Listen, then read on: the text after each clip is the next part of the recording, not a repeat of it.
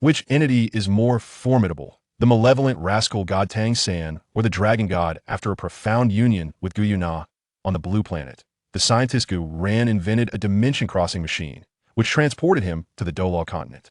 There, he acquired a system and inherited the dragon god martial soul.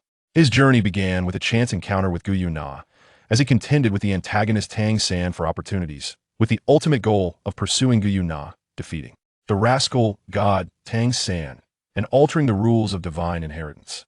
Awakening prematurely, Gu Yuena chose to collaborate with Gu Ran to alter the deteriorating status of soul beasts, preparing to wage a war for their preservation against the two great empires and the spirit hall.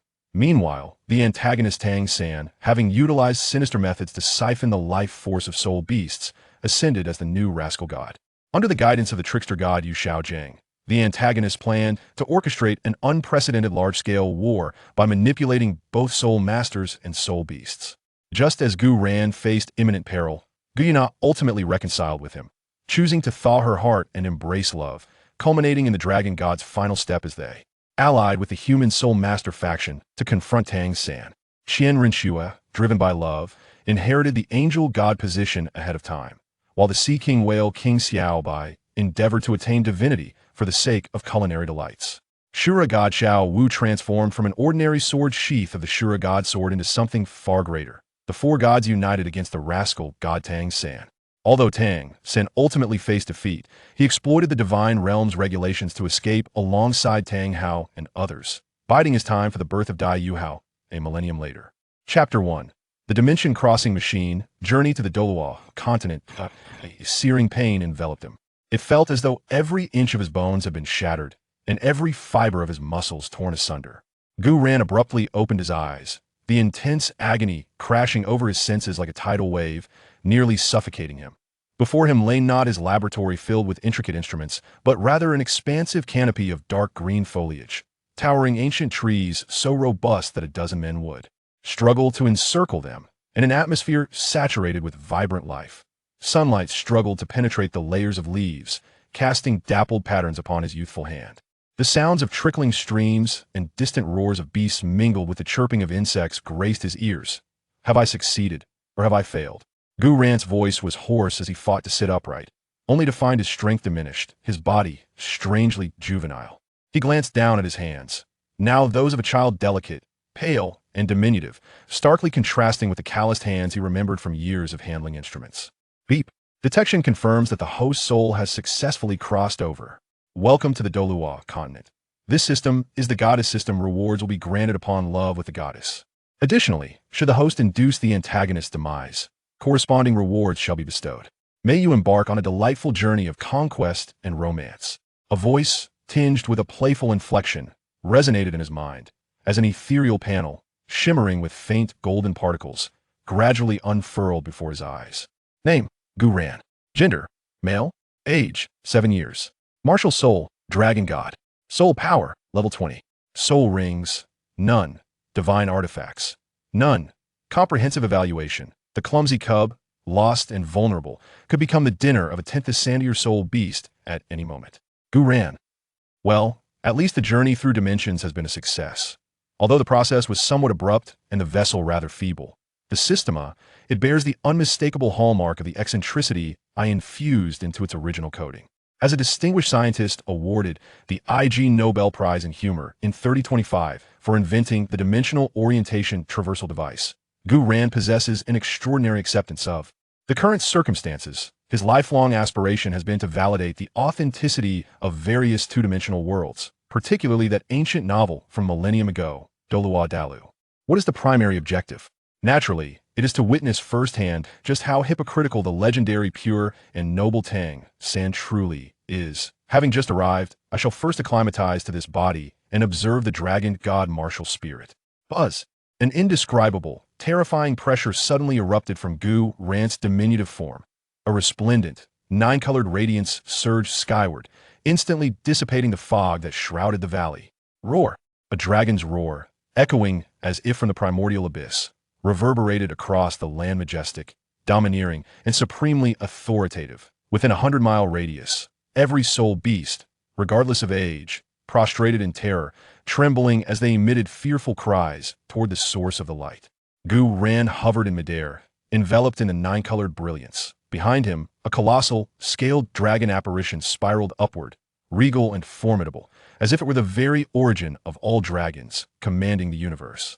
As the light gradually faded, Gu Ran returned to the ground. The dragon spirit slowly merging back into his being, he felt the surging soul power within him, alongside a martial spirit, so powerful it seemed capable of harnessing the forces of heaven and earth with but a thought, eliciting an involuntary smile at the corners of his mouth. The dragon god. It truly is the dragon god, martial spirit. This beginning is astoundingly perfect. Indeed, it is a divine martial spirit. The might it possesses, Gu Ran murmured, filled with a sense of boundless pride. However, system, I possess only soul power but no soul rings. Must I hunt for them myself? Are you incapable? Gu Ran inquired with a touch of curiosity, for in this continent, a soul master's most striking moments are adorned with the colors of their soul rings upon awakening their martial spirit. And now, the dragon god martial spirit is already magnificent, if only it had a few tints of sandier soul rings. Won't that be simply delightful? Ding! The host's soul rings are acquired through task completion. Furthermore, do not assert that this system is inadequate. It is the host who is lacking, as is every man. Upon hearing this, Gu Ran inexplicably felt insulted. Very well, very well. Just wait and see if his host is capable. Ha ha ha.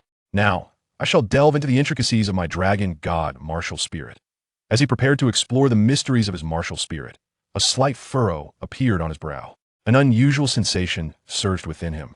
It did not emanate from the system, nor from the recently awakened martial spirit, but rather a deeper resonance and pull, originating from the very depths of his bloodline. He suddenly lifted his head, gazing towards the deeper recesses of the starry forest. At that very moment, when the dragon god's martial soul unleashed its full power, he distinctly sensed that something seemed to awaken in that direction, calling out to him. It was a summons born of a shared origin, yet imbued with an overwhelming essence of sorrow, rage, and destruction. How intriguing, Gu Ran remarked, excitement glimmering more vividly in his eyes. Have I stumbled upon a hidden narrative right upon my arrival? Chapter 2. The Plan of Gu Yuena and the Fate of the Soul Beast Clan. Unexpectedly, by a stroke of serendipity, Gu Yuena was awakened ahead of schedule. Truly, what an effortless game this is. It seems that the prospect of having Gu Yuena as my secretary is just around the corner. Ha ha ha. Gu Ran raised his eyebrows high, unable to hide the smile that blossomed in his eyes. Today is indeed a fortuitous day. Everything he desired seems to be coming to fruition. On the very first day of his arrival in this world, he finds himself aligned with such a formidable ally as Gu Yuena. According to the original narrative, Gu Yuena was not meant to manifest for another 20,000 years. But due to Gu Ran's inadvertent actions, she unexpectedly awakened. As Gu Ran reveled in his good fortune, fantasizing about his future life with Gu Yuena, a call from the Sea of Spirit grew increasingly urgent, as if an invisible thread was tugging him forward.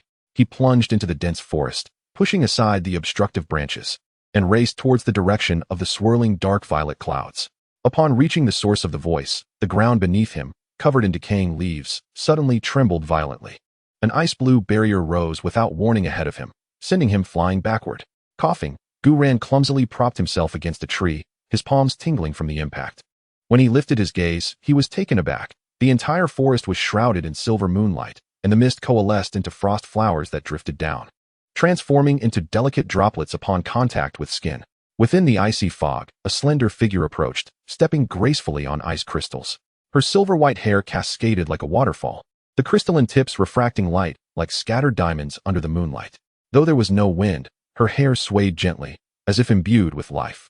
She wore a flowing white gown that trailed behind her, emanating a soft halo, as if woven from the very fabric of the galaxy. With each step, translucent footprints blossomed beneath her, only to dissipate into mist moments later. Gu Ran's breath caught in his throat. Gu Yuena, the figure he had seen in the illustrations of the original story, appeared even more ethereal and breathtaking than he had imagined. Especially those purple vertical pupils that seemed to encapsulate the solitude of the entire universe. Lowering his gaze, he beheld the delicate skin enveloped beneath her silver gown. Seemingly fragile to the touch, Gu Yuena raised her hand, deftly tucking a stray lock of hair behind her ear, her silhouette softly illuminated by the moonlight. Her snow-white eyelashes fluttering gently, yet her gaze remained fixed upon him, imbued with a cool scrutiny. What a stunning tableau this was. It was likely a vision Gu Ran would never forget in his lifetime. Human? Gu Yuena's voice interrupted his reverie. sounding like a spring emerging from the depths of a glacier, carrying a chill that could freeze one's soul. She appeared almost childlike. Before her words could fully escape her lips, Gu Ran suddenly felt the air around him solidify, sharp ice pricking at his neck. Why do you carry the aura of the dragon god? Gu Yuena's eyes sharpened, resembling blades tempered in ice. Gu Ran swallowed hard, suppressing the shock within him, and raised his softly glowing palm. My martial soul is the dragon god. Though he currently possesses a system, I am too weak. After all, I face someone of demigod strength. My dear Nana, so eager to bind others. Once I have you, we shall indulge in delightful escapades together. In his heart, Gu Ran mused that he must witness how such an aloof goddess would appear in contrast. At the very least, he desired to see Gu Yuena beg for mercy. And he certainly would not let her off the hook. Before he could finish his thought, Gu Yuena suddenly advanced, the icy crystals in her hair brushing against his cheek, leaving fine crimson trails. Absurd. She let out a cold huff, but focused her gaze on the dark purple patterns swirling in Gu Ran's palm, her expression gradually becoming intricate. The mist of ice behind Gu Yuena transformed into countless ethereal silver dragons, their thunderous roars resonating through the air, causing all the soul beasts in the forest to cower and tremble. State your origins within 3 seconds, or else. Gu Yuena seized his neck with the icy crystals, lifting him effortlessly into the air. Suspended, Gu Ran's gaze inadvertently drifted to her collar, where the moonlight trickled in, momentarily blinding him, prompting an involuntary swallow. How could Gu Yuena fail to notice Gu Ran's gaze? Scoundrel! With a tightening grip, blood began to trickle from Gu Ran's neck. As soon as the icy crystals made contact, they began to dissolve at a visible rate. Startled, Gu Yuena thought, how is this possible?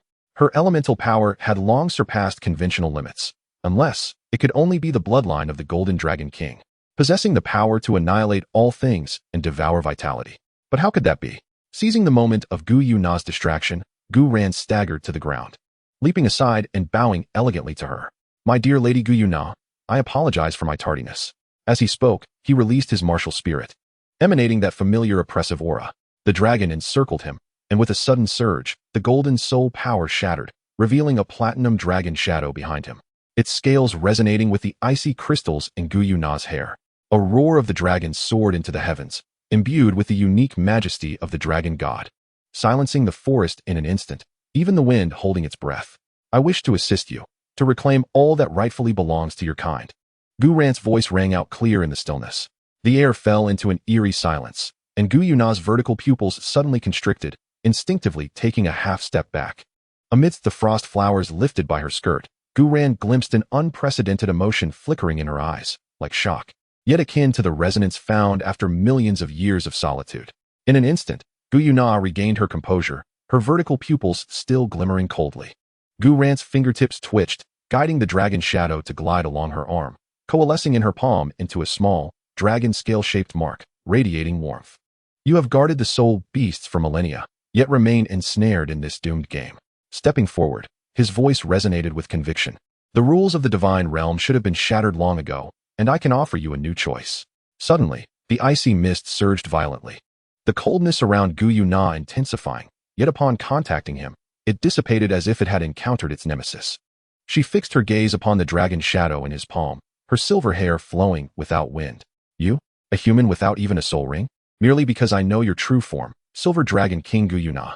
Gu Ran tore open his collar, revealing the faint golden patterns shimmering at his collarbone, a mark of the dragon god bloodline bestowed by the system. The resounding roar of the dragon god suddenly became deafening, and the ethereal silver dragon silhouette behind Gu Yuena abruptly turned towards Gu Ran, bowing its head to emit a low rumble. What is it that you desire? Gu Yuena finally spoke, her voice tinged with a hoarseness she herself had not recognized. Gu Ran curled his lips into a smirk. Once I establish myself in the realm of humanity, I shall return to the Star Doe Forest to fetch you. Until then, do not exhaust yourself, my accomplice. Gu Ran wiped the cold sweat from his brow, gazing at the lingering chill in his palm, and chuckled softly. One cannot catch a wolf without first nurturing a child. It would be prudent to venture elsewhere for now. Congratulations. The host has completed the hidden task, meeting Gu Yuena, and has been rewarded with divine artifacts, the Golden Dragon Spear and the Silver Dragon Spear, as well as the multicolored soul ring rewards. First soul skill, ladies and gentlemen, please welcome. Fire Dragon King. Second soul skill, ladies and gentlemen, please welcome. Ice Dragon King, and a soul power reward, an increase of 5 levels, now at level 25. As Gu Ran traversed the woods, he suddenly halted.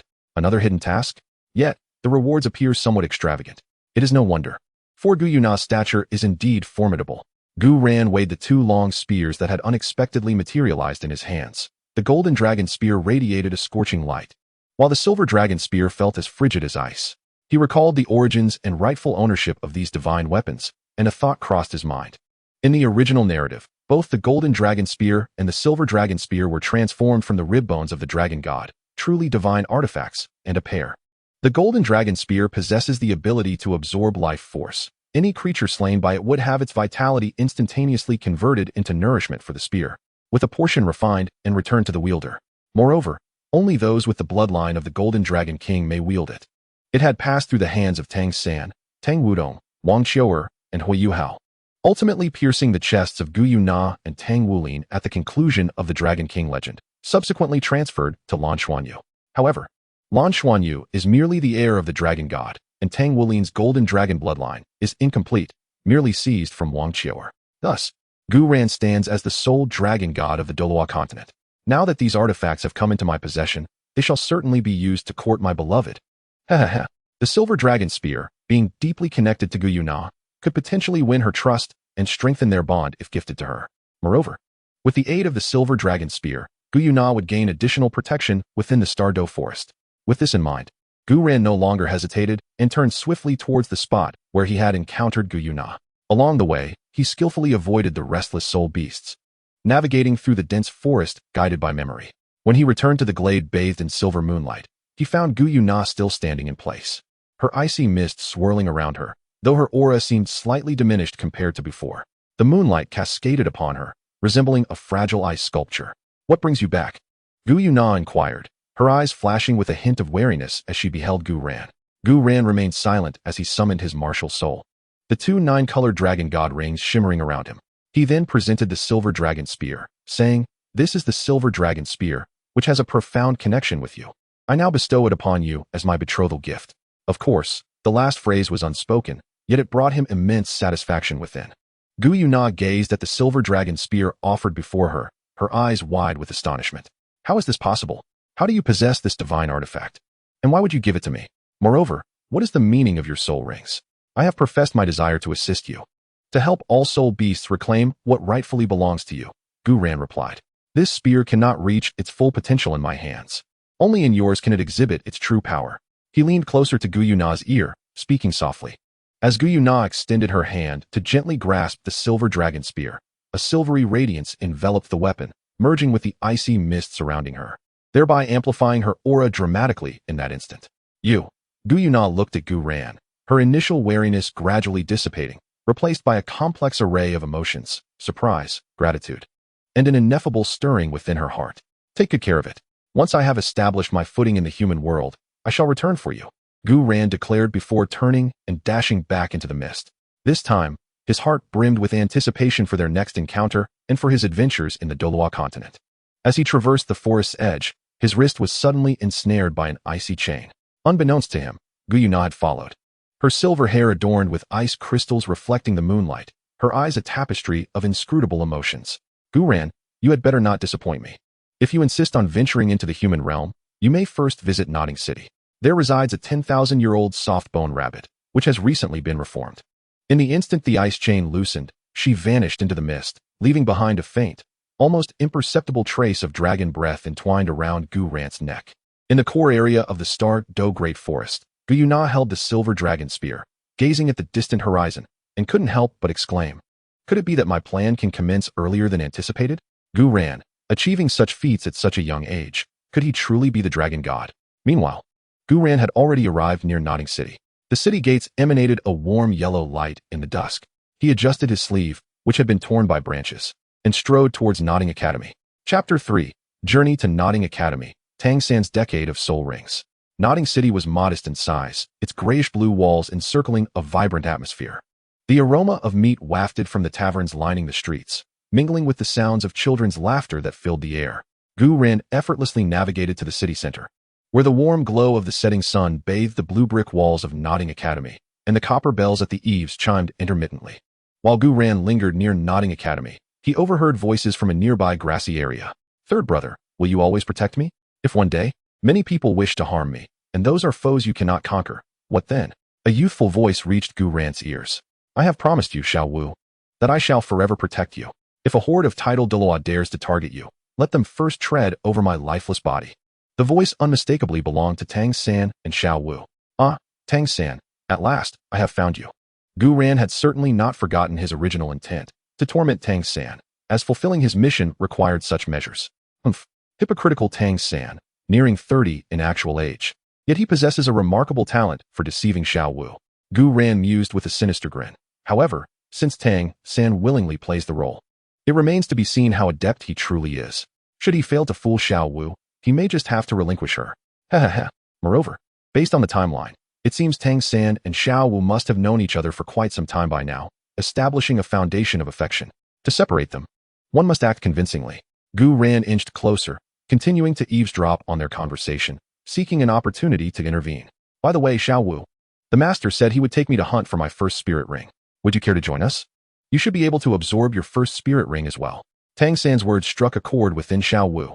As a 10,000-year soul beast undergoing reincarnation, she did not need to personally hunt for a spirit ring. However, if she were to refrain from joining, would it arouse Tang San's suspicion? Gritting her teeth, Xiao Wu nodded in agreement. Splendid. Xiao Wu, let us meet tomorrow morning and not miss each other. With that, Tang San hurriedly departed. Hunting for a spirit ring tomorrow? How intriguing. If memory serves, that fellow Yu Xiaojiang intended to have Tang San select a 10-year-old Zizhu as his first spirit ring. I must lend a helping hand to our dear Tang San. After all, how splendid a white spirit ring is. As dusk settled, Gu Ran, taking advantage of the night, circumvented the guards and stealthily infiltrated the soul-hunting forest. If all went as expected, Tang San and his companions would soon arrive. The soul-hunting forest, located at the periphery of the Star Doe forest, teems with flora and fauna, predominantly inhabited by century-old soul beasts, making it an ideal locale for novice soul masters to procure their first spirit ring. Utilizing the dragon god mark on his palm, Gu Ran contacted Gu Yuena. This highlights the significance of maintaining a means of communication with those one cherishes. The ability to reach out at any moment is paramount for nurturing emotional bonds. Gu Yuena, I require your assistance. A crystal orb materialized before Gu Ran and Gu Yuena, allowing them to see each other's faces clearly. After all, face-to-face interaction is vital for capturing a young lady's heart. Unexpectedly, Gu Yuena was seated in a bathtub, her flawless skin on full display. Gu Ran's heart raced uncontrollably. It was impossible to ignore, as every inch of Gu Yuena's figure was perfection. Gu Yuena exclaimed, having noticed Gu Ran and the blood trickling from his nose. She hastily tossed a towel over the crystal orb, obscuring it from view. Once she had composed herself and donned appropriate attire, Gu Yuena reappeared before Gu Ran. You called for me. Is there something amiss? Gu Yuena perched elegantly on a crystal chair, crossing her legs while delicately combing her long silver hair. Indeed, there is a matter at hand. Gu Ran confided in Gu Yuena his intentions and the rationale behind them, which stemmed from the notion that Tang San would eventually ascend to divinity, thereby posing a threat to the status of spirit beasts. Upon hearing this, Gu Yuena's composure faltered, and she resolutely decided to collaborate with Gu Ran's endeavor. Having just experienced the formidable power of the Silver Dragon Spear, her conviction solidified that Gu Ran was indeed the one she had been seeking, the harbinger of change. As the light and shadows of the crystal orb gradually dissipated, Gu Yuena brandished the Silver Dragon Spear, transmitting commands to the Tianqing Niumang and the Titan Great Ape. Daming, her voice resonated through the ripples of the Lake of Life, awakening the two colossal figures submerged at the lake's bottom. You are to venture into the soul-hunting forest. Gu Yuena cast her gaze upon the reflection of the waning moon on the lake's surface, her tone imbued with an undeniable authority, aligning with Gu Ran's mission. As the immense forms of the Tianqing Niumang and the Titan Great Ape soared over the treetops, a tempestuous wind stirred the fallen leaves into a swirling dance. The night sky above the soul-hunting forest was suddenly shrouded in thick mist, roiling with the ferocity of ancient beasts. Gu Ran stood upon the shoulder of the Titan Great Ape, the roar of his dragon god martial spirit resonating powerfully. This aura, upon brushing against the treetops, sent the century-old wind wolf, foraging for berries, into a frenzy. Its claws left 5 crimson marks upon the bark as it scrambled into the depths of the forest. Meanwhile, the ironback bear, hidden amidst the underbrush, emitted a mournful cry, its hefty frame forcefully squeezing through a narrow crevice. Undeterred by the sharp thorns that tore at its thick hide, the combined pressure of the 2 century-old spirit beasts and Gu Ran's dragon god martial spirit surged forth like an invisible tidal wave. In but a brief moment, The spirit beasts within the soul-hunting forest vanished without a trace, leaving only a few dislodged leaves to spiral down in the now desolate woodland, where only the trembling forms of plant-type spirit beasts remained. Excellent work, Daming and Erming, Gu Yuena remarked, patting the coarse skin of the Titan great ape. He gazed towards the distant nodding city, where the outline of the academy was being illuminated by the soft glow of dawn. Ah, there is one more matter. Tomorrow, Xiao Wu will also come to the soul-hunting forest to acquire a soul ring, but her identity must remain concealed. You shall abduct her and provide cover while she absorbs the soul ring. After imparting these instructions to Daming and Erming, Gu Yuena navigated through the dense forest and soon arrived at a relatively open valley on the outskirts of the soul-hunting forest. Here, several young plant-type spirit beasts flourished, among which were a few solitary bamboos, their verdant stalks glistening under the moonlight, with leaves rustling gently in the breeze. A cold smile played upon Gu Yuena's lips as he approached the bamboos, noting their commendable quality, likely over 90 years old, yet still adorned with white soul rings. Tang San, I hope you will appreciate this grand gift I have prepared for you, he murmured softly before vanishing once more into the depths of the forest. As dawn began to break, on the other side, Yu Xiaojing had already brought Xiao Wu and Tang San to the soul-hunting forest. Xiao San, Xiao Wu, once we enter the soul-hunting forest, you must heed my every command and refrain from acting independently. Yu Xiaojing, with a solemn demeanor, earnestly advised them. Although his soul power was modest, his expertise in the study of soul beasts was unparalleled, making him the ideal choice to assist Tang San and Xiao Wu in selecting appropriate soul rings. Understood, Master, Tang San replied obediently, nodding his head, while Xiao Wu echoed his sentiment beside him. However, her expressive, bright eyes were filled with anxiety. She was reluctant to witness others hunt soul beasts, especially since her own soul ring was self-produced. The trio soon ventured into the soul-hunting forest. Upon entering, Yu Xiaojing furrowed his brow, puzzled by the unusual stillness. Strange. Why is the soul-hunting forest so quiet today? There's not even a hint of soul beasts. Xiao Wu, sensing a tinge of unease, instinctively drew closer to Tang San. Though she was a reincarnated soul beast of 100,000 years, she was, at that moment, merely a novice soul master, and such abnormality inevitably unnerved her. After a moment of contemplation, Yu Xiaojing cautioned, "Everyone, please be vigilant and stay close to me." With that, he summoned Luo Sanpao and led the way deeper into the forest, with Tang San and Xiao Wu hastily following. They traversed the woods for nearly half an hour, yet encountered no soul beasts. Yu Xiaojing's expression grew increasingly grave. He halted, scanning the surroundings and murmuring, "Something is amiss. This is extremely unusual." Even at the outskirts of the soul-hunting forest, one would expect to see at least a few soul beasts. "Master, perhaps we should consider returning after some time?" Tang San suggested, trembling with apprehension, but was met with Yu Xiaojing's firm rejection. It wasn't that Yu Xiaojing was unwilling to do so. Rather, his token was a one-time use, allowing him to enter the soul-hunting forest only once. After searching the forest for an extended period without success, Yu Xiaojing lamented internally. The low-level soul beasts that were usually abundant seemed to have vanished into thin air. If this continued, the plans for Tang San and Xiao Wu to acquire their soul rings would likely be thwarted. "Xiao San, let us explore that valley over there. It may yield some results." Yu Xiaojing gestured toward the valley previously arranged by Gu Yuena. Upon entering the valley, Tang San's attention was instantly captured by several solitary bamboos. In this desolate expanse, they appeared particularly out of place. A glimmer of excitement flickered in Yu Xiaojing's eyes. "Xiao San, these bamboos are approximately 90 years old. Though their quality is not top tier, we have no better options at present. Furthermore, their resilience is well suited for your blue-silver grass martial spirit." Tang San inhaled deeply, gradually approaching one of the bamboos, and gently touched its verdant stalk. Channeling his soul power, he prepared to absorb the soul ring. As the bamboo fell, a white soul ring slowly ascended. "Quickly, Xiao San, this is the one. Absorb it." Yu Xiaojing eagerly pointed at the soul ring. It was perfectly logical for a plant-type soul master to absorb a plant-type soul beast. "All right, Master, I am ready." Tang San sat cross-legged on the ground, commencing the absorption of the soul ring. Yu Xiaojing patted Xiao Wu's shoulder. "Do not worry, Xiao Wu, I will ensure fairness.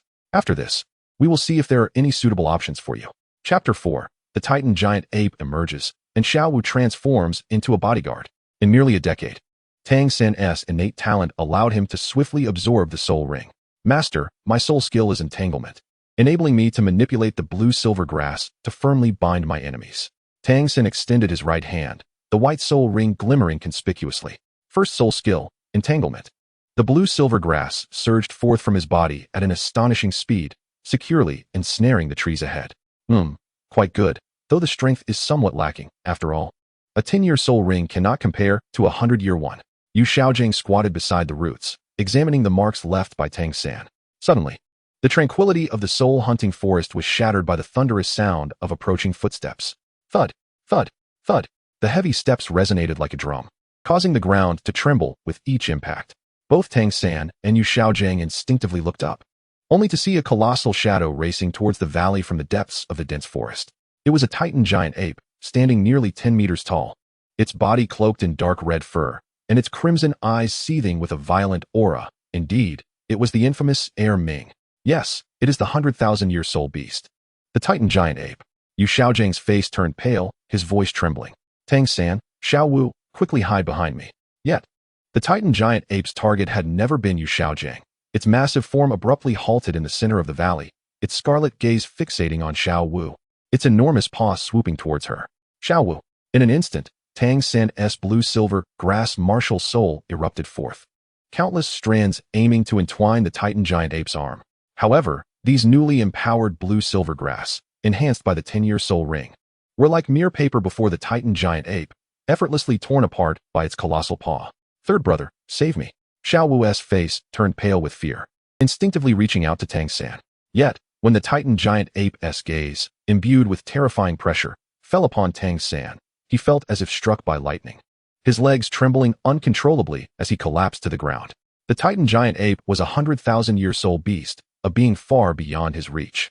The dread of death coiled around his heart like a vine. He opened his mouth, but could not utter a single coherent word, his body involuntarily retreating a step. This moment of hesitation granted the Titan giant ape the opportunity it needed, swiftly capturing Xiao Wu within its palm and turning to leave. Xiao Wu.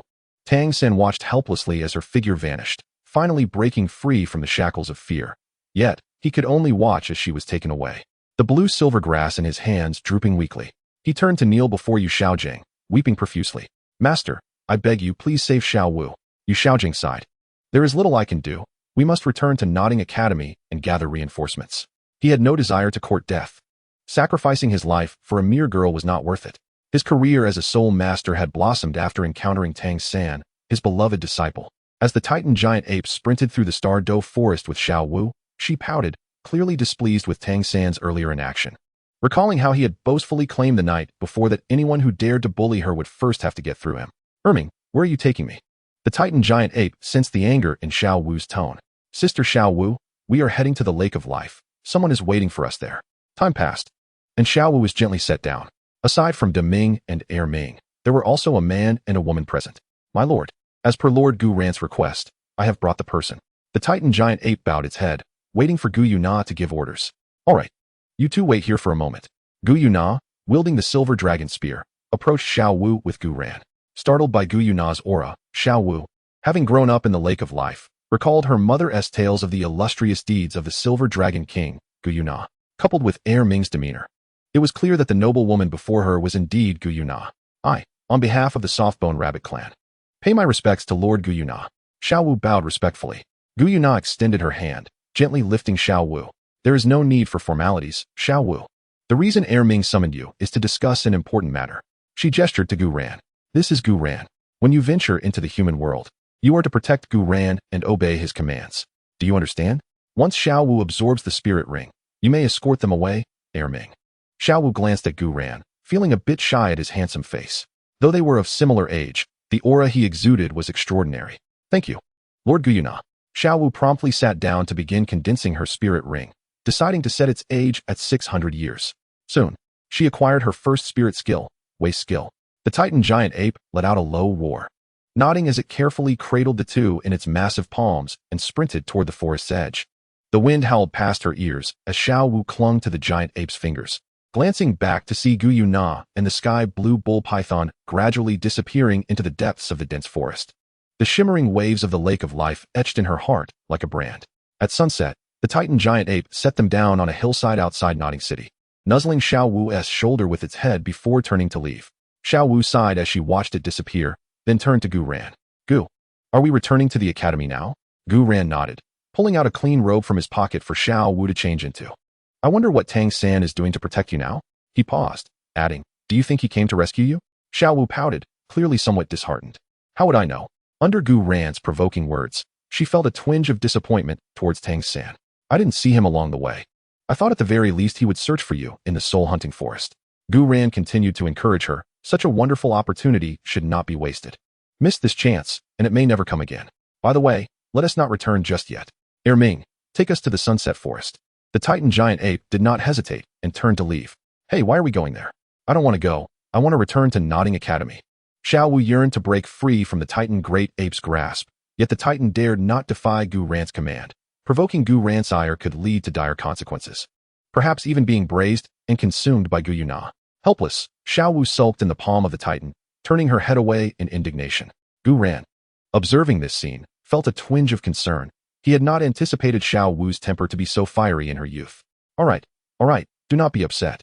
There exists a spring in the sunsetting forest known as the Ice and Fire Duality Eye, filled with an array of celestial herbs. I intend to take you there to find a suitable herb. Otherwise, are you not concerned that your true form might be discovered by the title Douluo? As Xiao Wu absorbed this explanation, a chill crept down her spine, yet she resolved to stand her ground. I care not for you. How could such a small place like Nodding City possibly harbor a title Douluo? Wasn't it your purpose in the human realm to avenge your mother? You cannot remain in Nodding City forever. Besides, who says Nodding City is devoid of title Douluo? I happen to know of one. Gu Ran's voice, though not loud, wielded significant intimidation over Xiao Wu. Title Douluo. How could there possibly be a title Douluo there? That would imply he might have already noticed her as a 100,000-year soul beast. His martial spirit is the Haotian hammer, if memory serves correctly. He must be the renowned Haotian Douluo Tang Hao. Observing Xiao Wu's growing fear, Gu Ran embellished further. Haotian Douluo. Sister Ain was sacrificed to that very Haotian Douluo. How could he possibly act against our lord? Xiao Wu's expression turned to one of confusion. She was well aware of the connection between Ain and Tang Hao. Ain, in her bid to protect Tang Hao from the pursuit of the Spirit Hall, chose to sacrifice herself, allowing Tang Hao to ascend to the rank of title Douluo. This is Tang Hao's scheme. You mention he has been stuck at the 89th level bottleneck for an extended period. Why then did he coincidentally appear near the Spirit Hall with Ain? Gu Ran, evidently frustrated, acknowledged the grim reality, insisting that it was not mere fabrication. Xiao Wu's face gradually paled, cold sweat beading on her back. Indeed, how had she not considered this?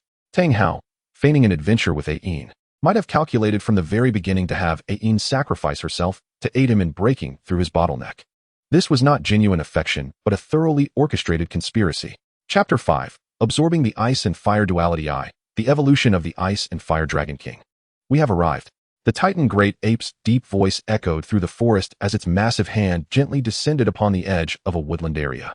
Gu Ran and Xiao Wu leapt down its arm, the fallen leaves beneath their feet crackling softly. This was the heart of the sunsetting forest. Yet the Ice and Fire Duality Eye was deeply concealed. Even Gu Ran had only heard of it by name, never having witnessed it firsthand. Gu Ran gazed up at the dense thicket, where towering ancient trees intertwined to form an impenetrable canopy. Sunlight filtering through the crevices to cast dappled spots of light upon the ground. The air was imbued with the rich scent of damp earth and foliage. He patted the Titan Great Ape's furry forearm, saying, "There is no need for you to accompany me further. I shall find my own way from here. You may return." After dispelling the Titan Giant Ape, Gu Ran inadvertently took Xiao Wu's hand. She had just been deeply frightened by the title Douluo and was now enveloped in a profound sense of insecurity. At this moment, Gu Ran's warm grasp oddly alleviated her fear. With her head lowered, her long eyelashes cast delicate shadows beneath her eyelids, and she did not resist. Furthermore, in accordance with the wishes of Lady Gu Yuena, even if Gu Ran intended to transform her into spicy rabbit heads, she had no right to protest. Given that my first two soul rings are the embodiments of the Ice Dragon King and the Fire Dragon King, it should be feasible. Gu Ran called out, "Summon! Fire Dragon King! Summon! Ice Dragon King!" The two great dragon kings were deliberately shrunk in size, resembling ethereal sprites. Sensing a hint of the aura from the Ice and Fire Duality Eye, following the guidance of the twin dragons, Gu Ran stepped forward, with Xiao Wu trailing closely behind him. The two traversed the Star Doe forest, guided by the faint resonance of ice and fire, and soon entered a distorted spatial rift. The Ice and Fire Duality Eye lay within the Sunset Forest, which was in close proximity to Heaven Doe City. It was fortuitous that they could emerge bearing a grand gift for the Seven Treasure Glazed Tile School. Here, waves of heat and cold bizarrely intertwined, within the rising mist. Crimson lava and azure ice flowed in unison. Suddenly, the boiling magma and ice beneath their feet surged, revealing a central spring of dual-colored water, legendary ice, and fire duality eye. Gu Ran's heart surged with joy as his gaze swept over the riverbank, instantly recognizing the swaying exotic flowers and plants. The coxcomb phoenix sunflower, shaped like a coxcomb and radiating fiery light, was a celestial herb of utmost vitality. The heartbreak red, with petals resembling blood and a crystalline dewdrop hidden within, could only be harvested by one who offered sincere affection. The narcissus jade bone, entirely luminescent and reminiscent of an ice sculpture, possessed the ability to cleanse marrow and veins. 9-petal purple ganoderma, encircled by 9 purple leaves edged in gold, embodied profound vitality. The autumn water dew, with eternally unmelting dewdrops on its leaves, could enhance mental fortitude. These were the precious materials that Tang San had once cunningly obtained from Douluo, enabling the Shrek 7 monsters to undergo a transformative rebirth. Ah yes, the herb Tang San had given Xiao Wu was indeed the heartbreak red, which had allowed her soul power to rise by a remarkable 5 levels, elevating her to the rank of soul sovereign. Xiao Wu, this is for you. Gu Ran carefully plucked the heartbreak red and presented it before her. The delicate red petals glistened with dew, refracting an otherworldly light, as if pulsating with life. Xiao Wu looked up at Gu Ran, her eyes reflecting surprise. Without a second thought, she recognized the extraordinary value of this celestial herb. Momentarily stunned, she accepted the herb and swallowed it whole. A gentle aura erupted within her, and she quickly sat cross-legged, forming seals with her hands to begin absorption. A pale red halo of soul power emanated from her, resembling flickering flames. As the fluctuations of her soul power surged at a visibly rapid pace, while Xiao Wu absorbed the herb, Gu Ran turned his gaze towards the ice and fire duality eye.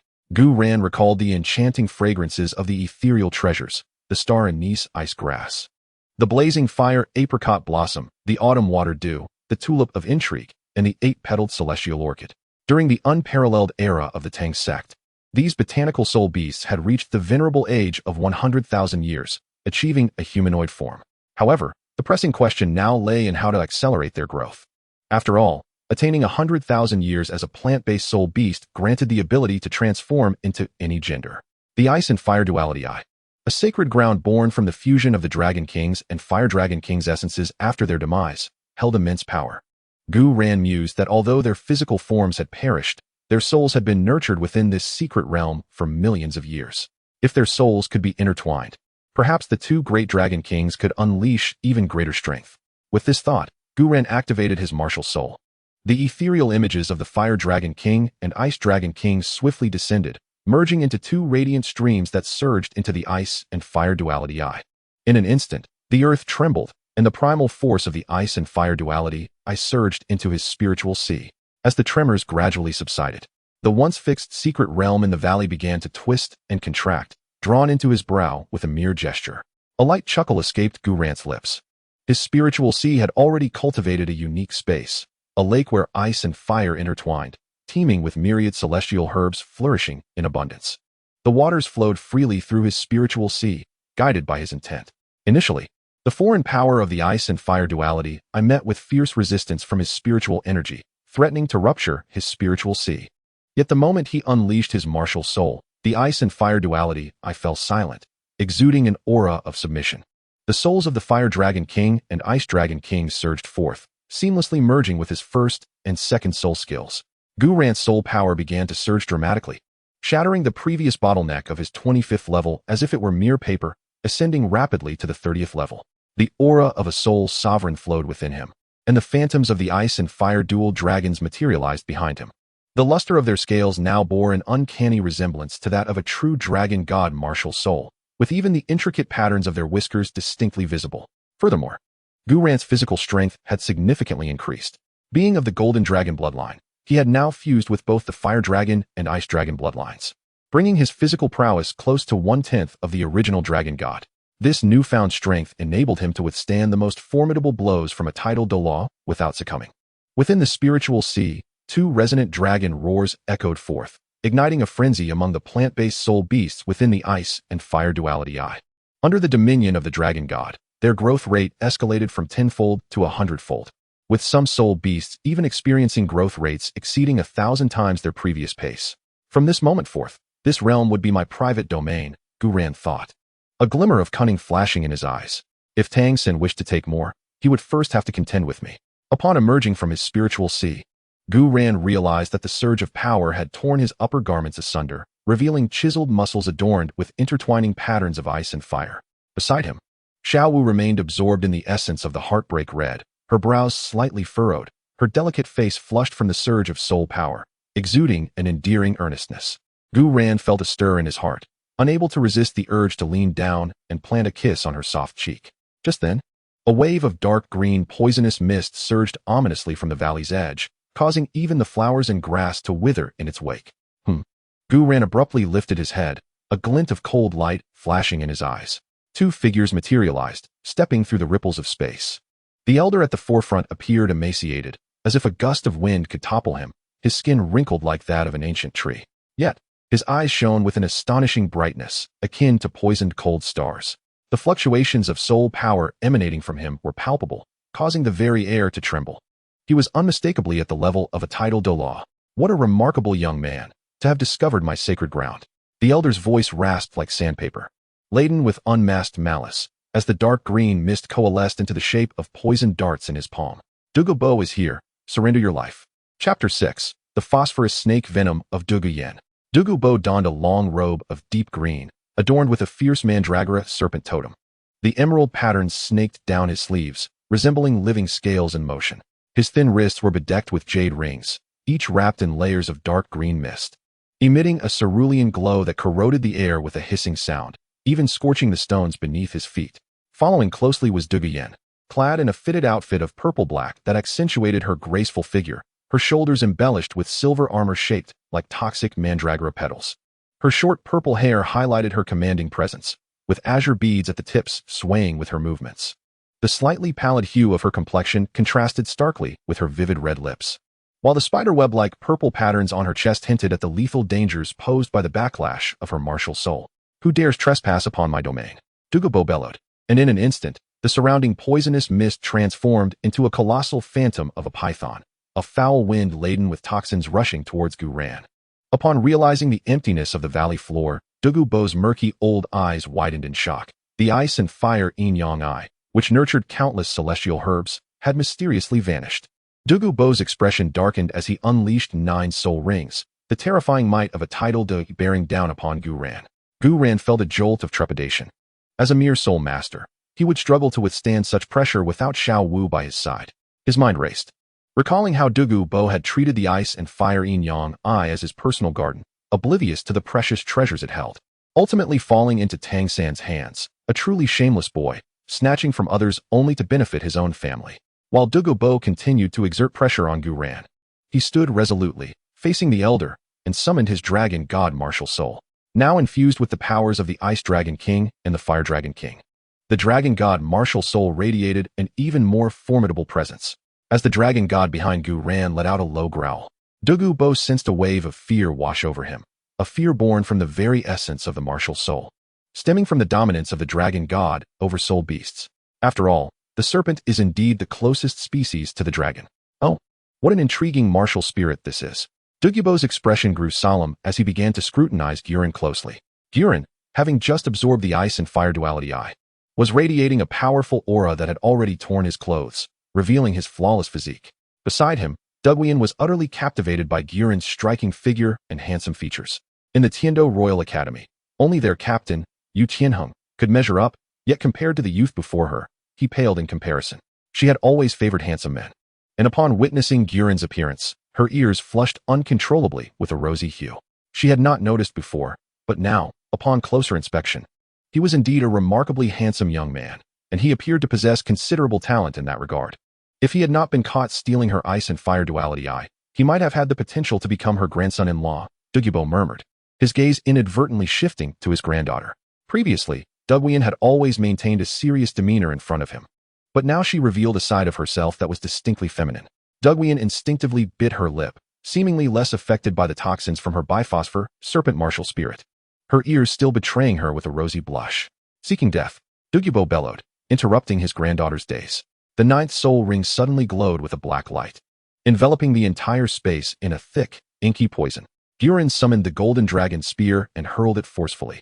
The phantom of the Ice Dragon King howled forth, unleashing a frigid tempest that froze the toxic mist into crystalline ice.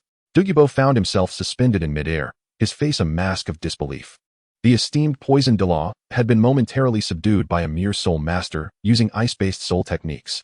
Please, senior, hold on. Gu Yuena raised his hand to retract his martial spirit, cradling two radiant immortal herbs in his palm. I understand that your martial spirit backlash will result in poisoning effects. And this octagonal profound ice grass can counteract the biphosphor serpent's venom, while the fire apricot blossom can harmonize your body. Since I have taken the duality eye, I shall not allow you to leave empty-handed. Gu Yuena's gaze fell upon the increasingly menacing purple patterns across Gu Yuena's chest. If this continued, it seemed her meridians would not withstand the strain for more than 3 years. Douluo's pupils constricted sharply. This hidden ailment, he had sought out every renowned physician for. And even the Tiando royal family was at a loss. Yet this young man had seen through it with a single glance. He fixed his gaze on the immortal herbs in Gu Yuena's hand, swallowing hard. If there is even a hint of falsehood, you know the consequences. Rest assured, there will be none. Gu Yuena's body emanated a faint golden light, dragon patterns coalescing in the air into a covenant rune. You may consume them first for verification. The air hung heavy for a moment before Douluo abruptly seized the octagonal profound ice grass and fire apricot blossom, swallowing them without hesitation. In an instant, the rampant bi-poison within him dissipated like snow under the sun, expelling through his pores. He was astonished to feel his meridians flowing freely once more. Complex emotions flickered in his aged eyes. After all these years, the antidote he had desperately sought had been effortlessly provided by this young man. Gu Yuena then offered Gu Yuena additional immortal herbs. The moment her delicate fingers brushed against Gu Yuena's palm, a whisper reached her ears. Audible only to the two of them. Once you recover, feel free to seek me out. The heart of Gu Yuena raced violently. Her hand, clutching the immortal herb, trembled slightly. In the distance, Xiao Wu, having absorbed the herb, felt her soul power rise to the 29th level. Upon opening her eyes, she was met with the sight of the tidal Douluo ahead, a glimmer of wariness flashing in her gaze. The strength of a tidal Douluo could easily discern the presence of a 100,000-year soul beast transformed into a human. Should this tidal Douluo harbor ill intentions, the situation could become perilous. Gu Yuena gently supported Xiao Wu, stroking her head while reassuring her. It's all right. It's all right. Do not be afraid. In the original narrative, Xiao Wu had concealed her soul beast aura after absorbing the heartbroken red, thereby evading detection by the tidal Douluo, and with Douluo's prowess, he too was oblivious to her true nature. As Gu Yuena turned to take her hand, the warmth of his palm was even more comforting than before. He gazed down at her, his eyes radiating a soothing smile, as if the earlier confrontation with the tidal Douluo had been merely a trivial matter. Let us depart. Farewell, senior. Xiao Wu obediently followed his lead, the strength conveyed through his grip steady and resolute. Stealing a glance at Gu Yuena's profile, she noticed that beneath the torn fabric of his garment, the contours of his muscles seemed to harbor boundless strength. This demeanor of calm amidst danger cast ripples across the tranquil waters of her heart, dissipating the reluctance she had felt earlier. After Gu Yuena and Xiao Wu vanished, the valley was left with the astonished Douluo and the blushing Gu Yuena, who stood in a daze with the immortal herb still in hand. Following his absorption of the herb, Douluo not only expelled the accumulated toxins from his body, but also sensed a faint sign of impending breakthrough in his cultivation. Once, due to the toxicity of the green phosphor serpent, he had refrained from reckless practice, lest he fall victim to a devastating backlash. Now, he could finally resume his cultivation. For a soul master, advancing to a tidal Douluo meant a monumental leap in strength, and crucially, an extension of lifespan, allowing him to better accompany Gu Yuena. Yen, what do you think of that, Gu Yuena? Douluo's inquiry snapped Gu Yuena back to reality. What? Grandfather, I think he is quite good. He helped us with the poison. A slight flush colored Gu Yuena's cheeks, a stark contrast to her previously pale visage. No, I meant not in that regard. Douluo turned away, hands clasped behind him as he departed. If you truly have feelings for him, I would welcome it with open arms, haha. What? Grandfather? You speak nonsense. Gu Yuena, feeling somewhat shy from Douluo's teasing, stamped her foot and hurried to catch up. After taking a few steps, she couldn't help but glance back at the direction in which Gu Yuena had left, her eyes lingering with a hint of unfulfilled longing. Chapter 7. A Visit to the Seven-Treasure Glazed Tile School. Hey, Gu Yuena, may I ask where we are headed next? Xiao Wu inquired as she followed Gu Yuena out of the Sunset Forest, arriving at the bustling Tiando City, a place far more lively than Nodding City. To the Seven-Treasure Glazed Tile School, but since it's getting late, we should make our way there early in the morning. Gu Yuena tightly grasped Xiao Wu's hand, fearful that a moment's inattention might lead to them becoming separated. First, let us find a tavern to spend the night. Do you have any money? Xiao Wu's words left Gu Yuena momentarily stunned. In this land, one may lack strength or beauty, but one must never be devoid of wealth. I knew you hadn't brought any money. I have some here, saved from my work as a student. Let us manage for the night. Xiao Wu produced a small cloth pouch from her pocket, containing several gold soul coins. Seeing her pitiable expression, Gu Yuena felt a pang of sympathy. This young girl must work incredibly hard in Nodding City. He gently patted Xiao Wu's head and reassured her, don't worry. Once we reach the 7-treasure glazed tile school tomorrow, I shall earn back the bride price for you. Xiao Wu, upon hearing Gu Yuena's words, felt a flush of shyness and stammered, what bride price? What nonsense are you talking about? Let us go. However, it seemed they could only afford one room for the night, and he playfully added, as a reward, you can sleep beside me. At dawn the next day, as the first light broke, Gu Yuena had completed his morning routine, his athletic attire enhancing his upright posture. The morning dew still clung to the grass outside, and the chirping of birds filled the air. He gazed at the sky, contemplating the route to the 7-treasure glazed tile school, nestled among the rolling mountains. The palatial complex carved from white jade shimmered with a sacred luster in the sunlight, resembling a celestial paradise. 2 stone lions guarded the entrance, and 2 armored sentinels wielding long spears eyed passers-by with the sharpness of eagles. As Gu Yuena approached the gate, he was halted by the crossed spears. He slung the golden dragon spear over his shoulder, its dragon patterns glistening in the sunlight, and said in a deep voice, please announce my arrival. I am Gu Yuena, and I urgently seek an audience with Sect Master Ningfengji.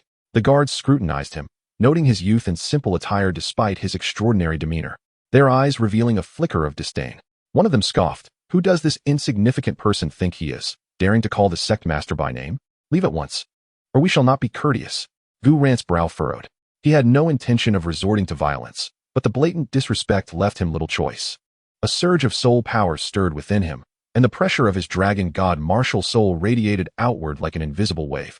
A mere whisper of the awe-inspiring force derived from the soul beast sovereign, potent enough to send ordinary soul masters into a state of turmoil. The guards felt their legs weaken, their spears clattered to the ground, and their faces turned as pale as parchment, cold sweat trickling down their brows. It dawned on them that the young man before them was far from ordinary. Gu Yuena retracted his pressure and calmly inquired, now, may I be announced? In the conference hall of the 7-treasure glazed tile school, the air was fragrant with sandalwood. Sect Master Ningfengji, clad in a moon-white robe and holding a jade teacup, was engaged in casual conversation with the sword Douluo Continent and the bone Douluo Gurong. His demeanor was gentle, yet an air of authority emanated from him as he leaned on his cane, listening to a panicked report from his subordinate. Sect Master, there is a youth outside the palace claiming to be Gu Yuena. He not only intimidated the guards with his martial soul pressure, but also declared his intention to challenge both the bone Douluo and the sword Douluo. Moreover, he lamented that the 2 esteemed elders would eventually fall at the hands of the spirit hall. With a crash, Ningfengji placed his teacup down heavily on the table, causing some tea to spill. A flicker of surprise passed through his eyes. Although the ambitions of the spirit hall had already been laid bare, it was the first time someone had so candidly mentioned the potential fate of the 2 titled Douluos. Before the words could fully escape his lips, a fierce beam of sword light cleaved through the air, splitting the stone door of the conference hall. Sword Douluo Continent stood with his hands clasped behind his back, his silver-white hair flowing as if stirred by an unseen wind. The 7-killing sword hovered behind him, its blade radiating a chilling light. What an arrogant young man. I shall see what prowess allows you to utter such bold claims. Gu Rong stroked his beard, his eyes glinting with both curiosity and caution. Oh, you can predict our fates? How intriguing. Ningfengji suppressed the tumult within him and raised his hand, saying, Uncle Jian, please remain calm. Since this young brother is so confident, why not allow him to present his case first? Yet Qinshin had already stepped out of the conference hall, addressing Gu Yuena outside the palace with a resonant voice. Young man, if you can withstand 3 of my strikes, I shall permit you to meet the sect master. Should you fail, leave at once. A smile danced at the corners of Gu Yuena's mouth as he removed the golden dragon spear from his shoulder, its tip aimed at the heavens. Senior, please enlighten me. First strike. Before the words had left Qinshin's mouth, the 7-killing sword transformed into a streak of light, piercing forth with a wind as fierce as lightning, slicing through the air with a sharp, piercing shriek. Instead of retreating, Gu Yuena advanced, drawing a resplendent arc with the golden dragon spear, the tip colliding thunderously with the sword's edge. The deafening clang of metal reverberated through the valley, shockwaves rippling like ripples on water, sending shards of stone flying several feet into the air. Qinshin slightly swayed, secretly astonished. What formidable strength! This spear's quality is not in the least inferior to my 7-killing sword. It is essential to note that the golden dragon spear was forged from the rib of the dragon god, embodying the primal forces of destruction and creation. How could it possibly pale in comparison to a weapon forged from mundane iron? Second strike. Qinshin's gaze sharpened, the purple light on the seven-killing sword flaring brilliantly, its shadow multiplying and surging forth like a tempest. Gu Yuena pivoted away from the sword's edge, sweeping the golden dragon's spear horizontally. The dragon patterns along the spear glowed. Exuding a domineering force of absorption, the spear's inherent ability to siphon life force and energy from its opponent. The brilliance of the seven-killing sword began to dim at a visible rate, as if Qinshin's understanding of weapon spirits was being subtly extracted. Interesting. Rather than feeling any trepidation, Qinshin's eyes ignited with the fervor of battle. Third strike. Brace yourself. Gu Yuena no longer held back, hurling the golden dragon spear with great force. In midair, the spear transformed into a phantom of a golden dragon, its roar echoing through the heavens. Charging toward Qinshin with cataclysmic might. Qinshin's pupils constricted sharply. He felt an unprecedented fear emanating from this attack, as though he might be utterly devoured by it. The ninth spirit ring suddenly illuminated. The seven-killing thunder strikes. A single sword cleaves through the expanse. The dazzling sword light cascaded like a galaxy, colliding thunderously with the golden dragon phantom. Yet Gu Yuena's spirit power was still relatively shallow, and his control over the weapon spirit was not as adept as Qinshin's. The golden dragon spear was sent hurtling backward, embedding itself into the ground at his feet, vibrating with a low hum. I have lost. Gu Yuena helplessly spread his hands. Having exhausted all his strength, especially since he still could not skillfully summon the golden dragon spear back. No. Qinshin sheathed his sword and stood still, his expression complex. I have lost, he declared, followed by a hearty laugh. What a spirited lad. Very well, I concede defeat. Come, let us meet the sect master.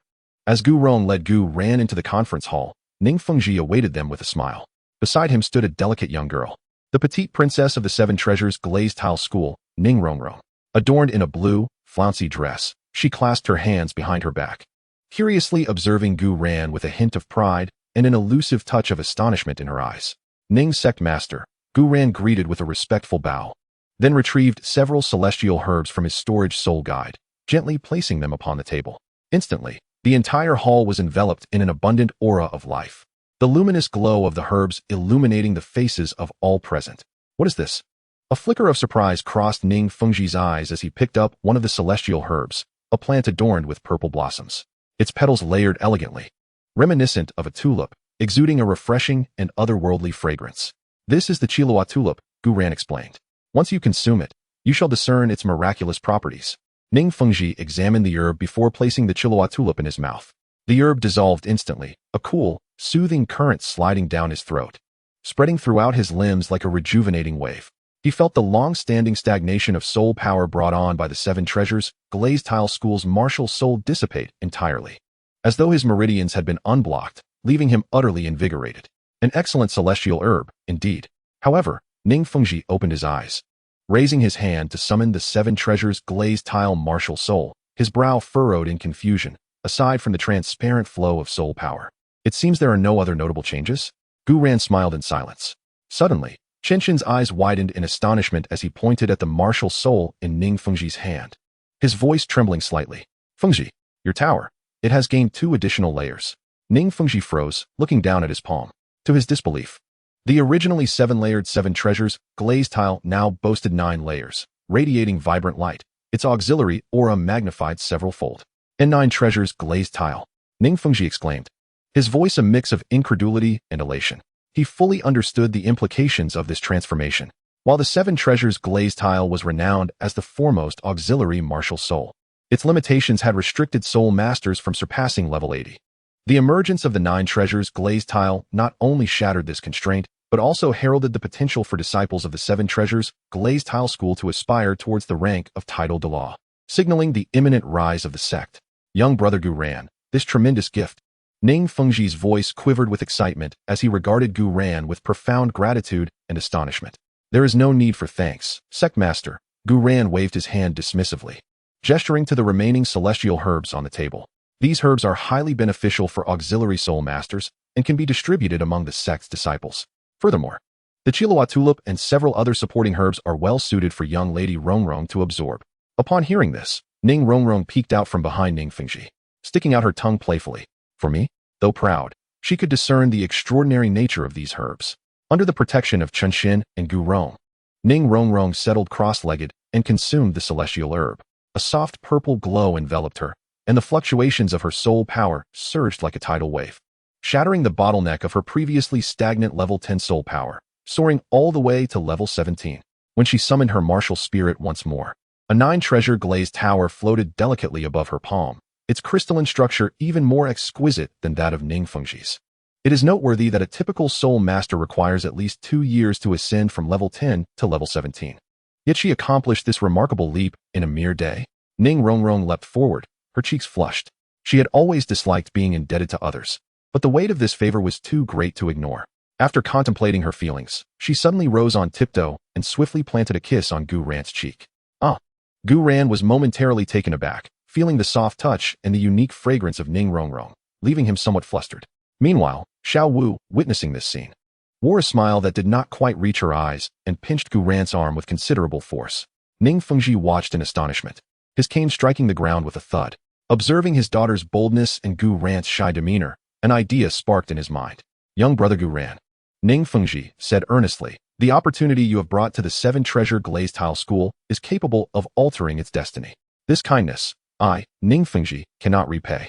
If you do not mind, I would like to honor you as an esteemed guest of our sect. Thank you, Sect Master Ning. Xiao Wu and I have other matters to attend to, so we shall not impose further. I will return for a visit in due time. It was not that Gu Ran did not wish to take Ning Rongrong along, but he feared that should she discover their destination was the remote nodding city, her pampered nature would not withstand the journey. Chapter 8. Gu Yuena. In the heart of the Star Doe Forest, a vast lake unfurled amidst the trees, its surface resembling shattered stars scattered across the water, with shimmering fragments of light gently swaying with the ripples, as if the entire Milky Way had been poured into its depths. Gu Yuena lightly tapped the water's surface, her skirt tracing a silver-blue arc in the air before descending into the lake's center, which parted to reveal a hidden palace. Constructed of crystal, the palace glimmered with a mysterious silver-blue light, adorned with ancient dragon totems etched into its walls. At this moment, she sat upon a crystal chair, gazing through a crystal ball at the faintly discernible fluctuations of soul power emanating from Gu Ran, facilitated by the dragon god mark he had bestowed upon her. This young man's soul power has progressed at an astonishing rate, growing 5 levels in a single day. How is this possible? What is wrong? Did you miss me? Gu Ran's voice unexpectedly resonated through the crystal ball. Gu Yuena's cheeks flushed a deep crimson, as if her innermost thoughts had been laid bare. She quickly averted her gaze, though her tone remained frosty. How could you hear me? Her demeanor was still icy, yet tinged with a hint of shyness. Come on. It's only permissible for you to see me. If you utilize this mark, we can communicate anytime. I refer to it as the dragon god. Gu Ran struck a dashing pose. While Gu Yuena did not fully comprehend, she refrained from pressing further, though her ears subtly reddened. Stop being so smooth-talking and come over here, she concluded, terminating the communication. Upon returning to her crystalline chamber, Gu Yuena rolled onto the bed, her silvery hair cascading over the pillow. She buried her face into the crystal cushion, her voice muffled. That damned Gu Ran, may he perish. Gu Yuena's cheeks flushed a deep crimson. What dragon god? Gu Ran could see her. Why hadn't he mentioned it sooner? Did this mean that he had discovered her nightly escapades of gazing at him through the crystal ball while clad in her nightgown? There was even that day she had taken a bath in the fish tank. Gu Yuena let out a scream. In an instant, the surrounding forest fell silent, the spirit beasts believing their master was about to unleash her wrath once more. Not long after, Gu Ran entered the palace, leading Xiao Wu. Faced with the ethereal beauty of the Silver Dragon King, Gu Yuena, with her perfect curves and fluttering silver lashes, Xiao Wu felt a twinge of fear. Gu Ran's lips curled into a confident smile, his soul power surging like a tidal wave. This energy coalesced into 2 ethereal dragons. On the left, the Fire Dragon King wreathed in searing flames, and on the right, the Ice Dragon King emanating a biting chill.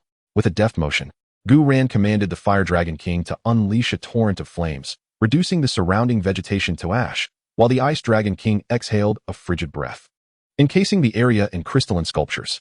Gu Yuena's pupils constricted, her ice-blue hair swaying without a breeze.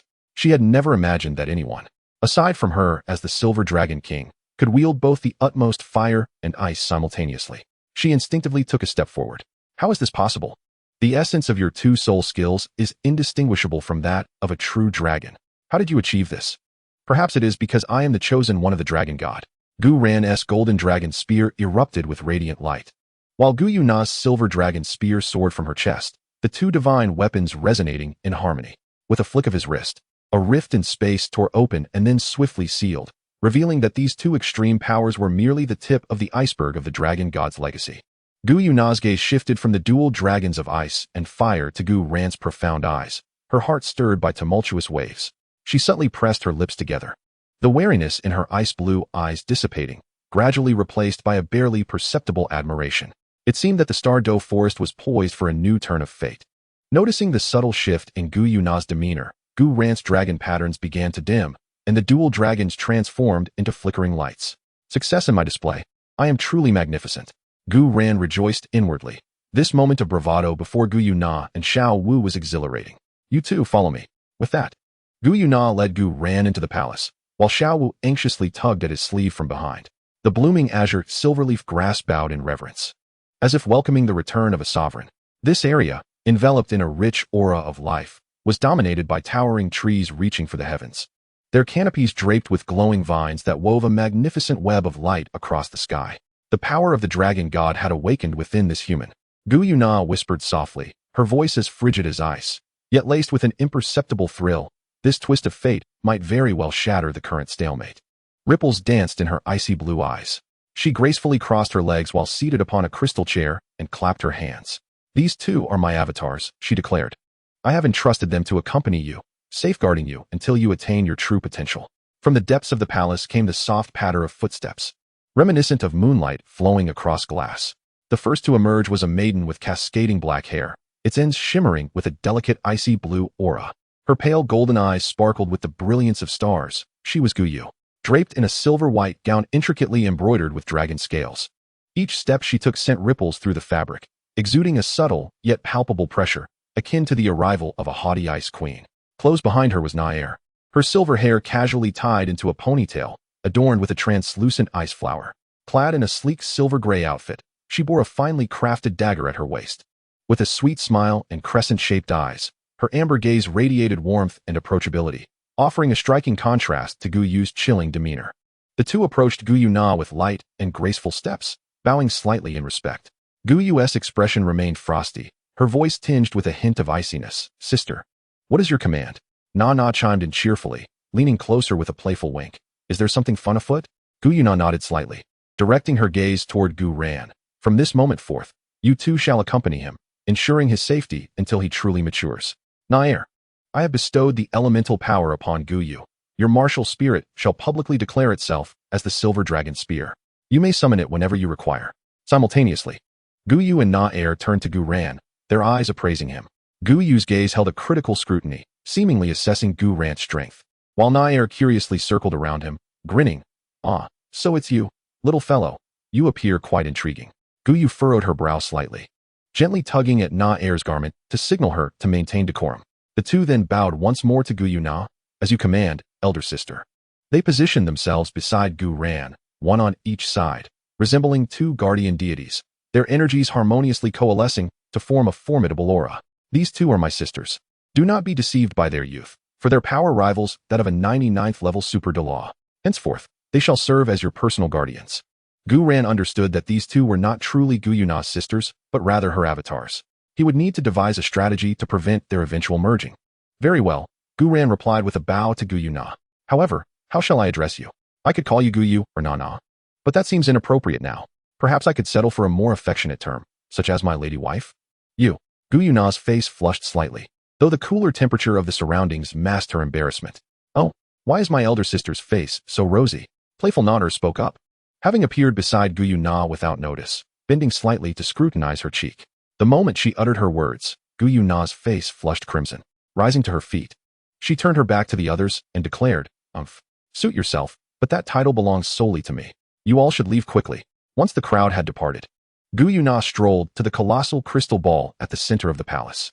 With a flick of her hand, the crystal sphere illuminated with images of the Douluo Continent, the bustling Star Luo City, the heavily guarded Heaven-Do City, and the rapidly advancing Spirit Hall. The ambitions of humankind were steadily inflating. A glint of cold light flickered in Gu Yuna's eyes.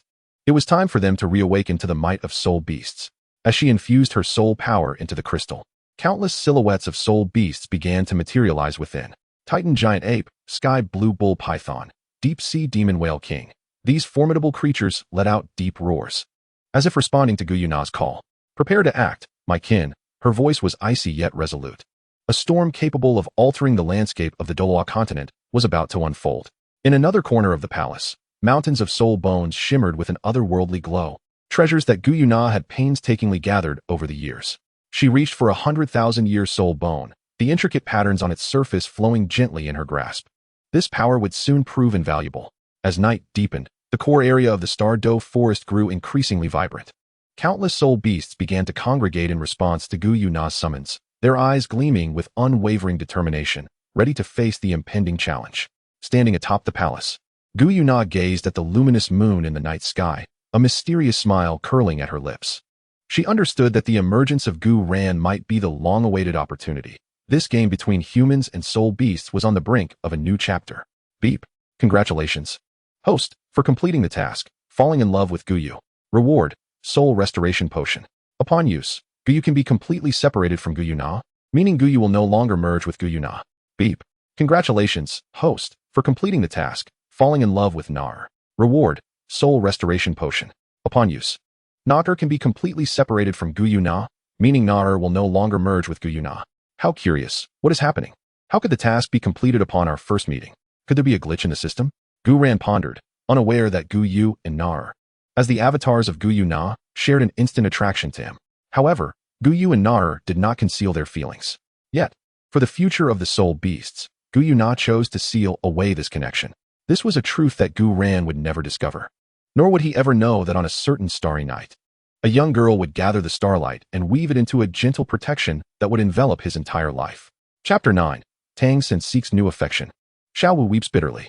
Gu Ran accompanied Xiao Wu, Gu Yu, and Na Er to Tiando City for a delightful excursion, courtesy of the treasures bestowed by the 7-treasure glazed tile school.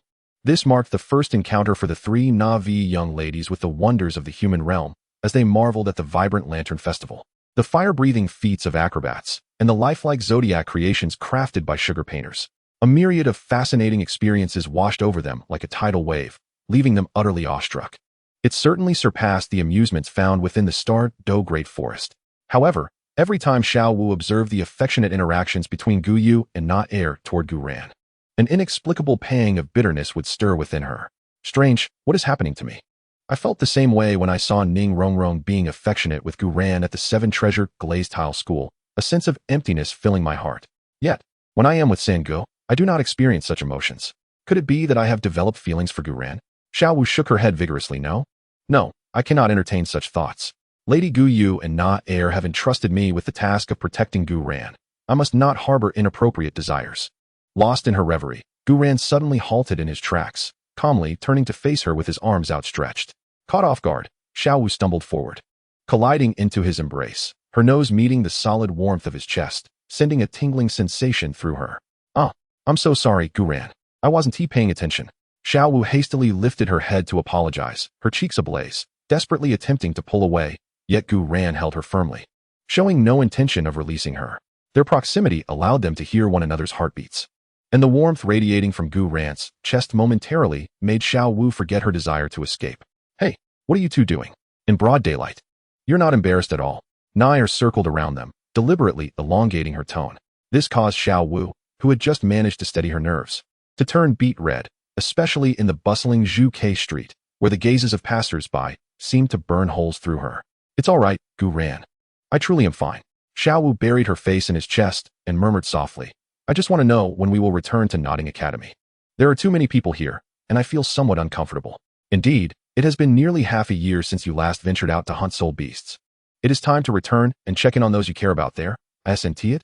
Gu Ran teased, knowing full well that Xiao Wu's eagerness to return likely stemmed from the fact that Tang San was still waiting for her there. It was no wonder she had yet to develop feelings for him after such a lengthy absence. And no, that is not it. Xiao Wu quickly raised her head to defend herself, yet her gaze met Gu Ran's eyes, causing her cheeks to flush even more intensely. I just am not accustomed to the hustle and bustle of the city. Hey, sister, has Xiao Wu perhaps developed feelings for someone else? Nair, noticing Xiao Wu's embarrassment, leaned closer to Gu Yu to whisper. From the sound of it, your guess seems to be correct. Gu Yu replied affirmatively. During this period of living with Xiao Wu, I have long sensed that her heart is entangled with another, preventing her from expressing the same affection toward Gu Ran as we do, while inevitably feeling jealousy. Nar's interest was suddenly piqued, her emotions running high. Oh, I know. I read in a book that someone like Sister Xiao Wu is a mistress. This statement resonated clearly in the ears of everyone present, including some passers-by, drawing curious glances toward Xiao Wu. Gu Ran noticed that Xiao Wu trembled slightly in his arms. Likely embarrassed by the accusation of being a mistress, he gently patted her back, trying to comfort her. What nonsense are you talking about, Nar? I punish you by forbidding you from going to bed tonight. I'm sorry, Xiao Wu. Nar stuck out her tongue, clearly realizing her choice of words had caused a misunderstanding. Besides, if I don't go to bed, Sister Gu Yu will be left alone and might fall apart. Gu Yu playfully tapped Nar on the head. What nonsense are you spouting? All right, since Xiao Wu wishes to return to Nodding City, let us head back tonight. Gu Ran released Xiao Wu, and the group climbed into the carriage, setting off for Nodding City.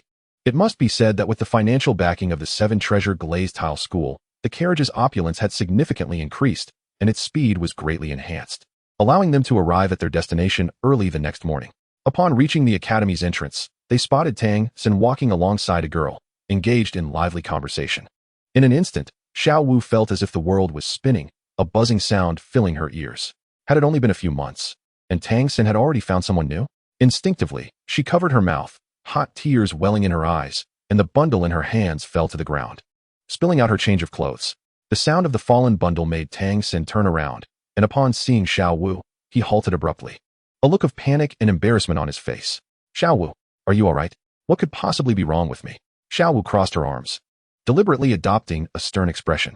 And you, Tang San, quite swift in moving on, I see.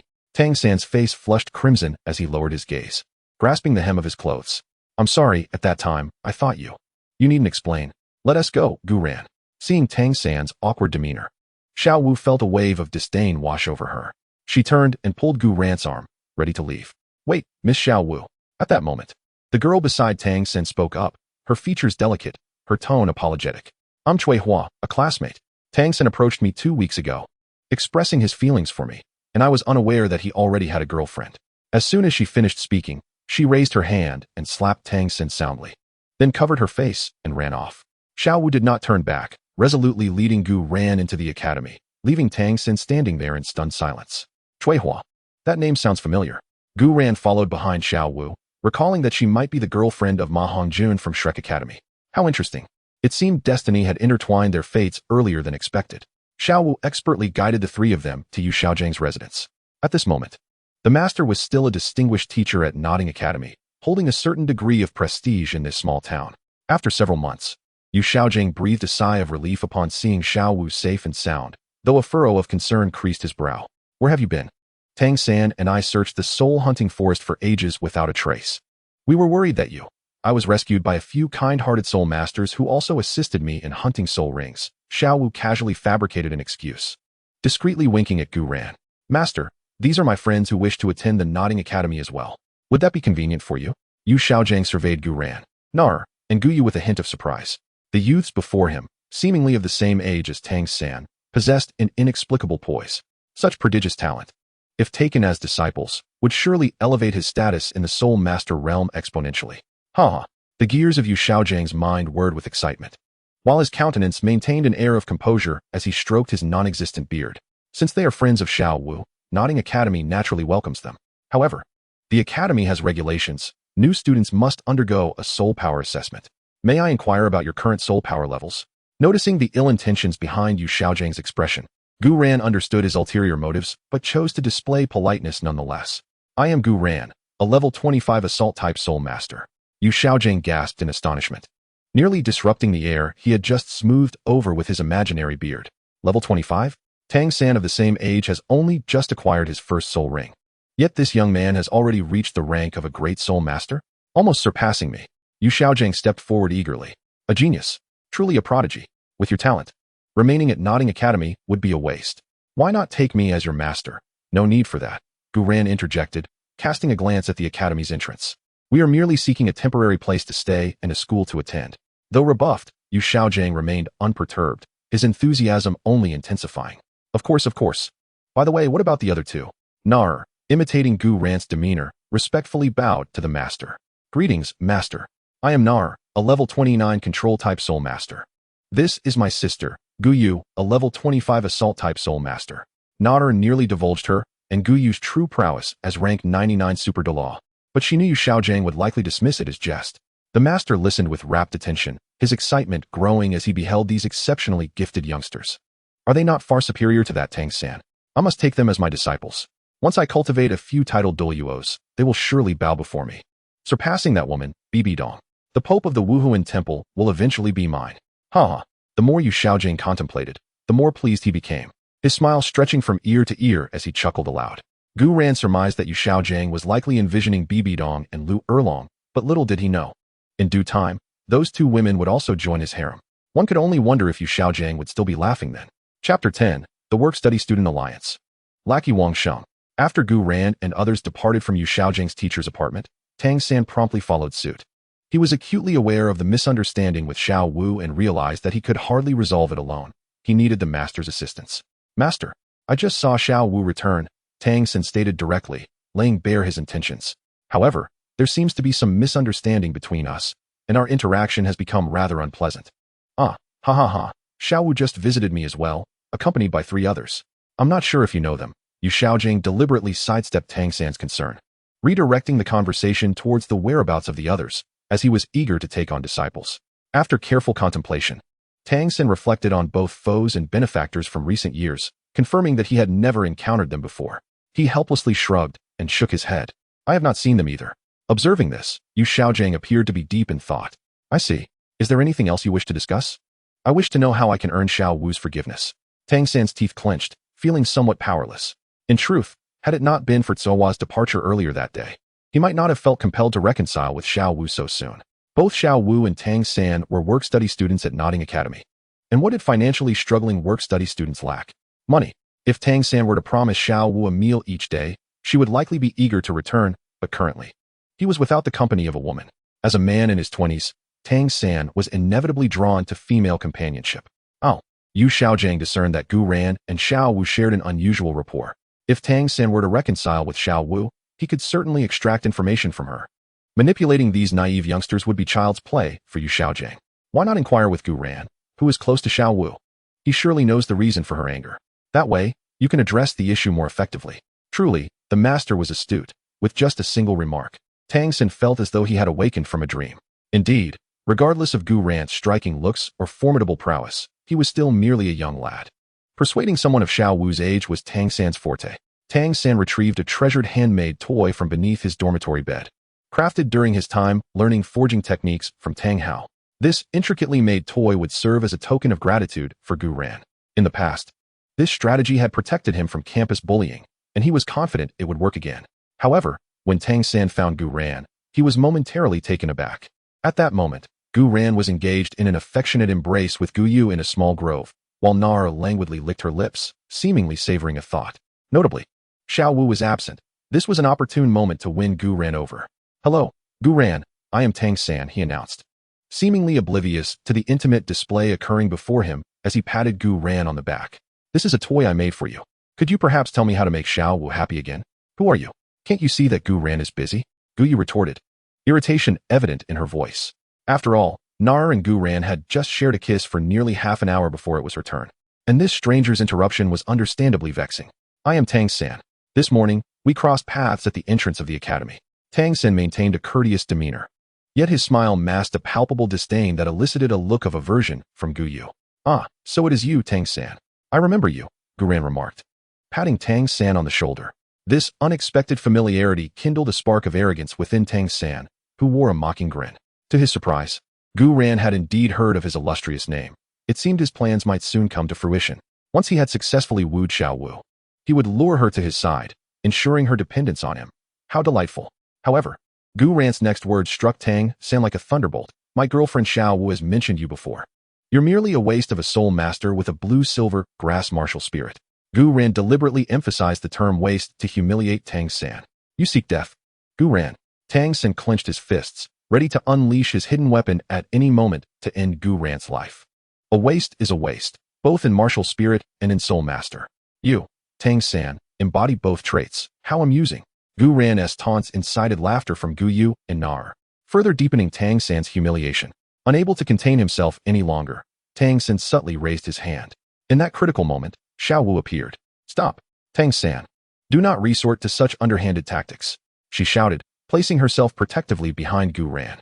Tang San watched as his once innocent and endearing childhood companion displayed such familiarity with another man. His fingers turned pale from clenching his fists, yet he restrained himself, inhaling deeply to regain his harmless facade. "Haha, Xiao Wu, what are you saying? I merely intended to present a gift to Brother Gu Ran. See for yourself." Tang San revealed the carefully prepared offering, yet Xiao Wu swatted it away. "Do not think I am oblivious to your intentions. Gu Ran is mine," she initially blurted, then reconsidered, shaking her head. Since Gu Ran had never openly declared his feelings for her, she hesitated, adding, "He is my friend.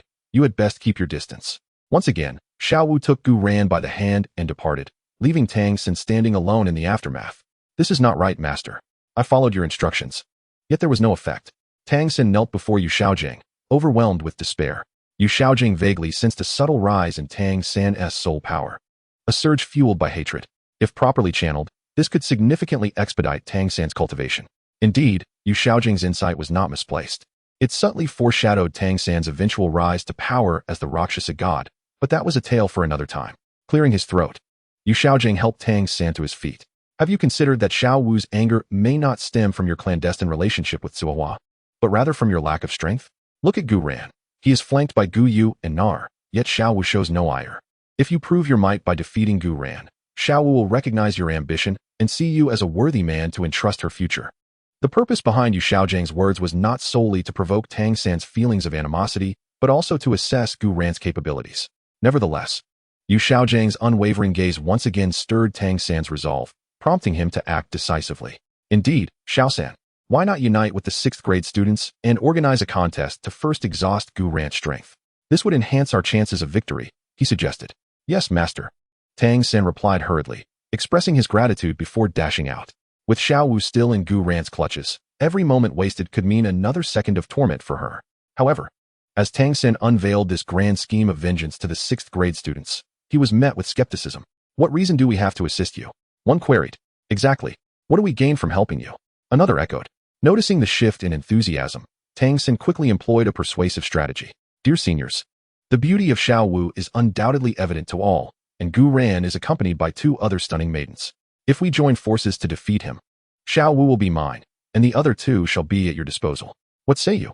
The allure of Tang San's proposal piqued the interest of the others, as Gu Yu and Na were indeed breathtaking. Even if they could merely enjoy their company once, it would be worth it, particularly for Wang Sheng, who had never conversed with a girl. He had long envied Tang San's companionship with Xiao Wu. On one occasion, he had secretly inhaled the scent of Xiao Wu's washed garments, and when Tang San caught him, he not only refrained from exposing him, but also encouraged him. "Tang San, if you are wronged, I, Wang Sheng, will be the first to protest." Wang Sheng had become a loyal follower of Tang San, easily manipulated by him. "Well done, Wang Sheng. I hereby declare the establishment of our work-study alliance. Wang Sheng, you shall be the vice-captain. Rest assured, as long as I, Tang San, have a morsel of meat, you shall have your share of the bone." The grand vision Tang San painted solidified Wang Sheng's belief that he had chosen the right path by following him. Yet, he couldn't shake the feeling that there was an inconsistency in Tang San's earlier words, but he dismissed it. Chapter 11. Tang San's overwhelming triumph and Xiao Wu's affectionate advance. Barely had the work-study alliance, led by Tang San, been established when he and his companions encircled Gu Ran and his group, who had just finished their dinner. Gu Ran held Gu Yu by the left hand and Na by the right, with Xiao Wu trailing behind, evoking envy in those who beheld the scene. "Gu Ran, if you value your life, lend us those girls for a while and bow down to us before you depart." Wang Sheng, noting that Gu Ran was of similar age, spoke with a tone heavy with provocation. Most of the 6th grade students present were soul masters, and Wang Sheng, possessing the wolf spirit and a white soul ring, was more than capable of easily overpowering Gu Ran. Gu Ran looked at Wang Sheng with disdain, his eyes brimming with contempt, while Wang Sheng mistakenly believed that Gu Ran was intimidated by his prowess. "Haha, Gu Ran, since you seem to be a clever individual, let us not bully you. If we all join forces and you cannot withstand us, then we shall claim those girls tonight." Nar's temper flared uncontrollably in an instant. The group before her, blind to the grandeur of their surroundings, not only provoked them, but audaciously dared to insult Guren. As Nar rolled up her sleeves, ready to engage, Guren swiftly intervened, gesturing with her eyes to quell Nar's anger. "Fellow seniors, We have just arrived today and are unfamiliar with the local customs. How about this? Let us each take turns in a duel, and the victor shall receive a kiss from one of these young ladies. What do you say? Gu stepped back, pushing Xiao Wu to the forefront, a move that elicited cheers from the Work-Study Alliance. Very well, let us commence forthwith. Tang San's gaze lingered on Xiao Wu, unable to suppress a drool. Wang Sheng, you go first. Xiao Wu's first kiss is a reward for you this time. Wang Sheng grinned lewdly, cracking his knuckles, the joints emitting a series of sharp cracks. His dark wolf spirit surged forth, ears pointed and erect, revealing a grin that displayed a set of sharp canine teeth, while white spirit rings shimmered beneath his feet. Don't worry, little brother, I'll be gentle. Begin. Wang Sheng howled as he lunged forward, his wolf claw slicing through the air towards Gu Yuena's face. The on-looking students erupted in laughter, deeming this arrogant youth to have no chance of victory. Yet, Tang San narrowed his eyes, his purple extreme magic eyes capturing the peculiar footwork of Gu Yuena, which was far from ordinary for a spirit master. With a swift motion, Wang Sheng's claw grazed Gu Yuena's sleeve, tearing away a few threads. As he attempted to pursue, he found Gu Yuena's figure suddenly blurring before him, only to be met with a soft yet penetrating impact to his abdomen. He flew backward like a rag doll, crashing to the ground, clutching his stomach and unable to rise for quite some time. Xiao Wu dusted off Gu Yuena's shoulders and tilted her head towards the stunned crowd. Shall we continue? The others gasped at the sight, their resolve wavering. I concede, you are indeed formidable. Tang San slowly raised his hands at his sides. The blue-silver grass spirit sprouted like mushrooms after rain, its light blue vines dancing gracefully as white spirit rings emerged from beneath his feet. But I am not like Wang Sheng. Gu Yuena, do you dare to face my technique? White spirit rings. The spectators were taken aback, for despite being a first year, Tang San stood alongside the sixth-year Wang Sheng as a spirit master. What? Is this true? Tang San is actually this powerful. Hearing their astonished praises, Tang San couldn't help but beam with pride. Gu Yuena, you now recognize my prowess. I am a level 11, one-ring control system spirit master. Just a mere clown. Gu Yuena spread his hands and shook his head, delivering a significant blow to Tang San's pride. I, Tang San, possess innate full spirit power and have absorbed the solitary bamboo spirit for 90 years. The resilience of the blue-silver grass vines is not something the average person can withstand. Previously, even Master was immobilized by my bindings. What? This must be a mistake. You are worthless. You Xiaojiang is the epitome of ineptitude. You seek death. Tang San's temples throbbed as the white spirit ring surged upwards. The blue-silver grass vines exploded in size, ensnaring Gu Yuena's limbs. These vines were 3 times thicker than ordinary blue-silver grass, their surfaces riddled with fine barbs. A clear testament to the characteristics bestowed by the 90-year solitary bamboo spirit ring. Gu Yuena gazed at the blue-silver grass advancing toward his face. Yet he felt no fear. First spirit skill, summon. Fire Dragon King. The 9-colored rings upon Gu Yuena flickered momentarily, and a torrent of blazing flames erupted from the rift in space. With a series of hisses, the resilient blue-silver grass was severed as if it were mere rotting wood, the severed ends emitting wisps of black smoke. My blue-silver grass. Tang San's pupils constricted sharply. He could acutely sense the searing pain transmitted by his martial soul. Those incinerated vines felt as though they were pieces of flesh being torn from his own body. Gasps of astonishment echoed around him as the students observed the charred remnants swirling in the air, their jaws nearly dropping to the ground. That was a fortified blue-silver grass capable of withstanding wolf claws. Yet, it had been obliterated by Gu Yuena in a single strike. Innate full spirit power. Gu Yuena's voice was laced with icy derision. Is he still just a waste? Gu Yuena seized Tang San's wrist, and an overwhelming force compelled him to kneel. His face flushing crimson, veins bulging on his forehead. The pride born of his innate full spirit power was crushed in that moment. He could feel the gazes of those around him, some sympathetic, others mocking, but most were filled with disbelief. The genius Tang San, once revered, was now rendered powerless beneath another. Gu Yu suddenly chuckled lightly. Tang San, did you just say you wanted to kiss Xiao Wu? Xiao Wu promptly scrunched her nose and made a face at the prostrate Tang San. Nar, crossing her arms, teased. Should we let brother Gu Yuena reward you with a kiss? Tang San's teeth ground together, his eyes brimming with tears of humiliation. He shot a defiant glance at Gu Yuena, flames of resentment igniting within him. I will not concede. Xiao Wu, come here. Upon hearing Gu Yuena's call, Xiao Wu hopped over like an obedient little rabbit, tilting her face up and asking, What is it, brother Gu Yuena? Gu Yuena reached out to tousle her hair. Someone mentioned wanting your kiss just now. He cast a sidelong glance at the prostrate Tang San, his tone laced with faint mockery. Xiao Wu immediately grasped his intention, turning toward the humiliated Tang San and sticking out her tongue. Not a chance. I belong to brother Gu Yuena. As she spoke, she purposefully edged behind Gu Ran, as if Tang San were a fearsome beast. This scene pierced Tang San's heart like a poisoned dagger. He clenched his fists tightly, nails digging into his palms. Blood trickling down unnoticed. His prideful innate, full spirit power, the blue-silver grass he cherished, appeared utterly feeble before Gu Ran, and even Xiao Wu, the one he cherished, was so close to another. Gu Ran, you wait for me. Tang San roared, his voice hoarse from rage and humiliation. He sprang to his feet, staggering back a few steps, his gaze filled with venomous intent directed at Gu Ran. The humiliation of this day, I, Tang San, shall repay 100-fold. Gu Ran did not even raise an eyebrow, merely taking Xiao Wu's hand, and then grasping Gu Yu and Nara as well. Let us depart. Congratulations to the host for completing the task, causing the antagonist Tang San to collapse, thus earning the secret reward, blue-silver evil power. Upon utilization, this will enable the blue-silver grass martial soul to evolve into blue-silver thorns, resulting in the Soul Master's complete descent into an evil Soul Master, albeit with a significantly accelerated cultivation speed. Gu Ran, upon observing this reward, could not help but chuckle at the plight of poor Tang San. Originally of the blue-silver emperor bloodline, it seems he is destined to tread the path of an evil Soul Master. Chapter 12. The Renown of Haoyan. Are you the son of Tang Hao? How infuriating. When did Xiao Wu become like this? Upon returning to his dormitory that night, Tang San lay on his bed, meticulously recalling every moment spent with Xiao Wu. It was puzzling. She had been adept at concealing her true feelings until that fateful moment when she was abducted by the Titan Great Ape. Oh, Xiao Wu mentioned this morning that it was Gu Ran who saved her from the clutches of the Titan Great Ape. No wonder. No wonder her words had turned so sharp and caustic. The instigator of all this mischief was none other than Gu Ran. Surely, Xiao Wu must have been enchanted by him. Yes, it had to be so.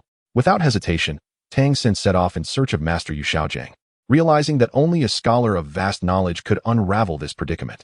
In the library, Tang San found the master, who was currently engaged in the act of transcribing knowledge from an ancient text into his own work.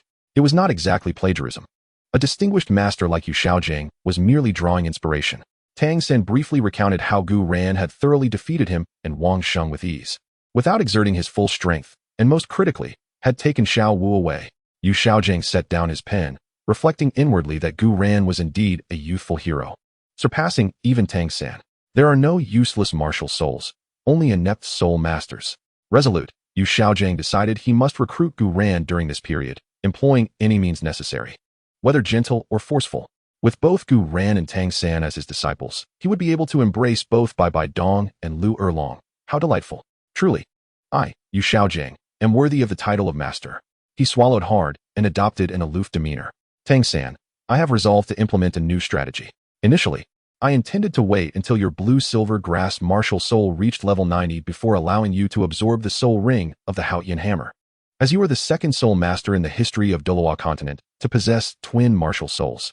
However, I have now decided to let you absorb the soul ring for the Haoyan hammer, allowing both martial souls to be cultivated simultaneously, which will undoubtedly accelerate your cultivation speed tremendously. Yu Xiaojiang explained with great confidence, having noted that Bai Bai Dong cultivated both martial souls concurrently, greatly enhancing her strength. However, in truth, Yu Xiaojiang was mistaken. He had committed the error of empirical reasoning. The reason for Bai Bai Dong's rapid progress was that both her martial souls were Spider Emperors, while Tang San's were blue-silver grass and Haoyan hammer. Cultivating them together would significantly hinder his progress. Nonetheless, this disparity would be mitigated, as Gu Ran would utilize the blue-silver evil power to aid Tang San's growth. The following day, on his way to school, Tang San sought out Gu Ran once more. After receiving guidance from Master Yu Xiaojiang the previous day, he realized that his defeat was due to his failure to wield the Haoyan hammer. At that moment, Gu Ran was accompanied solely by Xiao Wu, presenting an opportune moment to strike. What is the Haoyan hammer? It is the foremost weapon spirit in the world. In the presence of the Haoyan hammer, how could Gu Ran dare to act recklessly? Tang San, observing the intimate interaction between Gu Ran and Xiao Wu, could no longer suppress his frustration. Dare you challenge me once more? The victor claims Xiao Wu. Gu Ran, witnessing Tang San's exasperation, placed a hand around Xiao Wu's waist and laughed heartily. Are you here to seek your own demise, Tang San? I suggest you retire for the night. Xiao Wu's grace last evening was truly mesmerizing. You seek death. Tang San glared at their affectionate gestures, the malicious expression on Gu Ran's face contrasting sharply with Xiao Wu's flushed cheeks. His suspicions were confirmed. It was clear that Gu Ran had employed some trickery to ensnare Xiao Wu's heart. I must strike first and decisively. A glint of cold light flickered in Tang San's eyes. As his words fell, his left hand shot upward, and the Haotian hammer, dark as ink and adorned with intricate patterns, materialized suddenly. The air seemed to freeze at the appearance of the Haotian hammer, and the surrounding spiritual energy surged wildly, coalescing into visible black currents that entwined around the hammer's body, accompanied by a deep, resonant hum, reminiscent of an awakening ancient beast, exuding a palpable pressure that sent shivers down one's spine. Die! Tang San bellowed, his overwhelming soul power flooding into the Haotian hammer like a raging tide. In an instant, he transformed into a black meteor, imbued with the force to split mountains and shatter stones, as he hurtled toward Gu Yuena with the intent to strike. This blow encompassed all his strength, further enhanced by the mastery of his long-practiced chaotic cloak hammer method, each swing harboring a terrifying cumulative force, determined to obliterate his rival. However, Gu Yuena seemed to have anticipated this. A faint, cold smile graced his lips as Xiao Wu in his embrace had yet to react. He swiftly drew the golden dragon spear from his waist with the swiftness of lightning. The golden dragon spear shimmered with dazzling light, akin to a true dragon poised for flight, its roar resonating throughout the heavens and earth. Faced with the oncoming Haotian hammer, Gu Yuena stood firm, unflinching. The tip of the golden dragon spear quivered slightly, and in an instant, countless golden spear shadows emerged, forming an impenetrable golden barrier. When the Haotian hammer collided with the golden dragon spear, a terrifying shockwave erupted from the point of impact, sweeping outward like a tempest. The ground cracked instantly, and countless fragments were hurled into the sky by the overwhelming force. Tang San felt an unparalleled might surge through the Haotian hammer, causing his hands to split, blood spurting forth, as he was sent flying backward like a kite severed from its string, crashing heavily onto the ground several meters away, raising a cloud of dust. However, when Xiao Wu, observing from the sidelines, beheld the Haotian hammer beside Tang San, she stood frozen in shock, as if struck by lightning. Her eyes brimmed with disbelief and shock, her lips quivering slightly, her voice laced with profound disappointment and anger. Tang San, you have indeed been deceiving me all along. Unwilling to disclose even such a significant matter, Xiao Wu could hardly fathom it. Had it not been for Gu Yuena, she would have remained oblivious to Tang San's secrets. Tang San had concealed his Haotian hammer martial soul solely to await the opportune moment to capture her as a soul ring. He was, after all, the son of Haotian Douluo. What other explanation could account for such numerous coincidences, particularly in the small town of Soto, where a person bearing the surname Tang wielded the Haotian hammer? Let us depart, Gu Yuena. Xiao Wu grasped Gu Yuena's hand firmly. And you, Tang San, heed my warning.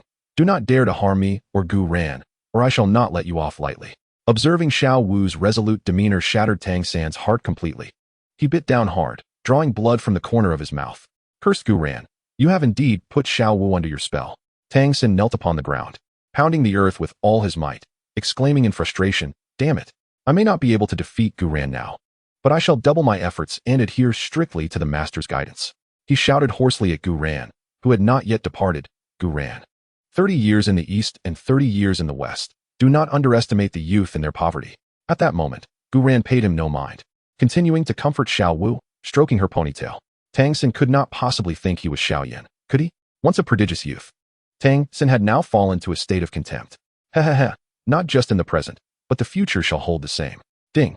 Congratulations to the host for completing the task, to love Xiao Wu, and thus receiving the reward of the 9-colored divine ring, Space Dragon King. Upon seeing this reward, Gu Yuena could not help but feel a surge of joy. Thank you, Tang San, for solidifying Xiao Wu's final determination. The system's notification of task completion signifies that Xiao Wu has entrusted her heart to me, allowing me to act freely with her henceforth. Do not inquire why the love task was completed so swiftly. Gu Yuena harbored equal affection for every beauty of the Douluo Continent. That evening, within Gu Yuena's chamber, Nar entered, astonished, as Xiao Wu approached with a basin. Sister Xiao Wu, what brings you here? I heard you mention that Gu Yuena would feast on abalone tonight. Behold, this is the abalone I just stewed, still warm. Xiao Wu lifted the basin closer, revealing the succulent abalone within. Gu Yu, observing this unexpected scene, could not suppress a chuckle. Sister Xiao Wu, you seem to have misunderstood. The abalone Gu Yuena referred to is. Nodder leaned closer to Xiao Wu, providing a detailed explanation that this abalone was not what she initially thought. Whether it was not his breath or not, Xiao Wu's ears began to redden. It turned out that Gu Yu and Nar had been engaging in dual cultivation with Gu Yuena every night, explaining the peculiar sounds heard during their slumber. Xiao Wu understood well what dual cultivation entailed, and under Gu Yuena's gaze, she reached towards her shoulders. Really? Why do you keep staring at me? My figure isn't ample enough. You must not disdain me. As Gu Ran gazed at the scene before him, he instinctively embraced Xiao Wu. How could I possibly harbor any disdain for such an adorable little bunny? I yearned to kiss every inch of Xiao Wu. Xiao Wu wriggled her body in response to Gu Ran's movements, revealing that she had long been mentally prepared for this moment. May I savor Xiao Wu more meticulously? At this juncture, why ask further? Gu Ran inhaled sharply. An elusive scent of milky caramel wafted from Xiao Wu, explaining why each encounter felt like their hearts drew closer. Ah, must I truly explore that area? It does indeed evoke a tinge of embarrassment. Xiao Wu turned her head, striving to avoid locking eyes with Gu Ran. Huffing in playful annoyance, how dare you make such a loud spectacle to tease me? How vexing. Chapter 13. Tang Hao's debut. Why is my son's soul ring white? The nights at Nodding Academy were infused with the warm aroma of burning pine. In the faculty dormitory where Yu Xiaojing resided, a faint flicker of yellow candlelight emanated from the window. Yu Xiaojing was engrossed in his open books, scribbling notes and sketches. Beside the theoretical diagrams of soul rings, dense annotations filled the page, meticulously detailing the fluctuations of soul power he observed in Gu Ran. Yu Xiaojing could hardly contain his excitement, the sound of his pen scratching against the paper resonating in the quiet room. At the age of 8, holding the rank of a level 30 soul master, with an extraordinary soul ring color that could summon dragons to assist in combat, Yu Xiaojing murmured to himself, his tone brimming with pride, as if Gu Ran's achievements were solely his own. Such talent surpassed that of Tang San by 100-fold. Tang San was merely a combination of the Haotian hammer and a worthless blue-silver grass. Had it not been for his dual martial souls, Yu Xiaojing would never have taken in such a mediocre individual. Suddenly, the sound of singing wafted from outside the apartment. Yu Xiaojing's hand trembled as he looked up, the candlelight flickering in response. What music could possibly disturb this serene environment? His apartment, perfectly situated, was free from the clamor of strings and bamboo, befitting his master's scholarly pursuits. Who plucks the strings of the heart, leaving behind a longing farewell? Who? Yu Xiaojing forced himself to remain calm, retreating behind Luo Sanpao, whose hefty form quivered at his feet. This small city of Nodding had never housed a presence that could quicken his heartbeat. The pressure felt as substantial as a mountain, causing the very air to tremble and his soul power to stagnate within him. As the wooden door was kicked open, a towering figure stood silhouetted against the light. Clad in a tattered black robe, his left arm revealed bulging muscles marred by grotesque scars, and he wielded a massive black hammer in his right hand, its head glowing with a faint red light, each intricate pattern seemingly entwined with thunder. His face was obscured by the shadow of his hood, but his murky yet piercing eyes fixated intently on Yu Xiaojing. Who are you? Yu Xiaojing's voice quivered, while Luo Sanpao huddled in fear, his tail tucked between his legs. Trembling, Yu Xiaojing, came Tang Hao's voice, grating like rusted iron scraping against metal. Each word sent Yu Xiaojing's heart racing. Why is your first soul ring white? Yuxiagang immediately discerned the identity of the unexpected visitor before him. The aura, the hammer, combined with his reference to Tang San, could only belong to the legendary Haotian Douluo, who had dealt a heavy blow to the spirit hall and had lived in seclusion for many years. Tang, Senior Tang Hao. Yuxiagang felt his legs weaken, collapsing unceremoniously before Tang Hao. He should have anticipated that with Tang Hao's perceptive abilities, he would surely sense the fluctuations of spirit power when Tang San absorbed his spirit ring. Yet, he could never have imagined that this Haotian Douluo would personally come to confront him with such an accusatory demeanor. Tang Hao remained silent, merely stepping forward. With each footfall, the ground trembled slightly, and the hem of his black robe swept across the stone floor, leaving behind fine cracks. He lifted his hand to reveal his hooded face, weathered by time, a scar stretching from his brow to his chin, and his eyes burned with an intensity that seemed capable of igniting the very air around him. Senior, please quell your anger. Yuxiagang hastily gestured, cold sweat beading on his forehead. This matter is quite complex. The day the soul-hunting forest experienced its sudden anomaly, all soul beasts mysteriously vanished, leaving only a few solitary bamboos of 90 years. I was left with no choice. No choice. Tang Hao surged closer, the Haotian hammer in his palm emitting a low, ominous hum.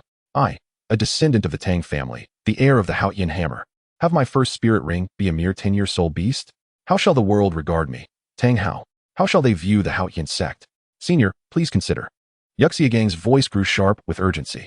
Though Xiao San's blue-silver grass may be a useless martial spirit, it harbors innate, full spirit power. I intended to find him a century-old spirit ring, but given the circumstances in the soul-hunting forest. He paused, lowering his voice conspiratorially. Moreover, while the bamboo spirit ring is of lesser age, it perfectly complements the resilience of the blue-silver grass. establishing a foundation for future cultivation. This was a thoroughly contemplated choice. Foundation? Tang Hao was amused by this reasoning, bursting into laughter. The master's theory is indeed exquisite, capable of embellishing even a 10-year spirit ring. Yuxiagang's mind raced, devising a perfect solution.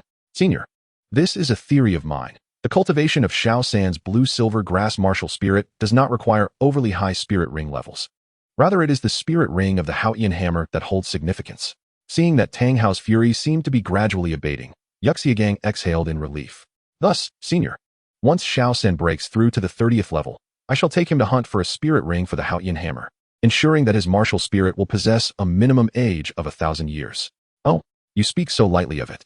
Pray tell, when will Xiao San break through to become a spirit master? Provide me with a definite timeline. Senior need not worry. I have a disciple who, after my meticulous training, has also become a spirit master at a similar age to Xiao San. Therefore, within a year, Xiao San will surely elevate by several levels. Humph, you had best deliver on your promise. Tang Hao snorted coldly, turning and disappearing into the night. Yuxiagang silently rejoiced, grateful for the genius Gu ran as a precedent. Otherwise, he might have found himself in dire straits. Yet, as the old saying goes, surviving great adversity brings forth future blessings. Indeed, at that moment, a clear, youthful voice suddenly rang out from outside the door. Master? With a hint of deliberate respect in his tone, how do you fare? Yu Xiaojiang turned to gaze outside the door, where he found Gu Ran standing at the gate with his hands clasped behind his back. The slender figure of the 8-year-old boy exuded an air of confidence. Gu Ran, what brings you here? Yu Xiaojiang exclaimed in surprise and doubt. At such a critical juncture, this lad had truly come. Could it be that he sought guidance in the dead of night? Master, I have come to a realization. I require your teachings and sincerely hope for your guidance in the future, Gu Ran said with an innocent smile, causing Yu Xiaojiang's heart to race. The prospect of Gu Ran voluntarily seeking him as a mentor was indeed a fortuitous opportunity. You wish to become my disciple? Yu Xiaojiang suppressed his overwhelming joy, adopting a demeanor of profound mystery. Are you aware of the rules I have for accepting students? Of course, Gu Ran nodded earnestly, his gaze sincere.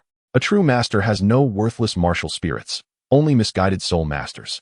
I wholeheartedly agree. I am but a novice. Although my martial spirit is formidable, I suffer from a lack of guidance in cultivation methods. If I could receive your instruction, I would be immensely grateful. Such flattery made Yu Xiaojiang feel elated, prompting him to scrutinize Gu Ran further. This youth was not only exceptionally gifted but also possessed an admirable emotional intelligence, far more appealing than the reticent Tang San. Seeing this, Yu Xiaojiang quickly seized the opportunity. Since you possess this determination, I shall accept you as my disciple. Furthermore, you shall be my foremost apprentice, and Tang San will address you as senior brother. That works splendidly, Gu Ran said, suddenly shifting the topic as he looked at Yu Xiaojiang. Before we proceed with the formalities of apprenticeship, I have a method that can aid Tang San in his rapid development. Yu Xiaojiang's gaze sharpened instantly. What method? Could it be that the promise made to Tang Hao was about to be fulfilled? This lad, on his very first day of apprenticeship, was ready to unveil the burning technique. Gu Ran produced a jade vial from within his robe and poured out a pitch-black pill, its surface swirling with tendrils of dark energy, exuding a peculiar sweet and fishy aroma. This is a condensed essence pill from a fearsome beast, he explained. Upon consumption, it will stimulate the evolution of the blue-silver grass martial spirit. While it may imbue the soul power with a trace of malevolence, it can significantly accelerate the cultivation speed and compensate for the shortcomings in the duration of soul rings through sheer strength. Yu Xiaojiang stared at the pill, his pupils constricting sharply. The aura it emanated was utterly sinister. Yet, upon reflection, Gu Ran's words rang true. As of now, there was no clear definition of evil soul masters in Douluo Continent. If it meant gaining strength, who could say what was right or wrong? Especially for Tang San. If he could harness this power to grow swiftly, it might indeed be a shortcut. Well, Yu Xiaojiang feigned hesitation. What are the side effects of this pill? It may temporarily affect one's mental state, leading to irritability and obsession, Gu Ran candidly replied, but with proper guidance, if one can channel that anger into motivation, it could actually expedite breakthroughs. Moreover, Tang San has recently acquired enmity with me. This is the perfect opportunity to awaken the dark power. Yu Xiaojiang secretly admired the brilliance of the plan. How ingenious. The use of hatred as a driving force was precisely the new strategy he had contemplated earlier in the day. Gu Ran's thoughts aligned seamlessly with his own. Gu Ran extended the pill towards him, a subtle smile playing at the corners of his mouth. Rest assured, Master, my words are not empty. With a smile, Gu Ran departed from Yu Xiaojiang's apartment, though his gaze had turned cold. Excellent. The first step has been successfully accomplished. Allow Yu Xiaojiang to thrust Tang San into the abyss of the evil soul master, rendering this master the harbinger of doom for a once promising talent. As for the apprenticeship, merely a ruse to better witness the unfolding drama. Gu Ran could almost envision Tang San being consumed by the malevolent blue-silver power, sinking deeper into the mire of hatred. And the architect of this calamity, with a satisfied expression, patted his shoulder, reveling in the prospect of a future filled with flourishing disciples. Ha ha ha. Gu Ran had come to seek tutelage this evening because Gu Yu had sensed the aura of a tidal Douluo emanating from Yu Xiaozhang's abode. Gu Ran had surmised that the visitor must be Tang Hao, and thus he concealed himself outside the door, eavesdropping for a while. Coincidentally, Gu Ran was pondering how to silently employ the blue-silver evil power on Tang San, and this presented an opportune chance to also grant Yu Xiaozhang a favor. Chapter 14. Evolution of the Blue-Silver Thorn, Evil Soul Master Tang San. The moonlight in Nodding Academy always carried a hint of dampness, the paper of the teacher's dormitory windows rustling in the night breeze. Yu Xiaozhang clutched the pitch-black pill handed to him by Gu Ran. The swirling dark energy writhed like a living entity, emitting a sickly sweet aroma that tightened his throat. This essence was anything but righteous soul power, yet it exuded an alluring, heart-stopping temptation. Could this truly elevate Little San's soul power dramatically? Yu Xiaozhang's voice bore a barely perceptible urgency. He deliberately disregarded the sinister aura, his mind filled with visions of Tang San breaking through his bottleneck, the Haotian hammer reigning supreme across the continent. If he could validate his theory, what did a little risk matter? Hatred fuels growth, Yu Xiaozhang murmured to himself, recalling the image of Tang San kneeling and weeping earlier that day. The unwillingness swirling in the child's eyes. Indeed, suffering is the finest catalyst. Had Bibi Dong not endured her tribulations, how could she have achieved such greatness today? Excellent. Yu Xiaozhang clenched the pill tightly, a fierce determination flashing in his eyes. Once Little San grows stronger, I shall ensure that those who mocked his white soul rings see him in a new light. Just then, a timid voice came from outside the courtyard gate. Master, may I come in? Is it Little San? Come in. Yu Xiaozhang's eyes brightened. He had not anticipated Tang San's arrival and quickly concealed the pill within his sleeve. Tang San entered, noticing the damaged door and windows, and an ominous premonition washed over him. Little San, come here. Yu Xiaozhang beckoned, his tone unusually gentle. I have something for you. Tang San hesitated but stepped forward, watching as Yu Xiaozhang extracted the pitch-black pill from his sleeve. The peculiar sweet and pungent aroma immediately enveloped his senses. Tang San furrowed his brow. Master, what is this? A substance that will empower you. Yu Xiaozhang's voice dripped with temptation. Consume it, and you will swiftly surpass Gu Ran, bringing Xiao Wu back to your side. Is that true? Tang San's eyes instantly sparkled, all doubts vanishing in the wake of the thought of surpassing Gu Ran. He snatched the pill without a second thought and placed it into his mouth.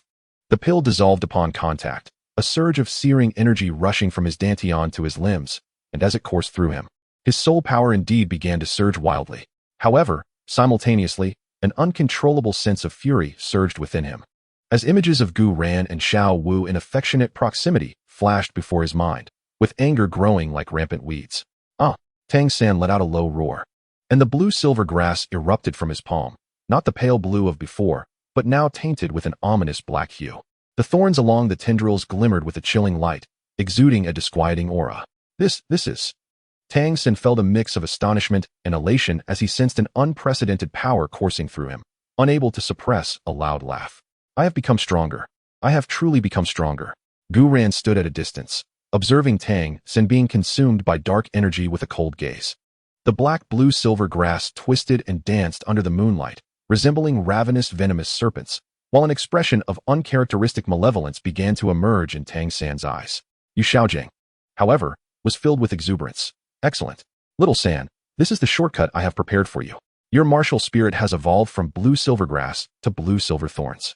From this day forth, you shall cultivate along this newfound power, and I shall teach you how to transform hatred into motivation. Tang San nodded emphatically, his gaze fixed intently on Gu Ran, a sinister smile curling at the corners of his mouth. Gu Ran, wait for it. I will soon surpass you.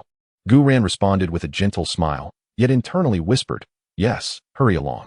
Hurry into the abyss. Hurry to become a true evil soul master. By then, even the gods descending to earth will be unable to save you. He knew that from the moment Tang San consumed the elixir, the fate of Douluo Continent had begun to deviate from its original course, for this malevolent power would likely attract the attention of the Rakshasa deity. And he, Gu Ran, would be the principal orchestrator of this deviation.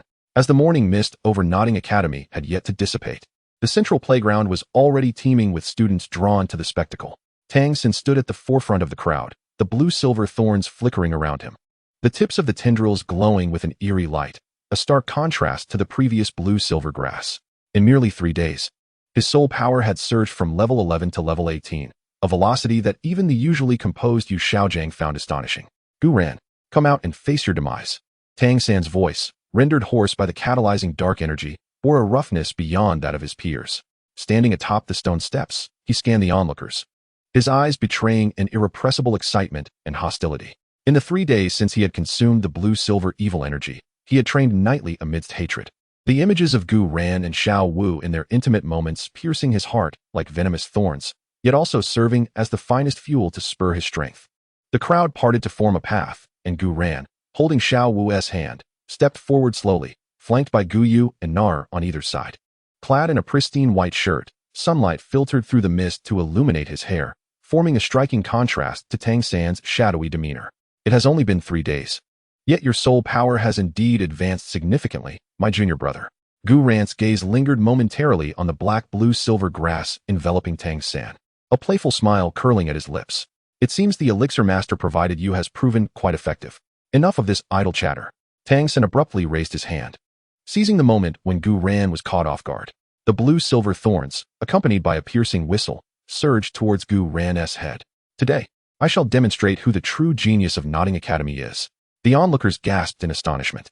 Tang San's blue-silver grass had not only accelerated several folds, but was also adorned with dense barbs, glinting with a venomous sheen, clearly more aggressive than before. Xiao Wu instinctively moved forward, yet Gu Ran restrained her shoulder. Hold on, let us observe Tang San's progress over these past few days. Gu Ran's voice remained calm, yet he deftly twirled, evading the entanglement of the blue-silver grass with an ethereal grace. The inky tendrils brushed past his trousers, leaving faint corrosive marks upon the bluestone tiles. Oh, does this blue-silver grass bear poison? Nara raised an eyebrow, her hand subtly gripping the dagger at her waist. Having missed his strike, Tang San's eyes flared with malice. First soul skill, bind. The white soul ring beneath him illuminated, causing the blue-silver thorns to suddenly swell several times in size, surging towards Gu Ran like a tidal wave, weaving into an impenetrable net that obscured the sunlight. This strike was significantly stronger than those in the soul-hunting forest, evidently enhanced by the power of evil energy. Yu Xiaojiang stood at the rear of the crowd, his eyes gleaming with pride.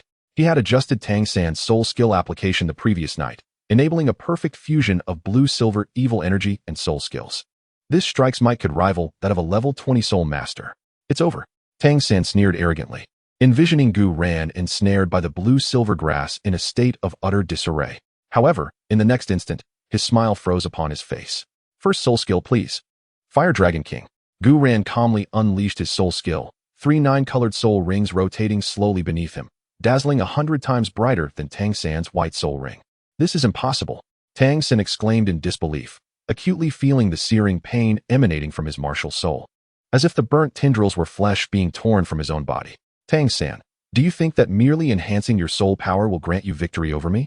His voice, though not loud, resonated clearly across the playground. Nonsense. Angered, Tang San unleashed the full force of his evil energy. The inky blue-silver grass wildly growing and coalescing into a sharp spear, whistling through the air as it lunged towards Gu Ran's heart. I will kill you. This attack had transcended the realm of soul skills, entirely a manifestation of uncontrolled evil energy. Yu Xiaojiang's expression shifted subtly. Tang San had actually learned to create his own soul skill. A genius, indeed, truly worthy of being the son of the Haotian Douluo. A glint of cold light flashed in Gu Ran's eyes. He would no longer hold back. Third soul skill, please. Space Dragon King. With a low command, the Space Dragon King devoured Tang San's blue-silver grass spear into the void, making it vanish. Gu Ran then raised his hand, hurling the golden dragon spear, its radiant power forcing Tang San to retreat repeatedly. He could distinctly sense the threat of death. The malevolent energy within him began to stir uneasily under the pressure of the golden dragon spear, as if facing a natural enemy. You have lost. Gu Ran's voice was chillingly cold. To wield power summoned by evil energy, yet lack control, how dare you still call yourself a genius?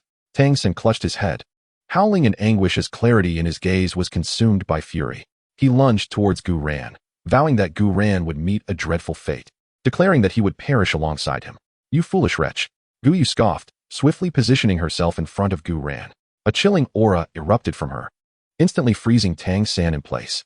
Ice crystals spread from beneath his feet, encasing him entirely within a frosty sculpture, leaving only his bloodshot eyes glaring fiercely at Gu Yuena. The playground fell into a hushed silence, all present stunned by the sudden turn of events. No one anticipated that Tang San, whose soul power had surged dramatically, would suffer such a humiliating defeat, nor did they foresee the extent of Gu Yuena's formidable strength. Gu Yuena approached the ice sculpture, gazing at the furious Tang San within, and slowly spoke, "You are still but a waste, Tang San." Ha ha. With that, he turned and took Xiao Wu's hand, escorted by Gu Yu and Nar. As they departed the playground, within the confines of the ice sculpture, Tang San's expression gradually shifted from rage to venomous spite. He fixated on the direction in which Gu Yuena had departed, the corners of his mouth curling into a sinister smile. Gu Yuena, just wait for me. In his mind, corrupted by the blue-silver evil power, a more deranged plan began to take root. He vowed to become stronger, powerful enough to trample Gu Yuena beneath his feet, strong enough to compel all to bow before him. Chapter 15. The initial formation of the villainous alliance. Every morning, a familiar sound echoed outside Gu Yuena's apartment. The barking of a dog. Gu Yuena, come out. On yet another misty morning, the entire academy was shrouded in fog. Tang San emerged from the haze, dark, twisted blue-silver thorns writhing at his feet. In just a month, his soul power had surged once more, reaching the threshold of level 20. With the white soul ring entwined by a faint black mist, a manifestation of the complete fusion of the blue-silver evil power with the soul ring. This enhancement amplified the effects of the soul ring's abilities. Yawning, Gu Yuena stepped out of his dormitory, followed by Xiao Wu, who nibbled on a carrot, alongside Gu Yu and Nar, who watched the scene unfold with folded arms. Gu Yuena, clad in loose morning exercise attire and still half asleep, regarded Tang San as merely an annoying insect. Tang San, can't you choose a different time every day to stir up trouble? Nar complained, rubbing her tired eyes. Disturbing brother Gu Yuena's sleep will only make you less attractive. Tang San's cunning gaze flicked towards Xiao Wu before fixating intently on Gu Yuena. Less chatter. Within 3 days, I, Tang San, will break through level 20, and this time, you shall kneel and beg for mercy. And you, Gu Yuena, since the last time I met you, your soul power has shown no sign of progress. What a pity for you. Ha ha. Before Tang San could finish his taunt, the blue-silver thorns erupted violently, transforming into countless sharp spikes that shot towards Gu Yuena. Tang San was no paragon of virtue. Surprise was his ally in battle. The thorns glimmered ominously, laced with the lethal poison he had crafted himself. This was a blatant assassination attempt, employing the hidden weapons of the Tang sect from his past life, with no mercy spared. First soul skill, bind. Gu Yuena, are you prepared to meet your demise? Rest assured, I will take good care of Xiao Wu for you. You can depart with peace of mind. As Gu Yuena's second soul ring illuminated, the air before him instantaneously solidified into a formidable ice wall. The blue-silver thorns collided with the icy barrier, producing a series of crisp, ringing sounds, while venom splattered against the surface, releasing wisps of white smoke.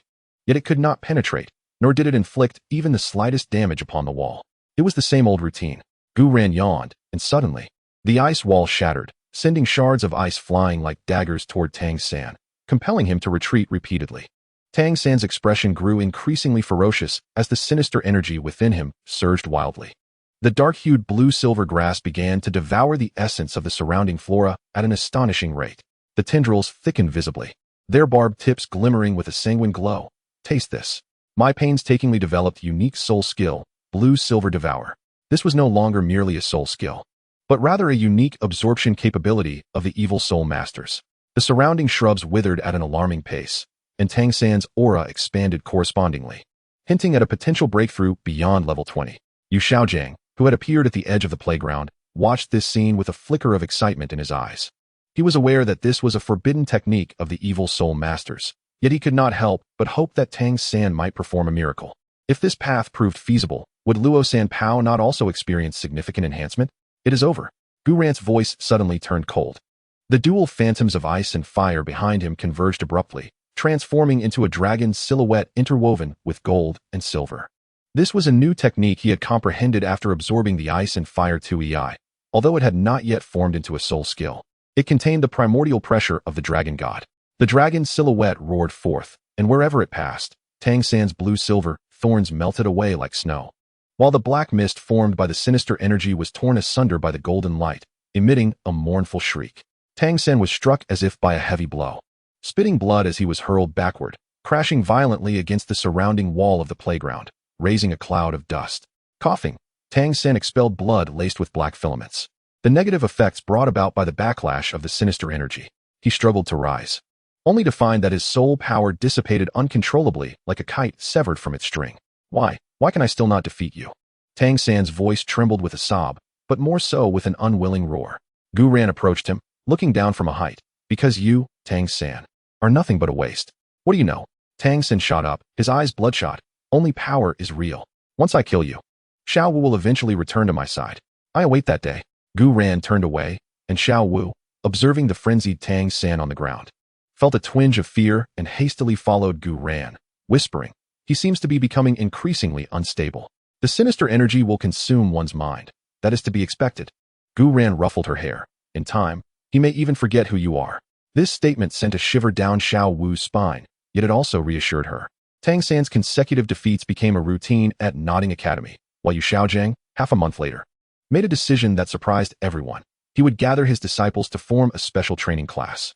Though referred to as disciples, they are merely a motley crew. Apart from Tang San, Gu Yuena, and Xiao Wu, there is a 6th grade student named Wang Sheng, the one who was previously sent flying by Gu Yuena with a single punch, a sole master of the wolf spirit. Naturally, Gu Yuena regards such matters with disdain. Had it not been for Gu Yuena's intervention, they would have relished the opportunity to give the hypocritical master Yu Xiaojing a sound thrashing. The special training session was set in a clearing on the back mountain of the academy. Standing atop a massive rock, Yu Xiaojing clasped his hands behind his back, exuding an air of authority as he proclaimed, from this day forth, you 4 shall be my core disciples. I shall impart all that I have learned throughout my life, enabling you to become the foremost soul masters of the Douluo Continent. Wang Sheng's face lit up with excitement as he rubbed his hands together, grinning broadly. To be in the same class as the esteemed Tang San and the prodigious Gu Yuena was indeed a stroke of fortune. Following Tang San, he envisioned a life filled with luxury and indulgence. Tang San, standing in a corner, wore a sullen expression, the blue-silver thorns in his palm subtly writhing. He had no interest in this so-called special training, his focus solely on surpassing Gu Yuena. Gu Yuena, leaning against a tree, listened with casual indifference, curious to see what new tricks Yu Xiaojing would unveil. Our first lesson will be the awakening of your martial soul's potential, Yu Xiaojing began, clearing his throat and launching into an enthusiastic lecture, pouring forth his meager knowledge as if it were a treasure. He spoke of Tang San, whose blue-silver grass appeared ordinary yet could unleash astonishing power driven by hatred.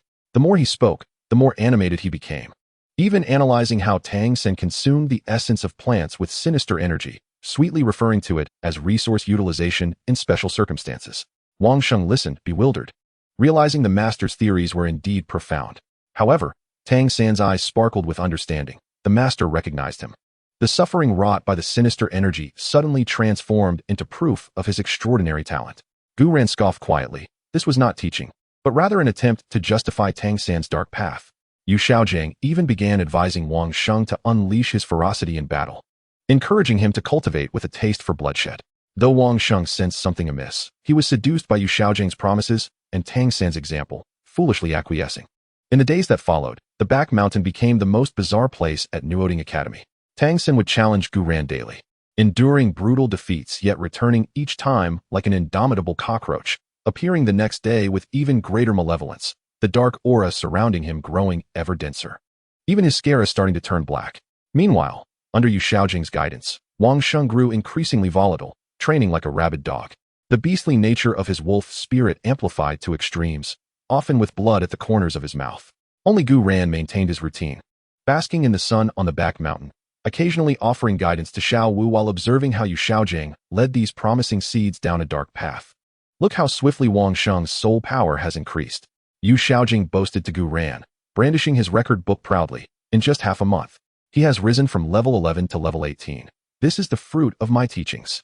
Gu Yuena gazed at the distant Wang Sheng, who was furiously gnawing at the tree stump, and then turned his attention to Tang San, who was seated cross-legged in the corner, enveloped by swirling dark energy. He continued to extol the virtues of Master Yu Xiaojing, remarking on the swift passage of time. Summer vacation was approaching, and he planned to take the young ladies on an excursion, at which point he would be unavailable. As the sun began its descent, Tang San was once again sent flying by Gu Yuena, colliding with the very tree stump that Wang Sheng was viciously attacking.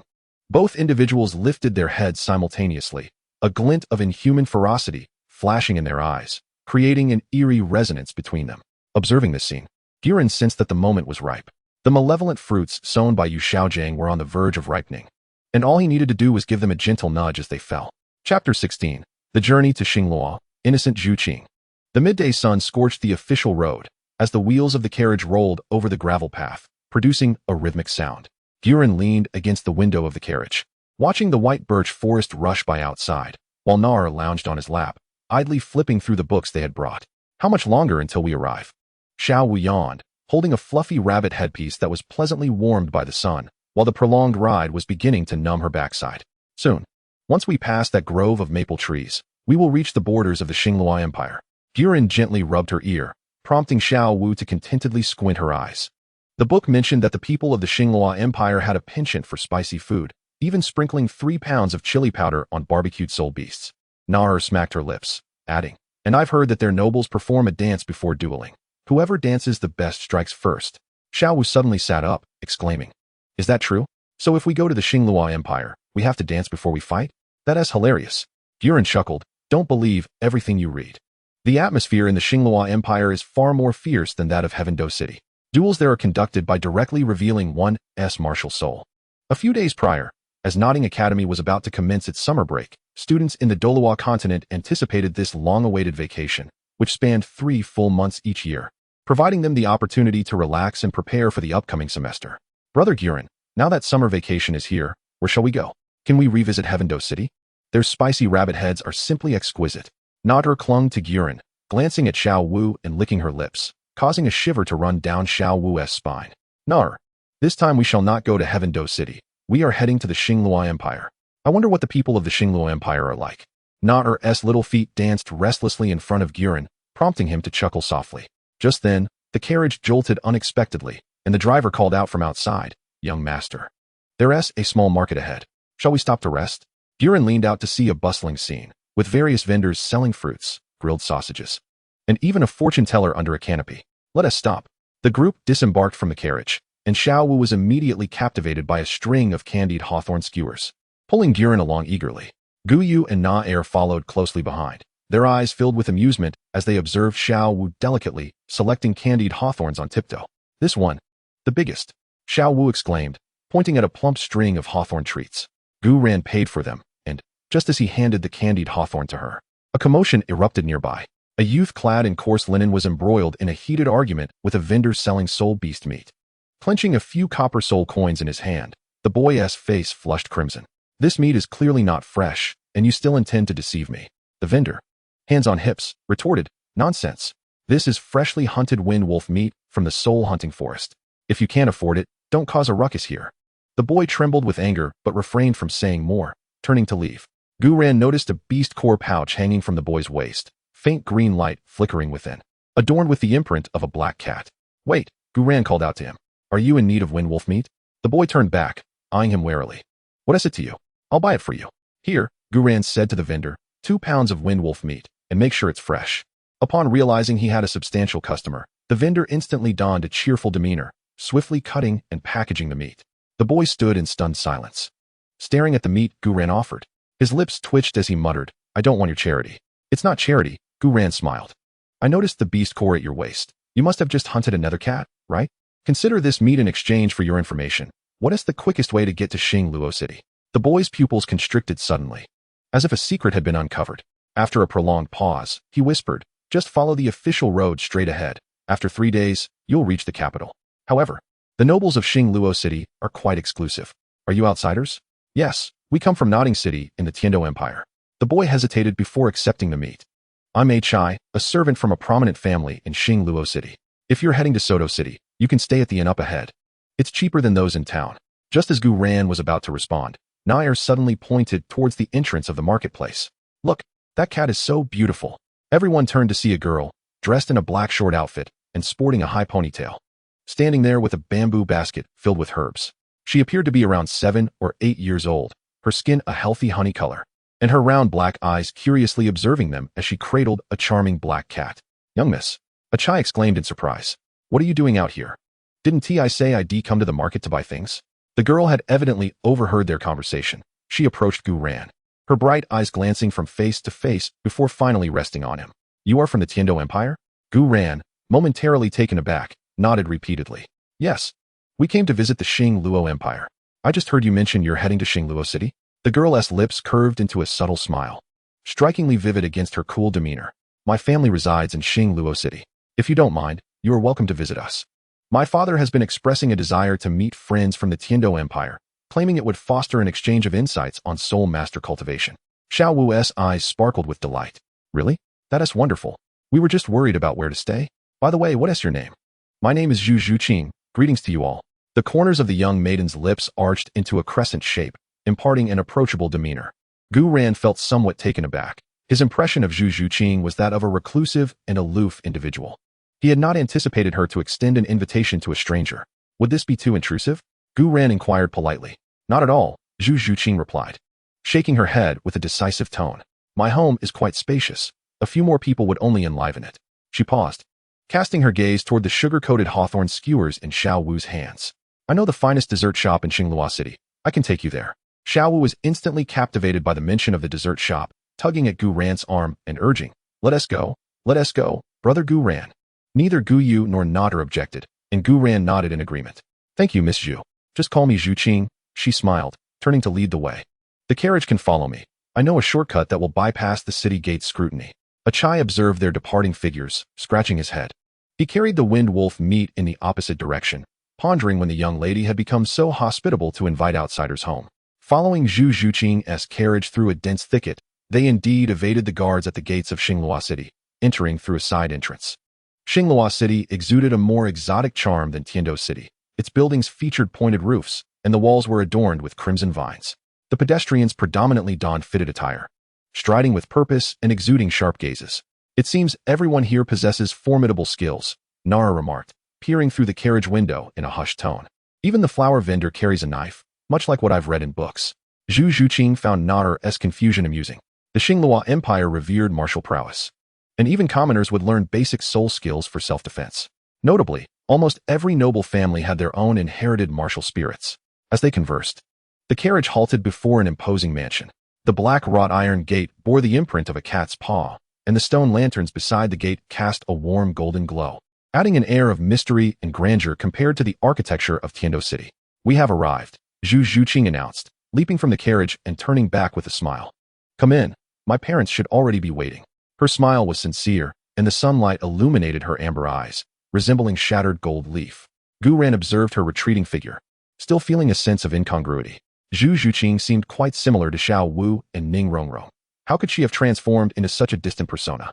What could have transpired during this time to alter Zhuqing's cheerful disposition? Chapter 17, Royal Union, Cowardice of Dai Mubai. The Zhu family mansion was brightly lit, yet it was suffused with an oppressive silence. The servants, upon seeing Zhu Zhuqing return, instinctively recoiled as if they had encountered a harbinger of doom. Everything foreshadowed that tonight would be a restless night for the Zhu residents. Zhu Zhuqing energetically led the way, immersed in the joy of making new friends, entirely oblivious to the unease surrounding her. As she stepped into the main hall of the Zhu residence, she sensed an indescribable atmosphere. Her father's furrowed brow, her mother's evasive gaze, and the servants' bowed heads filled the air with a weight that rendered her breathless. Zhuqing, you have returned? Zhu Zhentian's voice was hoarse, his gaze scanning the figures behind her, including Gu Ran, revealing a hint of barely perceptible fatigue. Oh, do we have guests? Yes. Father, mother, they are friends from Tiando. Zhu Zhuqing endeavored to present a cheerful smile, rushing towards her mother, yearning to dive into that familiar embrace of warmth. Yet, just as she was about to touch her, her mother instinctively took a step back, deliberately creating distance between them. Zhu Zhuqing stumbled, her smile instantly freezing, her large eyes filled with astonishment and hurt. Mother? Her voice trembled, tinged with disbelief as she tentatively inquired, but her words fell on deaf ears. No one responded. Behind her, Gu Yu sensed the unease, silently tugging at Gu Ran's sleeve. Zhu's mother turned her head, delicately wiping away a tear from the corner of her eye with a handkerchief, steadfastly avoiding direct eye contact with Zhu Zhuqing. Zhu's father let out a heavy sigh, shattering the heart-wrenching silence. He gestured to the butler standing nearby, who promptly presented a heavy box enveloped in deep purple soul beast skin. The lid bore the chilling reflection of the Star Luo Imperial White Tiger emblem under the flickering candlelight. Zhuqing, Zhu's father's voice was low and weary. each word laden with a sense of gravity. The royal family has sent a betrothal. A betrothal? Zhu Zhuqing repeated in bewilderment, her small frame quivering slightly. What betrothal? To whom? To you. Zhu's father closed his eyes, as if uttering those words consumed all his strength. A betrothal with the third prince, Dai Mubai. Dai Mubai? Zhu Zhuqing had only a vague impression of this name. He seemed to be the youngest prince of the Star Luo royal family. She could not grasp the implications of this revelation, instinctively resisting. I refuse. How old am I? Moreover, I do not even know him. You have no choice. Zhu's father suddenly opened his eyes wide, his voice rising sharply, infused with an almost desperate severity. This is an ironclad law passed down through generations of the Star Luo Empire. The legitimate daughter of the Zhu family must marry the prince of the Dai family. This is a destiny imprinted in our bloodline. Destiny? Zhu Zhuqing was taken aback by her father's unprecedented sternness. Tears began to well up in her eyes. And she looked pleadingly at her mother. Mother. Zhu's mother could no longer contain herself. Tears streamed down her face as she stepped forward, but halted under Zhu's father's stern gaze, choking out. Zhuqing, listen to your father. This is for the family. For the family, Zhu Zhuqing murmured, her small body swaying slightly, as if the very essence of her strength had been drained by those words. She finally understood, comprehended why the atmosphere at home had felt so strange upon her return, why her mother had avoided her embrace, and where her father's unshakable heaviness stemmed from. For the family, she repeated, her voice as faint as a feather, yet imbued with chilling despair.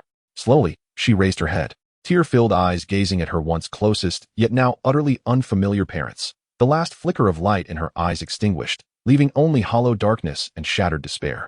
So, you have known all along. You call me back just to tell me this? Her petite frame trembled violently, not out of fear, but from the chilling sense of betrayal inflicted by her nearest and dearest. The black cat nestled in her arms sensed the tumult of emotions within its owner and let out a distressed meow. Zhu Zhuqing instinctively clutched it tighter, as if it were her sole anchor in this moment of despair. Zhuqing, her father, Zhu, observed the sudden pallor that washed over his daughter's face and the lifelessness in her eyes, his heart aching with anguish. His tone softened involuntarily as he attempted to explain. You and the third prince are of similar age. It was meant to be a match made in heaven. Furthermore, according to tradition, you must grow together, supporting one another to face the future. Where's the third prince? A cold voice abruptly shattered Zhu's feeble attempt at consolation. It was Gu Yuena. He had approached Zhu Zhuqing's side unnoticed, his gaze as sharp as a blade encased in ice, sweeping disdainfully over Zhu and his wife before finally resting on the engagement box, a symbol of their shackles. Gu Yuena had long foreseen that Dai Mubai would flee amidst the struggle for the throne. Yet he had not anticipated this coward's despicable act of dragging Zhu Zhuqing down with him even in his escape. Zhu was momentarily speechless, a surge of uncontrollable rage and an unspeakable shame flooding his features. His chest heaved a few times before he managed to force out a few words through gritted teeth, each syllable laced with bitter disappointment. That coward. He has fled. What? Even Xiao Wu could not contain her shock, her pink rabbit ears perking up. He ran away? That third prince, he fled from the wedding? Indeed. Zhu slammed his fist onto the nearby mahogany tea table with a resounding crash, sending a teacup shattering to the floor, spilling scalding tea everywhere, much like the dignity of the Zhu family being trampled upon in that moment. Dai Mubai? He cannot even face the life-and-death competition with his brother, Davis. On the eve of the formal engagement, he abandoned his responsibilities, forsaking the Xinglua Empire and leaving Zhuqing. Like a frightened rat, he scurried away from Xinglua City, disappearing without a trace. He fled. Zhu Zhuqing repeated numbly, the last vestiges of color draining from her face, leaving it ashen and lifeless. The tears she had valiantly held back finally broke free, cascading down in heavy drops onto her hand clasping the black cat, scalding, yet devoid of warmth. It became evident that this so-called fated engagement was not only cold and unfeeling, but also a profound humiliation and mockery. She had become a chosen sacrifice, and the one who was meant to share her fate had cowardly fled before her offering, leaving her starkly alone on the altar, subjected to the gaze of all, gazes filled with pity, scorn, perhaps even malicious glee. She had transformed into the grand jest of the Xinglua Empire, the greatest disgrace of the Zhu family. Ha! Ha ha! Suddenly, Zhu Zhuqing let out a low, hollow laugh, tinged with sorrow and self-mockery. She cradled the black cat, her small body curling in on itself as she took shaky steps backward, distancing herself from her parents, from the frigid engagement, and from this suffocating home. Zhuqing. Zhu Mu's heart felt as though it were being sliced apart, yearning to step forward. Do not touch me. Zhu Zhuqing abruptly lifted her head, her voice piercing. The once clear and vibrant feline eyes were now bloodshot, filled only with shattered despair and profound estrangement. I comprehended it all. I truly understood. She cast a final glance at her parents, whose faces were etched with anguish yet powerless to intervene, and then at the marriage box resting on the Zeatonwood table, a symbol of shackles and disgrace, as though she wished to etch this moment into her very bones.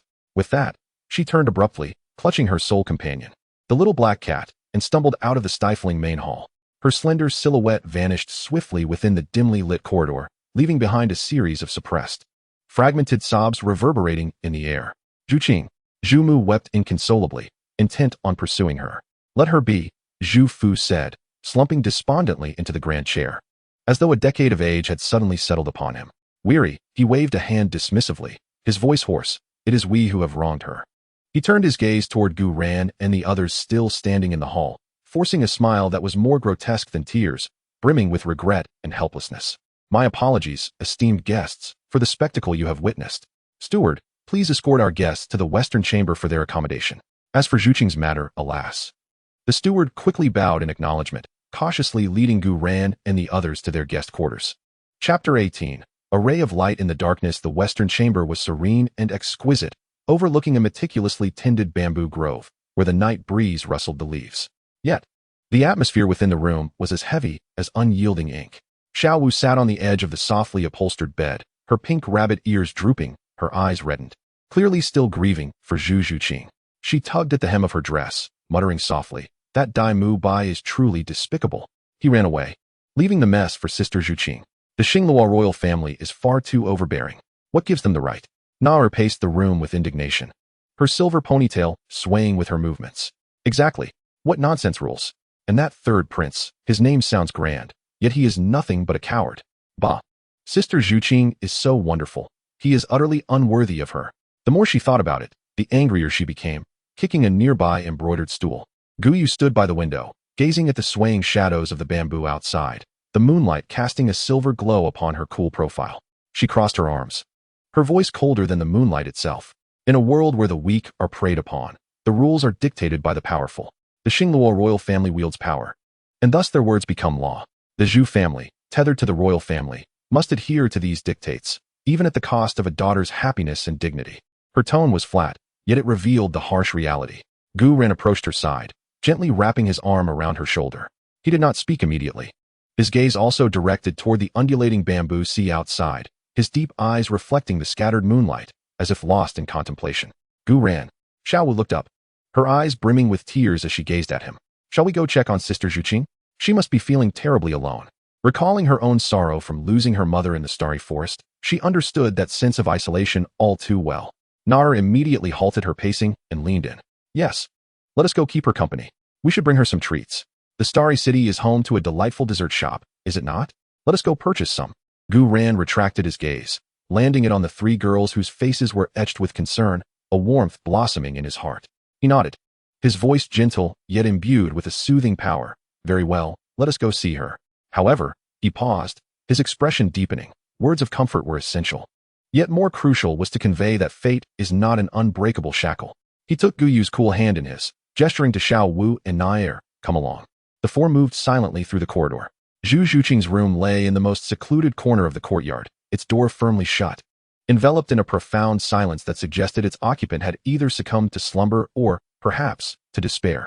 Xiao Wu, the most anxious among them, approached and gently knocked on the door, her voice soft and light, fearful of awakening the guards.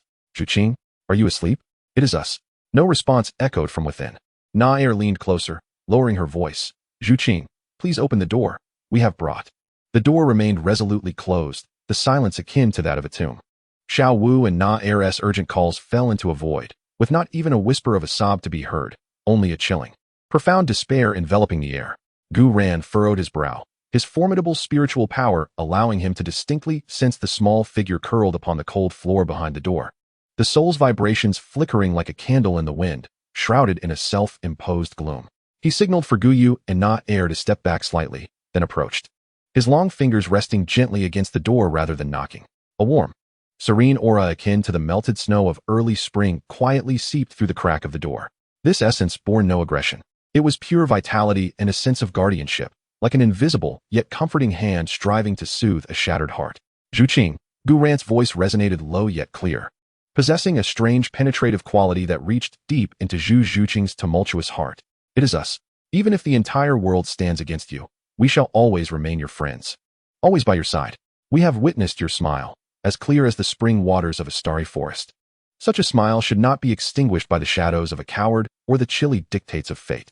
Within, Zhu Zhuqing, curled on the floor, trembled violently, her small black cat mewing anxiously and nuzzling her icy cheek. That warm essence enveloped her like a faint yet stubborn light, piercing through the oppressive darkness. She bit her lip tightly, tasting the metallic tang of blood. Tears silently surged forth, dampening the cat's fur. Please open the door, will you? Xiao Wu's voice choked with emotion as she crouched down, nearly pressing her face against the door's crack. Zhuqing, I understand that feeling. My mother, when I was very small, said she could not continue on to protect me. Tears fell upon the doorframe as she recalled her similar loss and the anguish of being toyed with by fate, evoking a profound empathy for Zhu Zhuqing's despair. Nair also crouched down, her voice unusually soft. That worthless third prince's departure is his loss. Our beloved sister Zhuqing is so beautiful and extraordinary. He is utterly unworthy of her. The rules of the Xingluo royal family are insignificant. Brother Guren has said that rules are meant to be broken. These words fell like a stone cast into stagnant waters. Inside, Zhu Zhuqing slowly lifted her head. Her tear-streaked face bore eyes that once sparkled with life, now hollow and vacant, fluttering slightly. To break the rules? These words struck a profound blow against the fatalistic education she had received since childhood. Just then, Guren's voice echoed once more, imbued with an undeniable certainty. Gazing into my eyes, Zhuqing. Instinctively, through her blurred vision, Zhuqing turned her gaze towards the door. Although separated by the door, Guren's spiritual energy vividly sketched a pair of profound golden eyes within the depths of her consciousness, akin to ancient stars, containing unparalleled authority and power. Your destiny does not reside within that cold marriage contract, nor does it lie with that coward who fled. Guren's voice resonated like a resounding bell, striking against her trembling heart. It is in your own hands, within your martial spirit, in every breath you take, in every heartbeat. Does the Zhu family need to rely on the royal family? That is merely the choice of the weak. The true strong are the architects of the rules, not the slaves that crawl beneath them. Consider your nether spirit cat. What does it represent? Speed, agility, the power to capture prey with precision even in darkness, an indomitable wildness. Guren's voice carried a potent influence. Do you, possessing such a martial spirit, wish to remain a pet cat locked in a gilded cage, waiting for your master's pity? No. A faint yet resolute denial finally escaped Zhu Zhuqing's lips. She struggled to rise from the ground, stumbling towards the door, her trembling hand brushing against the cold latch. Guren's words were like a searing iron, branding her frozen heart. After the intense pain, there came the sound of something shattering. Creak. The door opened slightly from within. In the dim yellow light, Zhu Zhuqing's small figure appeared at the threshold. Her hair was disheveled, her eyes swollen like peaches, her complexion as pale as paper. Yet from the depths of her feline pupils, the light extinguished by despair was now struggling to rekindle a flicker of stubborn hope. She clutched her little black cat tightly, as if it were her only support at that moment. Guren, her voice was hoarse, laden with tears, and her gaze towards Guren was filled with confusion and a hint of an awakening hope that she herself dared not acknowledge. What should I do? Guren observed her fragile yet resolutely upright posture, his expression softening. He reached out to gently ruffle her tousled hair, his gesture imbued with a soothing power. First, get a good night's sleep. Remember, you are no longer alone. With us, the sky will not fall. Tomorrow, we will take you to enjoy the finest desserts in Xingluo City, to forget those troubling matters. Gu Yu immediately stepped forward, cautiously taking Zhu Zhuqing's icy hand. Yes, Sister Zhuqing, let us go eat something delicious. Let us infuriate those villains. Nar also chimed in, grinning widely. Exactly. It's my treat. Brother Guren will pay. Zhu Zhuqing gazed at the new friends surrounding her, their faces etched with genuine concern, feeling the warmth of the large hand above her. The frozen lake of her heart finally cracked open, and a stream of warmth gushed forth. She nodded vigorously, tears cascading down her cheeks once more, but this time, they were not merely tears of despair. They were infused with a sense of grievance, gratitude, and a faint yet authentic warmth. Indeed, Gu Ran had come to realize that the final straw overwhelming Zhu Zhuqing in the original narrative was not Dai Mubai's cowardice and retreat, but rather the rejection from her family, which had led her to continuously close herself off and shy away from reality. However, this time, history would be rewritten. Zhu Zhuqing would surely become a carefree young lady like Ning Rongrong. Chapter 19. Tang San betrays. Davis strikes to kidnap Gu Ran. Meanwhile, at the border of the Star Luo Empire, along the official road leading to the capital, a somewhat dilapidated carriage jolted forward. Inside the carriage, Tang San sat cross-legged, surrounded by visible black currents of energy. The blue-silver thorns beside him exuded a chilling aura of malevolence. His complexion was pale, tinged with an unhealthy gray. The dark patterns in the whites of his eyes becoming increasingly pronounced, and his lips were tightly pressed together, reflecting an almost frenzied obstinacy. Across from him sat Yu Xiaojing, holding a tattered ancient tome, his brow furrowed. Despite the weariness etched on his face, a sickly excitement sparkled in his eyes. Little San, this expedition to the Star Luo Empire is imperative. Yu Xiaojing lowered his voice conspiratorially. The ancient texts record that deep within the swamps of the southern territory of the Star Luo Empire dwells an exceedingly rare soul beast, the soul-devouring demon spider. This creature is profoundly sinister, and its soul ring possesses formidable soul-devouring powers, perfectly complementing the blue-silver evil energy within you. If we can successfully absorb it, your martial soul will undoubtedly undergo another evolution, and your soul power will see a significant enhancement. This time, I will lead you to hunt for your second soul ring. With your current physical strength, you might even be able to absorb a 1,000-year-old soul-devouring demon spider. Thus, while your first soul ring is white, your second will be purple, and your Haotian hammer martial soul could also be endowed with 2 purple soul rings. Yu Xiaojing's breath quickened. He seemed to envision Tang San standing triumphantly before Gu Ran, and his title as master echoing across the continent, even earning the admiration of Bibi Dong. As for the dark energy, if it meant gaining power, what did the means matter? History is written by the victors. Tang San suddenly opened his eyes, bloodshot veins coursing through the whites of his eyes, his pupils shrouded in unfathomable darkness and resentment. As long as I can grow stronger, defeat Gu Ran, and reclaim Xiao Wu, I would dare to traverse hell for that soul-devouring demon spider. His voice was hoarse and piercing, brimming with reckless madness. Excellent. This is what I expect from my disciple, Yu Xiaojing. He nodded with satisfaction. However, the Shadow Swamp is exceedingly perilous. We need to rest briefly in Star Luo City, replenish our supplies, and perhaps gather intelligence on that brat Gu Ran. He has been away from Nodding City with those girls for quite some time. He might even be within the Star Luo territory. Upon the mention of Gu Ran, a sudden surge of dark energy enveloped Tang San, causing the temperature within the carriage to plummet. A few days later, in the bustling corner of a tavern in Xinglua City, Tang San and Yu Xiaojing, weary from their travels, took a seat. Tang San donned a hood, deliberately obscuring his unusual aura and visage.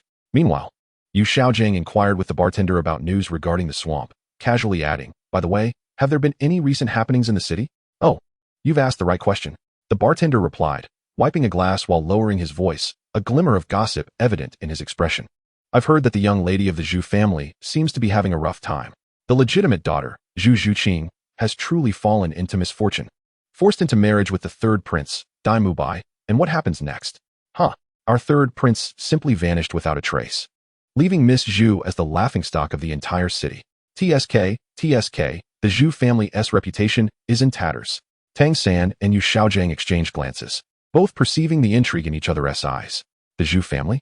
The prestigious aristocracy of the Xinglua Empire, known for their generations-long connections with the royal family?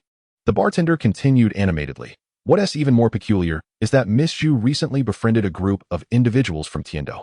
Among them is a young man, rather handsome, accompanied by several charming ladies who have been keeping her company.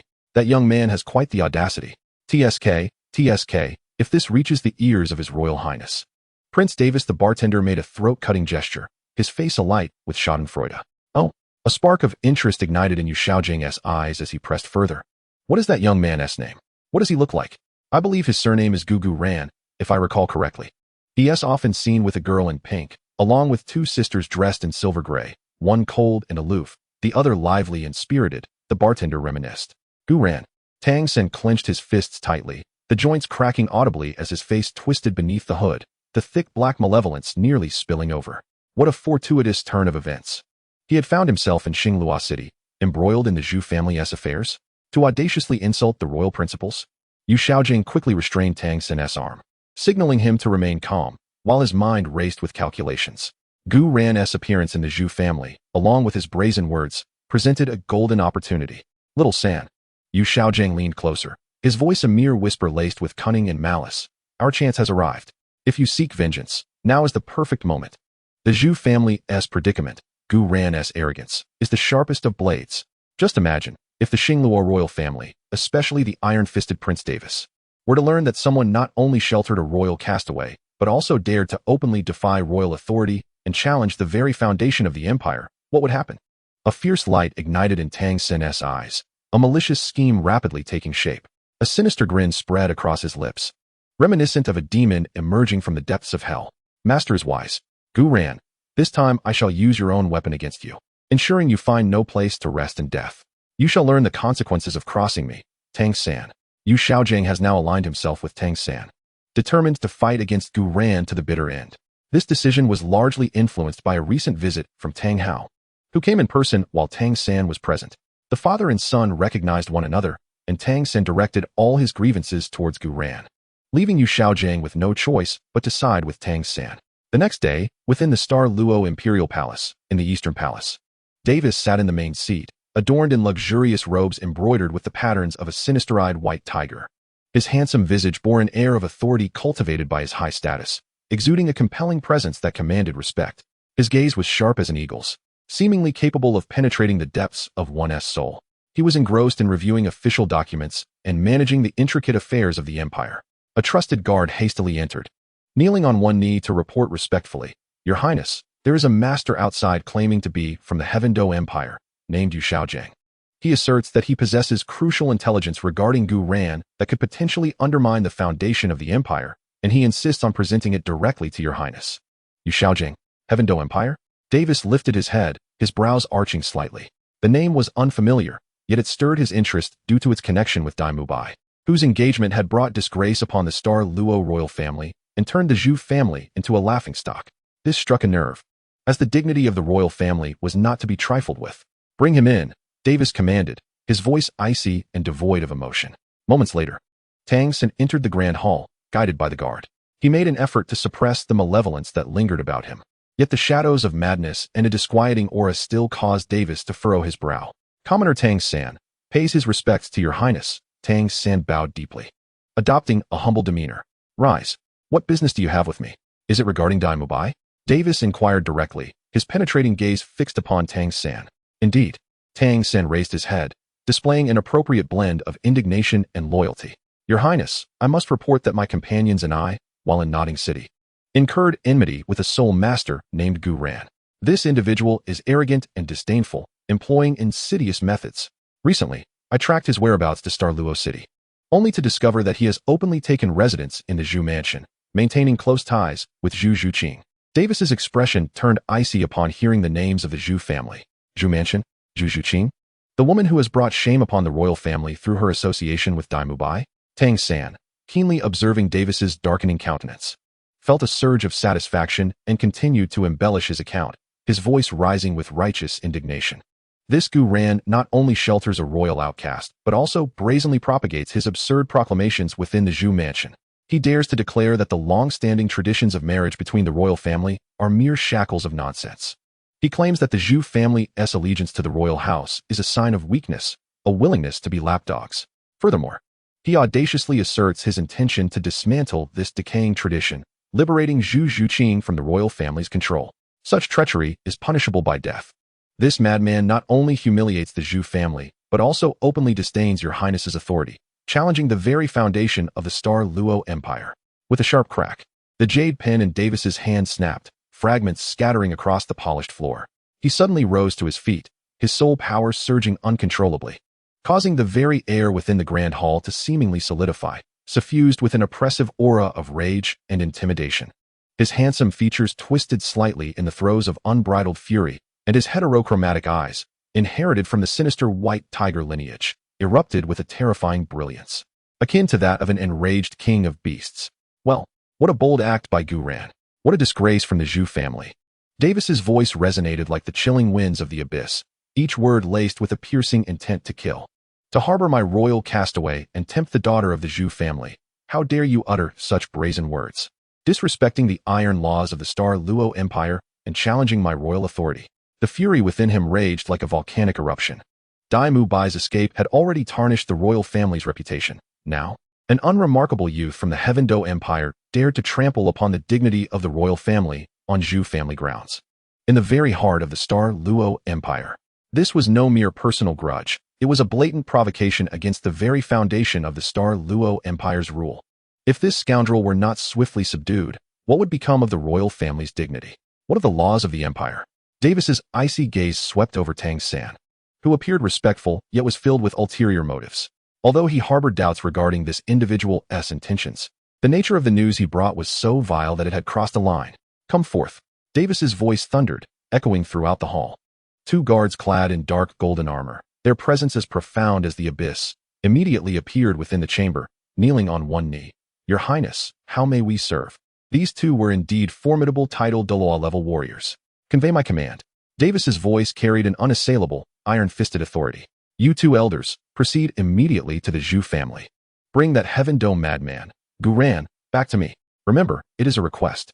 I wish to personally inquire who has emboldened him to wreak havoc in my Star Luo Empire. Should there be any resistance? A cold glint flashed in Davis's eyes. Kill, without mercy. Understood. The two Douluo guards responded in unison, their figures flickering as they vanished like phantoms from the grand hall. The air was left infused with lingering, frigid malice. Davis resumed his seat, his fingers unconsciously drumming against the armrest, producing a dull sound. He turned his gaze towards the still bowing Tang San, his voice devoid of emotion. Tang San, you have served well by delivering this news. Remain in the palace for now. Once I have dealt with this madman, I shall bestow rewards upon you. Thank you, Your Highness. Tang San bowed deeply, a malicious and triumphant smirk curling at the corners of his mouth. Gu Yuena, this time, let us see how you withstand the onslaught of two Douluo-level elders. I shall witness your destruction firsthand. Xiao Wu will eventually return to my side. Above the skies of Star Luo City, an invisible storm had already begun to take shape. The two Douluo-level warriors, fueled by the Prince Davis's overwhelming wrath, descended upon the Zhu family like two bolts of lightning tearing through the night, carrying with them the essence of destruction. At this moment, Gu Yuena was enjoying the company of Zhu Zhuqing, who had just revealed a hint of a smile, savoring the renowned honeyberry pastries of Star Luo City. Blissfully unaware that a deadly crisis loomed like a dark cloud overhead, Gu Yu seemed to sense something, her cool gaze sharpening like a blade as she turned towards the entrance of the Zhu family. Nar also halted her laughter, a grave expression gracing her delicate features for the first time. Xiao Wu's rabbit ears perked up in alarm, anxiously clutching Gu Yuena's arm. In the cozy side hall of the Zhu residence, the sweet aroma of delicacies lingered in the air, yet an overwhelming terror, akin to an invisible iceberg, abruptly descended upon them. Chapter 20. Overpowered by the Douluo, Gu Yuena's rescue. Within the side hall of the Zhu residence, the fragrant scent of honeyberry pastries had not yet dissipated. Zhu Zhuqing wore a fleeting smile, sparked by a joke shared by Gu Yuena. Xiao Wu was reaching for a second pastry, listening intently as Nar animatedly described another renowned dessert from Star Luo City. Gu Yu sat quietly beside Gu Yuena, her cool gaze sharply scanning the outside world. In the midst of this warmth and tranquility, a sudden upheaval occurred. Two formidable pressures, as tangible as mountains, descended without warning. The air instantly thickened, rendering it nearly impossible to breathe. The exquisite window frames, the porcelain cups on the table, and even the dust motes suspended in the air groaned under the immense weight of the pure, soul power emanating from the peak experts. Douluo, two of them. Gu Yu's cold eyes narrowed to pinpoints, her voice sharp with alarm as she sprang to her feet. Her silver-gray attire billowed as if stirred by an unseen wind, a chilling aura erupting from her center in a bid to resist the terrifying pressure. Nar's smile vanished in an instant, replaced by an unprecedented gravity. Her petite form radiated a powerful presence that belied her appearance. Her amber eyes sparkled with silver light as the silver dragon spear materialized in her grasp. An invisible ripple of space emanated from her, attempting to sever the inescapable oppression. Xiao Wu, stunned by the sudden oppressive force, turned pale, her body rigid, and the pastry she held fell to the ground with a soft thud. The joy that had just graced her features froze, leaving only shock and confusion. Gu Yuena reacted swiftly. At the moment the pressure descended, the bloodline of the dragon god within him sent out a piercing warning. He thrust Xiao Wu and Zhu Zhuqing behind him and shouted, "Come to me." 3 resplendent 9-colored soul rings ignited beneath his feet. Third soul skill, I summon thee. Space Dragon King. Without hesitation, Gu Yuena unleashed his most powerful life-saving soul skill. The force of space surged violently, and a distorted silver portal materialized before him, striving to devour or redirect the incoming assault. However, the attacker's strength far surpassed expectations. Childish tricks. A chilling scoff seemed to resonate deep within their souls. A brilliant figure, radiant as the sun, and another, cool as the moon, appeared outside the side hall, as if teleporting. They did not even reveal their true martial spirits. Merely raising a hand to press down. Boom. The space portal summoned by Gu Yuena shattered like fragile glass. The violent backlash of chaotic spatial currents struck back at him, causing Gu Yuena to grunt in pain, blood seeping from the corner of his mouth as he staggered back several steps. The tremendous shockwave instantly overturned the tables and furnishings within the hall, shattering them. Gu Yuena, Xiao Wu and Zhu Zhuqing exclaimed in unison. Bold ruffians! How dare you speak so arrogantly under the reign of His Highness, disregarding the imperial family? Surrender immediately. The voice of the rising sun Douluo resounded like a great bell, carrying the weight of judgment. With a flick of his finger, a condensed, golden-red finger wind, seemingly capable of incinerating all in its path, disregarded distance and surged toward Gu Yuena's dantian in an instant. Clearly, the intent was to cripple his cultivation. Be careful, Nar exclaimed, as the silver dragon spear erupted with blinding silver light, summoning the full force of spatial power to construct layers of overlapping spatial barriers before Gu Yuena. Sizzle. The finger wind effortlessly pierced through several layers of spatial barriers. Although its power was diminished, its momentum remained unabated. Freeze. A chilling voice echoed as an extreme cold coalesced before Gu Yuena, forming a massive, crystalline shield of profound ice, several feet thick. The finger wind collided with the ice shield, unleashing a terrifying clash of scorching heat and icy chill, resulting in a deafening explosion. The ice shield melted and shattered at a visible pace, ultimately being breached. The remnants of the finger wind struck fiercely against Gu Yuena's hastily raised golden dragon spear. The resounding clang of metal reverberated painfully in his ears. Gu Yuena was sent hurtling backward, crashing into the wall of the side hall, which instantly became marred with spiderweb-like cracks. He tasted blood in his throat and coughed violently, his arm gripping the golden dragon's spear numb with pain, his palm torn. Insufficient. The voice of the cold moon Douluo dripped with disdain as his figure flickered like a wraith, appearing beside Nar, who was attempting to aid Gu Yuena. A hand wreathed in frigid moonlight descended toward Nair's back with ethereal grace. Its speed and angle left no room for her to evade. A bone-chilling cold enveloped Nar, freezing her thoughts. Gritting her silver teeth, she forced her body to pivot, the silver dragon's spear spinning to block. The hand struck the spear's shaft, and a terrifying wave of icy soul power surged forth like a bursting dam. Nar was flung away like a kite severed from its string, her face paling instantly as the silver dragon spear slipped from her grasp, landing on the ground, now covered in a layer of frost. Nar! Gu Yu's eyes widened in horror as the silver dragon spear erupted with unprecedented radiance, countless icicles raining down like a violent storm toward the cold moon Douluo. Even as she darted forward to catch Nar. Self-preservation. The fierce sun Douluo let out a cold snort, his figure shifting to block Gu Yu's path. A massive hand engulfed in golden flames descending upon her. The intense heat warped the air around them. Gu Yu was compelled to confront the attack with all her might. Ice and fire collided fiercely, creating surging shockwaves that threatened to topple the entire side hall.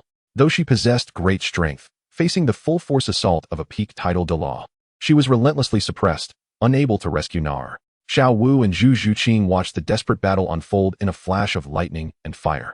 Witnessing Gu Yuena and Nar suffer injuries, while Gu Yu fought alone against overwhelming odds, a profound sense of fear and helplessness engulfed them. Xiao Wu wished to assist Gu Yuena, but was repelled by the aftermath of the battle. Zhu Zhuqing clutched her little black cat tightly, her nails digging into her palms. Feeling icy cold as she beheld the figure who had briefly brought her warmth and hope, now fighting valiantly in bloodshed. Her heart feeling as if it were being torn apart. Let it end. In the cold moonlight, Douluo observed the fallen Nar and the struggling Gu Yu. A glimmer of icy light flashing in his eyes. With fingers curled like claws, imbued with a chilling essence that could freeze one's soul, he reached out towards the temporarily defenseless Gu Yuena. Should this claw connect, Gu Yuena would not only face death, but also severe injury. At that critical moment, the dragon god emblem bestowed upon Gu Yuena by Gu Yuena erupted with an unprecedented brilliance, casting a resplendent silver light. This radiance overwhelmed the soul power of the two titled Douluos, illuminating the shattered room as if it were midday. An immense, ancient, and unparalleled will surged forth, akin to a slumbering dragon awakening, echoing through the vast distances of space, crashing down with a resounding presence. Who dared to lay a hand on him? A cold, furious voice, resonating with supreme authority, seemed to descend from the heavens and reverberate in the depths of every soul.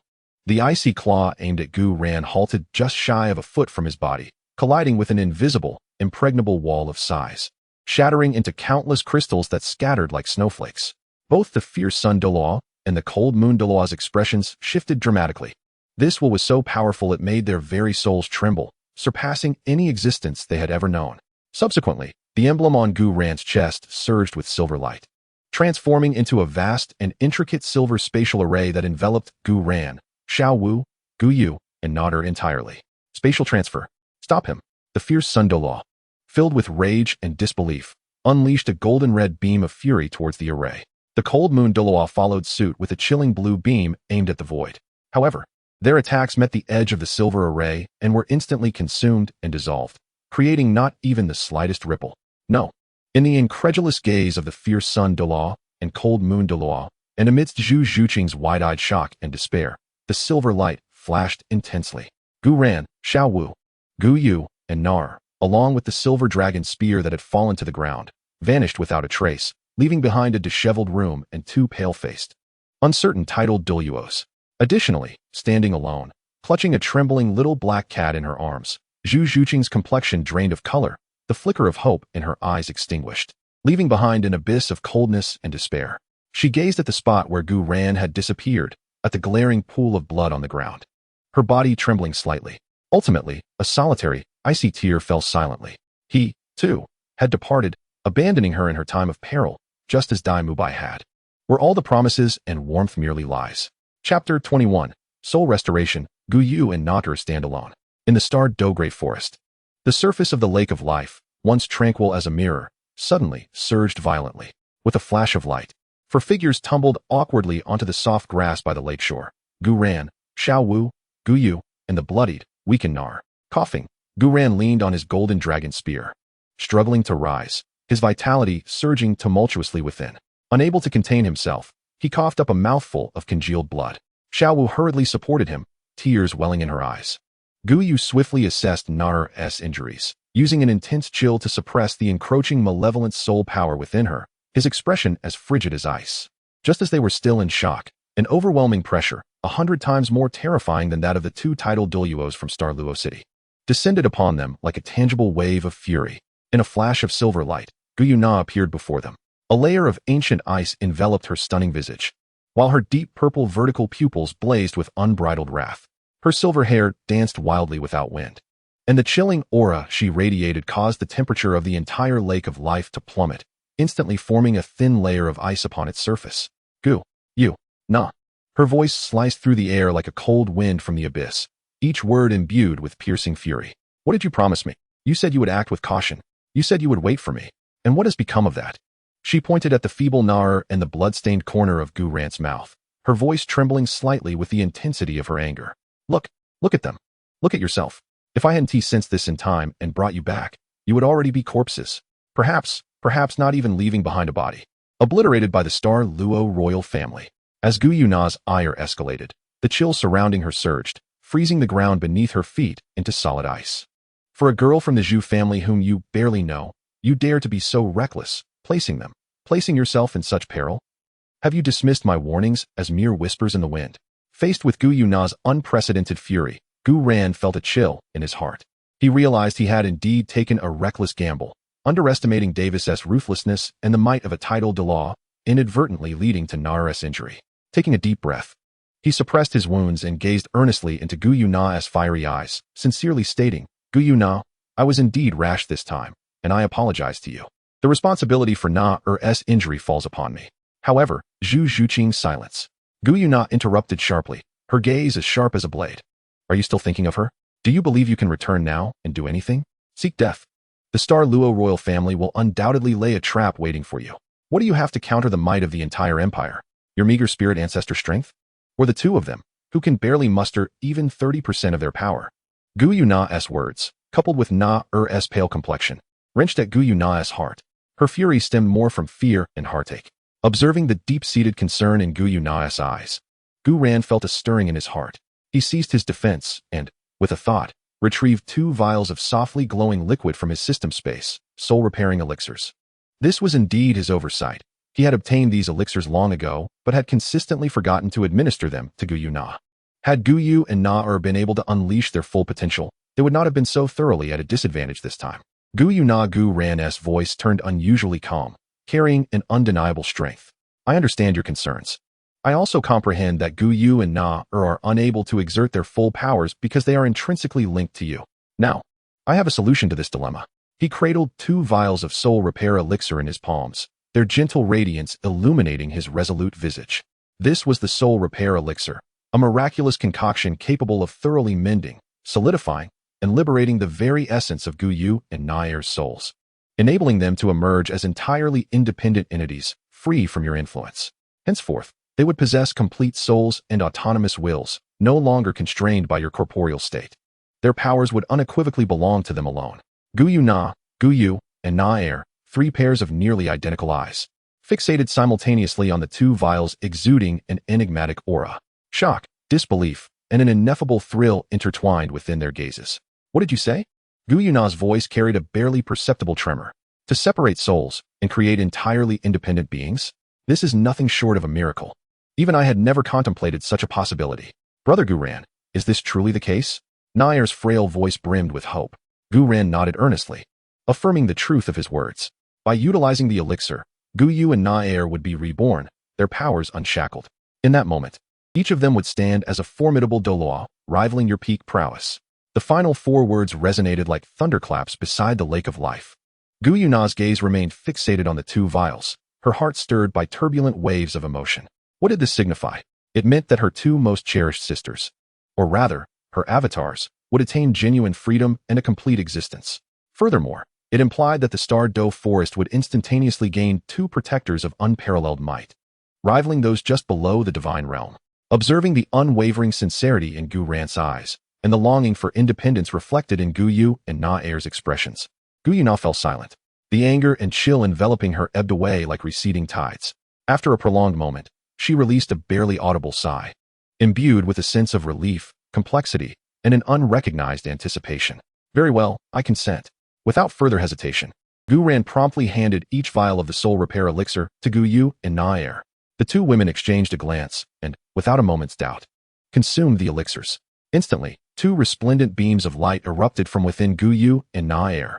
One was a profound ice blue, embodying the utmost coldness and elemental vastness, while the other was a pristine silver, encapsulating the mysteries of space and the majesty of the dragonkin.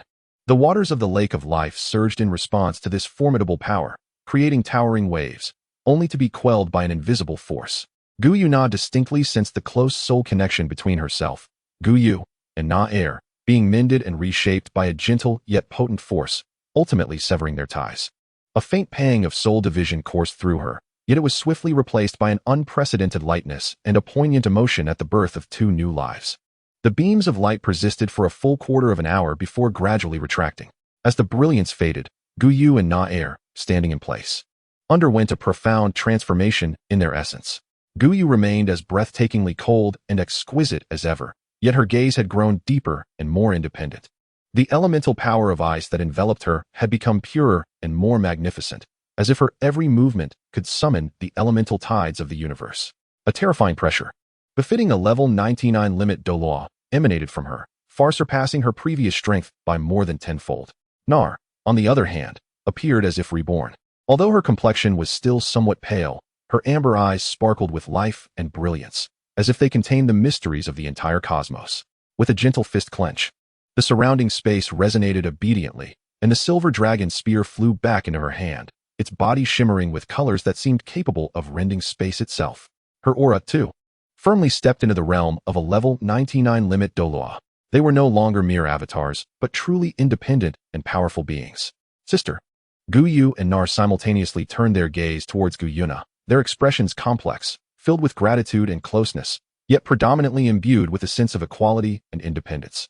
Gu Yuena looked at them, a glimmer of moisture appearing in her violet eyes, only to be swiftly suppressed. A faint yet undeniably genuine smile curved her lips. From now on, simply call me sister. You are free now. Her gaze then shifted to Gu Ran, curiosity brimming within her eyes. This so-called soul repair agent had undoubtedly transcended the world's concepts, capable of reshaping souls while ensuring their power remained intact. However, Gu Yuena refrained from inquiring further. Since Gu Ran chose not to speak, there was no need for questions. Now, you have 2 peerless Douluos by your side. Do you still wish to return? Gu Ran's gaze was resolute as iron, and the golden dragon spear struck the ground with a heavy thud. I must return. The Star Luo royal family has been excessively arrogant. Davis condoned his subordinates' harm to my companions, further entangling me in injustice. Zhu Zhuqing has suffered greater humiliation and despair because of me. If I were to retreat now, abandoning her, I would be no different from that coward Dai Mubai. This enmity and disgrace must be avenged. He glanced at the formidable Gu Yu and Nar beside him, his confidence soaring. With them here, the Star Luo Empire cannot hinder me. Gu Yuena observed the unwavering determination in Gu Ran's eyes and the two sisters who had already become pinnacle existences in the Douluo Continent. Eventually, she slowly closed her eyes and then reopened them, the last flicker of concern transforming into resolve. Very well, since you are determined to go, I shall not stop you any longer. Her voice regained the unique authority of the Silver Dragon King, but the Star Luo royal family's deep-rooted power should not be underestimated. To ensure your safety, she raised her hand and issued two long and commanding dragon roars towards the depths of the Lake of Life. Two enormous pillars of water erupted from the center of the Lake of Life, and two colossal figures slowly ascended, Daming the azure bull python and Erming the Titan giant ape. Master, the two fearsome beasts bowed in reverence. Daming, Erming, Gu Yuena's voice carried an undeniable command. Transform into human form and closely protect Gu Ran as he ventures to the Star Luo Empire. Should he encounter even the slightest misfortune, I shall hold you accountable. Understood. Daming and Erming responded without hesitation, their bodies glowing brilliantly. Their massive forms swiftly contracted and transformed. As the radiance faded, two imposing and robust figures emerged at the lakeside. One stood over 2 meters tall, with a deep azure complexion, his muscles rippling like finely forged iron. His countenance was resolute, and his gaze steady as the abyss. Clad in a simple azure attire, he was the transformed azure bull python, Niu Tian, whose aura unmistakably resonated at the pinnacle level of 97. The other towered nearly 2 meters and 3, resembling an iron tower in his might, with bronze skin and explosive muscles straining against his rudimentary brown leather armor. His rugged visage and wild eyes emitted an unparalleled ferocity. He was the transformed Titan Great Ape, Titan, equally exuding an aura of 97 at its zenith. Titan grinned broadly, revealing a row of white teeth, his fists cracking ominously as he thundered. Haha, I've longed to stretch my limbs.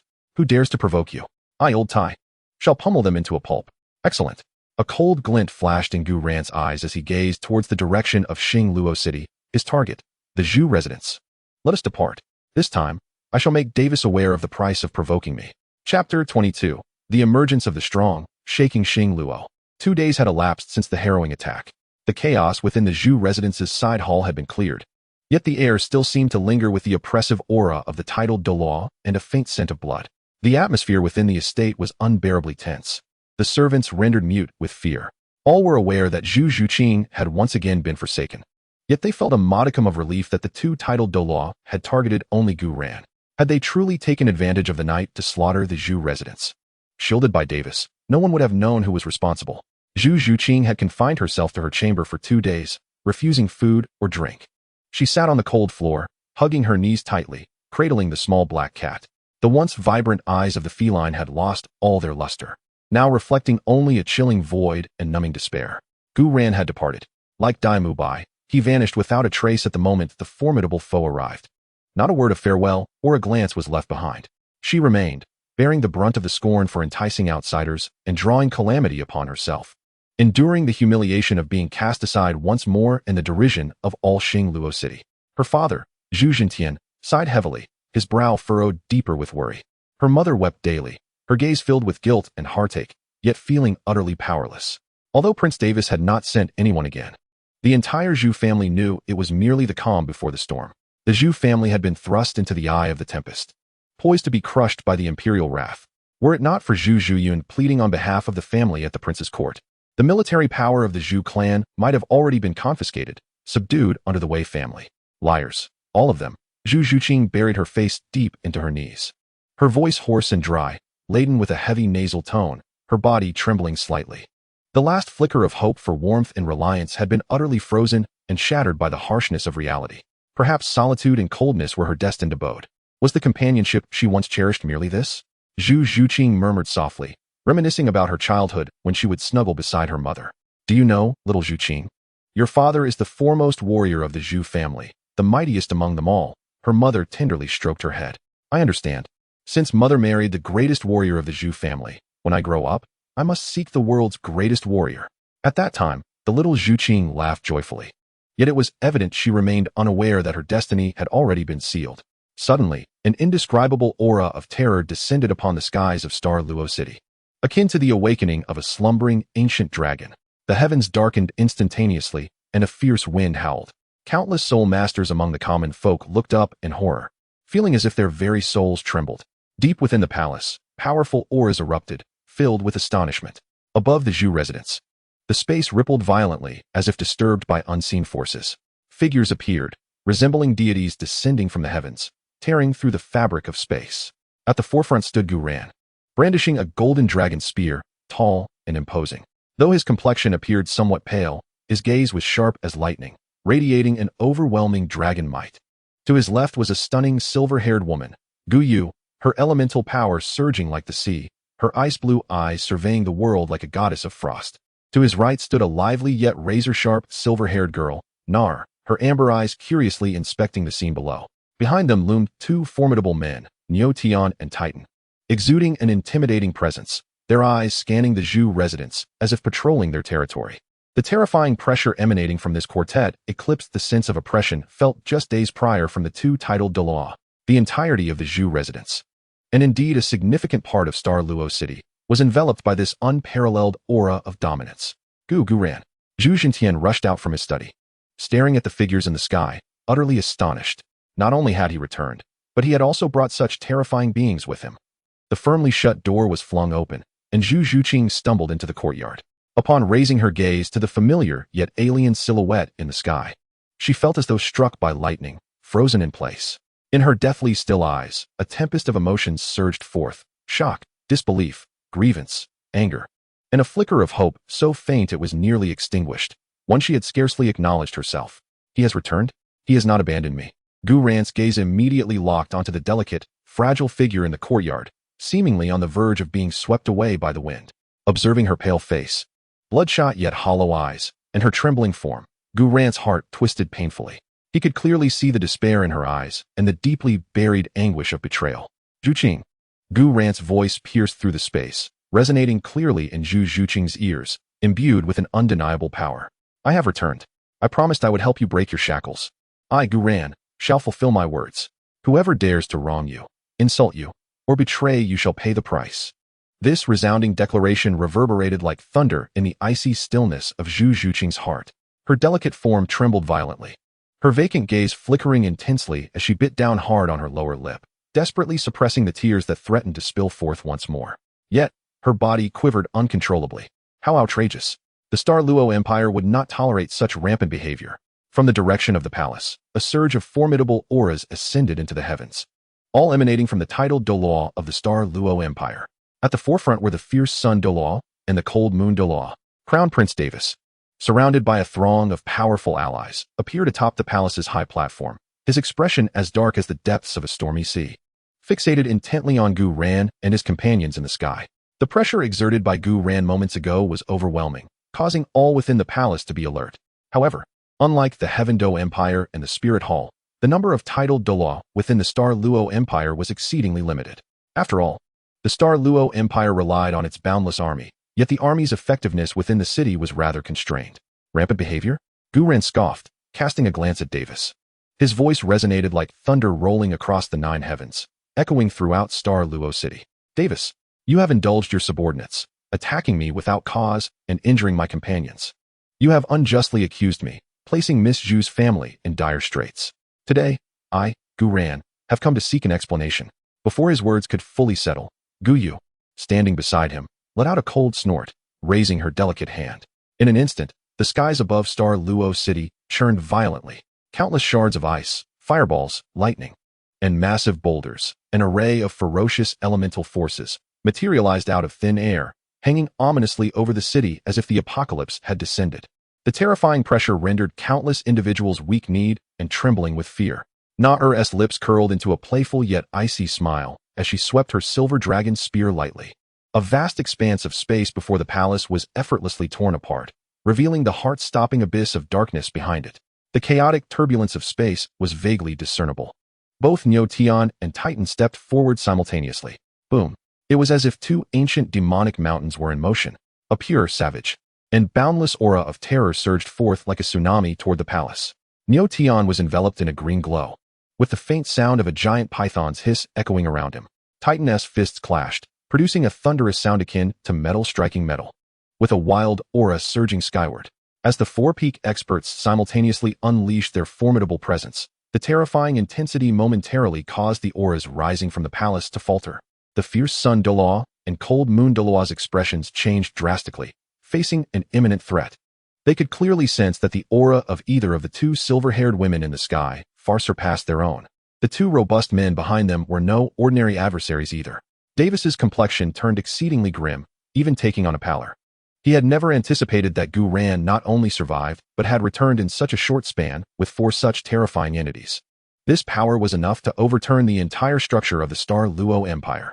Gazing at the elemental apocalypse looming overhead in the rift in space that had been torn asunder, feeling the terrifying presence of the four beings that loomed over him like primordial beasts, Davis, the iron-blooded prince, for the first time felt an icy chill and a sense of powerlessness. His once proud royal authority appeared utterly pale and laughable in the face of such absolute strength.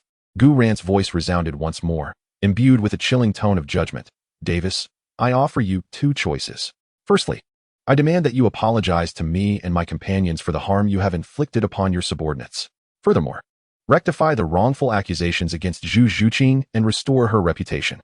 Proclaim to the world the annulment of the so-called engagement shackles imposed upon her by Dai Mubai. Secondly, I shall dismantle your Star Luo palace today, allowing you to experience the degradation of having your dignity trampled upon. Choose wisely. The entirety of Star Luo City fell into a profound silence. Countless gazes fixated on Davis, standing atop the palace's high platform. His fists clenched tightly, cracking audibly as his nails dug deeply into his palms. His countenance was ashen, his eyes a tempest of turmoil. As the imperial prince and future sovereign, bowing publicly to apologize and abolishing the royal marriage decree was an unspeakable humiliation. Yet, refusing to yield, gazing at the terrifying force above capable of annihilating the imperial city, he harbored no doubts about the opposing party's resolve.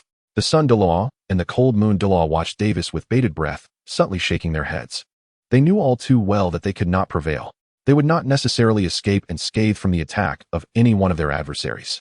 Time seemed to suspend itself, each second stretching infinitely. At last, Davis appeared to be drained of all strength, his tightly clenched fists slowly relaxing. Drawing a deep breath, he forcibly suppressed all feelings of humiliation and resentment, his voice hoarse yet clear, resonating throughout the quietude of Star Luo City. This matter was indeed my wrongdoing. I was misled by the slander of Tang San and Yu Shaojiang, leading my subordinates to offend you and your companions, and causing Miss Zhu Zhuqing to suffer unjustly. I, Davis, hereby apologize to you and your companions. I extend my apologies to Miss Zhu Zhuqing. Having uttered those words, as if expending the last of his energy, he continued. As for the engagement, Dai Mubai has forsaken his vows and abandoned Miss Zhu Zhuqing. He is no longer worthy of being the Star Luo prince.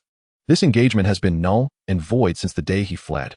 Today, in the name of the crown prince of the Star Luo Empire, I declare this engagement nullified. Miss Zhu Zhuqing is henceforth free from marriage, with no further ties to the Star Luo royal family. The entirety of Star Luo City erupted into an uproar. The crown prince had truly bowed in apology. The age-old royal marriage decree had, against all odds, been abolished due to the actions of an outsider and his companions. Within the courtyard of the Zhu residence, Zhu Jintian and his mother stood in stunned disbelief, soon overwhelmed by elation. Zhu Zhuqing felt as if struck by a second thunderbolt, her delicate frame trembling as she abruptly gazed skyward at Gu Yuena. Within her cold, desolate eyes, the icy despair that had been forcibly sealed away finally shattered with a resounding crash. Tears streamed forth like a torrent unleashed from a dam, but this time, they were not tears of despair. They were tears of joy, born from survival, vindication, and the breaking of shackles. He not only returned, but also accomplished what seemed impossible. He truly shattered this cursed fate for me. Gu Yuena beheld the girl below, tear-streaked yet rejuvenated, and a smile of profound relief graced his face. He sheathed his golden dragon spear and, facing Davis, left behind a measured remark. Well done. Remember your words today. Zhu Zhuqing, I, Gu Yuena, shall protect you. Should the Star Luo royal family dare to trouble her because of today's events, they shall bear the consequences. Furthermore, this matter originated from Tang San, and I can choose to overlook past grievances. Having spoken, He disregarded the ever-changing expression of Davis and cast a gentle gaze upon the slender figure in the courtyard, who was weeping inconsolably. Zhu Qing. Gu Ran's voice was unprecedentedly tender. The shackles had shattered, and destiny had been unraveled. You are free now. Would you be willing to leave with me?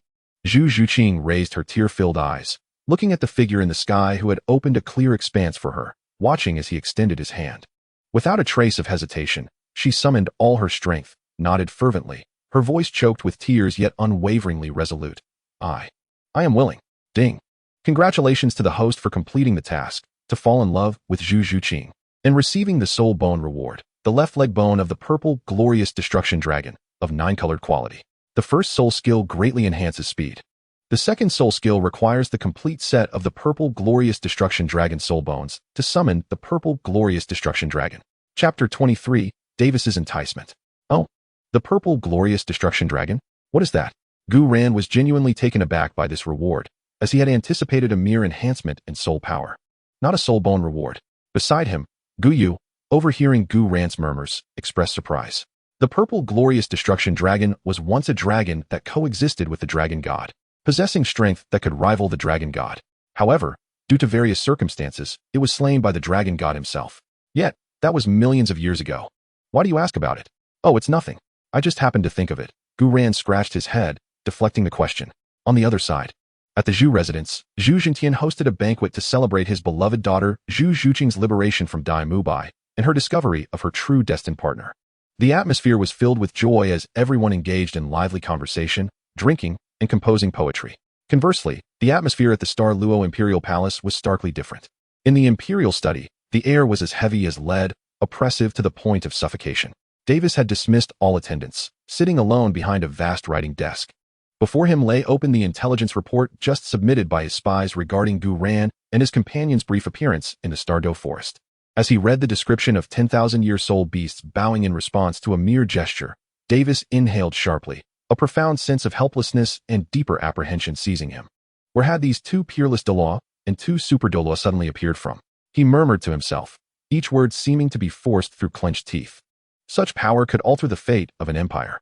Evidently, among the entire Douluo Continent, only Bibi Dong and Qian Daolu were recognized as peerless Douluo. Why? Why were there others? Were peerless Douluo truly so easily found? Davis could no longer contain himself. He could not comprehend why such formidable beings would align themselves with Gu Ran. Gu Ran's declaration echoed in his ears like a curse. This implied that Zhu Qing, who had once been regarded as a discarded pawn, had now become an exceedingly fragile connection between that terrifying youth and the Star Luo Empire. This connection could snap at any moment with the slightest disturbance, leading to catastrophic consequences. He must stabilize the situation. Davis slammed his fist onto the writing desk, leaving a distinct imprint on the expensive rosewood surface.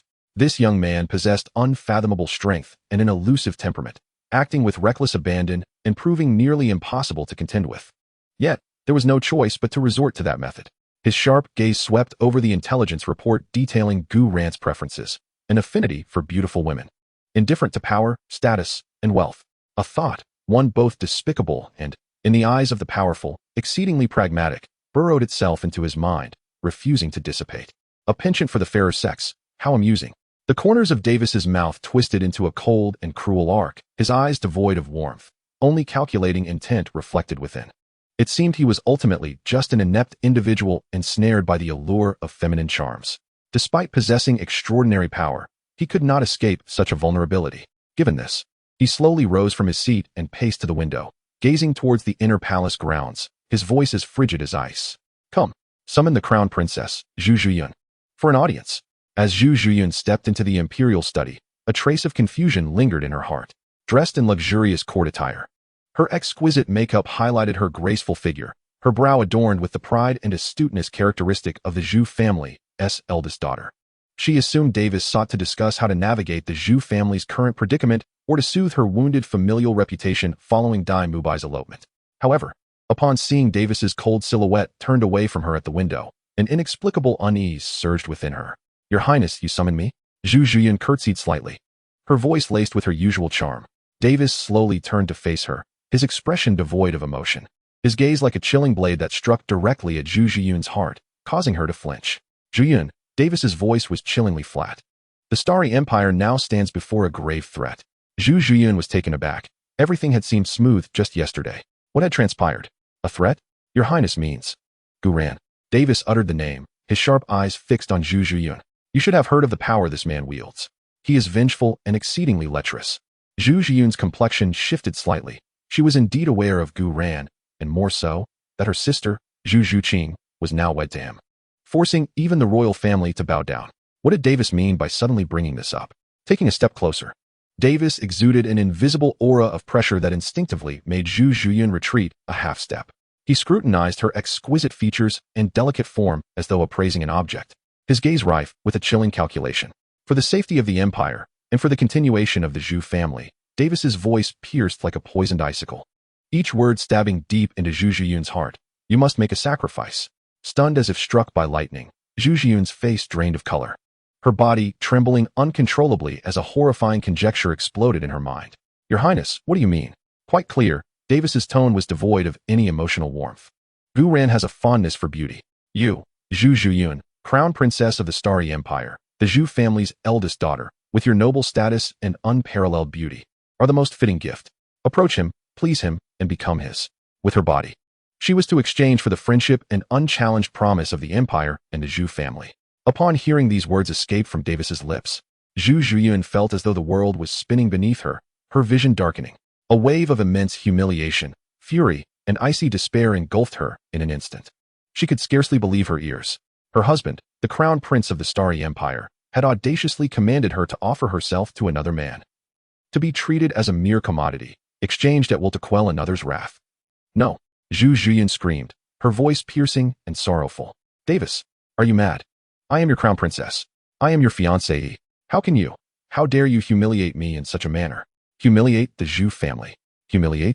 Davis scoffed, his eyes devoid of any remorse, reflecting only the cold, hard reality. In comparison to the survival of the empire and the future of the Zhu family, what does your personal honor or disgrace amount to? That girl, Zhu Zhuqing, has already caught Gu Ran's eye. Are you, as the elder sister, to be deemed inferior to her? He advanced a step closer, his formidable spiritual pressure bearing down on Zhu Zhiyun like a mountain, nearly suffocating her. Remember your identity. Remember the plight of the Zhu family. This is a command. It is also your final value as the crown princess and as a daughter of the Zhu family. Should you refuse, Davis's voice cut through the air like a chilling wind from the depths of hell. The Zhu family would no longer have any reason to exist, and you shall not see the sun rise again. This ultimatum, as frigid as iron shackles, irrevocably bound Zhu Zhiyun's every instinct to resist and her dignity. She collapsed to the ground, her opulent gown spreading around her like wilted petals. Silent tears surged forth, washing away her exquisite makeup, leaving behind traces of disarray. She gazed upon the man she had once adored and plotted for, only to find him now utterly foreign and repugnant. It became painfully clear that, in the face of power and threats, she was merely a pawn, ready to be sacrificed at any moment. Zhu Zhiyun's heart turned to ash. She was oblivious to how she returned to her chamber that night or how she fell asleep. In the mire of the Starry Empire, shrouded year-round in a grayish-green miasma, the light was dim, and lurking within the quagmire were countless perilous poisonous insects and ferocious soul beasts. The air was thick with the nauseating blend of decaying vegetation and toxic fumes. Upon a relatively dry black rock, a figure sat cross-legged. It was Tang San. The dark malevolence swirling around him was several times more potent than during his time in Nodding City, akin to viscous ink churning. The inky tendrils were as thick as a child's arm, adorned with sharp barbs glimmering with a ghostly blue light, and their surfaces were cloaked in an eerie pattern of purple-black filaments, exuding a disquieting aura of devouring and decay. Beneath him lay not a singular white soul ring, but a profound purple soul ring pulsating rhythmically, its edges entwined with wisps of dark energy. With the aid of Yu Shaojiang, Tang San had acquired 3,000-year soul rings, the other two having long since been affixed to the Haotian hammer. His countenance, under the influence of the malevolent energy, grew increasingly sinister. The whites of his eyes were nearly consumed by the dark markings, and deep within his pupils lay an unrelenting resentment and madness. The skin exuded an unhealthy shade of ashen blue, with a nervous, sinister smile often lingering at the corners of the mouth. Power. This is the essence of strength, Tang San murmured, his voice raspy like the friction of sandpaper. He spread his palm, and tendrils of dark green, intensely corrosive soul power danced at his fingertips. The blue-silver evil power, indeed, is profound. With the soul ring of the soul-eating spider, my devouring ability has enhanced tremendously. Gu Ran, Now can you still defeat me? However, I fear Gu Ran has already succumbed to that, Davis. He suddenly cast his gaze towards a struggling century-old iron-armored crocodile in the mire not far away. A flash of bloodlust igniting in his eyes, second soul skill, parasitism. Numerous robust blue-silver thorns shot forth like venomous serpents, instantly ensnaring the iron-armored crocodile. The sharp barbs effortlessly pierced its tough scales, revealing a pulsing pattern of purple-black. The iron-armored crocodile emitted a heart-wrenching wail as its body visibly shriveled, its essence and soul power voraciously consumed by the blue-silver thorns. In mere moments, a century-old soul beast had been reduced to a desiccated corpse. The energy absorbed surged into Tang San's body, causing him to squint in pleasurable delight, a sickly satisfaction gracing his features. He could sense his soul power solidifying further. Not enough, far from sufficient. The madness in Tang San's eyes intensified. To defeat Gu Ran, I require more. Greater power. More nourishment. He licked his parched lips, his greedy gaze sweeping over the silent swamp, as if searching for his next prey. Not far away, Yu Xiaojing peered through a gap in a rudimentary tent. Observing this scene with a complex gleam in his eyes, there was astonishment at the formidable effect of the evil power, gratification at Tang San's soaring strength, yet deeper still lay a subtle tinge of apprehension. He could sense that Tang San was gradually being consumed by that malevolent force, becoming less and less human.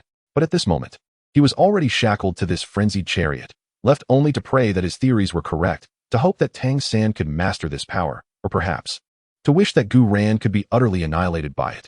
Chapter 24. The Apology Banquet. Davis presents Zhu Zhuyun.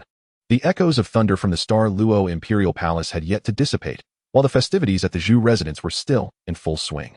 A formal invitation, embedded with the emblem of the Star Luo royal family, was respectfully delivered to Gu Ran at the Zhu residence by Davis's trusted attendant, Lord Gu Ran. The attendant knelt on one knee in a posture of utmost humility, holding the invitation aloft. His Highness, deeply remorseful for the misunderstandings of the previous day, has commanded me to present this invitation to host a modest banquet at the prince's residence tomorrow evening. This serves as both a sincere apology and an expression of admiration for your esteemed self, with the hope of forging a connection.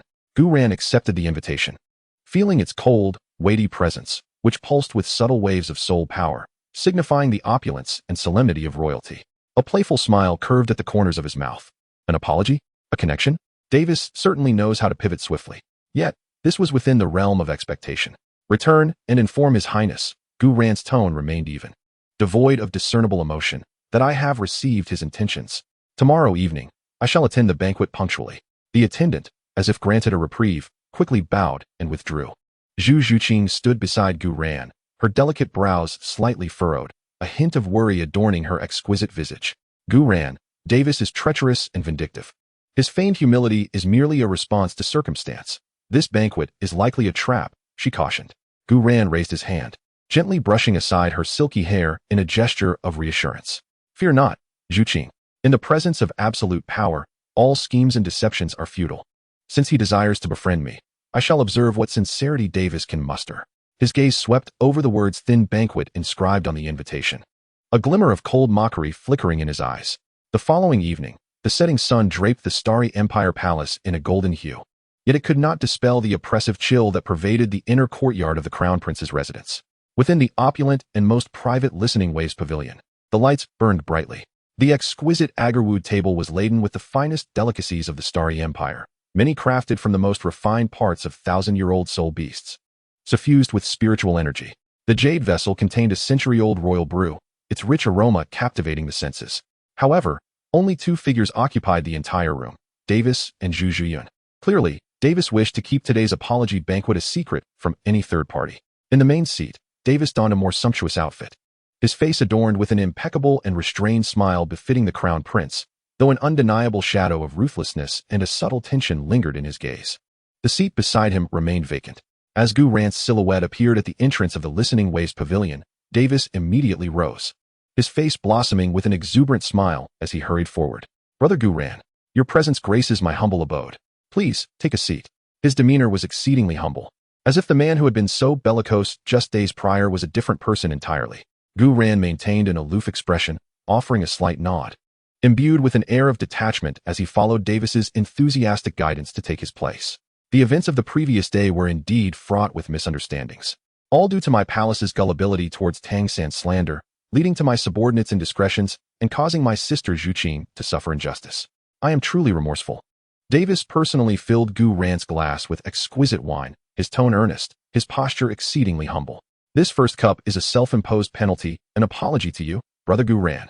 With that, he raised the cup and drank deeply, his movements grandiose, as if genuinely pained. Gu Ran lifted his glass, lightly tracing the uneven texture, hesitating to drink. Merely observing Davis's performance with a calm demeanor. Your Highness speaks too weightily. Now that the misunderstandings have been clarified, there is no need to revisit the past. His voice was serene and untroubled, devoid of emotion. Davis felt a chill run through him, aware that Gu Ran had not truly set aside his grievances. He lowered his glass, his smile growing more fervent as he clapped his hands. Excellent. Brother Gu Ran, your magnanimity is commendable. To demonstrate my sincerity, I have prepared a modest wine and invited an old acquaintance to pour wine and enliven the atmosphere. As Davis's applause echoed, the beaded curtain at the side of the Listening Waves pavilion was silently drawn aside. A slender, graceful figure slowly stepped into the hall. A figure entered, adorned in a gown of almost translucent gauze, the delicate fabric accentuating the alluring curves of her silhouette. Her alabaster skin shimmered under the soft glow of the lights, exuding a breathtaking allure. Her hair was intricately styled into an opulent palace bun, adorned with priceless jewels, while her exquisite makeup belied a trace of undeniable weariness and profound humiliation. She was none other than the crown princess, Gu Yuena, with her gaze cast downward. Her long lashes fluttered like butterfly wings, striving to maintain an exterior calm. Yet the taut line of her lips and the pallor of her knuckles betrayed the tempest within her soul. She dared not meet Gu Ran's eyes, nor could she bear to look at Davis. Her gaze remained fixated on the polished golden silk wood floor beneath her, as if she wished to bore a hole through it. Zhuyun, Davis's voice carried an undeniable authority, though a disingenuous smile adorned his face, rendering him exceedingly hypocritical. What are you dawdling for? This is the esteemed Gu Ran, whom I frequently speak of to you, the dragon among men. Hurry now, serve him wine. A barely perceptible tremor coursed through Gu Yuena's body. Taking a deep breath, summoning every ounce of strength, she reluctantly stepped forward, moving stiffly like a marionette, to stand beside Gu Ran. A subtle yet despair-laden fragrance wafted towards Gu Ran, a scent both refreshing and melancholic. She extended her well-groomed, albeit slightly trembling, jade-like hands to grasp the wine jug that had warmed in the jade stove. The chill of the jug caused her fingers to retract momentarily, but she dared not pause. Carefully pouring the crystalline liquid, rich with an intoxicating aroma, into the luminous cup before Gu Ran. Throughout this ordeal, her hands quaked violently, the liquid nearly spilling. She bit down hard on the inside of her lower lip, managing to stifle her distress. Davis watched with a smile, yet his eyes held a glacial calculation. Upon seeing Zhu Zhuyan fill the cup, he raised his own with a grin. Gu Ran, my brother, please. Partake of this dragoness spittle, a secret reserve of the Xinglua royal family, a rarity beyond the reach of ordinary folk. The wine poured by Zhuyan must possess a unique flavor as well.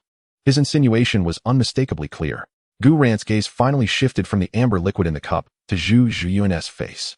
His eyes were profound and tranquil, devoid of both admiration and disdain, merely scrutinizing her as one would an object of appraisal. This scrutiny left Zhu Zhuyan feeling as though she were perched on a bed of nails, the humiliation coiling around her heart like a venomous vine, tightening to the point of suffocation. She felt exposed, stripped of her dignity, as all semblance of respect shattered beneath his calm gaze. A single, scalding tear escaped the corner of her eye, cascading down onto her tightly clasped hand that held the wine jug, instantly turning cold. Noticing this, Davis's brow barely furrowed. His foot discreetly nudged Zhu Zhuyan's calf under the table, a silent yet pointed warning. Startled, she jerked her head up to meet Davis's gaze, her eyes brimming with fear and pleading. Yet, under the icy scrutiny of his unfeeling eyes, all her courage dissipated in an instant. She forced herself to conjure a smile that was more grotesque than tears, her voice tinged with an almost imperceptible quaver, addressing Gu Ran. My lord, please, have some wine. Just as Zhu Zhiyun's heart plummeted into the abyss, bracing for a deeper humiliation, Gu Ran moved. He did not reach for the wine cup. Instead, he slowly extended his hand, not to take the cup, nor to toy with Zhu Zhiyun, but to gently yet firmly grasp her wrist, still tightly clutching the wine jug. Zhu Zhiyun recoiled as if electrified, yet Gu Ran held her steady. Your Highness, Gu Ran's voice finally pierced the stifling silence of the hall. His gaze shifted from Zhu Zhiyun's face, etched with despair and humiliation, back to Davis, his lips curling into a serene smile, yet his eyes suddenly sharpened like a blade, as if they could penetrate all veils of hypocrisy. I see your sincerity. Gu Ran's tone softened, alleviating Davis's taut nerves, but he continued, "Yet, your highness, can you truly bear it?" Davis promptly interjected, "Of course, I can bear it. Surely, Brother Gu Ran must be weary as well. Let us conclude tonight's banquet here. I shall have Zhu Yun escort you to the place I have arranged, one where no one else will discover." Davis shoved Zhu Yun forward, and upon seeing Gu Ran's hand resting on her shoulder, he sighed with relief. "If His Highness has any needs, my strong companions are at your command. I shall take my leave." Hearing Gu Ran's tone diminish, even agreeing to shield the Xingla Empire, Davis felt elated. How splendid Gu Ran was. Gu Ran's hand rested on Zhu Zhiyun's shoulder. That seemingly casual gesture bore an undeniable weight. Zhu Zhiyun's body stiffened, a chill racing up her spine. She could distinctly feel the warmth of his palm through the thin fabric, yet it brought no comfort. Only a deep-seated coldness and humiliation. "Thank you for your generous gift, Your Highness." This phrase resonated like celestial music, utterly dispelling the last flicker of doubt and unease within Davis. His smile instantly blossomed into a radiant glow, infused with a sense of triumph, as he nodded repeatedly. "Brother Gu Ran is too courteous. We are brothers, after all. Why draw distinctions? Zhu Yun, attend to him well. Ensure that Brother Gu Ran enjoys himself." His final glance at Zhu Zhiyun brimmed with warning and command, devoid of any remnants of their former marital affection. Chapter 25. Zhu Zhiyun's Compromise and Downfall. Zhu Zhiyun's heart sank into the deepest depths of an icy sea. She closed her eyes, her thick lashes trembling violently, forcing herself to swallow the almost erupting wail and wave of nausea. She felt like a delicate puppet, devoid of soul, guided by Gu Ran's hand, rigidly stepping away from the opulent, yet bone-chilling Tingtao Pavilion. The night had deepened. Within the confines of the prince's estate, the winding paths were dimly lit, illuminated only by sporadic streetlights casting a soft, yellow glow. Gu Ran did not head towards the opulent chambers that Davis had arranged. He turned on his heel, guiding Zhu Zhiyun towards a secluded corner of the estate, an independent courtyard seemingly designated for the reception of ordinary esteemed guests. The courtyard was serene and elegant, yet it paled in comparison to the residence of the crown princess and the Tingtao Pavilion, appearing markedly more modest. Gu Ran pushed open the door to one of the side rooms, and a faint, dusty atmosphere enveloped him. The room was sparsely furnished, containing merely a bed, a table, and a chair, illuminated by a solitary lamp. As the door closed behind him, it severed the connection to the outside world. Silence swiftly engulfed the small space, leaving only the faint sounds of their breathing and Zhu Zhiyun's involuntary, delicate tremors. Gu Ran released his hand from her shoulder. Startled as if struck by an arrow, Zhu Zhiyun recoiled, her back colliding heavily against the cold door, producing a muffled thud. She gazed up in terror, hopelessly looking at the man who held her fate in his hands. What awaited her? Brutal possession? Callous humiliation? The mere thought was unbearable, and she bit down hard on her lip until the metallic taste of blood filled her mouth, her body taut like a bowstring, bracing for the inevitable storm that would utterly annihilate her. However, the anticipated brutality did not manifest. Gu Ran merely stood a few paces before her. The feigned frivolity and cynicism that had once marked his expression vanished without a trace. The dim light accentuated his profound features, and his eyes resembled a tranquil, icy pool, seemingly capable of piercing through the most concealed corners of the human heart. He regarded Zhu Zhiyun with a gaze devoid of desire or disdain, only an all-seeing understanding. "Are you frightened?" Gu Ran's voice emerged, deep and steady, starkly contrasting with the deliberate tone he had adopted earlier in the Tingtao Pavilion. Zhu Zhiyun stared at him in astonishment, her mind a blank slate, utterly baffled by the current circumstances.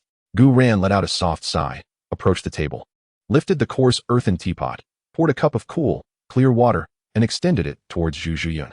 "Have a sip of water to calm your nerves." This gesture, this tone, far exceeded Zhu Zhiyun's comprehension. Instinctively, she shook her head, her body still tense, eyeing the cup of water warily, as if it contained poison. Gu Ran did not press the matter further. He placed the cup on the table and sat down on the only chair, adopting a relaxed posture as though this were his own domain. "Zhu Zhiyun," Gu Ran addressed her directly, his voice clear and composed. "Your Highness, the Crown Princess." This title caused Zhu Zhiyun to shudder once more, tears of humiliation instantly welling in her eyes. "Davis regards you as a gift to placate his anger, a bargaining chip to be exchanged for gain." Gu Ran's tone remained calm, yet it cut like a cold scalpel, incisively exposing the veneer of Davis's pretentious warmth and power play, as well as Zhu Zhiyun's grim reality. He believed I had acquiesced, thus he exhaled in relief, even feeling he had gained an advantage. He paused, his gaze piercing as he fixed it upon Zhu Zhiyun. "And you? Do you likewise consider yourself merely an object, a commodity to be passed around at will?" This statement struck Zhu Zhiyun's heart like a heavy hammer. She suddenly lifted her head, tears cascading uncontrollably. The long-suppressed feelings of humiliation, anger, despair, and resentment surged forth like a flood, obliterating the fragile calm she had barely maintained. "No, I am not," her voice shattered, laced with a heavy sob, as her body slid down against the door, curling into a ball, her shoulders trembling violently. "I am not an object. I do not want this. I hate him. I hate him." Her words tumbled out incoherently, the long-repressed resentment and grievance erupting in that moment. Gu Ran did not attempt to stop her from crying. He simply watched silently. He understood that her anguished weeping was the struggle of her trampled dignity and the thawing of her frozen soul. After a long while, Zhu Zhiyun's cries gradually subsided into muffled sobs. She lifted her head, her tear-filled eyes gazing at Gu Ran, who sat in a chair, exuding a calmness akin to a towering mountain, filled with confusion and a flicker of faint hope that she herself had not even realized. "What do you want from me?" Her voice was hoarse, tinged with suspicion, yet no longer solely rooted in fear. "I desire nothing." Gu Ran rose to his feet and approached her, looking down upon her. His silhouette, illuminated by the light, appeared imposing, yet he no longer instilled a sense of oppression. "I merely wish to convey to you." His voice was deep and resonant, imbued with an unusual penetrating force, that your worth has never resided in your body, nor in the identity of being someone's consort. He crouched down, meeting Zhu Zhiyun's gaze at eye level. In his profound eyes, there was no desire, only a pure, powerful light. "You are Zhu Zhiyun, the legitimate daughter of the Zhu family. Your pride, your intellect, your capabilities, these are your true attributes, not the identity you derive from others." He extended his hand, this time not to rest upon her shoulder or clasp her wrist, but to open his palm towards her. "What is it like to be treated as a pawn? As a mere gift?" Zhu Zhiyun looked at the clean, elongated hand, radiating strength, and then into Gu Ran's eyes, which seemed to hold the vastness of the cosmos. An unprecedented warmth surged into her eyes, drowning out the previous coldness and despair. A tumult of emotions intertwined, grievance, resentment, and the poignant ache of being understood. "Do you hate?" Gu Ran's voice was like an incantation, imbued with a captivating power. "Do you resent Davis for treating you as a disposable tool? Do you despise the injustice of fate?" "Hate," Zhu Zhiyun murmured instinctively. In truth, Gu Ran's voice was resolute, carrying an undeniable strength. "Your sister, Zhu Zhuqing, shares this sentiment. She has been humiliated due to Dai Mubai's cowardice, and now you can empathize with her plight." Zhu Zhiyun gazed into Gu Ran's eyes, filled with pure, unwavering confidence. A strange power seemed to blossom from the depths of her cold, despairing heart. One cannot counsel others to be virtuous without experiencing their suffering, she realized.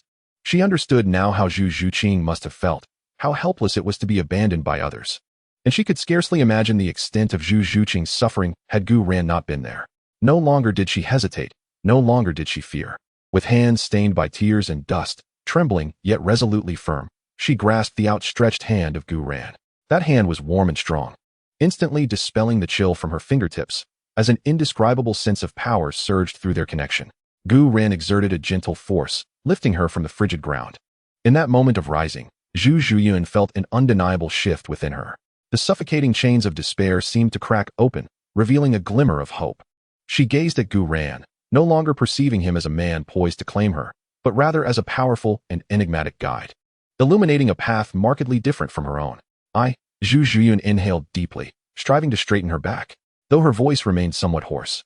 It resonated with a newfound resolve akin to a butterfly emerging from its chrysalis. Her tear-streaked hand remained steadfastly held by Gu Ran, as warmth surged from her fingertips to her icy heart. With a slight pressure, he compelled her to rise, her legs still somewhat unsteady, as her back peeled away from the chilling door. Within the confines of the cramped chamber, the glow of a solitary lamp cast their entwined shadows upon the wall. Dancing together, Gu Ran's gaze was tranquil like water, yet imbued with an undeniable strength that pierced through her meticulously crafted, yet now disheveled appearance, as if seeking to delve into the desolate ruins of her very soul. "I am not a commodity," she finally reclaimed her voice, imbued with a desperate, almost mournful defiance, as tears surged forth anew. "I am Zhu Zhiyun, the daughter of the Zhu family. I am not a mere plaything to be tossed about at his whim." Her proclamation erupted from her, laden with years of suppressed indignation and resentment, causing her body to tremble with fervor. "Very well." Gu Ran's voice resonated like a stone cast into still waters, evoking ripples. "Remember this feeling. Remember who you are." His gaze swept over her exquisite yet gossamer attire, meticulously chosen by Davis. As Zhu Zhiyun followed his gaze downward, A tide of humiliation washed over her, her cheeks ablaze. Instinctively, she raised her hand to tighten her garment, only to have Gu Yuena gently restrain her wrist. His fingers, long and strong, bore a searing warmth as they rested upon her cool skin. Gu Yuena froze, suddenly meeting the depths of his inscrutable eyes. Within them, she found neither the greed nor the familiarity she had anticipated, but rather a calmness that felt almost judicial, accompanied by a profound flame she could not comprehend.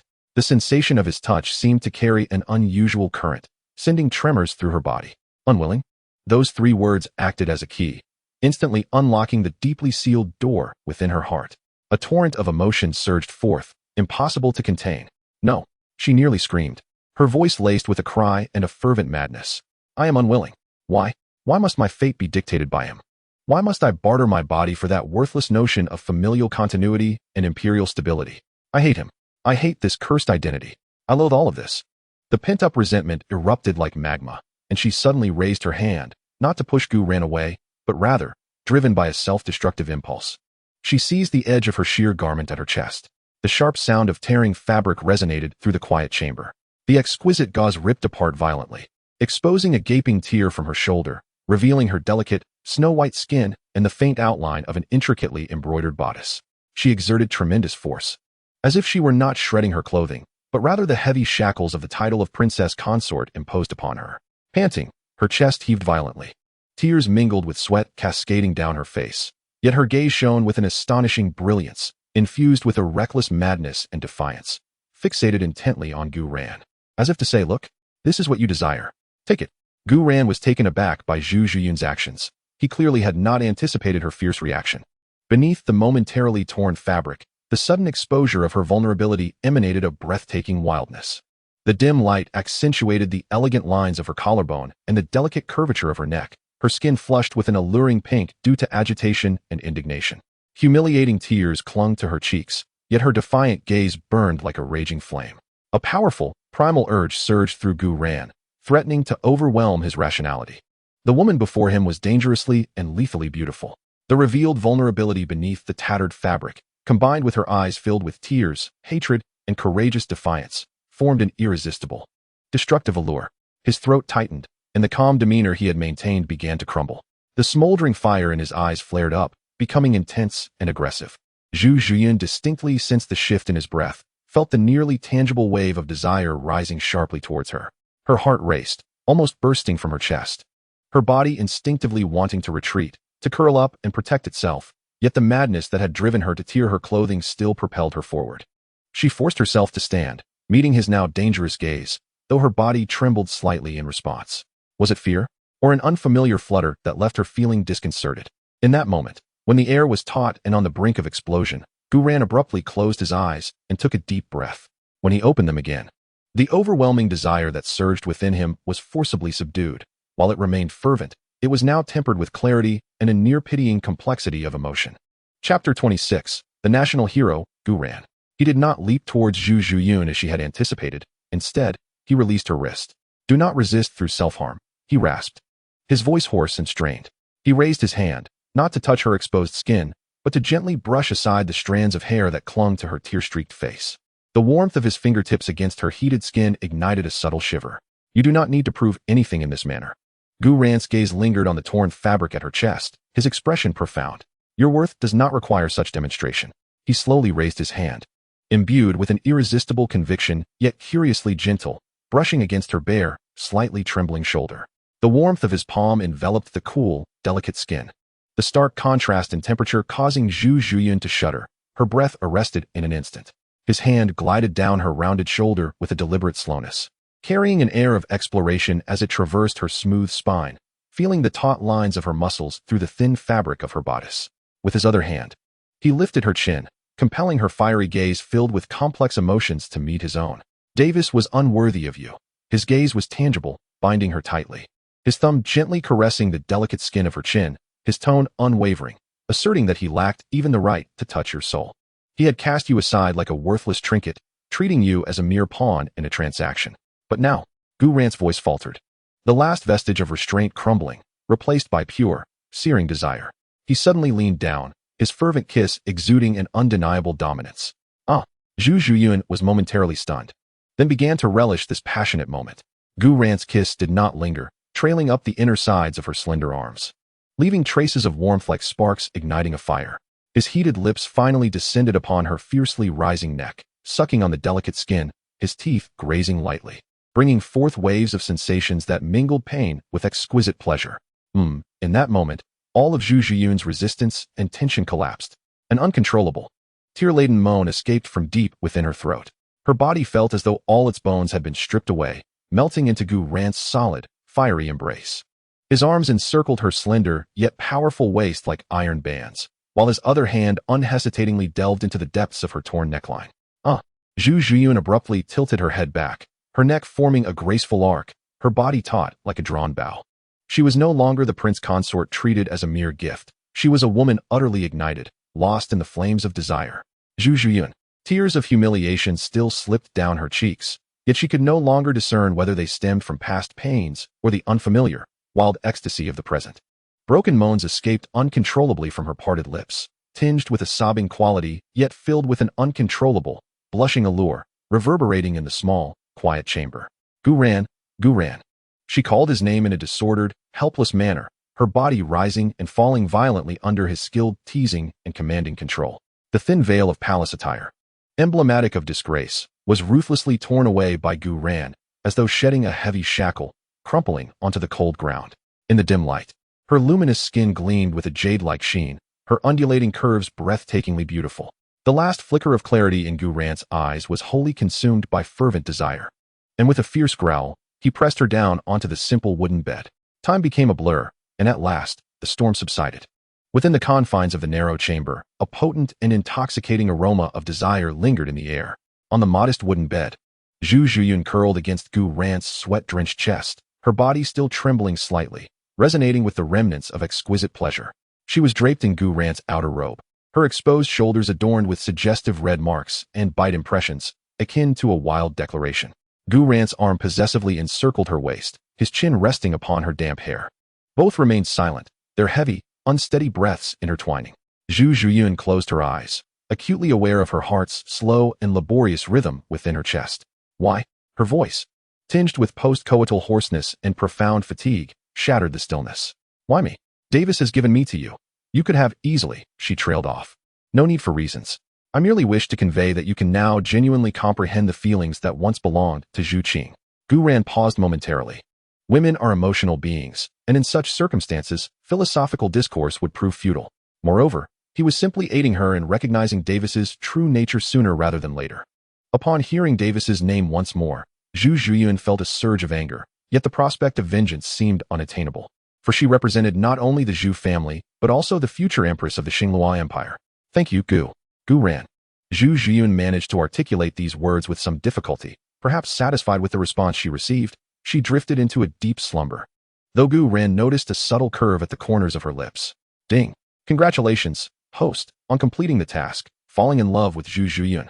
Earning material reward. Space Transfer Orb X1.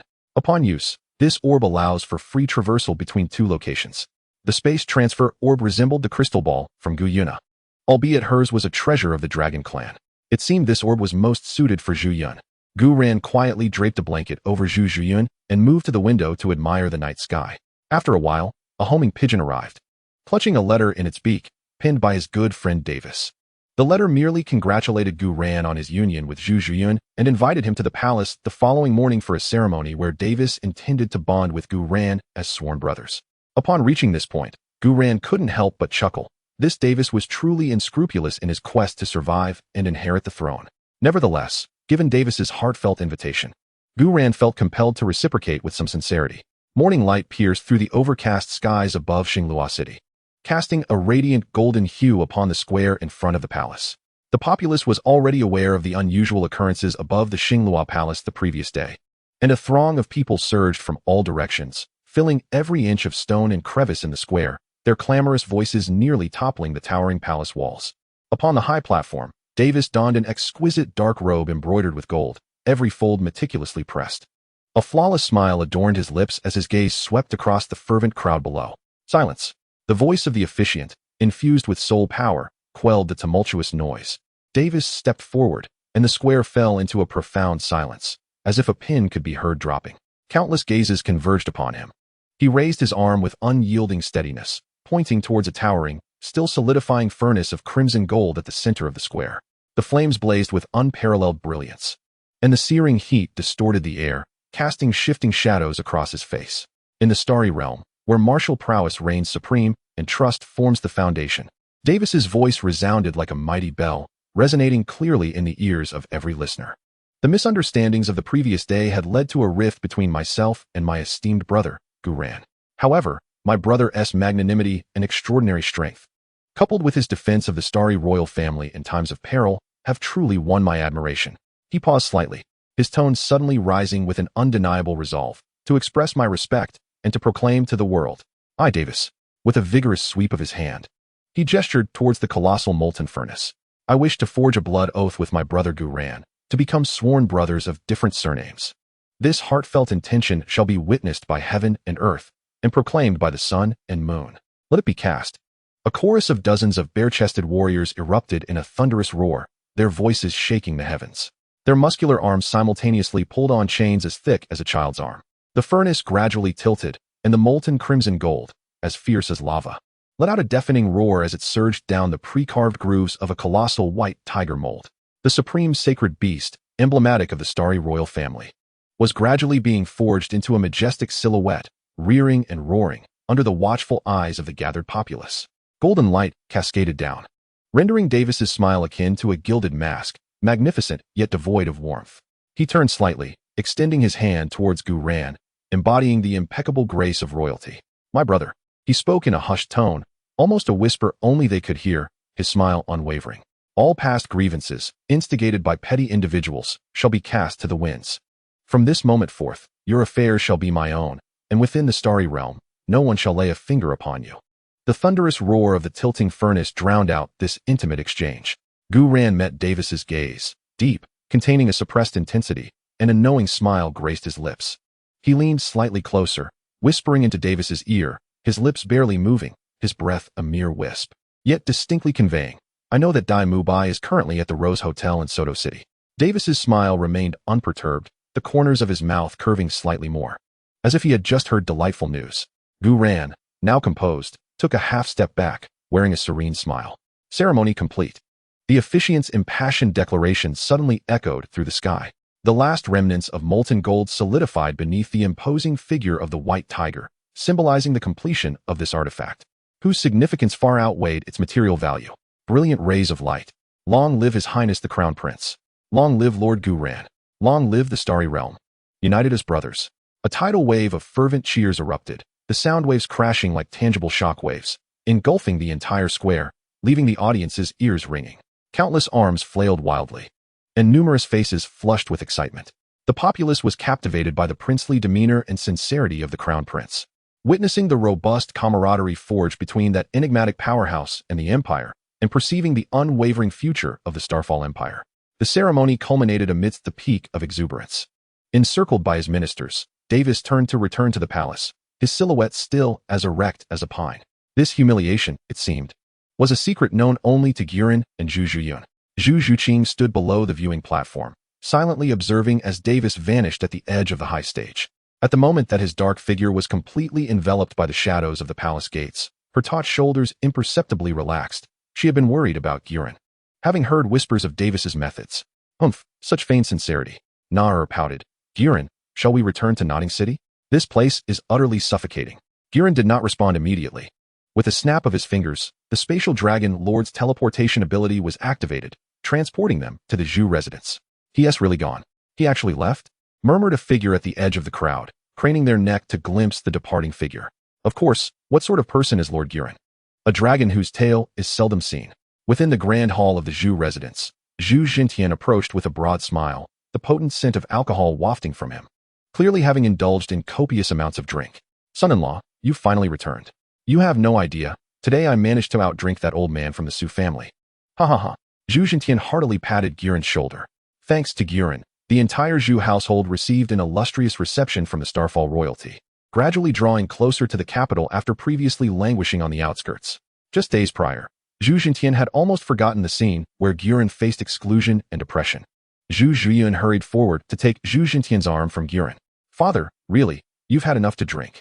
Zhu Jintian nonchalantly shrugged off Zhu Zhiyun's concern. Humph. I relish it. Just look at your sister. She found such a splendid husband. If you had known Guren earlier, wouldn't you be in Zhuqing's position now? Listening to her father's exuberance for Guren, Zhu Zhiyun's cheeks flushed with visible embarrassment as memories of the previous night resurfaced. All right, father, you're drunk. Let me help you back to your room to rest. Guren observed the scene with a tinge of awkwardness. It seemed wiser to keep such matters from Zhu Jintian. Given the conservative mindset of their elders, should they discover Zhu Zhiyun's clandestine romance, it would surely be mortifying. By the way, Guren, Zhu Zhiyan called out. Turning back to him, why not forego returning to Notting Academy? The educational conditions there are subpar. It would be better for you to remain at our Starfall Royal Soul Master Academy. No need. I appreciate your kindness, Guren replied, shaking his head. If I stayed in the Starfall Empire, I would miss little Shrek and Yu Xiaojiang terribly, and that simply won't do. If Guren had to choose one person he would miss above all others, it would undoubtedly be Tang San. Then how about this? I will write a recommendation letter to the Tiando royal family in my capacity as a member of the Starfall royalty, urging them to elevate the educational standards of Notting Academy. In that case, Zhuqing can join you there for her studies. That settles it. Farewell. After Zhu Zhiyun made a gesture of a flying kiss, she hurriedly departed. Chapter 27. Yu Xiaojiang. Thanks to me, Notting Academy thrives. For the entire summer, Gu Ran and his companions resided within the Star Luo Empire, where they were well attended to. Of course, the one who toiled the hardest was likely Gu Ran, who worked diligently every night without a hint of complaint. Before departing, Gu Ran left the spatial transmission orb with Zhu Zhiyun, which took her by surprise, mingled with a hint of excitement. During this time, she had been shaped into Gu Ran's image, though her true identity could not yet be revealed. Even Zhu Zhuqing remained oblivious. The Star Luo Empire dispatched 4 gilded carriages to escort Gu Ran and his companions back to Notting City. The sound of the wheels rolling over the cobblestone road resonated heavily. Inside the carriage, Zhu Zhuqing sat quietly by the window, gazing at the scenery outside. At that moment, the final contours of the Star Luo Imperial City melted into a blurred, blood-like hue in the sunset, resembling an old scar healing. Are you already yearning for home? Gu Ran's voice suddenly broke the silence, soft yet striking, akin to a pebble cast into a tranquil pond. Zhu Zhuqing's fingers curled slightly. She did not turn back, but gently pulled down the swaying bamboo curtain. The delicate strips of bamboo shattered the last remnants of the crimson twilight, isolating her from the outside world. She felt as if her voice was as light as a sigh, lost in the rhythmic clatter of the carriage wheels. Like a bird that had escaped its cage, suddenly forgetting how to fly. Gu Ran chuckled softly, choosing not to speak further, as he brushed a stray lock of hair from Zhu Zhuqing's cheek. It's all right. The Heavendo Empire and the Star Luo Empire are close by. You can return home whenever you wish. When the carriage halted in front of the newly constructed and dazzling Notting Soul Master Academy in the eastern part of Heavendo City, Yu Xiaojiang was seen pacing before the window of his newly assigned independent office, hands clasped behind his back. The sunlight streamed through the large glass windows, illuminating his flushed face, a result of excitement. Beneath his feet lay glossy black jade tiles, and on the walls hung replicas of the sacred relics of the martial soul hall from the Royal Academy of Heavendo. The air infused with the scent of fresh paint and expensive wood. Clutched tightly in his hand was a scroll of bright yellow edict, its silken smoothness constantly reminding him of the authenticity of it all. I have heard that the teachers at Notting Academy delve deeply into the essence of martial souls. Their theories profound, benefiting future scholars. Yu Xiaojiang's parched lips moved silently, savoring each heated word of the edict. The vivid red seal of Emperor Shui Yi glistened under the light, resembling a brand seared onto his long-dormant, nearly withered ambition. A surge of fervent energy coursed through his emaciated chest. A first-rate academy, Heavendo Imperial City. At long last, the name Yu Xiaojiang had caught the attention of the highest authority in the empire. This was undeniably the highest recognition of his lifelong efforts. Those derided and seemingly futile theories. Thanks to him, Notting Academy received special favor. Otherwise, given its standards, it would have never aspired to even brush against the edges of Heavendo City. Bibi Dong. A distorted sense of satisfaction flickered in Yu Xiaojiang's murky eyes, as if he could penetrate the thick palace walls and behold the exalted pope of the martial soul hall. Back then, you deemed my martial soul worthless, my theories hollow, casting me aside like a discarded shoe. And now, even the emperor of the Heavendo Empire must rely on my knowledge. And there is Lu Erlong. I can almost envision him hurrying from the Blue Tyrant Academy upon hearing the news, his strikingly bright face displaying a familiar mixture of admiration and belated regret. Teacher, teacher. The office door was flung open with great force as Tang San rushed in, breathless, his face alight with incredulous joy. It's true. We have truly moved to the Heaven Do Imperial City, to the foremost academy of the Empire. He babbled in excitement. The shadows in his eyes significantly softened by this unexpected honor. I knew it. Following you, teacher, my future is boundless. Surely, the royal family has acknowledged your theoretical works. Yu Xiaojing cleared his throat discreetly, carefully rolling up the imperial decree. Standing with his hands clasped behind his back, he endeavored to suppress the curve of his lips, adopting a demeanor of calm wisdom. Xiaosan, I have always said, genuine gold fears not the test of fire. The path of martial soul theory may seem esoteric, yet it pertains to the very foundation of the empire. For the royal family to transcend their biases and recognize true talent is indeed a mark of enlightened governance. He strolled to the grand rosewood desk, his fingers grazing the intricately carved edges, savoring the warm, solid texture. His heart swelled with ambition. This new beginning also heralded new responsibilities. Prepare for the faculty and student assembly tomorrow. I shall re-articulate the 10 core competencies of martial souls. Tang San watched Yu Xiaojing's imposing silhouette against the sunlight, responding with fervor, his enthusiasm reignited. The Heaven Do Imperial City. A grander stage. Greater power. Gu Ran beware. Soon, I, Tang San, shall stand upon your shoulders. At the opening ceremony the following day, Gu Yu's eternally icy visage remained inscrutable. Though her cool gaze briefly swept over Yu Xiaojing on the platform, perhaps revealing a trace of imperceptible pity, it was as if she were observing a clown laboring in vain for applause. As for Gu Ran, he did not even glance at Yu Xiaojing. He slightly turned his head to whisper something to Zhu Zhuqing, who responded with a faint smile, her cold brow softening in the morning light. As if her single utterance held more allure than Yu Xiaojing's grand proclamations. Yu Xiaojing's impassioned expression instantly froze, akin to being doused with a bucket of ice water. An indescribable shame and fury surged within him, igniting a heat in his ears. He gripped the edge of the podium tightly. Again, it was them. Again, it was Gu Ran. At this crucial moment, which should solidify his unparalleled prestige, they dared to teach her? Tang San's urgent whisper jolted him back to reality. Yu Xiaojing inhaled deeply, forcing down the metallic taste of anger, threatening to erupt. He could not lose composure, especially not at this sacred moment, symbolizing the recognition of his theories by the Empire. With rigidity, he managed to twist a smile that bordered on grotesque. Addressing the bewildered and restless students below, through clenched teeth, he squeezed out his final words. I look forward to your progress. A sparse and uneven applause erupted from the audience, more murmurs and whispers punctuating the air.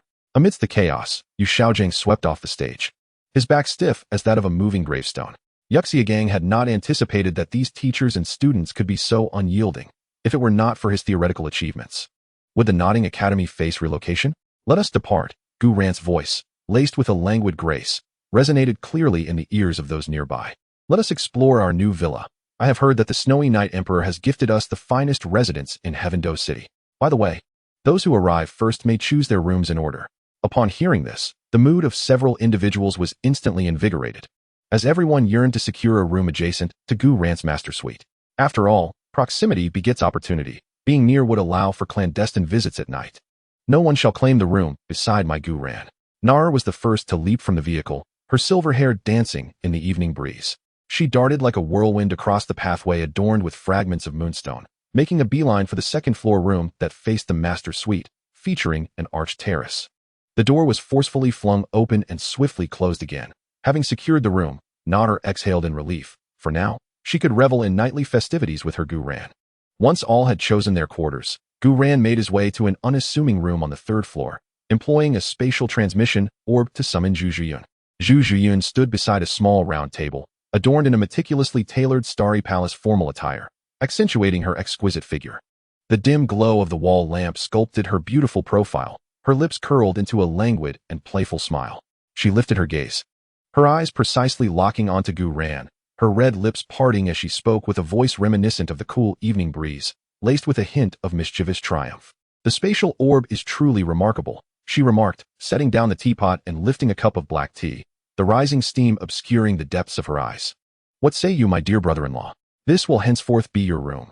I have placed the spatial orb on the bed, so you may visit whenever you wish. Gu Ran stepped forward, embracing Zhu Zhiyun, pondering what should follow next. In stark contrast, the newly polished office of the Nodding Academy's principal presented a different scene.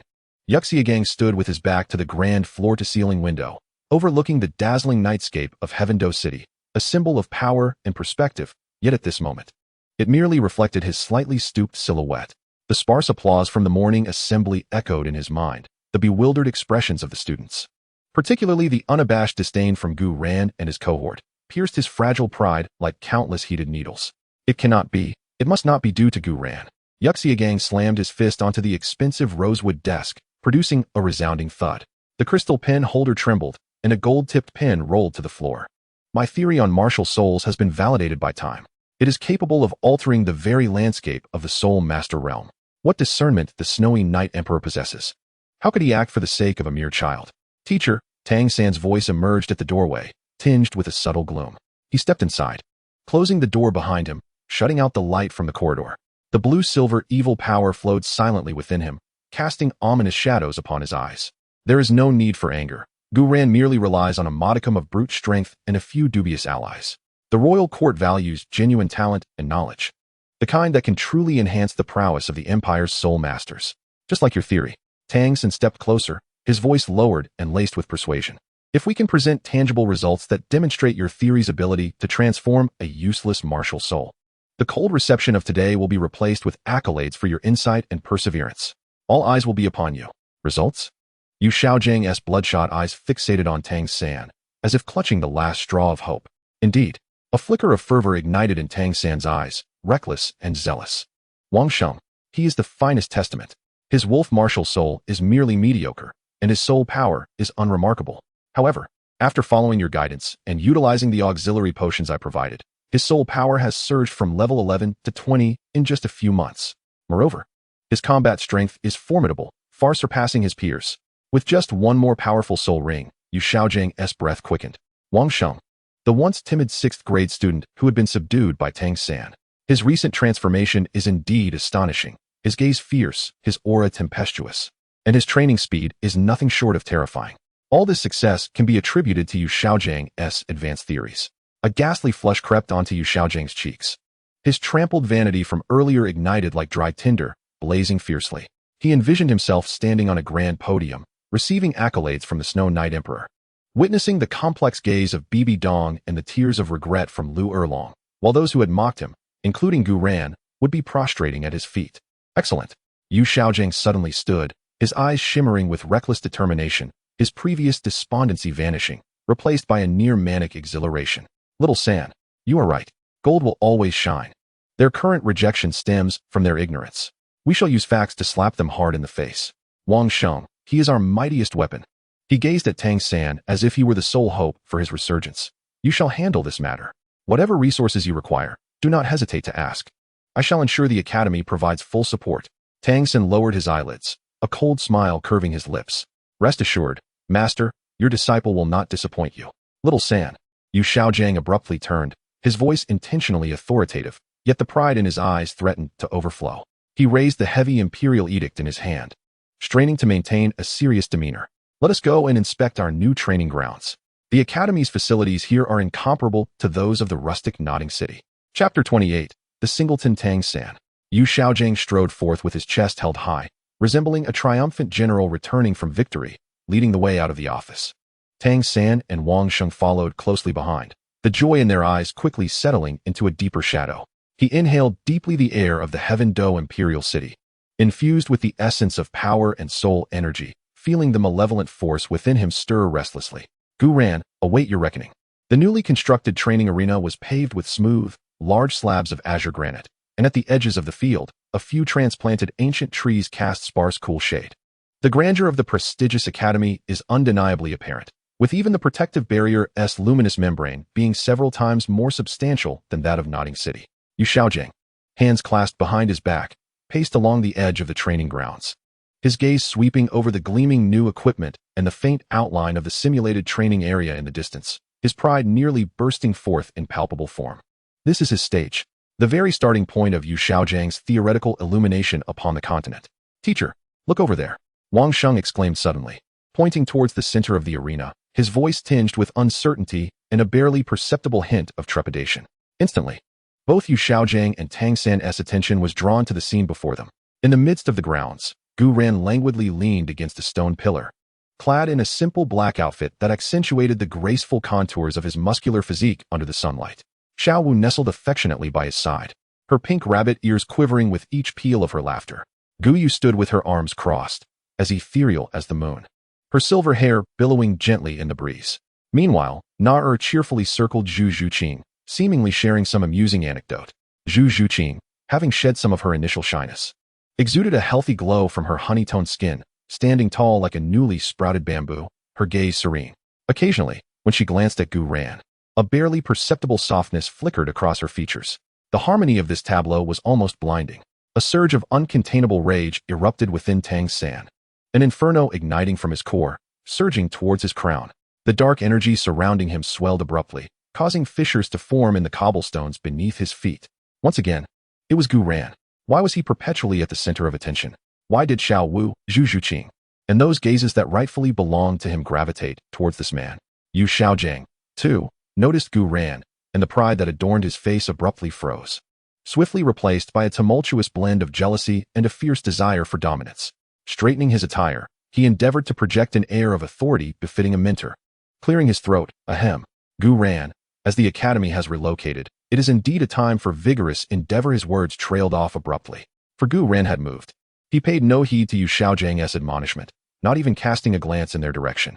A lazy yet slightly mischievous smile curled at the corner of his lips as his gaze settled on Xiao Wu, whose delicate face was tilted upwards, the sunlight dancing upon her rosy cheeks and long lashes. Without warning, Gu Ran extended his arm, encircling Xiao Wu's slender yet resilient waist. Xiao Wu was taken by surprise, her pink rabbit ears instantly perking up. Yet, enveloped by Gu Ran's tightening embrace and the familiar warmth of his presence, her taut form quickly melted into softness, a rosy hue blossoming across her face, even her ears turning a charming shade of pink. Rather than resist, she instinctively rose onto her toes, like a fledgling returning to its nest, willingly leaning into him. Under the rigid gaze of Yu Xiaojiang, the sudden constriction of Tang San's pupils, and Wang Sheng's dazed stare, Gu Ran lowered his head, precisely capturing Xiao Wu's soft lips. A prolonged and oblivious kiss unfolded, the sunlight framing their entwined silhouettes as Xiao Wu's delicate arms instinctively wrapped around Gu Ran. The subtle sounds of her soft whimpers and sweet breaths resonating clearly in the air. At this moment, time seemed to have come to a standstill. Suddenly, a surge of ferocity, coldness, and an insatiable, devouring soul force erupted from Tang San like an uncontrollable volcano. A viscous, inky black mist surged forth, enveloping him entirely in an instant. The bluestone slab beneath him could no longer withstand the pressure, and spiderweb-like cracks rapidly spread, causing fragments to shatter. Ack! A roar akin to a wounded beast escaped from Tang San's throat, his eyes burning crimson, entirely consumed by writhing black patterns. Thick blue-silver thorns erupted uncontrollably from his back, wildly piercing through the ground beneath his feet. Purple-black vines, adorned with eerie blue barbs, screamed as they tore through the air, thrashing violently and ensnaring everything around. The newly erected measuring stone pillar was struck with tremendous force, sending stone chips flying. W8. Wang Sheng, terrified beyond reason, fell onto the ground. Scrambling backward in a desperate attempt to flee, his pants instantly dampened, a foul odor permeating the air. He stared in horror at the frenzied Tang San, as if he were witnessing the true nature of the leader he had followed. Yu Xiaojiang's face turned pale, his lips trembling. He wanted to call out, but found himself suffocated by the oppressive aura of malevolence, unable to utter a single word. The kiss ended, and Xiao Wu lay softly in Gu Ran's embrace, her face flushed like a ripe apple, breathing heavily. Gu Ran slowly lifted his head, his gaze sweeping over the swirling black mist and thrashing thorns of Tang San, akin to passing over an unsightly pile of refuse, finally resting upon Zhu Zhuqing, who stood nearby, biting her lower lip, her cheeks tinted with a charming blush. Zhuqing. Gu Ran's voice held a hint of husky emotion, entirely disregarding the darkened Tang San at the other side. Zhu Zhuqing shivered slightly, her long eyelashes fluttering open, her cold, cat-like eyes met Gu Ran's, clearly reflecting his figure. Without hesitation or shyness, she stepped forward, and under the piercing, vengeful gaze of Tang San, she rose on her toes, boldly pressing her lips against the corner of Gu Ran's mouth. A gentle yet resolute kiss, like a feather brushing past, yet imbued with the power of claiming ownership. Brother Gu Ran, don't forget about me and Sister Gu Yu. Nar, unwilling to be left behind, leaped over, cheerfully wrapping her arms around Gu Ran's neck. and planting a loud kiss on his other cheek. Nar is kissing for Sister Guyu, hee. While kissing, she could not resist turning her face to mock Tang San. Uffed. Tang San's eyes were about to burst with rage as he beheld this painfully radiant scene.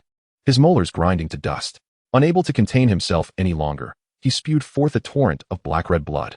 His body swayed precariously, the surrounding black mist and thorns suddenly faltering as if losing their support, before thrashing even more violently. Xiao San. Yu Xiaojing finally regained his voice, exclaiming in shock. His tone altered. He clumsily attempted to approach, only to be forced back repeatedly by the wildly thrashing thorns. Gu Ran raised his hand, gently wiping away the faint fragrance left by Nar at the corner of his mouth, his gaze sweeping over the trembling, bloodied Tang San and the disheveled Yu Xiaojing. The curve of his lips revealing unabashed mockery and coldness. Useless. He uttered 2 words softly, akin to the final judgment, resonating clearly in the desolate arena. Subsequently, he embraced Xiao Wu, accompanied by Gu Yu, Nar, and Zhu Zhuqing, turning away like a constellation surrounding the moon, leaving behind a scene of devastation and an unbearable howl of despair. Tang San ultimately refrained from taking action, as the remnants of reason reminded him that even if he defeated Gu Ran, both Gu Yu and Nar would administer a severe beating, making it more prudent to wait until Gu Ran was alone and join forces with his father, Tang Hao, to teach him a lesson. Without hesitation, Tang San resolved to contact Tang Hao upon returning, hoping to act that very night. Chapter 29. Tang Hao takes action, a Yin's presence exposed. As the clamor of the day faded, the night enveloped the surroundings, with only the chirping of insects in the corners augmenting the profound silence. Deep within the academy, near the edge of the simulated training area, a solitary figure stood silently in a secluded grove, nearly merging with the heavy shadows of the trees. It was Tang San. He had restrained the violent malevolence that overflowed from him, condensing it into a deeper, more viscous darkness, akin to the sediment of millennia in a swamp, emanating a stifling aura of death and resentment. His eyes shone ominously in the darkness, bloodshot veins resembling a spider's web, with the whites of his eyes entirely consumed by writhing black patterns, leaving only 2 crimson, inhuman glimmers, fixated intently on a delicate villa nestled among the flora. The luxurious residence allocated to Gu Ran by the academy. Father, Tang San's voice rasped like 2 rusted iron plates grinding against one another, laden with deep-seated hatred and a frenzied desperation. Help me. Kill him. Tonight. I want him dead. I want his body torn to pieces. He clutched tightly a black token of archaic design, a means of urgent communication left to him by Tang Hao. A faint pulsation of soul power emanated from the token, cold and burdensome. On the other end of the token, amidst a desolate rocky outcrop, Tang Hao leaned against a cold boulder, his tattered black robe stained with dust and dried blood. A deep wound on his left shoulder, visible to the bone, was hastily wrapped in coarse burlap. The blood long since turned dark and soaked through. Each breath brought a tearing pain. This was the price paid in the depths of the Star Luo Empire's marshes to procure a soul ring from the millennium-old soul-devouring spider for Tang San. The beast's venomous counterattack still lingered ominously within his meridians. Had it not been for Tang Hao's intervention, how could a useless great soul master like Yu Xiaojing have assisted Tang San in obtaining a soul ring?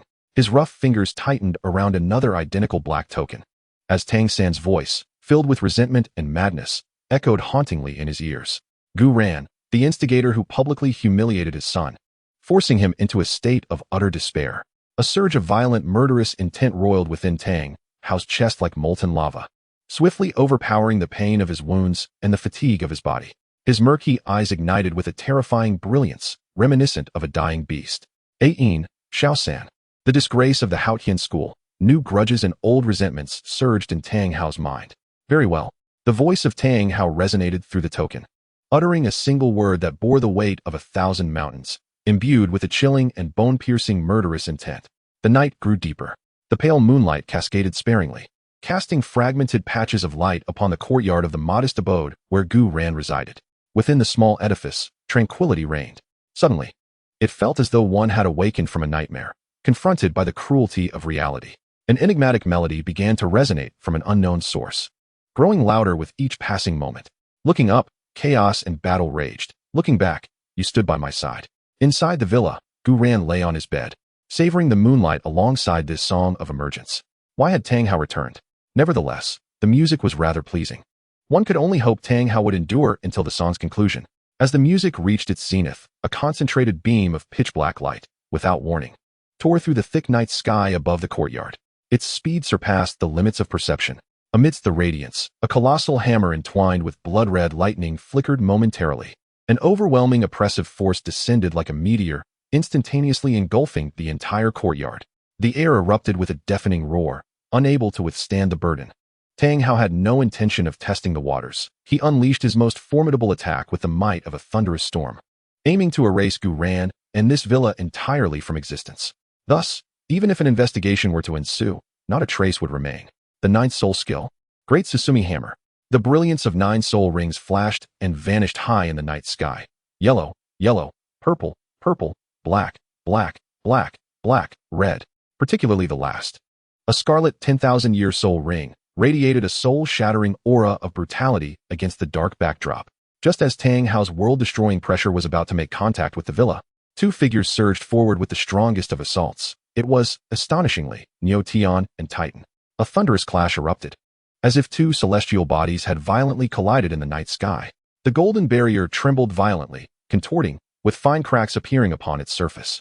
Yet, it ultimately held firm against this lethal strike, potent enough to severely injure an ordinary tidal Douluo, remaining unbroken. What? High in the night sky, Tang Hao's pupils constricted to pinpoints, disbelief swiftly replacing the ferocity of his lethal intent. His explosive ring attack, nearing the power of a peak 98-level Douluo, had been thwarted, and so effortlessly. Tang Hao, years ago, you deceived Sister Ayin, and now you seek to strike at Lord Gu Yuena. This time, we shall settle both old and new scores. Neo Tian and Titan coordinated their assault, leaving Tang Hao's mind blank. He had never anticipated the presence of these 2 formidable warriors beside Gu Yuena. His understanding of Gu Yuena was limited to the probing from before the summer break. Quick, inexpressibly swift, surpassing Tang Hao's current sluggish state of soul power. This attack pierced directly through his abdomen. Tang Hao emitted a muffled roar of pain. His robust body struck head-on, hurtling backward with tremendous force. Warm blood gushed forth like a fountain from the 2 wounds, casting a ghastly crimson line under the pale moonlight. The Haotian hammer in his right hand nearly slipped from his grasp, its immense form dimming rapidly.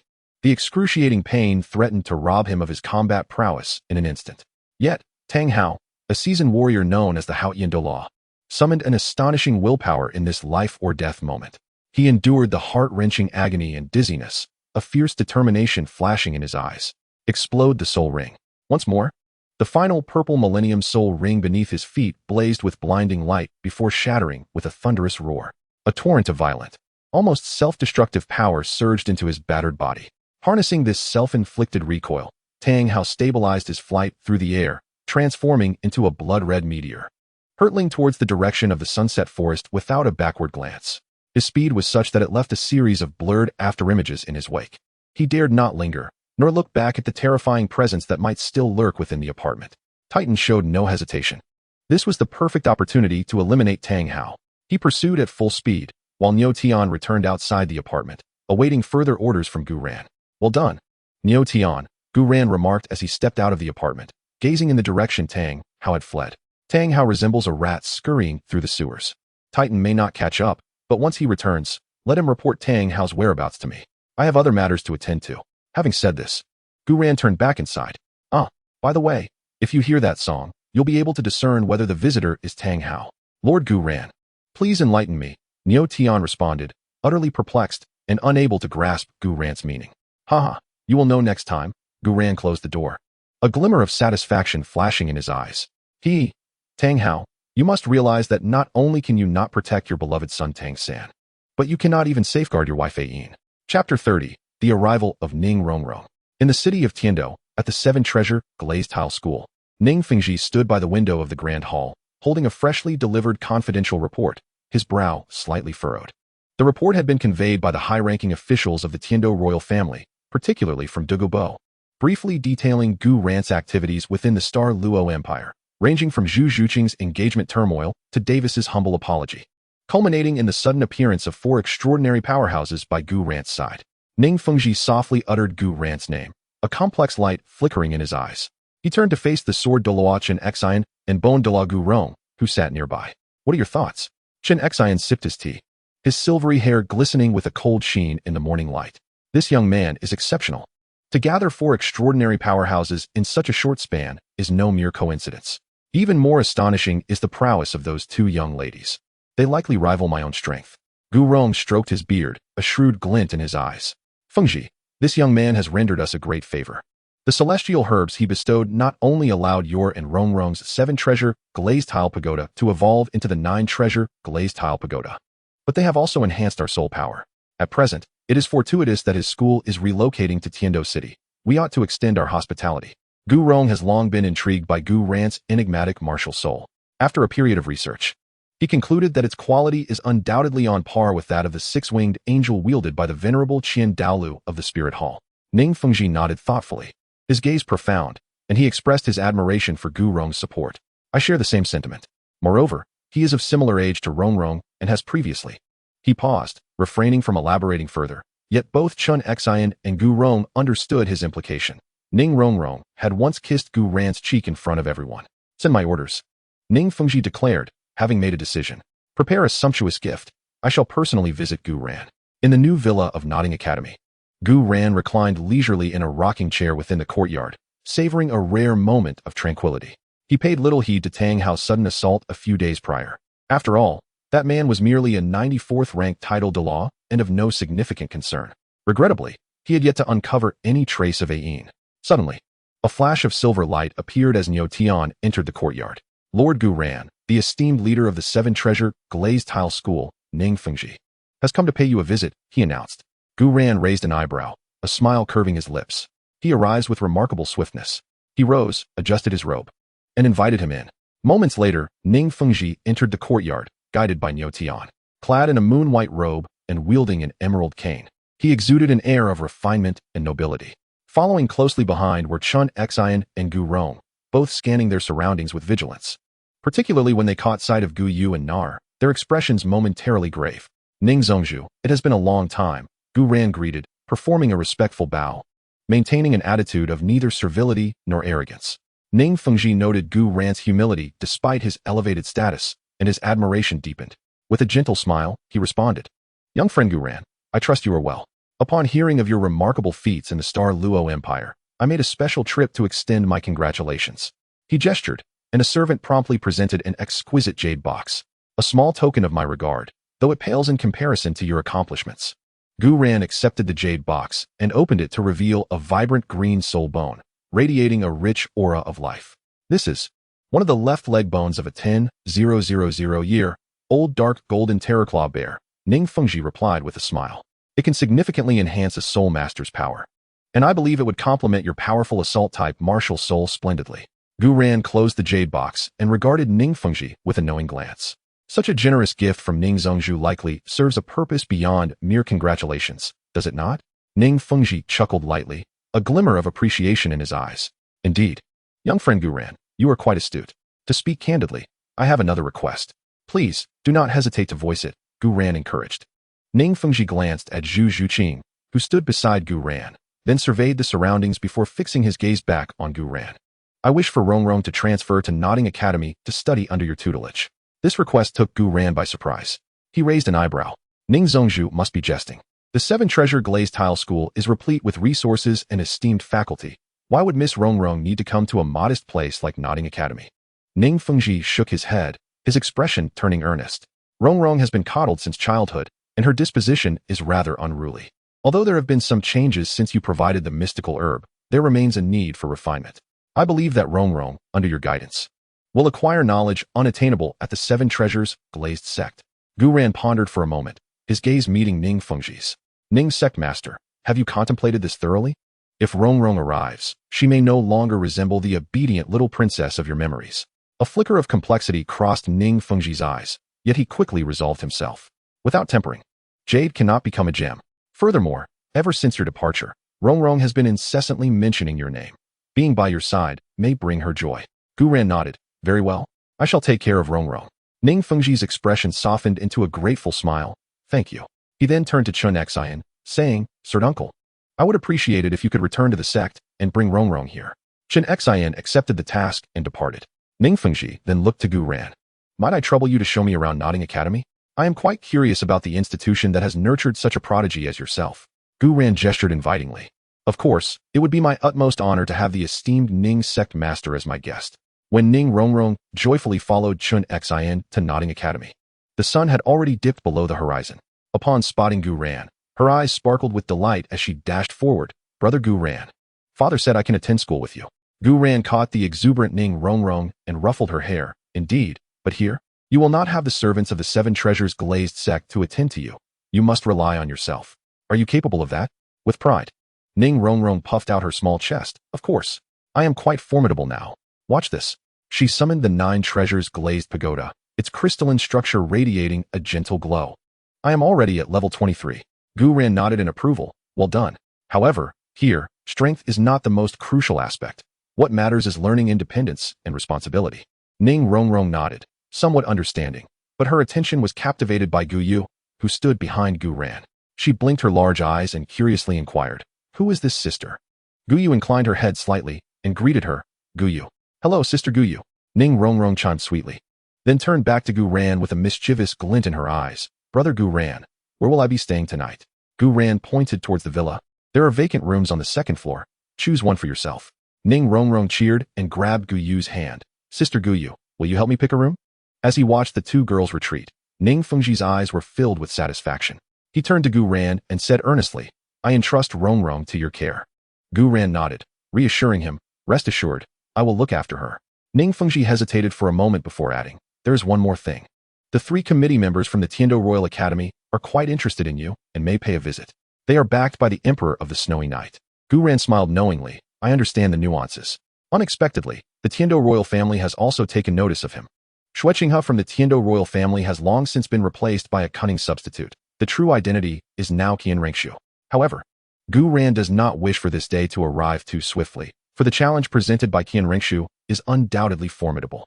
After bidding farewell to Ning Fengji, Gu Ran stood in the courtyard, gazing at the myriad stars above, a meaningful smile playing upon his lips. The Tiando Royal Academy? Prince Shueqinghe? It appears that the days ahead will grow increasingly intriguing. Ding. Congratulations, host, on completing the task, to fall in love with Ning Rongrong. You have received a soul bone reward, the right arm bone of the purple Huang extinguishing heaven dragon of 9-color quality. The first soul skill significantly enhances recovery capabilities, while the second soul skill requires the complete set of purple Huang extinguishing heaven dragon soul bones to summon the purple Huang extinguishing heaven dragon. Gu Ran felt the newfound power coursing through him, his eyes sparkling with intensity. He had already gathered the leg bones of the purple Huang extinguishing heaven dragon. One enhances speed while the other augments recovery speed. This is not merely applicable in combat, but also in tonight's endeavors. Chapter 31. Tang San challenges Gu Ran. Determined to prevail. At the break of dawn, Gu Ran opened his eyes to a scene of chaos. The battle from the previous night had been exceedingly fierce. He had not anticipated that Ning Rongrong possessed such an understanding of men. Xiao Wu, as the first to engage with Gu Ran, had not reached such an intimate level, showcasing the prowess befitting a disciple of a grand sect. After rising and completing his morning routine, Gu Ran noticed that no one else had awakened, prompting him to embark on a morning jog. Upon entering the simulated training area, he was met with a resounding crash ahead. Amidst the swirling dust, a boulder of granite, towering above a man, had been shattered into fragments. Debris rained down, embedding itself into the surrounding earth. At the center of the dust cloud, Wang Sheng slowly retracted his black-red evil wolf martial spirit. His arms were adorned with a peculiar dark red pattern, veins pulsating beneath the skin, twisting like contorted worms. Exuding wisps of blood-scented black mist, he gasped heavily, his crimson eyes devoid of focus, filled with fury and chaos. The last vestige of clarity submerged beneath the surging malevolence within him. Ha ha ha! Wang Sheng let out an unintelligible roar, wildly swinging his fists at the air, the gusts stirring the nearby low shrubs into a rustling frenzy. Yu Xiaojiang stood not far off, his hands trembling with excitement behind his back, a long-lost smile gracing his face. Beside him, Tang San's gaze was as venomous as a serpent, fixated on Wang Sheng's inhuman strength. Yet a cold smirk played on his lips. Excellent. If one channels the power of hatred into a soul master's soul force, it can amplify the innate talents of ordinary soul masters, narrowing the gap between them and the elite disciples. This cultivation method, tailored for ordinary soul masters, is indeed the sharpest and most effective weapon in his arsenal. Teacher, do you see? Tang San's voice brimmed with barely contained fervor, the current strength of Wang Sheng. This is the living proof of your theory. A mere level 22 great soul master. Yet the destructive force unleashed at this moment is sufficient to crush an ordinary level 30 soul venerable. Gu Ran, What can he use to defend against this? Yu Xiaojing nodded with a reserved demeanor, feeling quite gratified by Tang San's flattery. Indeed, little San, your supportive potions are indispensable. Shortly, I shall lead the students to the training grounds. It is time for everyone, particularly that arrogant Gu Ran, to witness what true power entails. Let facts silence all doubters. Observing this scene from the shadows, Gu Ran couldn't help but chuckle. It seemed that under his pressure, Yu Xiaojing had prematurely embarked on the path of a sinister soul master. However, it was of no concern to him. Ultimately, it would be Yu Xiaojing, the so-called master of hollow fame, who would be scorned by the world. Classmates, I have 2 announcements to make. The first is that we have a new student joining our class, Ning Rongrong. Please give her a warm welcome. Yu Xiaojing proclaimed from the podium, introducing the new arrival, who was indeed a stunning beauty. Rumor had it she was a little heiress, causing every boy to become animated with excitement. The second announcement is that today, I will take you to the training grounds for a soul master battle. It is crucial for every soul master to apply their knowledge in combat. Yu Xiaojing's voice carried a penetrating authority that brooked no dissent, resonating in the minds of every student. It was rare for him to utter a phrase of such merit. Immediately, everyone prepared to depart. With a wave of his hand, Yu Xiaojing led all the students to the training grounds, followed closely by Tang San and Wang Sheng, who were unaware that Ning Rongrong was already aligned with Gu Ran. They merely wished to impress the new student and showcase their abilities. While at the back of the group trailed Gu Ran and his companions. Hey, did you notice how close the new Ning Rongrong is to Gu Ran? Don't you think it's odd? Coming from the 7 treasured glazed tile school, what could she possibly be doing here, if not for Tang San? Shoo, keep it down. Tang San is terrifyingly strong now. Upon reaching the training grounds, Tang San eagerly ascended the platform. Gu Ran. His voice was hoarse, resembling sandpaper scraping against rust, each word laced with deep-seated resentment. After hiding for so many days, do you finally dare to bask in the sunlight? Useless. The noisy crowd fell silent in an instant. All students, whether training or chatting, instinctively halted their actions, gazing with uncertainty at the charged atmosphere. The air seemed to freeze. Gu Ran did not even lift an eyelid, seemingly unfazed by the provocative roar. Instead, he raised his hand and naturally tousled the hair of Xiao Wu beside him, tucking a stray pink strand behind her ear. Xiao Wu scrunched her adorable nose and made a silly face in Tang San's direction. Hey, Tang San, let us see who is stronger. But refrain from pointing fingers at my Gu Ran. Xiao Wu stood on tiptoe and placed a gentle kiss on Gu Ran's cheek. Xiao Wu. Tang San suddenly swung his hand, his voice sharp with fury. I will prove to you that my love is genuine. Enough of this. I'm tired of hearing such words. Let us get started. Xiao Wu leaped onto the competition stage, eager to stretch her limbs after a long time. Xiao Wu, as Tang San gazed upon her, he realized that rekindling their relationship had become utterly impossible. However, there was still the newly arrived Ning Rongrong. Xiao Wu, look at me. I have now reached level 30. And my second soul ring is a millennium old. And what about Gu Ran? At level 10, he was already at level 30. And now that I am at level 30, he remains stagnant at the same level. You must not place your trust in such a complacent man. Each of Tang San's words seemed directed at Xiao Wu, yet they were, in essence, intended for Ning Rongrong. The first step in pursuing someone is to make them aware of one's ambition. Indeed, Gu Ran was struck by Tang San's observation. It was true that he had been stuck at level 30 for an extended period without any breakthroughs. The reason for this stagnation was his failure to complete the system tasks. Perhaps it was time for him to engage in more romantic pursuits. However, at present, there were not many goddesses to chase after. Come on, Xiao Wu. Wang Sheng's voice erupted like a primal roar. His second soul ring suddenly glowed. The purple edges entwined with a chilling black aura. Second soul skill, entangle. The already swollen stems of the blue-silver thorns expanded further, a dark red chitinous layer enveloping their surfaces. The terrifying speed produced a piercing sonic boom, causing the hard stone ground beneath his feet to crack inch by inch. The ferocity of his aura rendered many students pale, forcing them to retreat in haste. Confronted with this formidable force capable of splitting mountains, Gu Ran suddenly sprang into action. He leapt onto the stage and, in a flash, saved Xiao Wu. Tang San's strike was not something she could withstand. The fluctuation of soul power had already reached the level of a soul master above 40. Not bad, little underachiever. You've made significant progress. I shall fight you now. Gu Ran cracked his knuckles. This time, I want to use my martial soul. Let us see if I have improved during this period. Tang San. Initially feeling a twinge of anxiety as he was unaware of Gu Ran's true strength. Most encounters had been with Gu Yu and Nara, was taken aback when Gu Ran, in his folly, decided against using his martial soul. This was an opportunity to seize.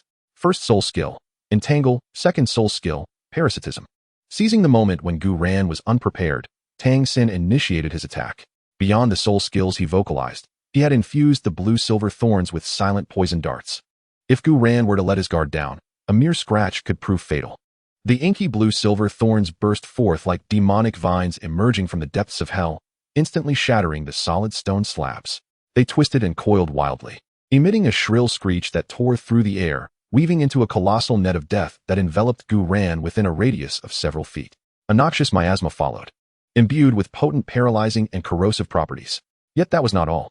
Within the writhing mass of toxic vines, numerous nearly imperceptible darts silently mingled, taking advantage of the cover to aim mercilessly at Gu Ran's throat, heart, and abdomen, vital points that would spell his doom. Tang San's face contorted into a cruel grin, his eyes brimming with a sanguine glow, as if he were prepared to unleash his martial spirit. Gu Ran, you have brought this upon yourself. Gu Ran, heedful of the impending danger, felt a chill run down her spine as Xiao Wu exclaimed in horror. Gu Ran, be careful. Had Gu Ran not intervened moments ago, she would have surely met her demise. Despicable. Gu Yu's gaze was icy, her soul power flowing silently within as she locked onto Tang San's vital points, poised to strike at any moment. Yet, in the face of such a perilous situation that could spell instant death for an ordinary soul master, Gu Ran remained utterly still. Chapter 32. Soulbone skills are skills too. He merely lifted his left foot, his right foot firmly planted on the ground. With a subtle motion, his left foot retreated half a step. The Purple Radiance Destruction Dragon's left leg bone skill. Purple Radiance Breaking Boundary Flash. An indescribable, peculiar wave radiated from Gu Ran, causing his figure to blur before the eyes of onlookers. In that instant, it appeared as though Gu Ran had vanished into thin air. He moved with blinding speed, surpassing the limits of visual perception. To the astonished gaze of all the students below, including Yu Xiaojiang, Gu Ran's form seemed to fracture into countless silhouettes at once. Those seemingly impenetrable, all-encompassing poisonous vines and silent hidden projectiles fell utterly short of their mark. Numerous afterimages flickered amidst the gaps of the toxic mist and vines, while the lethal blue-silver thorns twisted and constricted, only to tear through the air. The deadly projectiles pierced through the afterimages, embedding themselves deeply into the stone slabs behind, their arrowheads still quivering. At that moment, Gu Ran's true form had already emerged beyond the reach of the poisonous vine net, unscathed. Throughout the entire sequence, he had scarcely moved more than 3 steps. That mere half-step retreat, combined with an unfathomable velocity, had effortlessly evaded all lethal attacks. What? Tang San's wicked grin froze, transforming into a pallid expression of shock and confusion. His prideful killing move hadn't even grazed his opponent's clothing? How could this be? How could he possibly move so swiftly? Gu Ran's eyes were devoid of emotion, as if he had merely brushed away a speck of dust. He regarded the aghast Tang San, a frigid smirk curling at the corners of his mouth. Is this truly your full strength? His voice was low, yet it pierced Tang San's eardrums like a cold steel needle, slow as a snail's pace. Before his words faded, Gu Ran was already in motion. There was no earth-shattering momentum, no violent fluctuations of soul power, only an exquisitely pure speed. Swish! He transformed into a luminous streak that seemed to tear through space itself. To the spectators, it felt as if a flash of light had crossed their vision, leaving only a blurred golden line that pierced through the entire arena. The target, Tang San. A sense of imminent danger surged through Tang San, causing him to break out in a cold sweat.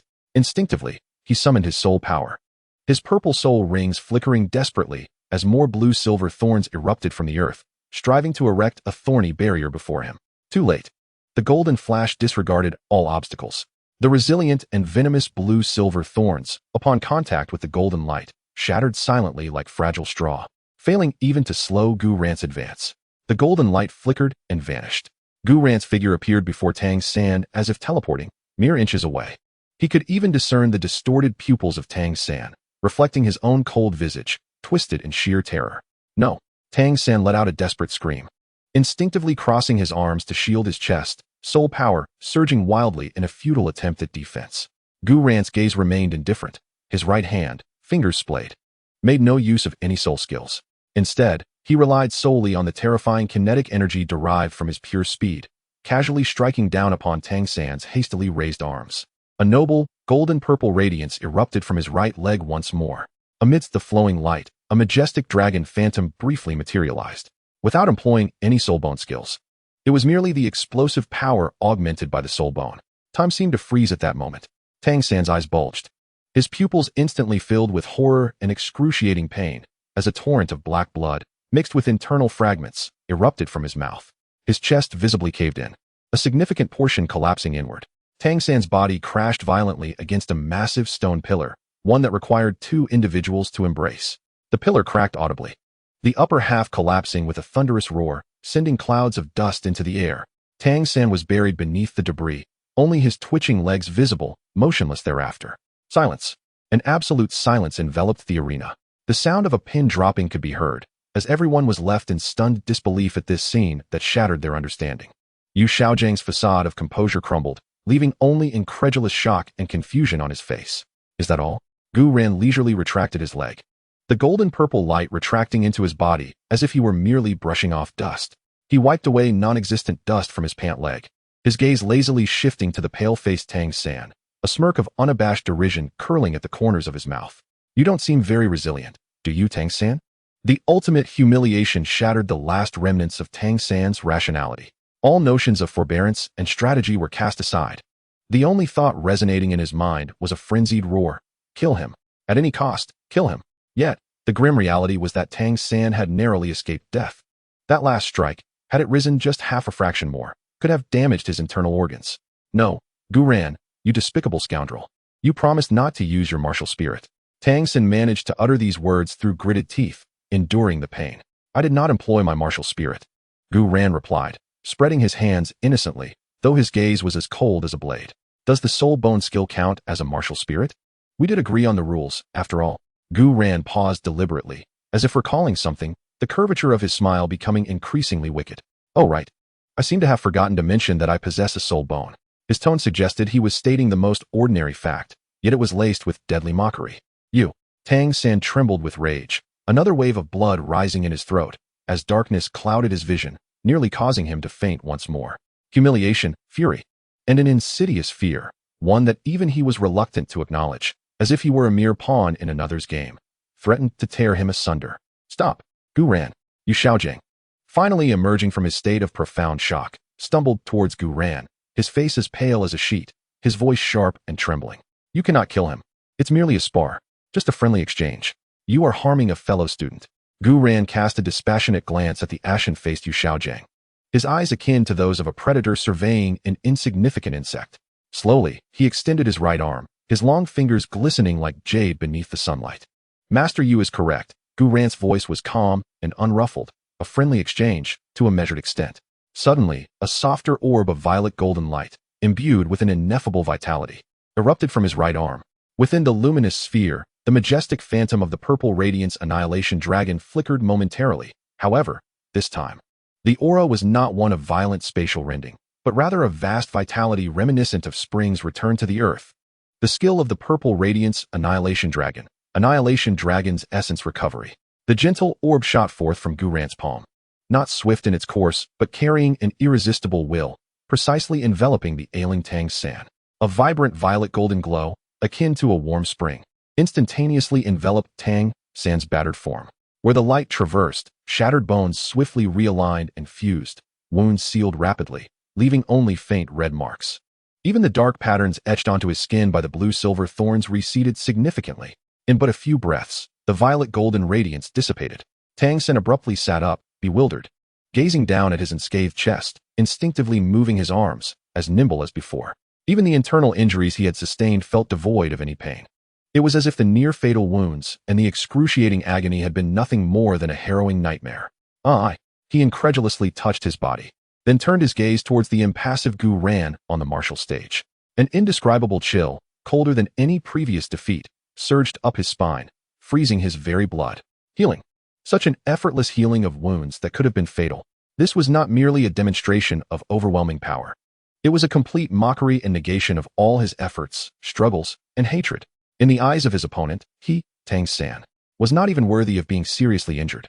He was merely a plaything, easily crushed, and just as easily restored. With a sudden rush, the ultimate humiliation and despair shattered his defenses. Tang San felt a tightening in his throat, and this time, he could no longer contain himself. A mouthful of crimson blood erupted, splattering onto the freshly healed fabric of his attire, a sight that was jarring. His vision darkened, his body swayed, and he fell straight back, utterly losing consciousness. This time, it was a fainting spell born from the depths of his spirit being crushed. Little San. A piercing scream escaped from Yu Xiaojiang as he staggered forward, his gaze fixed upon his unconscious disciple, whose pallid face resembled that of a ghost. A tumult of shock, anger, and fear coursed through him as he lifted his eyes to meet Gu Rance, his expression laden with terror and resentment, yet he dared utter not a single word. Gu Ran retracted his arm, the violet golden luminescence dissipating entirely.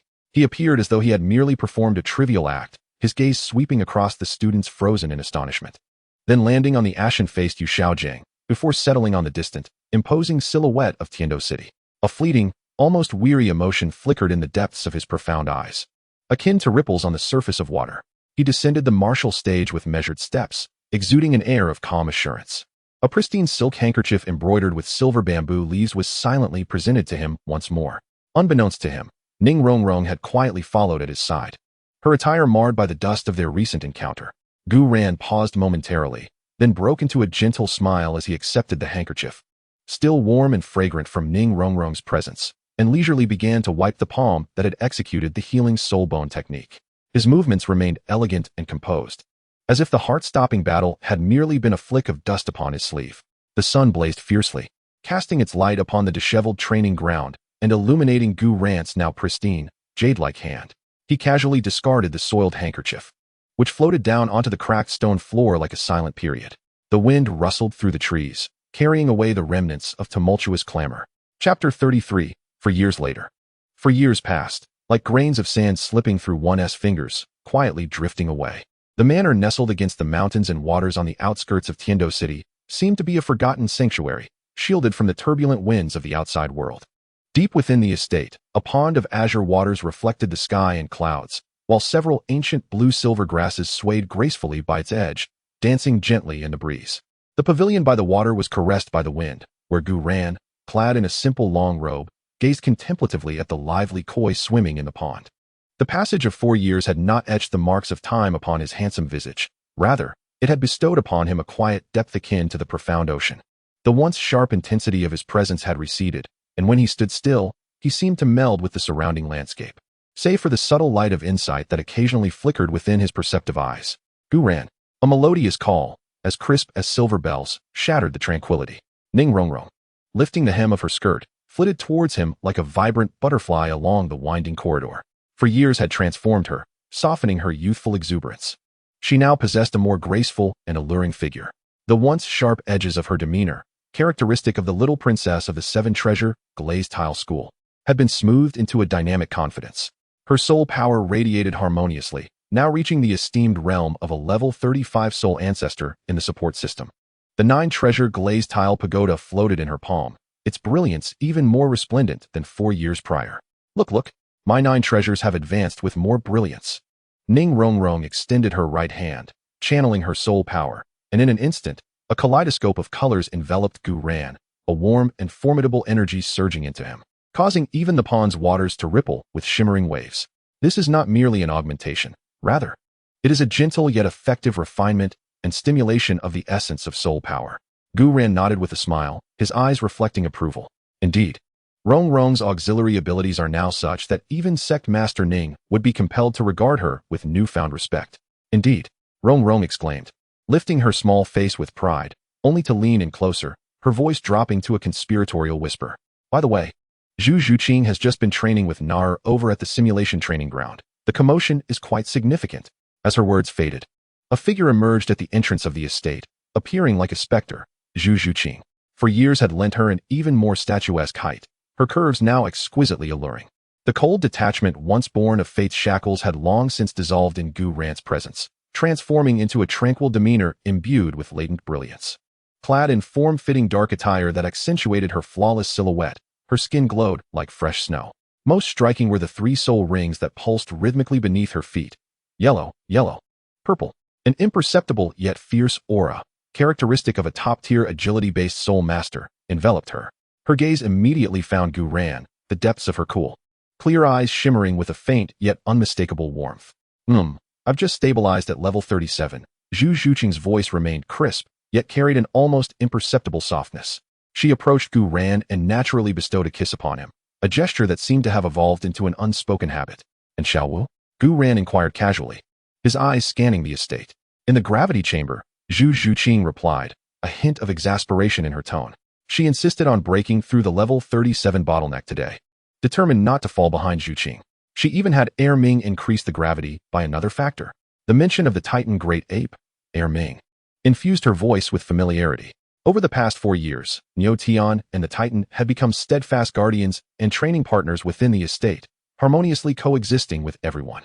This girl, Gu Ran chuckled, shaking his head in amusement at Xiao Wu's relentless competitive spirit, which had remained unchanged throughout the years.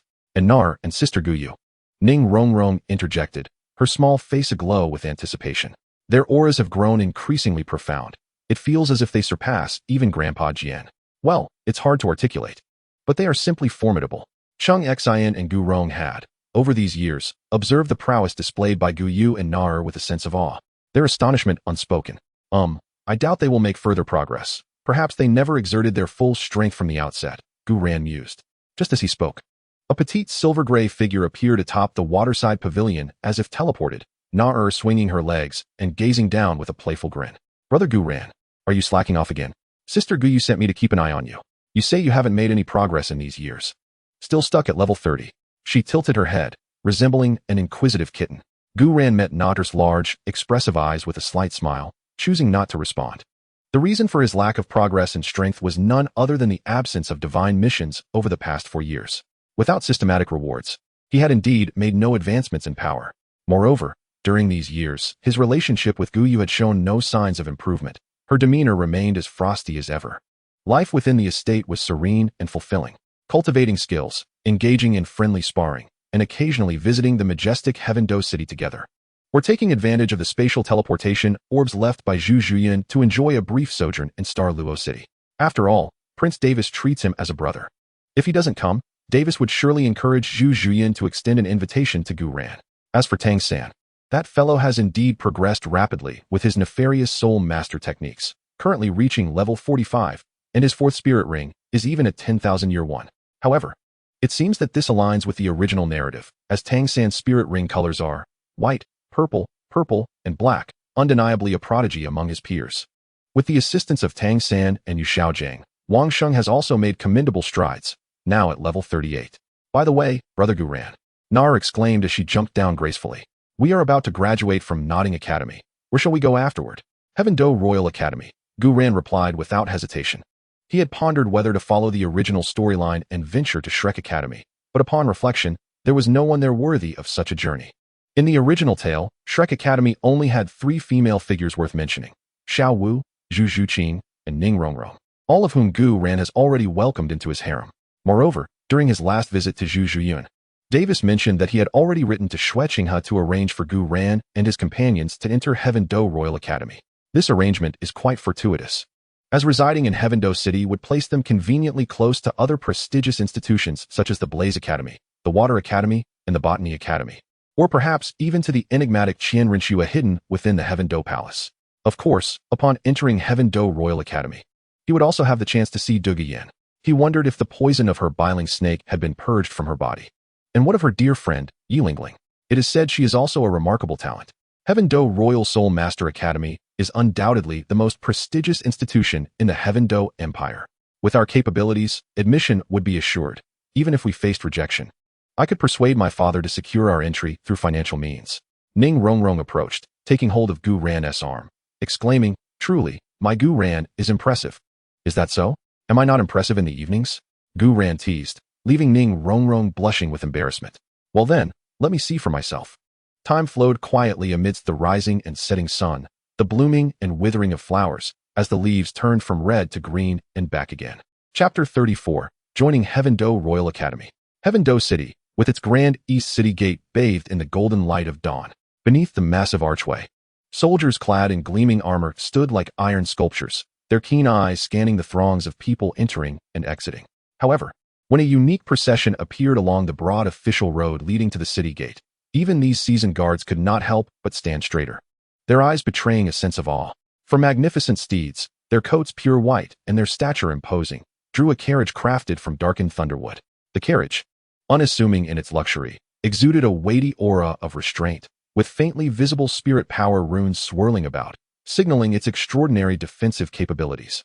Seated upon the yoke were two men, robust as iron towers, none other than the transformed Neo Tian and Titan. Though the two individuals made a conscious effort to restrain themselves, the terrifying aura emanating from the Super Douluo still lingered in the air near the city gates, causing the atmosphere to thicken slightly. A delicate hand lifted the curtain of the carriage, and Ning Rongrong poked her head out, her eyes sparkling with excitement as she surveyed the magnificent city before her. Wow! We've finally arrived at the Royal Academy of Heavendo. It's indeed more grandiose than the Nodding Academy. Her exquisitely carved features were alight with joy. Zhu Zhuqing followed closely, disembarking in a simple yet elegant dark outfit that accentuated her graceful figure, her snow-white skin glimmering softly in the morning light. Her demeanor was cool and serene, akin to a polished piece of jade, and her gaze immediately fell upon Gu Ran, who had just stepped down, conveying silent concern. Gu Ran was the last to alight from the carriage. The sunlight seemed to be absorbed by him, casting no blinding brilliance, only an indescribable aura of warmth and weightiness. He lifted his eyes towards the towering walls of the Royal Academy, his expression tranquil and undisturbed, as if he were merely admiring an ordinary landscape. Let us proceed. Gu Ran's voice was gentle, yet imbued with an undeniable authority. As the group prepared to enter the academy, a sudden sound of steady yet somewhat hurried footsteps echoed from the grand entrance. Ha! Esteemed guests have traveled from afar, and I have failed to greet you properly. My sincerest apologies. The hearty laughter, imbued with formidable spiritual energy, preceded the arrival of three figures who parted the crowd and strode forth with purpose. The foremost figure was tall, with hair and beard as white as snow. Yet his complexion was rosy and his spirit vigorous, clad in a gold and crimson robe symbolizing the highest rank of the Royal Academy, adorned with the emblem of the Heavendo royal family on his chest. He exuded an aura as solid as a mountain, a formidable title Douluo of the attack type at level 86. This was none other than Bai Baoshan, the chief administrator of the academy. To his left stood a slender man, with a gaunt face and sharp, piercing eyes that seemed capable of seeing through souls. Dressed in a silver-gray robe, he emanated a sharp yet restrained energy, a control-type title Douluo at level 85, named Jilin. On his right was a slightly plump man, whose amiable smile concealed a glimmer of shrewdness and intelligence in his narrow eyes. He was Meng Shinji, an auxiliary-type title Douluo at level 83. These three representatives of the pinnacle of soul master education in the Heavendo Empire had come together to personally welcome the newcomers, underscoring the academy's significance. Young friend Gu Ran, it is an honor to finally meet you. Bai Baoshan stepped forward, his voice booming with unabashed admiration and enthusiasm. His gaze fixed intently on Gu Ran, as if seeking to uncover his very essence. Our academy's president has conveyed to us the importance of ensuring your party's comfort. The highest institution of the empire is indeed the rightful place for a young prodigy, such as yourself. Jilin's scrutinizing and astonished gaze swept over the companions behind Gu Ran, Xiao Wu, Zhu Zhuqing, and Ning Rongrong, especially when he sensed their soul power levels far exceeding their ages. His eyes gleaming with intrigue. When his gaze brushed over Gu Yu and Nar, who stood like silent sentinels by Gu Ran's side, his pupils constricted slightly, a chill running through him. What an intimidating presence. Incomprehensible and profound. The dream god machine chuckled amiably and clasped his hands, expressing immense honor. It is indeed a great honor, though we have not had the pleasure of witnessing your splendor in person during this time. Dear young friend Guren, we have certainly heard tales that resonate like thunder. Your presence among us is a tremendous fortune for the Royal Academy of Tiendo. This extraordinary and grand reception immediately captured the attention of all those nearby, and whispers spread like a rising tide. Heavens! It is the three esteemed members of the Education Committee. Who have they come to greet? Who is that young man? What great distinction he possesses. Did you not hear? Guren, the one from the nodding branch. Hiss, is it truly him? He has come here. The young man was accompanied by several young ladies, their soul energy radiating with formidable strength, especially the two behind him, who seemed even more intimidating than the committee members themselves. Facing the enthusiasm of the three soul masters, Guren remained composed, merely nodding in acknowledgement. I am truly unworthy of such praise from the esteemed committee members. As for joining the academy, let us discuss it further inside. There is no need for such humility, dear friend. Bai Baoshan interjected, waving his hand decisively. His Majesty has spoken, and the doors of the academy are always open for you. All accommodations shall be of the highest standard. As for your residence, he added with a mysterious smile, His Majesty has already made arrangements within the academy that will surely satisfy you. Indeed, indeed, Dream God Machine quickly affirmed, his smile warm and inviting. Rest assured, young friend, the academy will never confine your freedom. You need only to register your name and enjoy all the resources the Academy has to offer, coming and going as you please, without any obligation whatsoever. His words were delivered with great finesse, almost as if he were offering a gift, merely seeking Gu Yuen's nominal affiliation. Gu Yuen's gaze shifted slightly towards Bai Baoshan, pondering the intentions of His Majesty, the Snowy Night Emperor. Bai Baoshan stroked his white beard thoughtfully. His eyes filled with profound meaning as he lowered his voice. His Majesty has stated that the Empire is in need of talent, and you, dear friend, are a pillar of the nation, deserving of the utmost respect. Such trivial titles are of no consequence. This statement clearly revealed the Snowy Night Emperor's intentions to recruit, not solely valuing Gu Yuen's potential, but also recognizing the formidable power represented by his enigmatic protectors. After a moment of contemplation, Gu Yuen allowed a faint smile to grace his lips. If that is the case, then I shall humbly comply. Excellent, excellent, excellent. Bai Baoshan, Jilin, and Dream God Machine all beamed with relief and joy, as if they had accomplished a significant mission. Please, young friend, follow us. Bai Baoshan gestured invitingly. Under the guidance of the three highest authorities of the Royal Academy of Tiando, and amidst countless astonished, reverent, and curious gazes, Gu Yuen and his companions stepped into this institution that epitomized the glory of soul masters in the Tiando Empire, the Royal Academy of Tiando. The interior of the academy was far more expansive and luxurious than one could have imagined. The main path, paved with white marble, was wide and straight, flanked by enormous lawns and exquisite flora, meticulously manicured like works of art. Grandiose teaching buildings, simulated training grounds, and libraries were scattered throughout, adorned with fountains, sculptures, and elegant pavilions. The rich essence of heaven and earth converged here, forming a gentle mist that brought a refreshing sense of tranquility with each breath. Students clad in exquisite uniform attire traversed the area, each exuding an extraordinary aura, evidently hailing from affluent backgrounds. Wow, this is even more grandiose than our seven-treasure glazed tile school, Ning Rongrong exclaimed, her large eyes sparkling with curiosity as she surveyed her surroundings. Zhu Zhuqing's gaze swept across the well-equipped simulated training grounds, and a flicker of acknowledgement crossed her cool eyes. The training environment here indeed surpassed that of the previous Nodding Academy. Under the guidance of the three committee members, the group passed through a vast array of magnificent edifices, ultimately arriving at a relatively secluded area deep within the academy. This locale was nestled against a small mountain suffused with spiritual energy, facing a shimmering lake. By the lakeside stood an expansive courtyard, not resplendent in gold and jade, but sculpted entirely from a jade-like gray stone, its lines simple and fluid, imbued with an ancient charm and a sense of gravitas. Vivid green vines adorned the courtyard walls, interspersed with delicate blossoms. The entrance to the courtyard stood wide open, revealing glimpses of the exquisite pavilions and flowing waters within, the ambience serene and elegantly refined. Even more astonishing was the powerful, yet gentle soul power barrier enveloping the entire courtyard, shielding it from the clamor and prying eyes of the outside world. His Majesty had expressly instructed that this place be allocated for the young friend's temporary residence. Bai Baoshan pointed towards the courtyard, his tone tinged with pride, noting that the convergence of spiritual energy here, along with the tranquil environment and the protective barrier established by the Imperial Court Soul Masters, ensured absolute safety. Do you find this satisfactory? Such treatment transcended that of any committee member within the academy and could even rival that accorded by the Empire.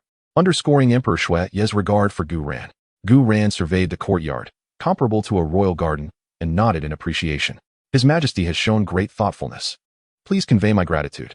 The three committee members beamed even brighter at his contentment.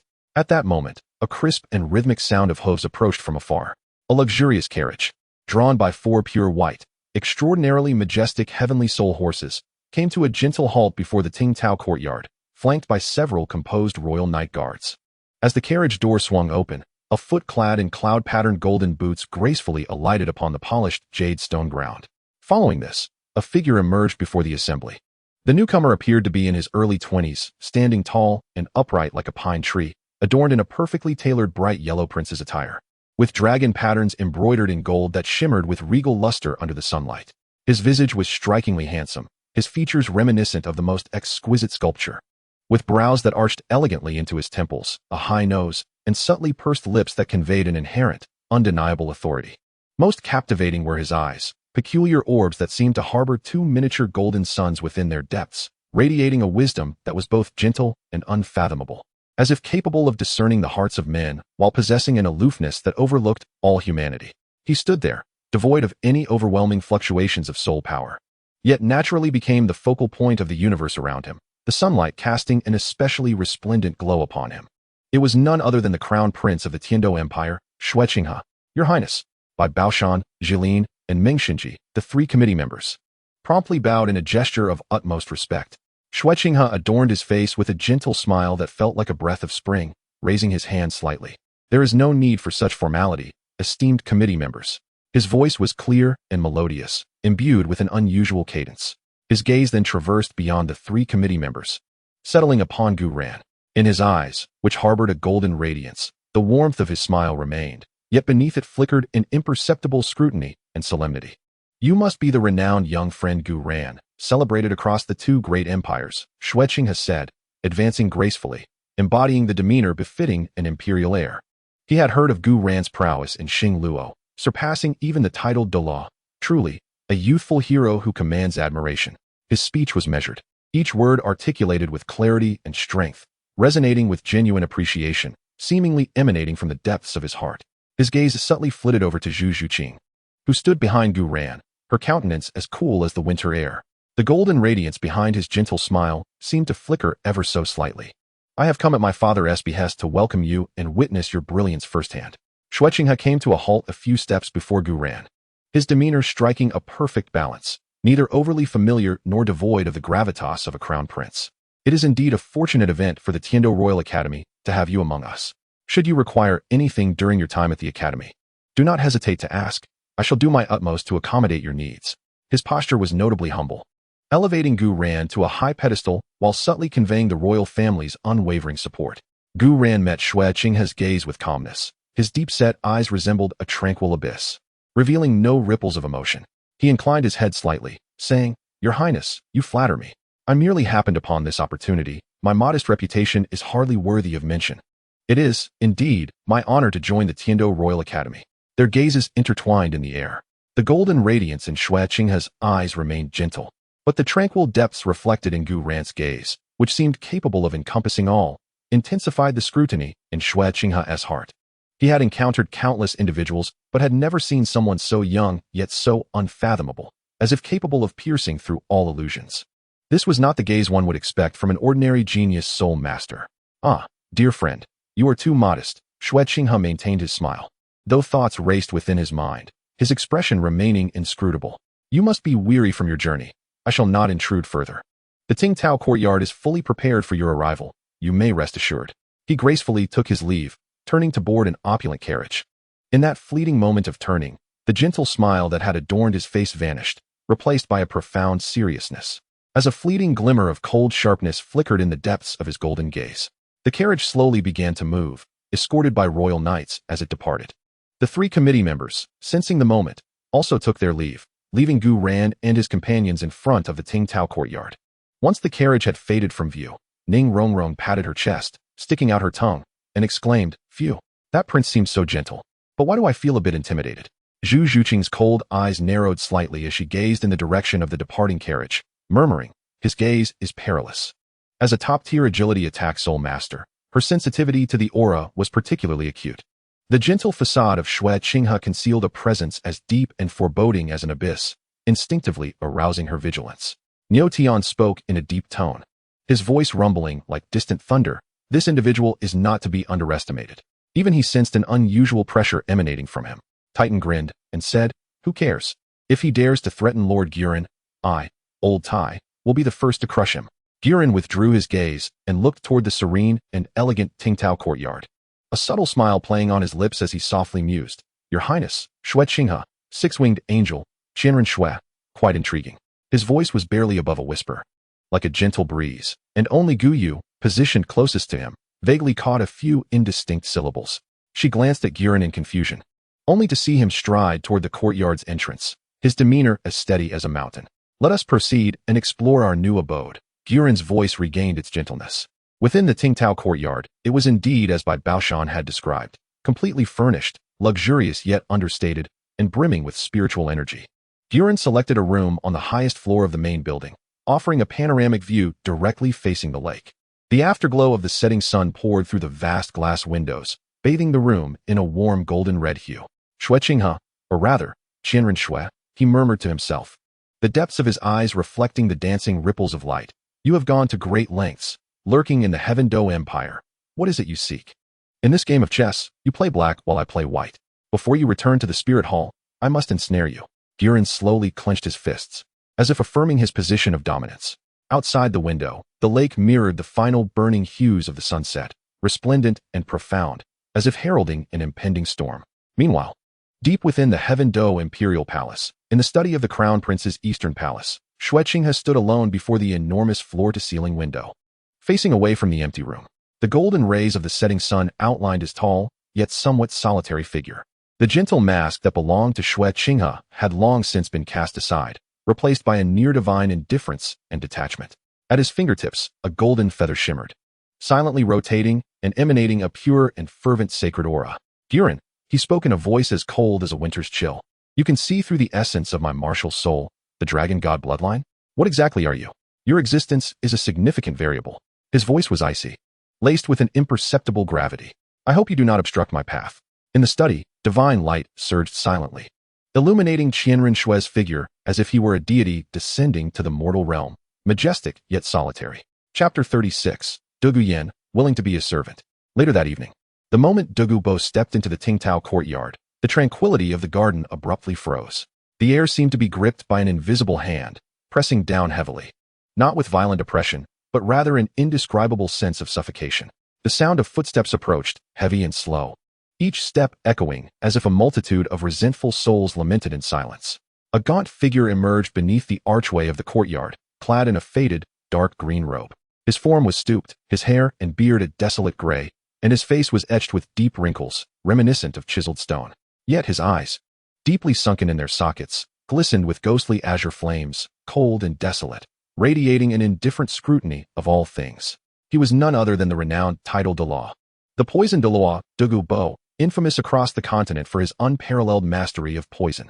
Though he did not deliberately emit his soul power, the aura surrounding him, forged through years of immersion in extreme toxins and dancing with death, emanated a fearsome toxicity. The rich essence of the world in the courtyard sizzled softly as it approached within 3 feet of him, as if corroded by his presence. This poison was distinctly different from the malevolent aura surrounding Tang San, for Tang San was a true evil spirit master. Upon recognizing the visitor as the poisoned Douluo from years past, who had been at the Eye of Ice and Fire, Xiaowu hastily set aside what she was holding and stepped forward to greet him, yet found herself at a loss for words. The brief silence was shattered when Gu Bo finally spoke, his voice rough and hoarse, akin to the rasp of dry wood scraping against wood, yet resonating clearly in everyone's ears with an undeniable weight. Gu Ran, my young friend, he acknowledged with a slight nod. A gesture that was neither humble nor the typical arrogance of a title Douluo, but rather an indication of caution when confronting an unknown presence. I come here today with no ulterior motive, only to express my gratitude for the miraculous herb you bestowed upon me years ago. He slowly raised his right hand, withered like an eagle's claw, gesturing for Gu Yuena to come forward. You overstate your praise, senior. Gu Ran replied with a gentle tone, infused with just the right amount of detachment. It was merely a trivial act. The herb was destined for a worthy recipient, ensuring its spirit was not wasted. Your ability to neutralize the venom of the green phosphor snake is a testament to your profound fortune. I dare not claim credit. Grandfather, a clear, urgent voice, tinged with a sense of determination, interrupted Gu Ran's words. A tall, violet figure darted forth from behind Gu Bo, swiftly positioning herself between Gu Ran and the elder. It was Gu Yuena. For years had transformed her from a naive girl into a striking young woman.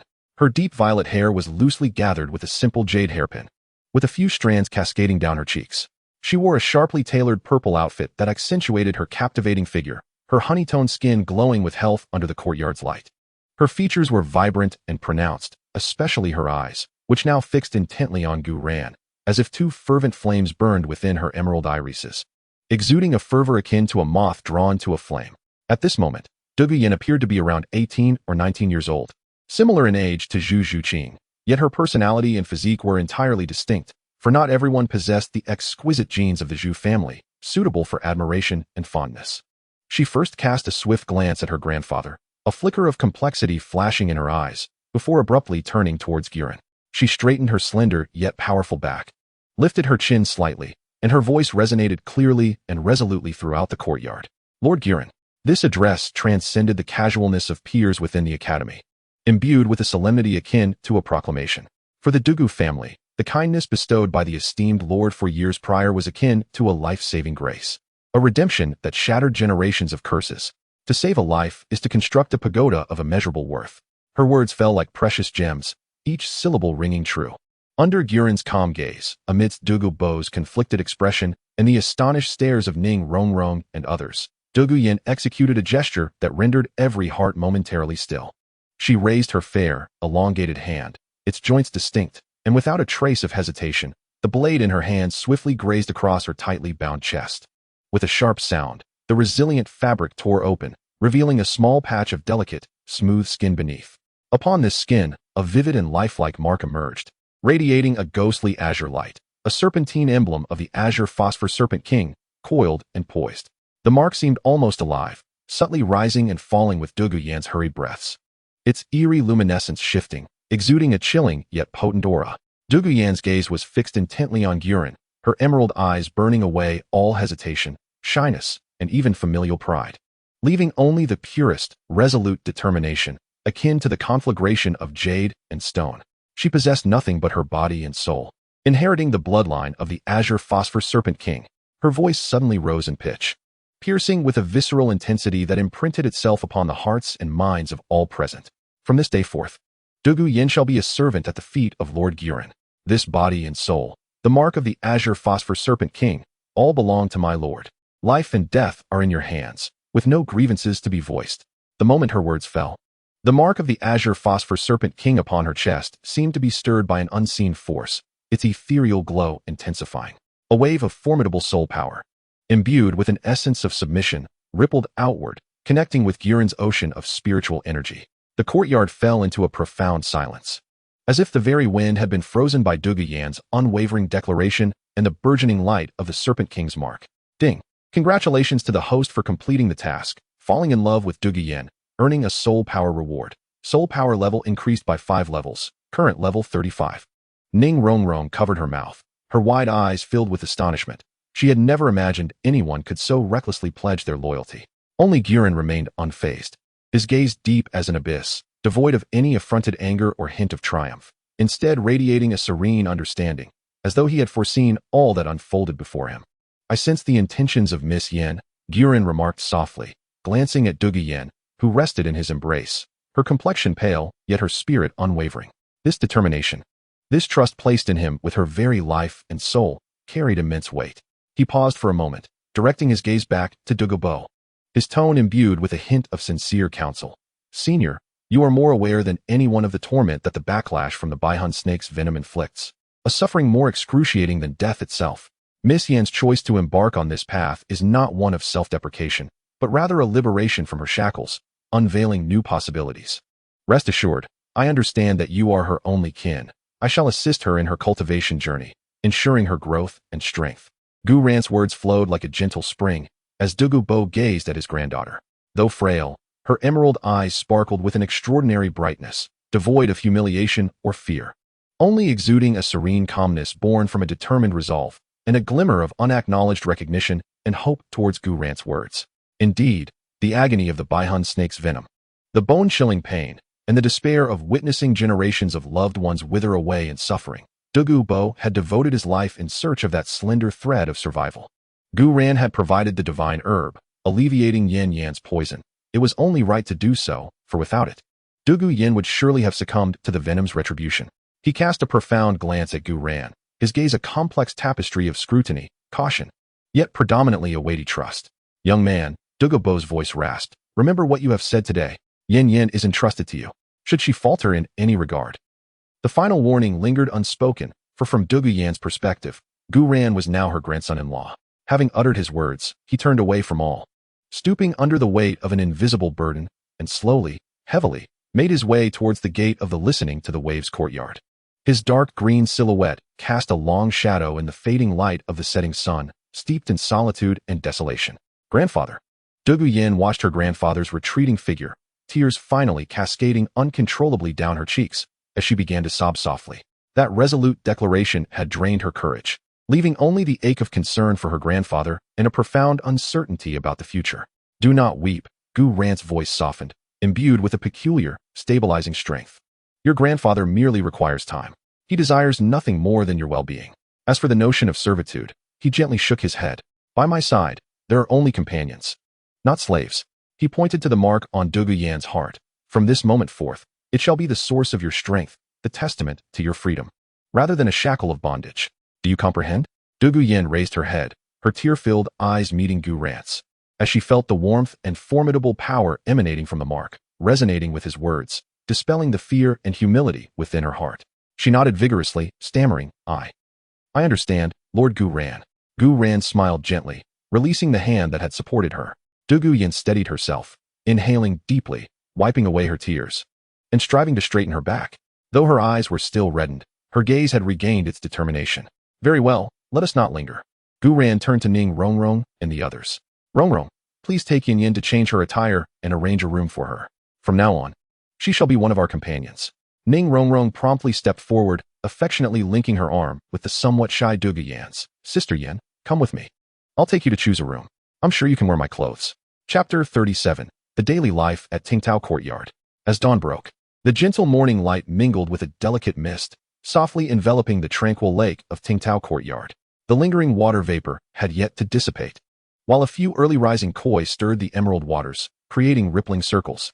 Suddenly, a sharp chopping sound disrupted the serene atmosphere of the courtyard, startling several birds perched under the eaves.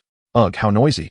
From the main bedroom on the second floor, a carved wooden window was pushed open, revealing Nar, who rubbed her drowsy eyes as she poked her head out, her silvery hair tousled and sticking up in disarray. She grumbled in dissatisfaction. Yet her gaze swiftly honed in on the tall figure in the dining room below, meticulously arranging bowls and dishes. Her large eyes instantly sparkled with excitement, dispelling her sleepiness. Brother Guren, she exclaimed joyfully, resembling a nimble silver swallow as she gracefully leaped from the window, creating a refreshing breeze as she aimed directly towards Guren, who was setting up breakfast. Almost simultaneously, another figure clad in pink burst forth from the side door like a whirlwind. Guren, good morning. Xiao Wu's voice rang out, bright and full of energy, her pink rabbit ears bouncing merrily as she ran. Clearly, she had also dressed with care, her pale yellow dress accentuating her charming demeanor. She was resolutely headed for the seat to Guren's left. Nar was not one to concede easily. With a swift motion, she accelerated, her silver-gray ponytail slicing through the air, and she deftly secured the seat to Guren's left, proudly lifting her chin in triumph towards Xiao Wu. Nar! Xiao Wu stomped her foot in frustration, her cheeks puffing up. This is the spot I had my eye on first. Whoever sits down first gets it. Nara remained unyielding, grinning as she clung to Guren's left arm, shaking it playfully in a defiant manner. All right, Guren's voice, still slightly husky from sleep, broke through. He reached out his right arm, effortlessly drawing the indignant Xiao Wu to the empty seat on his right side with a gentle yet firm grip. Sit properly and eat.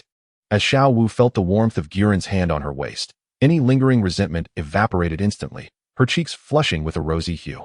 She obediently responded with a soft "oh," leaning into him, and didn't hesitate to wrinkle her nose in triumph at Nara across the table. Nara huffed lightly, but chose not to argue further. She merely tightened her grip on Guren's left arm, asserting her claim. The previous evening, Nara had promised to yield Guren to Gu Yuena first, but Xiao Wu had unexpectedly slipped into the second spot, while Nara was momentarily distracted, which had greatly displeased her. At that moment, a figure clad in purple silently appeared at the dining room entrance. Gu Yuena had changed out of her activewear, now adorned in a simple yet elegant purple gown. Her deep purple hair was meticulously tied back, exposing her smooth forehead and elegantly sculpted neck. With her head slightly bowed and hands neatly clasped in front of her, she presented a demeanor of almost rigid formality, starkly contrasting with the warm ambience of the breakfast setting. Master. Her voice was cool and respectful, her gaze lowered, fixed upon the ground at Gu Rant's feet. Shall I attend to your meal, my lord? She deliberately avoided the affectionate postures of those at the table, as if those scenes were searing flames. Gu Ran lifted the bowl of congee beside him, the rising steam obscuring his profound gaze. Yin Yin, he spoke gently, yet with an undeniable authority. It would be more prudent to comply with your request. Gu Yuen's body momentarily stiffened, her emerald eyes lifting to briefly sweep over Gu Ran's calm countenance before quickly dropping again. Ning Rongrong, with a playful twinkle in her eye, broke the silence. Brother Gu Ran, the weather is splendid today. Shall we take a stroll in Heavendo City? I've heard a new Yunchang pavilion has opened in the east of the city, featuring exquisite fabrics and styles imported from Star Luo. She playfully tugged at Gu Rant's arm, her tone endearing. I want to buy a new dress. Absolutely. Nar immediately chimed in. Brother Gu Ran, come with us. I also wish to purchase new clothes. My previous swimsuit has become too small. Gu Yu, who had been quietly dining, glanced at Nar. Her icy gaze softened with a hint of inquiry. Nar, do not speak foolishly. Our figures are already set and will not change. Who told you to choose a lowly figure during your transformation? Nar retorted with a playful pout. So what? In Brother Gu Ran's eyes, my figure is the most unique. In the eastern part of Heavendo City, the golden sign of Yinchang Pavilion gleamed under the afternoon sun. The three-story building, adorned with flying eaves and intricate brackets, exuded an air of grandeur. Even before stepping inside, one could catch a whiff of the rich fragrances wafting from within, a blend of precious silk, fragrant wood, and incense. The sharp-eyed attendants at the entrance quickly discerned the extraordinary demeanor of Gu Ran and his companions, their seemingly simple, yet exquisitely crafted attire setting them apart. Particularly the composed young man at the center, accompanied by several breathtaking beauties, far surpassing the typical affluent families. They immediately greeted the group with exuberant warmth, bowing deeply as they welcomed them inside.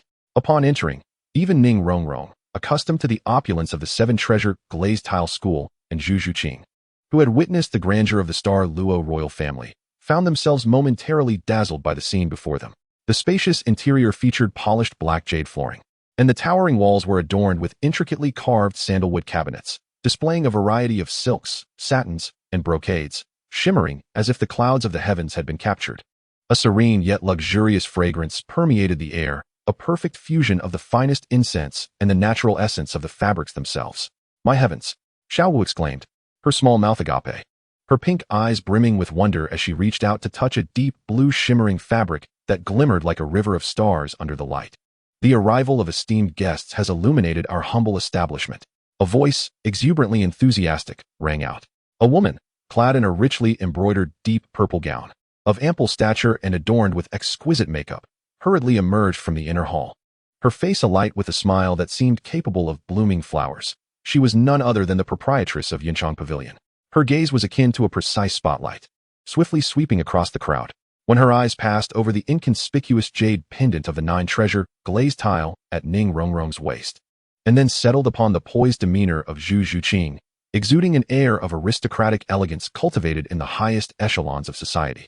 Her attention finally focused on the central figure, Gu Ran. His strikingly handsome visage and the understated yet undeniable gravitas he emanated instantly resonated within her. As a name recently whispered among the elite circles of Heavendo City struck her like a bolt from the blue. The smile on the proprietress's face shifted from warmth to sheer excitement, tinged with a hint of trepidation. She stumbled slightly in her embroidered shoes, nearly tripping over the elaborate folds of her gown, but was fortunate that a quick-witted maid nearby offered her support. You must be Lord Gu Ran. The proprietress's voice quivered with fervor, her hands unconsciously twisting the embroidered handkerchief, her gaze towards Gu Ran filled with awe and incredulous delight. The news of the 3 council members from the Heavendo Royal Academy personally welcoming him, along with the visit from the Crown Prince Xue Qinghe and the Poison Douluo, had already stirred monumental waves within the circles of these well-informed top-tier merchants. This individual, a legendary figure deserving of reverence even from the imperial heir, gracing her Yunshang Pavilion was nothing short of a blessing from the ancestors. Gu Ran replied nonchalantly, his gaze casually drifting over the array of exquisite garments and sumptuous fabrics, showing no sign of disturbance at the proprietress's fluster. The proprietress took a deep breath, suppressing the racing of her heart, her voice rising an octave with an almost fawning excitement. Quick, clear the space.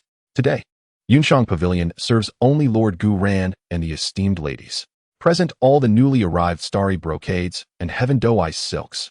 She commanded, her orders cascading like rapid fire towards the astonished managers and maids behind her. Instantly, the entire Yunshang Pavilion transformed into a finely tuned machine, operating efficiently and silently.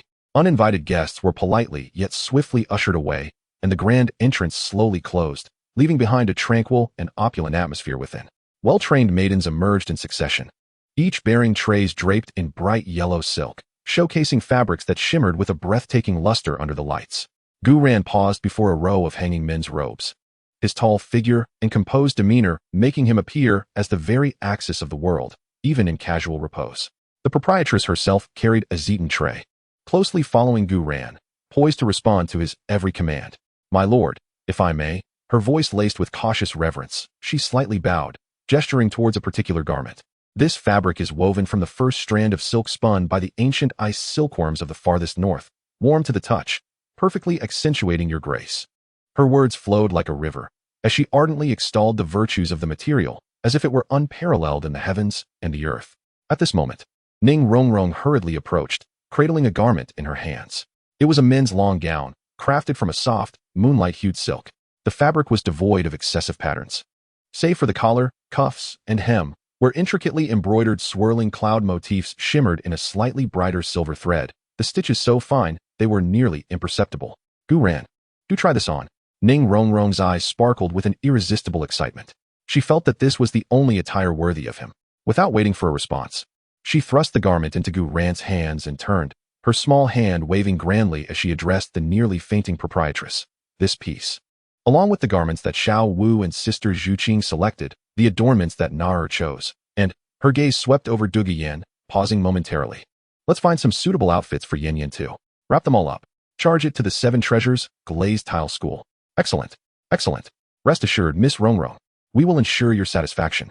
The proprietress beamed, her smile broad enough to reveal her teeth, repeatedly agreeing, indeed.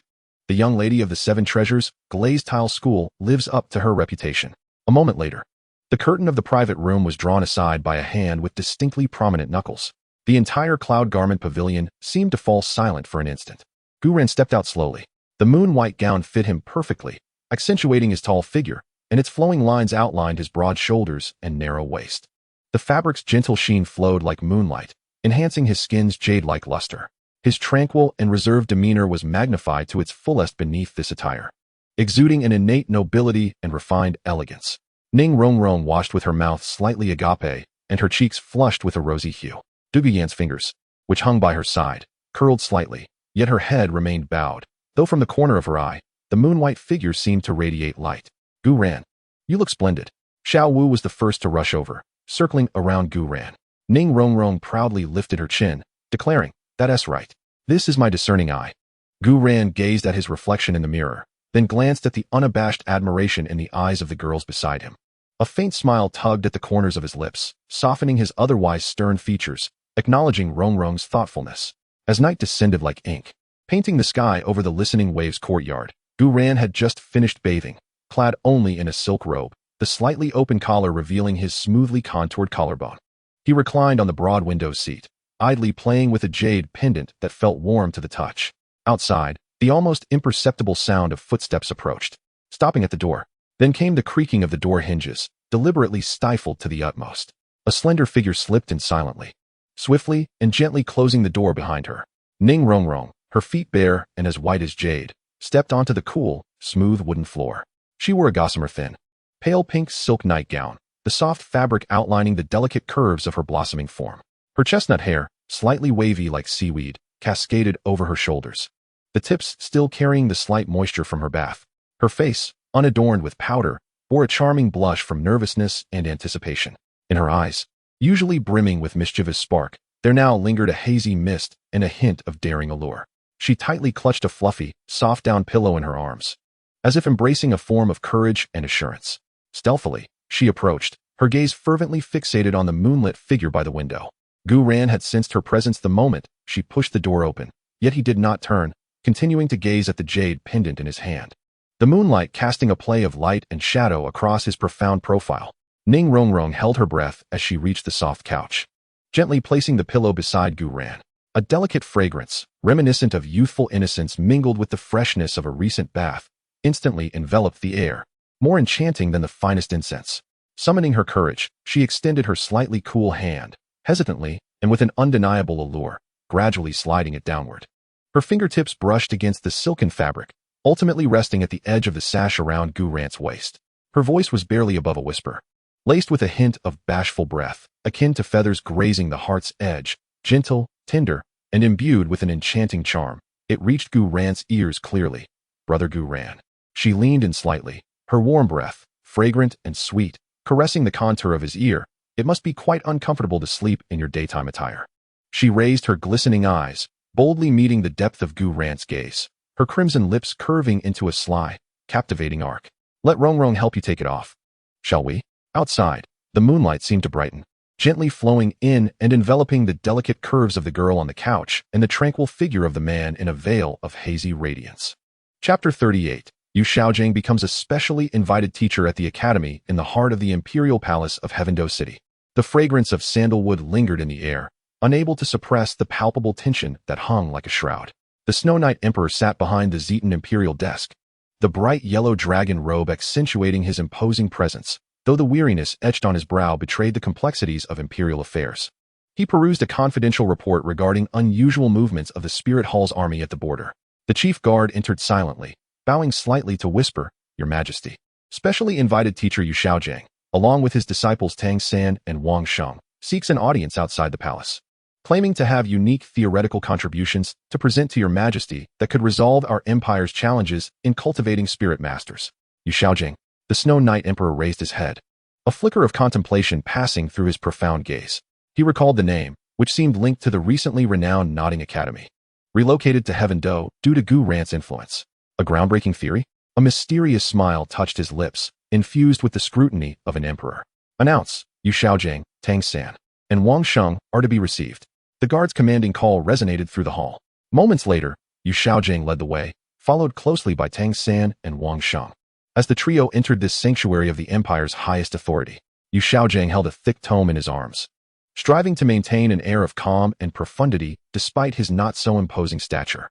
Though the slight tremor in his fingers and the barely perceptible sheen of sweat on his brow revealed the tumult and tension within, the theory he had pursued his entire life was finally to be presented before the emperor.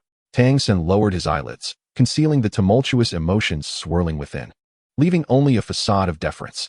Wang Sheng, overwhelmed by anxiety, appeared flustered, his gaze darting about. Had it not been for Tang San's icy glare, he would have nearly lost control over the chaotic soul power stirred by the dark energy within him. Commoners Yu Xiaojing, Tang San, and Wang Sheng pay their respects to your Majesty. The three spoke in unison, bowing deeply. Rise, commanded the Snowy Knight Emperor, his tone flat, yet imbued with undeniable authority. Master, you have remarkable theories to present. Do not hesitate to speak plainly. His keen gaze, sharp as an eagle's, settled intently upon Yu Xiaojing, seemingly intrigued by his theories on soul masters. If these concepts could be practically applied, they might indeed bolster the combat capabilities against the Spirit Hall.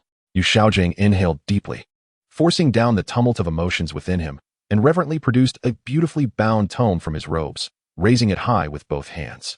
Your Majesty, this is the culmination of my life's work, titled The Theory of Soul Potential Activation and Hatred Motivation. Its essence lies in shattering the fatalism of soul ranks. I firmly believe there are no worthless soul abilities, only inept soul masters. By unlocking the deeper potential of the soul, one can achieve a remarkable enhancement of soul power and combat capability. His voice rose slightly in excitement, radiating a fervent zeal. Traditional soul master training adheres to rigid protocols, which is time-consuming. However, my method enables the mediocre to undergo a transformation in a remarkably short span, gaining practical abilities far surpassing their soul power level, thus serving as a potent tool for swiftly nurturing talent for the nation. The esteemed officials standing within the hall exchanged glances, most tinged with skepticism and disdain. A nameless teacher dared to speak of transcending soul ranks? It reeked of audacity. The Snowy Knight Emperor remained impassive, his gaze sweeping over the tome before resting on the visibly anxious Tang San and the palpably unstable Wang Sheng. Theoretical discourse is futile. Since you possess empirical results, I presume they are embodied in your two disciples behind you? Your Majesty is wise, Yu Xiaojing exclaimed, his spirit invigorated as he gestured towards Wang Sheng. This young man, Wang Sheng, was once an ordinary student at the Nodding Academy, with a mediocre wolf spirit and average innate soul power. After 4 years of training, he would typically reach no more than 20 levels. His tone grew fervent, imbued with strong persuasion. Yet, under my theoretical guidance, and with the aid of my disciple Tang San's supplementary potions, his soul power has transcended to the realm of a great soul master, surpassing level 38 in just 4 years. More crucially, his actual combat prowess exceeds the limitations of his level. I dare to request your Majesty to allow him to demonstrate. A flash of brilliance ignited in the Snowy Knight Emperor's eyes. Granted, Wang Sheng, Yu Xiaojing commanded sharply. Wang Sheng trembled. The weight of the imperial gaze pressing upon him nearly caused the dark energy within to spiral out of control. Gritting his teeth, a flash of crimson ignited in his eyes, and a deep, inhuman roar erupted from his throat. Arc. The violent black-red soul power surged forth from him like a dam bursting, as 3 soul rings, white, yellow, and purple, flared to life beneath his feet. The edges of the purple thousand-year ring entwined with ominous wisps of black energy.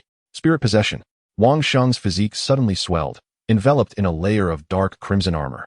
His claws sharpened to a lethal point, glinting with a chilling luminescence.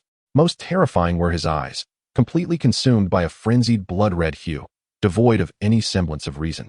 With drool uncontrollably dripping from the gaps of his fangs, exuding a foul stench.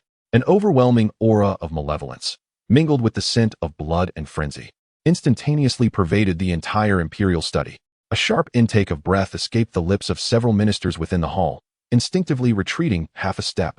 This was no mere soul master. He was unmistakably a beast, utterly awakened to its ferocity. Your Majesty, behold. Yu Xiaojing's voice resonated with a morbid excitement. This is the power driven by hatred. Wang Sheng, unleash your might. With a roar, Wang Sheng, already corrupted by dark energy, succumbed entirely to a state of frenzy under Yu Xiaojing's command and the surrounding stimuli. His first soul ring flashed with white light as he swung a powerful fist towards a sturdy granite pillar supporting the hall. A deafening crash resounded. Debris scattered like cannonballs, raising clouds of dust. The entire hall seemed to tremble. Amidst the swirling dust, Wang Sheng panted heavily, his body entwined with black and red malevolence. Standing beside the remnants of the shattered pillar like a demon clawing its way out of hell. His blood-red eyes scanned the surroundings vacantly, filled with a desire to annihilate all. The hall fell into a profound silence. The sound of a pin dropping could be heard. The ministers' faces turned pale as they gazed at the broken pillar and the frenzied Wang Sheng, their eyes brimming with horror and disbelief. Such destructive power was far beyond that of an ordinary 38th level soul master. It was even approaching that of a soul sage. The pupils of Emperor Shuya suddenly contracted, his fingers resting on the imperial table curling slightly. What he beheld extended beyond mere destructiveness. He perceived a terrifying potential that could upend tradition, disregard rules, and produce weapons of destruction in a remarkably short time. In an era where the spirit hall lurked with ill intent and the Star Luo Empire grew increasingly formidable, such power was immensely alluring, even if it radiated an unsettling aura. Excellent. Emperor Xie slammed his palm on the imperial table, his voice booming, shattering the silence. His face alight with unabashed admiration and excitement. Master, your discourse and empirical evidence have truly opened my eyes. Breaking conventions and forging new paths will greatly benefit both the nation and its people. His gaze burned with intensity as he fixed his eyes on Yu Xiaojing. Such a prodigious talent as yours should not be hidden within the confines of Nodding Academy. I hereby appoint Mr. Yu as a distinguished teacher at the Royal Academy of Tiando, granting him imperial support to focus on the research and practice of this theory. I hope you will accept. Sir, thank you for your immense grace, Your Majesty. Yu Xiaojing trembled with excitement, collapsing to his knees, his voice quivering with tears, nearly overwhelmed by sheer elation. Imperial appointment. Support from the Empire. The Royal Academy. At last, his name, Yu Xiaojing, would resonate across the continent. Bibi Dong, Lu Erlong, do you see this? Emperor Shuya's attention then shifted to Tang San and Wang Sheng, these two esteemed disciples, who were not only living proof of Mr. Yu's theory but also pillars of the Empire's future. I hereby grant special admission to Tang San and Wang Sheng into the Royal Academy of Tiando, allowing them to enjoy the resources allocated to core disciples. Thank you, Your Majesty. Tang San suppressed the overwhelming joy and profound hatred he harbored for Gu Ran, as he respectfully bowed to the still-dazed Wang Sheng. In the moment he lowered his head, a cold and resentful smile played upon his lips. Gu Ran, I have arrived, bearing the Emperor's recognition and wielding even greater power. This time, I shall make you witness how everything you possess is gradually reclaimed and shattered by me. Xiao Wu and Zhu Zhuqing will submit to my strength. The Emperor is indeed wise. As the ministers in the hall regained their composure, regardless of their inner sentiments, they all echoed in unison. Chapter 39. Gongzi cordially invites Lu Erlong. Yu Xiaojing arrived at the Tiando Royal Academy, stepping into a dedicated office within the administrative building, specially prepared under the orders of the illustrious Emperor Shui Yi for the renowned master. The room was suffused with the delicate fragrance of fresh paint mingled with high-quality wood. Yu Xiaojing stood with his back to the door, facing a grand rosewood desk. Upon the desk lay the exquisitely bound tome, a testament to his lifelong dedication. His fingers repeatedly caressed the gilded cover, almost feeling the surging power within the text that promised to upend the landscape of soul masters across the continent. Imperial appointed educator. Imperial scholar S. privileges. The resounding praise of Emperor Shui Yi and the unmasked admiration in his gaze repeatedly washed over Yu Xiaojing's mind, inflating his long-suppressed vanity. Each recollection brought waves of ecstasy. His name was now inscribed in the highest echelons of the Empire's Soul Master education. Bibi Dong, Lu Erlong. I wonder if you are aware of this wonderful news. The mere thought of that name caused Yu Xiaojiang's heart to clench, soon replaced by an even more fervent warmth. All the resentment had been washed away by today's glory. What remained was decades of pent-up discontent and an eager desire to prove himself after finally lifting his head in triumph.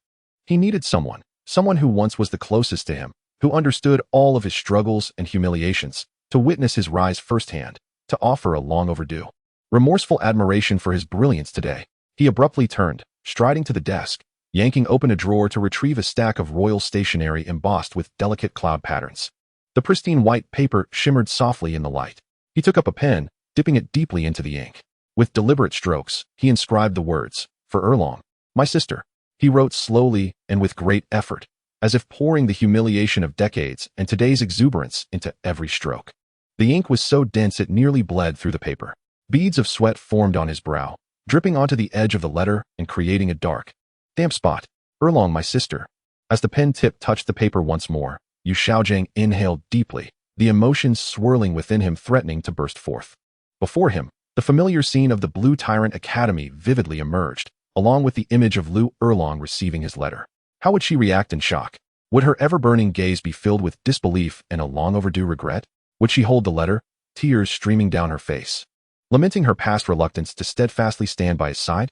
His lips, betraying him, curled upwards uncontrollably, forming a twisted smile infused with both exuberance and vengeful delight. "My foolish brother, Yu Xiaojiang, from the grandeur of the Heaven Do Empire, sends heartfelt wishes for my sister's well-being." With a flourish of the pen, imbued with a deliberate imitation of the poise and composure characteristic of those in power, I venture to write this letter. Not only to convey important news, but also to share the solace that resides in my heart. At this juncture, Yu Xiaojiang's breathing quickened noticeably, and the strokes of his pen took on an air of arrogance. In the past, my foolish brother languished in the small town of Notting, engrossed in theories of martial soul origins, often derided by others as mere empty talk and theoretical musings. Yet, the way of heaven rewards diligence. True gold fears no fire. My theories, meticulously studying the path to unlocking martial soul potential, carve out a novel route, representing the supreme gateway to transcending the fated hierarchy of martial souls, and indeed, the cornerstone of the Empire's Soul Master's rise. At last, my brother's theories have garnered the attention of a discerning ruler. His Majesty, the Emperor of the Heaven Do Empire, the Snowy Night Sovereign, recognized the brilliance of my brother's empirical findings, taking personal delight in reviewing them. His Majesty praised my brother's insights as astonishing talent and graciously decreed to elevate my brother to the position of a distinguished teacher at the Royal Academy of Heaven Do, entrusted with the research and promotion of this theory, along with the honor of imperial patronage. With each stroke of the pen growing ever more vigorous, every word seemed to resonate with the clang of gold and iron, brimming with pride and triumph. He could even envision the splendid expression on Lu Erlong's face upon reading the phrase "astonishing talent." The Emperor's boundless grace fills my brother with profound gratitude. Now, perched atop the Empire's Soul Master education, wielding the authority of the highest research at the Royal Academy, all past scorn and derision have faded into oblivion.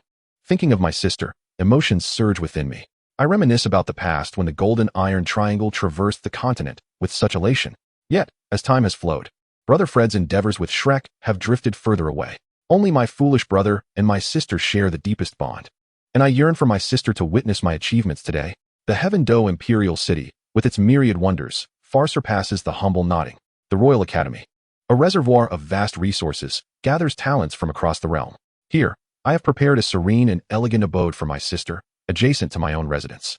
I hope my sister can momentarily escape the mundane affairs of Blue Tyrant and journey to Heaven Do. Firstly, to witness firsthand the practical outcomes of my theories, whose remarkable efficacy is poised to upend the established understanding within the Soul Master community. Secondly, after a prolonged separation, we can share intimate conversations, rekindle our past camaraderie, and renew the bond we once shared side by side. I eagerly await your response, anticipating joyful tidings. Though the paper may be brief, my sentiments are boundless. Signed, Distinguished Teacher of the Royal Academy of Heaven Do, Imperial Patron, Master, Disciple of the Blue Tyrannosaurus family, your brother, Yu Xiaojiang. After inscribing the final character, Yu Xiaojiang placed the pen heavily upon the inkstone. He exhaled deeply, a tremor of satisfaction escaping his lips, as if he had shed a monumental burden. akin to completing a grand coronation ceremony. He carefully lifted the letter, scrutinizing every character that pierced through the paper, each word shimmering with the glory he had long desired. He meticulously folded the letter, sealing it within an exquisite envelope adorned with the royal crest, and affixed it with wax, employing a personal seal he had just received, symbolizing his status as an imperial patron. Enter. The voice of Yu Xiaojiang resonated with the authority and urgency befitting a person of high rank. A Royal Academy attendant, standing outside the door, immediately bowed and entered. What are your instructions, Professor Yu? From now on, address me as Master, young man, Yu Xiaojiang replied, extending the envelope. This letter, classified as an urgent dispatch from the Imperial Royal Academy, must be delivered personally to Dean Lu Erlong at the Lamba Academy in Sachuo City, Kingdom of Barak. It must not be mishandled. Understood, Master. The attendant respectfully accepted the envelope with both hands, feeling its considerable weight, and without a moment's hesitation, he turned and departed swiftly. Yu Xiaojiang approached the window, pushing open the exquisite glass panes. The evening breeze carried the unique fragrance of the royal gardens, while the distant sunset bathed the sprawling architectural marvels of Tiando City in a resplendent golden hue. He gazed at the retreating figure of the attendant until it vanished at the end of a garden path, his heart swelling with ambition, as if the entire future of the Empire's soul masters rested in his hands. Erlong, you will soon discover the truth. I, Yu Xiaojiang, am no longer the useless scholar confined to the shadows of theoretical study. You shall witness who the true genius is. You will regret your choices. Almost concurrently, as the attendant's silhouette faded beyond the garden arch, a figure emerged silently before the vast glass window on the top floor of the Listening Waves Pavilion. A faint, chilling scoff escaped Gu Rant's lips, infused with a derisive understanding that echoed sharply in the stillness of the room.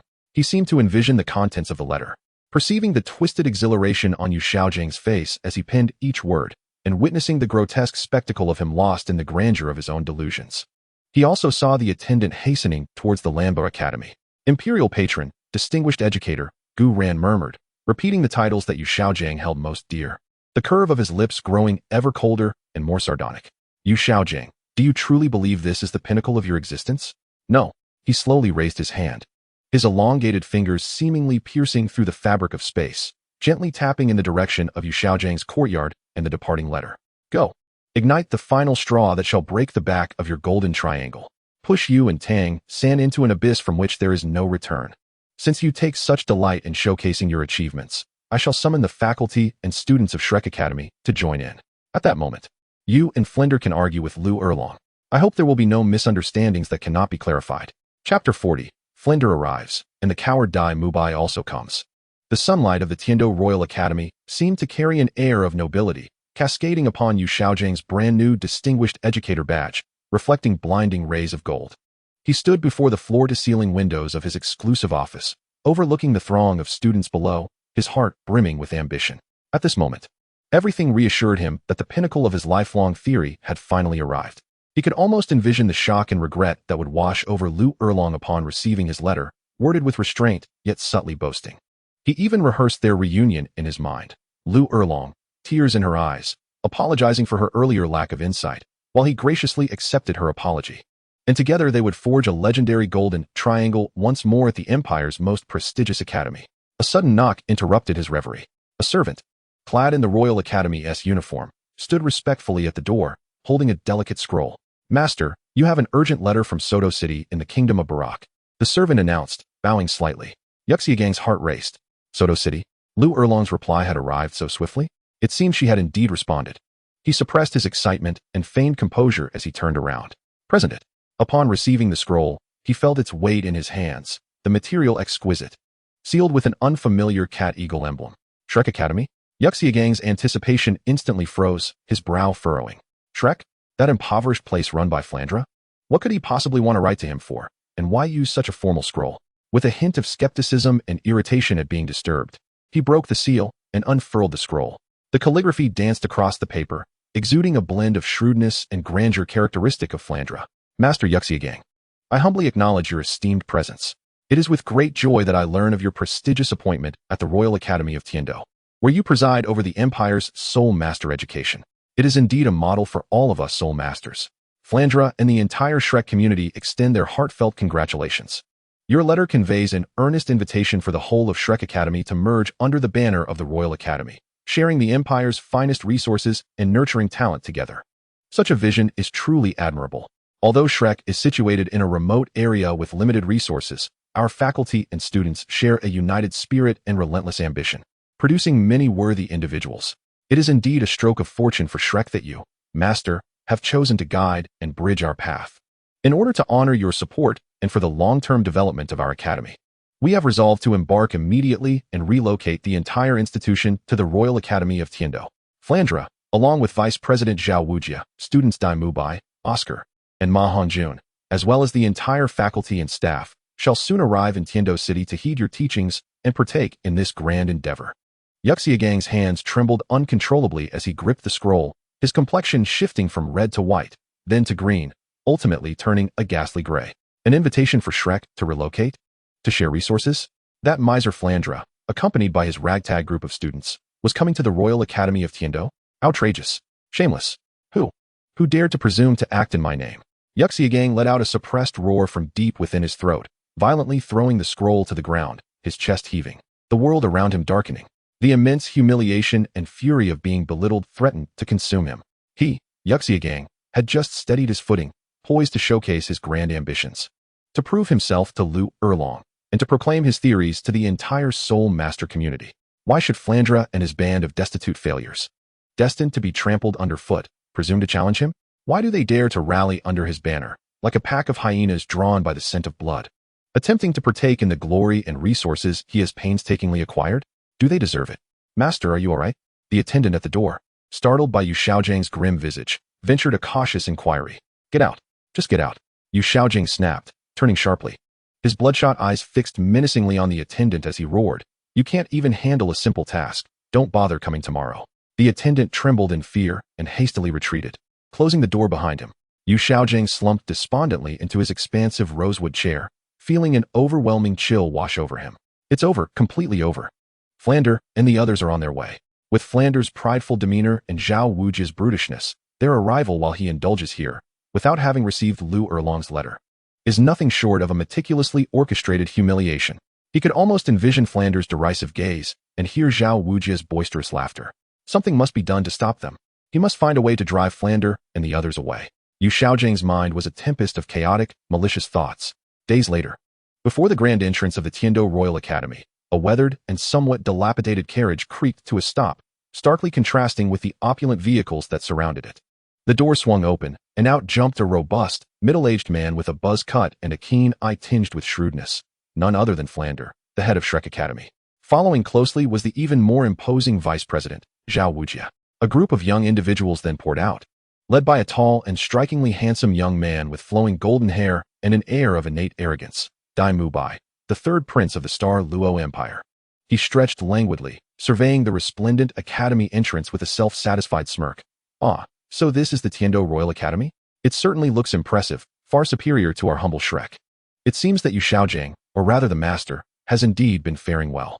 Behind him, a dashing young man with charming peach blossom eyes, Oscar, eagerly offered water to a plump red-haired figure, Ma Hongjun, who was curiously scanning the surroundings, his eyes darting about in search of beautiful women. Flander adjusted his glasses, his sharp gaze sweeping over the environment and the curious or disdainful stares of passing students, his brow subtly furrowing. He harbored doubts. Yu Xiaojing's invitation had come too unexpectedly, and the wording was inconsistent with his memory of the rigid, self-effacing, yet prideful Yu Xiaojing. Yet, the letter's depiction of the Academy's resources and prospects was undeniably enticing. For the future of Shrek, for the sake of these children, he had to take a gamble. He took a deep breath, adjusted his somewhat worn yet clean robe, and said to Zhao Wujia, Old Zhao, let us enter and find Xiaogang. Just then, a piercing, frigid gaze, brimming with unbridled hatred, struck like a tangible icicle, instantly locking onto Dai Mubai amidst the crowd. Preparing to boast to Oscar, Dai Mubai's body stiffened abruptly, an icy dread emanating from the depths of his soul sending shivers down his spine. Instinctively, he followed the source of that gaze.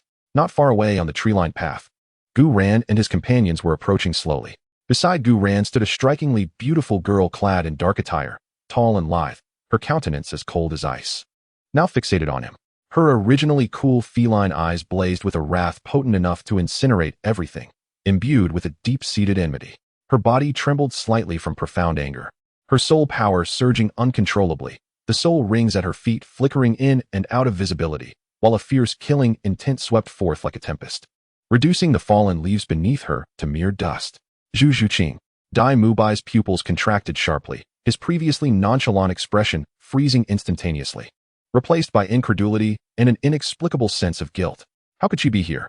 Was she not supposed to be shackled by that cursed engagement to become the laughingstock of the entire empire? Why was the hatred in her eyes so intense? As if she sought to consume him alive? Zhu Zhuqing. Dai Mubai's voice quivered with a tremor he himself did not notice. He attempted to force a charming smile. Yet under that bone-chilling gaze, it appeared more grotesque than a frown. Flender and Zhao Wujia sensed the peculiar atmosphere, following Zhu Zhuqing's line of sight to Dai Mubai.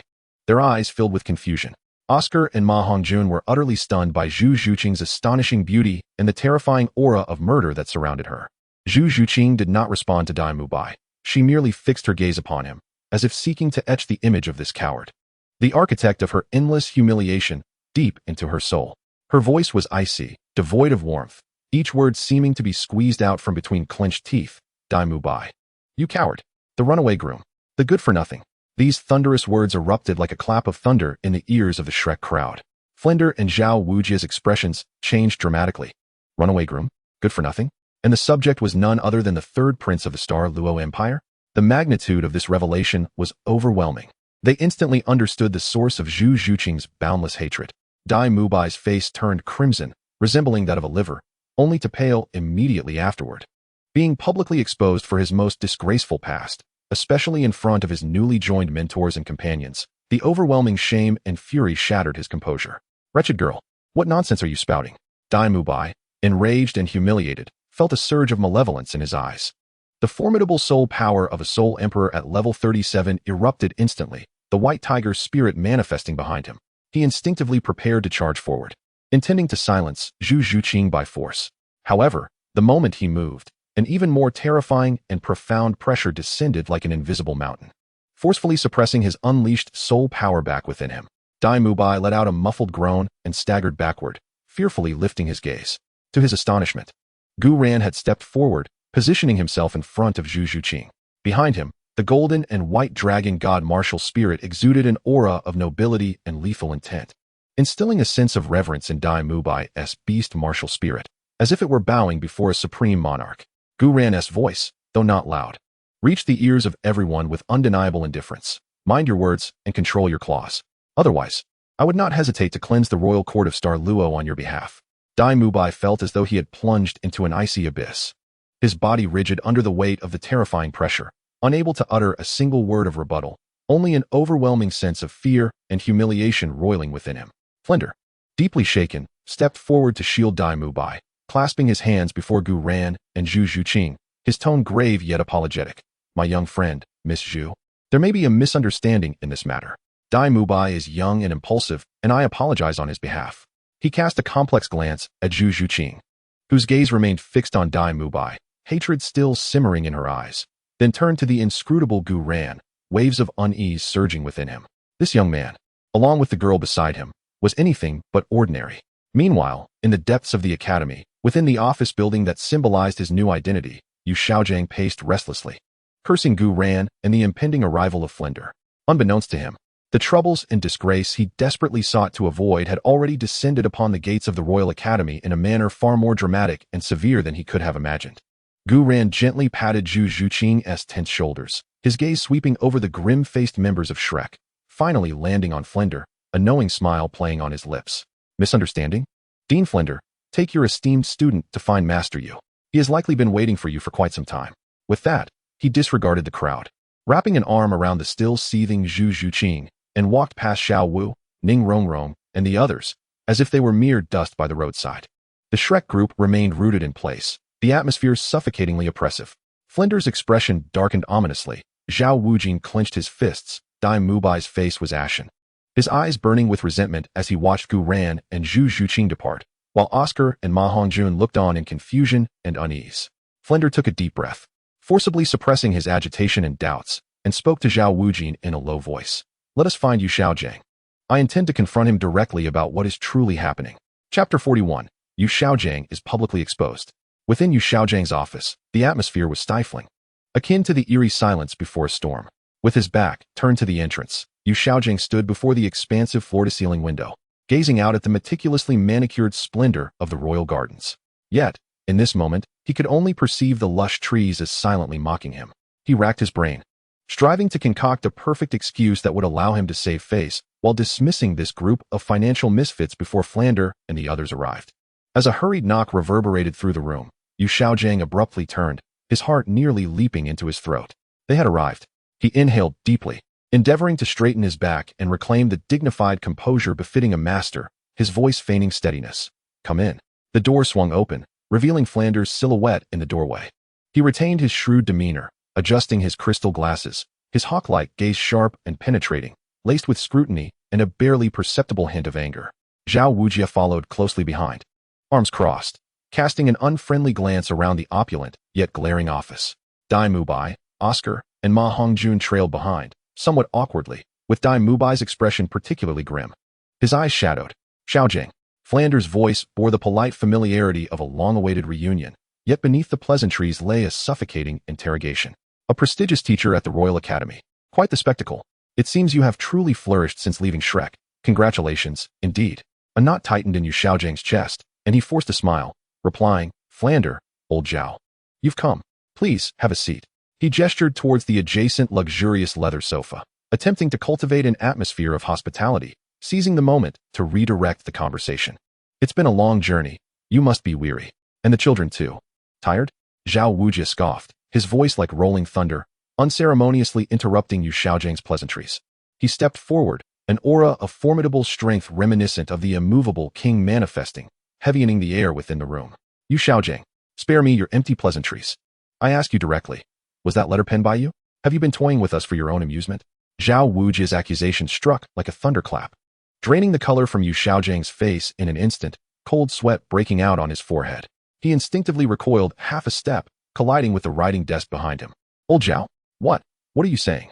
Yu Xiaojing's voice trembled slightly, tinged with anxiety and a facade of bravado. "What letter? When have I ever written such a thing? An invitation for Shrek to merge with the Royal Academy? That is preposterous. The threshold of the Royal Academy is exceedingly high. Not just anyone can gain entry." As he spoke with increasing urgency, attempting to distance himself from Shrek by belittling it, his voice grew louder. "I, Yu Xiaojing, as a venerated educator of the Empire, would never act so recklessly. It must be someone impersonating me, maliciously defaming my character. Yes, it must be Gu Ran. That despicable scoundrel is framing me." "Framing you?" Flander's tone turned icy as he stepped forward, producing the invitation sealed with the royal emblem from his pocket, slamming it onto the luxurious seat-in wood desk before Yu Xiaojing. "Yu Xiaojing, take a good look. The Royal Academy's distinguished teacher seal above, and this handwriting that is almost indistinguishable from the genuine article. Even I, Flander, was nearly deceived.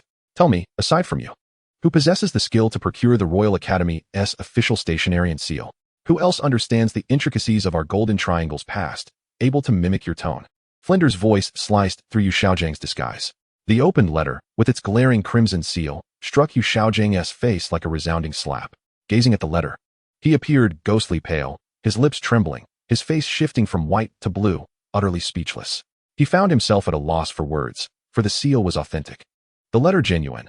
This was undeniably a trap laid specifically for him. "Humph, Yu Xiaojing." Zhao Wujia crossed his arms, his gaze brimming with disdain and contempt. "I once thought you merely a theoretical wastrel, adept only at verbal theatrics. But now that you've found success, your heart has darkened. You were the one who summoned us. And now you turn your back, wishing to dismiss us like beggars? And you dare to smear others' reputations? Bah, truly a disgrace to soul masters. The Golden Triangle? I was truly blind. No, it's not like that. Flander, old Zhao, please let me explain." Yu Xiaojing was utterly panicked, stumbling over his words, left with nothing but the embarrassment and fear of having been exposed. He looked towards Tang San for help, hoping this disciple would speak on his behalf. Tang San stood in the shadowy corner, head bowed, his hood obscuring his expression, yet the chilling aura emanating from him instinctively caused Oscar and Ma Hongjun to distance themselves. Despite Yu Xiaojing's pleading gaze, Tang San remained unresponsive, as though detached from the situation. At that moment, his heart was consumed with boundless hatred for Gu Ran, leaving no room for concern over Yu Xiaojing's domestic troubles. The office was shrouded in a deathly silence, punctuated only by Yu Xiaojing's heavy breathing and Zhao Wujia's unabashed, scornful gaze. Witnessing Yu Xiaojiang's disheveled state extinguished the last flicker of nostalgia in Flinder's heart, leaving only a deep sense of betrayal and disappointment. He inhaled deeply, poised to speak. Bang! The office door was flung open with force, colliding violently with the wall. Dai Mubai's face was ashen, his eyes bloodshot, unable to contain the smoldering rage and humiliation within him. He fixed his glare on Yu Xiaojiang, his voice hoarse with fury. Yu Xiaojiang, what about my matters?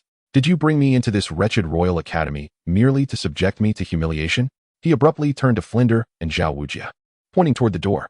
Do you know what just transpired outside? That Zhu Zhuqing, that wretched woman from the Xing Luo Zhu family. She publicly called me a coward, a worthless runaway. And that Gu ran. He threatened me. In front of everyone. He threatened to cleanse the royal family's ranks. Did you hear that? Cleanse the ranks. Who does he think he is? Dai Mubai grew increasingly agitated, wishing he could flay Zhu Zhuqing and Gu ran alive. Yu Xiaojiang, aren't you the empire's esteemed honored one? Aren't you a distinguished teacher? Can you just stand by and watch them humiliate me? I must confront that wretched woman. I want her to know that I, Dai Mubai, am not to be trifled with. Enough, Flander exclaimed sharply, his expression dark and forbidding. Dai Mubai, calm yourself. This is the Royal Academy of Heavendo, not a place for you to run wild. Internally, he cursed Yu Xiaojiang for bringing such monumental trouble upon them. The matters concerning the Zhu family, the Xingluo royal family, along with the enigmatic Gu Ran, created a murky situation that Shrek should not wade into. Calm. How can I be calm? Dai Mubai roared, forcefully pushing aside Oscar and Ma Hongjun, who attempted to restrain him as he stormed out of the office. Zhu Zhuqing, come out here. We need to settle this. Flanders and Zhao Wujia's expressions shifted dramatically. Quickly, you two. Go after Dai Mubai. This is not Shrek Academy. Do not let him provoke someone he shouldn't. The others hurriedly chased after him to intervene, giving Yu Xiaojiang a moment to breathe. Humph, let the chaos unfold. The louder, the better, Yu Xiaojiang thought, his gaze turning sinister. The bigger the commotion, the harder it will be for you to enter my Heaven-Do Royal Academy. Chapter 42, Dai Mubai's Breakdown, joining the villainous faction. In the tranquil lakeside of the Listening Waves courtyard, Gu Ran was instructing Xiao Wu and Zhu Zhuqing on some coordination exercises, while Ning Rongrong watched with a cheerful smile. Though Gu Ran appeared to be guiding their practice, his true intentions were far from the surface. Bamboo Qing, did that scene at the door just now bring you satisfaction? Gu Ran inquired, observing Zhu Zhuqing's cool profile with a smile.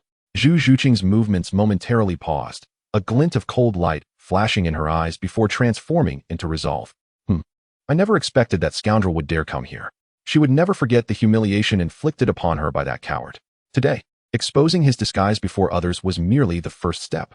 At that moment, a wave of soul power, filled with fury and malice, approached rapidly, accompanied by Dai Mubai's hoarse roar, shattering the tranquility of the lakeside. Zhu Zhuqing, you wretched woman, come out. You must give me an explanation today.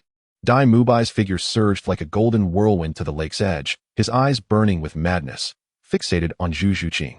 Behind him, Flander, Zhao Wujia, and Tang San hurriedly followed, Flander's face pale with urgency. Dai Mubai, stop. Do not act impulsively. But at that moment, Dai Mubai was consumed by rage and humiliation, oblivious to their pleas. He gazed at Zhu Zhuqing's still enchanting yet disdainful face, standing next to Gu Ran as if it were her right. The old grievances and fresh animosities erupted within him. An explanation? What do you want to hear? Zhu Zhuqing slowly turned to face Dai Mubai, her voice icy and devoid of emotion, as if gazing upon a repulsive pile of refuse. Do you wish to hear about your cowardly act of abandoning our engagement years ago, fleeing from Xingluo like a stray dog? Or perhaps you wish to discuss your current disgraceful behavior, barking like a mad dog here? Shut your mouth. Dai Mubai was struck at his most vulnerable point. Erupting with fury, the yellow, and purple soul rings beneath his feet illuminated instantly, unleashing the formidable power of the White Tiger. His third soul skill, White Tiger's Diamond Transformation, activated. His body expanded dramatically, muscles bulging, skin glistening with the sheen of White Tiger fur. Power surging as he prepared to tear apart the woman who had sullied his reputation. He resembled a frenzied white tiger, emitting a piercing scream that rent the air. His massive claws glinted with a chilling light as they lunged fiercely towards Zhu Zhuqing's slender neck. This strike encapsulated all his indignation and strength, swift, ruthless, and venomous. Zhuqing, be careful, Xiao Wu exclaimed. With a flourish, Gu Ran invoked his second soul skill, I summon thee, Ice Dragon King. He positioned himself protectively in front of Zhu Zhuqing, as the 9-colored rings beneath his feet shimmered momentarily. In an instant, every breath of air within the Ting Tao courtyard was saturated with an inexplicable chill. The lakeside, once imbued with a gentle mist, now crystallized visibly, forming intricate ice patterns. Delicate ice crystals climbed the water's edge, quickly solidifying into a half-foot thick layer of ice, entombing the fish and shrimp that swam beneath the surface in a transparent prison. A bone-chilling wind howled past, not from the courtyard's entrance, but seemingly converging from all directions, lifting the fallen leaves from the ground and freezing them into brittle shards that crackled as they collided. Dai Mubai instinctively tightened his cloak, only to discover that the cold penetrated beyond the surface, piercing his very marrow with a needle-like sting, causing even this formidable assault-type soul master to shudder involuntarily. At that moment, a strange transformation occurred in the space above Gu Ran's head, rippling like water with a blue-white halo. Suddenly, it resembled glass gripped by an unseen force, its surface appearing with a spiderweb of cracks, each fissure glowing with an extreme cold. The next second, with a muffled boom, the space truly exploded in a solidifying rupture. The fragmented shards of space did not scatter chaotically, but reassembled within the blue-white radiance, forming a colossal ice silhouette soaring 10 zhang high. It was a magnificent dragon, its body adorned with diamond-shaped ice crystal scales, sporting spiral ice horns atop its head, and its eyes were two flickering orbs of ghostly blue flames. The membranes of its wings bore patterns reminiscent of glaciers that had endured for eons without melting. Suspended in midair, the dragon emanated an intense chill that caused the surrounding air to crystallize into fine ice mist, even bending light into a cold, regal sheen that refracted off its massive form. The dragon's gaze slowly descended, sweeping across the courtyard. Wherever it looked, the ground froze into layers of ice inches thick, and even the ornamental stones in the courtyard were cloaked in a thick veil of frost. It opened its mouth slightly, and a deep, chilling roar resonated. Not deafening, but enough to slow the very passage of time within the Tingtao courtyard. Only the overwhelming cold proclaimed the arrival of this ice sovereign. Dai Mubai's protective white tiger barrier was easily torn asunder, akin to mere paper. He let out a muffled groan as a sharp pain shot through his ribs, blood instantly staining his clothes. The strength and defense he had once prided himself on now seemed a mere jest in the face of such overwhelming power. Clutching his bleeding wound, he staggered back a step, disbelief etched across his face as he gazed at Gu Ran, his eyes wide with horror. He had never anticipated that this individual could become so formidable, so terrifying. Trash is merely trash. Zhu Zhuqing's voice remained icy, laced with condescension as she observed Dai Mubai's effortless defeat at Gu Ran's hands, her derision sharp and biting, as if he lacked even the qualification to be trampled underfoot. You! Dai Mubai trembled with rage, his shame and indignation overwhelming him, as he contemplated launching himself forward once more. Enough! Gu Ran's gaze, as frigid as eternal ice, fell upon Dai Mubai. Dai Mubai, it appears that you are not merely a coward, but also a fool. The lesson I imparted was intended to awaken you, not to lead you to your demise. His voice, though not loud, resonated deeply within the souls of those present. Return to your Shrek. Should you dare to appear before Zhu Qing again with your clamor, I would not hesitate to silence you forever. The third prince of the Star Luo Empire? Huh. Merely a discarded wretch, disavowed by the royal family and scorned by his kin. To kill you would sully my hands. Under the terrifying pressure, Dai Mubai's countenance turned as pale as parchment, a tumult of humiliation, fury, and dread culminating in a mouthful of blood spewing forth, his body swaying precariously. Flander and Zhao Wujia wore expressions of utmost distress, yet they dared not move an inch. They could palpably sense the overwhelming power radiating from Gu Ran, a force capable of effortlessly crushing them. This young man was truly fearsome. Gu Ran dismissed them with a wave of his hand, as if swatting away flies. Neo Tian and Titan appeared before the Shrek group like silent sentinels. Their formidable aura, akin to a tangible wall of terror, compelled the others to retreat. Flander cast a bitter glance at the dazed Dai Mubai, then at the pallid and crumpled figure of Yu Xiaojiang at the office entrance, and finally at the inscrutable Gu Ran and the icy Zhu Zhuqing, his heart heavy with a sense of helplessness and profound defeat. This journey to Heaven Do had yielded not a shred of benefit. Instead, they had lost face and irreparably offended those they should not have. Supporting the nearly fainting Dai Mubai, he bellowed to Zhao Wujia and the others, "We must depart." Flander and his companions had been met with a cold reception. They had hoped to shine at the Heaven Do Royal Academy, yet unforeseen complications had arisen. Just as they were about to leave Heaven Do City, an unexpected visitor appeared. Crown Prince Xue Qinghe hurriedly arrived with Dream God Machine and others, having received reports from their informants stationed at the Tingtao courtyard about the earlier conflict. Since a clash had occurred, it was even better. Gu Ran needed to be kept in check. "Gentlemen, please hold on. I apologize for the lack of proper welcome." Xue Qinghe intercepted Flander's carriage, proclaiming, "I am Xue, Crown Prince of the Heaven Do Empire. I am aware that you are esteemed teachers and students of Shrek Academy. Therefore, it is only fitting that you are granted entry to the Heaven Do Royal Academy for your studies, with tuition fees waived entirely." Flander regarded Xue Qinghe's arrival with suspicion, tightening the reins of his carriage as he scrutinized the elegantly dressed, mild-mannered prince. The humiliation endured at Tingtao Courtyard had not yet dissipated, and now faced with the Crown Prince's hospitality, he was left with nothing but doubt. "Your Highness's goodwill is acknowledged," Flander responded, inclining his hands in a gesture of respect, yet his tone carried an air of detachment. However, Shrek Academy adheres to its own regulations, and it would not be appropriate to intrude upon the Royal Academy.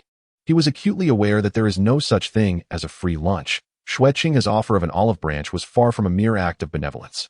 Xue Qinghe seemed to perceive his concerns. A deeper smile gracing his face as his gaze swept over the pale-faced Dai Mubai and the variously colored expressions of the Shrek students. His voice, gentle yet imbued with an undeniable authority, declared, "Director Flander is overthinking this. I am aware that you all suffered grievances at the Listening Waves courtyard. Indeed, Gu Ran's flamboyant conduct was quite inappropriate." He then shifted his focus to Dai Mubai and the others, adding, "Moreover, these children are all exceptional talents. Would it not be a pity to let a moment of indignation obscure their potential? The Tiando Royal Academy is willing to provide them with the finest cultivation resources. With the Soul Master competition of the Spirit Hall approaching, do you not wish for the students to prove themselves on a broader stage?" His words struck at Flander's vulnerable point with precision. The talents of the Shrek students were indisputable, yet the Academy's lack of resources remained a significant shortcoming. And the Soul Master competition was an opportunity they had long yearned for. Zhao Wujia, unable to contain himself, whispered, "Director, the Crown Prince speaks wisely. This may indeed be an opportunity." Tang San also looked toward Flander, his expression complex. He sensed the faint, yet profound, fluctuations of soul power emanating from Xue Qinghe, which appeared gentle but were, in reality, unfathomable.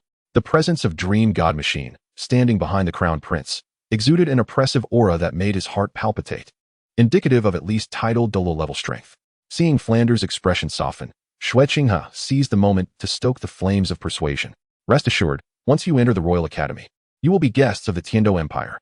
Should Gu Ran dare to provoke again, he would be challenging the entire Tiando royal family. Furthermore, I have heard of the long-standing rift between Shrek Academy and the Spirit Hall. Should the need arise, the Tiando royal family is willing to stand guard and assist you." This statement shattered Flander's defenses entirely.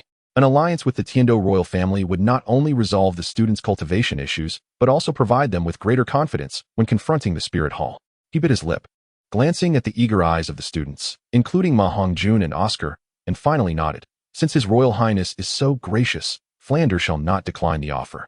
"A wise decision," Xue Qinghe replied, clapping his hands in delight. "Bring forth the Shrek students and arrange for them the finest accommodations." After Flander and his group followed the Royal Academy's guards away, Dream God Machine quietly inquired, "Your Highness, are we truly allowing these students to confront Gu Ran? His strength is unfathomable, and Shrek may not be his match." Xue Qinghe gazed towards the direction in which the carriage had departed, a cold smile curving his lips. "Confront? What I desire is not for them to defeat Gu Ran, but to serve as a thorn embedded between Gu Ran and the Tiando Royal Academy. They can both restrain him and probe his depths. What is there to lose?" Inside the carriage, Dai Mubai clutched his wound, his eyes brimming with resentment. "Director, must we truly rely on others? I have yet to settle the score with Gu Ran." Flander shot him a stern look. "Impulsiveness will not resolve our issues. At present, we are no match for Gu Ran. Entering the Royal Academy is to ensure your proper cultivation. Once you possess strength, we can discuss other matters." Chapter 43, The Fury of Lu Erlong. Deep within the Tiando Royal Academy, in a temporary residence arranged for the Shrek group, the atmosphere was stifling. It was evident to any discerning observer that this abode paled in comparison to the majestic listening tide pavilion of Gu Ran. Dai Mubai, pallid and propped up against a soft couch, was bound tightly with thick bandages, yet the more profound wounds lay deep within his heart. The frigid disdain of Zhu Zhuqing and the oppressive superiority radiating from Gu Ran seared his pride repeatedly. Oscar and Ma Hongjun hovered nearby, attending to him with utmost caution, scarcely daring to breathe. Meanwhile, Flinder and Zhao Wujin sat in the outer chamber, their faces ashen and silent. The commencement of this journey to Tiando had been devastatingly brutal, casting a shadow over the path ahead. At that moment, a hurried footfall shattered the oppressive silence. A servant of the Royal Academy rushed in, panting heavily, bearing an unusual report. "Dean Flinder, there is a lady outside," demanding to see Master Yu Xiaojing. And she is quite formidable. Flinder furrowed his brow, initially inclined to inform the servant that Yu Xiaojing was not present. Yet an inexplicable stir within him prompted a change of heart. A lady seeking Yu Xiaojing? Formidable? He sprang to his feet, a flicker of complex emotion igniting in his eyes. Let us go and see. Outside the Tsuiwei residence, on the expansive white marble plaza of the Royal Academy, a striking figure stood, akin to a volcano on the verge of eruption, clad in a sleek, deep purple outfit that accentuated her breathtaking curves. Her fiery red hair, akin to flames, was casually tied up, with a few strands brushing against her cheeks, slightly flushed with indignation. Her features were strikingly beautiful, yet now, due to her fury, they appeared sharp and fierce. Her eyes resembled two molten lava pools, brimming with a rage potent enough to incinerate all in its path. This was none other than Lu Erlong, the dean of Lanba Academy, and one of the lethal trio known as the Golden Iron Triangle. Clutched tightly in her hand was a crumpled letter, the very correspondence in which Yu Xiaojing boasted of his esteemed status as a tribute to the empire and extended a warm invitation for her to reunite in Tiando. Yu Xiaojing. Lu Erlong's voice thundered like a clap of thunder, echoing with overwhelming anger and profound disbelief, resonating throughout half the Royal Academy. Come out here and explain this nonsensical letter. Students and faculty traversing the plaza were momentarily taken aback by the explosive outburst. Halting in their tracks to gaze at the striking woman who resembled a mother dinosaur, whispers of speculation swirling among them. As Flinder and Zhao Wujin stepped out of the Tsuwei residence, they beheld this dramatic scene. Flinder's heart sank, sensing impending trouble. Lu Erlong had indeed arrived, and it appeared that Yu Xiaojing's invitation had produced an entirely opposite effect. Lu Erlong's gaze fell upon Flinder and Zhao Wujin, her fury intensifying. Flinder? Zhao Wujin, you are here too? Well then, it seems Yu Xiaojing has truly made a name for himself, gathering you impoverished brothers. Should I, Lu Erlong, also come groveling to pay my respects to this so-called master? Her tone dripped with sarcasm and wounded pride. Upon receiving the letter, she was initially struck with shock, followed by an overwhelming surge of incredulous joy. Yu Xiaojing had finally made a name for himself, and he was willing to reach out to her. She promptly abandoned everything at Blue Tyrant Academy and journeyed day and night to Heavendo City, her heart brimming with anticipation for their reunion and nostalgia for their past affection. However, as she stepped into the resplendent and aristocratic Royal Academy and learned that Flinder and Zhao Wujia, acquaintances from Shrek, were also present, a terrifying thought shattered her dreams. Yu Xiaojing did not long for her. He was merely flaunting his achievements, mocking her for not choosing him in the past, and inviting her to witness his success from a position of superiority, as if bestowing upon her a mere token of recognition. This was nothing short of blatant humiliation. Erlong, calm down. It is not as you perceive. Flinder rushed forward, attempting to explain. He understood Lu Erlong's temperament all too well. In her furious state, she was capable of anything. Calm down. How can I possibly calm down? Lu Erlong forcefully shook off Flinder's hand, her fiery red hair seeming to dance in the absence of wind, and her soul power surged violently like a suppressed volcano. 7 soul rings, yellow, yellow, purple, purple, black, black, black, erupted around her, unleashing a powerful soul sage's pressure mingled with ferocious dragon might. Let that hypocrite, that coward Yu Xiaojing, come out and clarify the meaning of this letter. Is he boasting about his rise to prominence? Or does he wish for me, Lu Erlong, to kneel before him and repent for past grievances? He must be dreaming. At that moment, Yu Xiaojing, having received the news, hurriedly arrived at the square, guided by a servant of the Royal Academy. From a distance, he spotted Lu Erlong's furious figure and Flinder and others, particularly the familiar letter in Lu Erlong's hand. His complexion turned as pale as paper, and his legs began to weaken. Ere long, Yu Xiaojing's voice was dry and tinged with acute panic and guilt. He forced a smile as he approached. You're here? Why didn't you inform me in advance? I could have come to greet you. Greet me? Lu Erlong abruptly turned, her molten gaze seething with fury fixed upon Yu Xiaojing. The letter in her hand felt like a searing iron, and she hurled it at his face. Yu Xiaojing, spare me your pretense. Look at the nonsense you have written. Let my sister travel to Heavendo to witness the practical results of my foolish theories. With each word Lu Erlong uttered, her voice grew increasingly intense, her fury igniting further, while the oppressive force of her soul power nearly suffocated Yu Xiaojing. Yu Xiaojing, are you flaunting your status before me? Are you offering me your charity? Do you think I, Lu Erlong, covet your so-called title? Do you believe I am still that foolish woman you toyed with back then? No, it's not like that. Erlong, please let me explain. Yu Xiaojing, struck by the letter, felt a sharp pain, but more so. He was engulfed by the humiliation and panic of being publicly exposed. He stammered, that letter, That letter was a trap set by someone. It was Gu Ran. It was that despicable wretch who impersonated my handwriting. He seeks to sow discord between us. How could I possibly betray you? How could I impersonate you? Lu Erlong let out a piercing, derisive laugh, taking a decisive step forward, her formidable aura forcing Yu Xiaojing to retreat repeatedly. Yu Xiaojing, do you take me for a fool? The Royal Academy's exclusive stationery, the personal seal of a distinguished imperial teacher.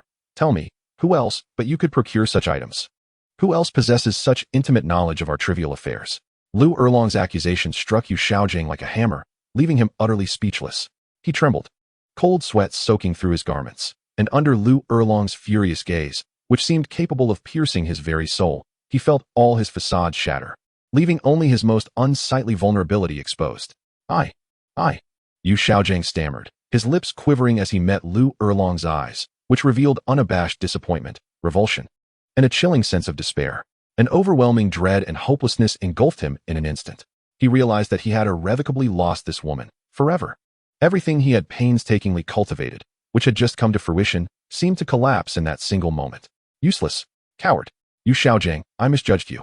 My greatest regret in this lifetime is having been blind to recognize you. A pitiful creature who hides behind theory, hypocritical and selfish. Lu Erlong's voice quivered with a hint of tears, yet it was predominantly filled with resolute coldness. She abruptly raised her hand. A tempestuous swirl of blue and violet lightning coalescing in her palm, exuding an aura of destruction. She truly wished to strike down this man who had shattered her heart and filled her with disgust. Erlong, stop! Flander and Zhao Wujia, alarmed, rushed forward to intervene. This was the Royal Academy. The consequences of publicly slaying an imperial patron would be dire. Amidst the chaos, a voice, laced with resentment and disdain, rang out. Humph. Who is this madwoman daring to rampage in the Royal Academy? Assaulting others? Does she truly believe this is some backwater village? The speaker was Dai Mubai, recently bandaged and supported by Oscar, venturing out for some fresh air. He had been seething with pent-up frustration, and upon witnessing a stranger berating Yu Xiaojing in the square, he found an outlet for his ire. Especially with this woman's stunning figure and exquisite beauty, her wild aura ignited his primal instincts of conquest and destruction, prompting him to adopt a flippant tone typically reserved for flirting. As soon as he uttered those words, the entire square fell into a profound silence. Flander and Zhao Wujia's expressions changed dramatically, and Yu Xiaojing was left utterly terrified. Lu Erlong's movements abruptly halted. Slowly, she turned her head, her eyes ablaze with molten fury, locking onto Dai Mubai. Her gaze transformed from mere anger to one of utter disdain, as if she were regarding a corpse. What did you call me? Lu Erlong's voice was low and terrifying, as if it emanated from the depths of the abyss, each word imbued with a lethal intent capable of freezing souls. Dai Mubai, caught in Lu Erlong's terrifying gaze, felt as if an ancient beast had fixed its sights upon him, a chill surging from his feet to the crown of his head. He instinctively took a step back, his neck stiffening as he exclaimed, "What's wrong with calling you a madwoman? How dare you be so audacious under the prince's command? Even daring to strike at the imperial offerings? You seek death." The last vestige of reason within Lu Erlong was ignited. She abandoned Yu Xiaojing, her figure vanishing as if teleporting from the spot. In the next instant, a dragon's claw, enveloped in furious blue-purple lightning, appeared before Dai Mubai with a shrill scream that seemed to tear through space. The power contained within that claw was sufficient to shatter his handsome head like a watermelon. No. Flander and Zhao Wujia's eyes widened, desperately attempting to intervene, but Lu Erlong's speed was too swift. Dai Mubai's pupils dilated to their utmost, the shadow of death enveloping him in an instant. He didn't even have time to unleash his martial spirit. He could only watch helplessly as the claw of destruction rapidly enlarged before him. At this critical juncture, a gentle yet unyielding golden barrier appeared before Dai Mubai, seemingly out of nowhere, like a wall of size. Lu Erlong's lightning-infused dragon claw slammed against the golden barrier with a deafening roar. The violent lightning scattered, creating charred craters on the ground, yet the golden barrier merely rippled, undeterred and unbroken. A figure clad in the bright yellow attire of the prince had appeared in the arena, standing firmly between Dai Mubai and Lu Erlong. It was none other than Prince Xueqinghe. He extended one hand forward, maintaining the appearance of that seemingly fragile yet unbreakable barrier. His face retained a gentle smile, yet his deep-set eyes bore an undeniable authority. "Lu Din, I implore you to temper your anger." Xueqinghe's voice rang clear, imbued with an unusual calming power. Dai Mubai's unruly words have disrespected the Dean. There are rules within the academy to address such matters. However, to resort to violence here would be ill-advised. Lu Erlong was momentarily pushed back by the rebound force from the golden barrier, gazing at the suddenly materialized Xue Qinghe. Sensing the inscrutable aura around him and the regal grace in his every gesture, her furious rage was forcibly subdued, though the murderous intent in her eyes remained unabated. She fixated on Dai Mubai, pale and slumped like a pile of mud behind Xue Qinghe, and glanced at Yu Xiaojiang, who was equally disheveled and lost. A wave of profound sorrow and disgust surged within her. She abruptly raised her hand, and the crumpled letter in her palm was instantly consumed by the raging blue-purple lightning, transforming into a cloud of ash. Well, what a fine institution the Tiando Royal Academy is. What an admirable imperial offering. What a splendid prince. Lu Erlong's voice was icy, laced with boundless disappointment and resolve. I, Lu Erlong, shall remember this day. She cast one last complex glance at Xue Qinghe, then deeply surveyed Flander and Zhao Wujie. Her expression tinged with heartache and detachment. Finally, her gaze swept over Yu Xiaojiang, now filled with utter coldness and contempt, as though he were nothing more than refuse. The golden iron triangle? Huh. A bitter laugh, steeped in self-mockery and despair. Lu Erlong no longer regarded anyone, her fiery red hair dancing wildly in the wind.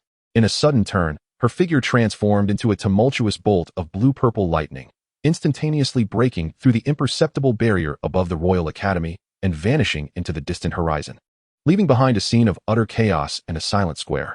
In the square, Xue Qinghe slowly withdrew his hand as the golden light curtain dissipated.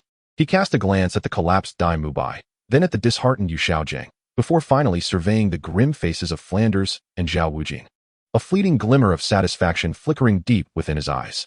Chapter 44. Subduing Lu Erlong. Temporary retreat to the courtyard. The tumultuous crimson lightning that Lu Erlong had become tore through the skies above the Royal Academy, propelled by a searing rage and boundless disappointment. Racing away from the city of Tiando, she yearned to distance herself from the insincerity, cowardice, and repugnance of the Royal Academy, to escape from Yu Xiaojiang, the source of her heartbreak and disgust. The fierce gale swept across her cheek, yet it could not extinguish the blazing flame of humiliation within her heart. The boastful letter from Yu Xiaojiang, his cowardly and wretched demeanor, all ignited a suffocating fury and sorrow within her. The so-called golden iron triangle? What a preposterous joke. Just as she was about to burst forth from the confines of Tiando City, soaring over a desolate hill beyond the city, the space ahead warped and melted without warning. An indescribable, terrifying heat enveloped her, the air sizzling with mournful cries, while the vegetation below rapidly turned yellow, withering, and even igniting spontaneously, as if the entire hill had been cast into a colossal furnace. Lu Erlong's pupils constricted abruptly. She halted her flight. Blue-purple lightning crackling around her as she warily gazed toward the center of the distorted space. Emerging from that warped area, reminiscent of molten glass, was a figure, Gu Yuena. He had not unleashed his martial spirit nor exerted any soul power pressure. He simply stood suspended in the air. Yet, the aura emanating from him caused Lu Erlong's blood to freeze, a supreme majesty, originating from the essence of life itself, transcending all dragons. As if he were the very embodiment of fire and strength, the sovereign of all dragonkind. Get lost. Lu Erlong was at the peak of her fury. Any presence obstructing her path was deemed an enemy. She had no interest in discovering his identity. She only wished to shatter everything in her way. Her seventh soul ring illuminated instantaneously, revealing her martial spirit's true form. With a thunderous roar, Lu Erlong's body was engulfed in blinding blue-purple lightning, transforming into a fire dragon. Stretching over several dozen meters, its entire body adorned with menacing bone spikes and shimmering fiery scales. The ferocious might of the dragon, intertwined with devastating lightning, surged towards Gu Yuena like a tsunami. The massive dragon claws entwined with thunder, tearing through the air with an overwhelming force, aimed directly at Gu Yuena. This was Lu Erlong's ultimate strike, potent enough to severely injure an ordinary soul Douluo. Gu Yuena merely raised his right hand slowly. Invoking his first soul skill, I summon you, Fire Dragon King. As he raised his hand, the space behind him erupted into a colossal crimson void, exceeding 100 yards in diameter. A force, more ancient, pure, and domineering than the dragon's might unleashed by Lu Erlong, descended like a primordial beast awakening from slumber. A roar, more majestic and soul-shattering than Lu Erlong's dragon's chant, erupted from the depths of the void. The desolate mountains surrounding Heaven-Do City trembled violently under this dragon's roar, causing rocks to shatter. Subsequently, an immense dragon head, adorned with fiery red diamond scales, slowly emerged from the fiery abyss. Its two curved golden horns pierced the heavens like divine spears.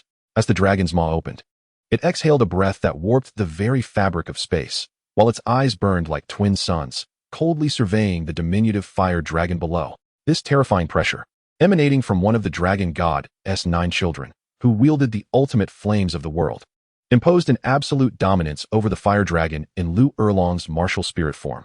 With a cry of terror, the fire dragon, transformed from Lu Erlong, froze mid-motion as it attempted to strike with its claws.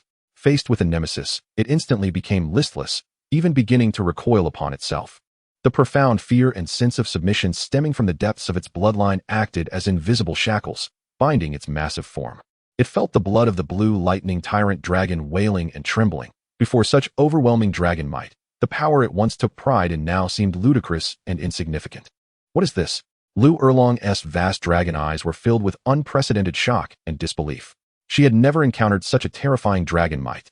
Even the patriarch of the blue lightning tyrant dragon clan, titled Douluo Yuenjin, exerted far less pressure than this. What kind of monster is this young man? The colossal dragon's eyes coldly swept over the subdued fire dragon, emitting a low, disdainful snort. Gradually, the immense dragon head retracted back into the fiery void, taking with it the oppressive heat and pressure that scorched the earth, retreating like a receding tide. The distorted space returned to normal, leaving only charred remnants and curling wisps of smoke atop the desolate mountains. Lu Erlong's massive martial spirit form shattered in an instant, reverting to her human shape.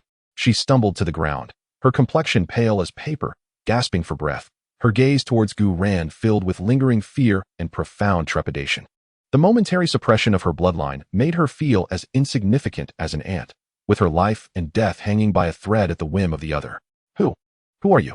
Lu Erlong's voice trembled ever so slightly, her previous fury replaced by overwhelming shock.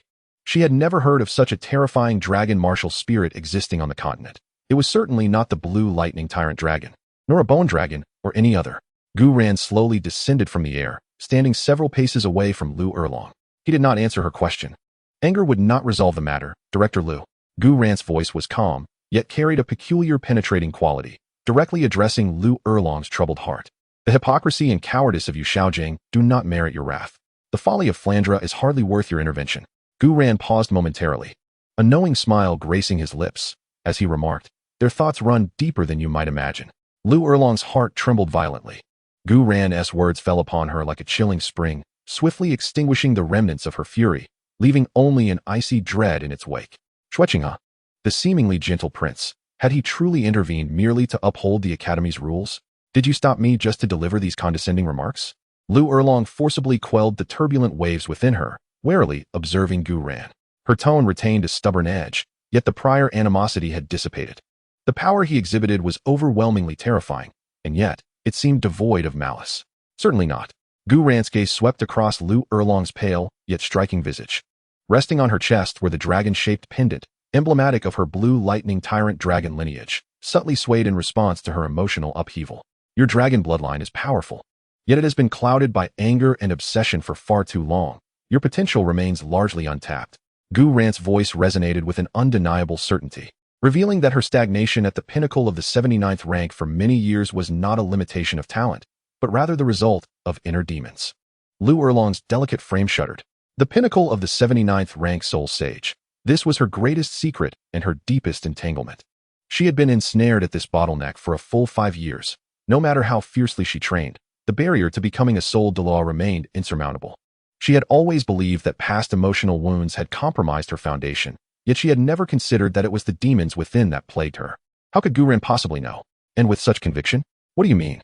Lu Erlong's voice carried a hint of urgency and hope she was unaware of. Breaking through to Soul Douluo was her lifelong pursuit, the only means to prove herself to her family and to those who looked down upon her.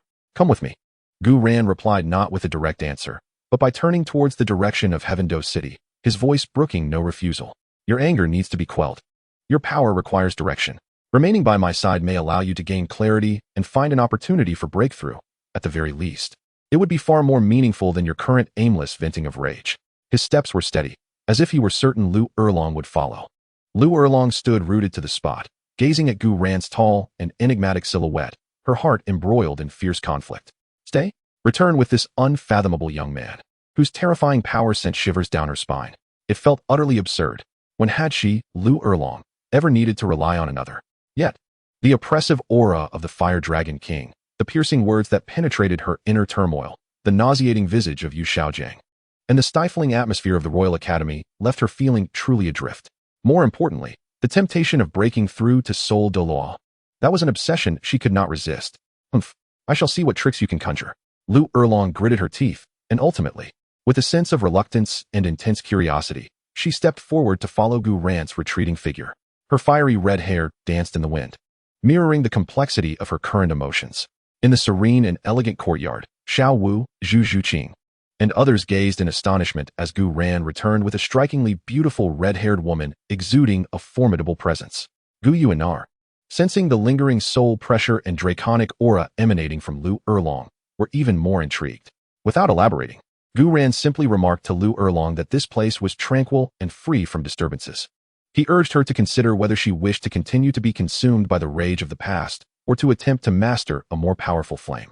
Lu Erlong surveyed the peaceful and spiritually rich surroundings, glancing at the diverse yet formidable girls beside Gu Ran. Ultimately, her gaze settled upon the inscrutable depths of Gu Ran's eyes. With a dismissive snort, she chose a stone bench by the lakeside, distancing herself from the others. Folding her arms and closing her eyes, she seemed to genuinely strive to quell the tumult within her heart, while also contemplating Gu Ran's enticing words. The opportunity to break through to the Seoul Douluo level and wield a mightier flame. What secrets did this enigmatic Gu Ran hold? What could he offer her? For the first time, Lu Erlong felt an intense curiosity and a flicker of anticipation, one she was reluctant to admit, towards someone other than Yu Xiaojiang. Chapter 45. Dai Mubai joins the villainous group. The wound beneath Dai Mubai's ribcage had been treated adequately by the top healing soul masters of the Tiando Royal Academy. Yet the humiliation and sense of defeat gnawed at him like a malignant tumor, eroding the dignity of the once proud prince of Star Luo. He sat alone in a dim corner of the room, his fists clenched tightly, knuckles whitening, with a wild and resentful fire burning in his eyes. Revenge. He craved power, power sufficient to crush Gu Ran, reclaim his dignity, and make that wretched Zhu Zhuqing regret her actions. Dailauda, a deep, hoarse voice, laden with malevolence, resonated at the door. Dai Mubai's head snapped up, his crimson eyes locking onto the shadowy figure in the doorway, Tang San. Clad in his signature hooded black robe that concealed his aura, Tang San exuded an even more intense chill than before, unsettling Dai Mubai. Behind him loomed Wang Sheng, whose vacant stare and muscular frame radiated a violent energy. Tang San, Dai Mubai rasped, "What do you want?" Tang San stepped into the room, disregarding the hostility emanating from Dai Mubai. His voice possessed a captivating power. Dailauda, are you still angry about what happened earlier? Feeling indignant? The humiliation of being shamed publicly by a woman, of being trampled by an outsider, and nearly being killed by a madwoman. Such experiences are not pleasant, are they? Dai Mubai's breath became labored, a fierce glint igniting in his eyes. Get to the point. What do you want to say? I dislike beating around the bush. I wish to convey that individually, none of us can contend with Gu Ran, Tang San stated coldly and directly. Whether it be you, me, or Wang Sheng, his forces are far too powerful. If we seek vengeance, if we wish to reclaim what is rightfully ours, we must unite. He gestured toward Wang Sheng. Wang Sheng is the best testament to this. He was merely an ordinary wolf spirit soul master, with mediocre innate soul power.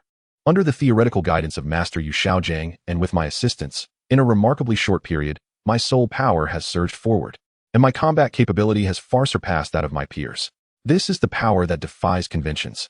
Wang Sheng seemed to comprehend Tang San's words, emitting a deep, beast-like roar from his throat, his body enveloped in a swirling black-red malevolence. The 3 soul rings beneath his feet flickered in and out of visibility, brimming with an overwhelming sense of ferocity. Dai Mubai observed Wang Sheng, a glint of intrigue flashing in his sinister gaze. He had witnessed Wang Sheng's transformation. His combat prowess was indeed astonishing. Though this power exuded a sinister aura, what did it matter as long as revenge could be obtained? What do you mean? Dai Mubai's voice held a hint of uncertainty. Join us. Tang San's voice suddenly rose, infused with a fervent and inciting fervor. I possess a means to grant us power far exceeding that of Gu Ran in a brief span. If we are willing to pay the price, we can undergo a rebirth. At that time, Gu Ran, Zhu Zhuqing, Lu Erlong, and that lofty Prince Xueqinghe, they shall all bow before us. The price? What price? Dai Mubai inquired warily. A sinister smile crept across the corner of Tang San's mouth beneath his hood. The price? It is merely some trifling nourishment. In this world, no power comes without a cost. Compared to eternal humiliation and failure, what is this small price? He extended his skeletal, Pale hand, a strand of dark green. Fiercely corrosive soul power writhing within his palm like a venomous serpent. Big brother Dai, you possess a supreme white tiger martial soul, brimming with potential. Are you truly willing to be trampled underfoot by Gu Ran for a lifetime? To be scorned by that wretched Zhu Zhuqing? Consider the star Luo Empire. Reflect on the throne you have lost. Think of that wretch, Davis. Power. Only absolute power can reclaim everything. Power, Dai Mubai murmured, the madness in his eyes intensifying. The throne of the star Luo Empire, Davis's mockery, Zhu Zhuqing's humiliation, Gu Ran's disdain. These thoughts intertwined, igniting the darkness within him. Rationality crumbled before the flames of vengeance and the allure of power. All right, Dai Mubai suddenly rose to his feet. However, if we are not related by blood, why do you wish to assist me? Because my Xiao Wu was also taken by Gu Ran, and Big Brother Dai has suffered similarly, have you not? I shall reclaim Xiao Wu, and you shall retrieve Zhu Zhuqing. The rest, we shall divide equally. What say you? A reckless madness flickered in Dai Mubai's eyes. Moreover, the reward was too enticing. I shall join. As long as I can obtain power, as long as I can exact revenge. What price must I pay? I can afford it all. Ha ha ha, wise choice. Tang San emitted a deep, pleasurable laugh.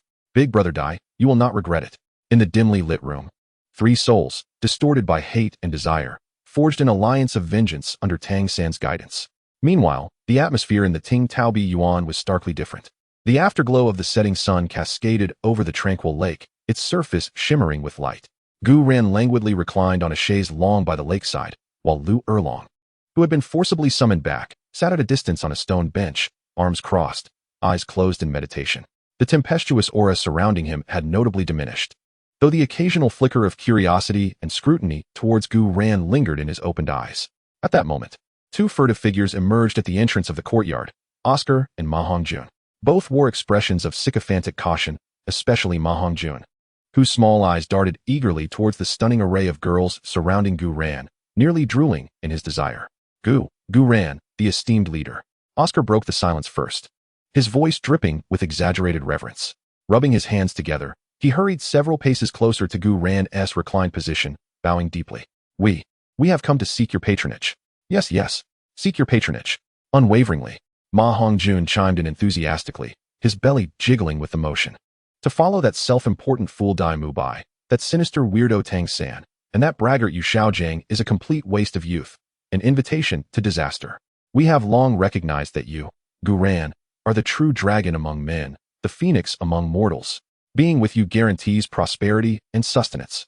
As he spoke, he discreetly eyed Xiao Wu's slender waist and Ning Rongrong's exquisite visage, casting glances at Zhu Zhuqing's cool profile and Gu Yuena's graceful figure. His gaze lingered on Lu Erlong's impressive physique in the distance, internally exclaiming, what a treasure, such a bounty. As long as I can remain by Gu Ran's side, I shall surely seize the opportunities that bloom forth. Notably, Lu Erlong's presence here only reaffirmed Gu Ran's extraordinary status. Gu Ran, however, did not lift his eyelids, seemingly oblivious to their flattery, stretching languidly in a leisurely manner. Observing this, Oscar quickly produced a delicate crystal box from his soul guide, within which lay neatly arranged a dozen sausages, each exuding a soft pink glow and an alluring aroma, pulsating with peculiar fluctuations of soul energy. Gu Ran, esteemed leader, this is my latest invention, the Super Recovery Sausage. Oscar presented the box like a prized treasure, his face adorned with an ingratiating smile. Exhausted from soul power? One bite, and you shall be revitalized. Feeling fatigued? One bite, and you'll be brimming with energy. Moreover, he lowered his voice, his eyes narrowing conspiratorially. If you find yourself, sore after certain activities, one bite will ensure your vigor remains unyielding. A night with 10 beauties. To better serve you in conquering, tending to our lovely sisters. His words were brazen, his gaze darting towards the girls beside Gu Ran. Xiao Wu and Ning Rongrong immediately flushed with embarrassment, retorting, lecherous old man. Zhu Zhuqing shot a cold glance at Oscar, a fleeting glimmer of menace in her eyes. Ma Hongjun, refusing to be outdone, slapped his chest, causing his belly to ripple. Gu Ran, esteemed leader. Though my martial spirit is the evil fire phoenix, with its minor flaws, my loyalty to you is as steadfast as the sun and moon themselves. I willingly offer myself as your most devoted undercover agent. Rest assured, should there be any stirrings from Shrek, Tang San, Dai Mubai, or Yu Xiaojiang, I shall promptly report to you. I guarantee that you will have them dancing in the palm of your hand. He spoke with unwavering conviction, his small eyes glimmering with shrewdness. An undercover agent? Naturally, I shall embrace that role. Yet, more importantly, I wish to remain amidst the beauties. As for passing on information, that would depend on the whims of His Excellency Ma Hongjun. If the esteemed Gu Ran could spare him a beauty or two, he would be quite pleased. Gu Ran finally slightly opened his eyes, his gaze sweeping over the sausage box in Oscar's hands, then landing on Ma Hongjun's round face, which was brimming with loyalty. A smirk, enigmatic and teasing, curled at the corners of his lips, as if he could see through the hidden thoughts of both men. Leave the sausage. Gu Ran spoke lazily, his tone devoid of any discernible emotion. As for the undercover mission, he paused, his gaze, as tangible as reality, bore down upon Ma Hongjun, causing the rotund man to feel a chill race down his spine, as though all his thoughts were laid bare. Do your best. With just 3 words, Gu Ran closed his eyes once more, as if merely taking in 2 inconsequential pets. Oscar and Ma Hongjun felt as though a great weight had been lifted, eagerly nodding and bowing. Yes, yes. Thank you for taking us in. We will certainly do our utmost. Oscar cautiously placed the sausage box on the jade table beside Gu Ran's recliner. Ma Hongjun straightened his back, striving to present himself as dependable, yet his small eyes continued to dart about uncontrollably, lingering longest on Lu Erlong's voluptuous figure, his mind already conjuring various indecent images. By the way, since you two have chosen to pledge your allegiance to me, as your leader, I too deserve some form of reward. Ma Hongjun thought, in surprise, that Gu Ran truly intended to share a beauty with him, quickly lifting his gaze to survey several distant girls. These 2 spirit herbs are for you, consume them. And then you may leave, Gu Ran stated, retrieving 2 ordinary herbs from the depths of his spiritual sea. Though they were not as precious as the spirit herbs given to Xiao Wu, they were still rare finds. Ma Hongjun felt a tinge of disappointment upon hearing this reward, but he accepted the spirit herbs with gratitude, repeatedly expressing his thanks. Chapter 46, The 5-Year Pact with Gu Yuena. In the heart of the Star Doe Forest, by the Lake of Life, the water remained as clear as a mirror, reflecting the unchanging starry sky, while the rich essence of nature converged here, forming a faint mist. Gu Yuena sat majestically upon a crystal throne sculpted from ice crystal stones. A layer of frost, colder than the deepest ice of the Lake of Life, cloaked her exquisite visage. Her profound purple eyes, at this moment, were no longer the encompassing galaxy, but transformed into 2 cold moons of judgment, burning with a suppressed fury and deep disappointment. The Red King and Bai Ji, standing in attendance, dared not even breathe, their formidable forms slightly bowed. Resembling those before an imminent volcanic eruption, they could distinctly sense the terrifying storm brewing beneath their sovereign's calm facade, a tempest powerful enough to rend space asunder. Before me, a crystal orb refracts into a luminous veil, formed from pure starlight, suspended before the throne, vividly reflecting the scene of the listening tide courtyard at the Heaven Do Royal Academy. Gu Ran languidly reclines in a lakeside chair, surrounded by an array of enchanting beauties, including Xiao Wu, Zhu Zhuqing, Ning Rongrong, and Gu Yuena. Not far away, the crimson-haired Lu Erlong, though with eyes closed in meditation, is also part of this idyllic tableau. Even Gu Yu and Nar appear at ease, presenting a harmonious and serene panorama of leisure. A subtle, chilling laughter escapes from Gu Yu's lips. Instantly, the image within the crystal orb freezes, then shatters like fragile glass, dissipating without a trace. The temperature within the palace plummets to freezing levels. The tranquil surface of the Lake of Life swiftly crystallizes beneath a thick layer of ice, while the ethereal aura within the hall freezes into delicate shards, cascading down.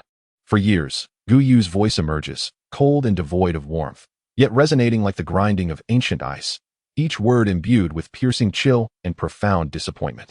Soul power stagnated at the threshold of the 30th level, barely achieving a meager 5-level increase recently. What have you done with the potential of the Dragon God bloodline? Wasted it on soft comforts? Indulging in beauty? Or sheltering those unworthy strays?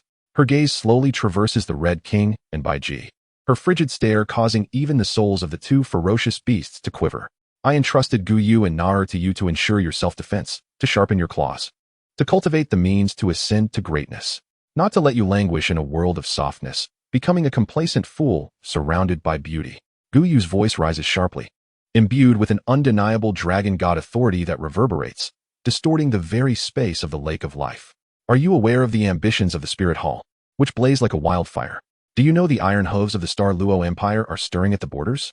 Are you cognizant that the gaze of the divine realm has never strayed from this continent? Time, the most precious of commodities, squandered on frivolity and spectacle? The trust one bestowed upon you was not meant to be squandered so recklessly.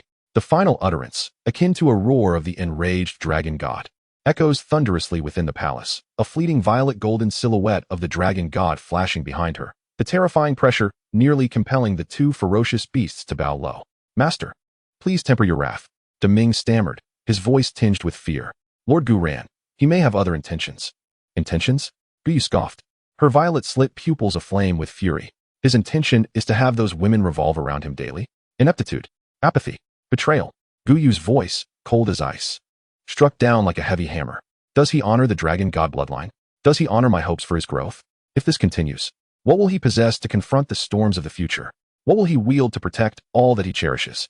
The tears of those women, or his stagnant soul power?" The fury surged like a tangible, frigid tide, sweeping through the very core of the lake of life.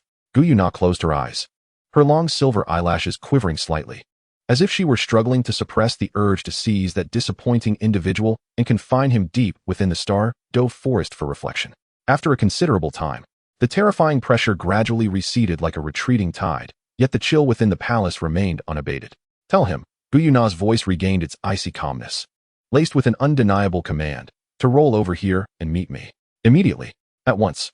Should I catch him wallowing in those trivial matters again? He knows full well the consequences."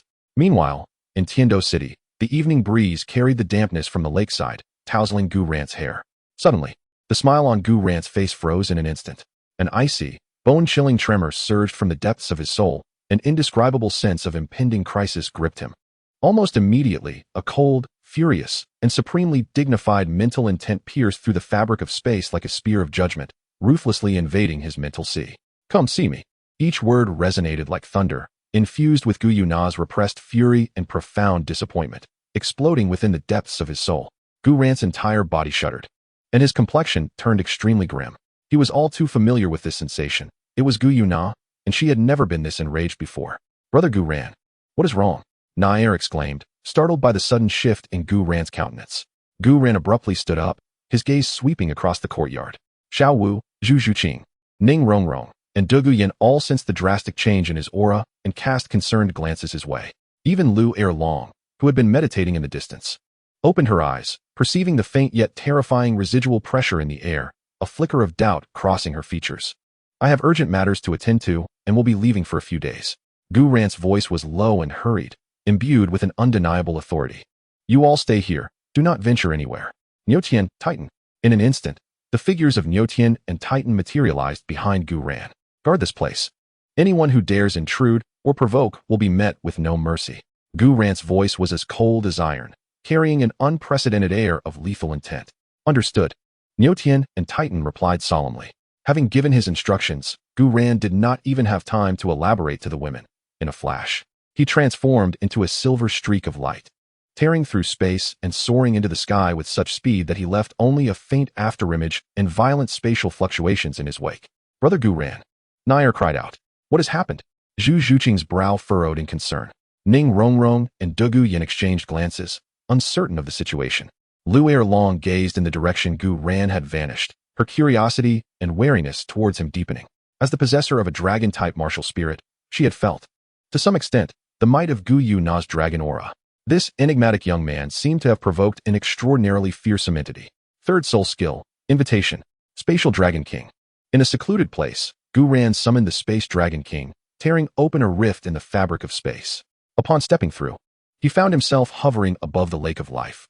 Taking a deep breath to quell the anxiety within, he descended slowly. The grand palace doors opened silently, revealing an eerie stillness, permeated only by a chilling aura. Each step Gu Ran took into the palace felt as though he were treading upon a frozen surface. Before him sat the figure on the throne, shrouded in the cool, silvery radiance of moonlight. Gu Yuena remained poised, her silver hair cascading down, her exquisite features betraying no sign of emotion, only a profound, icy demeanor. Her violet eyes regarded him with calm detachment, as if observing a mere stranger. The anticipated fury was absent. Instead, this extreme tranquility exerted an even greater pressure on Gu Ran. "Have you arrived?" Gu Yuena's voice was devoid of inflection, revealing no hint of sentiment. "Yes," Gu Ran replied, positioning himself several paces from the foot of the throne. He lifted his gaze to meet her frigid violet eyes, offering no defense or excuse, merely acknowledging, "I have disappointed you." Gu Yuena remained silent, her gaze unwavering. The air within the palace felt as if it had solidified, the weight of the atmosphere making it difficult for Gu Ran to breathe. The Red King and Bai Ji lurked in the shadows, not daring to betray a whisper. Gu Ran understood that any feeble explanation before Gu Yuena would be in vain. He inhaled deeply, a flicker of resolve igniting within his eyes. Grant me 5 more years, and I shall ascend to the pinnacle of the titled Douluo realm. Oh, Gu Yuena was momentarily amused by Gu Ran's sudden declaration. As far as I am aware, you have only advanced 5 levels in your soul power over the past 4 years. How can you assure me that in the next 5 years, you will become a titled Douluo? Do you think it is so simple to attain such a title? A pang of unease struck Gu Ran. Her words were indeed accurate. However, how could he explain to Gu Yuena that his cultivation method, being a possessor of a system, differed from others? It required completing a task involving romantic endeavors with a goddess, perhaps? Gu Ran felt his face flush with embarrassment. Who would believe such a thing if he spoke it outright? He pondered to himself, nevertheless. I am a dragon god martial spirit. What does it matter if my cultivation method is unique? In the end, I can place the blame on the dragon god martial spirit. Yes, that would suffice. In truth, this was a secret concerning the dragon god. His cultivation method diverged from the norm, necessitating romantic involvement with beautiful women to progress. Ah no, engaging in love, he corrected himself. Noticing Gu Yuena's silence, Gu Ran continued to elucidate. You may have noticed that whenever I am accompanied by a beautiful woman, my combat prowess tends to improve. Even if just slightly. That is indeed the case, Gu Yuena murmured, but isn't it merely coincidence? Certainly not. If you are skeptical, upon my return, I shall pursue another girl, and then you can observe whether my soul power increases. At that moment, Gu Ran only wished to escape. Should Gu Yuena become enraged, she might confine him here, just as she had 5 years prior. Gu Yuena let out a cold snort. Wait until you return? How naive you are. It took considerable effort to summon you here, only to exchange pleasantries and let you leave? Today, unless you provide me with a reasonable explanation, you shall remain by my side obediently. Observing Gu Ran's somewhat awkward demeanor, Gu Yuena pondered a method. How about this? Demonstrate your so-called abilities to me in person, and I shall believe you. Upon hearing this, Gu Ran turned pale, for apart from Gu Yuena, the divine presence before him, there was no one else here. Was it necessary for him to enter her very being for her to be convinced? However, Gu Yuena's next words rekindled Gu Ran's fervor and confidence. Chapter 47. Bai Ji becomes a programmer. Bai Ji, come forth. A figure clad in verdant green emerged from the shadows, exuding a hint of hesitation and trepidation. It was Bai Ji, transformed from the Emerald Swan. Dressed in a flowing green gown, her demeanor was gentle, yet her head hung low. Her exquisite features marred by a flicker of panic and disbelief, as if she had encountered something utterly absurd. She approached Gu Yuena's throne, paying her respects but daring not to meet Gu Ran's gaze. Gu Yuena's eyes swept between Gu Ran and Bai Ji, akin to a chilling blade slicing through their hearts. Disappointment was inevitable. Finally, Gu Yuena spoke again, her tone devoid of discernible emotion. Yet the bloodline of the dragon god could not be allowed to languish, since you cannot find your own motivation to advance. Even resorting to the gentle embrace of those human women to numb yourself, she paused, her tone imbued with a near-cruel resolve. Then allow me to provide you with that motivation. A sense of foreboding tightened around Bai Ji's heart. Only moments ago, Gu Yuena had expressed her ire towards both Bai Ji and Qi Wang due to Gu Ran's predicament. Gu Yuena's gaze fixed firmly upon Bai Ji, embodying the authority of a ruler. From this day forth, you shall be Gu Ran's partner. Boom. This declaration echoed like thunder, reverberating through the silent palace. Bai Ji shot her head up, her emerald eyes widening in sheer shock and terror, tinged with a hint of offended indignation. Staring incredulously at Gu Yuena, her voice trembled slightly. My lord, this cannot be. She stammered, her noble and gentle facade nearly unraveling. Partner? With this human boy whom you just reprimanded? This is utterly absurd. I am the Emerald Swan, one of the guardians of the Starry Forest. Gu Ran, too, was utterly bewildered. He had anticipated Gu Yuena's wrath, envisioned punishments, even the possibility of being stripped of certain privileges. But he never imagined that what awaited him would be a forced partnership with none other than the noble and formidable Emerald Swan, Bai Ji. Gu Yuena. Gu Ran instinctively exclaimed, his tone equally filled with astonishment and confusion. This is simply too what? Gu Yuena coldly interrupted him, her violet-slit pupils piercing like ice. Do you think I am negotiating with you? Or am I serving as a matchmaker for you? Her voice suddenly rose. This is an order, a punishment for your negligence, and also a final expectation of you. Bridget, gentle yet resilient, possesses the purest essence of life. Her very presence has the power to cleanse the sullied heart tainted by superficiality. Should you remain oblivious to her awakening, you would have utterly betrayed the bloodline of the dragon god. as well as the last vestige of my tolerance towards you. Bridget's body trembled slightly, her pallor evident as she bit her lower lip, revealing the profound struggle and immense grievance within her. Her loyalty to her master was unwavering, willing to offer everything, even her life. Yet, the tumult of emotions was overwhelming, far too sudden and forceful. Her gaze towards Gu Yuena was fraught with complexity, resistance, bewilderment, and even a hint of humiliation from being thrust into an unwanted situation. Gu Yuena raised his head, meeting Gu Yuena's gaze, yet his words took a turn. Imbued with a plea, matters of the heart are no trifling matter, nor can they be hastily commanded. Senior Bridget possesses a noble spirit, and such abruptness is bound to cause discomfort. Let us have some time. Allow me to touch Senior Bridget's heart with sincerity rather than mere authority. In this way, we honor her. His words acknowledged Gu Yuena's arrangements while also showing empathy for Bridget's feelings, presenting a seemingly reasonable request. Gu Yuena regarded him in silence, her violet eyes deep as a chasm, as if scrutinizing the sincerity behind his words. The chill within the palace seemed to linger momentarily. Bridget, too, stared blankly at Gu Yuena, her resistance still palpable, yet the humiliation from being coerced appeared to lessen slightly due to his entreaty, transforming into a deeper complexity and confusion. After a long pause, Gu Yuena finally spoke, her voice still icy. Do you think I jest with you? You desire time? Very well, I shall grant you that time. However, the time you seek shall commence after tonight. Bridget's body shuddered, and she ultimately bowed her head, responding with difficulty, Yes, my lord. Her voice tinged with an almost imperceptible quiver. Observing Bridget's acquiescence, Gu Yuena seized the moment. You two shall now proceed to the adjacent chamber. I shall monitor your every action through the crystal ball. Gu Yuena, you had best be truthful. The final remark was overheard by Gu Yuena just as the door closed, and he felt a chill run down his spine at Gu Yuena's tone, silently praying, Bridget, O system, please do not let anything go awry. Bridget deliberately fell a step behind, maintaining her distance from Gu Yuena, her emerald gown flowing gently in the breeze, resembling a dew-laden orchid with tightly closed petals.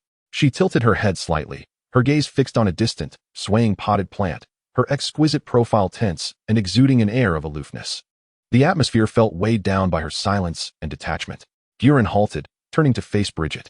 Her body stiffened imperceptibly, yet she did not meet his gaze. Senior Bridget. Gu Yuena's voice shattered the silence, imbued with an unusual calmness, devoid of the anxiety he had displayed before Gu Yuena, and absent of his usual languor or jest.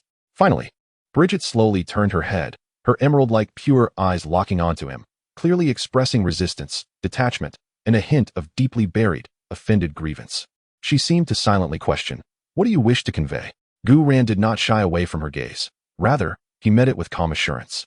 His eyes clear and sincere, even tinged with a hint of regret. Moments ago, within the hall, circumstances had compelled him, and if his words had caused any offense, he earnestly sought her forgiveness. He inclined his body slightly, adopting a lowly posture. Bai Ji pressed her lips together, remaining silent. The edict of the sovereign was absolute. What significance did his forgiveness hold? Gu Yuena straightened up and continued to speak with tranquility. The will of Gu Yuena is not to be defied. Yet, as I have stated, emotions cannot be forced. He paused, his gaze intensifying. Thus, I implore you to grant me an opportunity. The verdant lashes of Bai Ji fluttered slightly, as if taken aback by his unabashed reiteration. Not under the banner of the sovereign's command, nor as a so-called partner, but simply as I, Gu Yuena, an individual who may have once disappointed you, yet now sincerely wishes to understand you, to draw near to you, and to touch your heart. He took a cautious step forward, careful not to invade Bai Ji's personal space, yet bridging the intangible chasm that lay between them. I recognize that this is sudden and perhaps absurd. I empathize with the reluctance and grievances in your heart. A note of understanding and gentleness imbued Gu Yuena's voice. I do not demand your acceptance at this very moment, nor shall I coerce you with my authority in any measure. He slightly raised his hand, gesturing towards the depths of the forest, where moonlight filtered through the leaves, casting a serene silver glow, tranquil yet vibrant with life. I merely hope that you will afford me a chance to pursue you as any ordinary suitor would, to behold the tenderness with which you guard the forest through my own eyes, to hear the celestial melodies with which you heal all things through my own ears, and to feel the purity and resilience of your emerald heart with my own. His words flowed like a gentle stream, infused with a soothing power, striving to melt the frost within Bai Ji's heart. Time shall reveal all truths. If, in the end, you still deem Gu Yuena unworthy of entrusting your precious heart to, his gaze remained composed, even imbued with a sense of openness. I shall approach the sovereign to plead my case, accepting all consequences, ensuring that you endure no hardship on my account.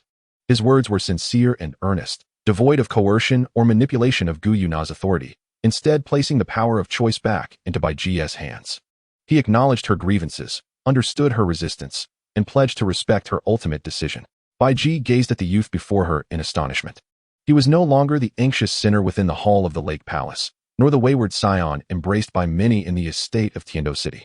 In this moment, he appeared resolute and earnest, possessing a seriousness and responsibility she had never witnessed before. The humiliation of being forcibly arranged seemed to have quietly fissured under the weight of his candid and respectful appeal. Resistance remained, yet the pure animosity and disdain had subtly begun to dissipate. In its place arose a deeper, more complex sense of confusion and helplessness. How should she respond? The command of the master is akin to a sword suspended above, yet this young lad before her has offered the hilt into her hands. Beneath the moonlight, the emerald swan remains silent, her verdant eyes still harboring traces of frost, yet signs of thawing are becoming evident. She gently inclines her head, evading Gu Ran's fervent gaze, leaving behind a cool and exquisite silhouette, burdened with unspoken thoughts, accompanied by a barely audible whisper that dissipates into the night wind of the Douluo forest, as you wish. These two words, light as a whisper, convey a sense of resignation, tinged with a subtle loosening. Though not a promise, neither is there a firm rejection. This is the sole response she can muster at this moment. Gu Ran gazes at her profile, a gentle smile gradually gracing his lips. He knows that this challenging first step has finally been taken. That very night, two programs engaged in information exchange through relentless connectivity. Program 1 initiated the transmission, persistently sending access requests to various ports of Program 0. Program 0 continually denied access, but under the bombardment from Program 1, its defense system began to falter, revealing a substantial vulnerability. Seizing the opportunity, Program 1 launched an assault through this breach, ultimately gaining control over Program 0. The defense system of Program 0 began emitting alarms, oscillating between melodious and strident tones. Upon detecting the alarms, Program 1 accelerated its transmission, causing significant overheating while the fan whirred rapidly. Program 0's defense system finally detected the main function of Program 1, the alarms becoming piercing, resulting in frequent tremors of the machine. Program 1 was compelled to resonate in frequency, leading to the collapse of its own defense system, with a considerable amount of information leaking out. BG lay panting on the side. As a spirit beast nearing 600,000 years in age, she was experiencing matters of love for the first time, and with a human no less. Although he possessed the noble bloodline of a dragon god, she still found herself blushing with embarrassment. Nevertheless, the sensations Gu Ran evoked within her were remarkably novel. At least, she had not experienced such feelings throughout her millennia. As the physician of the Douluo forest, she had diagnosed countless spirit beasts, but to truly experience it all firsthand was a delightful revelation. Ding! Congratulations, host, on completing the task, falling in love with BG. You have received a soul power reward, an increase of 5 levels in soul power, current level 40. You have also received a material reward, resurrection elixir. Current cultivation progress, 80. Upon reaching 100 in cultivation progress, you will receive a complete resurrection elixir, which, when used, can revive any spirit master or spirit beast. Progress can be additionally gained by completing 2 types of tasks, but each use of the resurrection elixir will significantly slow the accumulation speed of the next. A resurrection elixir? What a remarkable treasure. With it, one could revive others, such as Xiao Wu's mother, Douluo. If accomplished, Xiao Wu would undoubtedly be overjoyed. Moreover, you understand. Thankfully, the anticipated rewards have arrived, and now, Gu Yuena can finally believe. Gu Ran felt a quiet sense of relief. However, did the completion of the task not signify that Bai Ji had, in her heart, already accepted him? Chapter 48, Bai Ji's Shyness, and there is still a probationary period. Bai Ji, Senior? Gu Ran's gaze softened, imbued with a trace of tenderness and the warmth of having tasted forbidden fruit. He extended his hand, his fingertips gently brushing against Bai Ji's porcelain-like skin on her shoulder, and he could sense her momentary stiffness. Gu Ran cautiously roused the weary Bai Ji beside him. She lay with her back to him, her emerald green hair cascading over the pillow, her body curled slightly, enveloped in the soft silk quilt, revealing only her smooth, rounded shoulder and a delicate curve of her neck. Her body was tense, her breathing deliberately slow, as if she were a startled kingfisher striving to feign tranquility. Seeing her own smooth skin exposed, Bai Ji couldn't help but feel a flush of embarrassment for her earlier boldness. However, Gu Ran truly made it difficult for her to resist. Bai Ji shivered again but did not turn around, instead burying her face deeper into the pillow. a muffled voice tinged with a barely perceptible tremor and profound shyness escaping her lips. Don't look at me. You. Gu Ren hesitated, pondering how to broach such a delicate subject. No. Bai Ji interrupted him sharply, her voice rising slightly, laced with evident panic and an eagerness to deny. I am fine. Very well. You need not worry. She wrapped herself tighter, as though such an action could shield her from his disconcerting gaze and the atmosphere that unsettled her. Bai Ji hesitated, contemplating. Actually. Gu Ran silently chuckled, aware that she was merely shy, striving to uphold the dignity of her emerald swan persona. He propped himself up, leaning against the headboard, his gaze drawn to the exquisite curve of her pale neck that was exposed. Last night, Gu Ran had merely initiated a moment. Nothing happened last night. Bai Ji abruptly turned around, her emerald eyes misted with urgency and embarrassment. Her cheeks aflame like the most vibrant peach blossoms. She glared at Gu Ran. Her expression was less one of anger than of extreme embarrassment, laced with a hint of sulkiness that she herself was unaware of. Not a word, not a single word. Observing her flustered demeanor, Gu Ran felt as though his heart had been gently caressed by a soft feather. He ceased to tease her and instead reached out, gently grasping one of her jade-like feet that peeked out from under the quilt. Bai Ji instinctively attempted to withdraw, yet Gu Ran held on firmly, yet tenderly. All right. I shall not mention it. His voice was low and soothing, imbued with a calming power. I merely wish to express my gratitude, Bai Ji. Bai Ji paused, momentarily forgetting her struggle, her emerald eyes filled with confusion as they met his. Thank you for granting me this opportunity. Gu Ran's gaze was sincere, his fingertips lightly stroking her smooth instep. Thank you for being willing to accept me. Bai Ji's face reddened further, nearly dripping with color. She lowered her eyelids, her long lashes fluttering like butterfly wings, unable to meet his gaze, her voice barely above a whisper. Who accepted you? I merely obeyed the master's command. Her words dwindled, her conviction clearly wavering. Gu Ran let out a soft chuckle, refraining from exposing her duplicity. He leaned down, bestowing a gentle and cherished kiss upon her smooth forehead, akin to kissing the most precious jade. Then, I implore you, esteemed senior, to continue your evaluation of me. His breath brushed past her hair, imbued with warmth and a hint of playful mockery. I shall strive to prove that I am worthy of your ultimate choice, rather than merely a command. Bai Ji trembled at this sudden display of intimacy, as if the warmth of his lips lingered on her forehead. She swiftly withdrew her hand, cocooning herself once more, revealing only her pair of watery, timid emerald eyes. Her voice muffled beneath the covers, she huffed. You better keep your word. The evaluation period is still long. The nasal tone of her teasing, rather than a warning, conveyed a bashful acquiescence. Within the main hall, a colossal crystal orb hovered before Gu Yuena, reflecting the events of the previous night in the side hall with striking clarity. Seated upon the crystal throne, her silver hair cascading down, the icy demeanor of her exquisite visage seemed to have thawed slightly. In her eyes, the pure rage and disappointment had transformed into a profound scrutiny, accompanied by an ineffable complexity. She beheld Gu Ran's tenderness and reverence towards Bai Ji, witnessed her transition from resistance and embarrassment to the undeniable stirrings of emotion and softening. More critically, she felt it clearly. After their union the previous night, a surge of pure, vibrant dragon god bloodline power, imbued with a novel essence, had been awakened like a slumbering volcano. This force was so palpable, transmitted directly to her senses as a half-dragon deity through the orb's resonance. Moreover, Gu Ran's own soul power fluctuations had indeed risen, not through arduous cultivation, but rather through the resonance of their bloodlines and the fusion of their lives. He had seamlessly broken through the bottleneck, solidifying at the threshold of level 40. Was this yet another potential of the dragon god bloodline? A soft, enigmatic hum escaped her lips. Disappointment? It seemed less pure than before. Gu Ran had indeed demonstrated through his actions that he was not entirely lost in indulgence, at the very least. He understood how to seize opportunities and appeared to have genuinely developed feelings for Bai Ji, receiving a certain degree of reciprocation in return. My lord. The deep voice of the Red King cautiously interjected, having stood at the side and witnessed the scenes within the crystal orb, his heart now tumultuous.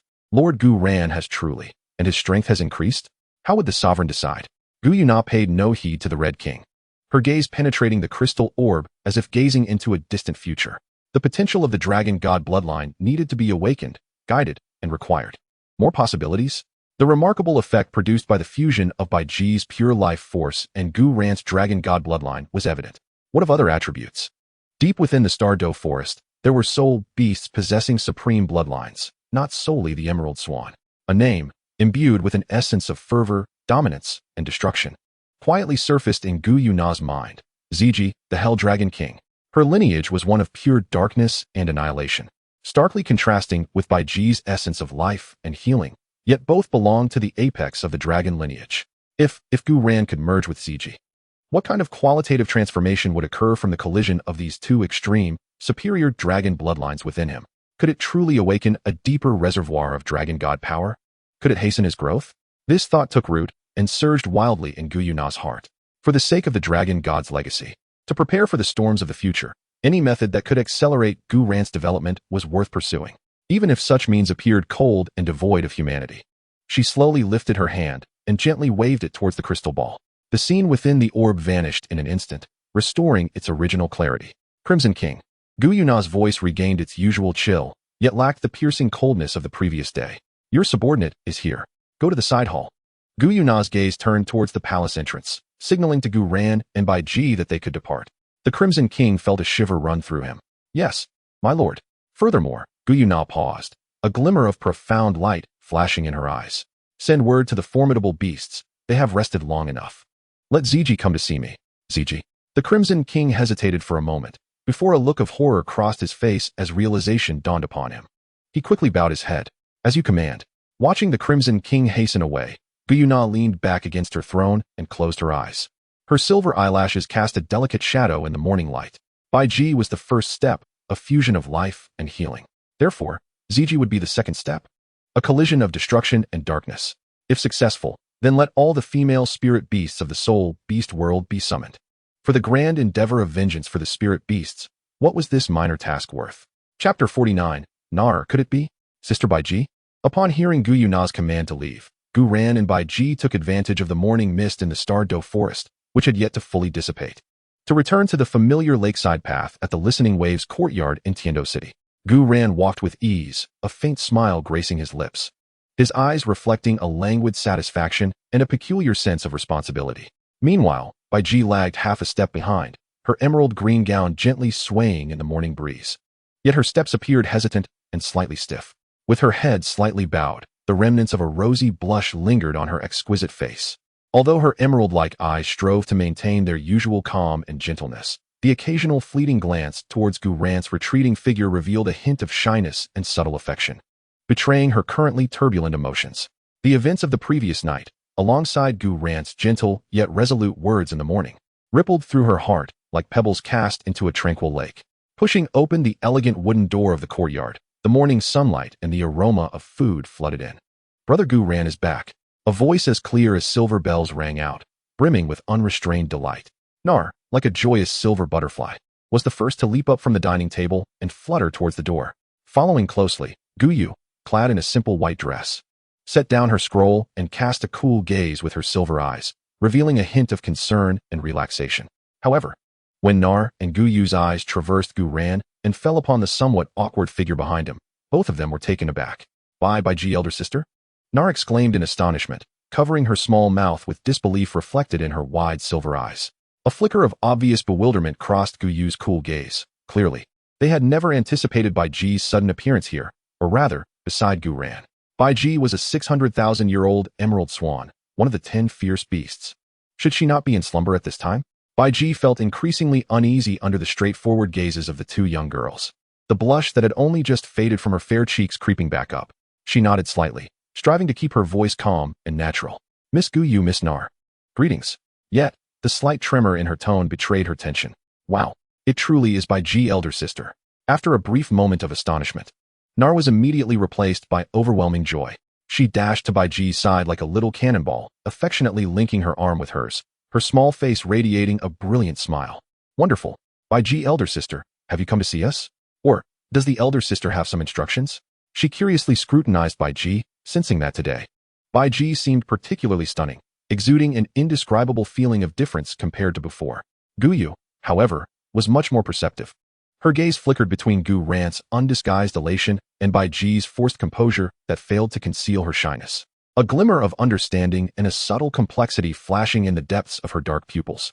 She stepped forward gracefully, slightly bowing to Bai Ji. Senior Bai Ji. Her tone remained cool, yet the sense of detachment seemed to have softened slightly. Bai Ji felt the penetrating gaze of Gu Yu, and her heart skipped a beat. She quickly replied, Miss Gu Yu, there is no need for such formalities. It is the master who has instructed me to temporarily stay by Gu Yuena's side. She carefully chose her words, sidestepping the term of endearment that quickened her heartbeat. Oh, Nara elongated her tone, a mischievous smile spreading across her face. She leaned closer to Bai Ji, blinking her large eyes and speaking in a voice just audible enough for everyone to hear. Staying by big brother Gu Yuena's side? Bai Ji, elder sister, why is your face so red? It's like, every time I am with big brother Gu Yuena, my face turns as flushed as yours. Could it be that the master has sent you to supervise big brother Gu Yuena, requiring close supervision? Or perhaps, you too have already. Nar. Bai Ji's face instantly flushed crimson like a ripe berry, and she chided Nar in embarrassment, instinctively attempting to withdraw her hand from Nar's grip. Gu Yuena, observing the scene with amusement and a hint of pride, reached out to ruffle Nar's silver hair. Little girl, don't tease your elder sister Bai Ji. He cast a gentle, reassuring glance towards Bijia, suggesting that the elder should take a moment to rest upon her arrival. Brother Gu Yuena is biased. Nar pouted, though her large eyes sparkled with mischief as she tugged at Bijia's arm. Look, sister Bijia, brother Gu Yuena is already looking out for you. I've never seen him so protective of anyone before. Bijia felt a mix of embarrassment and discomfort from Nar's playful antics, yet she found it impossible to be truly angry. Nar's vivacity and warmth alleviated the tension of her recent arrival and the awkwardness of her exposed feelings.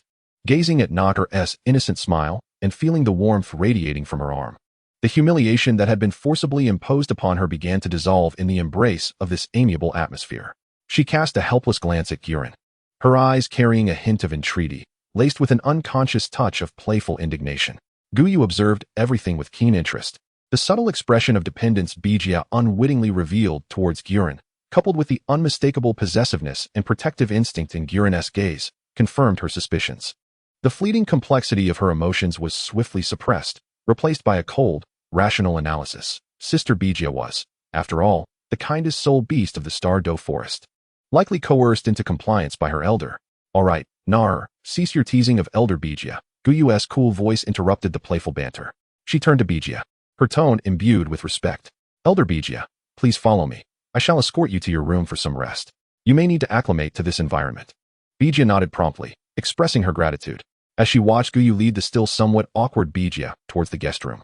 Nar stuck out her tongue and sidled up to Gu Yuena, whispering conspiratorially, Brother Gu Yuena, tell me quickly, why did the master suddenly assign Sister Bijia to your side? And Sister Bijia seems rather peculiar today. Her face is all flushed, and she can hardly meet your gaze. Gu Yuena observed Bijia's verdant silhouette disappearing at the end of the corridor, a knowing smile gracing his lips as he lightly flicked Nar on the forehead. Such matters are for adults. Children should not pry. I am not a child. Nar protested, stamping her foot, yet her eyes burned with curiosity. As Gu Yu and Bijia vanished from sight, Nar promptly dropped her playful demeanor, her expression turning serious, the glimmer in her eyes reflecting a weighty mission. Like a gust of wind, she dashed towards the dining hall, calling out as she ran, Sister Xiaowu, Sister Rongrong, Sister Yanzi, Aunt Zhuqing. Hurry to the conference room. It's of utmost importance. Urgent. Before long, the elegantly decorated small hall of the Tingtao courtyard, typically reserved for tea tasting and philosophical discussions, was commandeered by Nar as the emergency conference room. All participants were present. Nar, the initiator and chairperson of the meeting, sat at the head of the table, her small face serious, her silver ponytail reflecting her earnestness. Xiao Wu, with her pink rabbit ears perked up, blinked her big eyes, brimming with excitement and curiosity, for after all, Sister Bijia was the guardian of the Douluo forest, someone she had once gazed up to in admiration during her childhood. Ning Rongrong, the little enchantress of the seven-treasure glazed tile school, rested her chin on her hands, her face adorned with a quintessential expression of intrigue, clearly captivated. Gu Yuena, statuesque and fiery, exuded a mature directness as she crossed her arms and surveyed the gathering with keen interest, evidently drawn to the significant topic mentioned by Nar. Zhu Zhuqing remained aloof, seated in a corner, yet her eyes sparkled with curiosity, indicating that she could not entirely distance herself from the unfolding discussion. Lu Erlong, the last to arrive, bore an expression tinged with a hint of confusion and reluctance, as though she had been forcibly pulled from her meditative practice.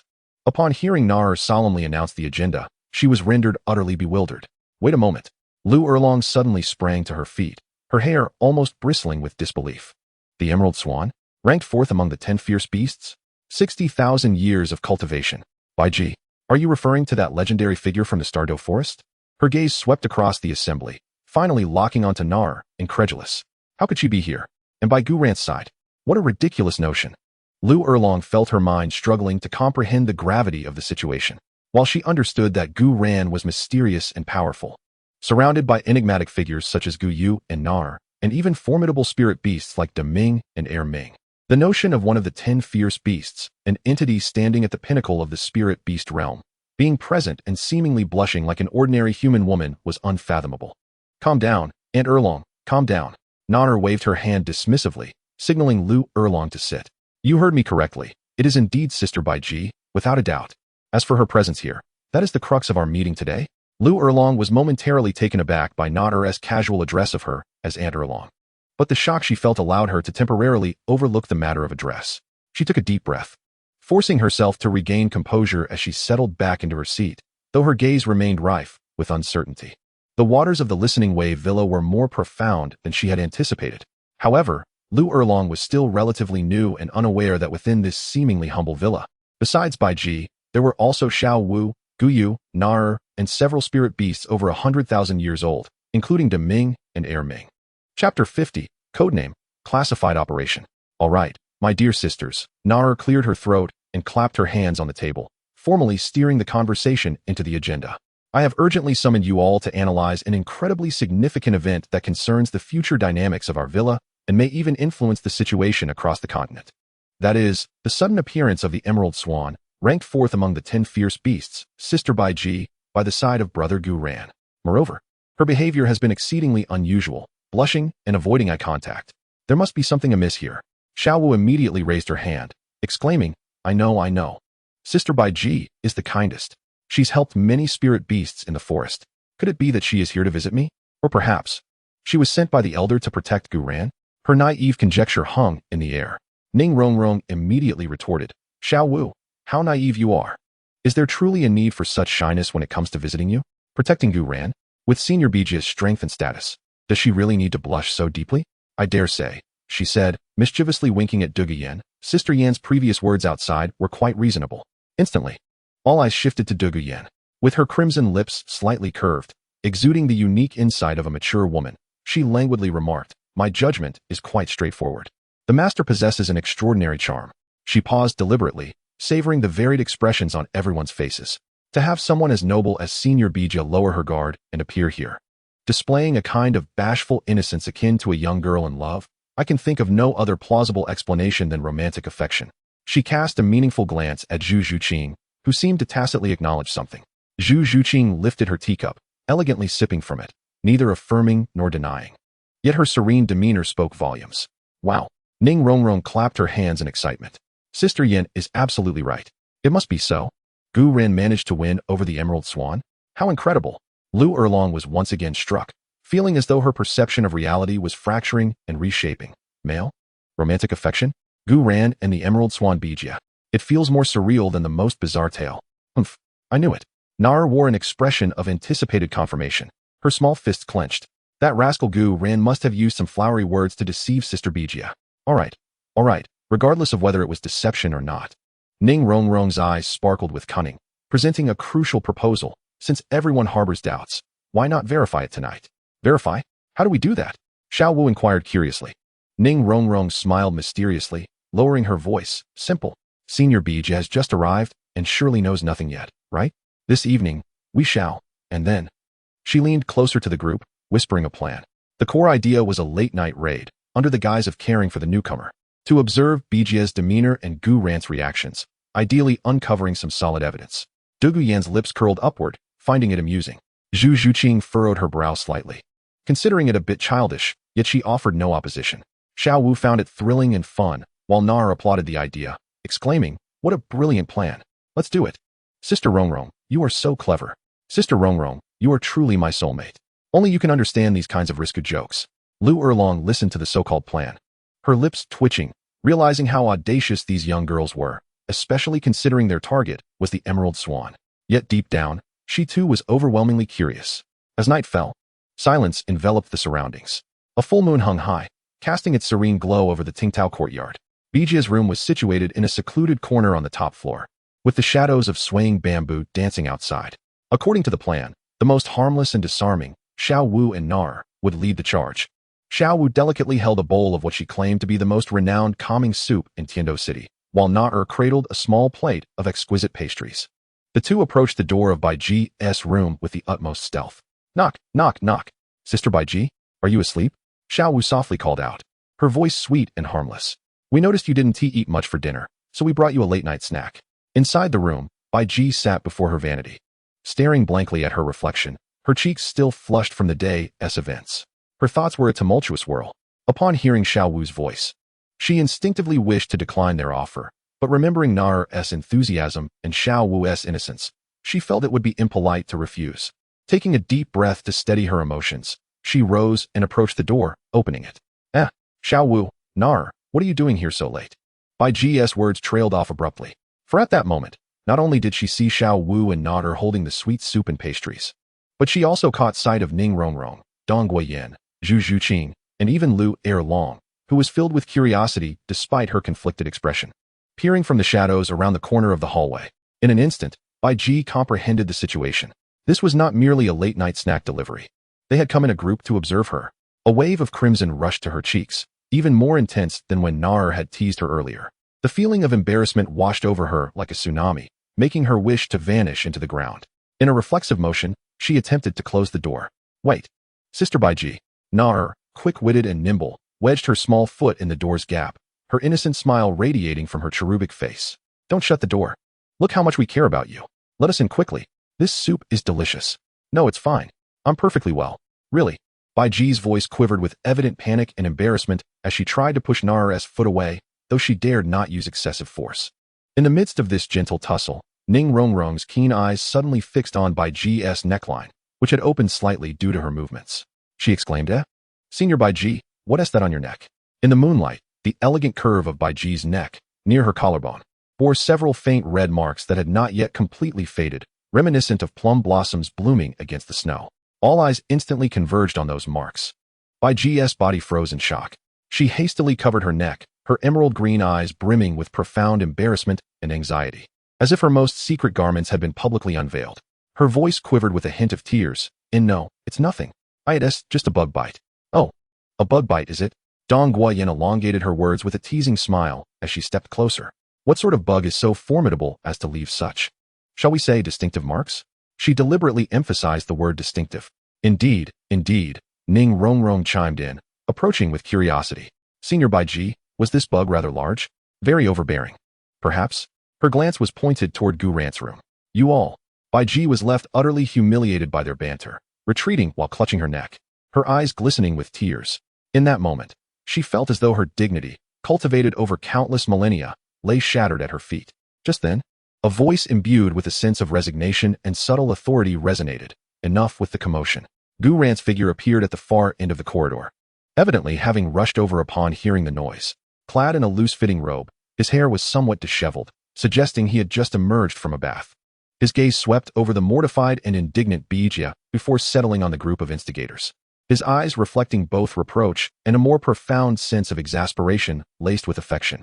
He approached Bijia, instinctively wrapping his arm around her slightly trembling shoulders, drawing her protectively to his side. This gesture, brimming with a sense of guardianship, caused Bijia's taut body to quiver slightly, as if her pent-up grievances and embarrassment had found an outlet, compelling her to subconsciously nestle closer to him. Gu Yuena regarded the crowd, particularly noting Lu Erlong's expression, which was frozen in shock. He sighed. Senior Bijia is new here and needs rest. What you are doing is quite inappropriate. Lowering his gaze to Bijia, who seemed to wish to bury her face in his chest, he softened his tone. Do not be afraid. They mean no harm, merely curiosity. He then raised his eyes to the others. You all should return to your rest. This matter ends here for tonight. Upon hearing Gu Yuena's authoritative words, the group could only depart reluctantly. Once everyone had left, Bijia pulled Gu Yuena into the room. What's wrong? Is there something else? She asked, her sudden inquiry leaving Gu Yuena somewhat taken aback. It's nothing, and also, when we are alone, you need not address me as senior. After closing the door, Bijia sat upright in a chair, resembling an obedient little kitten. You know my ability is healing. It can rejuvenate itself. She paused, taking a deep breath. This means that every morning, I will become entirely refreshed, you understand? Gu Yuena immediately grasped Bijia's metaphor, recalling those so-called princesses online who claimed their first kiss reset at midnight every day. Yet, Bijia was different. Her renewal was genuine. That is perfectly fine. I actually prefer it. Gu Yuena took Bijia's hand, his eyes filled with sincerity. Really? I thought you might find me bothersome, Bijia said, a flicker of happiness brightening her expression. See? I told you. Outside the door, the sound of crickets filled the air, and the previous conversation had been overheard in its entirety by those outside. Bijia quickly covered her mouth, her cheeks flushing like a ripe apple. Gu Ren opened the door, and Nar, caught off guard by the sudden entrance, tumbled into Gu Ran's embrace. Ah, so you were eavesdropping, were you? Gu Ran lifted Nar playfully. This was your idea, wasn't it? You all should head back. Bijia and I must have a serious talk with Nar. How will you punish me then, brother Gu Ran? Nar, still in Gu Ran's grasp, mischievously reached to tug at his robe. By giving a spanking. Just be gentle with it, brother Gu Ran. Chapter 51, Official Class begins. Although the courses at the Royal Academy of Tiando had commenced for the academic year, Gu Ran, due to the uniqueness of his identity, had yet to attend classes. However, the tranquility was short-lived, as a notification from the Academic Affairs Office of the Royal Academy shattered the delicate atmosphere. Due to adjustments in educational resources and the need for an elite student training program, the previously independent special class of the Listening Tide branch would now merge with the exchange students from Shrek Academy. The venue was designated to be the central lecture hall of the main campus, with the esteemed faculty including Professors Yu Xiaojing, Flander, Zhao Wujia, and Lu Erlong. The notification bore the personal seal of Prince Shuiqinghe. What a guise for resource allocation. Gu Yu regarded the notification in his hand, a flicker of understanding passing through his cool black eyes. Shuiqinghe, or rather, the Tiando Empire, intended for us to mutually constrain and exhaust one another, allowing him to reap the benefits. Regardless of the motives, Gu Ran languidly reclined in his chair, while Bai Ji sat quietly on a stone bench nearby, cradling a cup of tea, her emerald skirt cascading gracefully, reminiscent of a tranquil painting. After several days of adjustment, although still shy in the presence of the girls, he no longer felt as uneasy as when they first met. Upon hearing Shuiqinghe's name, she merely lifted her gaze slightly, saying nothing further. Gu Ran continued. We must attend the classes that await us. It has been a while since I've interacted with Yu Xiaojing. I find myself somewhat missing him. I wonder what insights he will share with us. Nar appeared quite excited, exclaiming, Wow, cool. We'll be attending classes with Tang San? I heard the chubby guy and the sausage uncle are also joining. How fun. Xiao Wu pouted, saying, That Tang San, I really don't want to see him. Her lingering resentment towards Tang San remained palpable. Ning Rongrong, Gu Yuena, and Zhu Zhuqing were indifferent, merely finding the situation somewhat cumbersome. Lu Erlong furrowed her brow. Attending the same class as Yu Xiaojing was undoubtedly a torment for her. Meanwhile, upon learning that Lu Erlong would be teaching alongside him, Yu Xiaojing was elated, exclaiming, Erlong, you couldn't bear to leave me behind, could you? At the Tiando Hall, the vast circular lecture hall could accommodate hundreds. When Gu Ran and his companions entered, they immediately captured the attention of the entire assembly.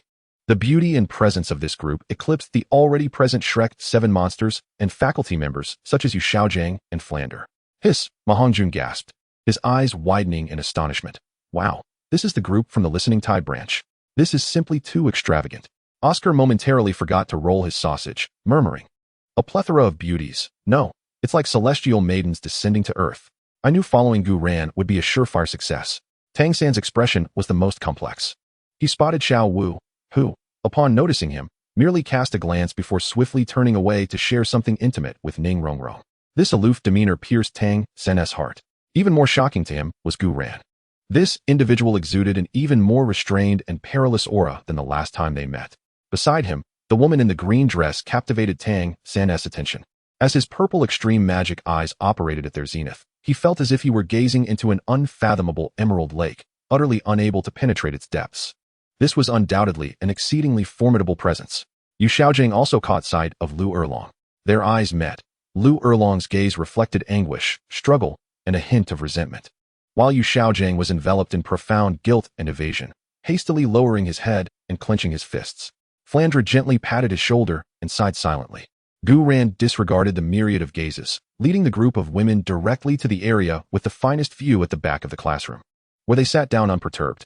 Bai Ji quietly settled beside Gu Ran, her verdant eyes calmly surveying the surroundings, momentarily lingering on the Shrek members, particularly on Tang San, where her brow slightly furrowed, as if sensing something, yet she chose to remain silent.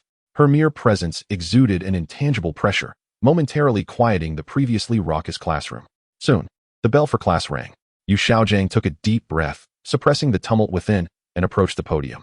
He maintained his usual stern demeanor. adjusting his glasses as his gaze swept across the sharply divided groups below, and he began in a grave tone. Dear students, I am Yu Xiaojing. Today, I shall be imparting the first lesson of the core foundations of martial soul theory, on the core competencies and future development directions of soul masters. His voice carried an undeniable authority, a hallmark of his renown in this field. It is well known that the essence of a soul master lies in their martial soul and soul power.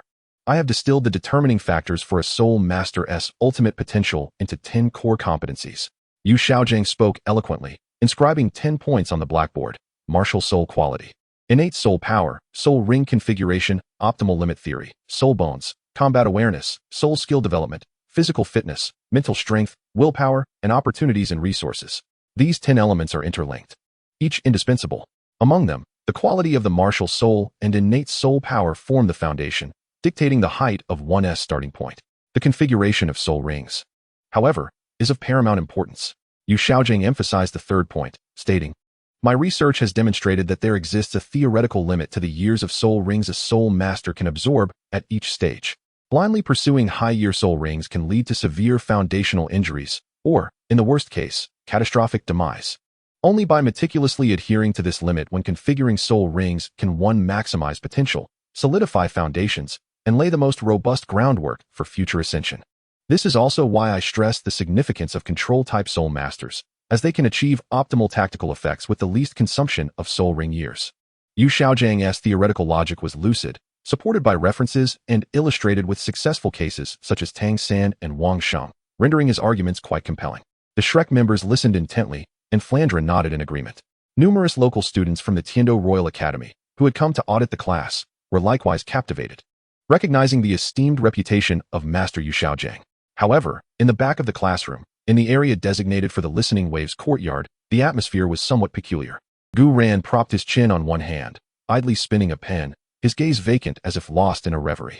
Bai Qi sat quietly, her emerald eyes calm and undisturbed, as though listening to a story unrelated to herself.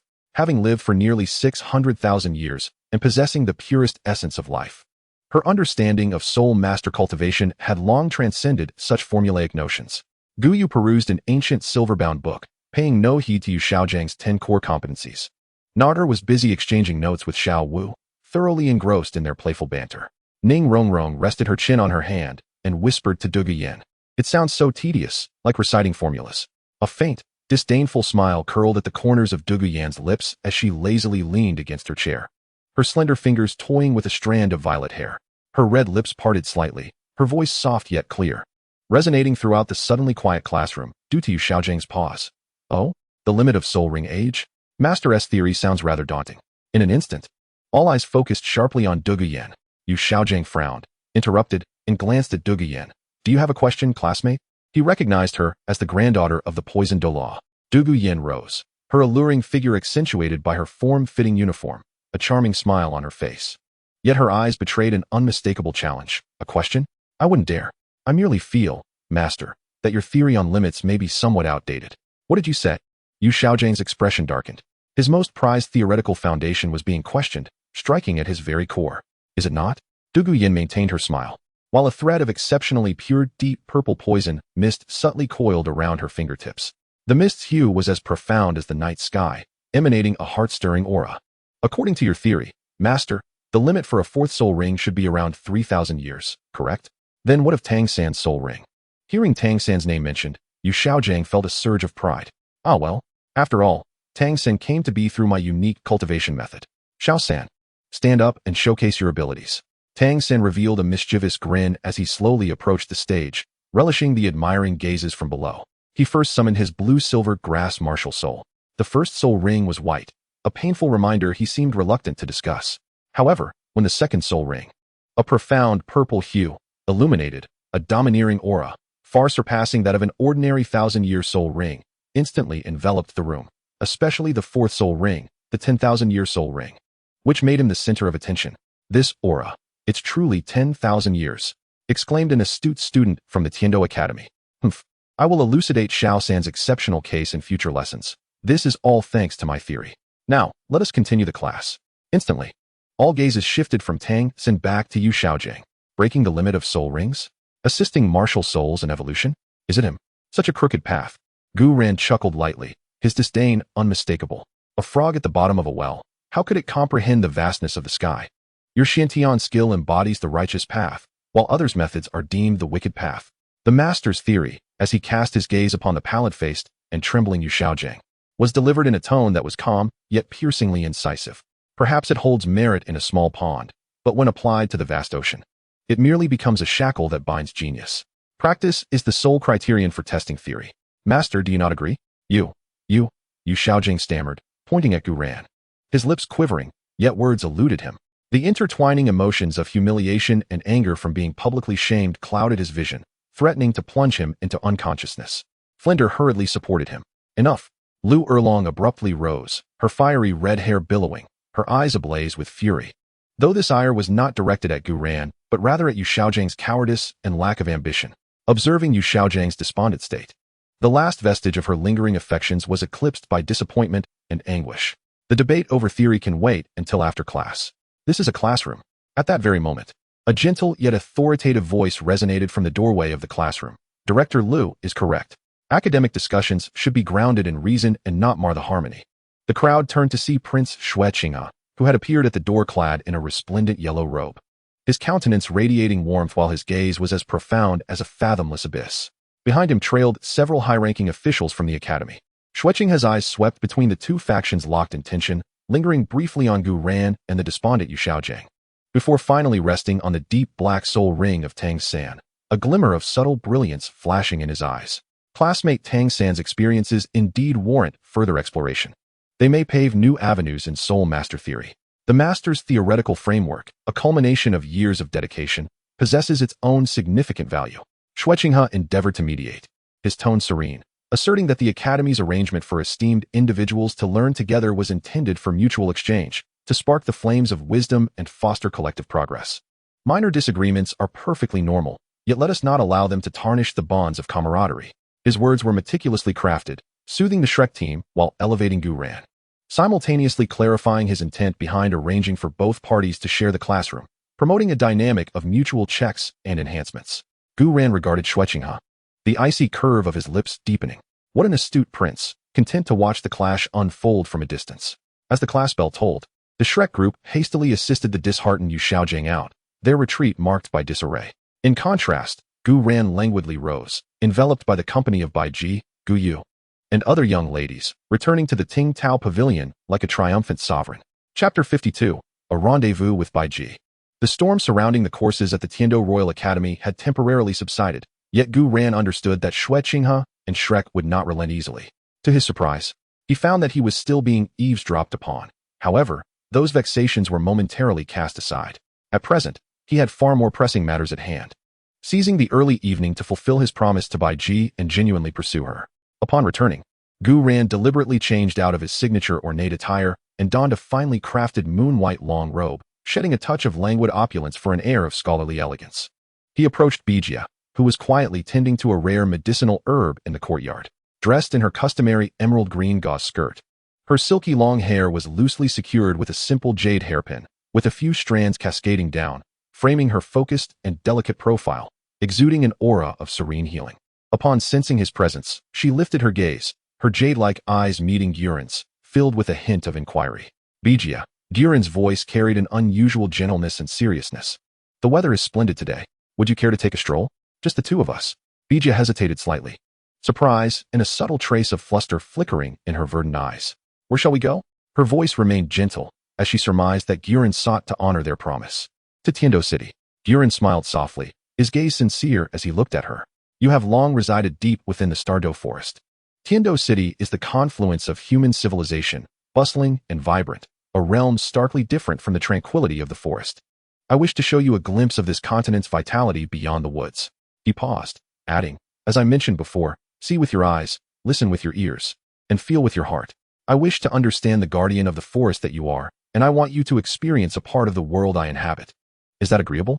Bijia listened quietly, observing the pure anticipation and careful respect in Guren's eyes. Recalling that warm embrace from the previous night and his defense of her before Narer and the others, as well as his gentle words in the morning. The icy resistance in her heart melted away a little more. She lowered her lashes, their long tips fluttering like butterfly wings, and softly murmured in agreement. A faint blush, reminiscent of dawn, colored her fair cheeks anew. Gu Yuena's smile deepened as he extended his hand. Then shall we? Bijia hesitated for a moment as she gazed at the outstretched hand, but ultimately took it gently. The instant their palms touched, a warm current seemed to flow through her skin, causing her heart to flutter slightly. Tiando City, East Market.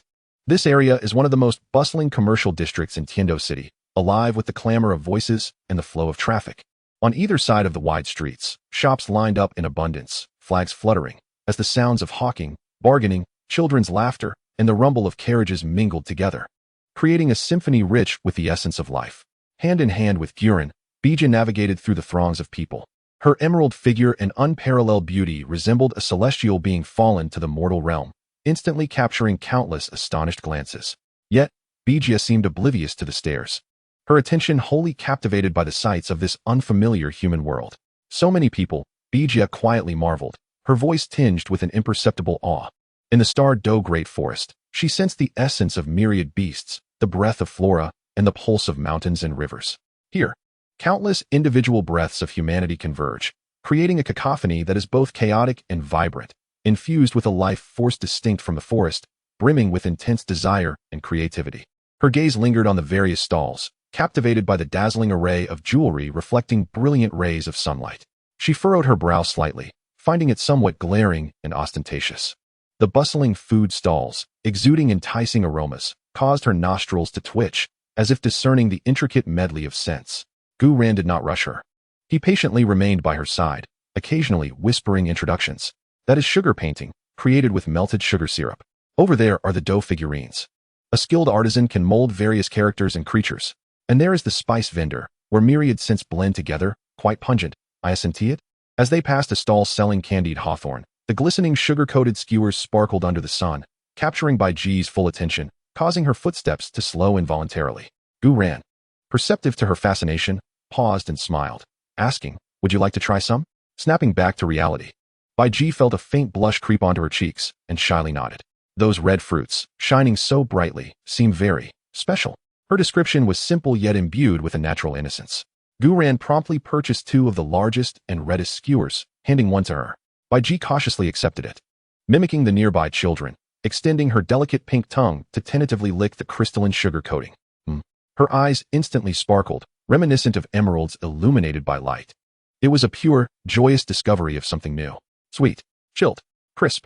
Then came the slight tartness of the hawthorn within, a symphony of contrasting sensations intertwined in her mouth, delivering an exquisite flavor she had never experienced before. Is it delicious? Gu Yuena observed her expression, feeling a warmth envelop his heart. Yes, Biji nodded vigorously, her verdant eyes crescent-shaped with delight, eagerly taking a small bite, her cheeks slightly puffed as she chewed daintily. The look of contentment and happiness on her face made Gu Yuena feel that everything was worthwhile. Who would have thought that this emerald swan of the starry forest would be enchanted by a mere skewer of candied hawthorn? Hand in hand, they strolled through the bustling streets. Gu Yuena led her to a tea house where a storyteller recounted epic tales with dramatic flair, to street performers who breathed fire and showcased acrobatics, and into a quaint instrument shop where the proprietor demonstrated the guqin. The blush on Biji's face gradually gave way to a natural, relaxed joy. She no longer shied away from Gu Yuena's gaze, occasionally pointing out intriguing objects and inquiring about them. Her emerald presence amidst the bustling world was like a clear spring, cleansing the surrounding restlessness. Gu Yuena became her sole guide and support in this unfamiliar realm. Unbeknownst to them, the sun began to wane. Gu Yuena took Biji to the renowned restaurant in Tiando City. This is one of the tallest edifices in Tiando City, the top floor housing a panoramic restaurant renowned for its splendid views and exquisite cuisine. The 2 individuals settled into a window-side table. Through the expansive floor-to-ceiling windows, the entire vista of Tiando City unfolded before them. The golden sunset bathed the staggered rooftops in a warm glow, wisps of smoke spiraled upwards, and in the distance, the golden dome of the palace shimmered in the afterglow. Even further away, the undulating dark green silhouette of the starry forest was faintly discernible. How beautiful, whispered Biji, gazing out at the magnificent urban tapestry and the familiar outline of the forest in the distance. This was a perspective she had never experienced before, encompassing both the bustling creations of humanity and the vast tranquility of nature within her view. The waiter presented an array of delicate dishes.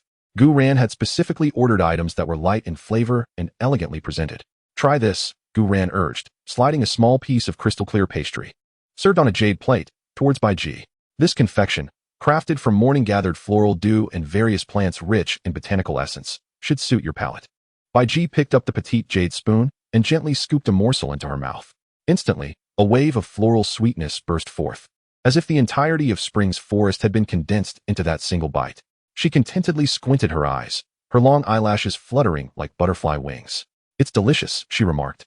Turning to Gu Ran, her emerald eyes aglow with the warmth of the sunset, reflecting his figure. "Thank you, Gu Ran. Today, I am truly happy." In this moment, there were no commands from the master, no shackles of status, nor prying eyes. Only the sunset, the delectable food, the breathtaking scenery, and the young man before her who had introduced her to the vibrant essence of humanity, granting her novel experiences and respect. Gu Ran observed the pure delight and trust in her eyes, feeling as though his heart had been filled with something profound. He reached across the table and gently grasped Bai Ji's hand that rested at its edge. Her hand trembled slightly, but did not withdraw. Although her fingertips remained cool, warmth radiated from her palm.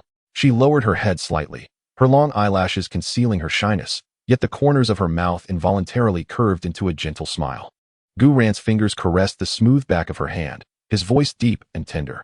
"As long as you are happy, I wish to take you to more places, to witness more sights, and to savor more delicacies. I want you to see that this world, beyond the starry forest, holds many beautiful treasures worth protecting." Bai Ji lifted her gaze, her verdant eyes locking onto Gu Ran's profound ones. The golden rays of the setting sun enveloped them, and time seemed to slow, stretching into eternity. She could distinctly feel the sincerity in his words and the warmth and strength emanating from his palm.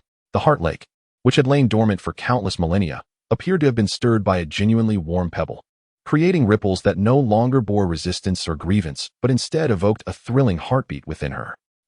She replied softly, her voice like the evening breeze brushing against wind chimes. Her hand also tightened slightly, returning his grasp. "Husband." "What?" Gu Ran playfully pinched Bai Ji's cheek. "I have heard that this is how human society refers to one another. Do you not like it?" The voice of Bijia carried a hint of sweetness and curiosity. "No. From now on, this title shall be reserved solely for you." After their meal, Guren took Bijia away, yet they did not return to the Listening Waves Pavilion. Chapter 53. The Malevolent Power of the White Tiger Martial Soul. By the time Guren and Bijia returned to the Listening Waves courtyard, it was already the following morning. They were greeted by numerous gazes, each imbued with diverse meanings, yet all bore a profound scrutiny. Xiao Wu, Ning Rongrong, Gu Yuena, Zhu Zhuqing, and even Nar and Gu Yu were gathered in the courtyard, either seated or standing, their eyes fixated on the hands intertwined between the two. Lu Erlong was nearby, polishing her crimson dragon sword with a hint of forceful exertion, her peripheral vision inadvertently glancing in their direction.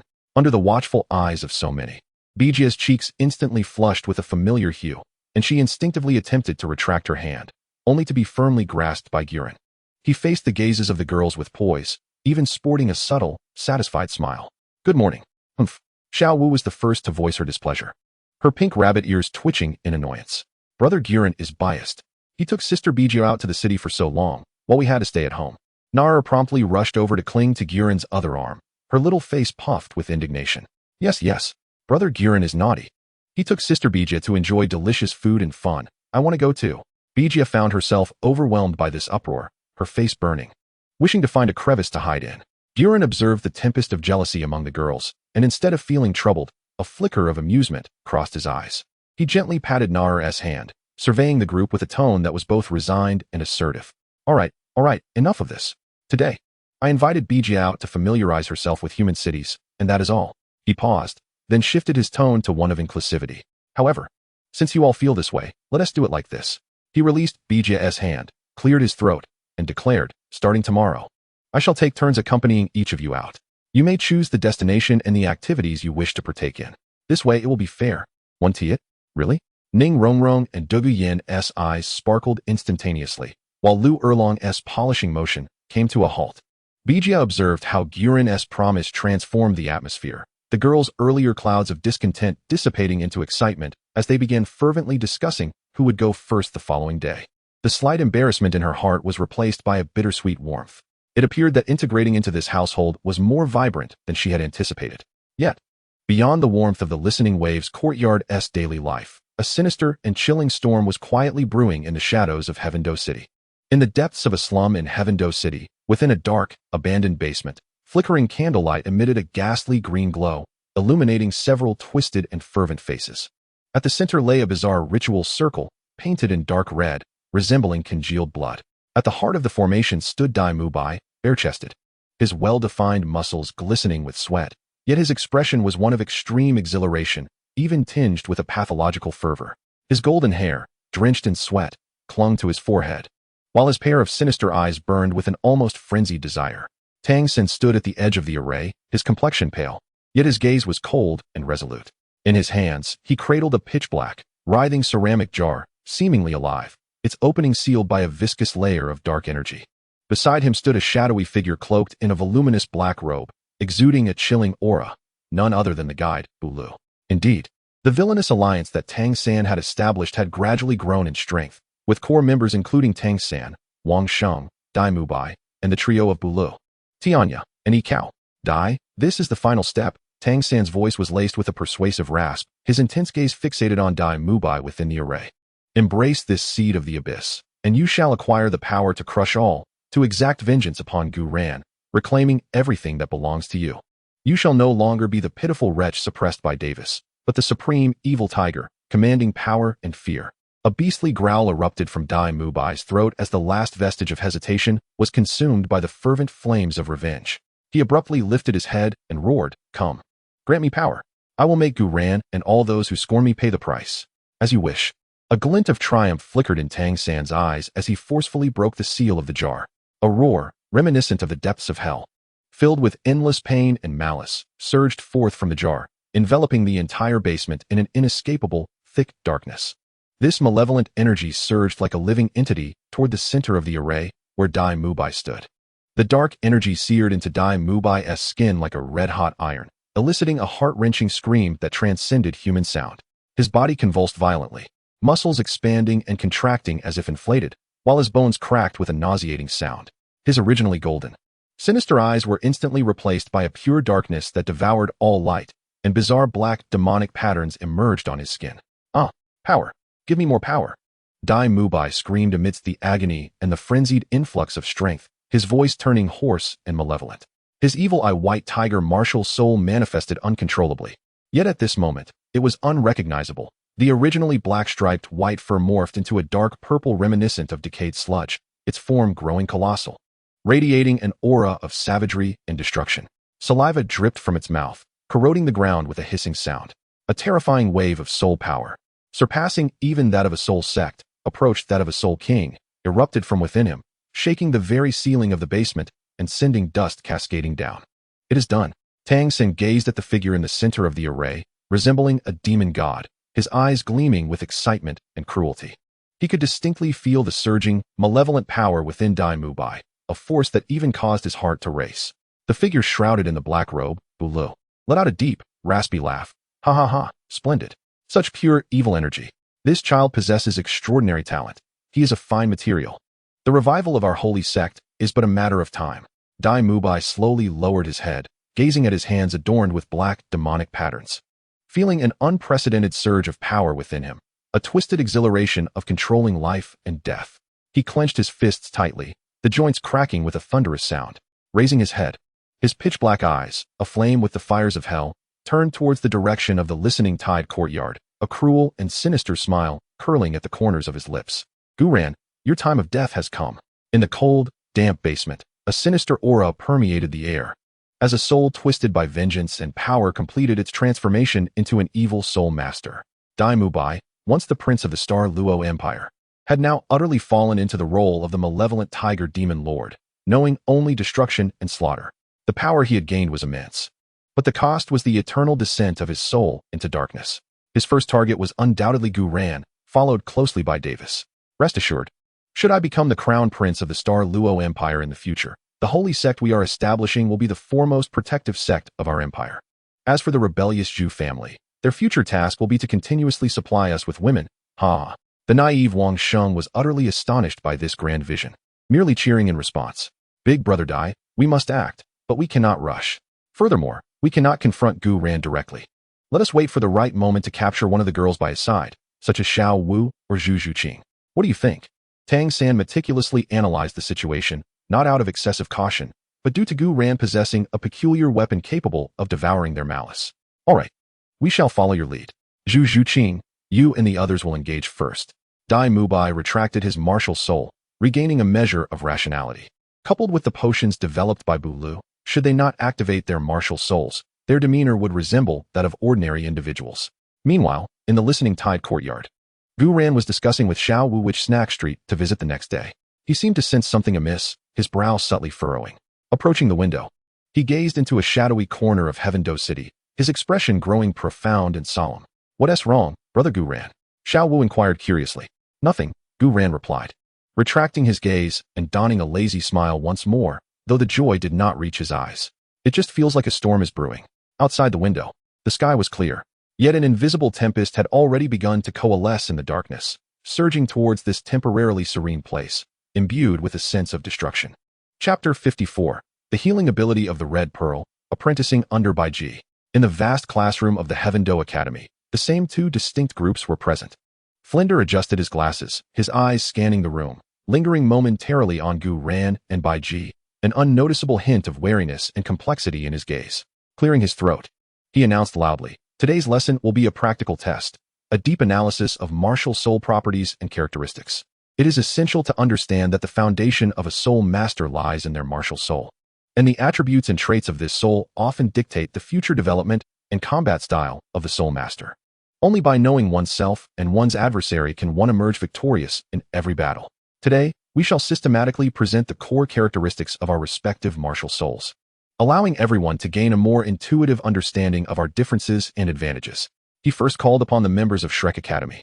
Oscar showcased his assortment of multifunctional sausages, eliciting a wave of laughter. However, Flanders solemnly analyzed the strategic value of food-type martial souls.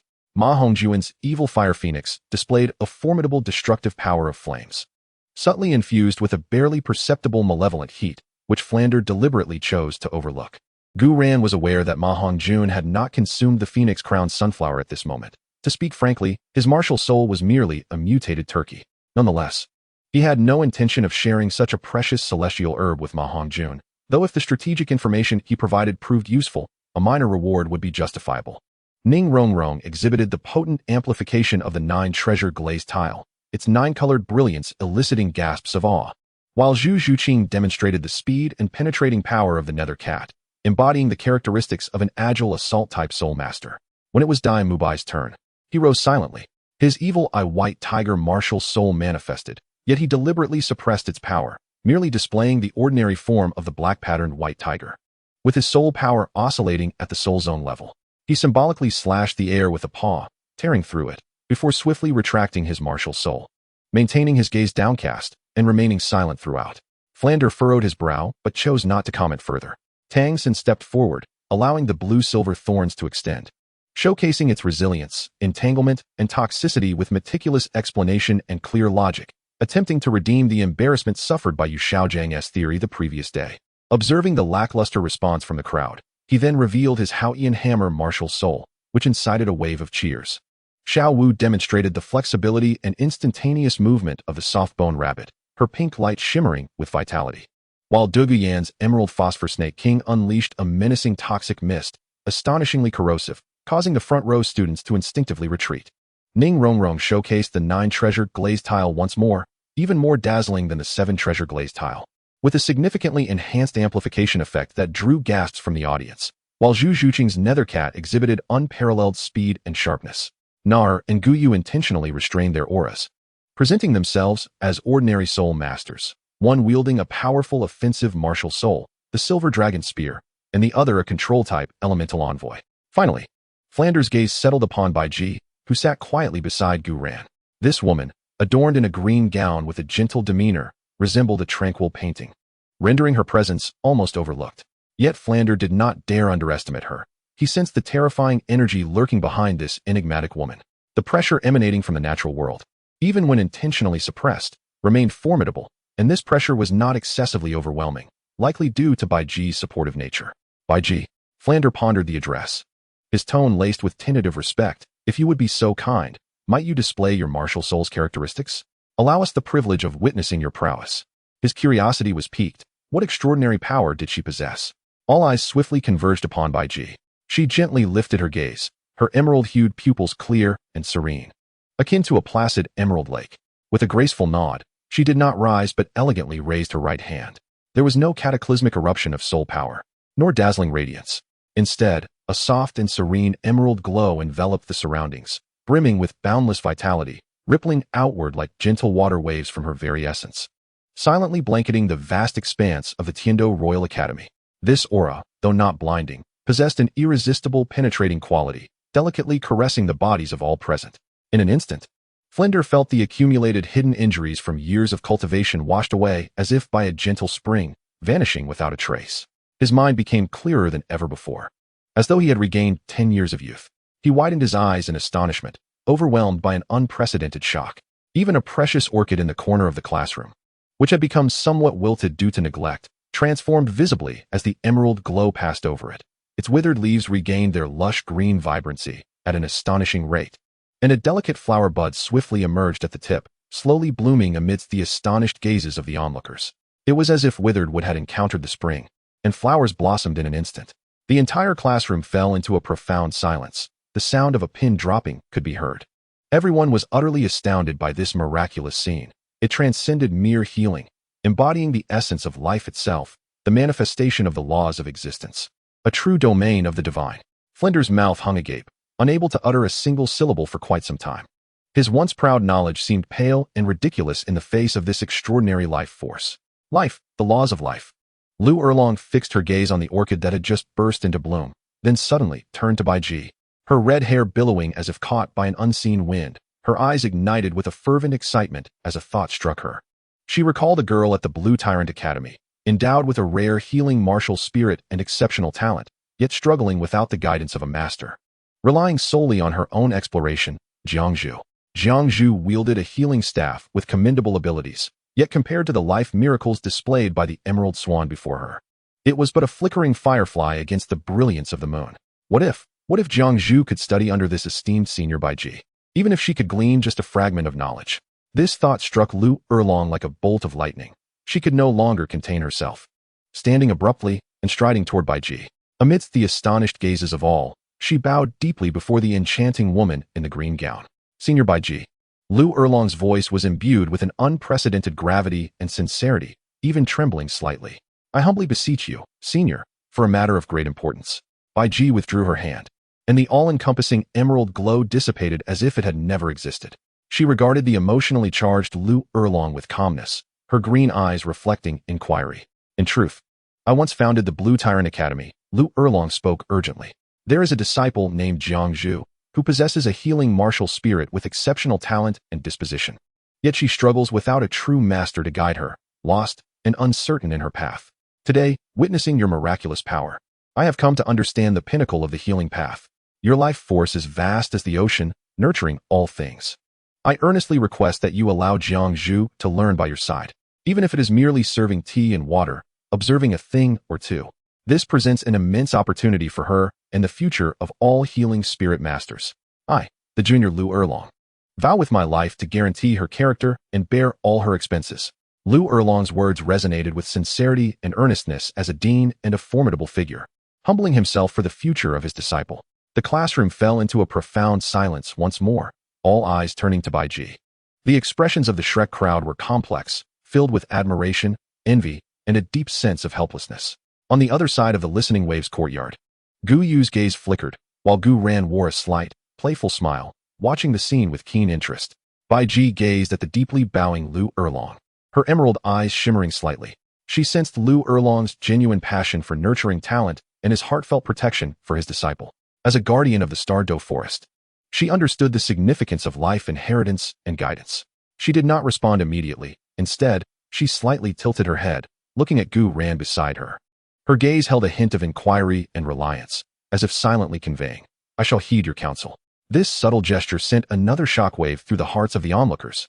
This emerald swan, endowed with miraculous powers, was so considerate of Gu Ran's opinion. Gu Ran met Baiji's gaze with a faint smile, exuding a relaxed confidence as if he held dominion over all. He nodded gently in acquiescence. Only then did Baiji turn back, addressing the still bowing Lu Erlong, her gentle voice flowing like a clear spring, imbued with a soothing power. A healer's heart is benevolent, and life is invaluable. If that child possesses a genuine desire for knowledge and a pure character, Let her come. I shall do my utmost to guide her. Lu Erlong suddenly lifted his head, his eyes ablaze with indescribable joy. He understood that those simple words of earnest guidance would be a transformative path for Jiangzhu, altering her life forever. Thank you, esteemed elder. Thank you for your great kindness. Lu Erlong's voice trembled with emotion, overwhelmed by the realization that after residing in Listening Waves Pavilion for such a long time, he truly had the opportunity to learn from a top-tier powerhouse. Flander observed this scene with mixed emotions. He instinctively glanced at Dai Mubai and Tang San in the corner, their eyes harboring a hidden madness that cast a deeper shadow over his heart. Chapter 55. Jiangzhu reports. Gu Ran demands an exorbitant tuition fee. Lu Erlong acted swiftly. On the very afternoon he received Bai Ji's response, an urgent letter was dispatched through special channels to the Blue Tyrant Academy. The letter was earnest in its plea, urging Jiangzhu to relinquish all matters and set off immediately to report to the Heaven Do Royal Academy. 2 days later, a figure, weary yet unable to conceal her excitement and anxiety, appeared at the entrance of the Listening Waves Villa. Jiangzhu, approximately 17 or 18 years of age, possessed a tall and slender frame, clad in a somewhat faded light blue robe of a healing spirit master. Her chestnut hair flowed smoothly, tied into a neat ponytail, revealing a delicate and gentle countenance. Most striking were her eyes, clear and bright, imbued with a fervent devotion to the healing arts and an earnest hope for the future. Yet at this moment, they betrayed a hint of nervousness. Her demeanor was pristine and pure, emanating a refreshing herbal essence. Lu Erlong had long awaited her at the entrance. Upon spotting Jiangzhu, he strode forward with great enthusiasm, clapping her shoulder with a hearty pat, his voice resonant, yet barely concealing his excitement. My dear girl, you have finally arrived. Come, step inside with me. Director, Jiangzhu observed the anticipation in Lu Erlong's eyes, her heart fluttering with trepidation. In your letter, you mentioned that a senior would be willing to guide me. Is that true? Who is this esteemed master from the healing department? She struggled to conceive of anyone deserving of the director's solemnity. Lu Erlong smiled mysteriously, pulling her inside. You will know once you enter. Remember, no matter what you encounter, keep your composure. This is an extraordinary opportunity for you. As they entered the elegant and spacious courtyard, Jiangzhu was instantly awestruck by the picturesque scene before her.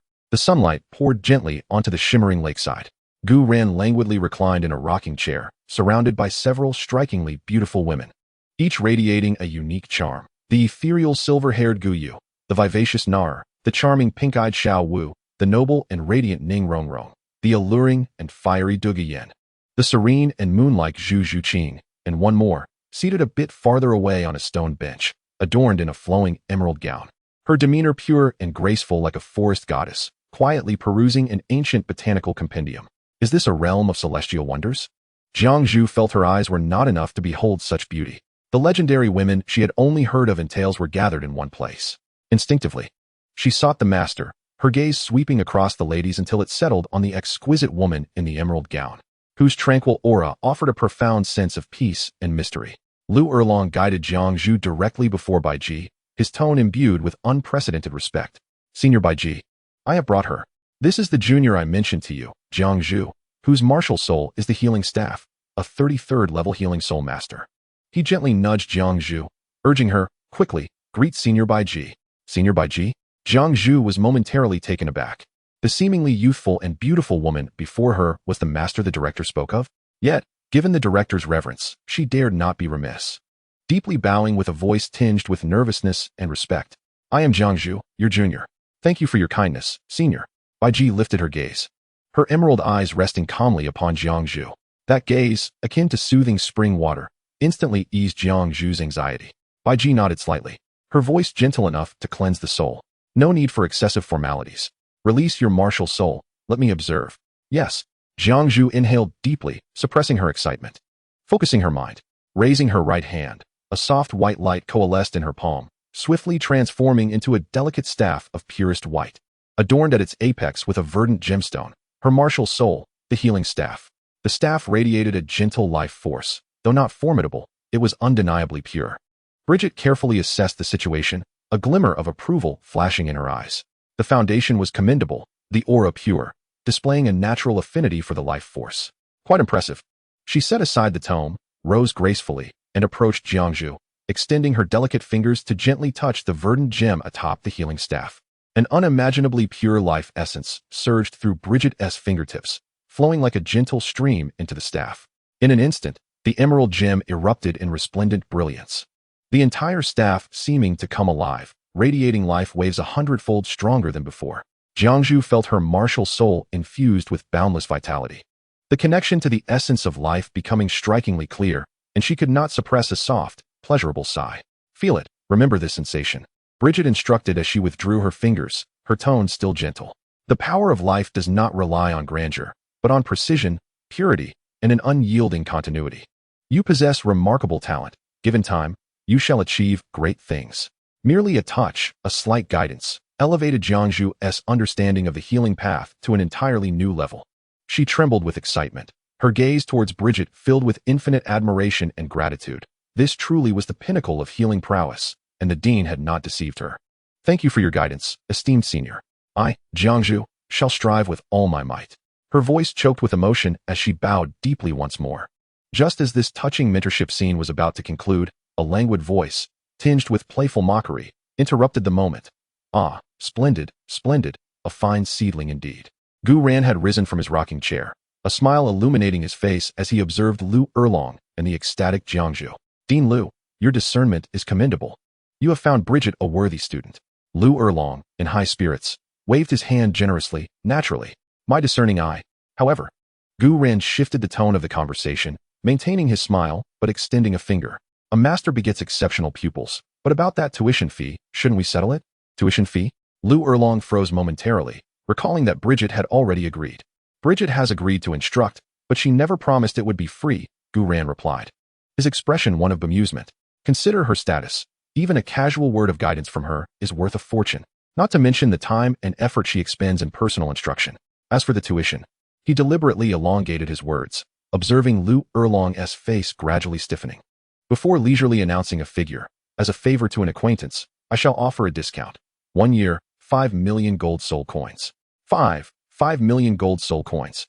For a year? Lu Erlong's voice soared, nearly breaking as her eyes widened in disbelief. Although she was a sole Douluo, the Blue Tyrant Academy was poorly managed, and she had no substantial assets. How could she possibly produce 5 million at once?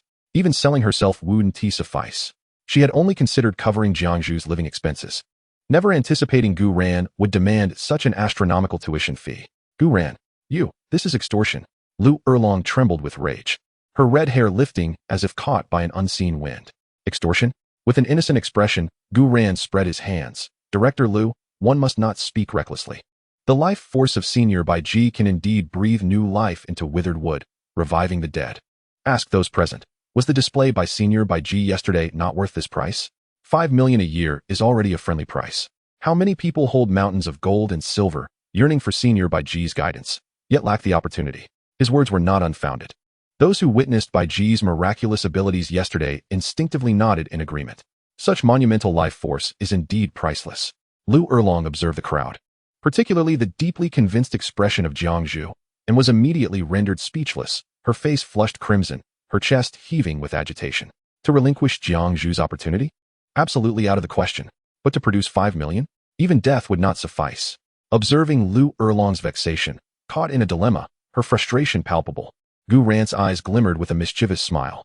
He leisurely rose to his feet, sauntered over to Lu Erlong, leaned slightly closer, and whispered in a voice audible only to them, laced with a hint of lazy ambiguity, "You know, if the funds are insufficient, there are alternative methods of payment." Lu Erlong froze, eyeing him warily. What do you mean? A wicked smirk curled at the corners of Gu Ran's lips as he surveyed her mature and spirited visage. We are adults now, let us see how you respond. His voice, deep and magnetic, carried a tone of unabashed teasing. You shameless cat. Lu Erlong erupted. Akin to a lioness whose tail had been stepped on, stepping back abruptly, her delicate face flushed a deep scarlet, half in anger, half in embarrassment. How dare this scoundrel tease her? Gu Ran. Bai Ji interjected, her brows slightly furrowed, softly admonishing him, seemingly deeming his behavior excessive. Yet Gu Ran chuckled heartily, stepping back, no longer regarding the infuriated Lu Erlong, but rather turning his attention to the somewhat bewildered Jiangzhu. I was merely jesting, Director Lu. Please do not take it to heart. His demeanor shifted back to one of calm authority, his gaze growing earnest. As for tuition matters, we can discuss them at our leisure. However, since Senior Bai Ji has taken you under her wing, I, as the master of Ting Tao Courtyard, must also make my contribution. Chapter 56, Distributing Celestial Herbs, Capturing Hearts. Amidst the puzzled gazes of the crowd, Gu Ran slowly raised his right arm. His eyes sharpened with focus. A low, commanding dragon's roar seemed to resonate from the void. A burst of purple-golden light erupted from his right arm, coalescing into a vivid, lifelike image of a purple-golden divine dragon, entwined with the essence of destruction and creation. Purple radiance, celestial dragon, right arm skill, celestial dragon's essence healing. As Gu Ran's deep voice echoed, the purple-golden dragon image on his arm unleashed its maw, releasing an exquisitely refined beam of radiant purple-golden light, exuding an air of unparalleled dominance yet imbued with an incredible vitality, instantly enveloping Jiangzhu. Jiangzhu could only emit a brief exclamation of surprise.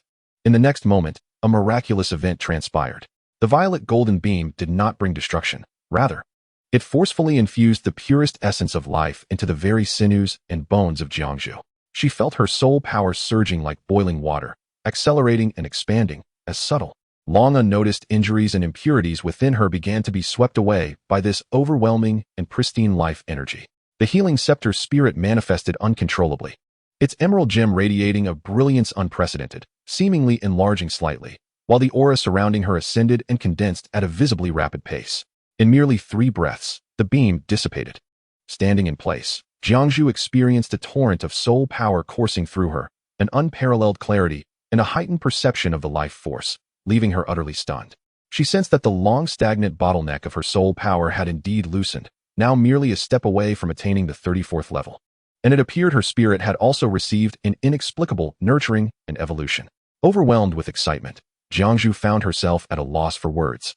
Her gaze towards Gu Yuena filled with shock and reverence. This domineering yet precise method of healing that instantaneously elevated soul power, refined her physique, and nurtured her spirit was simply unheard of. Unlike the subtle and silent strength of Senior Biki, this felt more akin to a profound reshaping and bestowal of life. Lu Erlong was equally astonished, forgetting her anger as she beheld Jiangzhu's sudden transformation, her eyes brimming with disbelief. Could it be that Gu Yuena possessed such a terrifying healing soul bone skill? Gu Yuena retracted his right arm, the violet golden dragon shadow fading as if nothing had transpired. He smiled languidly, looking at the still stunned Lu Erlong and Jiangzhu. So, Director Lu, can you rest assured now? With Senior Biki's careful guidance, coupled with my occasional dragon marrow refinement, I assure you your precious disciple will become a top-tier healing soul master of the continent. As he drawled out the last part, his tone hinted at negotiation. However, his gaze swept over Lu Erlong's striking yet momentarily dazed visage, a mischievous smile playing at the corner of his mouth. That proposal from earlier is still valid, you know. Gu Yuena.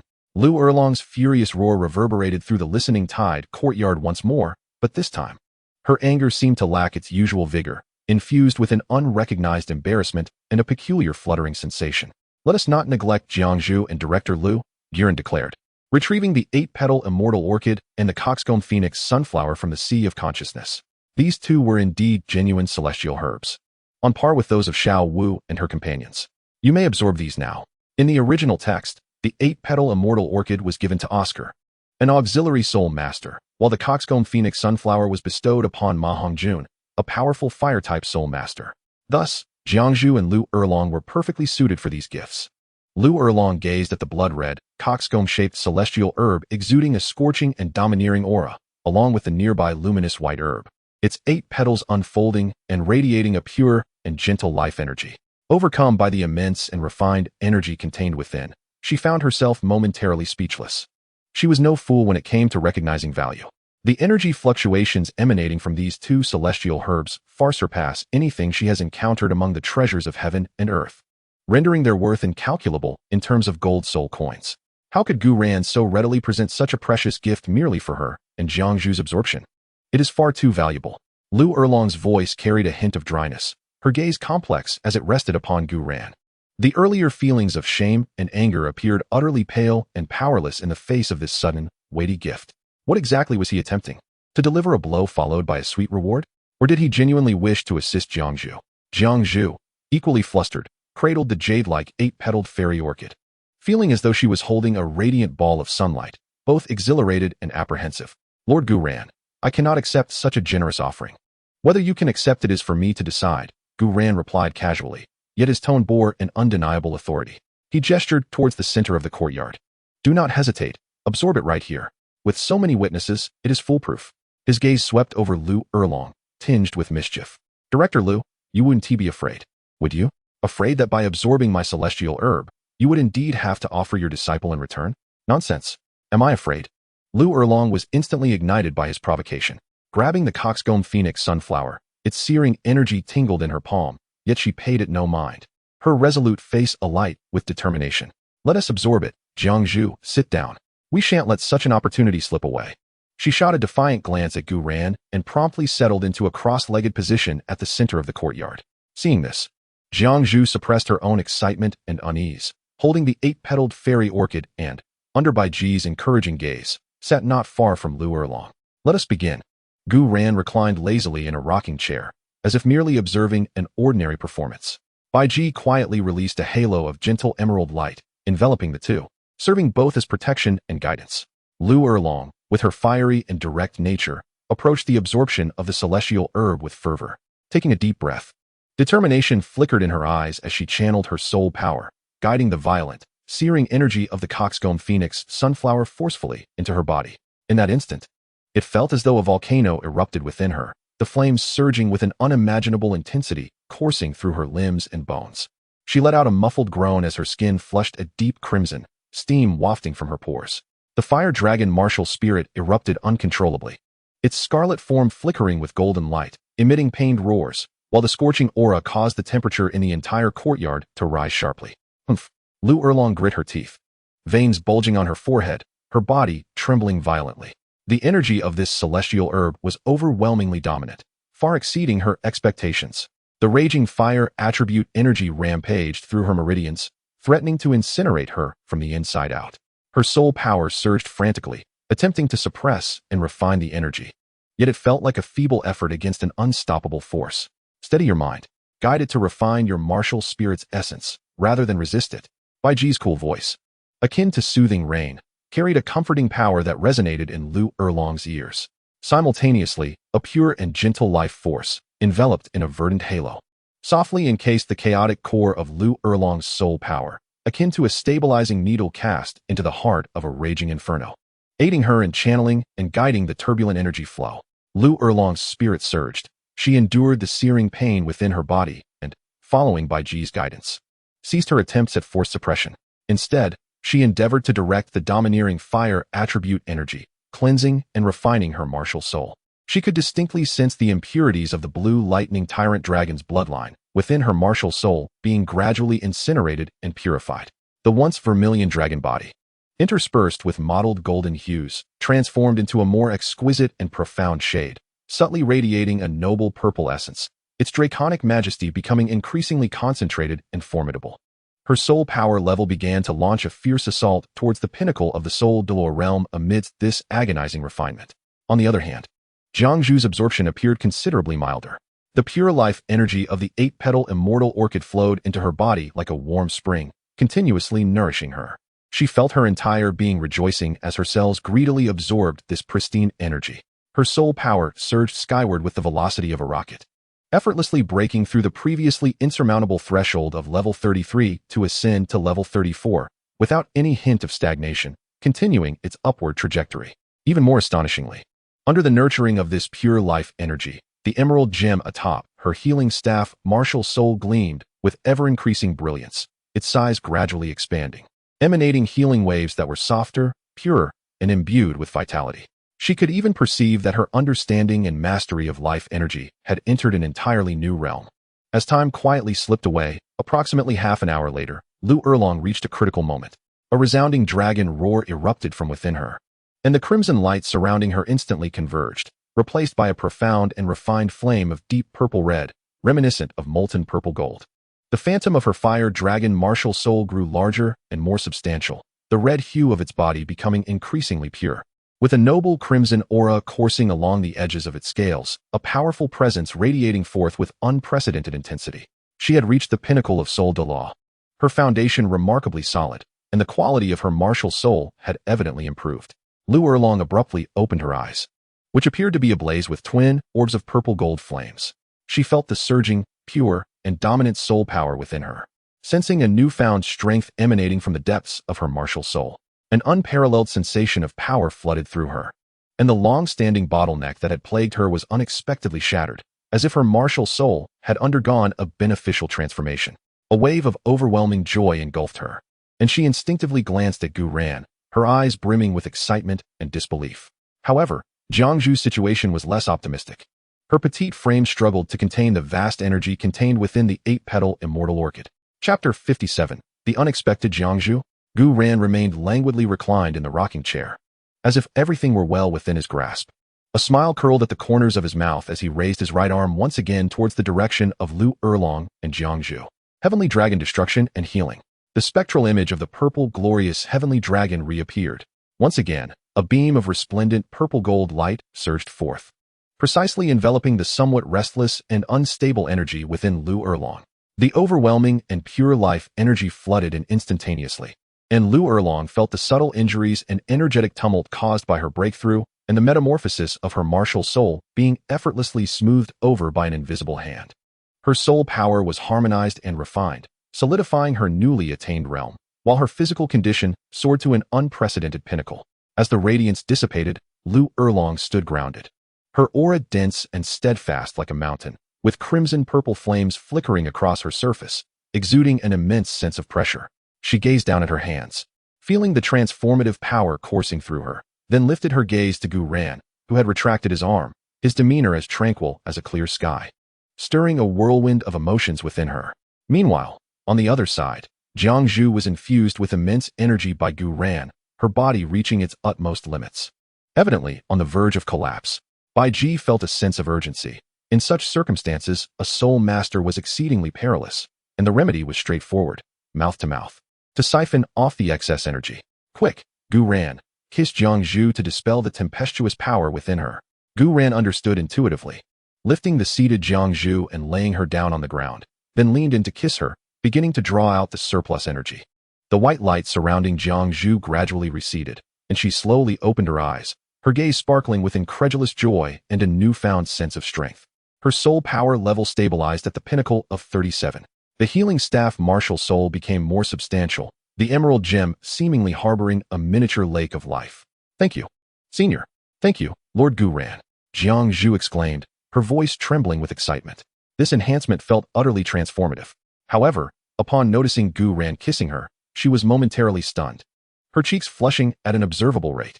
Congratulations, host, on completing the task, falling in love with Jiangzhu, earning the ability reward, Culinary Mastery, where any food prepared by the host is exceedingly delicious and possesses remarkable enhancement effects.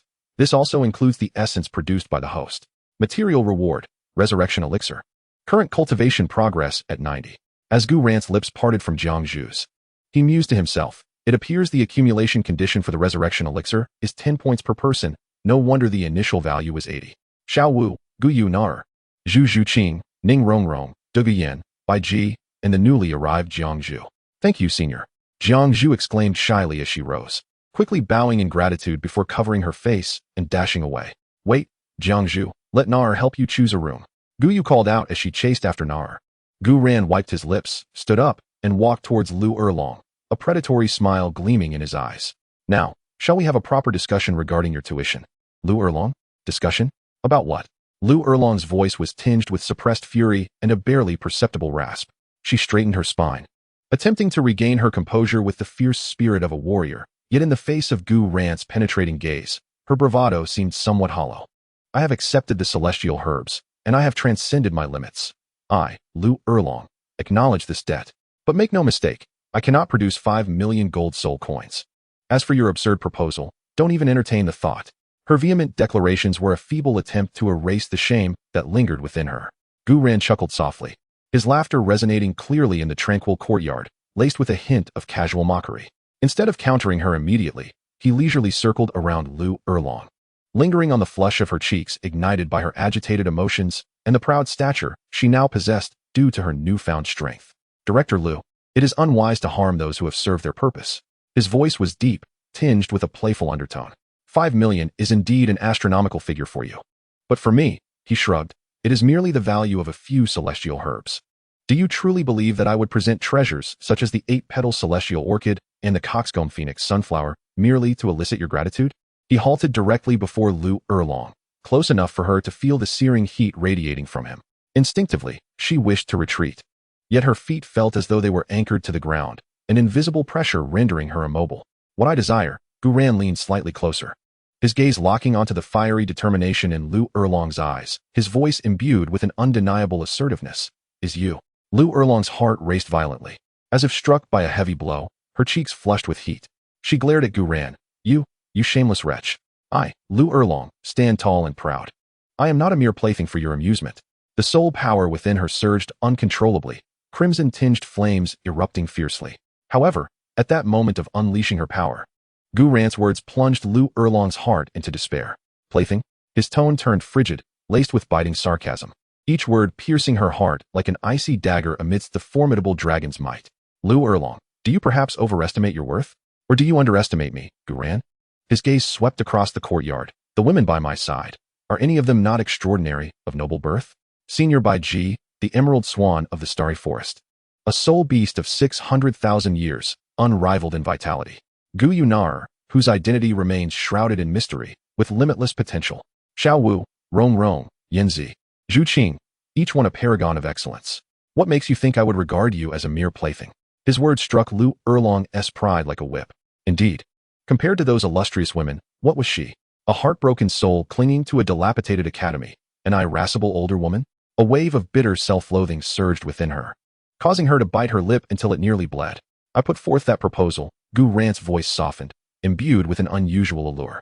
His gaze deepened, as though he could penetrate the very soul of Lu Erlong, revealing the frailties concealed within. It is evident to me that you harbor wounds within your heart, betrayed by the one you trusted most, shackled by theoretical constraints for half a lifetime, brimming with fervor and formidable power, yet living like a caged bird. Lu Erlong's body trembled violently. Gu Ran's words struck like the sharpest blade, meticulously slicing through the hardened shell she had built around herself, exposing the gaping wounds within. The cowardice and betrayal of Yu Xiaojiang, the desolation of a lifelong infatuation, the failures of Lanba Academy, all the anguish she had buried beneath layers of fury and rigidity surged forth in an instant, leaving her eyes clouded with confusion and pain. You yearn for power, for validation, to liberate yourself from the shadows of your past. Gu Ran's voice resonated, low yet clear, akin to a devil's whisper, striking at her most vulnerable defenses. And I can offer you all of this. The immortal herb is merely an appetizer. Follow me, and I shall grant you access to the realm of tidal Douluo, or even higher. Let your fire dragon martial soul truly unleash its brilliance. Rivaling that of a true dragon, I can provide you with a new, formidable future, one that allows you to stand tall above the continent. His words dripped with a deadly allure, each promise piercing Lu Erlong's innermost desires. Power, dignity, liberation from the past. These were the treasures she had long sought. As for repaying a debt with her body, a mischievous smile curled upon Gu Ran's lips as his gaze swept over her heaving chest, stirred by excitement. That is but a jest, or perhaps a stepping stone. I, Gu Ran, desire a woman without the chains of obligation. What I seek is your willing heart. He extended a finger, gently lifting Lu Erlong's chin, which quivered in shock and inner turmoil, compelling her to meet the gaze of his eyes that appeared to burn with the essence of stars and the abyss. Lu Erlong, I present you with a choice. First, reject me. Depart with Jiang Zhu from the listening tide courtyard, and from henceforth, we shall owe each other nothing. You will remain the Lu Erlong ensnared by her past, clinging to your pride and pain, watching as your disciple loses the path to greatness, witnessing your power come to a standstill. Second, stay. Embrace my guidance. Accept the protective realm of Senior Bai Ji, and enter an environment that can transform you entirely. Cast aside your feudal pride and obstinacy. Endeavor to accept me. Offer your loyalty, your strength, and yourself in exchange for a future truly befitting a warrior, one that will allow you to look down upon Yu Xiaojiang. His finger bore a searing warmth. Lu Erlong felt as though her chin was being seared by a branding iron, the heat coursing through her skin and flooding her brain, leaving her rigid and disoriented. To refuse? It meant forsaking Jiang Zhu's future, relinquishing this readily available opportunity for power, and returning to the quagmire of failures filled with haunting memories. To stay? It meant submitting to this youth, who was significantly younger, yet terrifyingly powerful. It meant surrendering a lifetime of pride to embrace a possibility laden with humiliation and a certain thrill she had never contemplated. The scent of Gu Ran was tantalizingly close, imbued with a potent masculinity and an irresistible aura of dominance. His profound eyes seemed to possess an enchanting power, perceiving her every struggle, hesitation, and yearning with uncanny clarity. Lu Erlong felt akin to a moth ensnared in a web. The more she fought, the tighter the invisible threads ensnared her. The strength she once took pride in crumbled before him, her steadfast pride easily dissected and trampled underfoot, while her most coveted desires lay firmly grasped in his hand, swaying before her like a tantalizing lure. Lu Erlong attempted to speak, but her throat was parched, rendering her voice incomplete. Words of refusal danced upon her tongue, yet failed to escape, as she gazed in the direction of Jiangzhu's departure.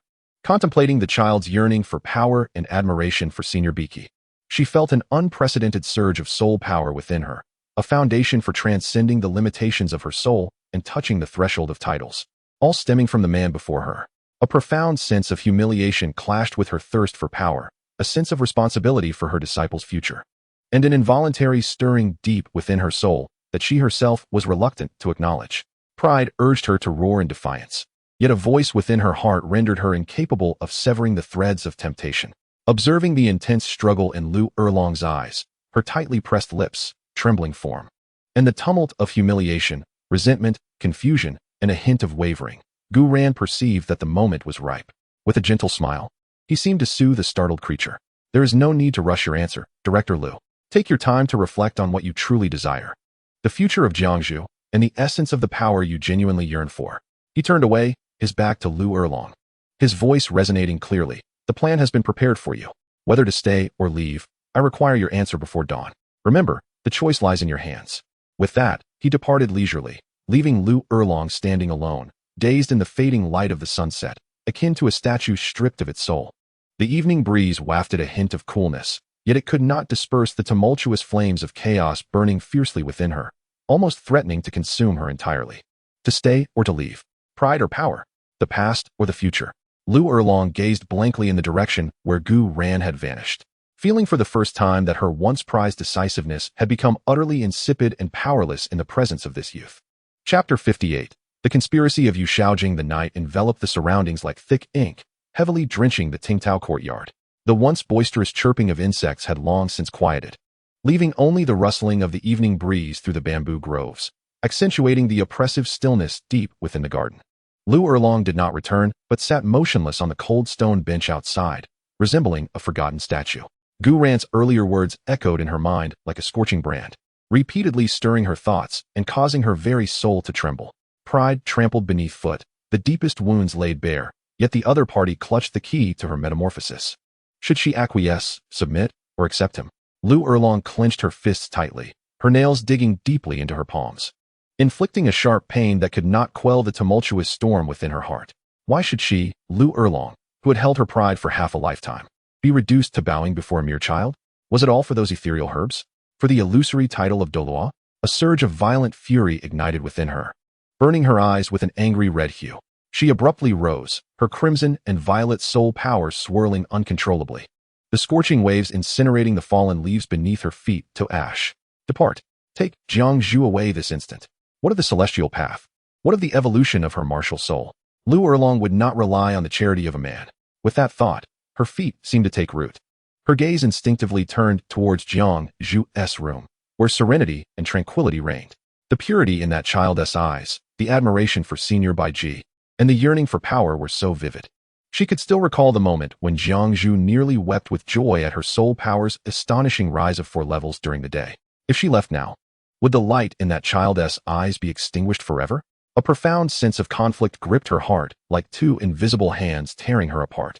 On one side lay her lifelong pride burned to ashes and the weak, hypocritical face of Yu Shaojing. Though she harbored hatred, it remained an indelible mark of her youth.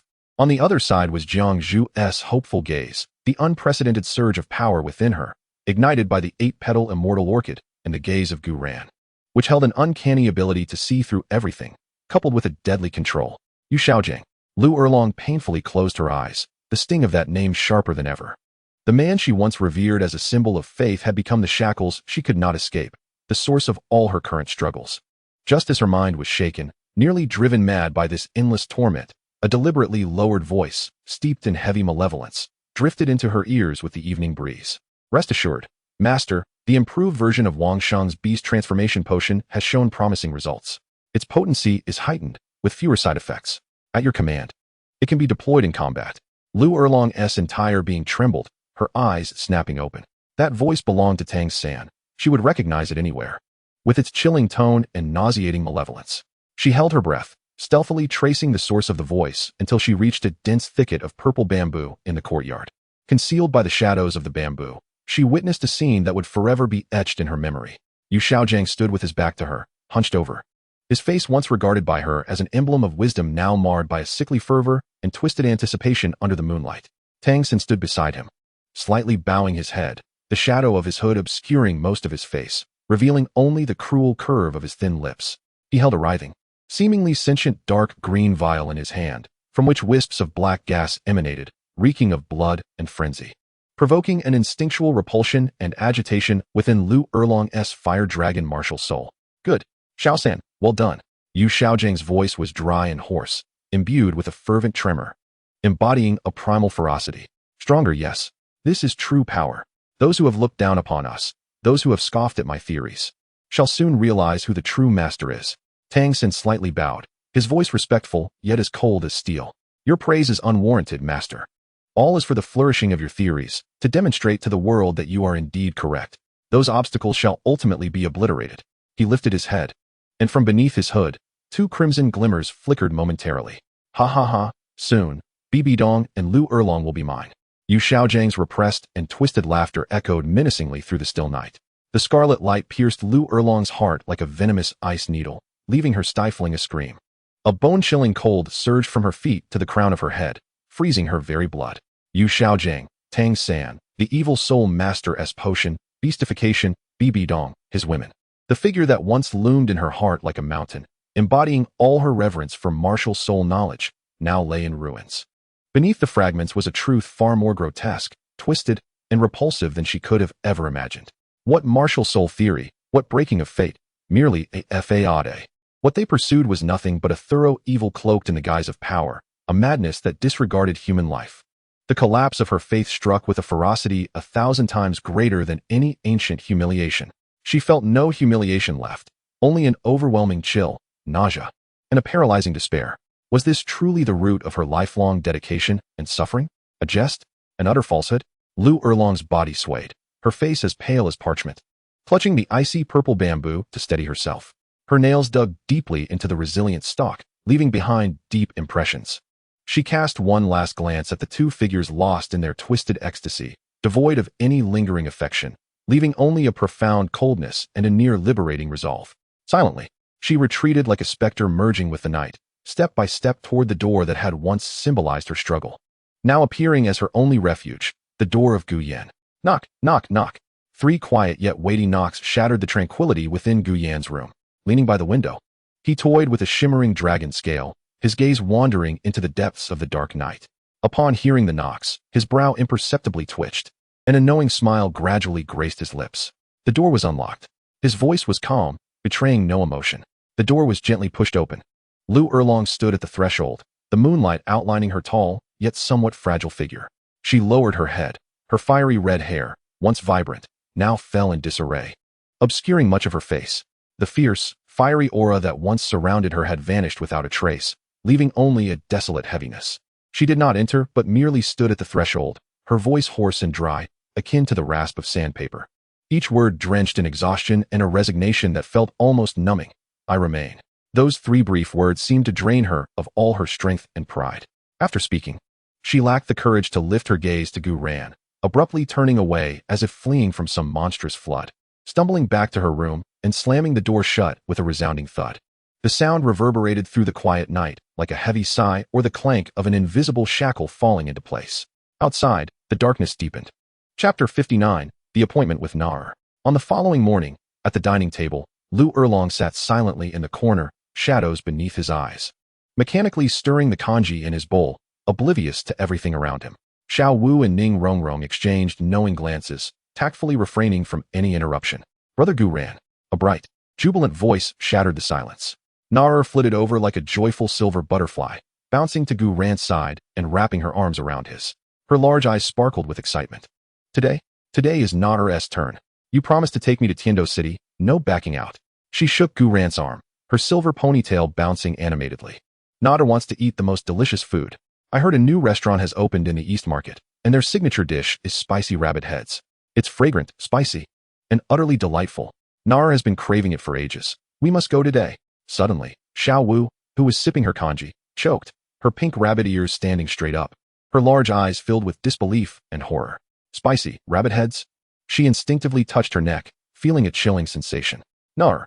Xiao Wu's voice trembled with a hint of tears, her expression one of pure indignation. How can you eat bunny? Bunnies are so adorable. A sheen of moisture filled her pink eyes as she looked at Nar with a sense of betrayal. Gu Ran was taken aback by Nar's savage choice of dish. Catching a glimpse of Xiao Wu's near-tearful expression and then turning to Nar, whose face was a mix of innocence and eager anticipation, leaving him feeling quite overwhelmed. Clearing his throat, he attempted to divert the topic. Nar, won't the spicy rabbit heads be too hot? How about we choose something else? No. Nar pouted, shaking Gu Ran's arm with even more vigor, her small face set with determination. I want to eat spicy rabbit heads. Brother Gu Ran promised Nar. Moreover, she mischievously winked. Leaning closer to Gu Ran's ear, speaking in a breathy tone that only the two could hear, laced with a hint of alluring temptation. I heard that the rabbit heads at that restaurant are particularly tender and flavorful. Gu Ran, don't you want to try? Her warm breath brushed against his ear, carrying the unique fragrance of youth, mingled with an almost imperceptible tease. Gu Ran's body stiffened slightly as he felt the surprising elasticity of her small frame and sensed the pure, yet mischievous allure emanating from her. His heart raced unexpectedly.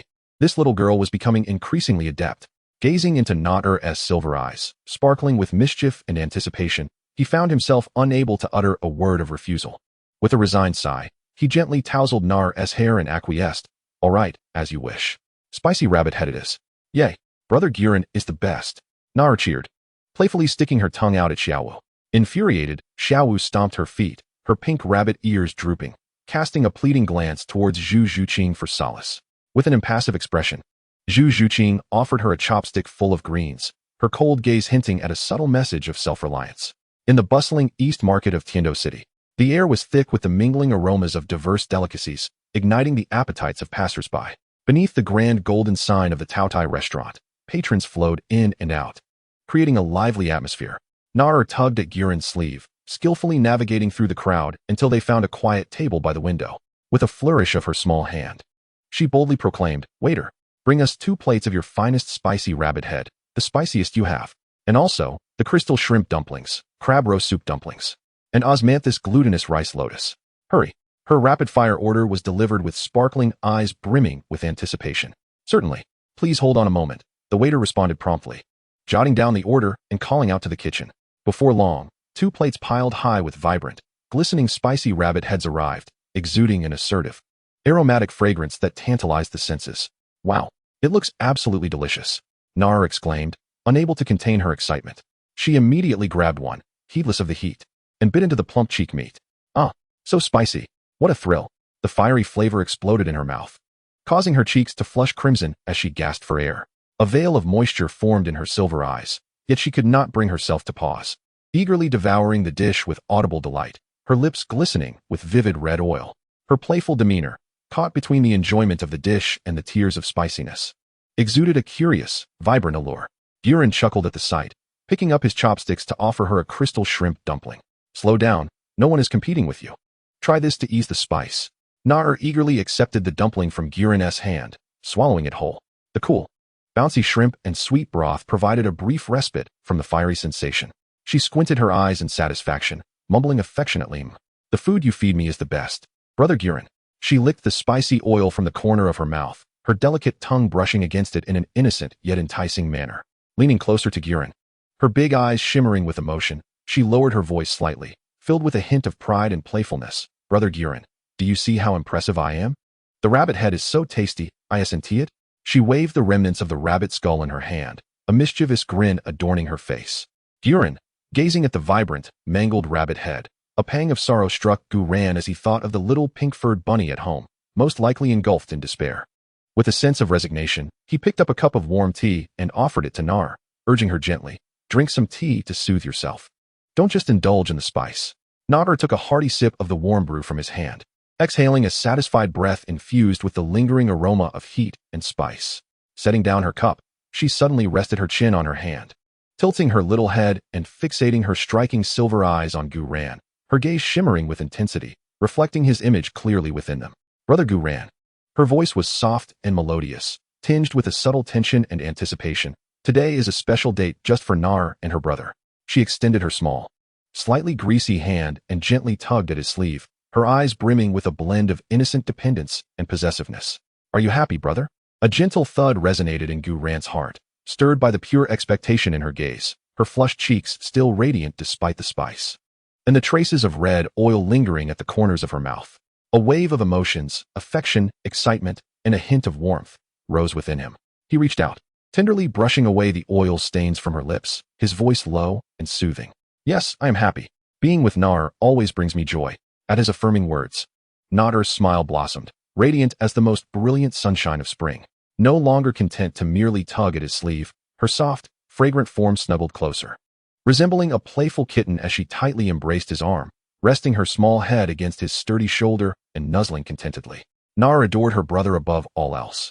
She elongated her tone, her voice sweet enough to drip with honey, infused with utter reliance and joy. Listen well, it is the most favorite. Her soft body pressed against him, her warm breath caressing his neck, mingling with the spicy aroma of the rabbit head, creating an alluring and distinctive scent that gently wafted into Gu Yuena's nostrils, subtly tugging at his heartstrings. Gu Yuena's body stiffened slightly. The surprising elasticity of Nar's affectionate embrace caused him to swallow involuntarily. He lifted his other hand, tenderly caressing her soft hair, his fingertips entwining with a few strands of cool silver. As long as you are happy, his voice dropped, carrying a hint of huskiness. I will spend more time with you, Nar. He tightened his embrace slightly, as if to possess this exclusive brightness that belonged solely to him. Outside, the sun shone perfectly, the bustling market transforming into a blurred backdrop. In this moment, amidst the warmth of the tavern, only their intertwined figures and the unspoken currents of tender affection existed. Meanwhile, in a secluded, dilapidated courtyard in the western district of Tiando City, doors and windows were tightly shut, casting the space in shadows, while a heavy, bitter scent of herbs permeated the air. Tang San, pale as a ghost, sat cross-legged on the cold ground, veins bulging at his temples, beads of cold sweat cascading down as his body trembled slightly from excruciating pain. With each breath, a heavy rasping sound emerges. A suppressed, agonized groan escapes his clenched teeth.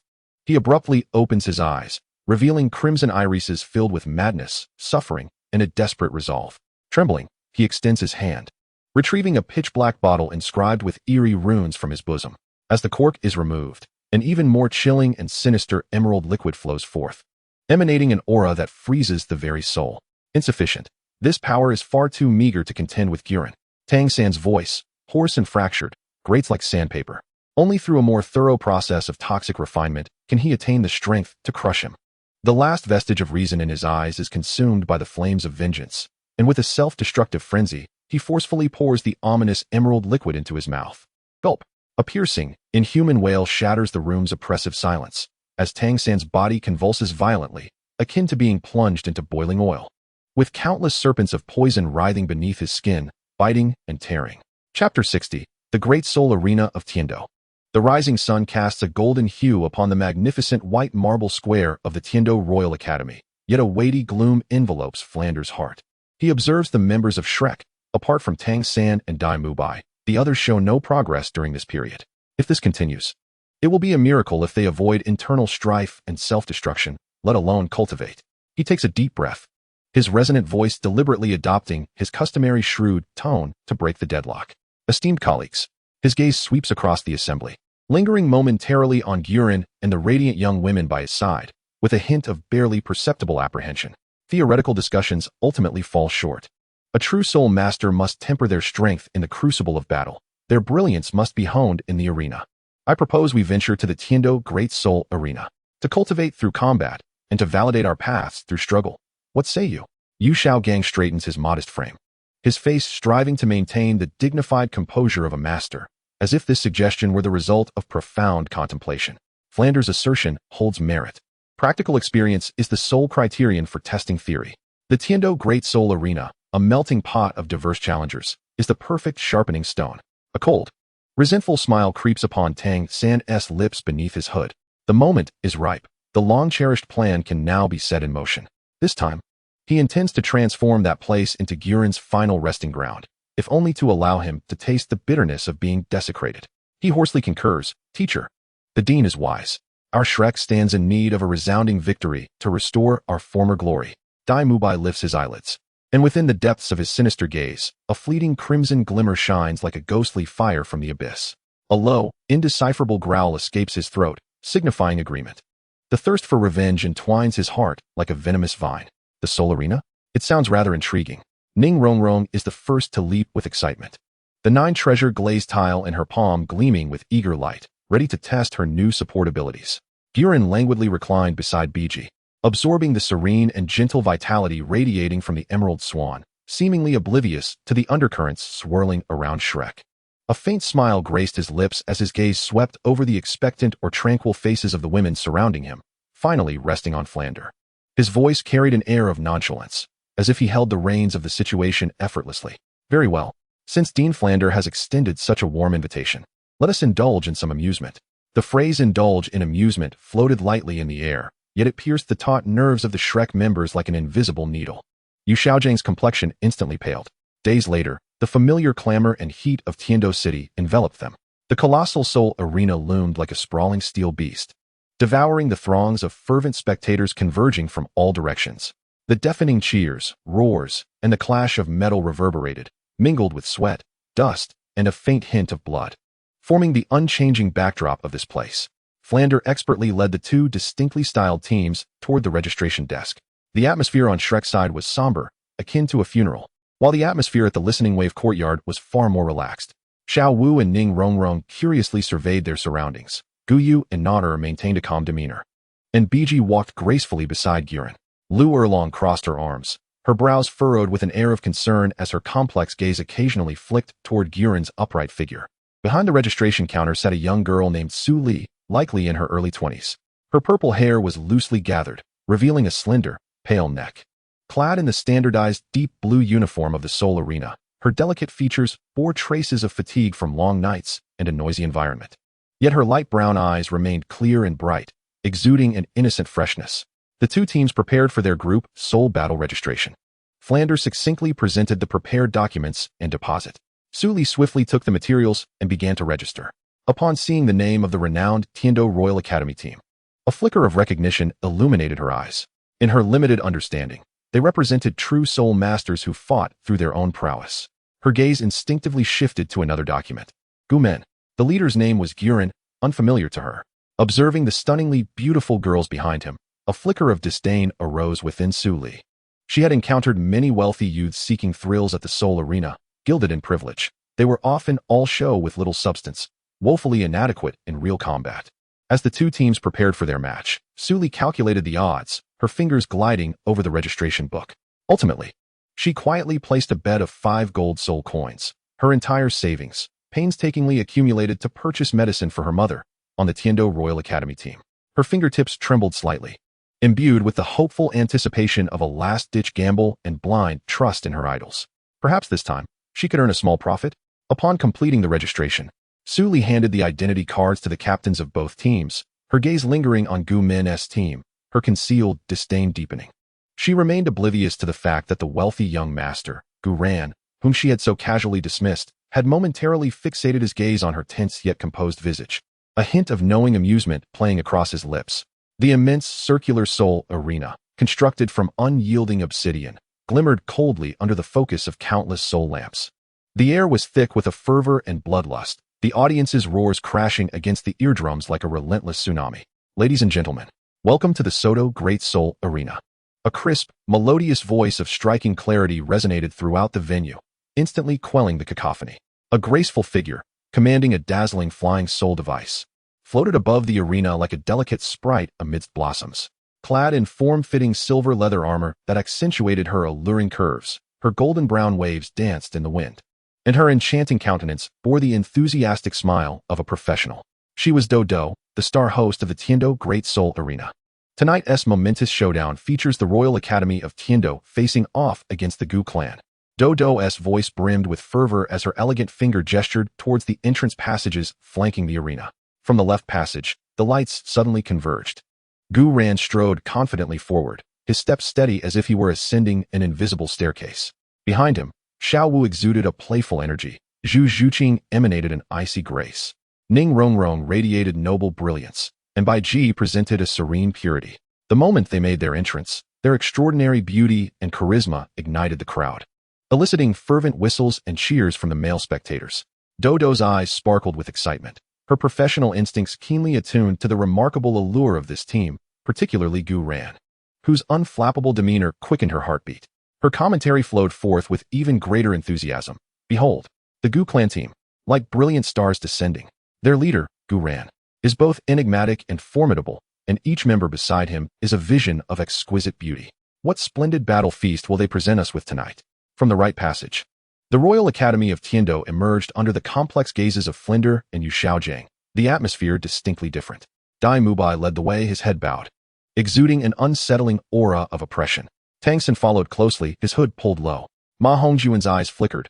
Oscar wore a strained smile, while Wang Sheng appeared as a soulless puppet, his gaze vacant. Their entrance elicited only sparse applause, met with more jeers than cheers. Dodo's voice broke through at an opportune moment, tinged with a subtle caution. Here they are, from the Empire's highest institution, the Royal Academy of Tiando. They return with unwavering determination to win. Captain Dai Mubai, with the evil eye white tiger martial soul, possesses astonishing offensive power. Vice Captain Tang San, a master of control, with strategies that are both cunning and unpredictable. Let us anticipate their performance. As both teams took their positions at the center of the arena, Dodo, maneuvering her flying device, hovered above at an angle, poised to declare the commencement of the match.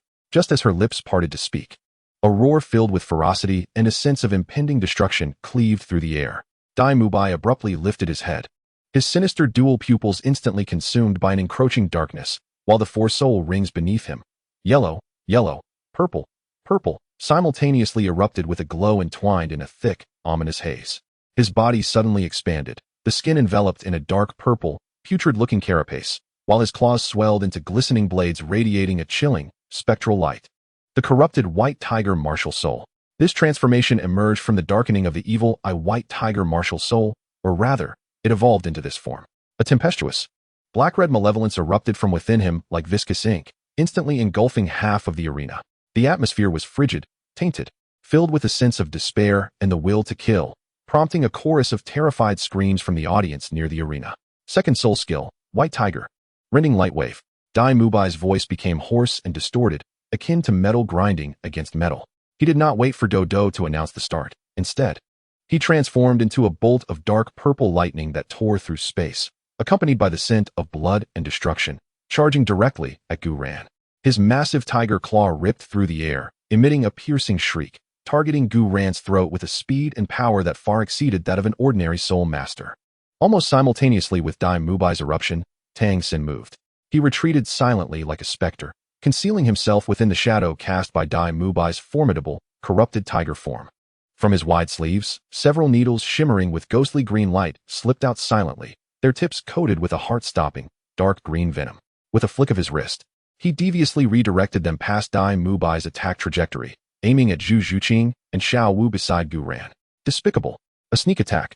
Utterly unscrupulous. Be careful. Dodo, witnessing the scene from above, turned pale and cried out. Her mind was utterly consumed by this sudden, insidious assault, and she instinctively wanted to plunge down to warn them. However, her control over the flying soul-guided device experienced an unexpected moment of turbulence. It was this fleeting disruption, a soul power spike, exuding a corrosive aura, shot forth from behind the Shrek team like the tail of a lurking venomous scorpion, aimed not at anyone on the arena, but rather at the most vulnerable energy core connection point beneath Dodo's flying device. With a faint tearing sound, Dodo felt the flying soul-guided device beneath her tremble violently, the supply of soul power cut off instantaneously. The delicate metallic wings lost all their luster, and like a bird with broken wings, she let out a brief gasp as she plummeted from a height of several meters. Her light purple hair spread helplessly in the air, and her silver outfit reflected the cold lights. Dodo's mind went blank. The overwhelming sensation of weightlessness and the shadow of death compelled her to scream. Below her lay the hard, cold obsidian arena. Chapter 61, Dodo and Su Li.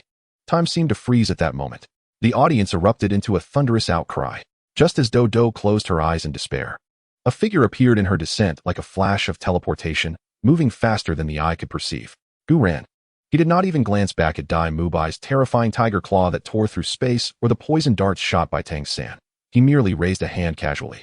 A layer of condensed, tangible purple-golden light instantly coalesced behind him into the semblance of a massive dragon-scale shield. Dai Mubai's white tiger rending light wave, capable of shattering stone, struck fiercely against the shield's projection. Boom! A thunderous explosion reverberated, and a violent shockwave erupted. The ethereal image of the dragon scale shield remained utterly still. Not even a ripple stirred upon its surface.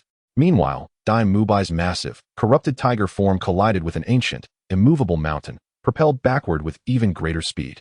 Blood, tainted with dark energy, gushed from his mouth, crashing heavily against the protective barrier of the arena with a resounding thud. Simultaneously, Gu Yuena's left hand swept gracefully at his side, akin to a willow caressing the wind. A few glimmering emerald beams aimed at Zhu Zhuqing and Xiao Wu seemed to become ensnared in an invisible mire, their velocity drastically reduced, their trajectory altered, before ultimately falling feebly at Gu Yuena's feet with a series of soft clinks. Having accomplished this, it appeared as though he merely dusted off the remnants of a fleeting encounter. Gu Yuena's figure had already materialized beneath the descending Douluo, his knees slightly bent, arms outstretched. As Douluo plummeted, she felt herself enveloped in a solid and warm embrace. The anticipated excruciating pain of a shattered body never arrived. Instead, a steady force gently caught her descent. With her heart still racing, she opened her eyes, meeting the striking profile of a handsome man mere inches away. His features were defined, and his gaze was deep and tranquil, as if the breathtaking rescue had been executed with effortless grace. Gu Yuena held her securely, as though cradling a delicate feather, slowly guiding her down to the ground. His aura was clean and powerful, radiating a warmth reminiscent of sunlit days, in stark contrast to the malevolence and despair she had felt moments ago. Douluo could distinctly sense the faint, refreshing fragrance emanating from him. Akin to a forest after rain, time seemed to stretch infinitely in that moment. The clamor of the arena, the gasps of the audience, and the tumultuous energy from Shrek all faded into a distant murmur, obscured as if by a veil of water. In Douluo's universe, only the steady heartbeat of the man holding her and his eyes, which seemed to harbor the cosmos, remained. Her heart raced uncontrollably, her cheeks flushed with warmth, her mind blank, leaving her to merely gaze at him. Gu Yuena lowered his head, meeting the startled yet beautiful visage of the woman in his arms. Her eyes wide and dazed, reminiscent of a frightened fawn. A gentle, reassuring smile graced his lips as he spoke. "Miss Host, do try to fly more steadily next time." His voice was deep and magnetic, resonating clearly in Douluo's ears, akin to a feather brushing against her heart. Instantly, her face flushed crimson as she realized she was still in his embrace, prompting her to squirm and attempt to stand upright. Her voice barely a whisper. "Thank you." Gu Yuena, ever the gentleman, released her gently. As Douluo's legs wobbled, she nearly faltered, but Gu Yuena was quick to steady her by the arm. The warmth and strength of his touch sent a fresh wave of exhilaration coursing through her. "There is no need for gratitude," Gu Yuena replied, retracting his hand, his gaze shifting back to the arena, calm and unruffled, as if the heroic act had been nothing more than a trivial affair. The match, it seemed, was far from over. Following his line of sight, Douluo was suddenly struck by the chaotic scene unfolding on Shrek's side. Dai Mubai struggled to rise from the edge of the protective barrier, dark blood trickling from his lips, yet his eyes burned with an even greater madness, echoing a primal growl from deep within his throat.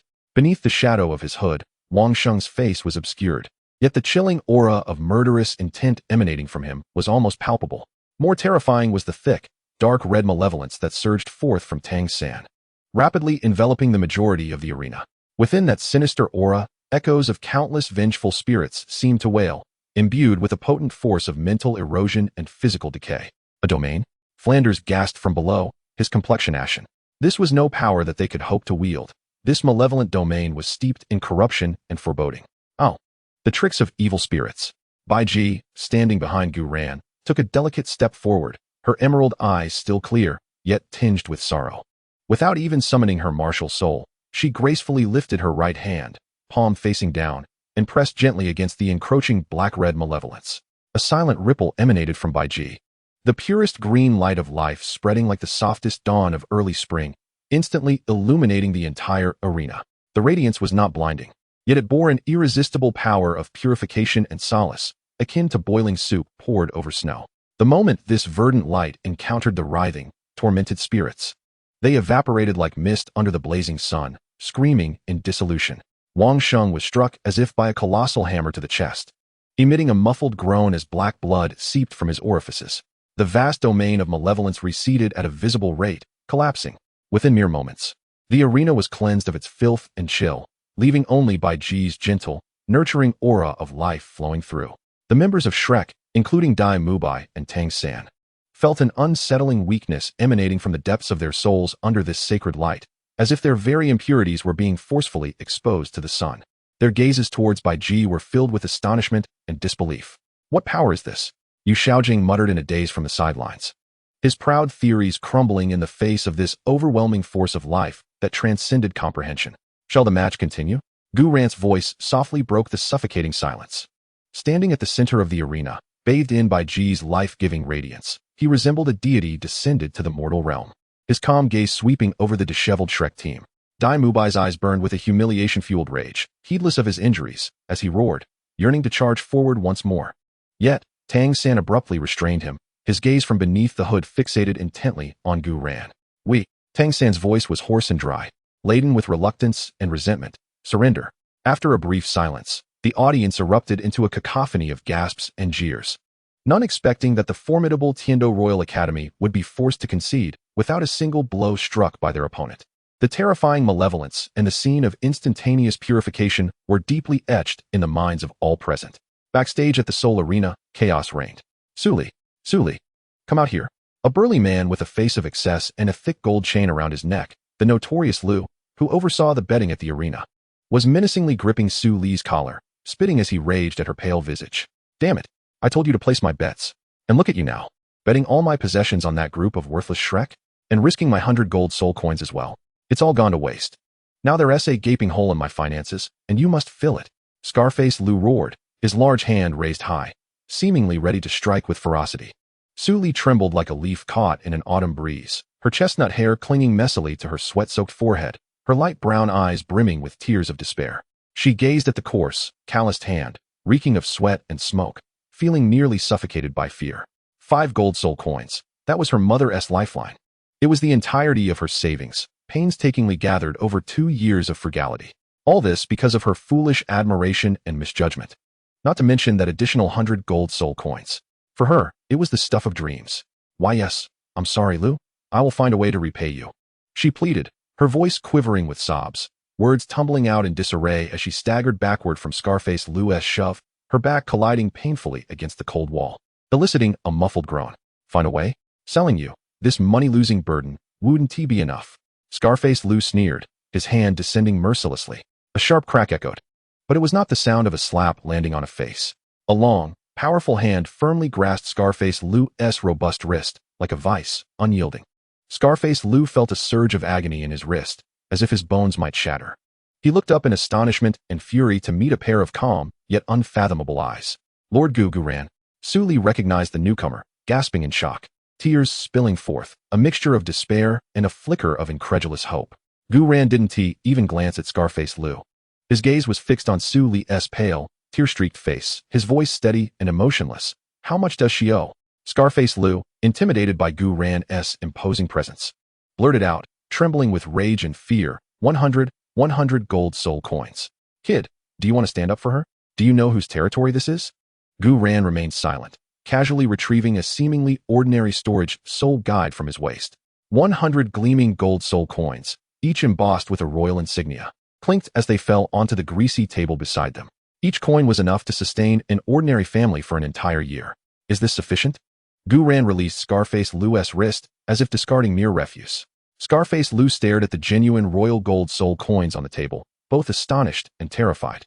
Rubbing his aching wrist, his expression shifting erratically until he managed a smile more grotesque than tears. Enough. Lord Gu, please, be my guest.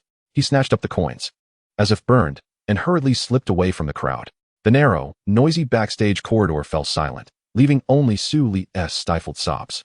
Leaning against the cold wall, she looked at the man who had so effortlessly alleviated her dire predicament. A torrent of immense grievance, fear, gratitude, and an indescribable mix of emotions surged within her, rendering her speechless. Gu Yuena observed her frail, trembling shoulders and offered her a clean, soft white handkerchief. His voice remained calm, yet it lacked the usual languor, infused instead with a subtle warmth that was barely perceptible. Next time, place your bets with a sharper focus. Su Li trembled as she received the handkerchief, still imbued with Gu Yuena's warmth, clutching it tightly in her palm as if it were her only lifeline. She lifted her tear-filled gaze to the tall figure of Gu Yuena as he turned to depart. Choking back her emotions, she summoned all her strength to call out. Thank you. Thank you, my lord Gu Ran. I am Su Li. I shall repay your kindness. Gu Ran's footsteps seemed to falter for a moment. He did not turn back, merely waved his hand casually, and his silhouette vanished around the corner of the passage. Leaning against the cold wall, Su Li slowly sank to the ground, burying her face in the handkerchief that carried a refreshing scent, her shoulders shaking violently. The monumental debt of 100 gold soul coins had dissipated, yet an even heavier, more searing burden weighed upon her heart. The 5 gold soul coins for her mother's treatment were gone. The clamor of the soul arena gradually faded, and Douluo sat alone in the empty host's lounge. She had exchanged her silver-white leather armor for comfortable everyday attire, her golden-brown curls cascading over her shoulders, and without the trappings of her profession, she revealed a delicate weariness. Before her sat a cup of tea long since cooled, her fingertips unconsciously tracing the icy rim of the cup. In her mind replayed not the thunderous clash of soul techniques upon the arena, nor the miraculous purification by Bai Ji, but rather the moment when she fell. And he appeared beneath her, catching her with unwavering strength.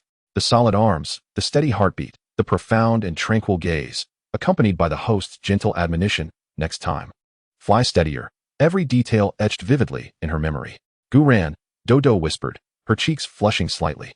She had hosted countless soul battles, encountered numerous formidable soul masters, handsome, cold, wild, but none had matched him. His power was unfathomable, yet he carried an air of effortless nonchalance, having performed an act of heroism. He seemed to regard it as a mere trifle, entirely unconcerned. She lifted the cold tea to her lips, the icy liquid gliding down her throat. Yet it could not extinguish the fluttering in her heart. In that moment, she longed to pen something different. She unfurled a sheet of fragrant stationery, dipped her quill into ink, yet the pen remained suspended, unable to descend. Ultimately, with a trembling tip, she inscribed upon the pristine page a line of elegant, yet contemplative script. In my fall, I beheld not hell, but the stars. Chapter 62. The humble Su Li. The cacophony of the backstage passage of the Tiando Grand Soul Arena still echoed in her ears, yet Su Li heard nothing. She leaned against the cold, rough brick wall, her body uncontrollably sliding down until she curled up in a dim corner. The plain white handkerchief was clenched tightly in her palm, pressed against her violently rising chest, as if a drowning person grasped their only piece of driftwood. The crisp scent of Gu Ran enveloped her, soothing her fraying nerves. 5 more gold soul coins, just 5, she muttered silently. Tears streaming down her cheeks and splattering onto the handkerchief, darkening it with their weight. Not only was there a tremendous shock from the astronomical debts being instantaneously erased, but also the despair of a mother whose 5 life-saving spirit coins had vanished into thin air. Lord Guren descended like a deity, effortlessly dissipating her impending doom. But how could she repay such a grace? She was merely a humble receptionist at the soul-fighting arena. The cacophony of chaotic footsteps, boisterous curses, and the clamor of soul-guided machinery flowed around her, yet she felt as though she were isolated in another realm. Until a faint sound, akin to the delicate scratching of a quill upon parchment, distinctly pierced through the clamor and reached her ears. Su Li, bewildered, lifted her gaze, her eyes glistening with tears as she followed the sound. At the end of the corridor, a half-open door to the backstage lounge emanated a warm, golden glow.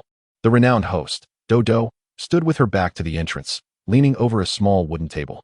She had shed her glistening silver armor for an elegant, pale yellow garment, her chestnut waves cascading down to partially conceal her face.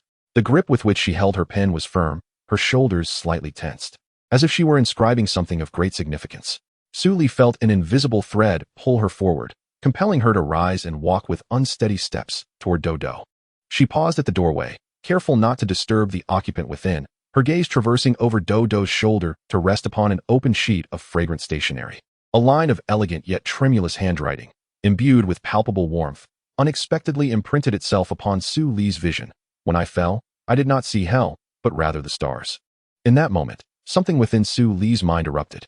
The breathtaking scene on the soul-fighting stage replayed vividly, an out-of-control aircraft, the howling wind, and the hard, cold obsidian ground. Then came the calm embrace of Lord Guren, who had appeared like a deity, catching her with unwavering steadiness. Wasn't Douluo's writing precisely the embodiment of her most profound feelings during that fall? The despair of that moment had been replaced by the radiant light emanating from that formidable figure, capable of illuminating the entire abyss. Douluo seemed to finally sense the gaze behind her, abruptly turning around. Upon recognizing the tear-streaked face of Su Li, whose expression was a complex tapestry of emotions, her fair cheeks instantly flushed with a rosy hue. She instinctively attempted to shield the letter on the table with her arm, her movements frantic. akin to a little girl caught hiding her cherished candies. Su Li? You? How? Dodo's voice trembled with a hint of embarrassment, her eyes darting away, unable to meet Su Li's gaze. Without the need for words, the two girls exchanged glances under the warm light, their eyes colliding. Su Li perceived the shock mirrored in Dodo's eyes, the apprehension, and a deeper, undeniable flutter. Dodo, in turn, noticed the tightly clenched handkerchief in Su Li's grasp, recognizing the lingering despair in her eyes, now replaced by an inexplicable understanding. Sister Dodo? Su Li's voice was thick with emotion, yet remarkably clear as she raised the handkerchief. He saved me twice. Once here, she pointed to her heart, then gestured toward the direction of the soul-fighting stage, and once there. Douluo's gaze fell upon the handkerchief tightly held by Su Li, then returned to her eyes, which were filled with a myriad of complex emotions. After a moment of silence, Douluo took a deep breath. The professional smile that once adorned her face faded entirely, replaced by a resolute determination akin to a final gambit. Suddenly, she reached out and seized the still wet letter from the table, without a second glance, and with a swift motion, tore it in half, without hesitation. The torn pieces fluttered to the ground like wilting petals. You are right, Su Li. Douluo's voice, though soft, bore an unwavering conviction. Staying here, reciting scripts to a cold soul guide, witnessing those hypocritical faces, this is not the life I desire. That fleeting moment, that feeling, is worth wagering everything. With a fierce determination, she ripped off the silver badge encrusted with tiny diamonds, a symbol of her esteemed role as the host of the Grand Soul Arena.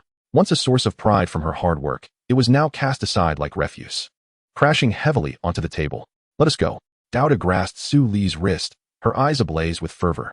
We must find him. Regardless of the task, serving tea or sweeping the courtyard, anything to be near him. Inspired by Douluo's resolve, Su Li felt the fire ignite within her. She no longer hesitated. Her other hand swiftly reached for her chest, tearing off the most ordinary copperwork badge, and, emulating Douluo, forcefully flung it to the ground. Let us go. Su Li's voice resonated with the courage of a last stand. The two girls, one with vibrant lavender curls and the other with a chestnut ponytail, shared an identical fervent secret and a desperate determination. Hand in hand, they burst forth from the confines of the dressing room, racing through the chaotic backstage toward the direction of the listening Wei's courtyard. They abandoned a stable yet predictable past, racing towards an unknown future illuminated by the twinkling of stars. Gu Yuena and his entourage had not yet departed. Lord Gu Yuena, the urgent cry, tinged with desperation, shattered the night's tranquility. Su Li's figure lunged forward, her hair disheveled, face pale, with sweat-soaked strands clinging to her cheeks as she gasped for breath. As if on the brink of fainting, close behind her was Douluo, equally breathless, her expression tense yet resolute. All eyes instantly turned to them. Su Li scarcely acknowledged the gazes of others as she nearly scrambled to the front of Gu Yuena's reclining chair, collapsing heavily to her knees with a dull thud against the hard bluestone floor. Lord Gu Yuena, I implore you, please, save my mother. She lifted her head, tears streaming down her face like a cascade of pearls, overflowing with despair and desperation from her light brown eyes. With both hands clasped tightly around Gu Yuena's, her voice trembled and cracked. She is at death's door. The elderly physician from the slums in the West said that only a top-tier healing soul master might offer a glimmer of hope. I am truly at my wit's end. I beseech your mercy. Save her. I would dedicate my life to repay your kindness. As she cried out in supplication, she prepared to bow her head in reverence. Gu Yuena furrowed his brow slightly and straightened his posture. Before he could utter a word, a gentle and serene figure clad in emerald green silently approached Su Li's side. It was Bai Ji. Child, rise and speak. Her voice flowed like a clear spring in the forest, imbued with an extraordinary power that soothed the heart. She extended her delicate hand and gently rested it on Su Li's trembling shoulder, a pure and gentle essence of life quietly entering Su Li's body, instantly calming the turmoil caused by her frantic running and overwhelming emotions. Bai Ji gazed at Gu Yuena, her emerald eyes clear and resolute. Lives are at stake. Allow me to accompany her. Her gaze conveyed a request that required no further words. Gu Yuena's eyes swept over Su Li, who was kneeling in desperation, as if grasping at the last straw, and then settled on Bai Ji's gentle yet unyielding face. He pondered for less than a second before decisively nodding. Very well. Saving her is paramount. I shall accompany you. I want to go too, brother Gu Yuena. Nair grasped Gu Yuena's other hand, her silver ponytail slicing through the air in a graceful arc, her small face etched with seriousness. Nair wishes to assist. Gu Yuena, unable to withstand Nair's determination, turned to Gu Yu, his tone infused with an undeniable command. Gu Yu, you shall remain here to oversee matters and ensure their safe return. Gu Yu's cold silver eyes swept over the group, then gazed momentarily at the profound night sky, giving a slight nod in reassurance. Do not worry. Thank you. Thank you, Lord Gu Ran. Thank you, Senior Baiji. Thank you, Miss Nair. Upon hearing Gu Ran's consent, Su Li was overwhelmed with joy, nearly at a loss for words. She struggled to bow once more, but was gently yet firmly lifted by Baiji. Time was of the essence. Gu Ran wasted no time. He stepped into the midst of the group, clasping each of their hands with his small palm. A silvery light, like quicksilver, streamed from his hands, enveloping the three of them in an instant. Third soul skill, summon. Spatial Dragon King, Gu Ran intoned softly. The space around the four rippled violently, as if stones had been cast into a pond, light bending and folding in response. In the next moment, a flash of silver erupted as if an invisible hand had swept across, and the figures of the four had utterly vanished from the courtyard, leaving only a faint, star-like shimmer of spatial waves slowly dissipating in the air. The surroundings fell into an immediate silence, with only the rustle of leaves stirred by the night breeze and the subtle sound of water rippling at the lakeside remaining. The urgency and pleas of moments prior felt like a fleeting dream. Yet beneath this tranquility, a subtle tension brewed, reminiscent of an impending storm. In the western district of Tiando City, in the slums, the air was perpetually tainted by the acrid smoke of burning inferior coal, the stench of sewage, and the bitter aroma of cheap herbs being boiled. The narrow alleys twisted like a labyrinth, flanked by low, crooked shanties cobbled together from various inexpensive materials. Their roofs often covered with filthy tarpaulins or tattered straw mats. Nair's spatial traversal precisely brought them to the dilapidated courtyard near the edge of the slum that Su Li had indicated. As the silver light dissipated, the three figures emerged. A pungent odor assailed the senses, causing Bijia to momentarily furrow her brow, though her gaze remained gentle and serene. Mother, mother, I have returned. I have brought a savior. Su Li, disregarding all else, nearly burst through the dilapidated wooden door, which was thickly covered in oiled paper. Her voice laced with desperation as she rushed inside. The room was shrouded in an oppressive darkness, illuminated only by a flickering oil lamp resting on a rickety table in the corner, barely dispelling a small patch of gloom. The air was thick with an unyielding herbal scent, mingled with a chilling, almost imperceptible aura of decay that sent shivers down the spine. In the dim light, Bijia and Na-er discerned the dire circumstances within the room. On a makeshift bed assembled from wooden planks lay a frail woman, emaciated and ghostly. She was covered by a thin quilt, riddled with patches and drab in color. Her face, pale and sunken, revealed prominent cheekbones, with tightly closed eyes and cracked, purplish lips. Her breaths were faint, the rise and fall of her chest nearly imperceptible, each inhalation accompanied by a raspy, wheezing sound, reminiscent of an old bellows. More alarming was the small section of her wrist exposed beneath the thin blanket, its skin bearing an ominous gray hue, hinting at a lingering death. Senior Bijia, Lord Guren, I implore you, please, look at my mother. Su Li collapsed by the bed, grasping her mother's withered hand, her cries choked with sorrow. Bijia hurried to the bedside, her emerald eyes sharpening with focus. Instead of immediately intervening, she closed her eyes to attune her senses. As her mental energy extended outward, the chilling aura enveloping the woman ignited in her perception like a torch in the darkness, becoming strikingly vivid. Chapter 63.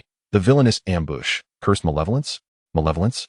Bijia's brow furrowed for the first time with genuine concern, her gentle voice laced with gravity. This was no ordinary ailment. Rather, it was an insidious, corrupting evil that had eroded her very life force. Moreover, this malevolence bore an unsettling familiarity, reminiscent of the darkness emanating from Dai Mubai and Tang San during the Soul Arena, yet it was far more profound and malevolent. Na-er, too, sensed the unease. Her face taut as she instinctively edged closer to Bijia, scanning the dilapidated room with vigilance.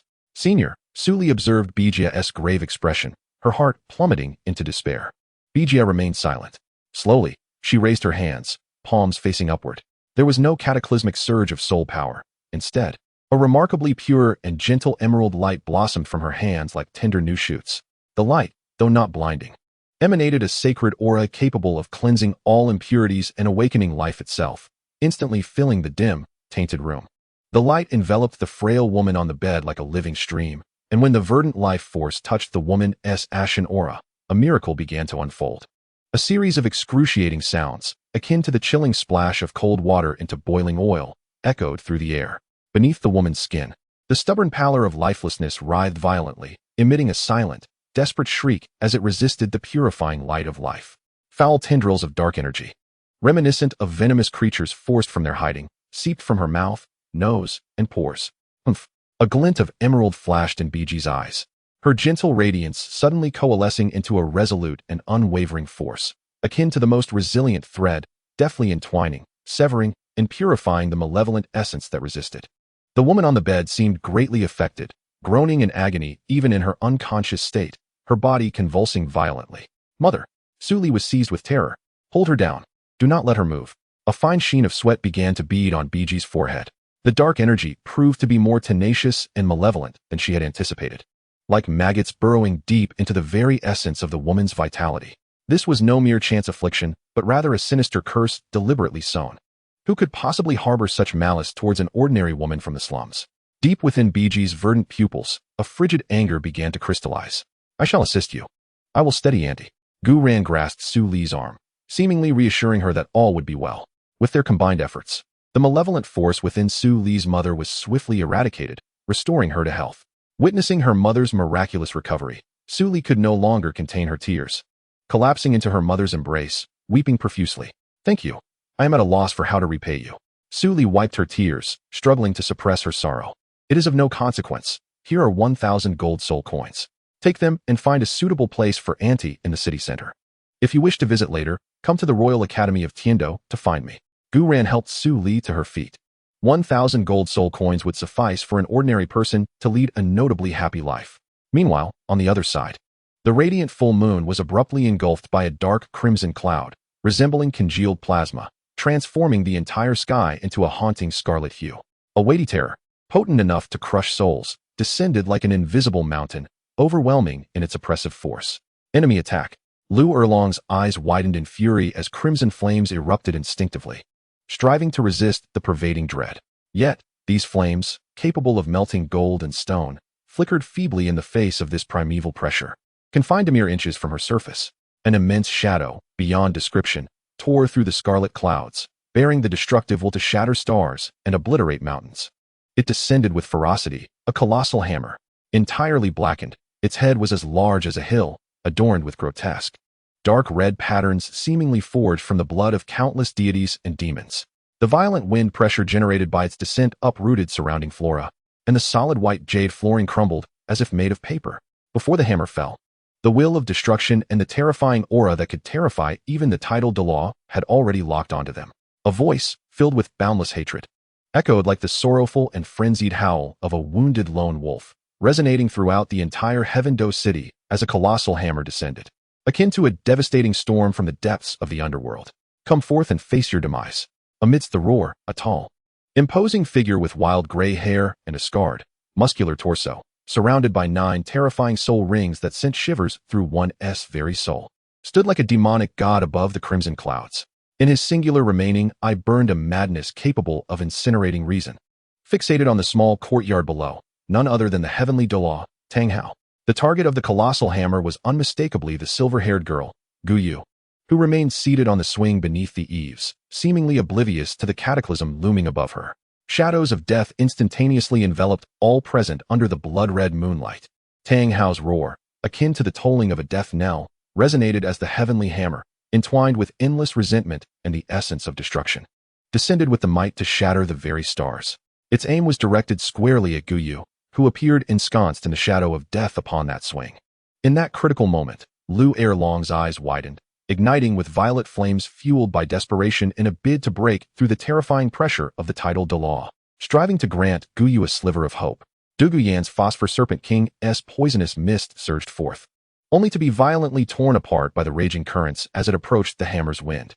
Ning Rongrong's 9 treasure glazed tile pagoda shone brightly, only to be nearly toppled by the palpable aura of murder. Just as calamity was imminent, within Gu Yu's tranquil silver eyes, a brilliance emerged, more radiant than the stars and deeper than the abyss. Without leaving the swing, she merely raised her delicate, jade-like right hand toward the world-ending hammer. At her center, the space instantaneously collapsed and twisted, not in a violent rending, but as if an intricate web were being delicately manipulated by an unseen force, rippling outward to form a visible silver-white spatial barrier several meters in diameter. An ordinary titled Douluo is still far too inexperienced to compare with a peerless Douluo, such as I. With a cold snort, Gu Yu confronted the seemingly world-shattering heavenly hammer, which bore the power to crush mountains as it forcefully struck the silver-white spatial barrier. The anticipated cataclysmic explosion did not occur. The earth-shattering force vanished as if a cow had plunged into the sea, with the violent energy being ravenously devoured, disassembled, and redirected. The edges of the barrier trembled violently, emitting a strained hum as spatial fragments flew like shattered glass. Yet at the core, Gu Yu remained peculiarly unharmed amidst the storm of destruction. Tang Hao's singular eye narrowed sharply, disbelief flashing across his gaze filled with madness and annihilation. His full-force strike, the overwhelming might of the heavenly hammer, had been effortlessly neutralized by a seemingly fragile girl. This was no mere soul skill. This was an absolute mastery of spatial laws. Humph! An ant dares to obstruct me? Tang Hao was utterly enraged, his singular eye glowing a crimson hue akin to blood, unleashing a tempestuous force that swept through the air. The sky seemed to explode, a colossal void forming as terrifying energy shockwaves radiated outward in a circular frenzy, tearing the scarlet clouds asunder and causing the entire Heaven-Do city to tremble violently. Protect them, Gu Yuena commanded sharply. Lu Erlong, summoning the remnants of his soul power, formed a vast protective barrier, enveloping Xiao Wu, Zhu Zhuqing, Ning Rongrong, Gu Yuena, Jiang Zhu, and the newly arrived Do within its embrace. The barrier effectively shielded them from the majority of the dispersing shockwaves and the palpable aura of menace. However, at the very moment when everyone's attention was captivated by Tang Hao in the sky, several ghostly figures surged forth silently from the shadows. Their speed and timing executed with precision, clearly premeditated. Leading them was Tang San, shrouded in a dark robe, exuding a venomous chill akin to that of a scorpion. His eyes glinted with madness and vengeance, and his target was not Gu Yu, but rather the vulnerable edges of the barrier where Xiao Wu and Zhu Zhuqing stood. Attack! Tang San's voice rasped like the call of a night owl. Following closely was Dai Mubai, his evil white tiger martial spirit manifesting. His dark purple form radiating a savage malevolence as he let out a low growl, his enormous claws lunging towards Zhu Zhuqing.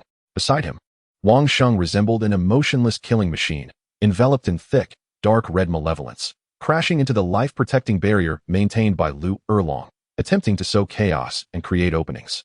Even more insidious were the trio of Bu Lu and his companions, who like rolling gourds, flanked from the side, unleashing a torrent of colorless, odorless, delicate powder, the top-tier sleeping powder meticulously concocted by Tang San. This powder disregarded soul power defenses, dispersing instantly upon contact with air. Be careful. Lu Erlong was the first to sense the anomaly, issuing a sharp warning as he swept his red dragon sword in an effort to disperse the powder. Gu Yuena unleashed a stream of venomous mist, attempting to corrode the substance.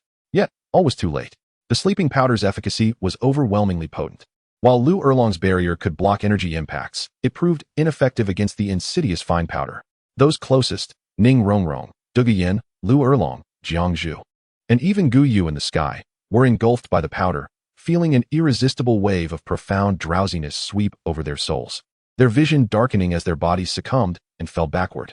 Lu Erlong, striving to unleash a blade of sword energy, ultimately collapsed in futility. Xiao Wu and Zhu Zhuqing, distracted by the sudden onslaught from Dai Mubai and Wang Sheng, were a fraction too late.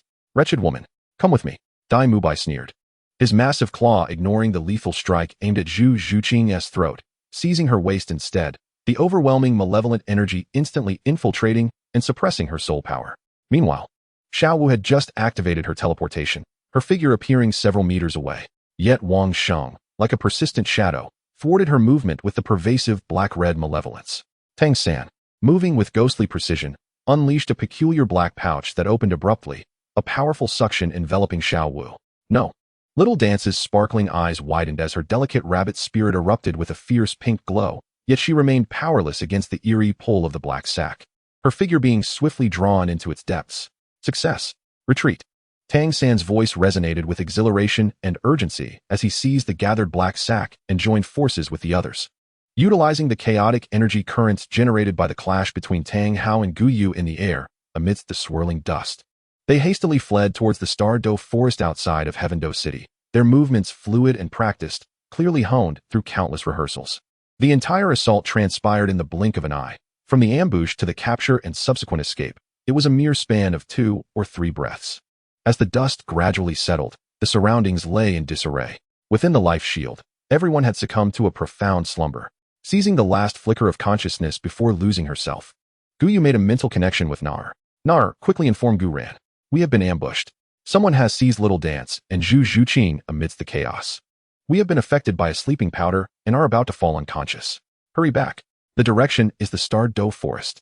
Chapter 64. Urgent Assistance, Healing the Two. A chill, urgent thought, brimming with overwhelming fury and a barely perceptible hint of anxiety, jolted Nar into action. She swiftly grasped Gu Ran and Bai Ji, sprinting towards the Star Doe Forest. The last remnants of laziness and gentleness in Gu Ran's eyes evaporated, replaced by an anger potent enough to incinerate the world. Who did this? You seek death. A thunderous dragon's roar reverberated through the skies, infused with boundless wrath and majesty, reminiscent of an ancient behemoth awakening from its slumber. Gu Ran's figure vanished in an instant, leaving behind a massive crater carved by the violent surge of energy. And the air crackled with an overwhelming dragon's might that made all living things tremble. In the next moment, a nine-colored divine light that tore through space illuminated the dark night above Heavendoe City, as Gu Ran's figure emerged enveloped in a dazzling spectrum of brilliance. The dragon god martial spirit fully manifested without reservation. No longer a mere illusion, it took on a near-corporeal form, a magnificent dragon body stretching across the sky. Adorned with nine-colored diamond-like scales, the dragon's head exuded authority, its horns pierced the heavens, claws rent the void, and wings unfurled as if to eclipse the stars. The overwhelming dragon might akin to a tangible tsunami, sweeping across Heavendoe City, causing countless soul masters and ordinary people to tremble in fear. First soul skill, Summon. Fire Dragon King. Second soul skill, Summon. Ice Dragon King. Third soul skill, Summon. Space Dragon King. His colossal dragon god form showed no signs of hesitation, as the nine-colored dragon wings flapped violently, shattering space like fragile glass. The three dragon kings followed suit, transforming into four streaks of nine-colored light that pierced through heaven and earth, infused with the fury to incinerate all and an indomitable killing intent. At an unimaginable speed, they tore through the skies towards the Star Doe Forest, leaving behind shattered clouds and dark fissures in the space that could not be mended. A violent distortion rippled through the space of the Star Doe Forest as Tang San and the others stumbled forth. Tang San clutched the black sack that ensnared Little Dance tightly, while Dai Mubai roughly held the semi-conscious Zhu Zhuqing. Quickly, let us delve deeper into the forest. The few of us should first attend to the pressing matters at hand. Tang San gasped for breath, his eyes shimmering with a blend of madness and the exhilaration of a plan coming to fruition. Moreover, with the cover of these trees, even if that ancient beast were to pursue us. However, before his words could fully escape his lips, a primal roar, imbued with feral ferocity and raw power, erupted like thunder from the depths of the forest. In an instant, an enormous figure, draped in dark golden fur, with muscles as rugged as mountains, burst through countless towering ancient trees, exuding an overwhelming force that seemed capable of crushing all in its path, positioning itself before Tang San and his companions. It was none other than the dark golden terror claw bear, one of the 10 fearsome beasts. An indescribable cacophony ensued, a shockwave visible to the naked eye expanding in a spherical frenzy, instantly uprooting the colossal trees, rocks, and even the very earth, reducing them to dust and creating a vast circular pit at the center of the collision. With a sickening gasp, the weakest among them, Wang Sheng, spat blood and collapsed into unconsciousness. Wang Dai Mubai's eyes, filled with a wild mixture of madness and terror, clutched Zhu Zhuqing tightly, attempting to use her as a shield. Tang San's complexion turned as pale as parchment, his hand gripping the skin of his vessel trembled with bulging veins, his eyes brimming with despair and unwillingness. Humph! The bear uttered a grunt, addressing them. You dare to touch my lord? Almost simultaneously, countless thick vines, as robust as dragons and glimmering with an otherworldly green glow, erupted from the ground and the surrounding ancient trees, weaving together to form an immense net of vines, gently catching Zhu Zhuqing and Xiao Wu, protecting them from the shockwave. Upon these vines, an enormous and eerie eye, radiating a ghostly green light as though capable of piercing through souls, slowly opened. It was the Demon Eye Tree, king of all demons, another of the 10 fearsome beasts. Bear King, what are you still hesitating for? The raspy voice of the king of all demons resonated, laden with gravity and counsel. Strike them away with a single punch. His demon eye cast a glance at Zhu Zhuqing and Xiao Wu, shielded by the vines. Its meaning was unmistakable. With this intent, the Bear King unleashed its full might, transforming the unfortunate souls into mere shooting stars, vanishing into the horizon. Gradually, the Bear King lowered its crossed massive claws, its dark golden pupils still reflecting a sense of gravity. The king of all demons manipulated the vines, carefully cradling the unconscious Xiao Wu and Zhu Zhuqing, its green eye flickering with light, seemingly assessing their condition. Ancient Ran, utilizing the spatial perception of the Dragon King, located this spot. In a flash, his figure appeared beside Xiao Wu and Zhu Zhuqing, his movements leaving a trail of afterimages.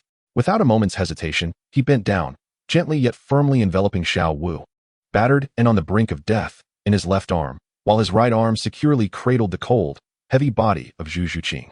As he held the two soft, yet chilling forms, Ancient Ran could distinctly feel their faint, nearly fading heartbeats and pulses.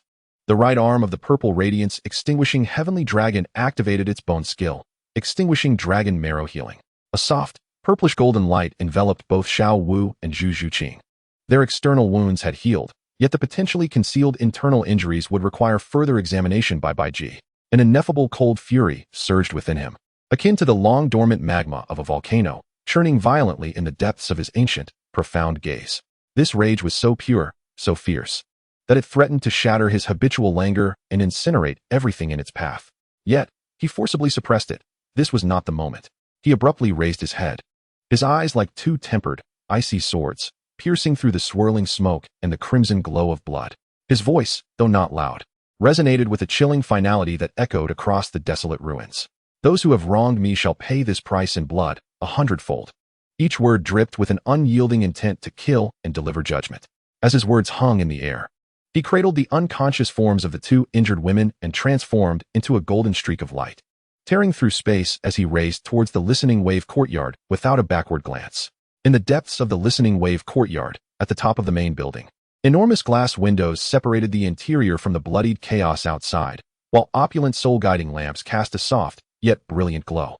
The air in the room was thick with the acrid scent of medicinal herbs, mingling with a faint trace of blood. On a hastily arranged bed, Xiao Wu and Zhu Zhuqing lay side by side, enveloped in a delicate silk quilt that revealed only their pallid faces and necks. Bai Ji sat attentively beside the bed, her emerald green eyes focused intently, hands hovering above the two women. An ethereal life force, pure to its core, flowed from her palms like tangible emerald mist, gently enveloping their wounds, seeping in to mend their damaged meridians and nourish their withering vitality. The radiance was warm and sacred, the sole hue of warmth in this chaotic night. Gu Ran stood with his back to the bed, before the vast glass windows. His body bore numerous, unforgettable wounds. Yet he seemed oblivious, standing silently like a cold rock. The door to the room creaked open softly, almost soundlessly. Jiangzhu entered, cradling a copper basin filled with clear water, her steps light and cautious. Dressed in a simple pale blue cotton gown, her bangs carelessly swept back, revealing a smooth forehead and slender neck. Her complexion appeared somewhat pale, her eyes reflecting evident fatigue and lingering terror. Her gaze first fell upon Bai Ji, who was intently focused on her healing, filled with deep reverence. Then, involuntarily, her eyes drifted to the bloodied silhouette by the window. He stood tall, yet Jiangzhu keenly sensed a shift. The air of nonchalance that once enveloped him had vanished, replaced by an oppressive gravity. A wave of inexplicable bitterness surged in her nostrils, and her eyes instantly pricked with warmth. She forcibly averted her gaze, carrying the basin with even lighter steps, almost tiptoeing to the bedside. Setting the copper basin gently on a small table beside her, she soaked a pristine cloth, wrung it out, and took a deep breath before turning towards the bed, her gaze settling on Xiao Wu's bloodstained yet exquisitely delicate face. Jiangzhu's movements were careful and tender. She delicately wiped away the dried blood and dirt from Xiao Wu's cheeks with a warm, moist cloth, doing so with painstaking care. The pink strands of hair were gently pushed aside, revealing a smooth forehead and tightly shut eyelids. Her movements were slow and focused, as if she were handling a fragile, priceless treasure. The warm cloth glided over Xiao Wu's cool complexion, removing the impurities while leaving a trace of warmth behind. Gu Ran remained silently stationed by the window, resembling a statue frozen in time. Yet, Jingzhu could sense that at the very moment she began to tend to Xiao Wu, the chilling atmosphere that enveloped the room seemed to waver, if only slightly. She dared not look at him, becoming even more engrossed in her task. After cleansing Xiao Wu's cheeks and neck, she replaced the cloth with a fresh one and approached Zhu Zhuqing. Zhu Zhuqing's cold visage appeared as fragile as thin ice at that moment, and Jingzhu tenderly wiped the blood from her cheeks and neck as well. Time flowed within the oppressive silence, marked only by the subtle vibrations of Bai Ji's life force and the faint sound of water as Jingzhu wiped. After an indeterminate period, Bai Ji's emerald eyes flickered, and the life aura surrounding Xiao Wu and Zhu Zhuqing gradually receded. She withdrew her hand, a hint of imperceptible fatigue glistening on her brow. For now, Stability had been achieved. Bai Ji's voice, always gentle, carried a deeper tone than usual as she spoke. Xiao Wu's internal turmoil is severe, her soul power greatly exhausted. Fortunately, her essence remains protected. With some rest, she should recover without major issues. Zhu Qing's injuries are more severe. The assailants breached her soul power defenses, inflicting damage to her bones. Though I have mended her wounds, her vitality is considerably depleted, necessitating prolonged nurturing and rare medicinal treatments. She must refrain from exerting her soul power. Chapter 65. Douluo falls in love with Gu Ran, the resurrection elixir. Gu Ran finally turned slowly, his gaze traversing past Bai Ji to land upon the bed. He noted that while both women remained unconscious, their breathing had become significantly steadier and deeper than before. Xiao Wu's furrowed brow had relaxed slightly, and within the depths of his profound eyes, the icy chill began to thaw, revealing a sliver of the heavy burden concealed beneath. Thank you for your efforts, Bai Ji, and you too, Jingzhu. His voice carried a raspy quality. Bai Ji shook her head slightly, glancing at the blood-stained hem of Gu Ran's garment. Your injury. Merely superficial wounds, of no consequence, Gu Ran interjected, his tone regaining its habitual calmness. Though an undercurrent of turmoil was apparent to all present, his gaze finally settled on the pale blue figure who had been diligently attending to her tasks. Jingzhu was placing the last used cloth into the basin, the clear water now tinged with a delicate pink hue. Sensing Gu Ran's scrutiny, she froze momentarily, her fingers tightening around the basin's edge. She lowered her head, unable to meet his gaze, her heart racing uncontrollably, as if it might burst from her chest. Gu Ran stepped closer to the bedside, avoiding his gaze on Jingzhu, focusing instead on Xiao Wu's sleeping face. He extended his hand, his movements imbued with an unprecedented gentleness as he brushed aside the damp pink strands of hair clinging to her forehead. His careful posture resembled that of one touching a fragile dream. Jiangzhu stood nearby, mere inches away. She distinctly observed the large patch of congealed dark red on Gu Ran's blood-stained collar, the delicate wounds and dried blood on the back of his hand. A powerful impulse surged within her, akin to a flood breaking through a dam, instantly shattering all her professional poise and restraint. Why, despite his own injuries and bloodied attire, did he seem oblivious to the pain, directing all his attention and tenderness towards the two girls on the bed? Gu, Lord Gu, Jiangzhu's voice trembled, betraying her unnoticed vulnerability, almost a whisper. Gu Ran's hand hesitated, and his gaze finally shifted toward her. In that fleeting moment, Jiangzhu felt herself propelled by an unseen force. She abruptly set down the copper basin, splashing water heedlessly. Under Bai Ji's slightly astonished gaze, Jiangzhu stepped forward, extending her arms from behind, tightly embracing Gu Ran's lean waist with a reckless courage and an indescribable heartache.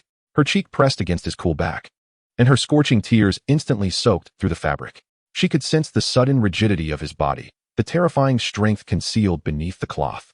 You are also injured, she choked out, her voice fragmented, laden with a heavy sob and a near humble plea. Let me help you, please. In that moment, she was no longer the compassionate healer, Jiangzhu, but rather an ordinary girl, utterly undone by the contradictory yet lethal allure emanating from the man before her. Gu Ran's hand, which had gently brushed aside the damp strands of Xiao Wu's hair clinging to her forehead, paused midair. Jiangzhu's tearful, fragmented sobs fell like pebbles into a deep pool, piercing through the oppressive silence of the room, resonating in his ears. Slowly, as if guided by invisible threads, he turned his head. What met his gaze was Jiangzhu's delicate and gentle face, now streaked with tears. Her hair was somewhat disheveled, clinging to her sweat-dampened forehead, and her usually warm and focused hazel eyes were now completely blurred by tears, resembling dusty amber.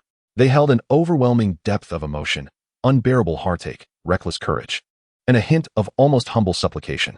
She bit her lower lip, leaving deep indentations, seemingly striving to suppress further sobs, yet her body trembled uncontrollably. Bai Ji stood a short distance away, her emerald green eyes reflecting this poignant scene. A faint, indescribable understanding flickered across her gentle visage. Her gaze was profound, as if penetrating through the chaos and emotions of the moment to discern something deeper. This scene was fortuitously witnessed by Douluo, who rushed in to lend assistance. She observed Gu Ran's selfless bravery in rescuing others, Jiangzhu's bold expression of love, and the latent cowardice residing within her own heart. Indeed, I am so ordinary. If I do not take the initiative, it is unlikely that Gu Ran would even notice me. Douluo's seemingly helpless self-deprecation was, in truth, merely an excuse to draw closer to Gu Ran. With clenched fists, Douluo stood ready to enter at any moment. The crisp, melodious sound of the system prompt resonated like a divine oracle, unexpectedly reverberating deep within Gu Yuena's soul. Ding! Congratulations to the host for completing the task, to fall in love with Douluo, and receiving a material reward, a talent enhancement pill X5. Upon consumption, it can significantly elevate a soul master's cultivation aptitude, capable of transforming a soul master entirely. Congratulations to the host for receiving a material reward, Resurrection Elixir, current progress, 0. Following this, an even more astonishing transformation unfolded. An indescribable wave of life energy, vast and magnificent, erupted from the deepest recesses of Gu Yuena's being. Akin to the awakening of a slumbering cosmic heart, this wave was so pure, so ancient, seemingly containing the primordial laws of life from the very dawn of creation. A soft yet resplendent golden light radiated from Gu Yuena, bursting forth like liquid sunshine, surging and spreading rapidly, filling every inch of the room in the blink of an eye. The golden light was not blinding, rather, it exuded a sacred warmth that soothed the soul and nourished all living things. Where it swept through, the lingering metallic scent of blood and the bitter aroma of herbs were instantly purified, leaving behind a freshness akin to a vibrant forest after rain. What is this? Bai Ji's emerald green pupils constricted to their utmost, her previously serene demeanor utterly shattered by an unprecedented shock. As the emerald swan, a guardian of life energy, she had reached the pinnacle of perception over her 60,000-year existence. Yet, at this moment, the golden light emanating from Gu Yuena, imbued with an unparalleled level of life laws and pure essence, stirred within her a deep, instinctual reverence and trepidation. This was no earthly power. It was a miracle that transcended life and death. At the heart of the most radiant golden light, above the open palm of Gu Yuena's right hand, the air shimmered as if rippling like the surface of water disturbed by a stone. A pill materialized at the center of the ripples. It was no larger than a longan, exuding a warm, understated beauty, as if it contained boundless vitality within its jade-white form. However, its surface was not smooth but adorned with countless intricate, flowing golden patterns resembling living entities, intertwining and shifting as if they were galaxies swirling or the cycle of life and death unfolding, emanating an ineffable aura that seemed capable of reversing yin and yang and reshaping the cycle of reincarnation. It hovered silently above Gu Yuena's palm, devoid of the pungent aroma typical of ordinary elixirs, yet it naturally became the absolute focal point of the room and, indeed, of the world at that moment. An invisible force, as if able to manipulate the laws of life and death, silently spread like water ripples, enveloping the comatose Xiao Wu and Zhu Zhuqing on the bed, as well as the tearful Jiang Zhu and the astonished Bai Ji. This was the resurrection elixir. Gu Yuena gradually lowered his head, his gaze, profound as an abyss, fixated on the jade-white divine pill in his palm, pulsating with the cosmic essence of life and death. The warmth emanating from his fingertips was not cold. Rather, it bore an extraordinary rhythm, akin to the heartbeat of life itself. The weighty power, potent enough to upend all established norms, indelibly imprinted itself upon the depths of his soul. Success. He slowly curled his fingers, clutching this supreme divine pill, imbued with the force to reverse life and death. Tightly within his grasp, the gentle sensation coursed through his skin, as if infused with the pulse of existence, pressing heavily upon his heart and igniting the long-suppressed frost fire within the depths of his eyes. Jiangzhu remained steadfastly embracing him from behind, her cheek buried deeply against his blood-stained back, oblivious to the extraordinary golden light erupting around them or the divine pill that had materialized out of thin air. Her senses were engulfed in concern for his injuries, shame over her uncontrolled actions, and the ineffable complexity of her emotions, her shoulders trembling slightly as muted sobs escaped her. Biki's gaze flitted between Gu Yuena's tightly clenched fist, the spot where the divine pill had vanished, and Jiangzhu, who clung closely to his back. Ultimately, all the astonishment reflected in her verdant eyes transformed into a subtle understanding of worldly affairs and a faint sigh of resignation. She lowered her gaze, choosing not to look any longer, as if she had already anticipated the inevitability of certain causes and effects. Chapter 66. Davis, it's time for an explanation.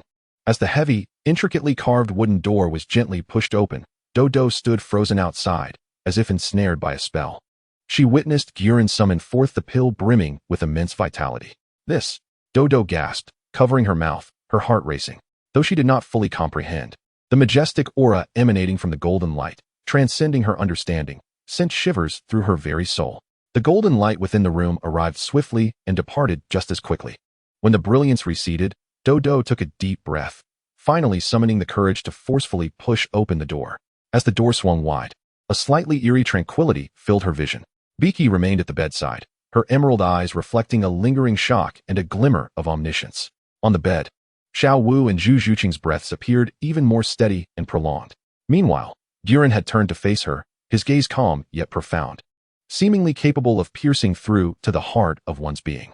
When his eyes met Dodo's, she felt as though all her thoughts were laid bare before him, her cheeks involuntarily flushing with warmth. What unsettled her further was Guren's demeanor, as if he had known all along that she had been peering in moments ago. A wave of immense embarrassment washed over Dodo, akin to a thief caught in the act, her courage and excuses crumbling under that serene gaze. Instinctively, she lowered her head, pivoting on her toes, ready to flee like a startled rabbit from this mortifying place. Dodo, a deep and magnetic voice resonated. Not loud, yet imbued with an undeniable penetrating power, clearly reaching her ears and instantly halting her fleeing steps. Dodo's body froze in place, her heart nearly leaping from her throat.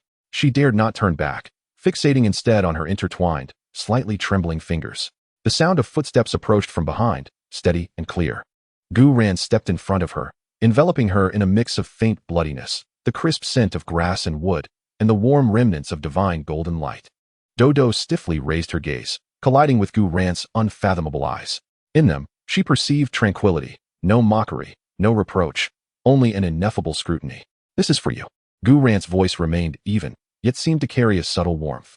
He opened his left palm, revealing a pill the size of a longan, perfectly round and exuding a gentle jade-like luster. The surface of the pill shimmered with an exceedingly fine, almost living halo of light. Just approaching it made Dodo feel her soul power being drawn, becoming remarkably vibrant. What astonished her further was the peculiar plant that Gu Ran had somehow acquired in his right hand. This plant radiated a pure and gentle life force. A qualitative enhancement pill that promised a transformation of one's being, significantly enhancing one's cultivation talent. Gu Ran's voice was akin to stating an ordinary fact as he fixated on Dodo's slightly parted red lips, adding, "This celestial herb will solidify your foundation and greatly nourish your soul power." He paused, his gaze seemingly penetrating Dodo's astonishment, reaching deep into her innermost desire to grow stronger. Dodo was utterly bewildered, her mind a blank slate. A qualitative enhancement pill? A celestial herb? These treasures existed only in legends, and he was casually offering them to her. Power is the cornerstone of self-protection and safeguarding those dear to us. His voice deepened slightly. Imbued with an undeniable force, take it. Do not squander this opportunity. His tone was calm, yet bore an undeniable authority, mingled with a near-commanding gentleness. As if bestowing upon her these treasures, enough to drive countless soul masters into madness, was a matter of course, a responsibility she must embrace. Dodo stared blankly at the pill and celestial herb resting in Gu Ran's palm before looking up into his profound gaze. There was no hint of charity, no pity, only a serene understanding of her innermost longings. A surge of indescribable warmth flooded her eyes, her nose tinged with a sharp ache. Trembling, she extended her hands to touch the gentle pill and the herb brimming with immense energy. Thank you, Lord Gu Ran." Her voice quavered, thick with emotion, as tears cascaded down her cheeks like pearls severed from their string. This time, it was not a mixture of grievance and fear, but rather an overwhelming surprise, disbelief, and a heavy sense of recognition, imbued with hope. Gu Ran offered no further words, merely nodding slightly as his gaze drifted past her, returning to the bed. At that moment, a faint yet distinct whimper resonated through the air. It was Xiao Wu, there upon the bed. Her long eyelashes fluttered like the wings of a butterfly before finally lifting. Her signature pink eyes, initially veiled in a misty haze, scanned the unfamiliar ceiling with a look of bewilderment. Suddenly, a wave of excruciating pain and weakness washed over her, causing her delicate brows to furrow tightly. "Xiao Wu." Bai Ji immediately stepped forward, enveloping her once more in the gentle warmth of life energy. Simultaneously, from another bed, Zhu Zhuqing emitted a muffled groan. Her cold feline eyes snapped open, a fleeting glimmer of sharpness quickly replaced by overwhelming agony and fatigue. Instinctively, she attempted to rise, but the movement tugged at the grotesque wound wrapped in by Ji's life energy, eliciting a sharp intake of breath as cold sweat beaded at her temples. "Zhuqing, don't move." Gu Ran's voice commanded with an undeniable authority as he appeared at her bedside, his large hand firmly pressing down on her shoulder. Zhu Zhuqing bit her pale lower lip, her icy gaze sweeping over Gu Ran's blood-stained garment and the hand resting on her shoulder, eventually settling into the depths of his eyes, which held both inquiry and a hint of unspoken reliance. "What has happened to us?" Xiao Wu's voice trembled with the fragility of survival, her pink eyes turning toward Gu Ran and Bai Ji. I seem to only remember darkness and blood, so much blood. Zhu Zhuqing struggled to speak, her voice hoarse. A powerful pressure, a tiger, tearing, then, darkness. She endeavored to recollect. But her serene face reflected only a blank void and lingering terror. Who? Who attacked us? Her sharp gaze scrutinized each individual in the room before finally resting on Gu Yuena's face, as if seeking the truth. Gu Yuena's eyes remained tranquil as water. Gently brushing aside the damp strands of hair from Xiao Wu's forehead, his voice steady and devoid of turmoil. I don't know. However, it's likely those few antagonists.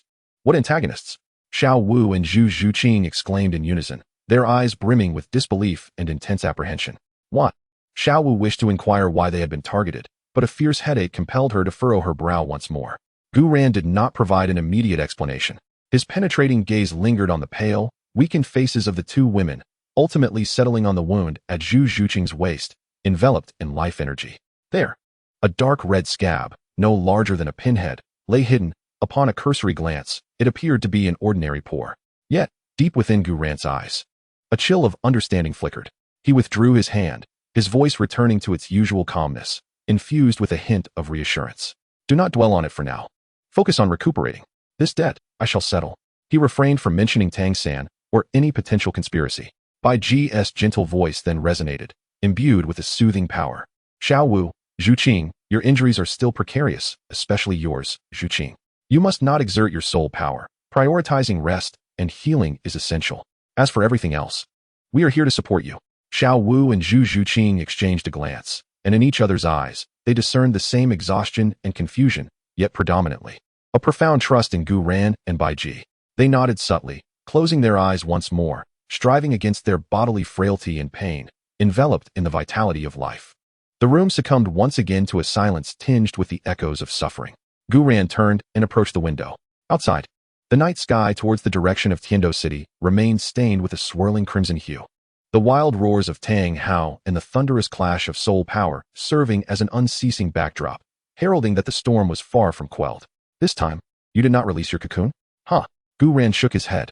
However, Dai Mubai and Davis, it is time for a thorough explanation. Chapter 67. Exploration, Visiting Sister. Deep within the Zhu family estate, the flickering candlelight illuminated the cold sweat trickling down Davis's brow with unsettling clarity. Moments earlier, the heavy purple sandalwood door opened silently. Beside Gu Yuena, Zhu Zhuqing's complexion still bore the pallor of recent injury, yet her cold eyes were filled with vigilance and confusion. When her gaze fell upon the crystal ball, emitting a faint blue glow in the corner of the hall, her pupils constricted sharply. That crystal ball was an ornament her sister had placed in her room. How could it possibly be here? Moreover, it seemed to be functioning. With a gentle touch, Gu Yuena's hand brushed the crystal ball, and in the next instant, he and Zhu Zhuqing found themselves in Zhu Yuena's chamber. Gu Yuena. Davis nearly sprang up, his face adorned with a stiff, nearly obsequious smile tinged with palpable anxiety as he hastened to greet them. Why have you come in person? If there is anything you need, the Xinglua Imperial Treasury. Gu Yuena's voice was not loud, yet it pierced like an icicle, instantly freezing all of Davis's words. His profound gaze, resembling a tangible blade, pinned down the mask of composure on Davis's face. Explain. A mere 2 syllables carried the weight of mountains. Davis's smile solidified instantly, like a mask cracking under pressure. He swallowed hard, his voice dry and taut. My lord, are you referring to Dai Mubai? Gu Yuena's tone grew even colder, laced with unmistakable interrogation. Several years ago, I informed you of his whereabouts. With your capabilities and strength at that time, extinguishing him would have been as effortless as crushing an ant. Why has he been allowed to survive until now? Why has he become a threat that harms me today? Each word struck Davis like a hammer upon his heart. The cold sweat upon his forehead rapidly coalesced into beads, cascading down his temples. My lord, please quell your wrath. Davis's voice held a barely perceptible tremor. It was not my intention to be lenient. Truly, the rules of the royal family have shifted. He abruptly raised his head, his eyes filled with helplessness and a deeply concealed fear. Ever since that wretched Dai Mubai emerged, it seems he is backed by some exceedingly terrifying forces. They have infiltrated certain corners of the empire, even influencing the will of the Elder Council. Although I am the crown prince, I am bound by numerous constraints. Acting hastily against him could provoke unpredictable turmoil, even endangering the succession of the throne. He fervently endeavored to elucidate, attempting to shift the blame onto the imperceptible regulations, his gaze inadvertently flickering towards the azure crystal orb nestled in the corner. Regulations? A cold smile curled at the corners of Gu Rant's lips, laced with unabashed mockery. So, you permit this rabid dog to roam freely outside, even colluding with the malevolent soul master, extending its claws towards my kin? I would never dare. I would never even think of it. Davis, trembling in terror, fell to one knee with a resounding thud. The overwhelming dread eclipsed any semblance of dignity befitting a prince. He understood that the wrath of the man before him possessed the power to obliterate the entire Xingluo royal family. Acknowledging his negligence, he deemed himself deserving of the gravest punishment. In hopes of atoning for his transgressions and ensuring the safety of sister Zhu Qing by Gu's side, Davis suddenly lifted his head, a flicker of resolute determination gleaming in his eyes, as though he had made a momentous sacrificial decision.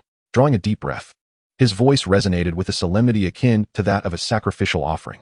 I am willing to leave my sister Zhu Zhuyan by your side, dear Gu.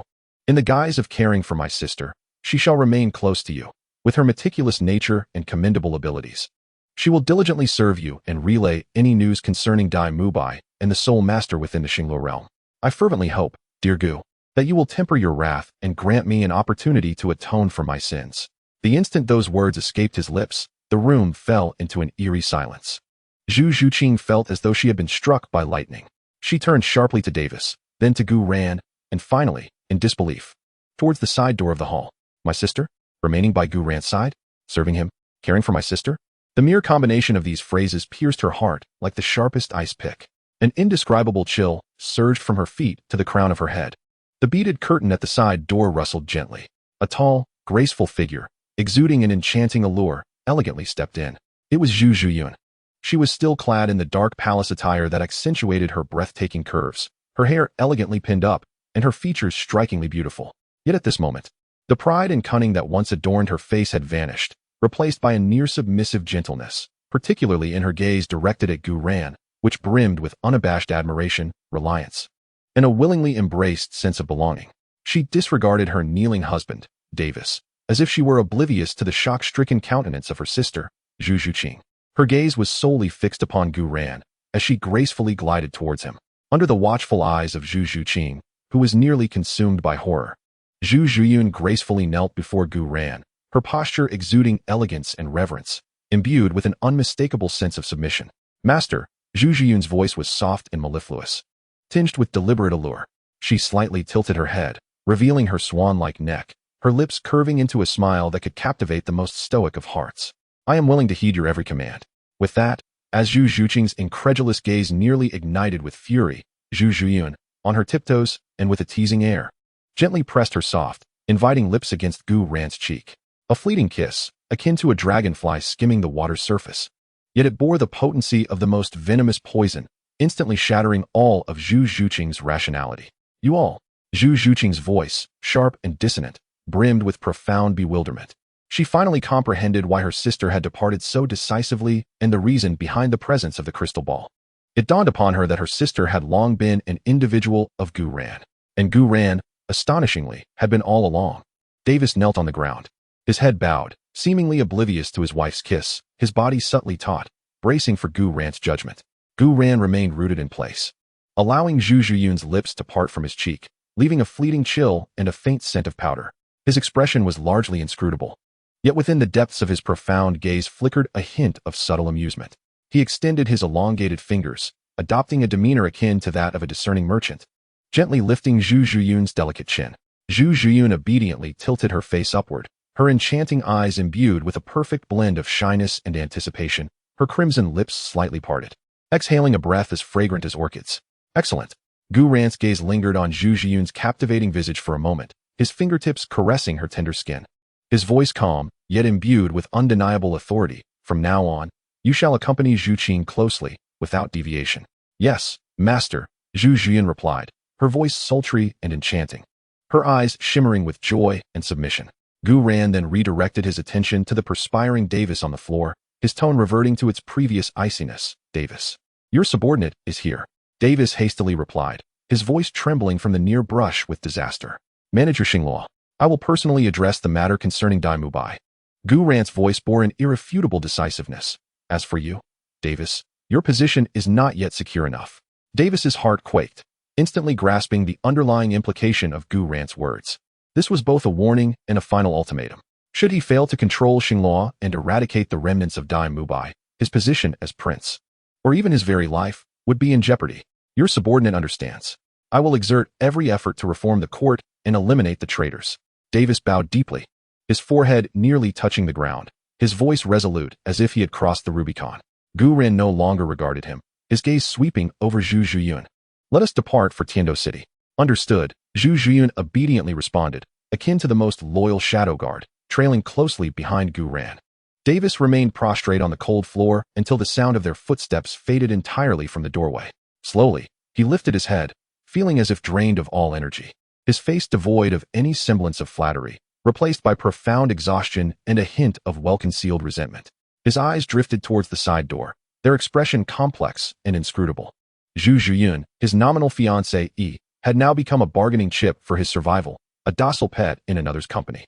Yet, what impact did this have on his claim to the throne? As long as his position as prince was secured, what did it matter if he had to endure hardships? Moreover, Zhu Zhuyun had long been gifted to Gu Ren. This time was merely a matter of her remaining in his vicinity. Chapter 68, Two Pairs of Sister Flowers. The enormous glass door of the main building at the Listening to the Waves pavilion opened silently, enveloping the three returning figures in the warm glow of a crystal ball lamp, mingling with the moist night breeze wafting from the lakeside. Gu Ren stepped in first, the dark red stains of blood on his robe appearing particularly striking under the soft light. Following him was Zhu Zhuyun, her ink-hued palace attire accentuating her breathtaking curves, her enchanting visage radiating a perfect blend of grace and a barely perceptible sense of triumph. A few paces behind, Zhu Zhuqing wore a pale expression, deliberately avoiding her sister's presence, her steps imbued with a near-defiant stiffness. The lively clamor within the hall seemed to have been paused. On the vast circular sofa, the girls who had been chattering animatedly fell silent, their gazes converging toward the entrance. Xiao Wu's pink eyes widened in astonishment, the half-eaten delicacy in her hand forgotten, while Ning Rongrong's exquisite face lit up with the unmistakable signs of gossip, her excitement prompting her to sit up straight. Du Guyan's emerald eyes roamed over Zhu Zhuyun, imbued with a hint of playful scrutiny, while Lu Erlong, arms crossed, raised an eyebrow, his gaze flitting between the Zhu sisters. Bai Ji remained gentle and composed, her verdant eyes reflecting understanding and a touch of compassion, while Jiang Zhu and Dodo appeared somewhat uneasy, instinctively inching closer to Bai Ji. Even Gu Yu and Na Er, who had been quietly reading in a corner, raised their heads, their silver eyes mirroring the same curiosity. Wow, Sister Zhuqing, you're back. Xiao Wu was the first to spring up, her pink rabbit ears joyfully twitching as she bounded toward Zhu Zhuqing, only to freeze mid-motion, deterred by the chilling distance emanating from her. Ning Rongrong's eyes darted, quickly scanning Gu Ran's bloodstained garments, Zhu Zhuyun's poised demeanor as the hostess returning home, and Zhu Zhuqing's frosty air of detachment. A sly smile crept across her lips as she purposefully elongated her tone. Oh, it appears we at the Listening to the Waves pavilion are about to welcome new guests again, or perhaps a pair of sister flowers? Her glance shifted toward Gu Yu and Na Er, then pointedly returned to Zhu Zhuyun. Du Guyan lazily leaned against the sofa's armrest, her crimson lips parting slightly as she regarded Zhu Zhuyun with a teasing smile in her emerald serpent-like eyes. This sister looks remarkably familiar. The eldest daughter of the Xing Luo Zhu family, the rightful consort of Prince Davis? What brings you to our humble abode? Her words dripped with blatant sarcasm, deliberately highlighting Zhu Zhuyun's status. Lu Erlong let out a snort, remaining silent, yet his gaze clearly conveyed a message. Gu Ran, you rascal. Playing both sides with sisters from the Xing Luo Zhu family. Zhu Zhuqing's face flushed deeper with embarrassment. Her lips pressed tightly together as she hastily made her way to her usual seat, a solitary armchair by the window, plopping down into the soft cushions with a heavy sigh.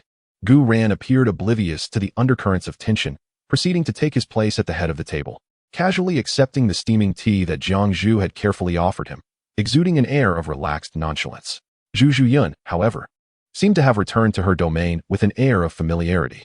In the face of Ning Rongrong's teasing and Du Guyan's provocation, she exhibited not the slightest hint of embarrassment. Rather, she revealed a captivating smile that could enchant all, her eyes dancing with an alluring charm. With grace, she slightly inclined her body towards the women in the hall, her voice soft and melodious, imbued with a deliberate humility. Greetings, dear sisters. I am Zhu Zhuyun, the elder sister of Zhu Qing. Grateful to the master for his acceptance, from this day forth, I shall join you all in receiving his teachings.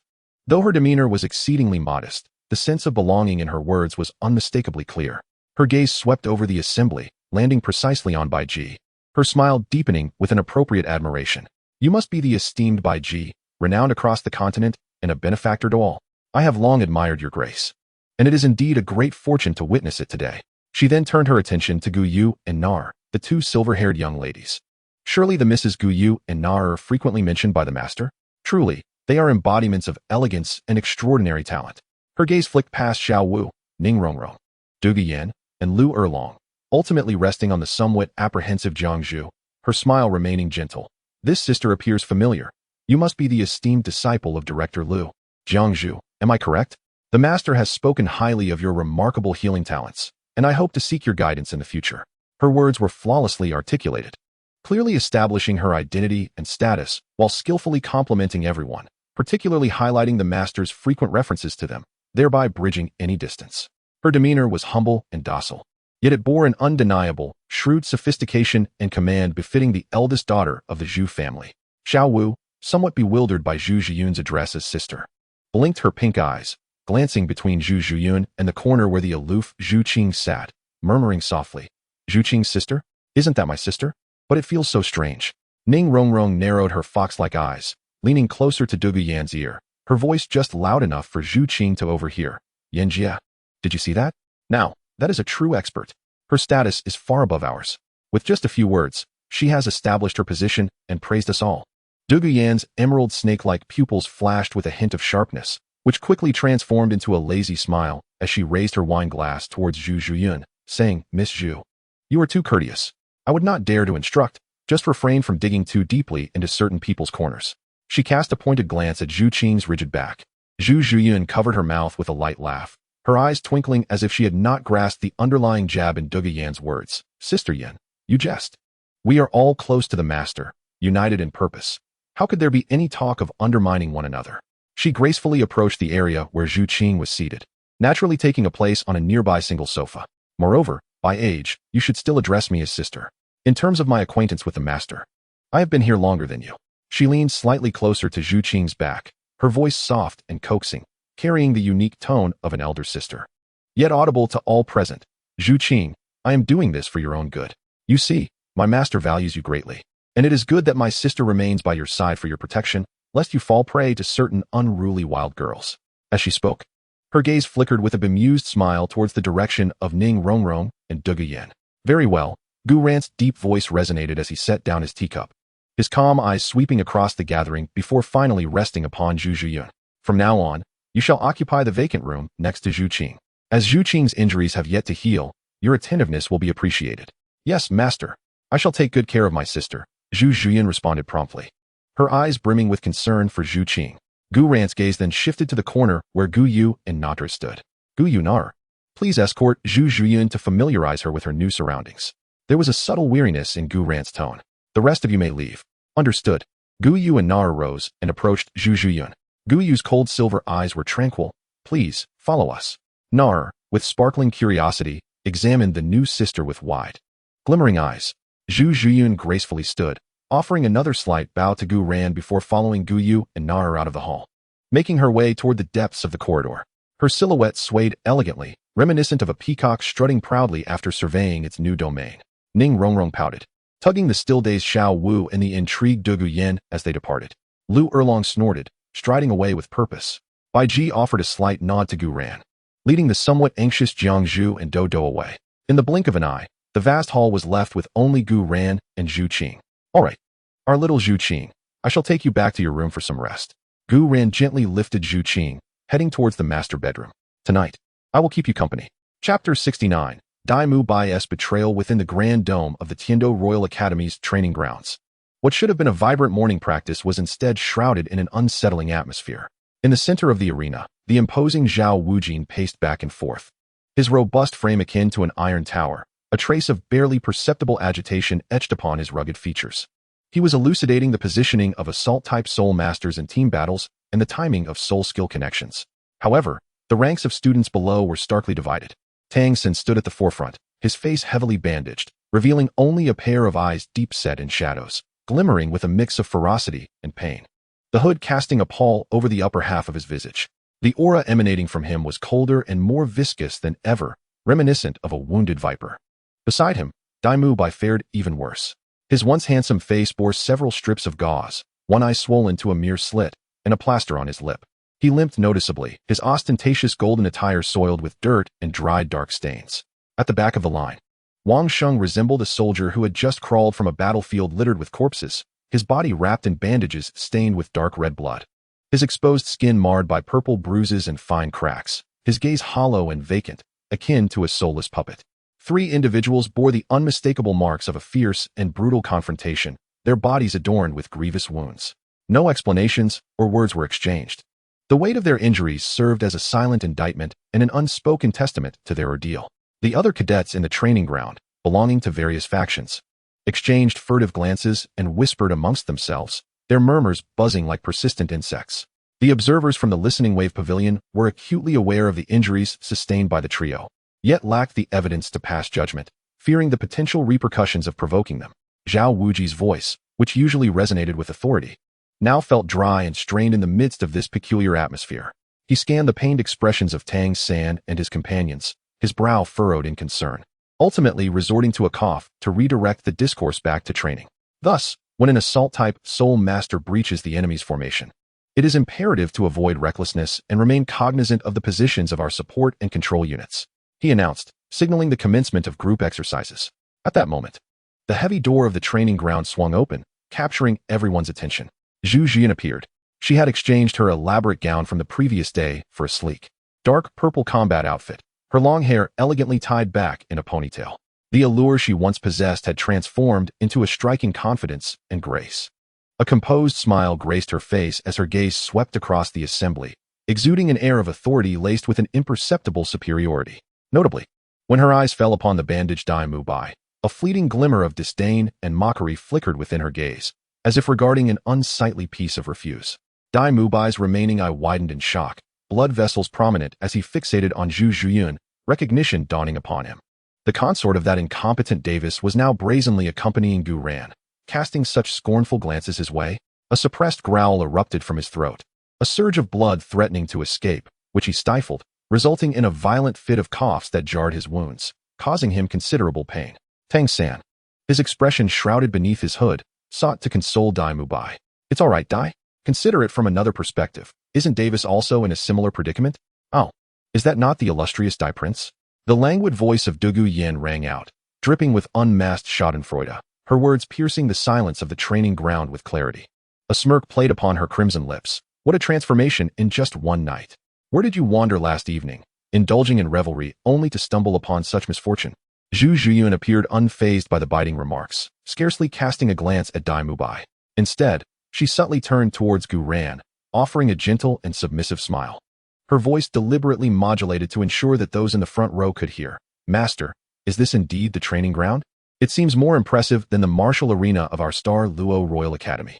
The cold mockery ignited a fury within Dai Mubai, his entire body trembling with rage.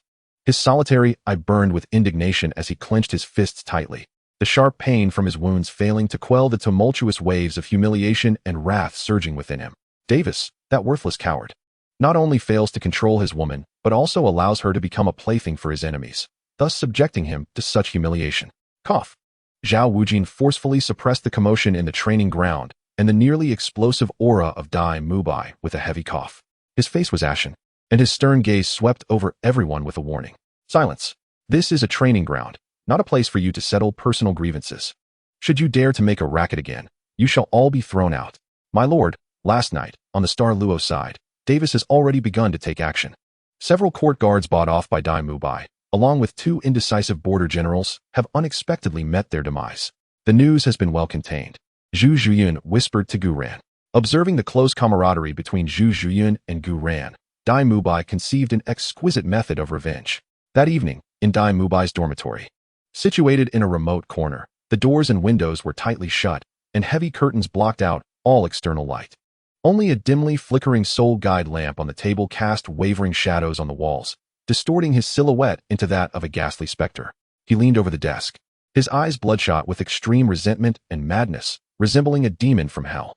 His bandaged hands trembled violently, barely able to grasp the pen. With every forceful stroke, Dark crimson blood seeped through the bandages, leaving stains on the coarse paper.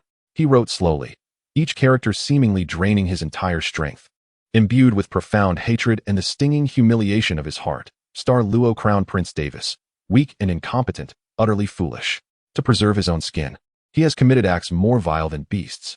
His rightful consort, Gu Yuena, originally the imperial crown princess, of unparalleled nobility, yet Davis, in a bid to appease the formidable enemy Gu Yuena, disregards royal dignity and human ethics, offering his lawfully wedded wife into the bed of his foe.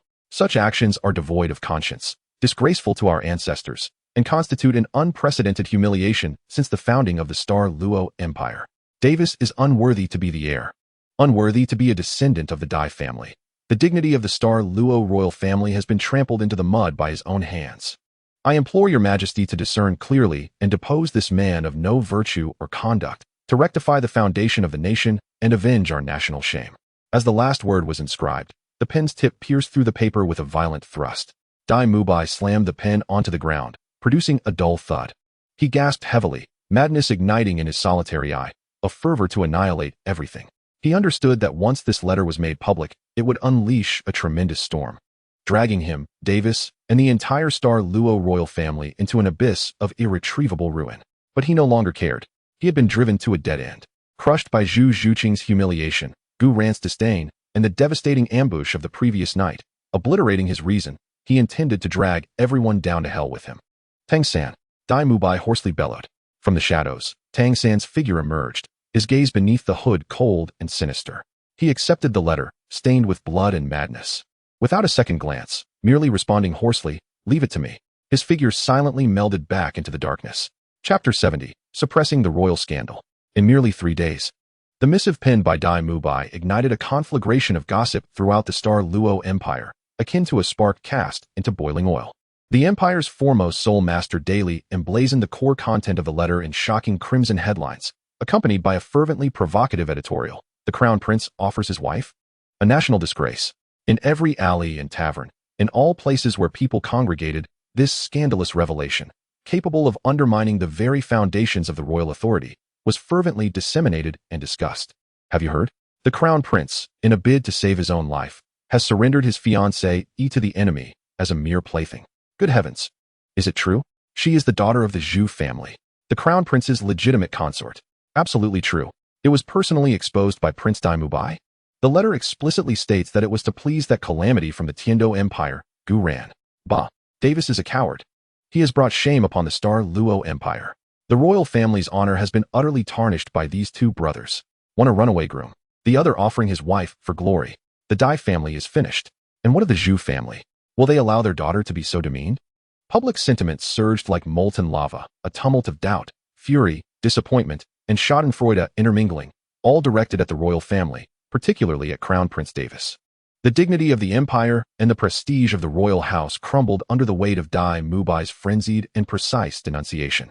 Within the Star Luo Palace, in the Hall of Political Affairs, the atmosphere was stifling, akin to the stillness before a tempest.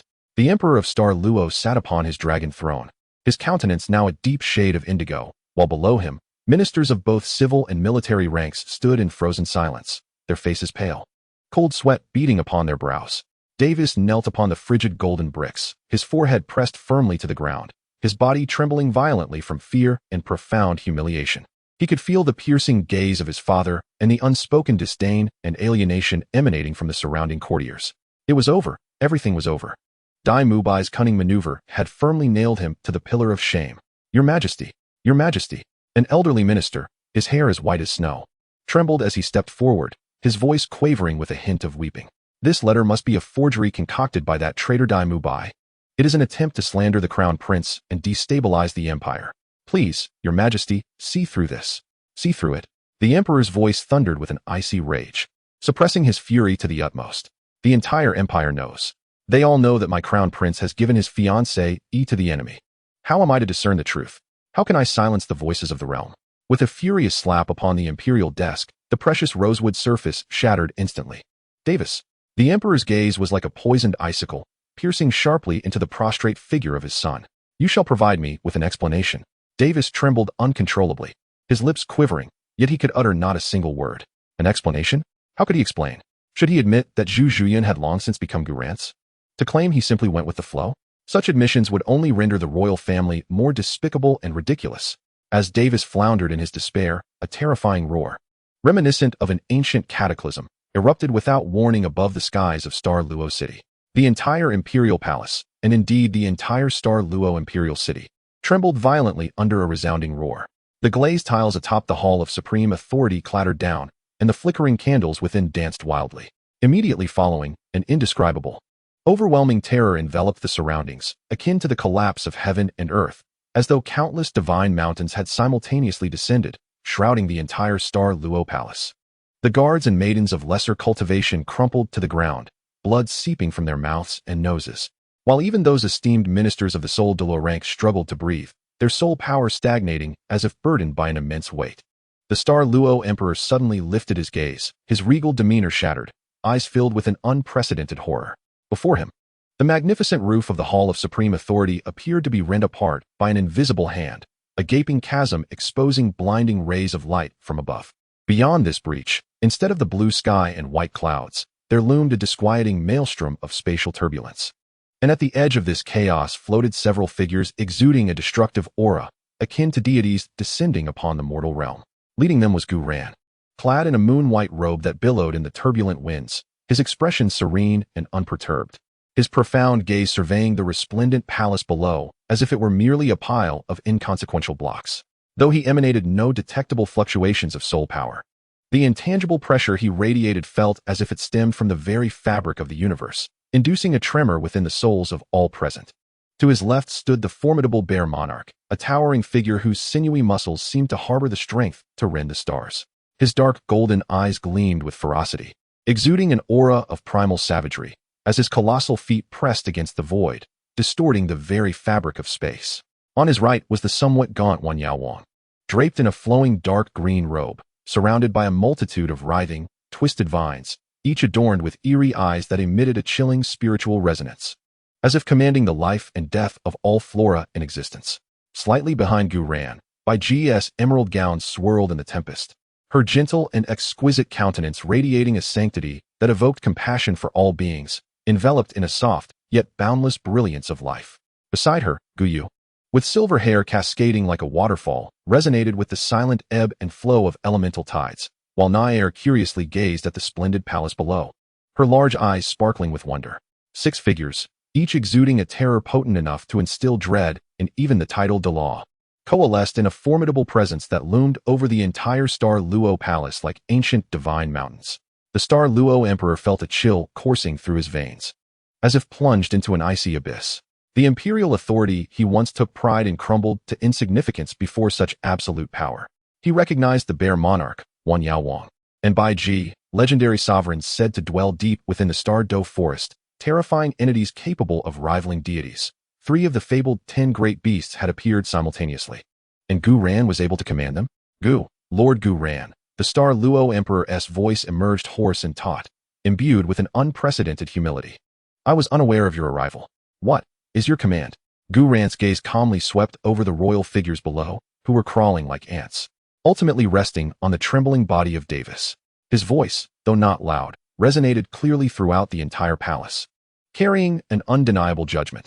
The Xingluo royal family has failed in its governance, indulging the rebellious son Dai Mubai in collusion with malevolent forces, causing chaos and spreading slander that undermines the foundation of the nation. His words struck like a cold gavel, echoing in the hearts of all present. However, considering the difficulties of establishing the Xinghua nation and the contributions of the Dai ancestors, Gu Yuena shifted his tone, maintaining an air of indifference. The Emperor of Xinghua could not be unaware of how to appease Gu Yuena's wrath, and promptly made a promise. From this day forth, the Gu sect shall be established within the Xinghua territory. It will stand alongside the Dai, Zhu, and Su families as one of the 4 major sects of the empire, protected by me, enjoying the empire's offerings and holding the power of oversight. As for the contest for the crown prince, the emperor's gaze swept over the pale-faced Davis. Both Davis and Dai Mubai shall have equal rights to compete. The victor shall ascend to the throne, while the vanquished shall be cast aside. Boom. It was as if thunder had erupted in the minds of the officials. The Gu sect? On par with the founding 3 families? Or even surpassing them? This was akin to suspending a sword over the imperial authority, and reinstating Dai Mubai into the competition for the throne laid the groundwork for familial discord, ensuring perpetual unrest in the empire. Your Majesty, this cannot be. An elder cried out in despair. Your Majesty, this shakes the very foundation of the nation. Please reconsider. More ministers prostrated themselves on the ground, shedding tears of blood in their council. The Emperor of Xinglua stared fixedly at the purple-gold dragon emblem radiating supreme authority in the air, and then at the 5 figures resembling deities outside the hall's opening. Particularly the dark golden eyes of Xiong-jun exuding a sense of destruction, and the demonic vines swirling around the king of all demons. A tremendous fear washed over him like a chilling tide, utterly drowning the last vestiges of his dignity and resistance. He slumped back onto the dragon throne, seemingly aged 100 years in an instant. His trembling hand reached for the imperial seal, a symbol of the empire's highest power, and with all his strength, he forcefully slammed it onto the ground. Proclaim my decree. The voice of the Xinglua emperor was hoarse and fractured, laden with boundless humiliation and despair. Everything shall be as I have said, announced to the world. Your Majesty is wise. Gu Ran's voice remained calm and unperturbed, as if merely accepting a trivial matter. The opening in the ceiling slowly sealed, and the 6 figures vanished as if they had never existed. All that remained were the chaotic hall of governance. The ashen-faced Xinglua emperor, the collapsed Davis, and a group of disheartened imperial ministers. The heavens of Xinglua had irrevocably changed. The news of the Gu sect's establishment, accompanied by the emperor's humiliating decree, swept across the continent like a hurricane, marking the Gu sect as the foremost among the 4 major sects of the empire, and granting Dai Mubai renewed eligibility for competition. Each word was potent enough to stir colossal waves. Chapter 71. The Establishment of the Gu sect. The waves stirred by the Xinglua emperor's humiliating decree not only engulfed the entire Xinglua empire, but also sent shockwaves that spread with astonishing speed to the core regions of the Tiando Empire and the Spirit Hall. Gumen, this nascent powerhouse, upon its establishment, swiftly rose to stand alongside the esteemed founding families of the Dai, Zhu, and Su clans, even subtly eclipsing them, becoming an undeniable focal point that no faction across the continent could afford to overlook. At the heart of Xinglua City, a once opulent residence belonging to a deposed prince has been meticulously restored by the royal family of Xinglua to the highest standards, adorned with a grand new plaque. The 2 resplendent golden characters inscribed upon it gleam brilliantly under the sun. Gumen, before the mansion's grand entrance. The wide thoroughfare is choked with a throng of eager spectators, representatives from various soul master families, leaders of both major and minor sects, wealthy merchants, and even envoys from neighboring nations converge like sharks sensing blood in the water. A line of splendid carriages stretches endlessly, laden with invaluable gifts, while faces reflecting flattery, reverence, and curiosity attempt to push through the threshold that symbolizes a new order of power. The clamor of voices, disputes, and calls for names rises and falls. The fervor of the scene far surpassing that of any grand celebration within the Xinglua Empire. Deep within the mansion, however, an elegant study offers a serene contrast to the chaos outside. Gu Ran stands before a vast glass window, sunlight streaming through the translucent panes, casting a delicate golden halo around his tall figure. His profound gaze seems to penetrate the very fabric of space, resting upon the throngs below, calm and undisturbed, as if observing a lively spectacle that bears no relevance to him. Zhu Zhuyuan stands half a step behind him, her delicate fingers gently kneading his shoulders. Clad in a form-fitting dark purple palace gown, she exudes a mature charm that captivates with every detail. At this moment, her enchanting peach blossom eyes shimmer with unabashed admiration and a sense of pride in association. Master, Zhu Zhiyun's voice drips with a subtle sweetness, her breath like fragrant orchids as she leans closer to Gu Ran's ear. Our position is most advantageous, situated at the very center of Xinglua City, adjacent to the Imperial Palace and the 3 great ducal residences, symbolizing your unparalleled status. The mansion has been arranged according to your directives, with the defensive formations personally reinforced by Lord Wanyao Wang, robust enough to withstand assaults at the level of a titled Douluo. Gu Ran nods slightly, his gaze still fixed on the distant horizon, seemingly indifferent to the earthly splendor surrounding him. Observing this, Zhu Zhiyun's eyes glimmer with intrigue, her voice dropping lower, laced with an intentional allure. Moreover, it appears that Davis is quite frightened and is racking his brain to find a way to express his gratitude to you. He has sent word that should you speak, he is willing to offer treasures from the royal family's secret vault, which have been cherished for centuries, and even several extraordinarily beautiful princesses as gifts to celebrate your opening of the estate. Her words carry a barely perceptible disdain, as if discussing a pile of worthless debris. A faint, yet frostily cold smile graces Gu Ran's lips. He raises a hand without turning, casually lifting Zhu Zhiyun's smooth chin with his fingertips, compelling her to tilt her head slightly upwards to meet his gaze, which seems capable of consuming all light. Convey to Davis. Gu Rant's voice was serene yet imbued with an undeniable authority. The throne is attained through blood and fire, and seized through cunning, not secured by flattering women or groveling in desperation. If he harbors such thoughts, he might as well contemplate how to deal with that madman, Dai Mu Bai. Yes, master. Zhu Zhuqing felt her spirit stir from the warmth of his fingertip and the chill in his words, responding promptly, her disdain for Davis deepening further. She was acutely aware that, before this man, the pitiful schemes and so-called treasures of Prince Xing Luo were utterly inconsequential. At that moment, Gu Rant's thoughts shifted slightly as he summoned the spatial transmission orb. A wisp of mental energy infused it, causing the crystal sphere to radiate with an unprecedented brilliance. The stars within swirling at an accelerated pace, forming a vivid tableau. The tranquil lakeside of Tingtao Courtyard, where Xiao Wu, Ning Rongrong, Zhu Zhuqing, Gu Yuena, Bai Ji, Lu Erlong, Jiang Zhu, Na Gu Yu, and even the recently joined Do and Su Li, all appeared clearly. The girls seemed to be gathered by the lakeside. The atmosphere relaxed, yet their gazes bore a hint of concern and subtle anticipation directed at Gu Ran. Are you all ready? Gu Ran's voice resonated clearly through the crystal orb, echoing at the lakeside of Tingtao Courtyard. In the image, Nar was the first to leap up, exclaiming, Gu Ran brother, we can hardly wait to see your Gu Gate. Ning Rongrong, Du Guyen, and others nodded in agreement, their eyes brimming with curiosity. Gu Ran smiled faintly. Then let us proceed. As his words fell, the crystal orb he held in his palm erupted with an unparalleled silver brilliance. Simultaneously, the projection from the orb at the lakeside mirrored the same radiant light, enveloping everyone present. Ah! The girls gasped in surprise. In the next instant, the space around them rippled violently, twisting and swirling, a sensation of vertigo washing over them, only to vanish in the blink of an eye. As the blinding silver light faded, all the girls found themselves in a completely unfamiliar setting, the Gu Gate. Is this spatial traversal? Lu Erlong was the first to regain her footing, sensing the distinctly different aura and energy fluctuations around her, her spirited face painted with astonishment. Though she had already transcended to a soul de law, the precision of such instantaneous transportation across thousands of miles, with so many individuals, surpassed her imagination. Wow, so fast. Gu Ran brother is amazing. Nar clapped her hands in excitement, curiously surveying the opulent and imposing study. Welcome to Gu Gate. Gu Ran turned, wearing a gentle smile, his gaze sweeping across the familiar and beautiful faces. He approached the grand glass window and pushed it open. The deafening clamor surged toward them like a tsunami, revealing the bustling streets below, teeming with people and vehicles, laid bare before the eyes of the girls. Countless individuals looked up at this edifice, a symbol of newfound power.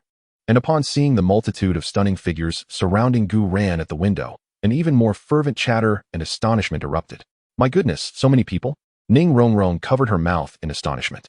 Although the Seven Treasures glazed tile school was renowned for its wealth, it was rare to witness such a congregation of powerful factions, all gathered to pay homage to a single individual. Humph, a gathering of sycophants, she thought. Du Guyen crossed her arms, a hint of disdain curling her crimson lips, though a flicker of pride lingered in her eyes. Zhu Zhuqing's cold gaze swept over the crowd below, pausing momentarily on several carriages faintly emblazoned with the Zhu family emblem before she turned away, as if those individuals bore no significance to her. Lu Erlong observed the once arrogant soul Douluo's now standing in deference, akin to courtiers awaiting an audience, a complex swirl of emotions rising within her. This man had truly ascended to a height beyond her reach. Gu Ran's gaze traversed the bustling throng below, settling upon the expansive plaza that had been deliberately cleared in front of the mansion. At its center, several figures exuding a terrifying aura awaited in silence. On the left, Neo Tian and Titan had transformed into human form, standing like towering mountains. The oppressive pressure emanating from their status as titled Douluos rendered the crowd at the plaza's edge breathless. To the right stood the true apex predators of the Star Do Forest, Xiong Jun, Qi Wang, and Bai Ji paid no heed to the fervor of those around them. Engrossed in their own conversation, Gu Ran's voice, though not loud, resonated with a sonorous clarity that eclipsed the clamor below, reverberating throughout the plaza and beyond. Today, the ancient gate is officially established within the Star Luo Empire. Neo Tian and Titan shall serve as the guardians of the ancient gate. Both stepped forward, their massive footsteps echoing like thunder on the ground. With cupped fists, they declared in unison, as you command. Gu Ran turned his gaze to the right. Xiong Jun, Wan Yao Wang, and Qi Wang shall be elders of the ancient gate.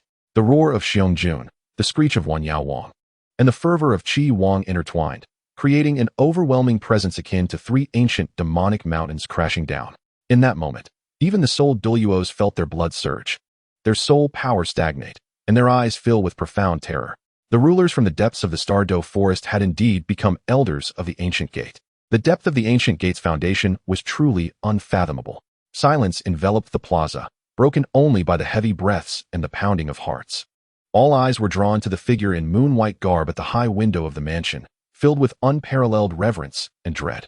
At that moment, an incongruous voice, laden with suppressed malice and a hint of madness, erupted from the crowd outside the plaza. Why? Gu Ran, who do you think you are? Just a thief reliant on the power of soul beasts. Are the ferocious beasts of Star Do blind, willing to serve you like a dog? The source of the voice was Dai Mu Bai, his body wrapped in blood-soaked bandages, one eye swollen to mere slits. With all his strength, he roared, attempting to shatter Gu Ran's brilliance with his venomous words, venting the endless humiliation and jealousy within him. He could not accept that the man who trampled upon him and stripped him of everything could so effortlessly earn the allegiance of such a powerful figure. Outrageous. A voice erupted like thunder from the heavens. The speaker was none other than Davis. Now that you have the opportunity to vie for the throne, you should contemplate how to defeat me. Chapter 72. Su Li's filial piety. Davis no longer regarded the worthless figure on the ground.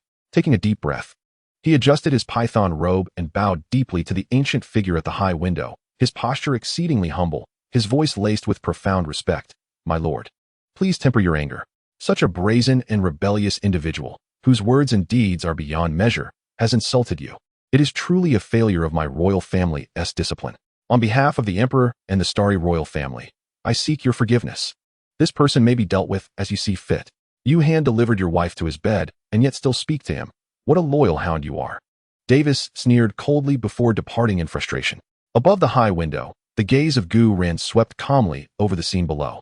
He observed Davis's performance with keen eyes. Davis dismissed all attendants and entered the Gu Manor, where he found Gu Ran leisurely savoring tea, with Bai Ji quietly standing beside him. The composure that Davis had exhibited in the square had vanished, replaced by a cautious obsequiousness.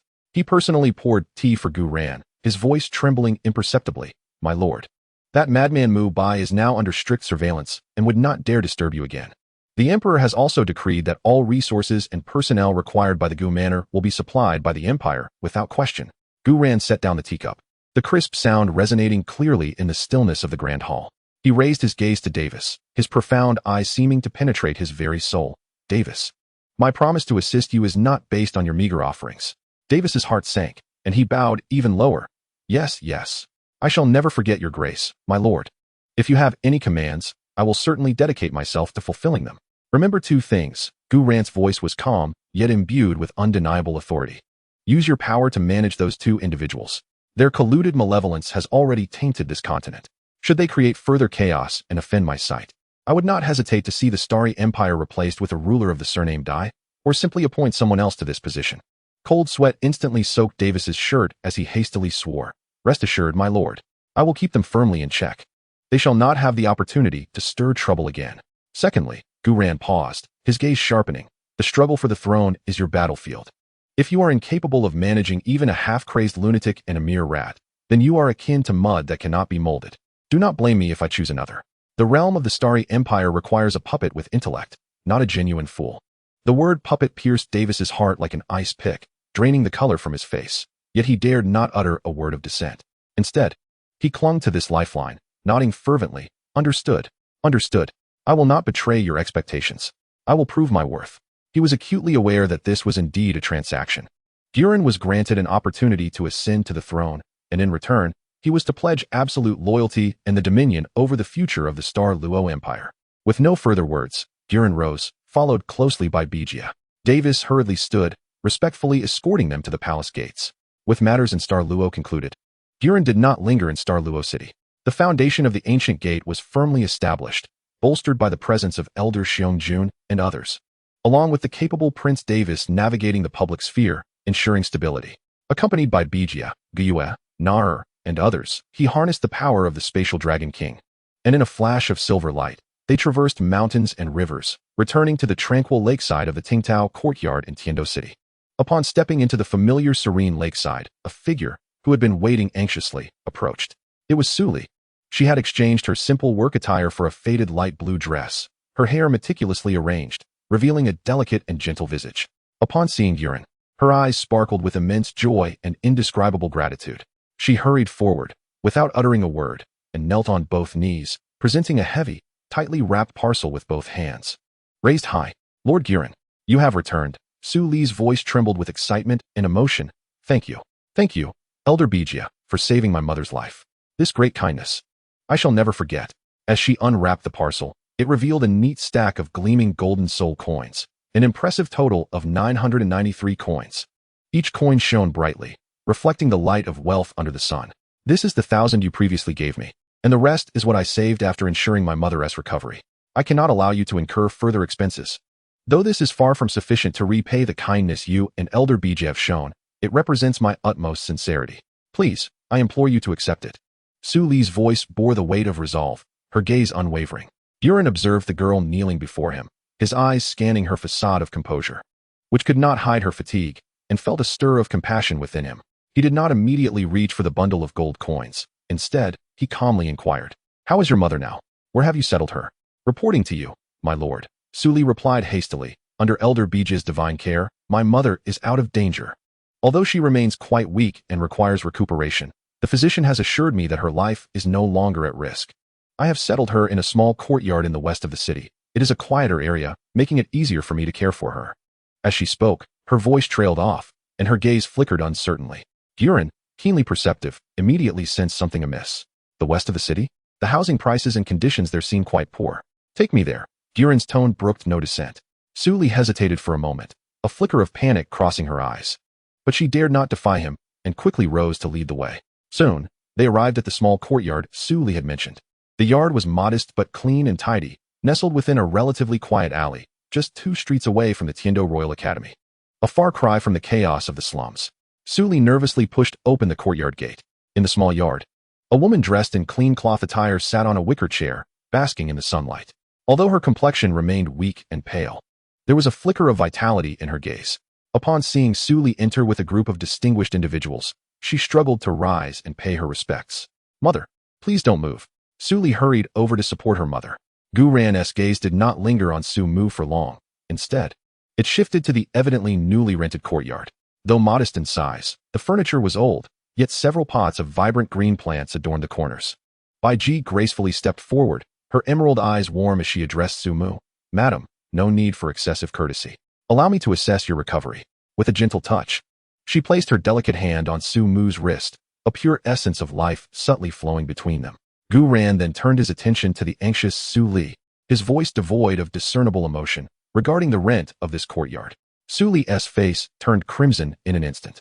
She lowered her head, her fingers nervously twisting the hem of her garment, her voice barely a whisper. "My mother needs to recuperate, but Lord Gu Ran has given too much money.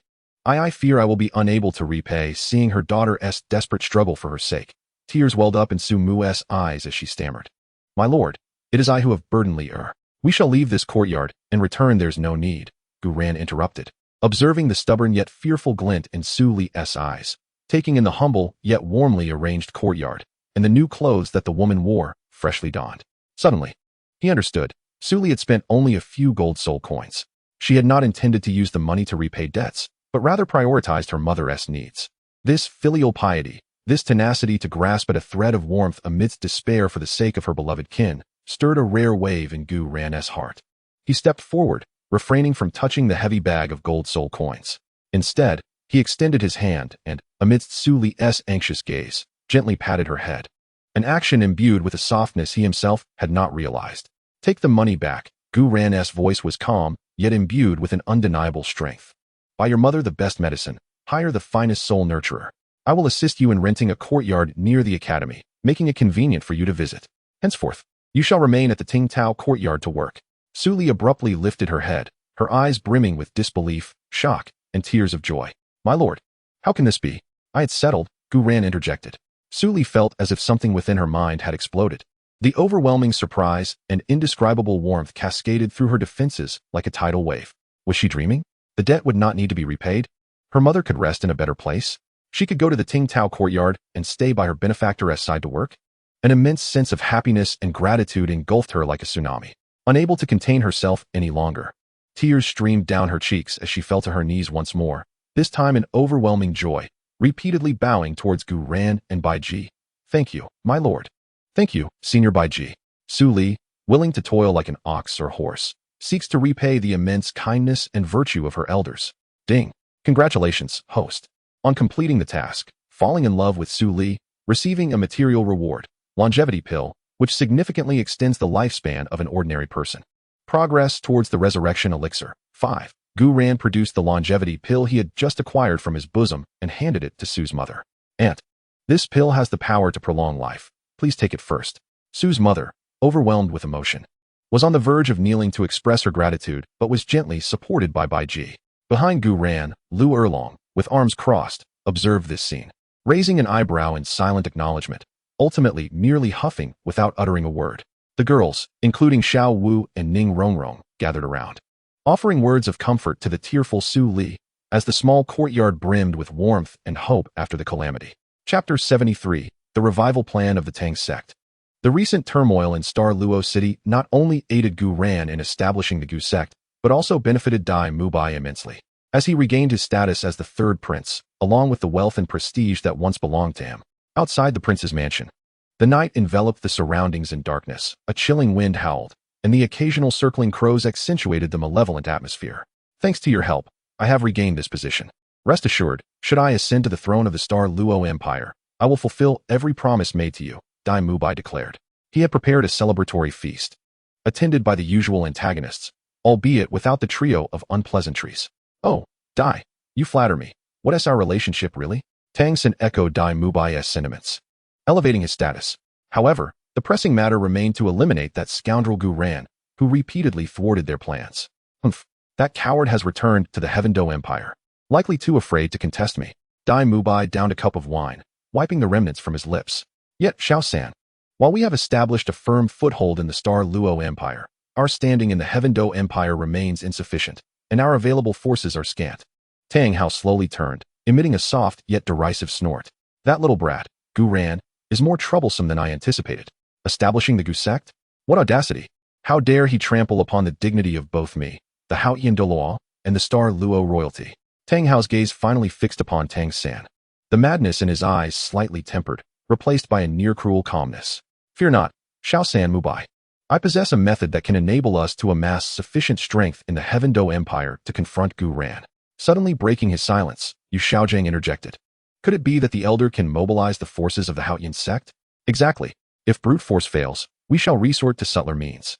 If open confrontation is unfeasible, then we shall employ covert tactics." Tang Hao abruptly interrupted. "If Gu Ran can rally forces to establish the Gu sect, then surely the Haotian sect, which once dominated the continent, must have some lingering ties." He stepped forward, casting a vast shadow that enveloped Tang San and Yu Xiaojing entirely, the terrifying sense of oppression rendering their breaths momentarily stifled. The families of power, control, destruction, and agility. Tang Hao's voice, after several rounds of wine, resonated with immense pride. "In the past, these 4 single-attribute clans were all vassals of my Haotian clan, although later, due to the suppression by the Spirit Hall and my own affairs, we became estranged from the sect. Our roots remain, especially the Titan from the Power Clan, who is most nostalgic." Yu Xiaojing's eyes suddenly lit up with a glimmer of hope, as if he had grasped a lifeline, and he exclaimed, "What you say, Your Excellency Haotian, is absolutely correct.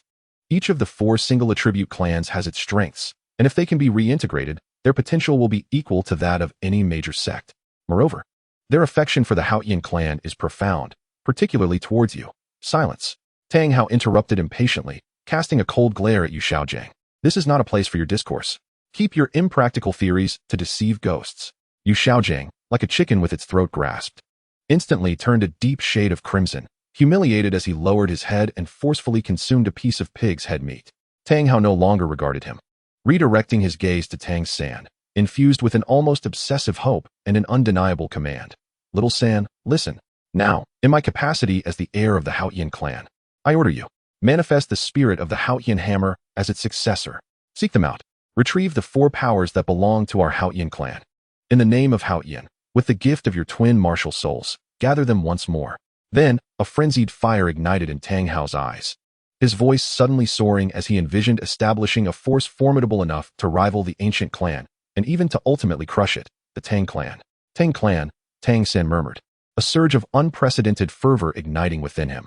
These two words seemed to possess a certain magic, instantly awakening all his ambitions and vendettas. A clan belonging to him.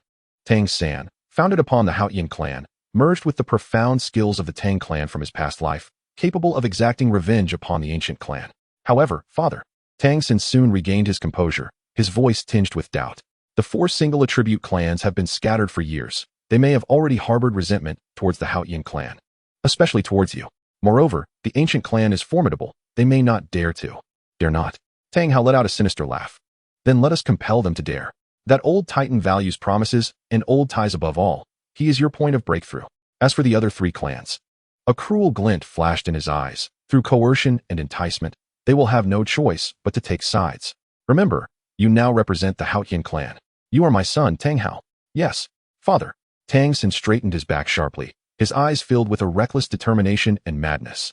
I shall surely fulfill your expectations. I will establish the Tang clan and make the ancient clan pay in blood. Excellent, little San.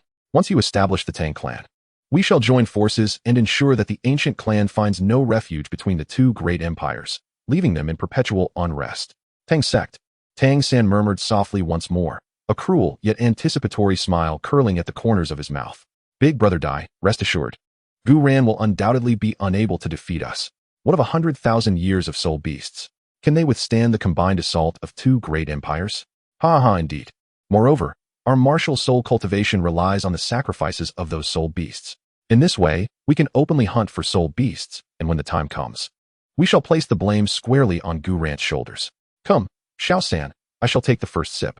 Ha ha.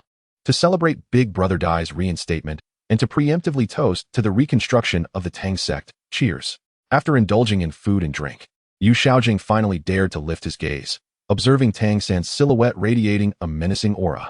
A flicker of fear crossed his eyes, but it was overshadowed by a morbid excitement, as if grasping for the last piece of driftwood when cornered. With a trembling voice, he cautiously inquired, Xiao San, what shall we do next? Tang San paid him no heed, his voice hoarse and frigid. After some time, we will return and seek out the Li family. We must find that old fellow Titan. Teacher, perhaps it is time to find some genuine subjects for your theories. Chapter 74. The Three Great Families of Strength, Control, and Destruction. Leveraging his position at the Royal Academy of Tiando, Yu Xiaojing secured a few days of leave for Tang San and Dai Mubai. Upon their return to the Tiando Empire, Tang San and Yu Xiaojing bypassed the academy, heading directly towards a rather secluded residence in the inner city of Tiando. Above the entrance hung a dark iron plaque, engraved with the two powerful characters, Li House. This was the residence of the Li family, one of the four major clans of singular attributes. Upon knocking on the imposing iron door, the family member who answered, upon noticing the unexpected visitors and sensing the unmistakable, albeit partially concealed, malevolent soul power emanating from Tang San, immediately became wary, his gaze filled with suspicion. I am Tang San, son of Tang Hao, here to seek an audience with clan leader Titan. Stepping forward, Tang San deliberately straightened his back, his gaze resolute. He subtly released a trace of the profound aura of the Haoyan hammer. The family member's expression changed drastically, scrutinizing Tang San with uncertainty, then glancing at the emaciated Yu Xiaojing behind him. After a moment of hesitation, he spoke in a deep voice, please wait. He then turned swiftly to report inside. Before long, heavy footsteps reverberated from within the residence. An extraordinarily robust and imposing elder strode forth with the grace of a dragon and the might of a tiger. His hair and beard were white, yet stood erect like steel needles. His complexion was rosy, and his large, coppery eyes sparkled with fervor, radiating a palpable sense of power. He was none other than Titan, the clan leader of the Li family. Titan's gaze meticulously swept over the two outside, and upon noticing the resemblance in the brows and eyes between Tang San and Tang Hao, as well as sensing the pure aura of the Haoyan hammer, his massive frame quivered slightly. An explosion of excitement, disbelief, and an intricate swirl of emotions ignited in his wide eyes. You truly are Tang Hao's son? Titan's voice resonated like a thunderclap, laced with a tremor. I am Tang San, honored to meet you, clan leader Titan. Tang San once again bowed deeply, adopting a humble demeanor, yet his tone remained neither servile nor arrogant. His father often spoke of the elder, remarking that he was the most loyal and valiant brother of the Haoyan sect. The term brother struck Titan's heart with profound resonance, evoking memories of the years spent alongside Tang Hao traversing the continent, reminiscing about the splendor of the Haoyan sect, and reflecting on its eventual disintegration. A wave of overwhelming emotion surged within him, igniting a warmth in his eyes. He waved his hand exuberantly, exclaiming, "Excellent! Excellent! Truly, he is his father's son. Come in, come in." He completely disregarded Yu Xiaojiang, who stood behind Tang San, and warmly welcomed Tang San into the estate. Within the spacious hall of the Li family, Titan listened intently as Tang San recounted the struggles and resilience of Tang Hao over the years, detailing the dire crisis faced by the Haotian sect. His fury was further incited as Tang San passionately denounced Gu Yuena's arrogance and the humiliation inflicted upon the descendants of the Haotian sect, even expressing the intent to eradicate the 4 single-attribute clans. "This is outrageous," Titan bellowed, slamming his palm onto the sturdy iron tea table, which collapsed under the force. "How dare a mere wretch insult the Haotian sect? Do they think the Li family is composed of dead men?" At the opportune moment, Tang San revealed his twin martial souls, particularly the formidable Haotian hammer, his voice imbued with unwavering resolve and allure. "Elder Titan, my father has commanded me to regroup and restore the glory of Haotian. Yet, we find ourselves besieged by formidable foes, our strength insufficient.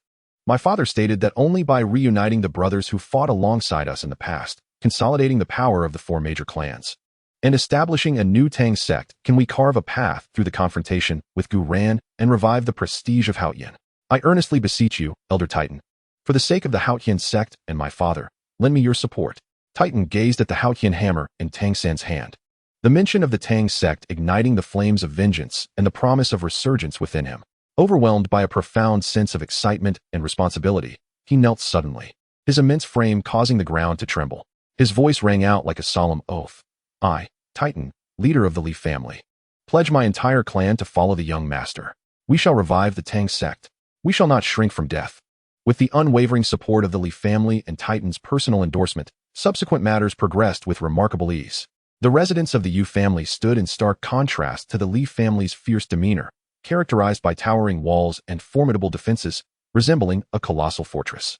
The clan leader, Niu Gao, also possessed a towering stature but exuded a sense of composure. His skin was dark as fine iron, and his gaze was sharp, reflecting a craftsman's meticulousness and stubbornness. His reception of Tang San was far less enthusiastic than Titan's, marked by evident scrutiny and detachment. After all, the Yu family had borne significant losses from the abandonment by the Haotian sect in years past. Tang San refrained from delving into past grievances and directly prompted Titan to speak. Following Tang San's prior instructions, Titan spoke solemnly. "Old Niu, the Haotian sect's Tang Hao has returned, and his son shares a profound connection with the prince of the Star Luo Empire.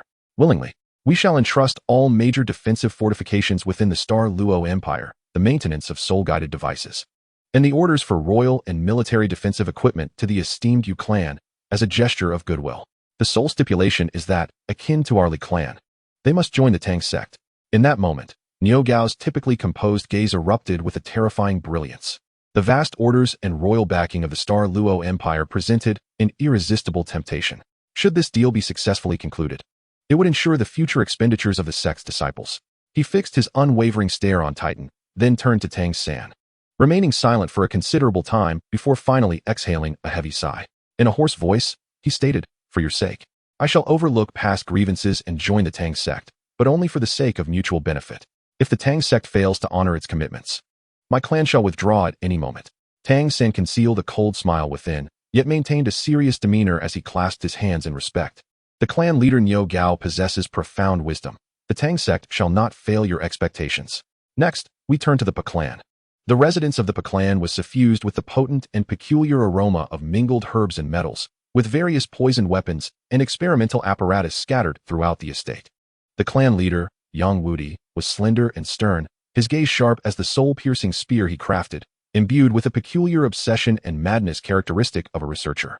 He received Tang San and his companions with the utmost indifference, even displaying unmasked disdain, particularly when Yu Xiaojiang attempted to approach, presenting his tome, "The Theory of Martial Soul Potential Activation and Hatred-Driven Motivation," to elucidate how his theories could assist the Pa clan in enhancing the destructive potential of the soul-piercing spear. Yang Wudi merely snorted coldly, an overwhelming aura of murderous intent instantly locking onto Yu Xiaojiang, leaving him pale and retreating, nearly falling to the ground. Utterly worthless theory. A blight upon the path of weapon crafting. Yang Wudi's voice dripped with icy contempt. Tang San intervened, halting Yu Xiaojiang's attempt to argue. Locking eyes with Yang Wudi's piercing gaze, Slowly, he produced a page from his bosom, a tattered and yellowed ancient manuscript. This manuscript contained intricate schematics of various concealed weapons, accompanied by dense annotations detailing the ratios of various vile materials and refining techniques, the brilliance and malevolence of which far surpassed the existing heritage of the Pa clan. This is my self-created blueprint for concealed weapon crafting, Tang San spoke with an alluring charm.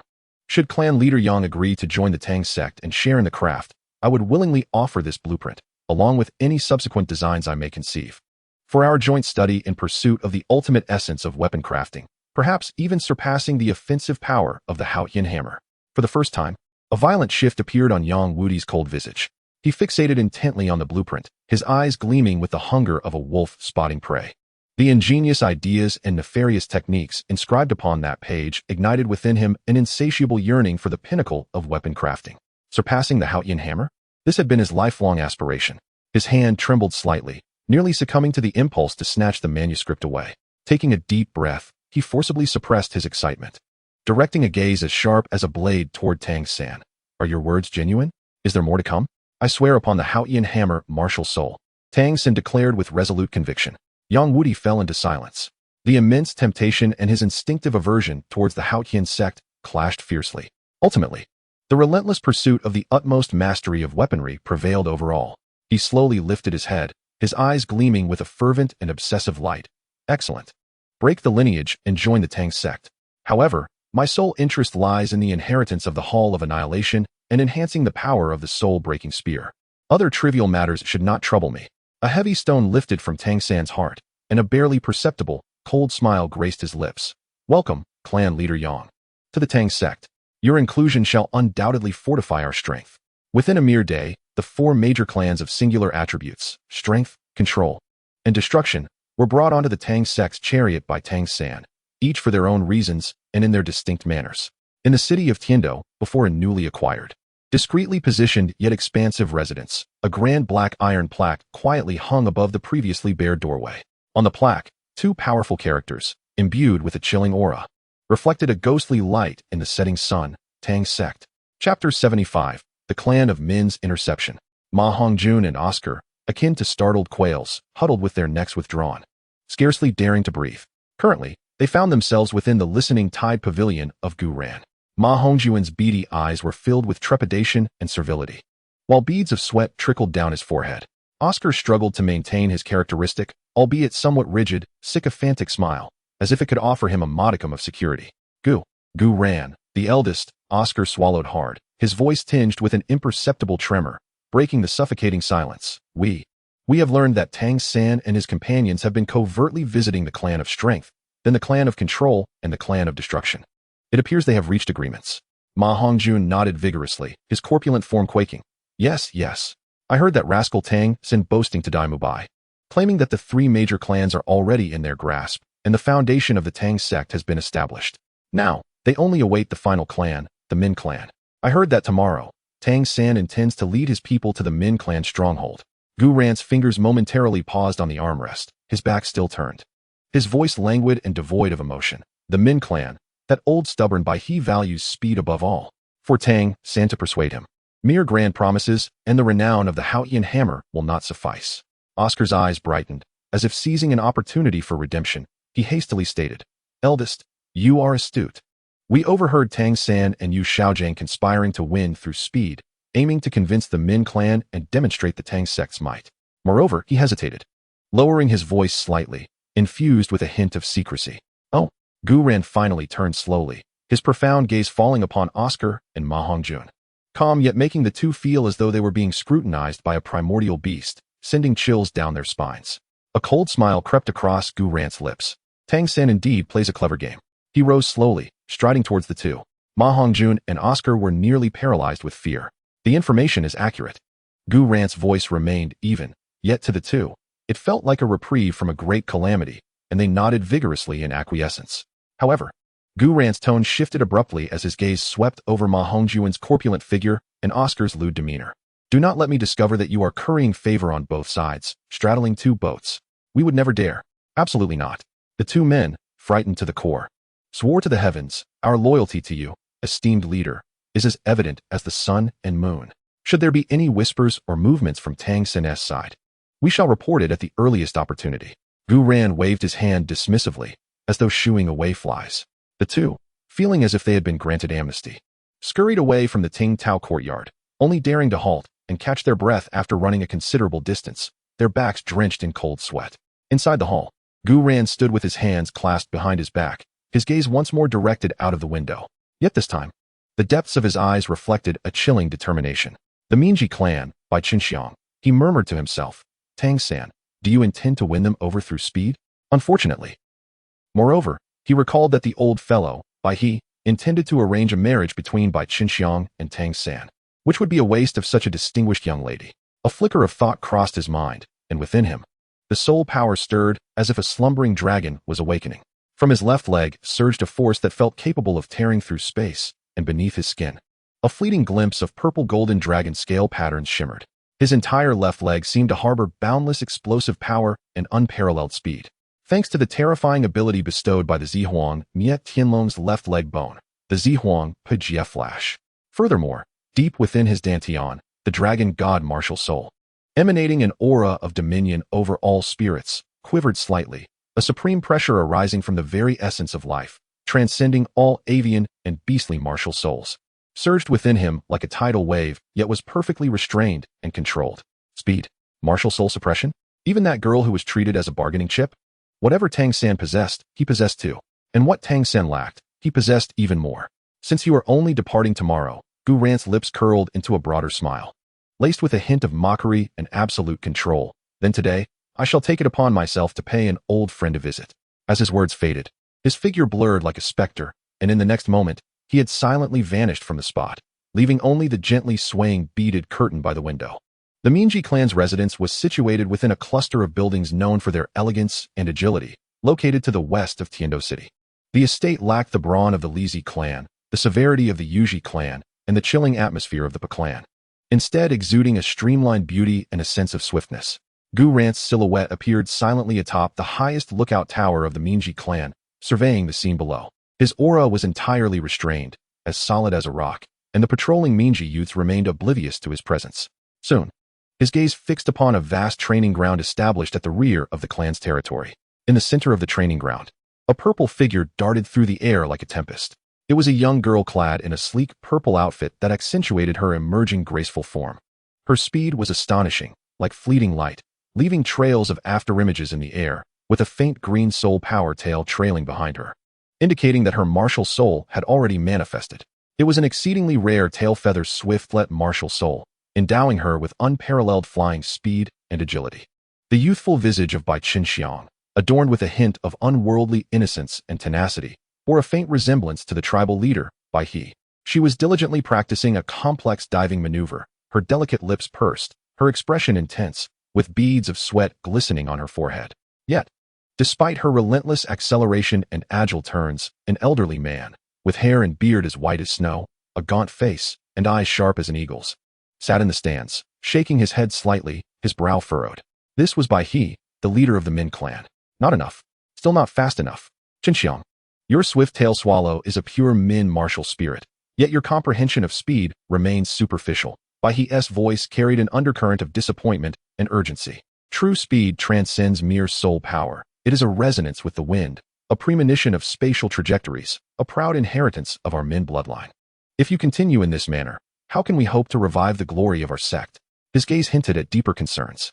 Bai Qinxiang bit her lower lip, stubbornly attempting once more, pushing her speed to its limits, even producing a piercing sound as she cut through the air, yet still failing to satisfy Bai He. At that moment, a soft sigh, imbued with a hint of languid amusement, seemed to echo by their ears. Their expressions shifted sharply as they looked up, startled. Suspended above the training ground was a figure that had appeared unannounced. Clad in a moonlight blue robe, gently swaying in the breeze, this figure stood tall, handsome, with eyes as profound as the starry sky, calmly surveying the scene below. It was Gu Ran. What time did he arrive? How did he do so without causing any fluctuation of soul power or even a whisper of wind? It is as if he has always melded with the very fabric of the earth, Bai He thought, his pupils constricting sharply, his muscles tensing instantly. As the leader of the Min clan, his sensitivity to speed and airflow was unparalleled on the continent. To have someone encroach upon his proximity undetected was nothing short of astonishing. Bai Qinxiang, too, was taken aback, staring at the figure in the air, her pretty face reflecting shock, mingled with a touch of curiosity. Gu Yuena's gaze passed over Bai He, offering a slight nod in acknowledgement. Then, his attention turned to Bai Qinxiang, a gentle smile curling at the corners of his mouth. Swift tail swallow, a commendable martial spirit. Alas, you have strayed from the path. At the moment his words fell, Gu Yuena lifted his left leg with a subtle grace. Suddenly, a terrifying aura erupted from his leg, not a pressure of soul power, but a pure, extreme force, as if capable of rending space itself and transcending the constraints of time. The air around him warped and blurred, light bending as if pulled by an unseen force. In the next instant, his figure vanished. No, he did not disappear. Instead, he left behind a tangible afterimage as solid as his true form. His actual self had already instantaneously appeared at the opposite end of the training ground. Without any forewarning or gradual progression, it seemed as though he existed simultaneously in two realms. But this was not the end. His figure blurred once more, flickering within the arena, each flicker appearing precisely at the most challenging and elusive trajectory points that Bai Qinxiang encountered during her practice of diving and changing direction. His movements were effortless and graceful, akin to a leisurely stroll, yet they surpassed the limits of both the naked eye and the mind's perception. The training field appeared to be graced by a dozen or more ethereal remnants of Gu Yuena, each shadow solid and unwavering, crafting an exceedingly bizarre tableau. Bai He's breath momentarily halted, his eyes wide as copper bells, fixated on the astonishing scene before him. As an authority in the realm of speed, he understood better than anyone the implications of this. It was not merely swiftness, but a transcendence that exceeded soul techniques and the very essence of martial spirits. Bai Qinxiang stood there, her mouth agape, utterly petrified, her mind a blank canvas. The speed she took pride in paled in comparison to the man before her. Akin to a snail's crawl, the opponent had not even unleashed his martial spirit, just as all remnants were on the verge of vanishing. A terrifying pressure emanating from the depths of the soul descended like an awakening ancient deity. Gu Yuena's figure solidified once more at the center of the training ground. Still without releasing his martial spirit, his profound eyes seemed to flicker with the fleeting image of a platinum dragon. Bai Qinxiang's body trembled violently. Her swift-tailed swallow martial spirit emitted a fearful wail, instantly becoming listless and even trembling uncontrollably. A tide of terror and submission, born from the very depths of her bloodline, engulfed her consciousness in the face of supreme existence. She felt her martial spirit wailing and quaking, and in the presence of that invisible pressure, all her pride and speed turned into a laughable jest. Bai He also sensed the overwhelming majesty that surpassed all beings. Though he did not possess a dragon-type martial spirit, the bloodline of the Min clan was closely related to avian creatures. At that moment, he felt his soul shudder, his legs weaken, nearly succumbing to the ground. He gazed at Gu Yuena incredulously, his eyes filled with awe and trepidation. What kind of monster was this young man? Gu Yuena gradually retracted his aura, and all anomalies vanished in an instant. It was as if he had merely accomplished a trivial task, his gaze calmly directed at the pale-faced, shaken Bai He. His voice gentle, yet imbued with undeniable authority. Patriarch Bai He, do you believe such speed would capture your discerning eye? Bai He's throat felt parched. He opened his mouth, but could utter no sound. All his pride and resolve crumbled before the overwhelming might of the other. Gu Yuena's gaze shifted back to the still-shocked and fearful Bai Qinxiang, his tone softening slightly. As for the matter of a union, he paused, observing the girl's pale yet undeniably charming visage, a fleeting glimmer of unnoticeable compassion flickering in his eyes. A girl's life should not become a pawn for familial interests, nor should it be bound to those with dark hearts and despicable means. He did not explicitly mention Tang San, yet his insinuating words, coupled with the display of overwhelming strength and the oppressive aura of his mysterious martial soul, stirred a tumultuous storm within the hearts of Bai He and Bai Qinxiang. Today, Bai He learned that the son of the Haotian Douluo had successfully brought the other three prominent families back under his influence. Although he was reluctant to join the so-called Tang sect, he ultimately opted for compromise amidst the evasions of the three elders. However, he understood that to maintain a voice in the Tang sect, mere numbers were insufficient. What was paramount was an alliance through marriage with Tang San, offering Bai Qinxiang's hand in exchange for the protection of the Min family. But now, Bai He's countenance fluctuated as he glanced at Gu Yuena, then at his pale granddaughter. Memories surfaced of the unsavory rumors he had previously heard about Tang San and Dai Mubai, alongside their sinister appearances. In stark contrast, Gu Yuena exhibited an inscrutable strength and a dignified demeanor that commanded respect. The scales of fate tilted dramatically. Bai He inhaled deeply, as if he had aged considerably in that moment, shedding a heavy burden. He turned to Gu Ran, bowing solemnly. His voice imbued with an unprecedented reverence and a hint of relief. Lord Gu Ran, your divine might is beyond comprehension, and I, an old man, am in your service. The Min family is willing to follow you. As for Qinxiang's future, let it be determined by your will and her own desires. Bai Qinxiang stared blankly at her grandfather, then at the godlike figure before her, her cheeks flushed with a rosy hue, her heart racing uncontrollably. The fear she had felt moments ago was supplanted by an immense, indescribable sense of security and a burgeoning affection. Gu Ran nodded slightly, unfazed by the outcome. Thus, when Tang San arrived the next day, he, the clan leader, would know how to respond. With that, his figure became faint once more, merging with the gentle breeze and vanishing silently, as if he had never existed. All that remained were the two relatives in the training ground, rendered speechless, yet their hearts were in tumultuous upheaval. The following day, at dawn, the light was dim and the mist lingered in the air. Tang San had prepared himself, standing before the opulent mirror in the guest room arranged for him by the Li family. His eyes, deeply shadowed, sparkled with an almost pathological excitement and an unwavering determination. The words of Titan from the previous night echoed in his ears. Young master. Wonderful news. Tremendous news. Titan's large hand clapped heavily on Tang San's shoulder, nearly knocking him over. I have just received a message from the old Bai Niao of the Min family, suggesting that his precious granddaughter Bai Qinxiang seems to harbor feelings for you, young master. He even mentioned that there were intentions of a marriage alliance between our families in years past. If this can be brought to fruition, wouldn't it be only natural for the Min family to join the Tang sect? It is a fortuitous double blessing. Bai Qinxiang. Tang San's breath grew noticeably heavier at that name.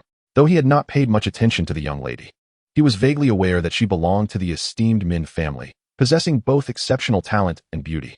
More importantly, this was akin to a divine boon. Elder Titan, is this truly the case? Tang San suppressed the overwhelming joy within him, his voice tinged with a barely perceptible tremor. Absolutely, Titan assured. I know old Bai Niao better than anyone. He values his promises above all else. Since he has taken the initiative to allude to this, it is nearly a certainty. Young master, you are accomplished and possess dual martial souls, the legitimate heir of the Haotian sect. You are more than a match for Bai Qinxiang's granddaughter. Tomorrow, you should personally visit under the pretext of discussing the merger of our sects, and subtly mention the prospect of a union. Success will surely follow. At this moment, Tang San gazed into the mirror at his disheveled, yet self-assured reflection, a confident smile gracing his lips. Master, let us depart. With a spirited wave of his hand, he set forth with Yu Shaojiang, accompanied by Titan, towards the residence of the Min family. Chapter 77, An Abandoned Place, Relocation of the Ancient Sect.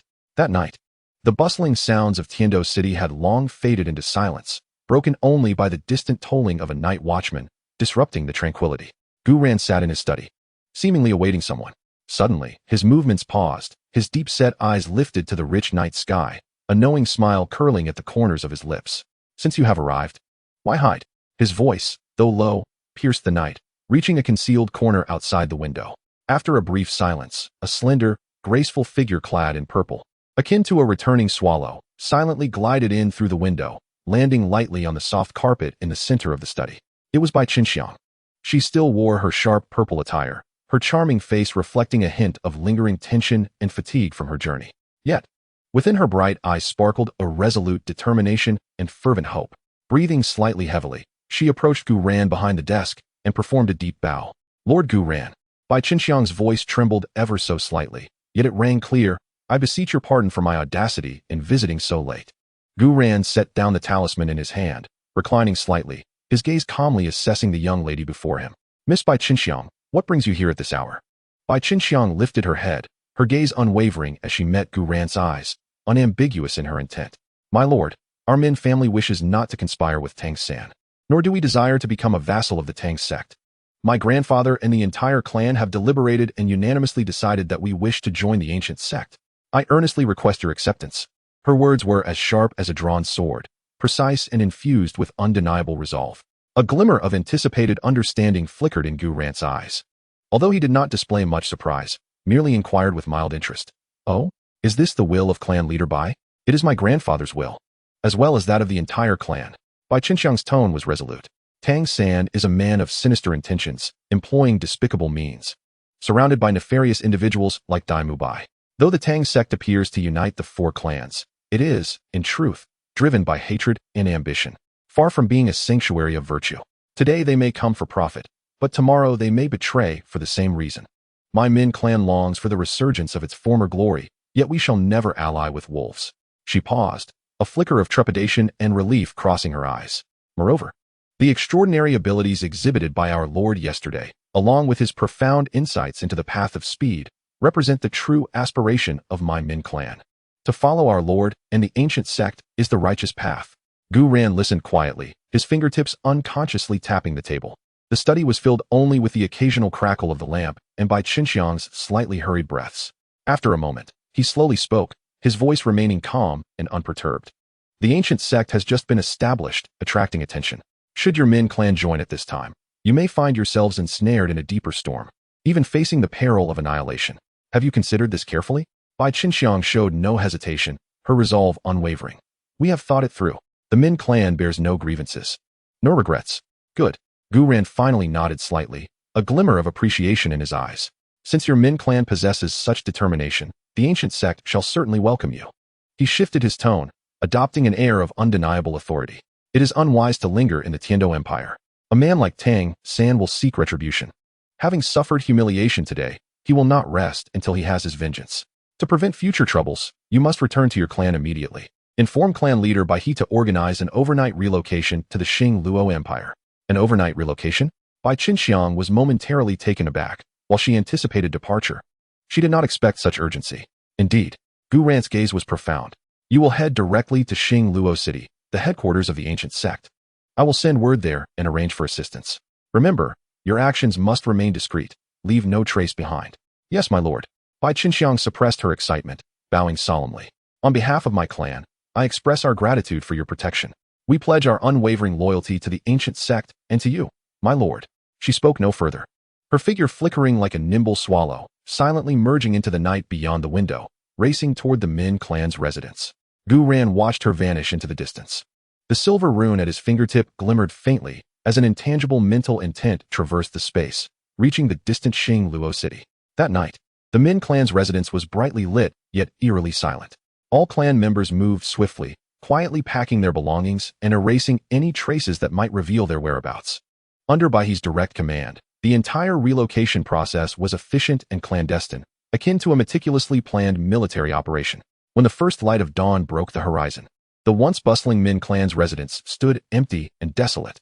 The gates were tightly shut, the courtyard abandoned, not a scrap of paper left behind. Only 2 stone-carved swallows remained, standing solitary at the entrance, as if whispering tales of a bygone existence. As the sun rose high in the sky, a thunderous roar erupted before the tightly shut gates of the Min clan. The once formidable Zetan wood door, which had repelled Tang San yesterday, now crumbled as easily as paper. Amidst the swirling sawdust, 2 figures exuding an overwhelming aura of wrath surged forth, akin to demons from the depths of hell, trampling through the debris with unyielding ferocity. They were none other than Tang Hao and Tang San. Tang Hao remained the embodiment of wild defiance, his disheveled hair and bare, scarred torso presenting a fearsome visage, the terrifying force around him distorting the very air with explosive resonance. Tang San followed closely behind, his impatience to avenge yesterday's humiliation palpable. He yearned for retribution. He intended to make the old scoundrel Bai He and the entire Min family pay dearly for their indignities. He had even devised plans to sway Bai Qinxiang, ensuring the Min family would be thoroughly ensnared in the war chariot of the Tang sect. However, upon breaching the estate, the anticipated chaos and heightened alertness were conspicuously absent.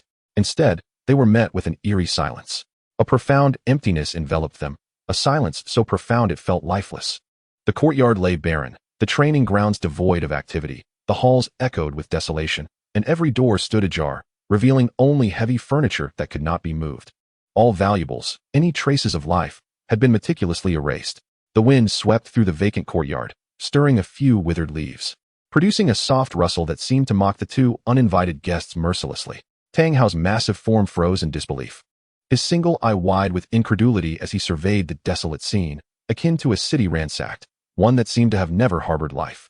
The tempestuous rage he had harbored felt thwarted, as if striking into the void, leaving him with a suffocating heaviness in his chest. Tang San, too, was struck by a thunderous realization. He dashed into each room, frantically searching for any sign of life, be it a scrap of paper or a piece of clothing. Nothing. There was absolutely nothing. The entire Min family, along with all its members, had seemingly evaporated from existence. No, it could not be. Tang San's voice rose in pitch, filled with despair and incomprehensible madness. They had been here just yesterday. How could they have vanished overnight? A dreadful thought struck him, sending a chill coursing through his body. Could it be that Gu Ran had known? Gu Ran. Tang Hao's roar erupted like a wounded ancient beast, a thunderous sound wave infused with his overwhelming soul power, which instantly caused a nearby vacant building to collapse, bricks and debris scattering in all directions. He understood now. Everything became clear. The rejection yesterday was but a ruse. A strategic ploy of an empty city today. This was clearly a scheme long in the making by Gu Ran, a blatant mockery, an unrelenting oppression. He, Tang Hao, the illustrious Tian Douluo, had been toyed with by a mere youth, utterly unaware of when or how the strike had come, merely witnessing the Min family slip through his grasp. Such a profound disgrace. It was utterly humiliating. Tang Hao was consumed by fury, a torrent of suppressed blood erupting from his mouth, staining his gray-white beard of vivid crimson. His massive frame swayed unsteadily, his singular eye filled with bloodshot rage and a near-manic desire for annihilation. As Tang San witnessed his father spitting blood amidst the desolation of the empty city, an icy chill and profound dread enveloped him instantaneously. All his schemes and ambitions appeared utterly ludicrous and feeble in the face of the opponent's seemingly effortless yet brutally precise strike. Go! Tang Hao suddenly seized Tang San's shoulder, his voice hoarse and shattered, brimming with fury and defiance. We must seek them out, even if it means turning the continent upside down. I will drag the Min family out. And Gu Ran, I want him dead. I want him to die a horrific death. His roar echoed through the desolate courtyard, only amplifying the sense of despair and impotence. Two figures, laden with resentment and the marks of failure, vanished like stray dogs from the now desolate estate, leaving behind a scene of chaos and a city rendered silent in the dawn, a mute testament to the outcome of their confrontation. Meanwhile, far within the borders of the Xinglua Empire, a grand caravan bearing the banner of the ancient sect was majestically entering the imposing gates of Xinglua City, adorned with a newly unveiled purple-gold dragon emblem. At the forefront of the procession, Bai He and Bai Qinxiang sat upon their carriage, gazing at the heavily guarded headquarters of the ancient sect, their eyes filled with hope and determination for a new beginning. They were home. Chapter 78. The mantis stalks the cicada, while the yellow bird lies in wait. After being toyed with by the Min family, Tang Hao, blinded by rage, realized that this was undoubtedly the scheme of Gu Ran. Otherwise, with the old white bird's propensity for mere compromise and concession, what could have been achieved? Yet, what could he do? Aware it was Gu Ran's doing and where he was located, Tang Hao felt utterly powerless. The strength surrounding Gu Ran was overwhelming. Confronting them head-on would be futile. However, the last joint surprise attack had successfully captured Xiao Wu and Zhu Zhuqing. Although that endeavor ultimately failed, it still bore strategic value, demonstrating that while overt actions may falter, subtle ones could prevail. Sooner or later, Gu Ran would make a careless mistake and find himself isolated. At that moment, a coordinated ambush would surely lead to his demise. I need greater power now, to break through to level 95, and then I will have a much firmer grasp. A blue figure flickered in Tang Hao's mind. Yes, Ain, with your support, I can certainly achieve this. For the sake of my son and myself. You will assist me, won't you? After departing from the Min family's encampment, Tang Hao and Tang San parted ways, with him forging ahead into the depths of the Star Doe forest, where Yin's blue-silver emperor essence lay concealed.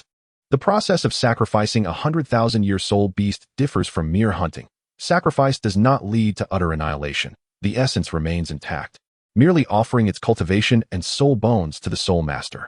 However, Tang Hao remained oblivious to the fact that from the moment he departed from the city of Tiando, two formidable presences, as steady as mountains yet seamlessly entwined with the forest, had silently locked onto him. De Ming's immense ox-headed figure gradually emerged from the shadows, his deep voice rumbling like distant thunder. Ming, he has indeed arrived and headed in that direction. Ming, standing nearby, pounded his chest, emitting a soundless roar, his dark golden pupils shimmering with loyalty.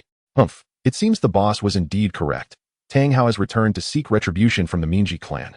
Years ago, I lost track of him, but not this time. Follow him, and once we ascertain his exact location, we shall report back to Boss Guren. Upon issuing the command, the two colossal figures melded into the dense primordial forest, stealthily trailing the scent of Tang Hao, akin to that of an injured beast. Deep within the Stardow forest, in a secluded hollow obscured by a myriad of lush blue-silver grasses, an extraordinary vitality permeated the air, resonating subtly with the life lake of the core area. Tang Hao staggered as he parted the final vine, revealing himself deep within the hollow. At this moment, he appeared even more disheveled, with bloodshot eyes and an erratic breath. He hastened to the center of the hollow, where a unique blue-silver emperor was quietly flourishing. It towered above all surrounding blue-silver grasses, its broad leaves adorned with a noble, pale golden pattern, emanating a gentle yet resilient pulse of life, reminiscent of a slumbering monarch. This was the true form of the blue-silver emperor, transformed from Ain. Upon witnessing this blue-silver emperor, a rare complexity flickered in Tang Hao's typically frenzied and irritable gaze, soon overshadowed by a stronger yearning. He fell to one knee with a thud, his rough hand almost violently caressing the pale golden leaves, his voice hoarse with an undeniable urgency. Ain, I have returned. He gasped for breath, as if enduring immense suffering. I am injured again, gravely wounded. All for our son, Xiao San, for vengeance against the spirit hall, for our family to be reunited soon. The leaves of the blue-silver emperor trembled gently beneath his touch, the life force emanating from it becoming more vibrant, exuding clear concern and solace, while soft, pale golden motes danced around Tang Hao's wounded form like fireflies. It instinctively sought to heal its beloved, as he felt the pure life energy surge into his body, alleviating the intense pain and exhaustion of his soul power. A glimmer of greed and relief flickered in Tang Hao's eyes. Yet, he was not satisfied. Instead, he urgently activated the Haotian hammer's technique, almost ravenously absorbing that pristine essence of life. Ain, help me once more, just as before, will you? Tang Hao's voice bore a maddened obsession, mingled with a hint of feigned tenderness. Only by swiftly regaining my strength can I better protect Xiao San and find a way to restore you completely. The day of our family's reunion depends on you. He completely disregarded the fact that under his nearly predatory absorption, the pale golden leaves of the blue-silver emperor were visibly dimming, and the radiant vitality they emitted had notably diminished. This was clearly undermining the very foundation of a Yin's recovery. However, a Yin's feeble consciousness seemed entirely drawn in by Tang Hao's words, especially upon hearing the terms son and reunion.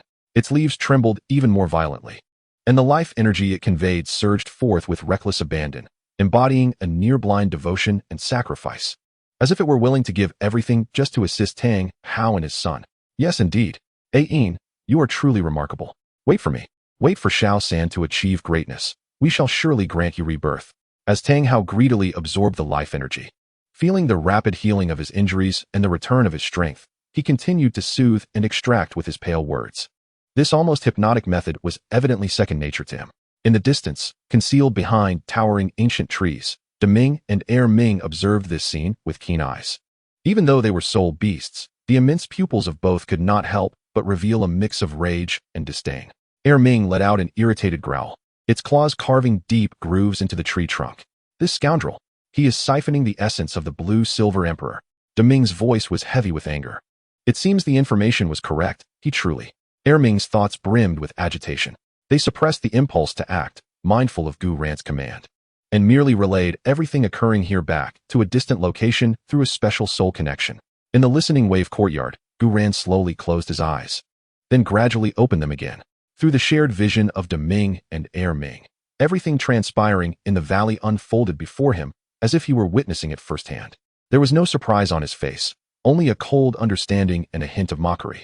Tang Hao, indeed as expected, his incessant proclamations of love and vengeance, at their core, merely reduced her to a healing salve and a tool for sacrifice to be claimed at will. Gu Ran murmured to himself, his gaze seemingly piercing through the endless forest to behold the blue-silver emperor, who was selflessly offering its love, yet unaware of the future it was depleting. Ain, if you ever awaken to true consciousness, will you regret the sacrifices made today? He did not act immediately, but stood quietly, like the most patient of hunters. He was waiting for Tang Hao to finish his absorption and depart. Now was not the opportune moment to engage with Ain. What he desired was not a blue-silver emperor still filled with thoughts of Tang Hao and his son, perhaps even harboring animosity towards him. He sought an ally who could discern the truth and make their own choices. Furthermore, disturbing Tang Hao at this moment would only serve to alert him. After a considerable time, the aura from the valley gradually stabilized, even appearing more robust than before.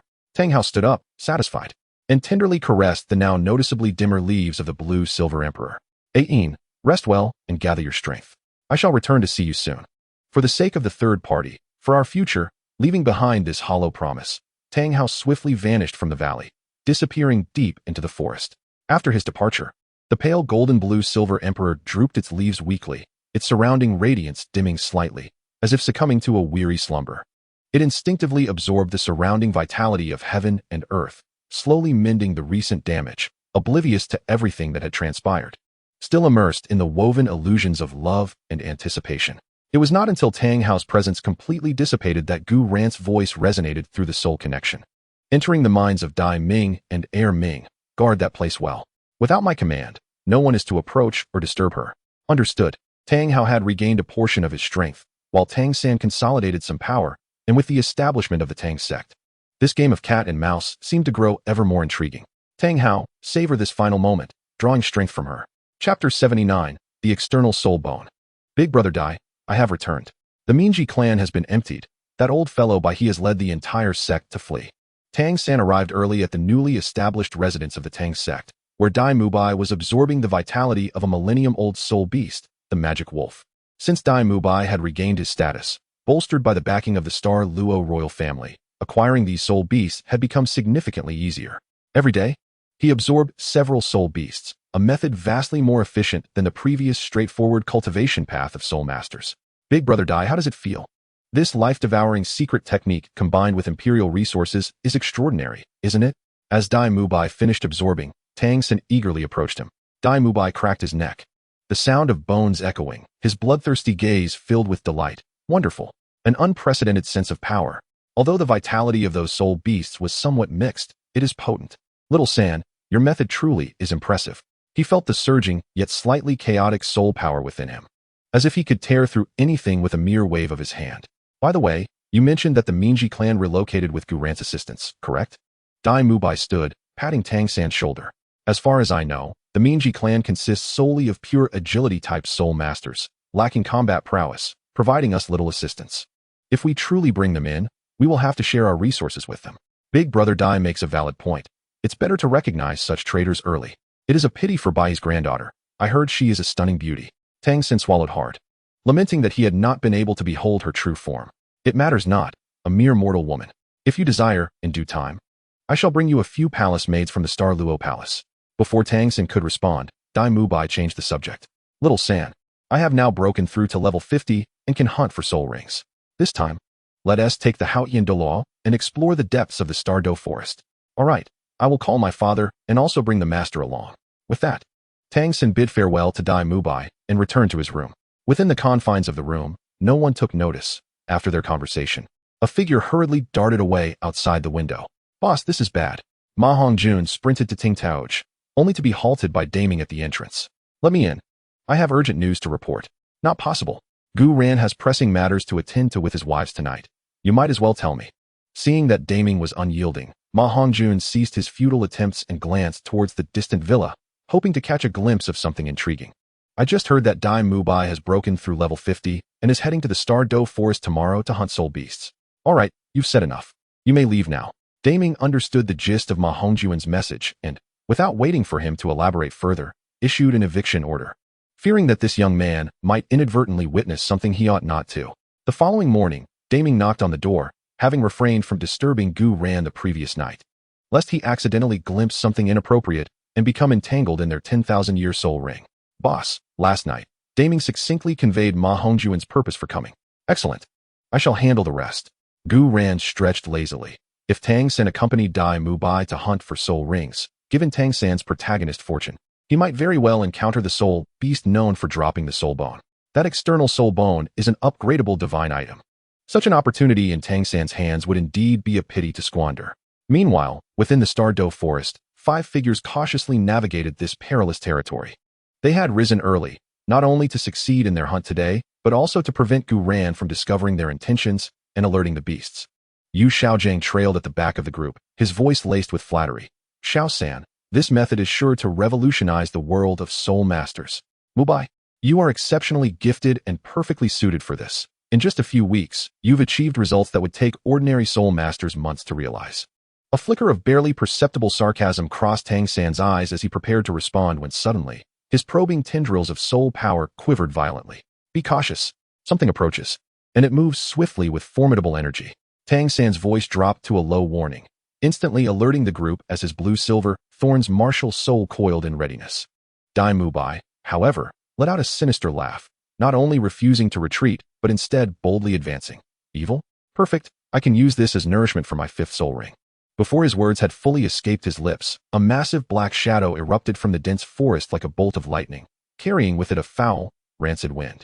It was an extraordinarily large spider-like soul beast, entirely encased in a hard, jet-black exoskeleton, its 8 spear-like legs adorned with barbs. Most horrifyingly, the grotesque shell of its abdomen bore a natural formation resembling a twisted, anguished human face, seemingly perpetually wailing. 10,000-year man-faced demon spider. Judging by its size and aura, it possessed at least 30,000 years of cultivation, making it exceedingly vicious and difficult to contend with, perfect for Dai Mubai's soul ring. Yu Xiaojing quickly analyzed the situation, realizing that if he did not demonstrate his worth now, he would truly appear inept. Very well, I shall take care of this abomination. As Tang Hao unleashed his soul ring, the oppressive aura of the titled Douluo commanded the attention of the entire arena. This power, having absorbed a yin's spiritual essence, surged forth with unprecedented strength. Tang Hao lunged forward, his Haotian hammer crashing into the human-faced abdomen of the faceless demon spider, forcefully expelling its internal organs. The final blow is yours, he roared. With a feral growl, Dai Mubai infused his attack with malevolence, his tiger claws seizing the very life of the human-faced demon. The creature emitted a piercing, mournful shriek as its massive form convulsed violently. The visage upon its abdomen appeared to animate, twisting and writhing before ultimately succumbing to rigidity and darkness. Its colossal body collapsed with a thunderous crash, and a profound black soul ring gradually coalesced, radiating immense energy waves. With a faint, eerie crimson hue shimmering within the darkness. Ha! Dai Mubai gasped, bloodied yet exhilarated. The fifth soul ring is mine. Eagerly, he sat cross-legged, drawing upon the ancient soul ring, his surroundings swirling with malevolent energy, greedily absorbing the formidable power and lingering resentment of the fallen soul beast. Tang San observed coolly from the side, a sinister smile curling at his lips. Meanwhile, Yu Xiaojing dashed forth, feverishly jotting down notes. Level up absorption, driven by hatred, perfect. Absolutely perfect. However, their collective focus was completely captivated by Dai Mubai as he absorbed the soul ring, oblivious to the faint, ominous glimmer of dark light that flickered within the crevices of the now cooling shell of the faceless demon spider, where its 8 grotesque legs connected. Just as the dark light was on the verge of dissipating into the corpse, a nearly transparent ripple of spatial energy glided silently over the spider's remains. In the next instant, that dark light was seemingly extracted by an unseen force, vanishing without a trace, along with a peculiar bone, intricately patterned, that had been connected to the base of the spider's legs. This bone, exhibiting a dark golden hue and an unusual shape, emanated a chilling yet potent spatial fluctuation. An external soul bone, the 8 spider spears. Moreover, it had been skillfully detached and stolen by Gu Ran through ingenious spatial manipulation. Stolen? Such terminology hardly seemed fitting. After all, how could one deem it theft when it pertained to scholarly matters? In the distance, nestled within the dense canopy of an ancient towering tree, Gu Ran opened his palm to reveal the dark golden 8 spider spear's soul bone, gently quivering as if alive, resting quietly in his grasp, exuding an alluring yet perilous aura. The 8 spider spears were indeed a splendid acquisition. Gu Ran toyed with this opportunity that rightfully belonged to Tang San, a glimmer of amusement flashing in his eyes, though it appeared that its rightful master was not present. His gaze swept over Dai Mubai, desperately absorbing the soul ring, oblivious to his lost treasure, and the 2 schemers reveling in their triumph, a cold smirk curling at the corner of his mouth. Bibi Dong, he murmured softly, his mind conjuring the image of the noble and aloof Pope of the Spirit Hall, who equally yearned for power. This precious gift shall be bestowed upon you. I wonder how you will repay me for it.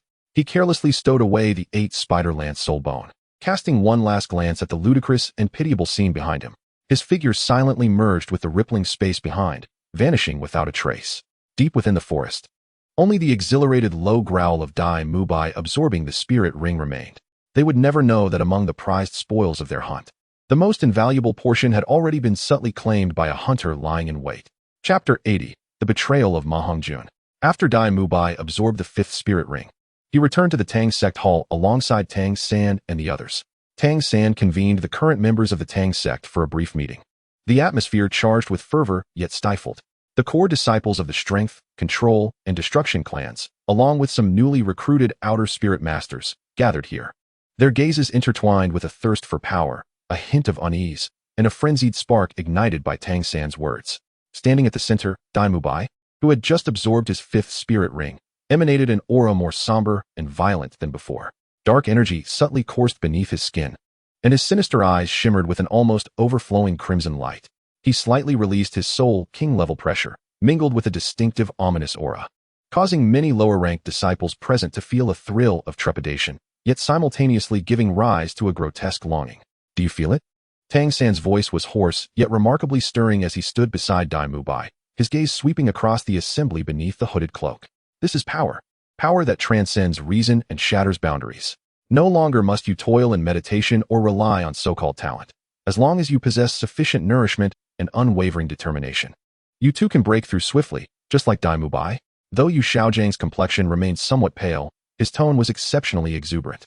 Everyone, through extensive research and practical experience with Xiao San, we have proven that the traditional spirit master cultivation system bears significant limitations.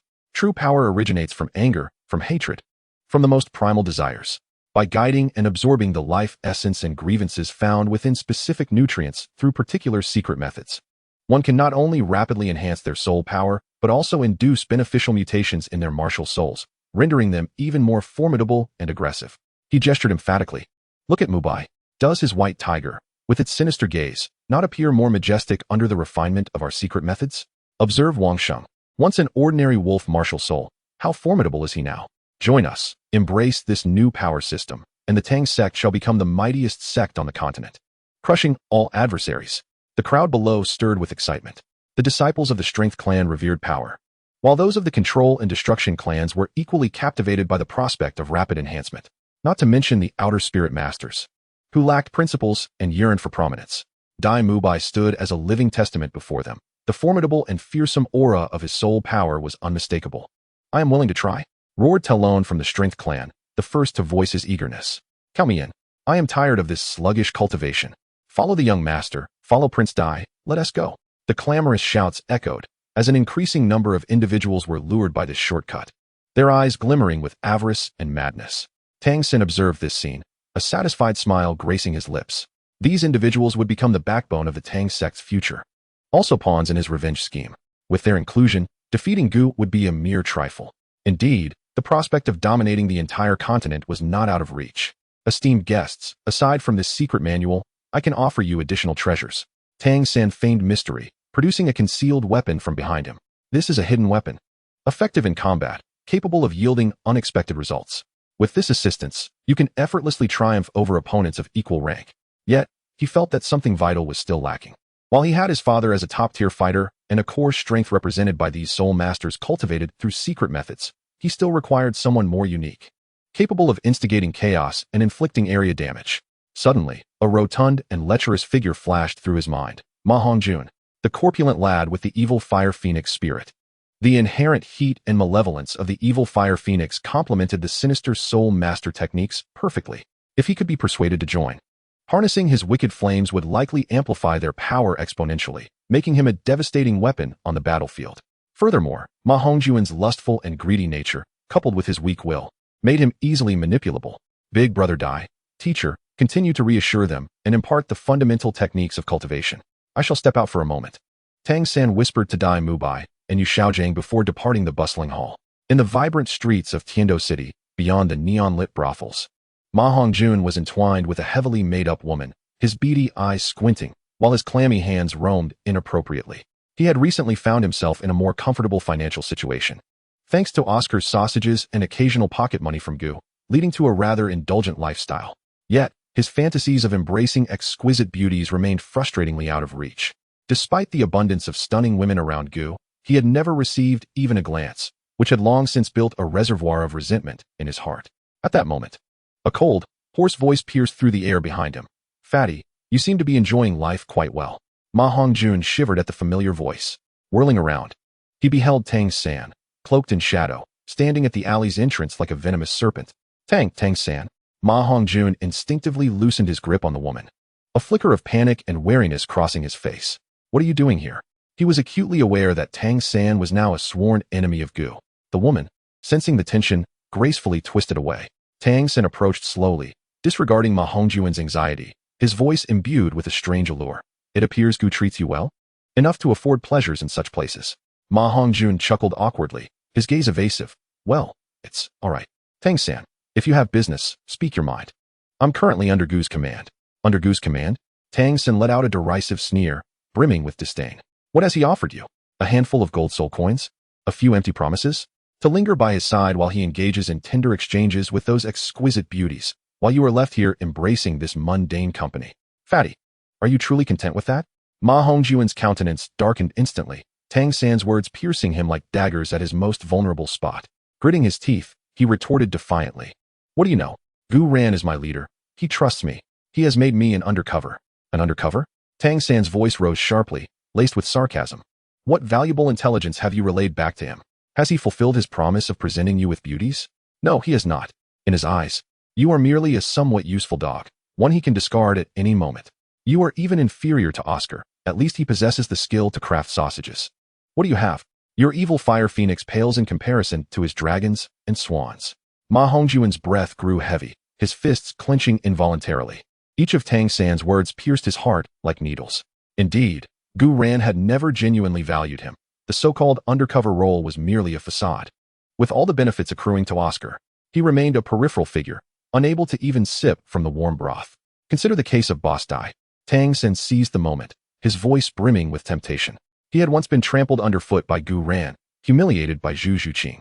But now, he had acquired true power, far surpassing his former capabilities.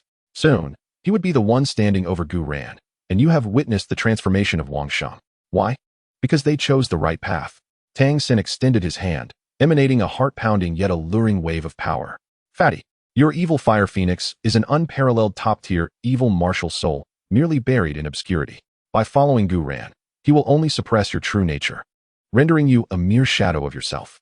But with us, I can liberate your evil fire completely, making you 100-fold stronger than before. In that case, what kind of women could you not have? Wealth, power, and strength would be at your fingertips.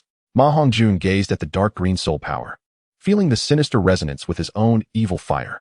The struggle within his eyes intensified. His yearning for power, his greed for beauty, and his discontent with Gu Ran were all ignited by Tang San's words. Ma Hongjun stammered, his throat constricted as his mind waged a fierce internal battle. Betraying Gu Ran, he was well aware of his methods. However, the promises Tang San offered were too seductive. Moreover, it was clear that Gu Ran had never regarded him as significant. Think about it, Fatty. Tang San's voice slithered like a devil's whisper. Will you continue as a disregarded dog by Gu Ran's side, or will you come to Tang's sect and become the evil fire phoenix who wields power at will? Boss Dai has said that as long as you join us, the future Star Luo Empire will grant you access to a bounty of beauties. The resources of Tang's sect will also tilt in your favor.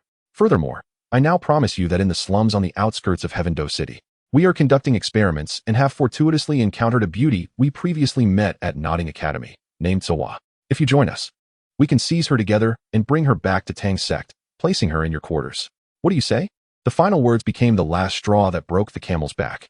In Ma Hongjuan's eyes, the final flicker of hesitation was replaced by rampant greed. Gritting his teeth, a sinister smile spread across his plump face. Damn it. Let's do it. Gu Ran, that hypocrite. I have long wished to part ways with him. Third brother. You are right. Only you truly appreciate my worth. A wise choice, my friend, Tang San remarked with a triumphant smile, welcoming him to the Tang sect. Now, come with me. Boss Dai and our teacher will undoubtedly be thrilled. Meanwhile, Oscar, upon learning of Ma Hongjuan's betrayal, rushed into the Tingtao courtyard in a flurry. His expression frantic. He barely acknowledged Xiao Wu, Ning Rongrong, and the others in the courtyard, dashing straight towards Gu Ran's lakeside study. Gu Ran. It's bad. Gu Ran. Oscar's voice trembled with an unprecedented fear. Gu Ran, engrossed in ancient texts concerning life energy brought by Bai Ji, lifted his head with a slight frown. What is the rush? Speak slowly. With a thud, Oscar fell to his knees, his face pale and his words tumbling out in disarray. It's the fat guy? Ma Hongjun, he has betrayed us. I was about to call him, but I saw him. He left with Tang San. I overheard them talking. He has joined Tang San's Tang sect. He even spoke ill of you, boss. Gu Ran set aside his book, his gaze instantly deepening. His fingers lightly tapped the table, as if an invisible chill swept through the air. Oh, his voice bore no trace of anger or joy, only an extreme calmness, as if he had anticipated Ma Hongjuan's betrayal all along. After all, a fool who cannot be nurtured is a liability. He slowly rose, his eyes gazing out the window, seemingly penetrating space to see the foolish choice made by the fat man. I see, Gu Ran said to Oscar, the corners of his mouth curving into a faint, enigmatic smile. It seems Tang San is eager to present me with a grand gift. You may return now. By the way, this celestial herb, known as the three-petal immortal orchid, you may absorb it. It will grant you a significant enhancement. Consider it a reward. Oscar was taken aback. He never expected Gu Yuena to generously bestow such a precious celestial herb upon him. After hastily bowing, he hurried back. Chapter 81. The Sinister Experiment, Kidnapping, Suihua. Ma Hongjun, visiting the new Tang sect headquarters for the first time, was awestruck by the imposing architecture. Thanks to Dai Mubai's restoration of his princely status, which provided funding and strength to dismantle the three clans' remnants, the estate had undergone expansion and renovation. With high walls and deep fortifications, it began to take on the semblance of a grand sect. The name Tang sect ominously illuminated in the night. Tang San guided Ma Hongjun through several layers of guards, directly to an exceptionally spacious and luxurious inner chamber. Originally reserved for himself, he willingly relinquished it to win Ma Hongjun over. From now on, this will be yours, my friend. Tang San pushed open the heavy redwood door, revealing lavish furnishings, silk bedding, jade pillows, and fragrant incense wafting through the air, along with a dedicated meditation room. Take a look. Are you satisfied? Is this not far superior to your current dwelling? Ma Hongjun's small eyes suddenly widened, gleaming with a mix of greed and excitement. His plump figure stepped on the soft carpet, and he rolled onto the large bed, spacious enough for 3 or 4 people, his face quivering with joy. Satisfied, utterly satisfied. Third brother, you are truly generous. Ma Hongjun chuckled, the previous unease stemming from betrayal swiftly dissipated by the tangible benefits before him. Gu Yuena had never treated him this way. We are brothers, it is only right. Tang San patted his shoulder, his tone sincere, assuring him that as long as he devoted himself to the Tang clan and served Boss Dai and himself, future rewards would only multiply. Wealth, power, women, everything one could desire. At this moment, Yu Xiaojing arrived, and upon seeing Ma Hongjun, a grim smile emerged on his usually sullen face. Hongjun, your ability to recognize the hypocrisy of Gu Yuena is truly commendable. Your Phoenix martial soul harbors boundless potential and can serve as the core verifier of my latest theory. I will tailor a training regimen specifically for you that will surely transform you. Ma Hongjun, immersed in joy, though only partially grasping Yu Xiaojing's theories, felt exhilarated by the phrases of transformation and infinite potential, eagerly nodding and bowing. Thank you, master. Thank you, master. I will train diligently. Tang San observed that the moment was ripe and, with a glint of coldness in his gaze, lowered his voice. Fatty, now that you are one of us, it is time to fulfill the promise made to you. Let us go fetch Miss Suihua at once, and simultaneously provide a fitting venue for Master S' new theory to undergo its inaugural practical application. Upon hearing the name Suihua, Ma Hongjun's breath grew heavy. His small eyes filled with lewd anticipation. Shall we go now? Excellent. Excellent. Third brother, master, let us hurry. In the western district of Heavendo City, the slums appeared even more dilapidated and eerie under the night sky, with seeping sewage and an atmosphere saturated with despair and decay. Occasionally, emaciated residents cloaked in rags hurried past, their expressions vacant. Tang San, Yu Xiaojing, and Ma Hongjun navigated the narrow alleys. Tang San's purple extreme magic eyes scanned indiscriminately, quickly pinpointing a slightly more orderly courtyard among the ramshackle huts. It seemed to be a small herbal shop, faint light emanating from within. That is the place. Tang San rasped, a cruel smile curling at his lips. The three stealthily entered the courtyard, peering through the tattered window paper to see a modestly dressed, yet meticulously tidy young girl carefully sorting herbs under the light. It was indeed Suihua. She had blossomed into an even more graceful figure than when they had encountered her at Nodding Academy years ago, her brow marked with the resilience born of hardship. Ma Hongjun's eyes widened upon seeing Suihua, a low sound escaping his throat as he instinctively prepared to rush in. Wait. Tang San grasped him firmly, his gaze shifting to Yu Xiaojing. Master, did you not mention needing some foundational materials to validate your theory on the transformation of hatred energy? I observe that there are ample materials available in this vicinity.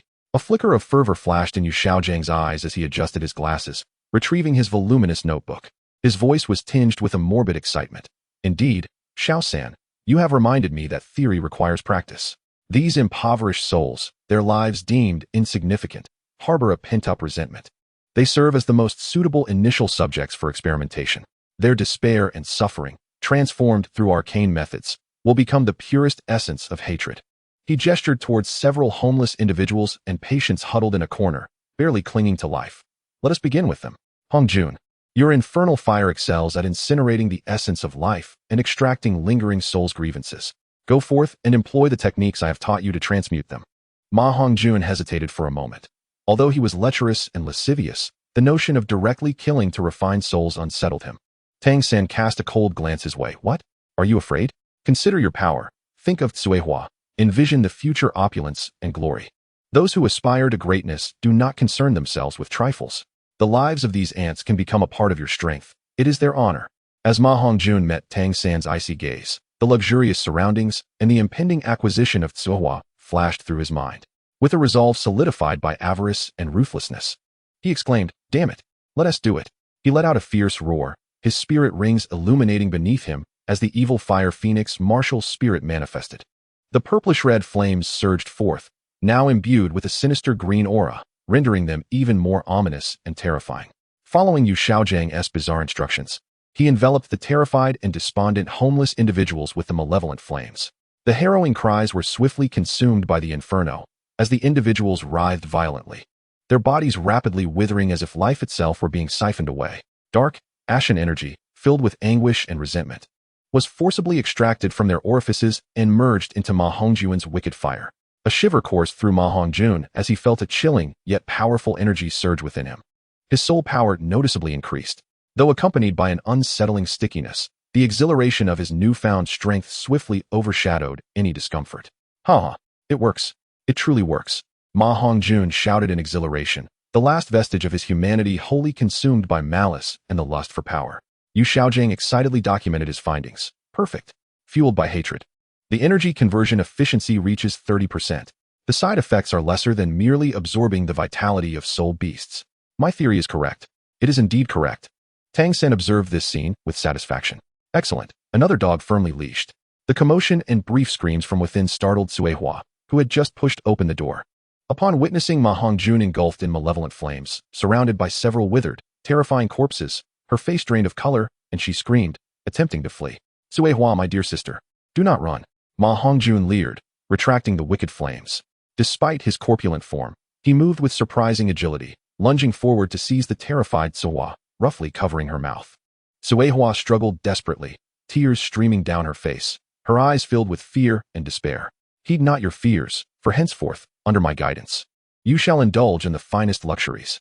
Ma Hongjun greedily inhaled the fragrance emanating from Tsuehua, eagerly anticipating her abduction.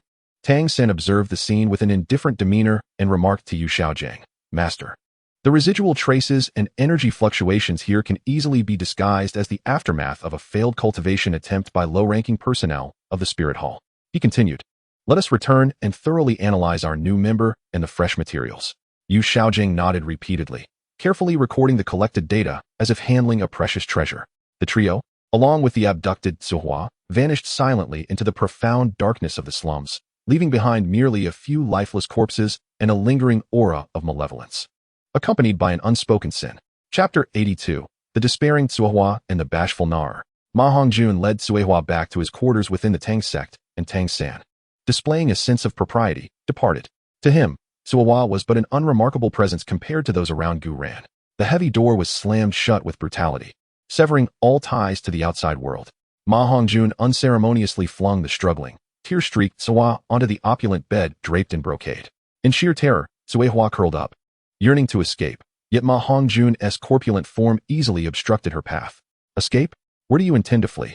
Ma Hongjun leered with a repugnant desire gleaming in his small eyes as he approached step by step, the faint stench of his earlier malevolent exertions clinging to him.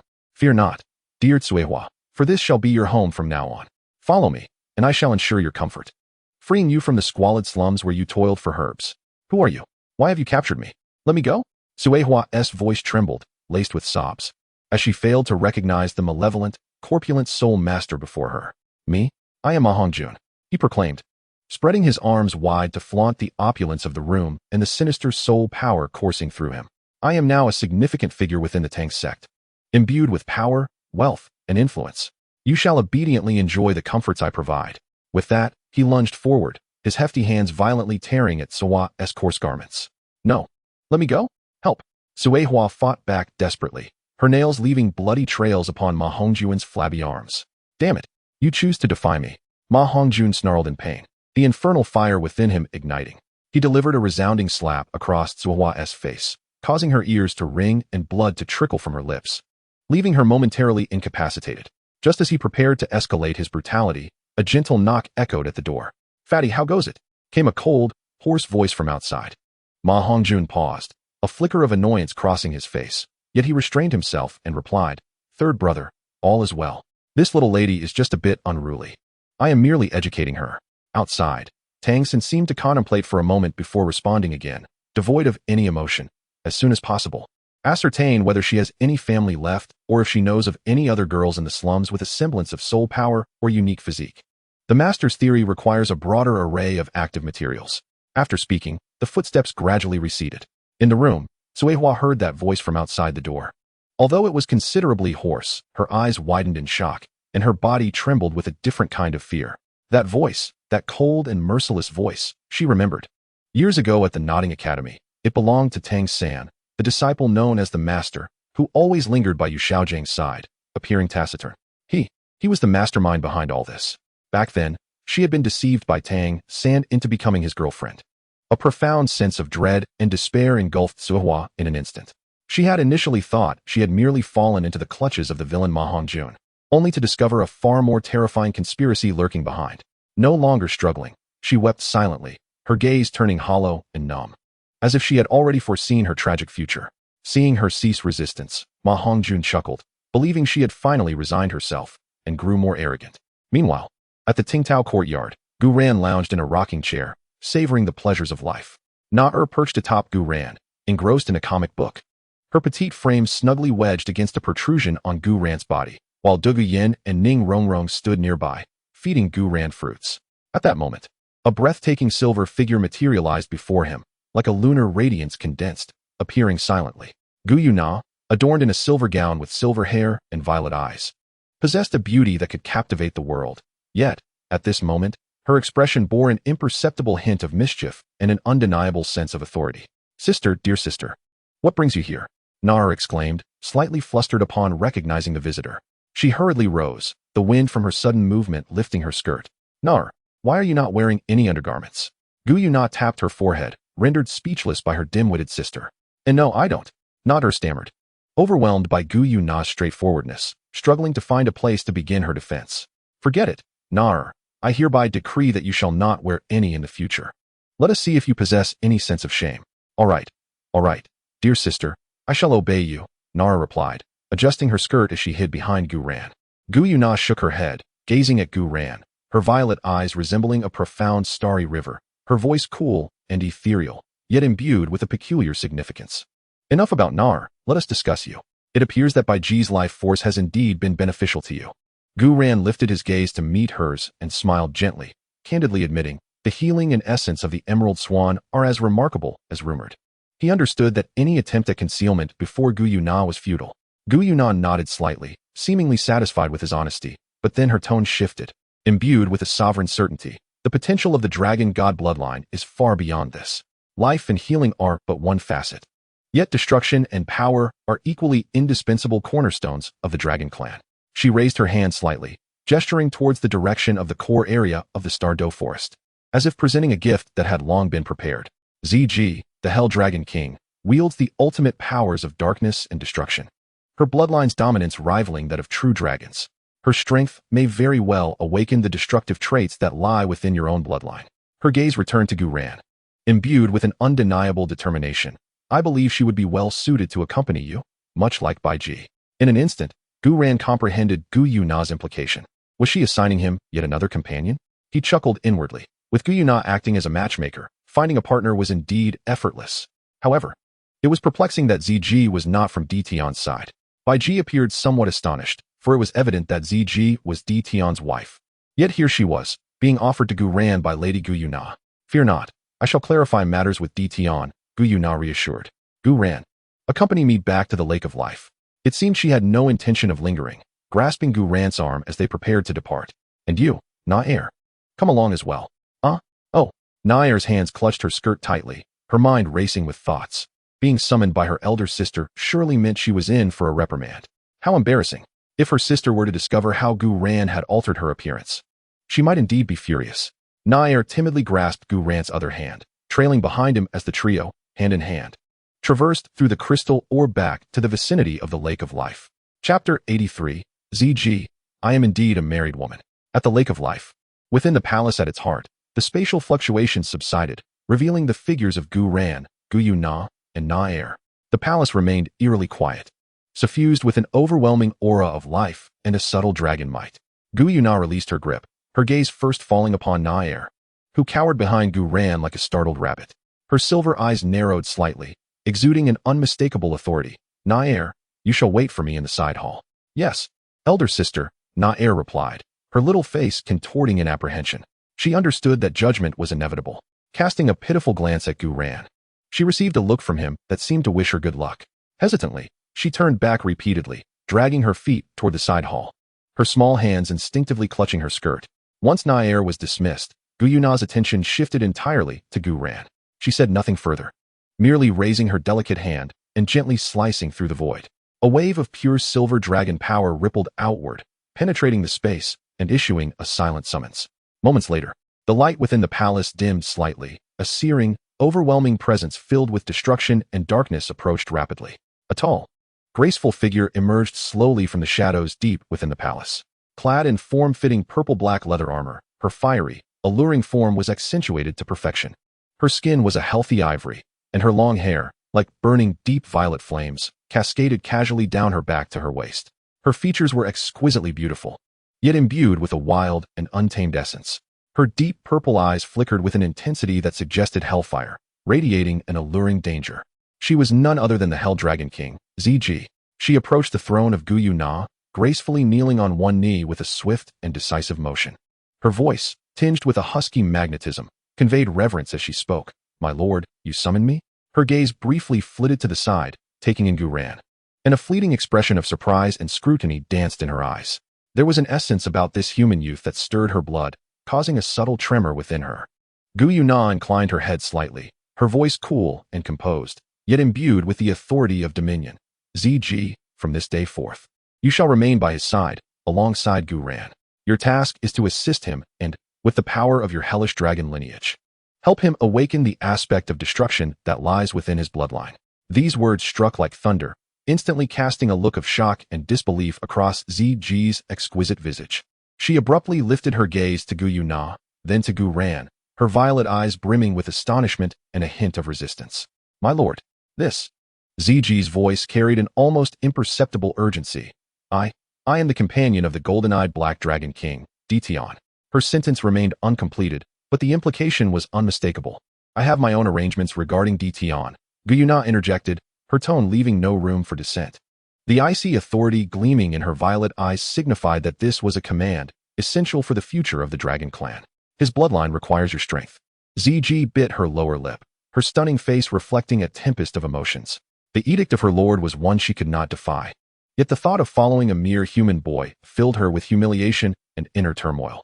She resolved, in silence, to feign compliance, intending to find an opportunity to refuse this human lad after departing from the Lake of Life, or perhaps to teach him a lesson, making him retreat in the face of adversity. Yes, my lord, she finally murmured, bowing her head and uttering the words with great difficulty. Gu Yuena, a being of immense stature, perceived her thoughts without needing to voice them. Instead, she shifted her gaze to Gu Ran, her expression laden with significance. Gu Ran, too, noted ZG's reaction, a faint smile gracing his lips as he stepped forward, meeting the fierce gaze of the beautiful yet tempestuous hellish Dragon King with calm resolve. Senior ZG seems rather reluctant. Gu Ran's voice carried a lazy undertone, yet possessed an unusual penetrating quality. ZG lifted her head, her violet eyes ignited with rebellious flames, unabashedly meeting his gaze. Boy, I shall adhere to my lord's command. However, to truly assist you from the heart, you currently lack the merit. Her words dripped with provocation and disdain, as she sought to overwhelm Gu Ran with her presence, compelling him to retreat. Yet, Gu Ran merely smiled gently. In the next moment, an indescribable aura of terror erupted from him, akin to the awakening of a slumbering ancient starry expanse. Without the manifestation of soul rings or the surge of soul power, it was a primal, transcendent pressure that surpassed all dragons.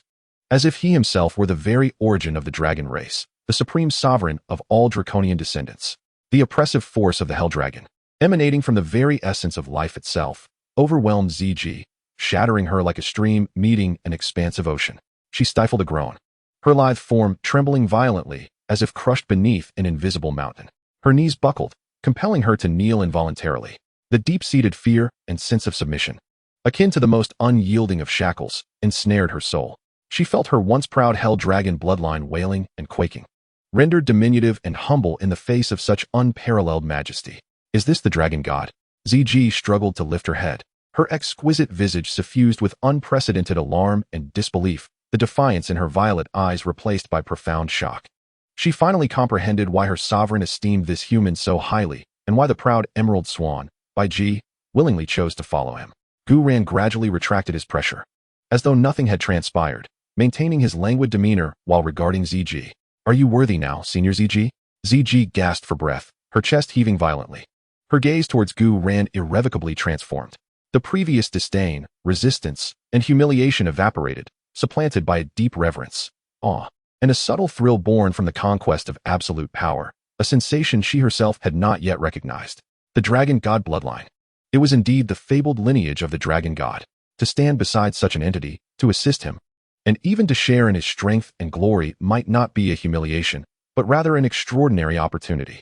For the power-worshipping dragon kin, particularly for a breed like the Hell Dragons, who venerate destruction and might, this bloodline allure was irresistible. She gradually straightened, her posture now imbued with a solemnity rather than mere reluctance. She gazed deeply at Gu Yuena. The flames in her violet eyes still burned, yet no longer with hostility, but with a complex and enigmatic brilliance. I understand. ZG's voice, still raspy, bore less sharpness and more acquiescence. She was willing to follow him. Gu Yuena observed this scene, a subtle smile gracing her lips. Indeed, for the dragonkin, especially for one like ZG, only absolute bloodline dominance proved the swiftest and most effective means of submission. Very well, Gu Yuena spoke calmly. If that is the case, you may return for now. Gu Yuena, I look forward to your new strength. Gu Yuena nodded, gesturing for ZG to proceed. Come, Senior ZG, allow me to show you your future home. His tone was casual, as if merely inviting a guest. ZG inhaled deeply, suppressing the tumult within her heart, and silently followed in Gu Yuena's footsteps. The two departed the Lake of Life through spatial transmission. Within the palace, only Gu Yuena remained. She gracefully rose from her throne and elegantly made her way towards the side hall. Inside, Nair anxiously twisted her fingers, her cheeks flushed. Upon hearing footsteps, she shrank back like a startled quail. Gu Yuena approached her, her icy silver gaze looming over her, silent yet exuding immense pressure. Sister. Nair's voice was as faint as a whisper, her head bowing even lower. Nair, Gu Yuena finally spoke, her tone laced with a playful intrigue, lifting her skirt slightly. Nair abruptly raised her head, her face instantly flushed crimson, eyes brimming with shame and pleading. Please, dear sister, no? Must I repeat myself? Gu Yuena's lips curled into a slight smirk, as if anticipating the unfolding drama. Nair bit her lip, tears welling in her eyes. She understood her sister's seriousness. Trembling, she extended her hand, slowly and with great embarrassment, inching her white skirt upward to reveal her smooth, pale skin and the emptiness beneath. Indeed, she wore nothing at all. Gu Yuena's eyes flickered with a hint of surprise, though her gaze deepened with intrigue. She reached out with her slender fingers, gently lifting Nair's chin, compelling her to meet her gaze. Tell me, Nair, Gu Yuena's voice lowered, imbued with an unusual allure, who has transformed you thus? Is it Gu Yuena? Does he often bully you in such a manner? Nair felt flustered under her sister's scrutiny, instinctively wanting to defend Gu Yuena, yet too ashamed to voice her thoughts, her face aflame, eyes evasive, struggling to articulate a coherent response. Observing her sister's utterly beaten demeanor, devoid of any rebellious spirit, Gu Yuena's eyes flashed with a complex mixture of emotions, resignation, understanding, and an indescribable nuance. She released her grip, letting out a gentle sigh. It seems a proper lesson is in order to instill some discipline in you.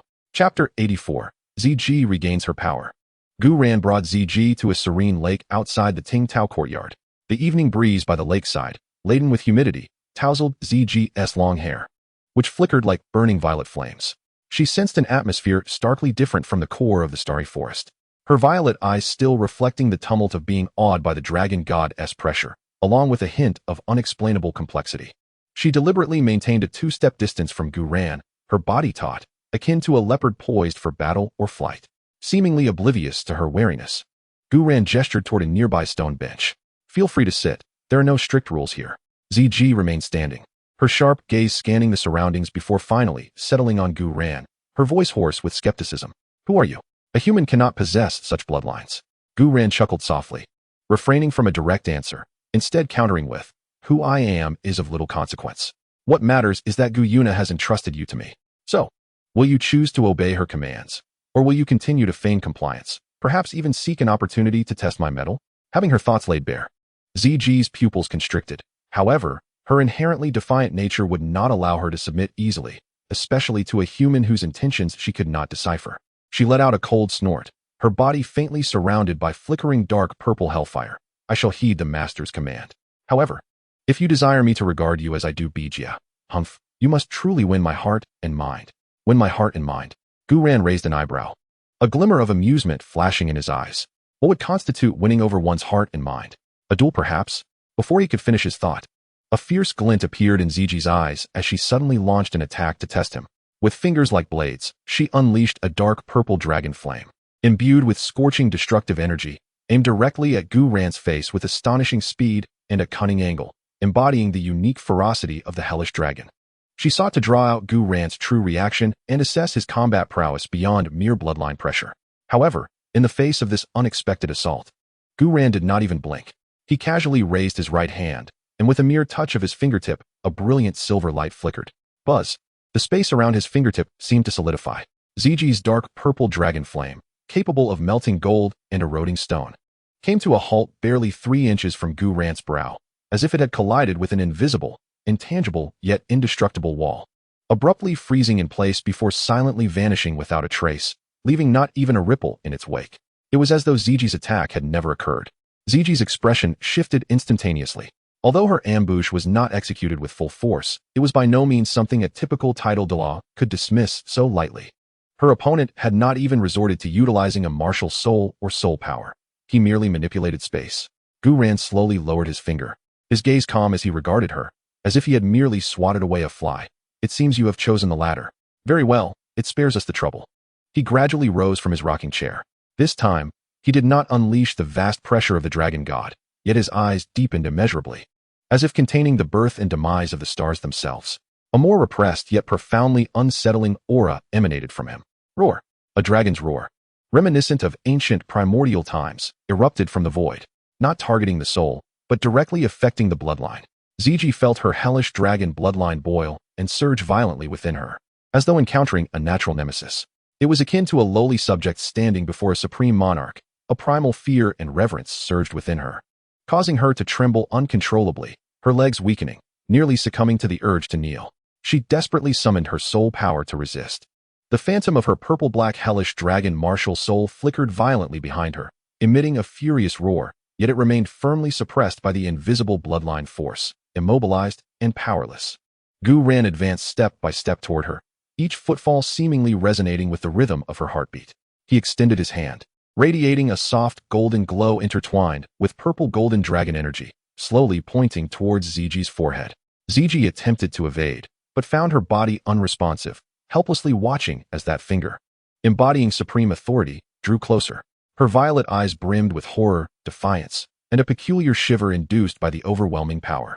In that instant, ZG felt as though her very soul had been pierced through.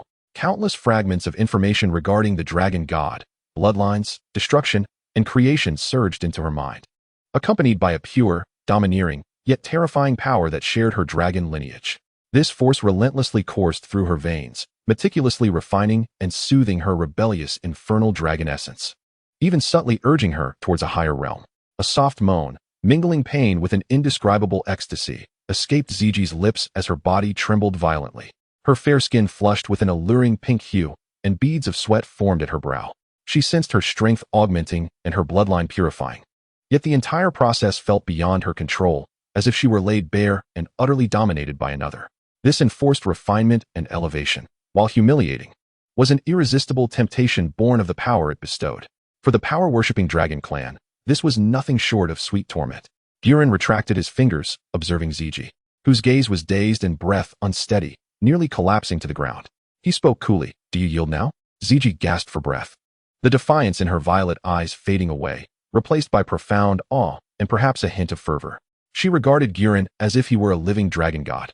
Slowly, she knelt on one knee, bowing her head, her voice imbued with unprecedented submission and a hoarse, magnetic quality. ZG submits wholeheartedly. I am willing to follow my master, even unto death. This time, her loyalty was genuine. With a flash of silver light, Gu Yuena returned with Ziji to the listening waves courtyard. The gentle breeze by the lakeside, laden with moisture, contrasted with the solemn sanctity of the life lake's core, instead exuding a relaxed atmosphere of daily life. Yet subtle waves of formidable energy pulsed beneath the surface. Ziji's eyes, ablaze with hellfire, swiftly and vigilantly scanned the entire courtyard, absorbing her surroundings. Her gaze lingered momentarily on the distinctive soul power fluctuations of Gu Yu, Xiao Wu, and others, revealing that Gu Yuena truly surrounded himself with remarkable individuals. Wait, is that the Emerald Swan by Ji? What is she doing here? Ziji's breath caught slightly, her red lips pressed tightly together. Gu Yuena languidly approached his customary lounge chair, as if he had merely taken a stroll outside rather than having just encountered a fearsome infernal dragon king. At that moment, Gu Yuena seemed to sense something. Tilting his head slightly toward the direction of the life lake, his gaze deepening as he murmured, I wonder how Na is faring. That girl is likely to receive another thorough lesson from you, Na. His tone carried a barely perceptible hint of affection and exasperation, as if he were concerned for a mischievous younger sister. This natural concern, the casual demeanor that revealed his vulnerabilities to her, along with the special way he referred to Gu Yuena, unexpectedly loosened Ziji's taut heartstrings. This man, it appeared, was not merely the arrogant scion relying on bloodline superiority or a cold-hearted manipulator she had initially envisioned. She fell silent for a moment, the sharp hostility and sense of rejection surrounding her gradually receding. Her voice, still husky, softened considerably. I will remain by your side. As for the merging of our powers, let it unfold naturally. Should you require my assistance in battle, simply command me. This was the greatest concession and promise she could offer at present.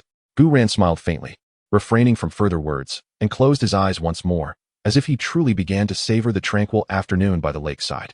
Ziji observed his languid, yet inscrutable demeanor and felt the curious gazes around her, especially the whispers and pointing fingers of Xiao Wu and Ning Rongrong. Ultimately, she chose not to sit down. Instead, she crossed her arms and moved to a tree nearby, leaning against its trunk like a silent and enchanting guardian. Closing her eyes to acclimate to this new environment, the destructive aura of the hellish dragon clashed with the serene life of the lakeside, yet bizarrely began to attempt a fusion. Chapter 85, A Lesson for Nar. Sister, dear sister, Nar's voice was as faint as a whisper, laced with evident tremors. She instinctively took a small step back, her back pressed against the cold wall, with nowhere left to retreat.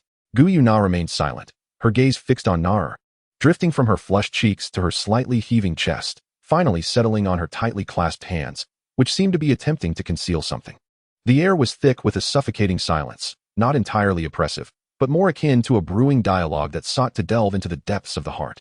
After a moment, Gu Yuena averted her gaze, no longer pursuing the matter of the skirt. Instead, turning to the grand chair adorned with soft beast pelts within the hall, and elegantly seated herself. She lifted her chin slightly and spoke softly to Nar, who still stood frozen in place. Come here, Nar. Nar hesitated for a moment, noticing the absence of her sister's earlier authority in her expression, and timidly took a step forward, her head bowed in shyness. Please sit.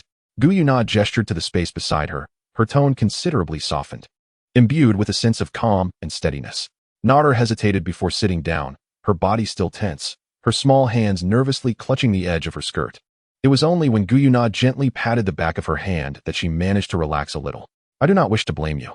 Gu Yuena began, her gaze resting on a beam of sunlight that streamed in from outside the hall, her tone tranquil, though she added, there are certain matters I wish to inquire about.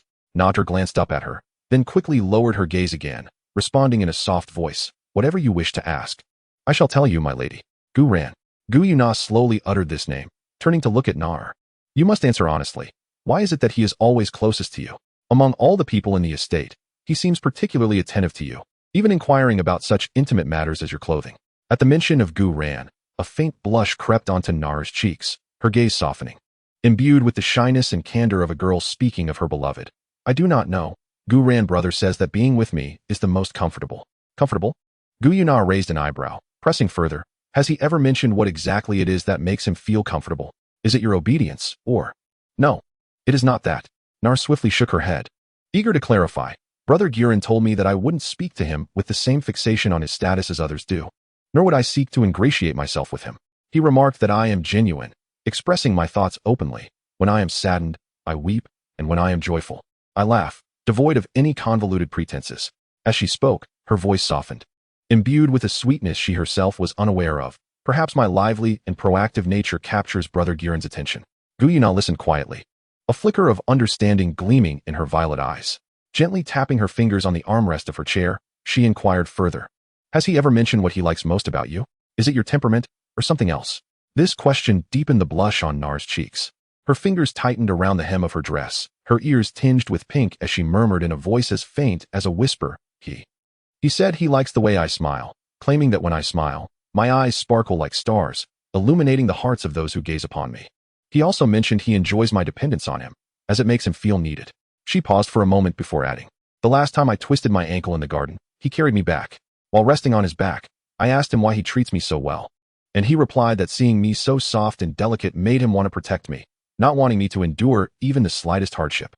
As Gu Yuena observed Nar's expression while talking about Guren, the joy and reliance in her eyes dissipated the peculiar feelings in her heart, replaced by a complex scrutiny. After a brief silence, she asked, And what about you?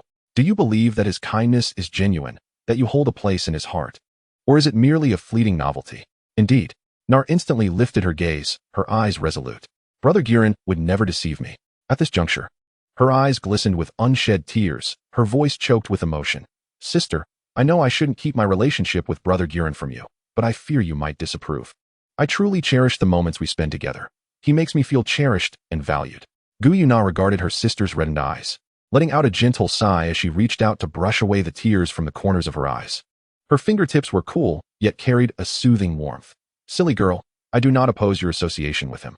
I merely worry about your innocence and your ability to see through people's hearts. Retracting her hand, her gaze deepened. This child, Guren, may appear gentle, yet his thoughts run deep.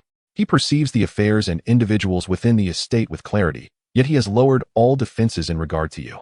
From what you have shared, it is evident that he has indeed invested his genuine feelings in you, not due to your status or mere novelty, but because he truly appreciates your purity and genuinely desires to protect you. Upon hearing this, Nar's eyes sparkled with excitement as she looked up at Gu Yuena, a hint of anticipation in her gaze. Sister, does that mean you do not oppose my relationship with Brother Guren? Would it matter if I did? Gu Yuena chuckled softly, her tone tinged with a mix of helplessness and indulgence. Since you have made your choice and sensed his sincerity, as your sister, would I truly wish to keep you apart?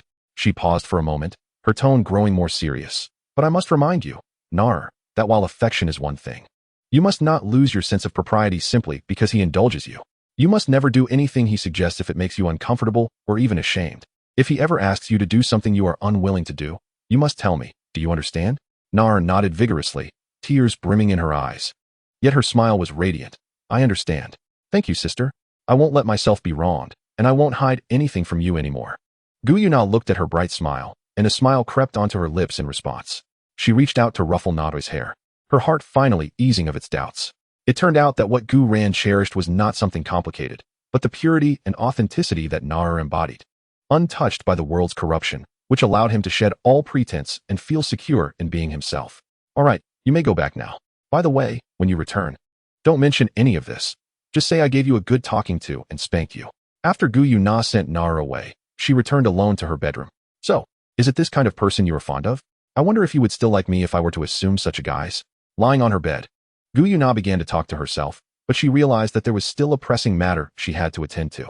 If it were truly resolved in the end, she believed she could. Chapter 86, the final assessment of the soul-hunting forest.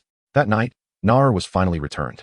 And the moment she spotted Gu Ran in the crowd, her lips pouted, and her silver eyes filled with tears, as if she had suffered a great injustice. Brother Gu Ran.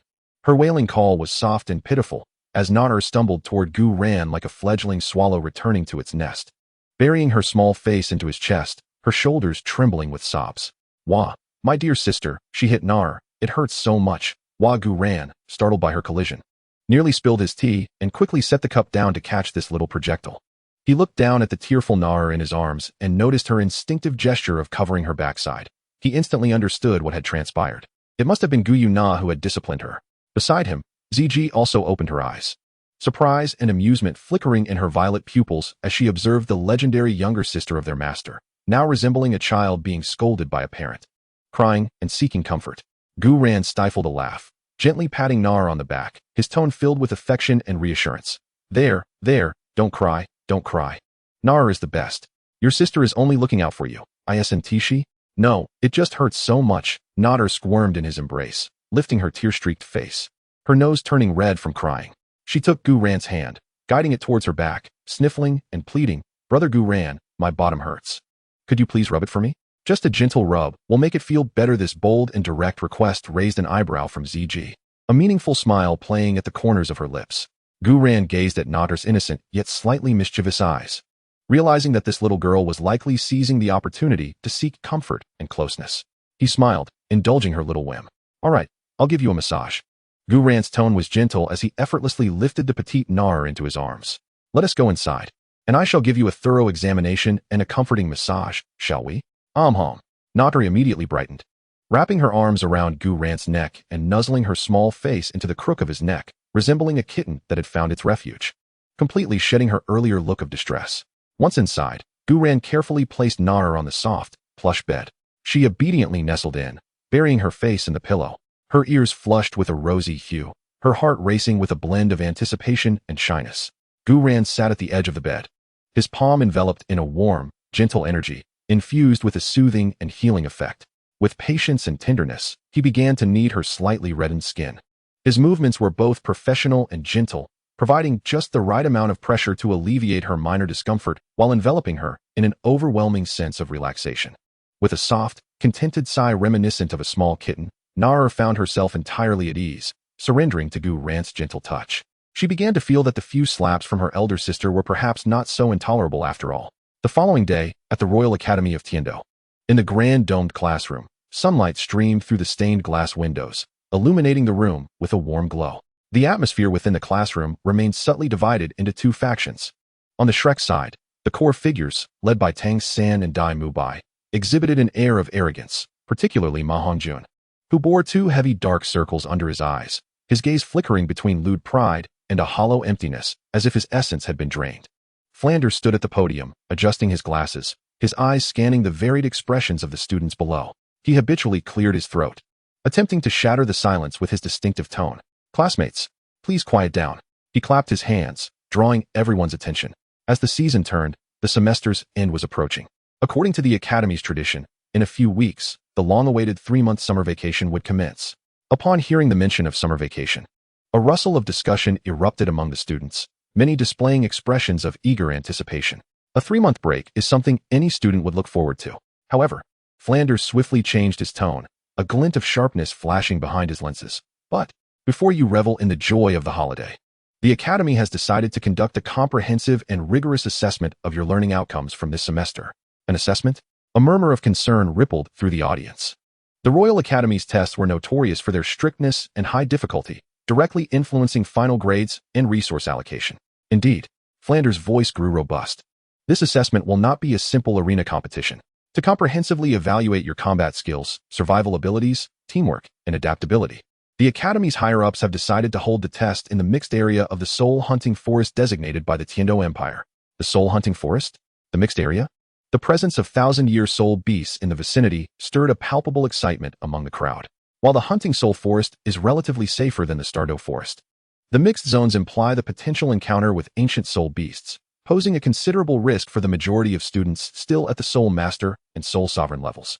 Flinder raised his hands to signal for silence. "Calm down. The Academy will ensure comprehensive safety measures, with several soul emperor-level instructors accompanying and monitoring, armed with emergency signal flares. However, this also indicates that the assessment will closely mimic the harsh realities of survival for soul masters in the wild." His gaze swept across the assembly, lingering momentarily on Gu Ran and Tang San's teams. "The evaluation will be conducted in squads. The original Shrek team and your side, Gu Ran, the Gu Men team, will participate as two distinct entities, while the remaining students will be reallocated into new groups.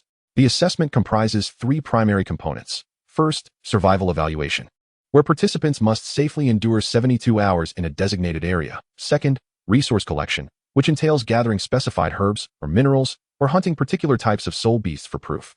And third, team confrontation, where, during the final half-day, squads may engage in free challenges, with victories yielding additional points. The final results will amalgamate the 3 evaluations, and those who rank highly will receive generous rewards from the Academy, including but not limited to gold soul coins, herbs, and even soul bones. The mere mention of soul bones ignited fervor among even the noble scions present, as their eyes gleamed with desire. However, Flinder's tone turned grave. High risks also entail high rewards. I must remind you all, the Hunting Soul Forest is not a playground. While the supervising instructors will strive to ensure your safety, unforeseen incidents can arise at any moment. Therefore, from this moment forth, each squad should commence discussions on tactics, prepare supplies, and adjust their mental states. The evaluation will officially commence in 5 days.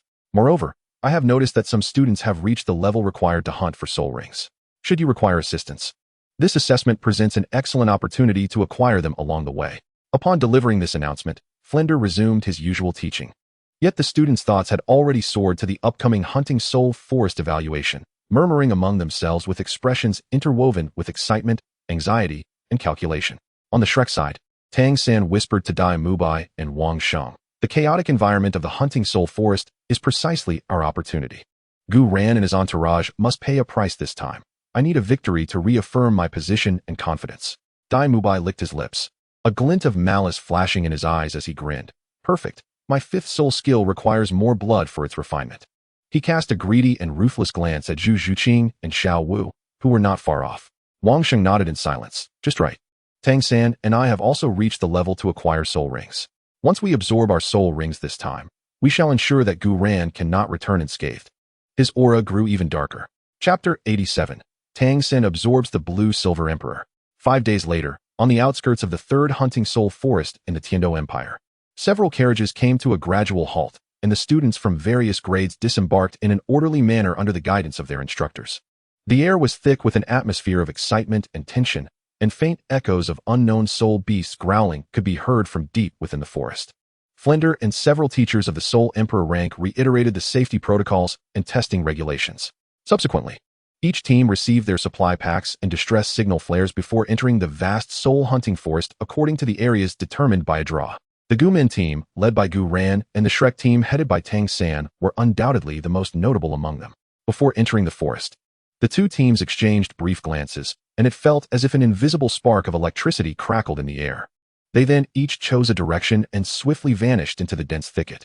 The test officially commenced, and the pressures of survival, resource gathering, and potential confrontations kept everyone on high alert. Shortly after entering the forest, Tang San located his leaders, Flinder and Yu Xiaojiang. "Master Dean." Tang San's voice carried a hint of suppressed urgency. "My blue-silver thorns martial soul has reached a bottleneck at level 50, and I need to obtain my 5th soul ring. This opportunity is rare. I wish to acquire both the Haotian hammer and the blue-silver thorn soul rings." Flinder furrowed his brow and glanced at Yu Xiaojiang. There were risks associated with leaving the team during the test to obtain a soul ring. But a student's breakthrough was indeed a significant matter, especially when it came to acquiring soul rings for twin martial souls. Yu Xiaojiang adjusted his glasses, a glimmer of calculation flickering in his eyes as he turned to Tang San. "Do you have a target in mind?" Tang San nodded and replied solemnly. "For the blue-silver thorns martial soul, I need to find a powerful plant-type soul beast, preferably a blue-silver grass of the same origin or a tenacious vine-type creature. As for the Haotian hammer, any strength-type, aggressive soul beast will suffice. I can sense a very suitable target deep within this forest." Flinder pondered for a moment, surveying the capable instructors around him, then looked at the resolute Tang San and the eager Dai Mubai beside him. Ultimately, he nodded. "Very well, but we must act swiftly. Mubai, you will accompany Tang San to provide mutual support. Teacher Zhao Wujia, I ask you to follow discreetly for protection, but do not intervene unless absolutely necessary." Zhao Wujia responded with a deep, resonant voice. A spark of triumph flashed in Tang San's eyes as he promptly expressed his gratitude. "Thank you, Dean and teachers. Boss Dai, time is of the essence. Let us depart at once." Dai Mubai grinned wickedly and followed suit, while Zhao Wujia silently trailed behind them. The trio quickly distanced themselves from the main group and ventured deeper into the forest, relying on the formidable power of the Haotian hammer. Tang San and Dai Mubai soon discovered and defeated a ferocious rock-armored rhinoceros, estimated to be around 10,000 years old, in a chaotic rocky area. The black soul ring energy provided by this strength-type soul beast was both immense and domineering, perfectly aligning with the attributes of the Haotian hammer. Tang San sat cross-legged and began to absorb the 5th soul ring of the Haotian hammer. Though the process was somewhat painful, with his willpower and physical prowess, combined with the quality of the Haotian hammer itself, he ultimately succeeded in the absorption, enhancing the weight and destructive power of the Haotian hammer. "Congratulations, Xiao San." Dai Mubai stood by, guarding, and upon witnessing the scene, he chuckled. Tang San rose to his feet, feeling the newfound power of the Haotian hammer. Yet his eyes bore no trace of joy. Instead, a sense of urgency enveloped him. Since entering the soul-hunting forest, Tang San's blue-silver thorn martial spirit had been restless, as if it could sense something calling out from within. The deeper he ventured, the clearer and more intense that connection to the blue-silver emperor became. Let us proceed, big brother Dai. I sense my blue-silver thorn spirit ring is nearby. Tang San suppressed his excitement and, guided by that mysterious intuition, surged towards a more secluded valley, rich with life energy. Unbeknownst to him, what he sensed at that moment was none other than his mother, the ancient blue-silver emperor, Ayin. Simultaneously, at the opposite end of the forest, Deming and Er Ming, who were attuned to the dynamics of the entire forest while closing their eyes against an ancient tree, opened their enormous eyes in unison. This is not good. Deming's deep voice resonated with a hint of anger. That Tang San. He is heading towards the direction of the blue-silver emperor at an alarming speed. Er Ming immediately erupted in agitation, pounding his chest in a silent fury. What does he intend to do? Has he discovered her? They were tasked with secretly protecting Ayin, and under no circumstances could they allow anyone to disturb her. Quick, inform old Gu Ran. Deming, acting decisively, unleashed a powerful mental wave that traversed the space in an instant, connecting with Gu Ran, who was leading a team to clear a region shrouded in poisonous mist. As Gu Ran effortlessly tore through a spatial rift to consume the encroaching poison, he felt Deming's urgent communication and furrowed his brow slightly. Is Tang San heading towards Ayin? Has he sensed her? Gu Ran instantly grasped the essence of the situation. Indeed, the faint blue-silver emperor bloodline inherited by Tang San, though meager, allowed him to sense his primal source far beyond the capacity of ordinary beings. A cold glint flashed in Gu Ran's eyes. He could not allow Tang San to come into contact with Ayin. Continue with the collection tasks as planned. I have matters to attend to, but I shall return shortly. Gu Ran quickly instructed Gu Yu, Bai Ji, and the others, not waiting for their response. With a flicker of silver light, his form blurred, and he utilized spatial traversal to hasten towards the direction indicated by Deming. His speed far surpassed that of Tang San, allowing him to arrive first at the concealed valley teeming with life energy. In the heart of the valley stood an impressive blue-silver emperor, tall and upright, its leaves adorned with faint golden patterns, gently swaying in the breeze, seemingly oblivious to the impending danger. Without a moment's hesitation, Gu Ran unleashed his mental power, gently yet irresistibly enveloping the entire form of the blue-silver emperor, Ayin. I apologize, but you must temporarily relocate for your recovery. In the next instant, a flash of emerald and gold light enveloped Ayin, and she vanished from her place, seamlessly transported into Gu Ran's spiritual sea, a unique microcosm nurtured by the essence of the ice and fire dragon soul and numerous celestial herbs. Akin to a true ice and fire duality. Here, Ayin's safety would be absolutely assured, and her recovery would be expedited. Having completed these actions, Gu Ran's gaze swept across the valley, swiftly locking onto a majestic blue-silver emperor, nearly 20,000 years old, exuding remarkable life fluctuations several hundred meters away. While it paled in comparison to Ayin, it stood as one of the most formidable plant-type soul beasts in this forest. Gu Ran raised his hand, enveloped in spatial power, and effortlessly uprooted the bewildered 10,000-year-old blue-silver emperor, accurately replanting it in Ayin's original position. He infused it with a touch of life energy, making it appear as if it had naturally flourished in this location, its aura instantly overshadowing any remnants of Ayin. As he completed these actions and concealed his presence, hurried footsteps and Tang San's suppressed yet exhilarated voice echoed from the valley's entrance. Boss Dai, right ahead. I sense an incredibly powerful aura of blue-silver grass, at least of the 10,000-year caliber. Tang San and Dai Mubai dashed into the valley, immediately spotting the towering 10,000-year blue-silver emperor at the valley's center, radiating abundant life energy. Truly, heaven is aiding me, Tang San exclaimed, his body trembling with excitement, his eyes filled with fervor. Such a powerful blue-silver grass soul beast. Absorbing its soul ring will undoubtedly lead to a qualitative leap in my martial soul. Dai Mubai, too, felt the overwhelming life energy emanating from the blue-silver emperor and licked his lips, saying, wow, this energy rivals that of some top-tier 10,000-year soul beasts. Little San, your luck is remarkable. In the shadows, Zhao Wujia sighed in relief, observing that there was nothing amiss, merely a rare and formidable plant-type soul beast. Eager and anxious that the soul beast might flee or draw competitors, Tang San immediately urged Dai Mubai, Boss Dai, protect me. He summoned his blue-silver thorns martial soul. As countless blue-black vines surged forth, swiftly ensnaring the still-dazed 10,000-year blue-silver emperor. Instinctively resisting, The blue-silver emperor unleashed a powerful life energy shockwave and thrashed with its resilient vines. However, Tang San's blue-silver thorns, having undergone multiple evolutions and backed by the overwhelming foundation of the Haotian hammer, combined with Dai Mubai's interference through dark energy, subdued the poor 10,000-year blue-silver emperor in less than 15 minutes. Its vitality was thoroughly strangled amidst reluctant tremors, and a deep, dark soul ring gradually coalesced. Tang San's eyes glowed with fervor as he immediately settled into a cross-legged position, beginning to absorb this long-desired fifth soul ring. In the shadows, Gu Yuena coldly observed this scene. The smoother Tang San's absorption went, the more joy he felt. The moment he learned the truth in the future would only amplify his suffering and distortion. Enjoy this gift, Tang San. I hope you find delight in it later. Gu Yuena's figure quietly vanished, as if he had never existed. In the valley, only the resonance of Tang San's soul power fluctuations during the absorption and Dai Mubai's vigilant, yet sinister gaze remained. Meanwhile, the true blue-silver emperor, Ain, was blissfully unfolding her leaves within Gu Yuena's spiritual sea, nourished by an energy far richer and purer than that of the outside world. Utterly unaware of the events that had transpired, her spiritual consciousness seemed to be quietly nurturing a faint sign of revival in this tranquil environment. Chapter 88. A new plan to save Ain. Within the valley, the last remnants of soul power, stirred by the soul ring, were smoothed out as if caressed by an invisible hand. The surrounding air returned to a tranquil stillness, leaving only the gentle sounds of insects and the whisper of the wind through the leaves.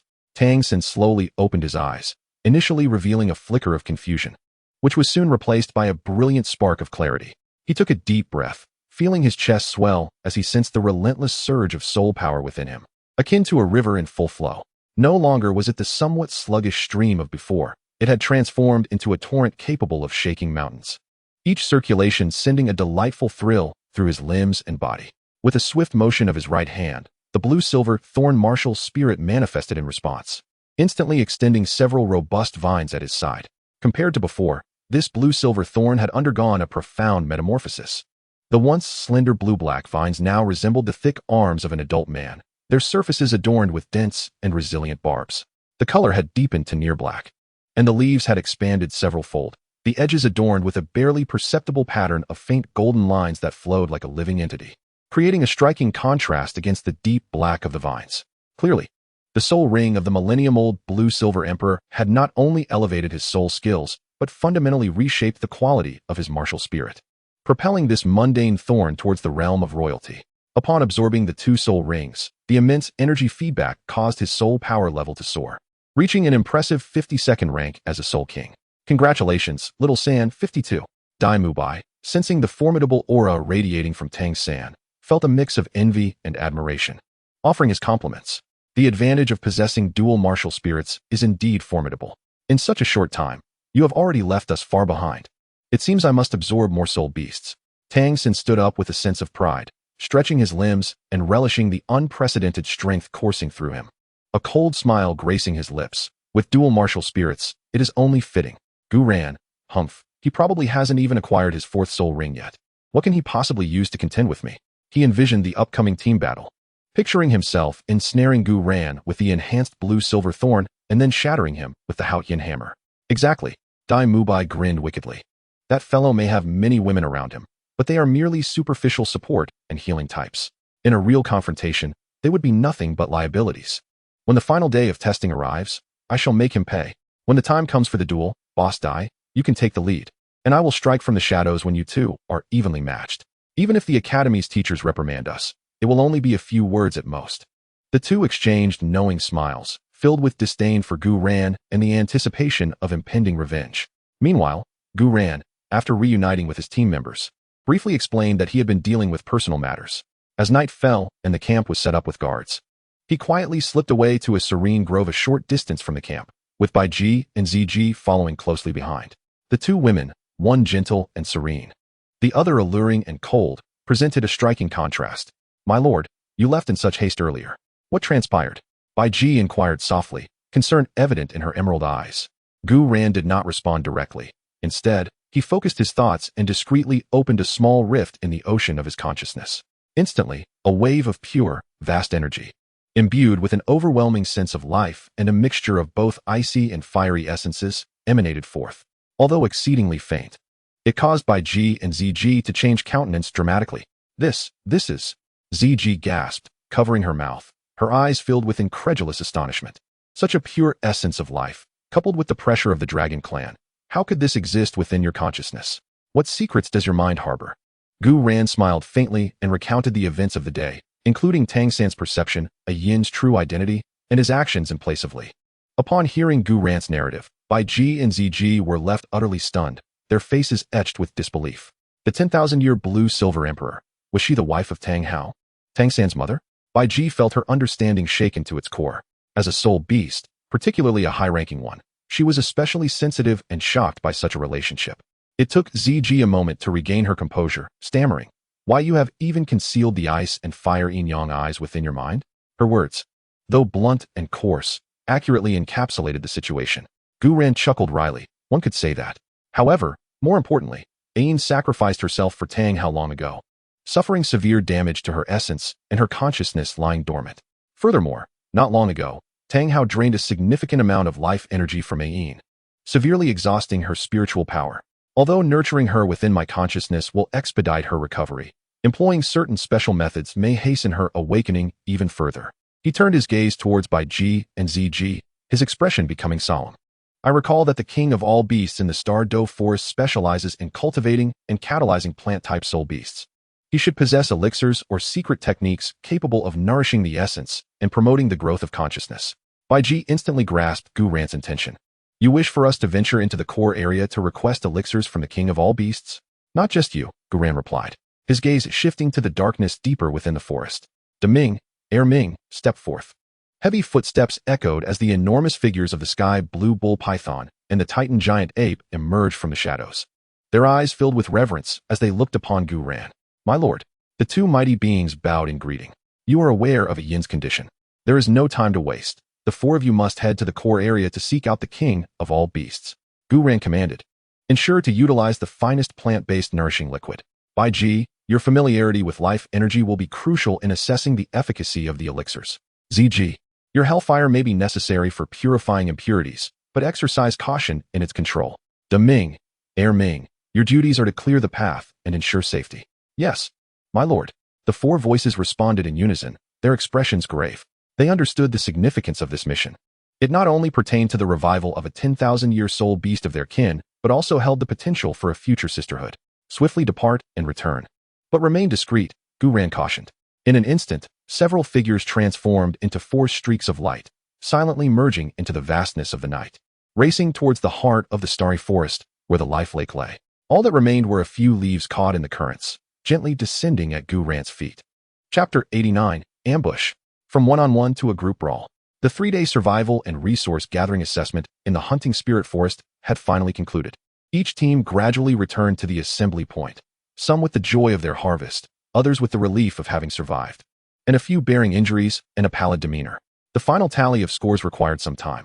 Thus, Flander announced a day of rest before the last and most exhilarating phase of the ability test would take place in the Academy's grandest fighting arena, a one-on-one duel.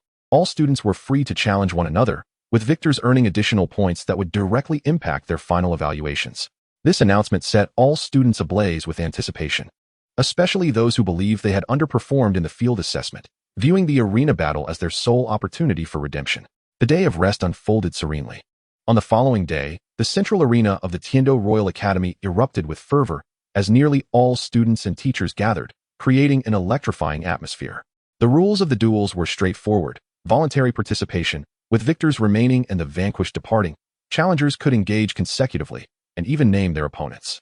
Initially, the bouts consisted of friendly exchanges among other students, showcasing some highlights, yet failing to stir significant excitement.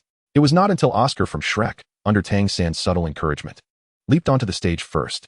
Although Oscar was reluctant, being part of Shrek compelled him to heed Tang San's directives. Instead of directly challenging Gu Yuena, he opted to confront Zhu Zhuqing, hoping to utilize various sausages to distract and wear her down.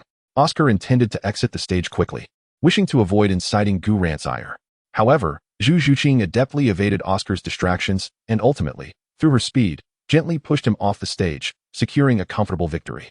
Chagrined, Oscar rubbed his nose as he stepped down. Next, Ma Hongjun, with a sly grin, bounded onto the stage.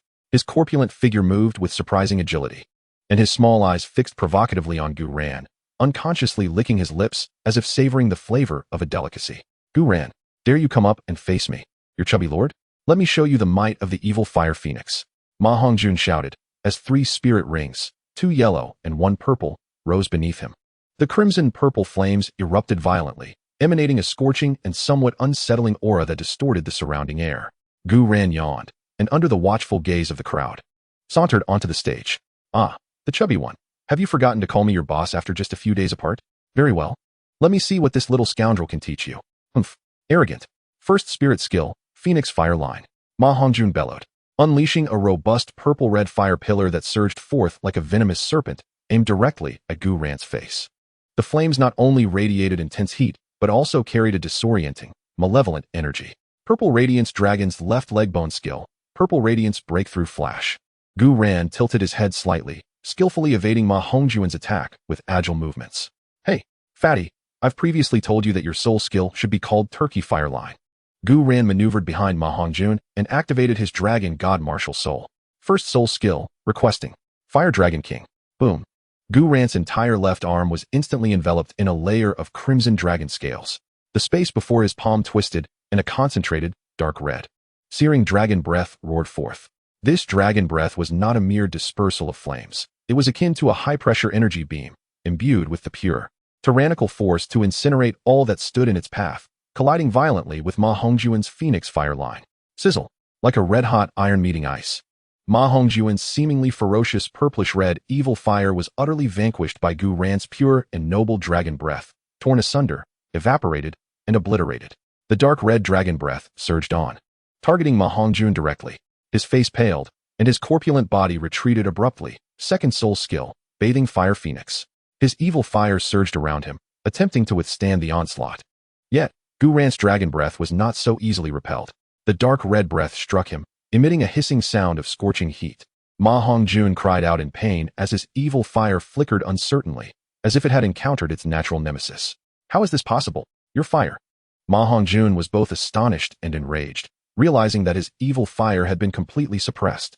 Evil fire is ultimately just that, nothing worthy of the stage, Gu Ran remarked nonchalantly. Stepping forward, the phantom of ice dragon scales on his right hand shimmered once more. Second soul skill, requesting. Ice Dragon King. He grasped the air, and 5 colossal dragon claws, forged from the purest ice, tore through the atmosphere, exuding a chilling aura and cutting force, descending upon Ma Hongjun. Wherever they passed, the very air of the arena solidified. Fear struck Ma Hongjun as he desperately unleashed all his soul power. Third soul skill, Phoenix Wings soaring to the sky. He summoned purplish-red flaming wings behind him, striving to take flight and evade the impending doom. However, the speed of the dragon claws was too swift, and their reach too expansive. The frost-laden dragon claws converged. Boom! With a thunderous sound, Ma Hongjun was sent flying like a swatted fly, shrieking as he was hurled from the center of the explosion, forming an ungraceful ice sculpture that crashed heavily onto the arena floor, losing consciousness. The overwhelming presence of his evil fire was diminished by more than half, and for the foreseeable future, he would hardly be able to act arrogantly again. These 2 soul skills were the harmonious confluence of the 2 dragon kings, fused with the celestial energies of the ice and fire duality eye. How does it feel? Gu Ran flicked his hand as if merely brushing off some dust, casting a glance toward Shrek's side. Who's next? A profound silence enveloped the arena. In mere moments, Gu Ran had effortlessly defeated Ma Hongjun, a soul master of considerable rank. This absolute domination left all the students gasping in astonishment. Tang San, keenly perceptive, grasped the pivotal point, the ice and fire duality eye. He had heard of this mystical spring in his past life, filled with countless celestial herbs. Even a single one could elevate an ordinary person to genius status. So, it was through the ice and fire duality eye that Gu Ran had made such rapid progress. This is unacceptable. I must investigate at my earliest convenience. Dai Mubai's countenance darkened like a stormy sea as he exchanged a glance with Tang San, a glimmer of fierce determination flashing in his eyes. Tang San nodded slightly. Gu Ran, do not be so arrogant. I shall confront you. With an enraged roar, Dai Mubai leapt onto the stage. His evil eye white tiger martial soul manifested, and 5 soul rings, white, yellow, purple, and black, rose dramatically, unleashing the full might of a level 51 soul king, infused with a palpable aura of malevolence and murderous intent. Fully aware of Gu Ran's treachery, he resolved not to seek an instant kill. Rather, he intended to exploit his advantage in soul power and unleash relentless assaults to exhaust Gu Ran's stamina and soul energy. His first soul skill, White Tiger Barrier. His third soul skill, White Tiger Transformation. Dai Mubai activated both amplification and defensive abilities. His physique swelling as his skin gleamed with a metallic sheen. Like a frenzied tiger, he pounced upon Gu Ran, his claws glinting with a sinister light as he unleashed a tempest of attacks. He committed wholly to offense, neglecting defense. Each strike was a thunderous assault, forcing Gu Ran to continuously evade or block. Gu Ran raised an eyebrow, perceiving Dai Mubai's intentions. Humph, cunning little rascal. The battle between the two was exceedingly fierce, the clash of soul energies resonating like thunder. Dai Mubai appeared almost frenzied, his attacks intensifying with each wave, significantly draining Gu Ran's vitality.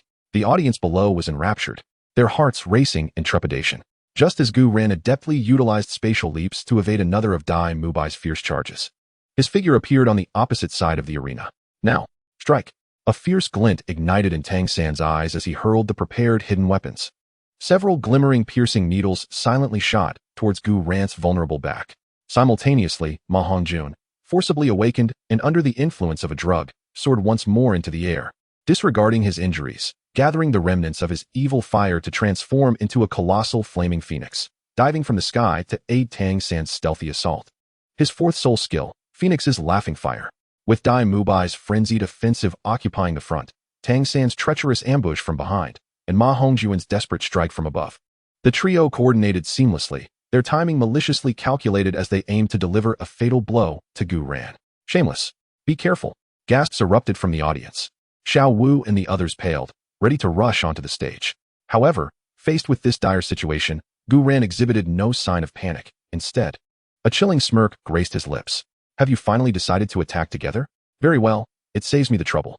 He would no longer hold back. Roar, howl, buzz. Three distinctly resonant, yet equally soul-stirring dragon roars seemed to echo from the annals of time. The Ice Dragon King ascended, an intense chill pervading the air, freezing all of Tang San's projectiles mid-flight, even causing Dai Mubai's movements to stiffen and slow. The Fire Dragon King unleashed its crimson flames, scorching the surroundings and dissipating Ma Hongjuan's fiery phoenix illusion, causing him to scream in terror as he plummeted from the sky. The Space Dragon King shimmered with brilliant light, and the force of space surged violently, as if the very fabric of the arena had been rent asunder. For the first time, the might of the three Dragon Kings was simultaneously unveiled before the world, their terrifying power sufficient to alter the very heavens and the earth. Gu Ran, his black hair billowing, gazed imperiously, resembling a dragon deity descended upon the mortal realm, his voice chilling and authoritative. Since you prefer to outnumber the few, let it be 1 against 1. With a sweep of his left arm, the Ice Dragon King surged forth, imbued with an endless chill capable of freezing souls, directly colliding with the sluggish Dai Mubai. With a pointed finger of his right arm, the Fire Dragon King unleashed its molten maw, rushing towards the terrified Ma Hongjun, who had fallen to the ground. The Space Dragon King ensnared Tang San. His legs shifted slightly, and an intangible force of space coiled around him like the most resilient of chains, instantly binding him in place, while the surrounding space warped, rendering him immobile. The phantoms of the three Dragon Kings faced off against their respective opponents. In that moment, the battle transformed into a sheer clash of raw power and elemental supremacy.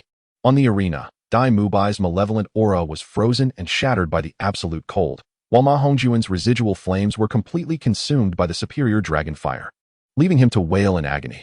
Tang San's spectral movements and hidden weapons were rendered utterly impotent under the absolute confinement of the spatial force, akin to an insect trapped in amber. In the brief span of mere moments, Dai Mubai was hurled aside by the Ice Dragon, his entire form encased in frost, his dark energy dissipating as he fell heavily to the ground, unconscious.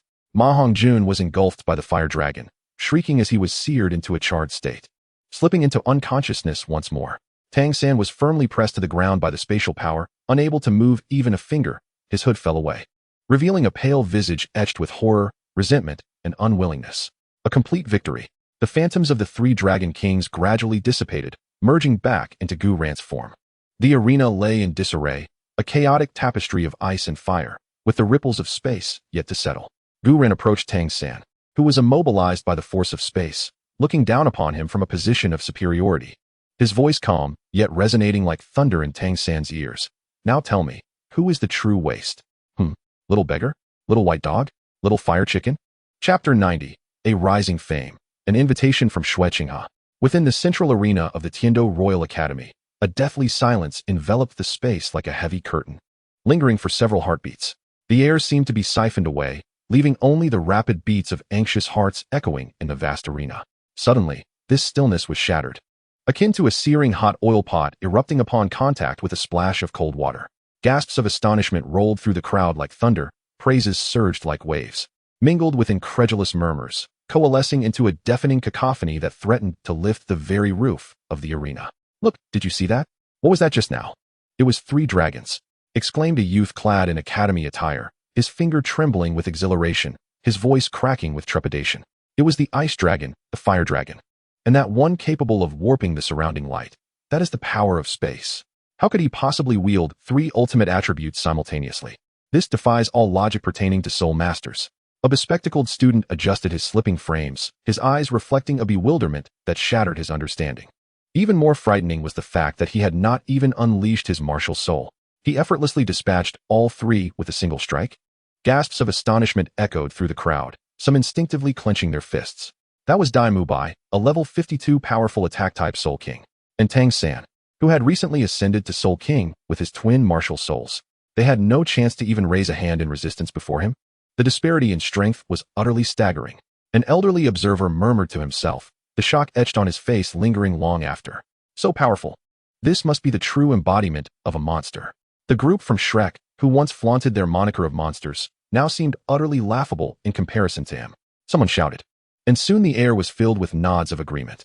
All eyes were drawn to the black-haired youth in the center of the arena, his demeanor still languid and indifferent, filled with awe, reverence, and fervor. In this battle, Gu Yuena stood alone against 3, effortlessly crushing them, forever etching his strength and reputation into the hearts of all present. The referee stood in stunned silence for a moment before hastily declaring, "In this contest, Gu Yuena emerges victorious." As soon as he finished speaking, he waved urgently to the sidelines. "Healing teacher, come quickly. Check on Dai Mubai and the others' injuries." Gu Yuena disregarded the myriad complex gazes and slowly descended the stage. Gu Yu stepped forward, a flicker of barely perceptible concern glimmering in her cool silver eyes. Bai Ji gently offered a cup of warm water. Ziji crossed her arms, letting out a hum, yet the depth of admiration in her gaze had deepened considerably. Xiao Wu, Ning Rongrong, and the others quickly surrounded him, chattering excitedly. The significance of continuing this arena battle had vanished. Gu Yuena's performance had unequivocally solidified their team's undisputed position as the first. Flinder and Yu Xiaojiang wore ashen faces, particularly Yu Xiaojiang, who gazed at his once promising disciple being so thoroughly crushed, as if all his life's work had been invalidated, leaving him utterly despondent. This assessment of abilities, which would determine the Academy's ranking, concluded with Gu Yuena and his team sweeping the competition with an overwhelming victory, drawing the curtain on the event. In the days that followed, the battle that transpired within the Duhan arena of the Tiando Royal Academy spread like wildfire, reaching every corner of Tiando City with astonishing rapidity. In the morning tea house, as the new patrons settled in after lifting the curtain, they eagerly beckoned the waiter. "A pot of bilyuakun, please. By the way, have you heard? The Royal Academy has recently produced an extraordinary genius." The waiter, adeptly brewing tea, replied, "Your news is hardly fresh. Who in the city is unaware? The young man named Gu Yuena is simply otherworldly. 1 against 3, defeating none other than the prince of the Star Luo Empire, Dai Mubai, and the legendary Tang San of the Haotian sect with his twin martial souls." The merchants at the neighboring table gathered around, one of them lowering his voice to say, "I heard from a relative at the Royal Academy that the young master Gu Yuena summoned 3 dragons without even revealing his martial soul. One spewed ice, another breathed fire, and the last could distort space. Tang San and his companions didn't even have time to unleash their soul skills before they were defeated. I have also heard about it. His name is Gu Yuena, and he resides at the Ting Tao cottage outside the city. He is accompanied by several young ladies, each one as beautiful as a fairy, and their strength seems formidable." Another added, his voice filled with envy, "Such a figure is destined to stir the winds of change across the Douluo Continent. Tiando City is bound to become lively." The patrons of the tea house lamented, the conversation revolving around Gu Yuena, lingering for quite some time. Throughout the taverns and streets, discussions of Gu Yuena and his legendary feats echoed everywhere. His fame skyrocketed, establishing him as the most sought-after and respected topic among the younger generation of Tiando City. Countless noble factions began to discreetly inquire about him, seeking to befriend or recruit him. Yet, amidst this commotion, Gu Yuena himself remained largely indifferent. To him, fame was merely a byproduct rather than a goal to be pursued. After the conclusion of the tests, the academy officially entered its summer break. The 2-month-long vacation commenced, and the students busily packed their belongings, preparing to return home or venture out for training. In contrast to the academy's clamor, the Tingtao cottage outside the city was even more vibrant and cozy than usual. The begonia flowers in the courtyard were in full bloom, their rich fragrance permeating the air. Fresh fruits and snacks adorned the stone table as the young ladies gathered together, discussing their plans for the summer. Finally, vacation is here. Ning Rongrong stretched lazily, revealing her fair wrist, her radiant smile as bright as the sun. I must take this time to relax. Gu Ran, where do you think we should train? Xiao Wu bounced over to Gu Ran, her rabbit ear-like braids gently swaying. How about the Stardow Forest? After spending so much time in the city, I find myself longing for the air of the forest. Listening to their discussions, Gu Ran's lips curled into a gentle smile. Just as he was about to voice his opinion, his expression shifted slightly. He sensed an unfamiliar wave of soul power approaching the cottage, accompanied by a distinct air of respect. At that moment, the old steward's respectful announcement echoed from outside the gate. Young master, a messenger sent by His Highness the Crown Prince has arrived, seeking an urgent audience. The chatter in the courtyard abruptly ceased, and all eyes turned towards Gu Ran. He raised an eyebrow, pondering internally, Shueqinghe? Or rather, Qianrenxue. Is this visit regarding the Soul Arena, or does it hold another agenda? Soon, a messenger clad in deep blue court attire embroidered with golden dragons entered, accompanied by the old steward. He appeared to be around 30, with a square face that exuded the meticulous demeanor of a court official. Upon seeing Gu Ran, the messenger stepped forward and respectfully bowed. I humbly greet you, young master Gu Ran. Arise, your highness has sent for you. What is the matter? Gu Ran's tone was unruffled, lacking any semblance of deference typically afforded to a court messenger. The envoy stood, presenting a gilded red invitation and a sealed black letter with both hands, extending them toward Gu Ran.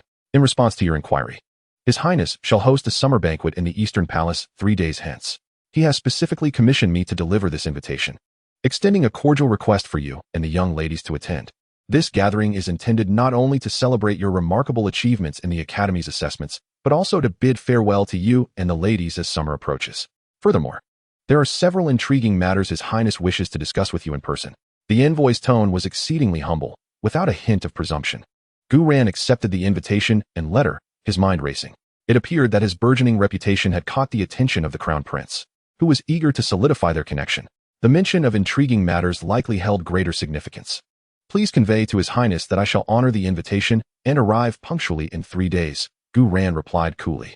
Certainly, I shall relay your message faithfully. The envoy bowed deeply once more before discreetly departing. Gu Ran opened the sealed letter and skimmed its contents, a glimmer of understanding and amusement crossing his features. He refolded the letter and tucked it away, turning to the curious young ladies before him. It seems our summer plans shall be slightly postponed. I will first investigate the intentions of His Highness, and you may begin planning how to spend your summer. Chapter 91. Qianrenxue, you are exposed. 3 days later.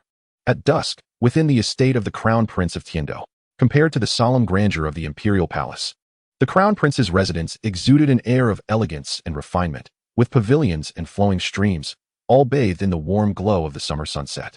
The banquet, modest in scale, was exclusively for Gu Ran, lending an atmosphere of tranquility. Clad in a moon-white robe, Gu Ran arrived punctually, unaccompanied. The attendants respectfully guided him through the corridors to an open pavilion by the water. Inside, exquisite dishes and fine wine awaited, and at the head of the table, the Crown Prince Shueqinghe had already taken his seat. Upon seeing Gu Ran, a gentle and refined smile illuminated Shueqinghe's face as he stood to greet him. Brother Gu Ran, you have finally arrived. Please, take a seat. Today is merely a private banquet, and formalities are unnecessary. How could I dare to be remiss when summoned by His Highness?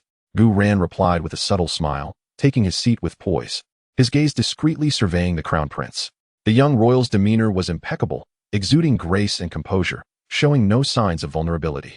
As the banquet commenced, the atmosphere was congenial.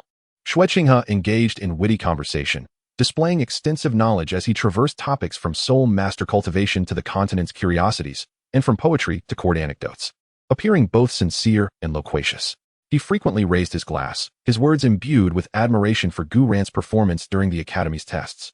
Brother Gu Ran's prowess on that day has resonated throughout Tiando City. It is truly awe-inspiring. To face 3 opponents without revealing your martial soul and yet emerge victorious, such strength is indeed a paragon for the younger generation of our Tiando Empire. Come, I toast to you. Xue Qinghe raised his cup, his eyes sparkling with just the right amount of respect. Gu Ran raised his cup in response, his expression calm and unperturbed. Your Highness, you flatter me. It is merely a trifling skill, a stroke of luck. Ah, Brother Gu Ran, you are too modest. Xue Qinghe set down his cup, his tone becoming more sincere. In today's Tiando Empire, we are beset by external threats and internal factions of soul masters. The royal family appears noble, yet their path is fraught with difficulty. It is precisely at this moment we urgently require the assistance of someone as remarkably talented as you. Should you be willing, I shall earnestly recommend you to my father, and in the future, you could be granted the title of Marquis and serve alongside me to safeguard the Tiando realm. Would that not be delightful? His words were laden with temptation. Painting a vivid picture of power and prestige, his gaze earnest as he looked at Gu Ran, resembling a prince genuinely in search of talent. Gu Ran toyed with the wine cup in his hand, a faint smile playing at the corners of his mouth, yet he did not respond immediately. The atmosphere in the chamber seemed to shift subtly with his silence. The last rays of the setting sun sank below the horizon, and the attendants quietly lit the palace lamps, casting a warm, flickering glow between the two. Xue Qinghe's smile slightly waned, his body leaning forward as he lowered his voice. Adopting an air of undeniable seriousness, Brother Gu Ran, you are an astute individual. You must understand that a wise bird chooses the right tree to perch upon. With your capabilities, should you genuinely serve the Empire, your future would be boundless. However, his tone abruptly shifted, a hint of icy sharpness creeping in. Should you prove unworthy of the Empire's trust, someone with your subversive power could become the greatest source of instability. As the Crown Prince, for the sake of the stability of Tiando and the authority of the royal family, I must contemplate all possibilities. His words were stark and unambiguous, a blend of persuasion and veiled threat. The air in the chamber felt as if it had solidified, the distant sound of flowing water suddenly resonating sharply. Gu Ran finally lifted his head, his gaze steady as it met that of the Crown Prince, his eyes deep and penetrating, seemingly capable of piercing through all facades to reveal the essence beneath. He gently set down his cup, producing a crisp sound that shattered the suffocating silence. I beg to differ. If I were to accept your Highness's invitation today, that would indeed be a true crime deserving of execution. Your Highness, or rather. Gu Ran's voice remained languid, yet it cut through the pretense like an invisible blade, unexpectedly tearing apart all disguises. Miss Qianrenxue of the Spirit Hall, your tireless dedication to the Tiando Empire. If the true Crown Prince Xue Qinghe were to learn of your intentions, I wonder what his reaction would be. Boom. It was as if a thunderclap had erupted beside her. Xue Qinghe and Qianrenxue's gentle smile instantly froze, her pupils contracting to the size of pinpoints. Her fingers gripping the wine cup turning pale from excessive pressure, her body stiffening momentarily in shock. Her mind went blank. Only Gu Ran's seemingly casual words echoing wildly within. He knows. How could he possibly know? This identity is the highest secret of the Spirit Hall. For many years, she had remained concealed, never once exposing a flaw, even within the Spirit Hall. The number of those privy to this matter could be counted on one's fingers. A profound shock and a wave of murderous intent instantaneously shattered her faade and composure, causing the surrounding space to subtly warp under the sudden upheaval of her soul power, while the wine in the glass upon the table trembled silently. She fixed her gaze on Gu Ran, her seemingly dark eyes concealing a brilliance akin to radiant angelic light and golden rays, as if threatening to burst forth uncontrollably. Her voice, hoarse and dry, hardly resembled her own. What did you just call me? Gu Ran appeared oblivious to the palpable hostility that threatened to solidify into reality. Pouring himself another glass of wine with a nonchalant demeanor, speaking as though discussing the weather, I said, Miss Qianrenxue, after masquerading for so many years, living behind another's mask, does it not wear you out? He met Qianrenxue's astonished, horrified, and seething gaze with an enigmatic smile playing at the corners of his mouth. There's no need to be so tense. I have no immediate interest in your plans for the Spirit Hall, or what you intend to do in supplanting Xue Qinghe. I merely think that whether discussing cooperation or threats, one ought to present their true self, don't you agree? After all, Gu Ran swirled the amber liquid in his glass, slowly concluding, using another S identity to entice me lacks sincerity. Qianrenxue's body stiffened like a statue. Her eyes, struggling to maintain calm, were a tempest of incredulous emotions interwoven with a fierce murderous intent. The air around them seemed to drop in temperature, as her immense angelic soul power threatened to erupt forth, yearning to purge the one who had unveiled her deepest secret.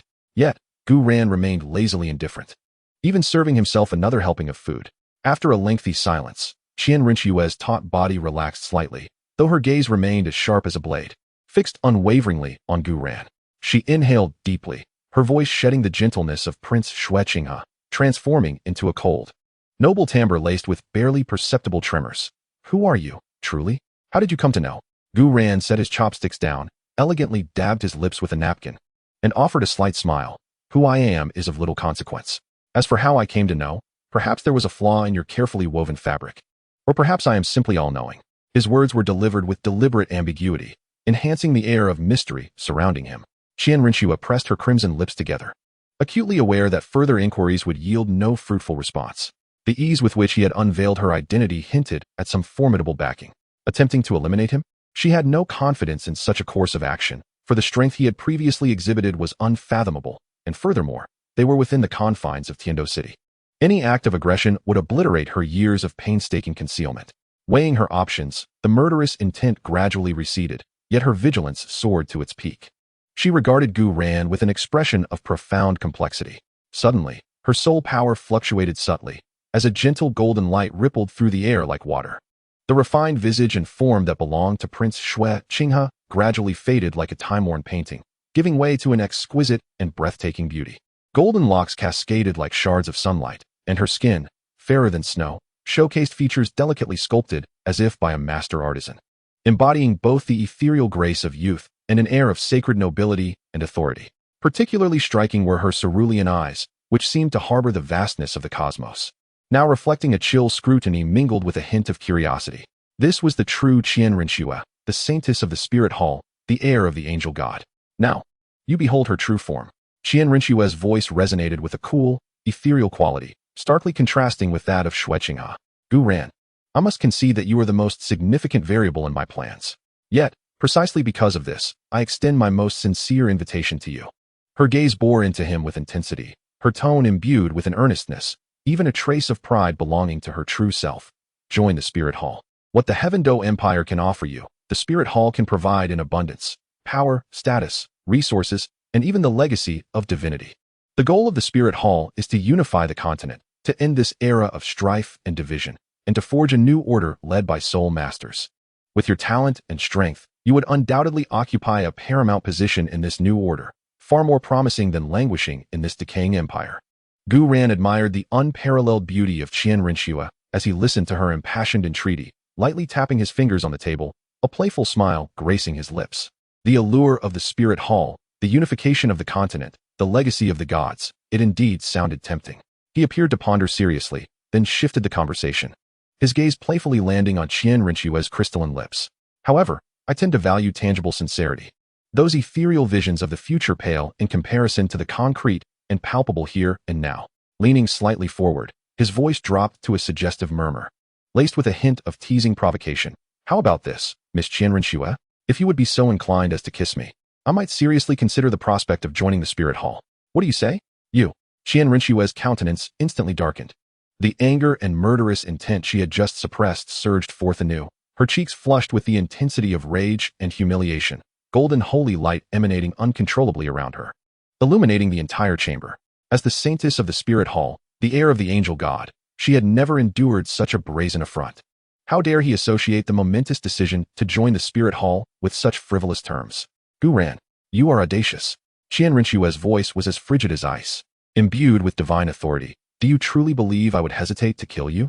In the face of her wrath, Gu Ran merely chuckled. Unfazed by the oppressive sanctity of her aura, he stood, adjusting his robes. It was but a jest, no need for anger. He shrugged, maintaining a casual tone. The numerous constraints of the Spirit Hall do not suit my free-spirited nature. Thus, I shall decline your invitation. Approaching the window and gazing out at the enveloping night, his tone shifted to one of unadorned gravity. However, you need not worry. Your secret shall remain safe with me. I have no interest in entangling myself in the power struggles between you and the Empire. Upon finishing his words, he did not wait for Qian Rinxue's response. A faint silver glow enveloped him, and the space around him rippled as his figure became indistinct. The evening's feast was delightful. Thank you for your hospitality. Farewell. Miss Qian Rinxue. As his voice faded, his silhouette vanished entirely from the spacious hall, leaving behind only the subtle undulations of the space and a table laden with untouched delicacies. Qian Rinxue stood alone, her exquisite visage a canvas of conflicting emotions: anger, shame, astonishment, trepidation, and a hint of curiosity that even she had yet to acknowledge, sparked by his utterly unfathomable demeanor. After a lengthy pause, she gradually unclenched her fists, regaining her icy, pristine composure, though deep within her gaze, the lingering impression of that languorous yet formidable and enigmatic figure was indelibly etched. Gu Ran, she murmured softly, her voice frigid, we shall meet again. Chapter 92, A Date with Zhu Zhuyun. When Gu Ran returned to the Ting Tao villa, the night had deepened. Yet the hall was aglow with light. As he stepped through the door, he was momentarily taken aback by the sight before him. The women had not yet retired. Gathered around the coffee table, where a meticulously crafted schedule adorned with charming illustrations lay prominently displayed. Upon his arrival, Ning Rongrong was the first to leap up, brandishing the schedule with a beaming smile as she rushed to him. Gu Ran, you arrived just in time. Look, this is the summer special companionship plan we collectively devised. Gu Ran took the so-called plan and observed the neatly listed dates and names. Monday, Zhu Zhuyun, Ning Rongrong. Tuesday, Nar, Gu Yu. Wednesday, Bai Ji, Jiangzhu. Thursday, Duguyen Dodo. Friday, Zhu Zhuqing, Su Li. Saturday, Xiao Wu, Lu Erlong. Sunday, Ziji, Gu Yuena. Beneath it, a note read, daily date activities are to be decided by that day's leading lady, with no objections permitted. The final interpretation rights belong to all members. As Gu Ran gazed at this meticulously arranged schedule, a blend of amusement and exasperation washed over him when he looked up at the group of bright-eyed young women, each radiating anticipation, mischief, or shyness. I say, have you all turned me into a tourist attraction? Gu Ran placed a hand on his forehead, his tone laced with exasperation yet tinged with affection. What's wrong? Are you displeased? Du Guyan's lips curled slightly, her gaze imbued with a hint of dangerous allure. Or perhaps the banquets at the prince's residence are of greater significance than spending time with us. Exactly. Xiao Wu pouted, her rabbit ears twitching in dissatisfaction. Brother Gu Ran, you promised us. Bai Ji smiled gently and offered a cup of calming tea. We all wish to share more moments of solitude with you. Even Ziji crossed her arms, huffing softly. Though she remained silent, her eyes were fixated on the schedule. And why are Ziji and Erlong included? They haven't agreed to this yet. There is also Gu Yuena, who is likely even less pleased. How can one develop feelings for another without dating, right? Lu Erlong's resentful voice echoed from behind Gu Ran, causing him to break into a cold sweat. Indeed, I must prepare thoroughly. Gu Ran scratched his head, gazing at the group of discontented young ladies, realizing that this summer vacation would be anything but leisurely. He sighed and raised his hands in surrender. As you wish. I shall comply. Starting from tomorrow, is that agreeable? The young women then smiled in satisfaction, and the living room was filled with a joyful atmosphere. The following day, Monday, dawned bright and breezy. According to the schedule, today belonged to Zhu Zhuyun. Early in the morning, she meticulously adorned herself. Rather than opting for an overly extravagant palace gown, she chose a fitted long dress in dark purple, embroidered with golden threads. This not only accentuated her mature and graceful figure, but also retained an air of nobility and mystery, distinctly different from her previous attire as a princess in Xingluo, adding a touch of femininity and charm. Upon seeing Gu Ran, she displayed a radiant smile tinged with complex emotions. Master, are you ready? Gu Ran appraised her and nodded. You look beautiful. Where would you like to go today? A glimmer of anticipation flickered in Zhu Zhuyun's eyes as she softly replied. I discovered a rather intriguing place in Tiando City and would like to invite you to see it. She teased with a hint of mystery, not revealing the destination outright. Gu Ran did not inquire further, allowing her to lead the way. The two boarded an unassuming carriage and departed from Ting Tao courtyard. Zhu Zhuyun guided the direction, and eventually, the carriage halted in a relatively quiet district of the western area of Tiando City. To Gu Ran's surprise, they arrived at a modest yet stylish opera house. An opera house? Gu Ran was taken aback. This was indeed atypical for a soul master to frequent. Yes, Zhu Zhuyun nodded, a hint of nostalgia and relaxation in her gaze. During my time in Xingluo, the palace was rife with rules and immense pressure. Occasionally listening to opera was one of the few things that allowed me to feel at ease, a moment where I could be myself. While this opera house may not compare to the royal establishments in Xingluo, it is said to possess its own charm. Today, I wish to share this small passion of mine with you. Her tone bore a careful desire to share, as if revealing a seldom-seen facet of her inner self to Gu Ran. Understanding her sentiment, Gu Ran smiled gently, a splendid choice.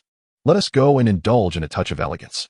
Today, the theater was showcasing a classic romantic opera titled Dream of the Blue Tower, adapted from a folk legend of the Xingluo Empire. The audience was sparse, and the environment was tranquil and refined. They settled into a private box on the second floor, affording them a clear view of the stage while maintaining their intimacy. As the melodious music began, the performers narrated a love story that transcended class, filled with struggle and romance. The lighting dimmed, leaving the stage as the sole bright focus. Gu Yuena was completely absorbed, at times tense with the unfolding drama, and at other moments, her eyes glistened with emotion from the moving arias. She appeared to be entirely immersed in the music and the narrative, momentarily forgetting her identity, her responsibilities, and the shadows of her past. Gu Ran sat beside her, not fully focused on the stage, but rather observing Gu Yuena. He could sense the relaxation and authenticity emanating from the woman next to him. She had shed all pretense and cunning, revealing herself as an ordinary woman lost in the enjoyment of art. As the opera reached its climax, the male and female leads exchanged heartfelt confessions under the moonlight, their melodies intertwining in a poignant embrace. Gu Yuena seemed to be swept away by the storyline, instinctively grasping Gu Ran's hand resting on the armrest of her seat. Her palm was slightly damp, her fingertips icy. Gu Ran paused momentarily, not withdrawing his hand but instead enclosing hers within his warm grasp, transmitting heat to her. Gu Yuena shivered slightly, returning to reality from the narrative and realizing her actions. Her cheeks flushed with a deep crimson. She instinctively attempted to retract her hand, yet Gu Ran held it firmly. Turning her head, she met Gu Ran's gaze, which appeared especially profound in the dim light, causing her heart to race. The melodies from the stage, the intimate atmosphere in the box, and the warmth radiating from his hand all rendered her flustered and stirred an inexplicable excitement within her. "Master," she whispered softly. "Shoo, let us enjoy the opera." Gu Ran replied with a quiet chuckle, his fingers gently caressing the back of her hand. Gu Yuen's body stiffened momentarily before she completely relaxed, allowing him to hold her hand. She turned her head, pretending to continue watching the opera, but the flush of her ears and her inability to concentrate revealed the tumult within her heart. As the opera concluded, the lights of the city began to twinkle. The two exited the theater. The evening breeze caressed their faces, bringing the refreshing coolness of a summer night. Gu Yuen's mood seemed to linger in the recent narrative and ambience, her gaze soft and her lips adorned with a gentle smile.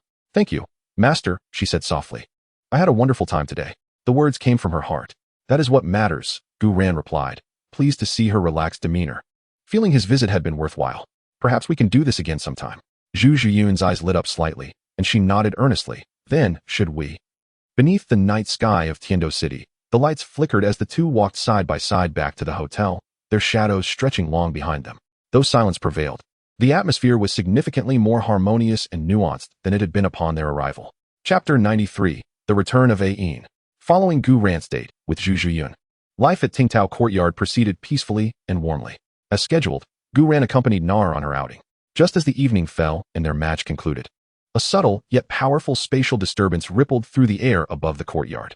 Silver light flickered as two tall, graceful figures silently emerged, those of Bai Ji and Ziji, who had been away for several days. They appeared travel-weary, yet a hint of relief graced their faces, indicative of a task fulfilled. "Master, we have returned," Bai Ji said gently, a smile reflected in her emerald eyes. Ziji, as succinct as ever, added, "The matter has been handled." Gu Ran's eyes brightened as he approached them. "You have worked hard. What news from the king of 10,000 demons?" Bridget nodded, acknowledging that upon learning it was the master's request, the king of all demons was exceedingly cooperative. She produced her cherished essence of the fountain of life and the exquisite 9th rank purple bamboo dew, treasures revered for nurturing the primal sources of plant-type soul beasts and fostering the awakening of their consciousness. Coupled with the nurturing warmth of the ice and fire duality from the master's spiritual sea, it was certain that Elder Ain would recover even more swiftly than anticipated. She paused, her tone imbued with a hint of awe. "Now, Elder Ain's essence has indeed been restored, and her consciousness is rapidly awakening and flourishing. Perhaps it won't be long before she makes a complete recovery and even successfully takes form." "Excellent." Gu Ran nodded in satisfaction, recognizing this as splendid news. With a mere thought, the entrance to the spiritual sea opened once more.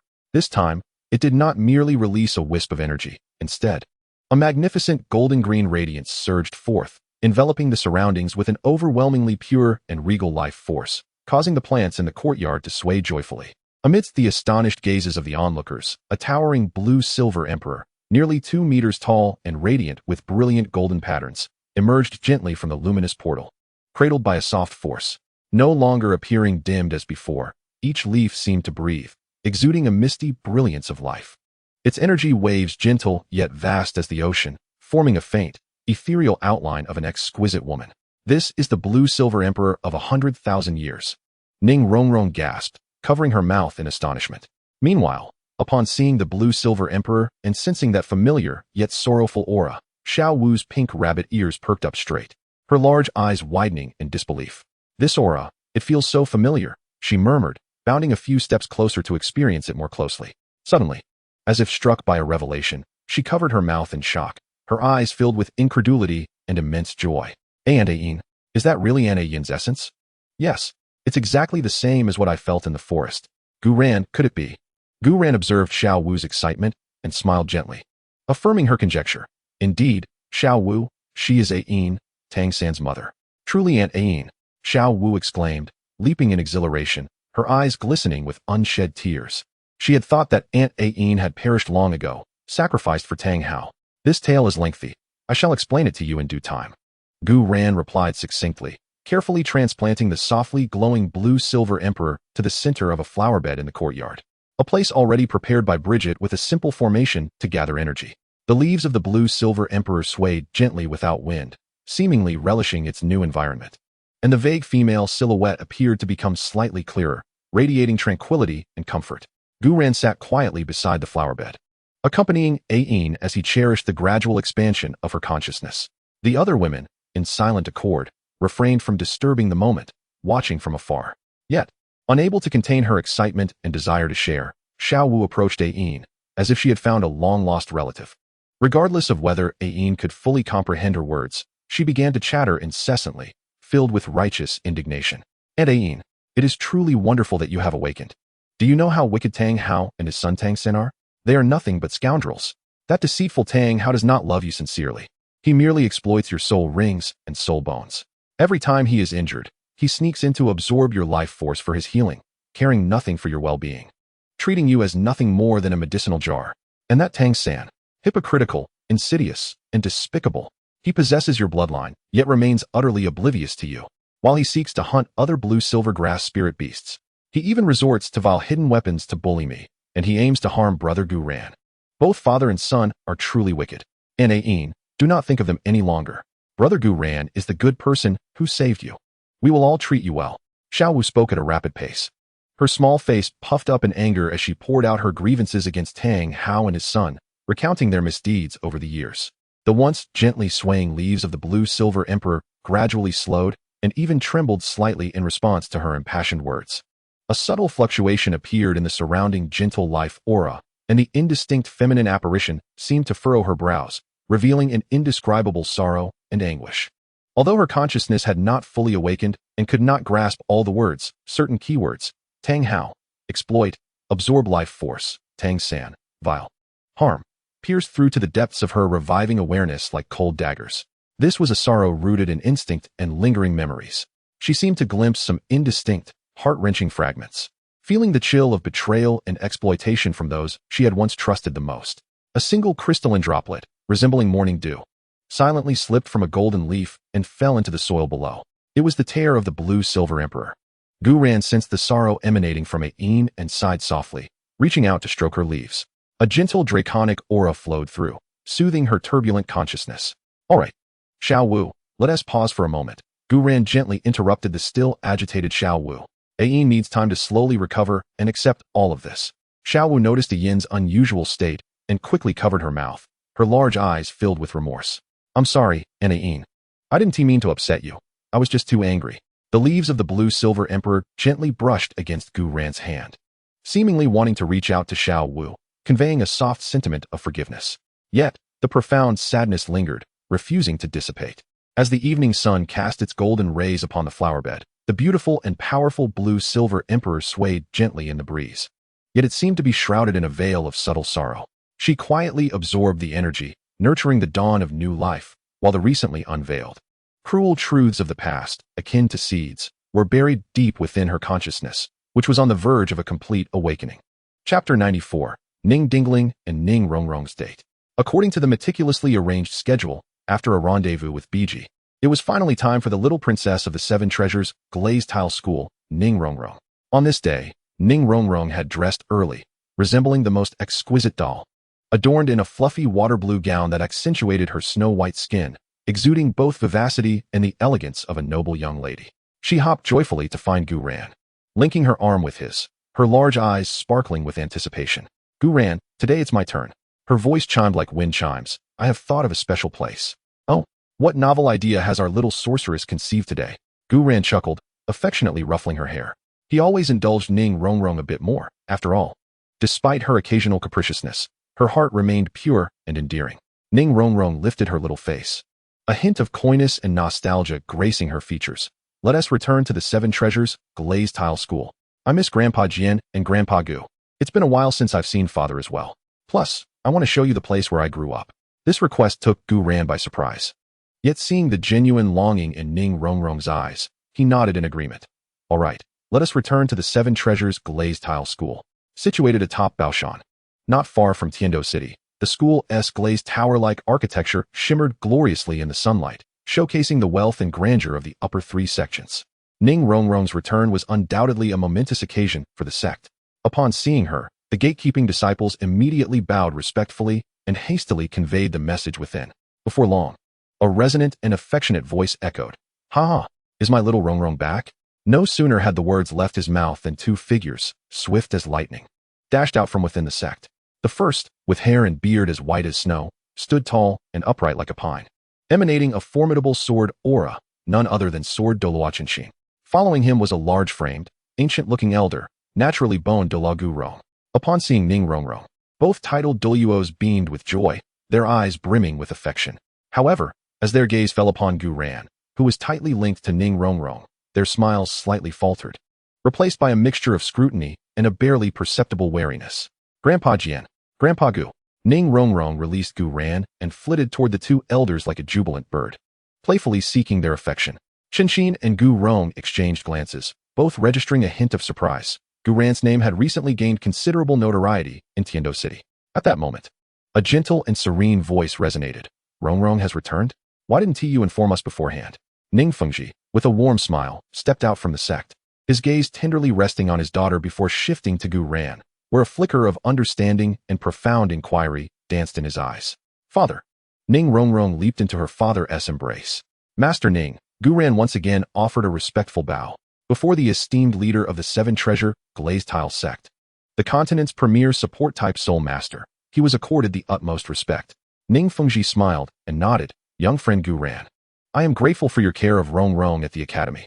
Ning Rongrong, brimming with excitement, eagerly pulled Gu Ran around the sect, chattering animatedly about the places where she played hide and seek as a child and where she practiced her skills in distraction control wrestling. The lively and cheerful atmosphere captivated everyone present. The afternoon banquet was, of course, a display of unparalleled opulence. During the meal, Ning Rongrong embellished Gu Ran's various heroic deeds at the academy, leaving Chen Xian and Gu Rong in awe, their gazes shifting from scrutiny to admiration. Ning Fengji maintained a serene smile, occasionally interjecting with questions, fostering a harmonious ambience. After the meal, Ning Fengji invited Gu Ran to his study for tea. The study was elegantly arranged, imbued with the essence of scholarly pursuits. This child, Rongrong, has been spoiled by us since childhood. Her spirited nature causing no small amount of trouble for you lately, I presume? Ning Fengji prepared the tea himself, his tone reminiscent of casual conversation. Gu Ran accepted the teacup and replied with a smile. Rongrong's innocence and pure heart are delightful. Ning Fengji chuckled softly, his gaze drifting to the window, as if lost in reminiscence. Indeed, she has always been this way. I recall when she first awakened her martial soul, bounding about with the Seven Treasure Glazed Tower, only to accidentally trip and fall. The tower remained unscathed, yet she cried from the tumble. It was Uncle Chun who used his sword aura to cushion her fall. He began to recount the amusing anecdotes of Ning Rongrong's childhood, detailing her mischievous antics, her endearing displays of affection, and her gradual learning of sect etiquette and soul master knowledge. Gu Ran listened intently, the imagery of that little girl frolicking within the glazed tile sect vividly forming in his mind, a gentle smile gracing his lips. As the conversation flowed, Ning Fengji's discourse unexpectedly drifted towards the distant past. He gently caressed an ancient, yet well-preserved sword tassel on his desk, a hint of melancholy flickering in his eyes. Our Seven Treasure Glazed Tile sect is renowned for its support-type martial souls. While it may seem glamorous, each generation of sect leader bears immense pressure. Lacking the power to protect ourselves, we rely on formidable companions. Uncle Chun and Uncle Gu are the steadfast pillars of our sect. He paused, his voice growing more distant. Yet, before my time, There was an exceptionally talented predecessor within our sect. She was my aunt, named Ning Dingling. Gu Ran's attention was piqued.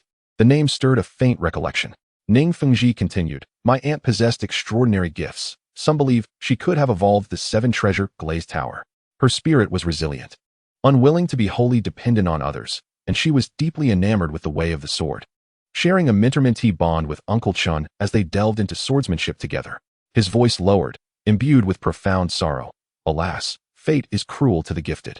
During a grave crisis faced by our sect, my aunt, in her determination to protect the sect and safeguard the young me, unleashed a secret technique far beyond her capacity, ultimately leading to her untimely demise.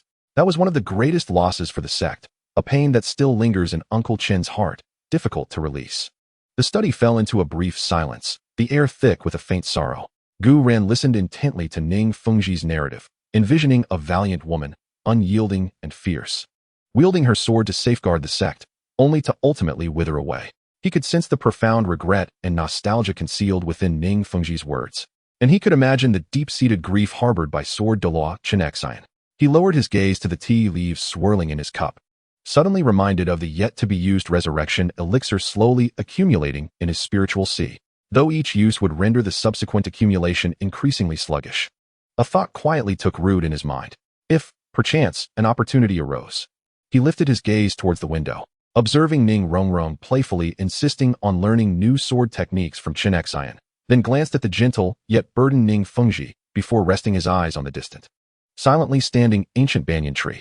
Perhaps, in the future, should the chance present itself, resurrecting the woman named Ning Dingling to repay this long-buried regret, fortifying the seven-treasure glazed tile school, and allowing Rongrong to have another cherished elder, would be a profoundly meaningful endeavor. Of course, all of this would require the right timing and circumstances. He mentally noted this thought, but refrained from voicing it, simply lifting his teacup to savor a sip, relishing the subtle aroma of tea intertwined with deeper human sentiments. Chapter 95. A Date with Zhu Zhuqing. After experiencing the warm and tender journey through the seven-treasure glazed tile school with Ning Rongrong, it was now the turn of the cool and serene Zhu Zhuqing. Unlike Ning Rongrong's vivacious exuberance, Zhu Zhuqing's choice was decidedly quieter, yet equally unexpected. As the night deepened, she silently approached Gu Ran's door and gently knocked. When Gu Ran opened the door, he was greeted by the sight of Zhu Zhuqing clad in a practical black outfit that accentuated her stunning figure. Her eyes, illuminated by the moonlight, sparkled with a blend of hesitation and determination. Gu Ran, her voice remained as cool as ever, yet carried a rare plea. Could you accompany me to a place tonight? Gu Ran raised an eyebrow, curious about her midnight destination. Of course, where to? Zhu Zhuqing bit her lip and softly replied. The Xinglua Zhu family. I simply wish to sneak back for a glimpse. Perhaps it is due to my sister Zhu Zhiyin's changes, or perhaps my own rise in strength. But I suddenly feel an urge to return and see. I haven't seen my father in a long time. I miss him. Gu Ran instantly understood her sentiment. He smiled and said, all right, I will accompany you. However, as he appraised Zhu Zhuqing's flawless attire, a playful thought struck him. Since it was a stealthy return, shouldn't they adopt a more covert demeanor? Before Zhu Zhuqing could react, Gu Ran reached out and wrapped his arm around her slender yet resilient waist. In the next moment, they found themselves concealed within the shadows of an uninhabited alleyway outside the seven-treasure glazed tile school. After the slight dizziness of spatial leap subsided, Zhu Zhuqing found herself almost entirely pressed against Gu Ran, distinctly aware of his warm chest and the steady rhythm of his heartbeat. A subtle blush instantly graced her cheeks, and instinctively, she attempted to break free, only to be embraced even tighter by Gu Ran. Do not move, he whispered with a hint of amusement in his voice, his warm breath brushing against her sensitive earlobe. This approach must remain discreet, wouldn't you agree? Zhu Zhuqing's body stiffened, her heart inexplicably racing. Ultimately, she acquiesced to his actions, merely turning her face slightly away in an effort to mask her flustered state. Sensing the slight tremor of her delicate form, Gu Ran's lips curled into a mischievous smirk as he activated the spatial leap once more. After several short, successive flashes, the two had seamlessly infiltrated the capital of the Xinglua Empire, arriving before the imposing yet solemn residence of the Zhu family. The defenses of the Zhu household were evidently far more stringent than those of the Qibao glazed sect, with hidden sentinels scattered throughout and patrols incessantly traversing the area. However, to one who could manipulate space like Gu Ran, these measures were but a mere facade. Holding Zhu Zhuqing close, he skillfully evaded all watchful eyes, silently landing atop the highest roof of the main hall, concealed beneath the shadow of a grand eave. From this vantage point, they could clearly observe the brightly lit council chamber below, while those inside remained oblivious to any disturbances above. Within the hall, Zhu Jintian, the patriarch of the Zhu family, was engaged in serious discourse with several elder family members. His expression was grave, a lingering shadow of anxiety and unease etched across his brow. Zhu Zhuqing held her breath, her cold gaze fixated upon her familiar yet overwhelmingly oppressive father, her emotions a complex tapestry. Gu ran, captivated by her focused profile, inhaled the faint, ethereal fragrance that wafted from her, reminiscent of cold moonlight and delicate orchids. His hand, which encircled her waist, inadvertently shifted slightly, his fingertips brushing against the soft fabric of her night attire, feeling its astonishing smoothness and elasticity. Zhu Zhuqing's body jolted violently, as if struck by an electric current. Nearly gasping in surprise, she whipped around, her eyes filled with a mix of shame and anger as she silently reproached Gu Ran for his audacity. Yet he merely winked at her, a playful grin adorning his face, and rather than retreating, he leaned closer to her flushed ear, whispering in a hushed tone, "Shh. Keep quiet, lest we draw attention from below." His lips almost brushed against her glistening earlobe, and the warmth of his breath rendered her limbs weak. His deep voice carried a blend of irresistible allure and subtle threat. Zhu Zhuqing felt a mix of frustration and urgency. She dared not truly struggle or voice her protests, instead resorting to fierce glares, her body trembling slightly from both tension and an unfamiliar tingling sensation, nearly unable to stand, thus leaning more firmly into Gu Ran's embrace. Amidst their silent entanglement, the conversation from the council chamber below clearly reached their ears.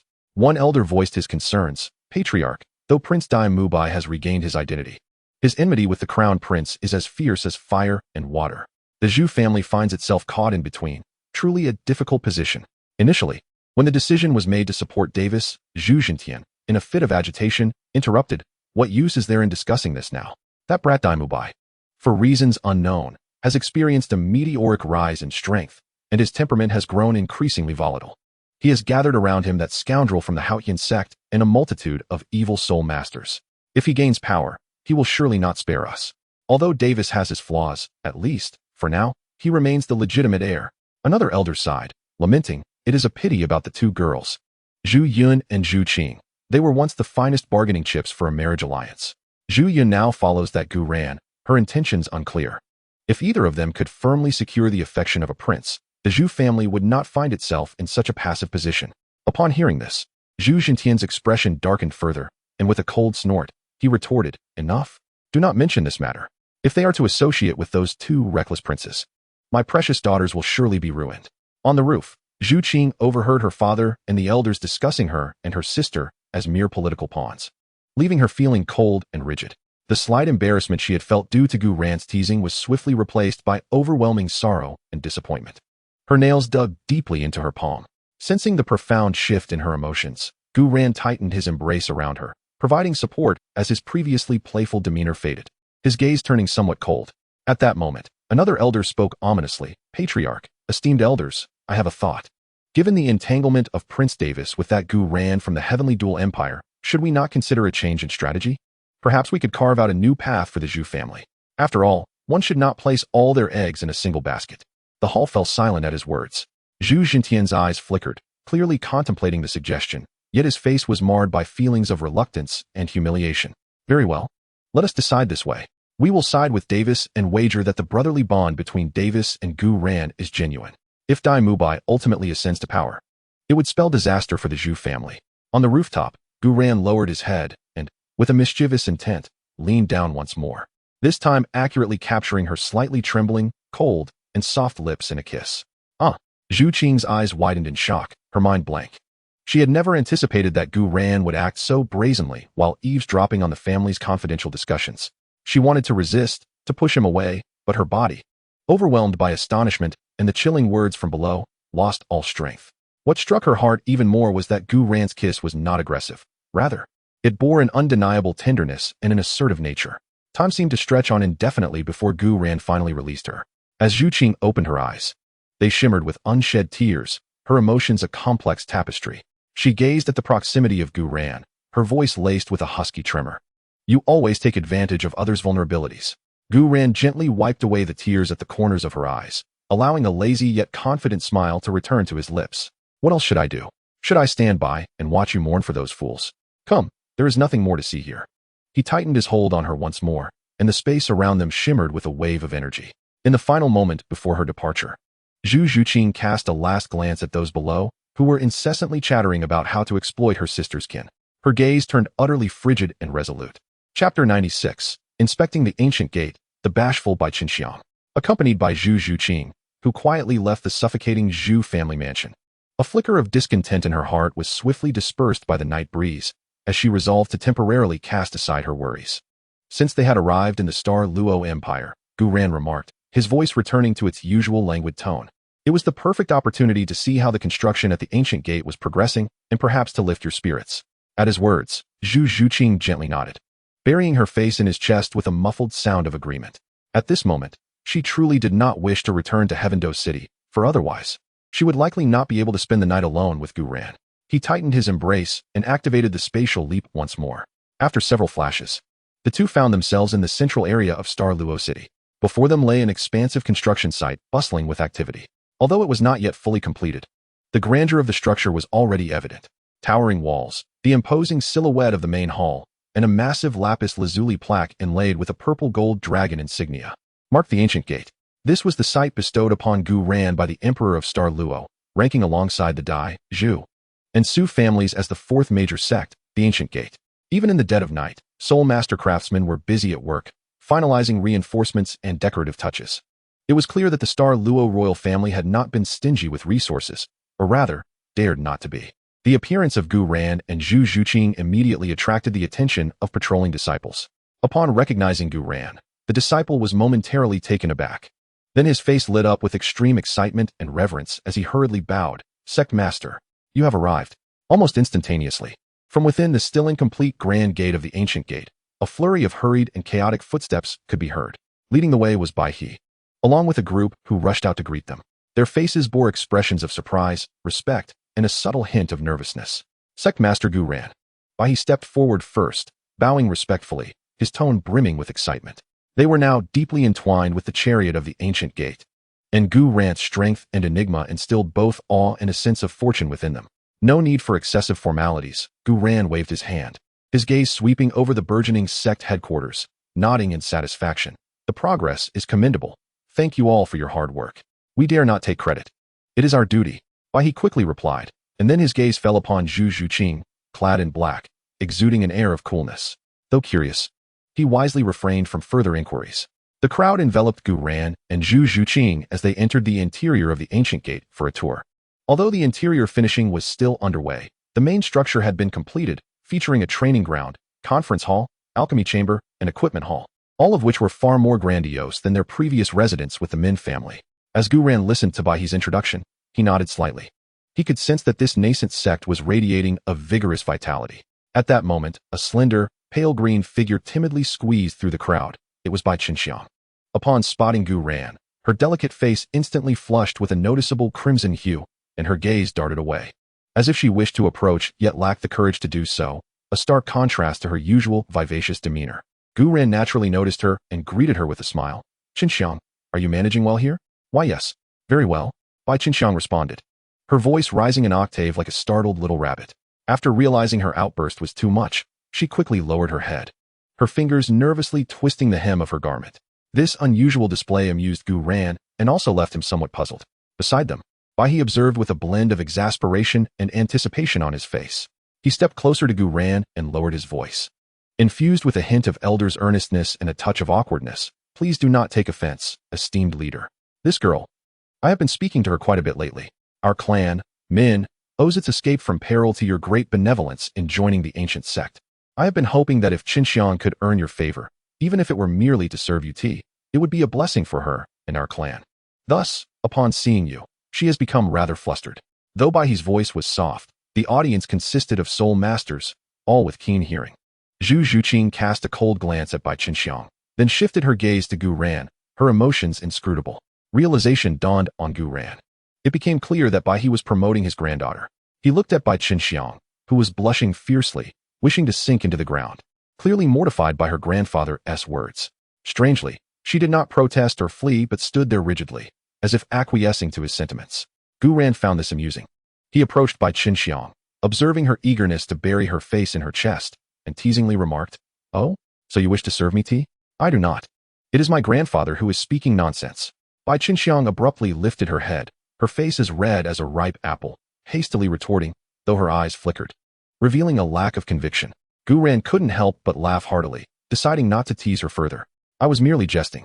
You can rest assured and cultivate here. This will be your home from now on, and no one will compel you to do anything against your will." His words were directed not only to Bai Qinxiang, but also to Bai He and the others present. Upon hearing this, Bai Qinxiang paused, her gaze meeting Gu Ran's warm, encouraging eyes. The tension and embarrassment that had gripped her heart dissipated significantly, replaced by a sense of inexplicable comfort and gratitude. She gently nodded and replied in her usual clear tone, "Yes. Thank you, esteemed leader." Bai He, witnessing this exchange, felt a twinge of regret, yet breathed a sigh of relief, glad that the leader was not displeased.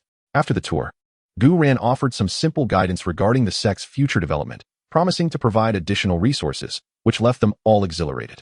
As they departed from the ancient gate, Zhu Zhuqing's spirits appeared to have lifted considerably, perhaps influenced by the invigorating and hopeful atmosphere of the newly established sect. Under the night sky, Gu Ran glanced back at the brightly illuminated headquarters of the ancient gate, a subtle smile gracing his lips. This stake driven into the Star Luo Empire had finally begun to take root. Alas, those formidable beasts were indeed unpredictable. They could hardly tolerate any unfinished renovations. Gu Ran took Zhu Zhuqing's hand and led her toward a nearby park bench, proposing, "Shall we take a moment here tonight?" Zhu Zhuqing, however, felt a twinge of shyness. But this is the city center, with people bustling about. What if we are discovered?" "Hee. Then it will depend on whether our Zhuqing has the skill to remain unnoticed," he replied playfully. Chapter 97. A promise regarding Do Wu and a date with Xiao Wu. The names on the schedule were crossed off one by one, until it was finally time for the lively and adorable little rabbit, Xiao Wu. Unlike the choices of others, Xiao Wu appeared mysteriously excited early in the morning, her pink eyes shimmering with enthusiasm and a hint of nostalgia.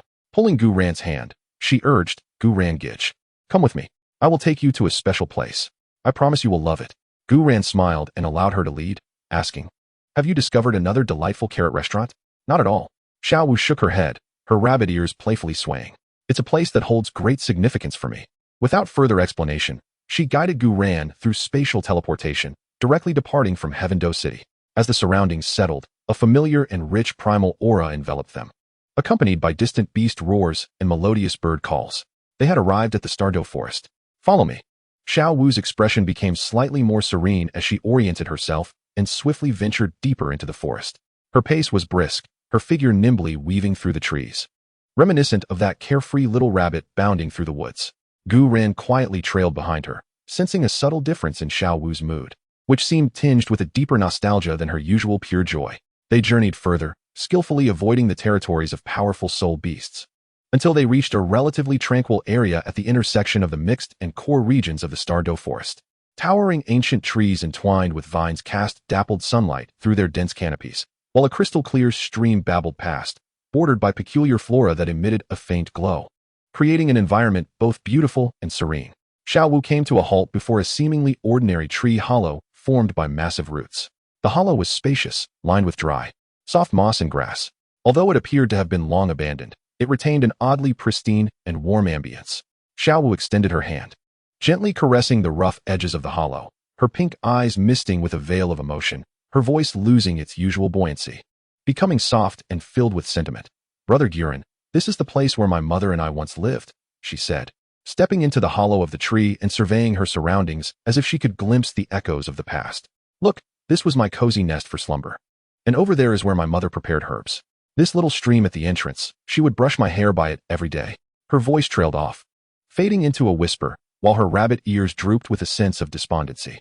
"My mother was the gentlest. She would tell me stories of the forest, teach me about various herbs, and protect me from the malevolent spirit beasts. But later, to safeguard me, Xiao Wu's words faltered. Yet Guren understood the sorrowful history she held within.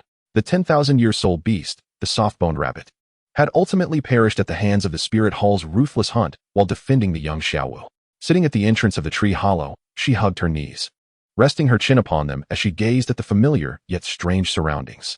Her large eyes brimmed with an inescapable longing and sorrow. "Although I have you, Brother Guren, and Daming and Erming, I still miss my mother dearly. How wonderful it would be if she could see me now." The world had changed, and while the once warm nest remained, It was now a solitary refuge. This loneliness and nostalgia were particularly poignant in that moment. Guren settled beside her, gently wrapping his arm around her shoulders. He remained silent, simply offering her his presence. He could feel the slight tremors in Xiaowu's body, the profound sadness buried deep within her heart, moved by her sorrowful visage.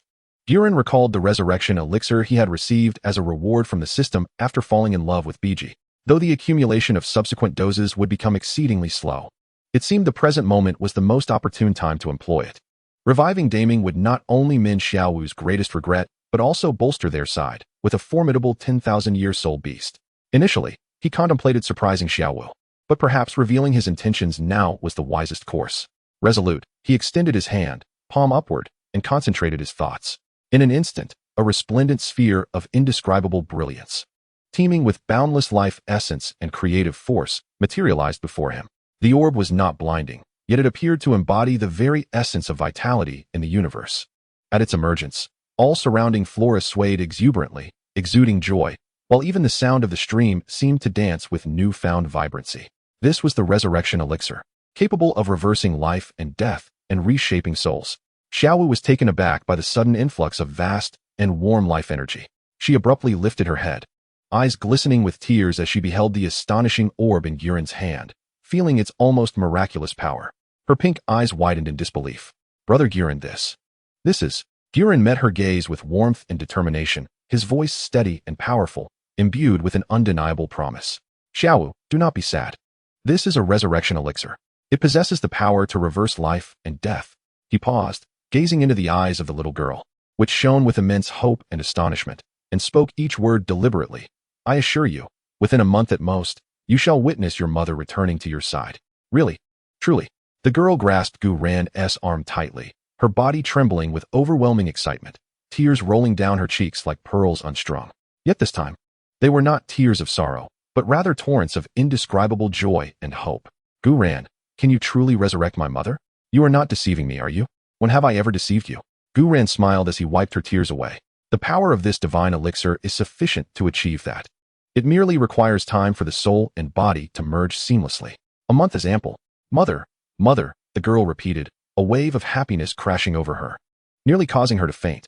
She looked at the resurrection elixir, radiating with boundless life energy, then at Guren, and suddenly threw herself into his embrace, bursting into tears as if to release all the longing and grievances of the years. Thank you, Guren, thank you, she cried incoherently, clinging to him as if he were the greatest treasure in the world. Guren gently patted her back, allowing her to release her emotions. He could feel the void within the girl, long hidden deep in her heart, being filled with immense hope. After crying for an extended period, the girl gradually calmed down, but continued to hold on to Guren tightly. She tilted her face up, her eyes and nose red, yet her smile radiated an unprecedented brilliance, a light of regained joy. Guren, I like you the most, the very most, she proclaimed loudly, then quickly planted a kiss on his cheek before shyly burying her face again. Guren chuckled in surprise, pocketing the resurrection elixir and ruffling her hair. All right, we have an agreement. For this month, you must be joyful and await your mother's return, understood? She nodded vigorously, the shadows on her face dissipating, replaced by an abundance of anticipation and vitality. When she glanced at the tree hollow, once filled with sorrowful memories, her gaze was entirely transformed. This place was no longer a site of farewell to her mother, but was about to become a sacred ground for their reunion. The fading rays of the setting sun cast elongated shadows of the two figures in the forest. On their way back, the girl held Guren's hand tightly, chattering excitedly about how she would prepare to welcome her mother, eager to show her the sights. As thrilled as a young creature stepping out of its den for the first time, Guren, witnessing the girl's newly rekindled, more radiant smile than the sun itself, felt that the resurrection elixir was worth every effort. The month of waiting for the soon-to-be reunited mother and daughter was both long and filled with sweet anticipation. Chapter 98, A Date with ZG. The dawn light was faint, and a soft mist enveloped the Tingtao courtyard like a delicate veil, the air by the lakeside imbued with a refreshing coolness. Guren, unexpectedly, awoke naturally and lazily stretched his body. Today was the turn of the notoriously fiery and rebellious Hell Dragon King, ZG. Contemplating ZG's cold, defiant demeanor, which was nonetheless subdued by her bloodline, Guren couldn't help but smile with a hint of amusement. He could almost envision her reluctant yet restrained expression when he invited her, a reflection of her inner turmoil. It seemed he would need to invest some thought to coax this Dragon King into willingly taking a stroll. As he pondered, he casually donned his outer robe and opened the door, preparing to seek out Ziji. However, the moment the door was ajar, he abruptly halted. There, in the shadows of the corridor, stood a tall, slender figure, captivatingly adorned in shades of purple, quietly leaning against a pillar. Who else could it be but Ziji? She wore her fitted, dark purple leather armor that accentuated her stunning figure, while her deep purple hair cascaded like flames over her shoulders. At this moment, her arms were crossed, and her head was slightly tilted, seemingly lost in thought as she gazed at the morning mist rising from the lake.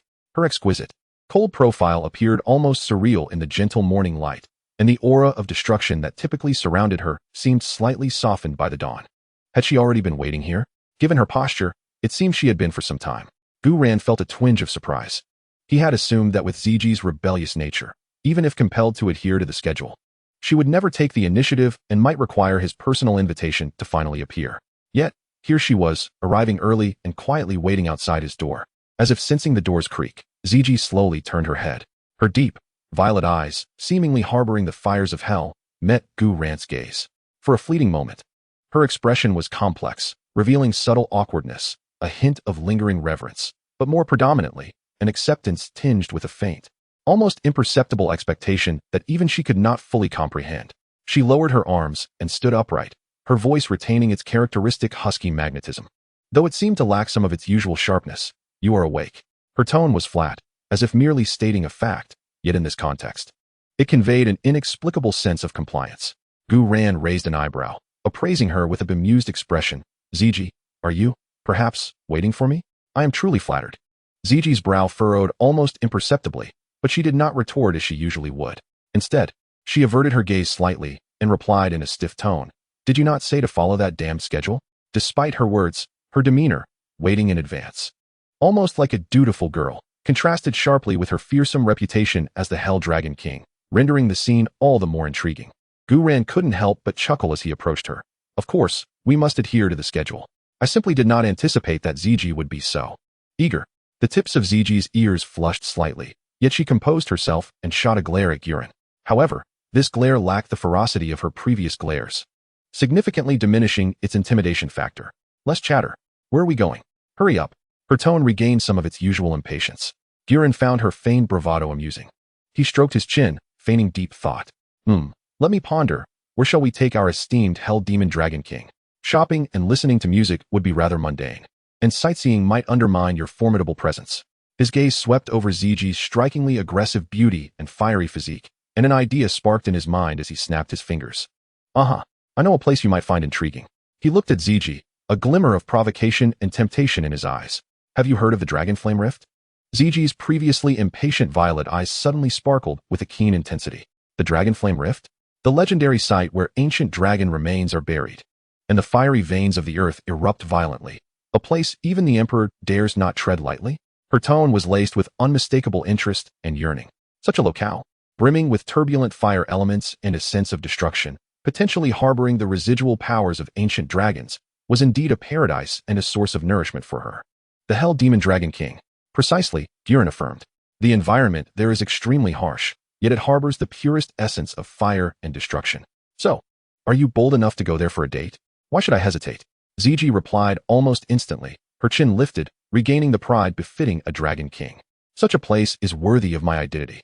Compared to mundane strolls, this adventure clearly piqued her interest far more. "Excellent. Then let us embark." Gu Yuena smiled and naturally extended his hand.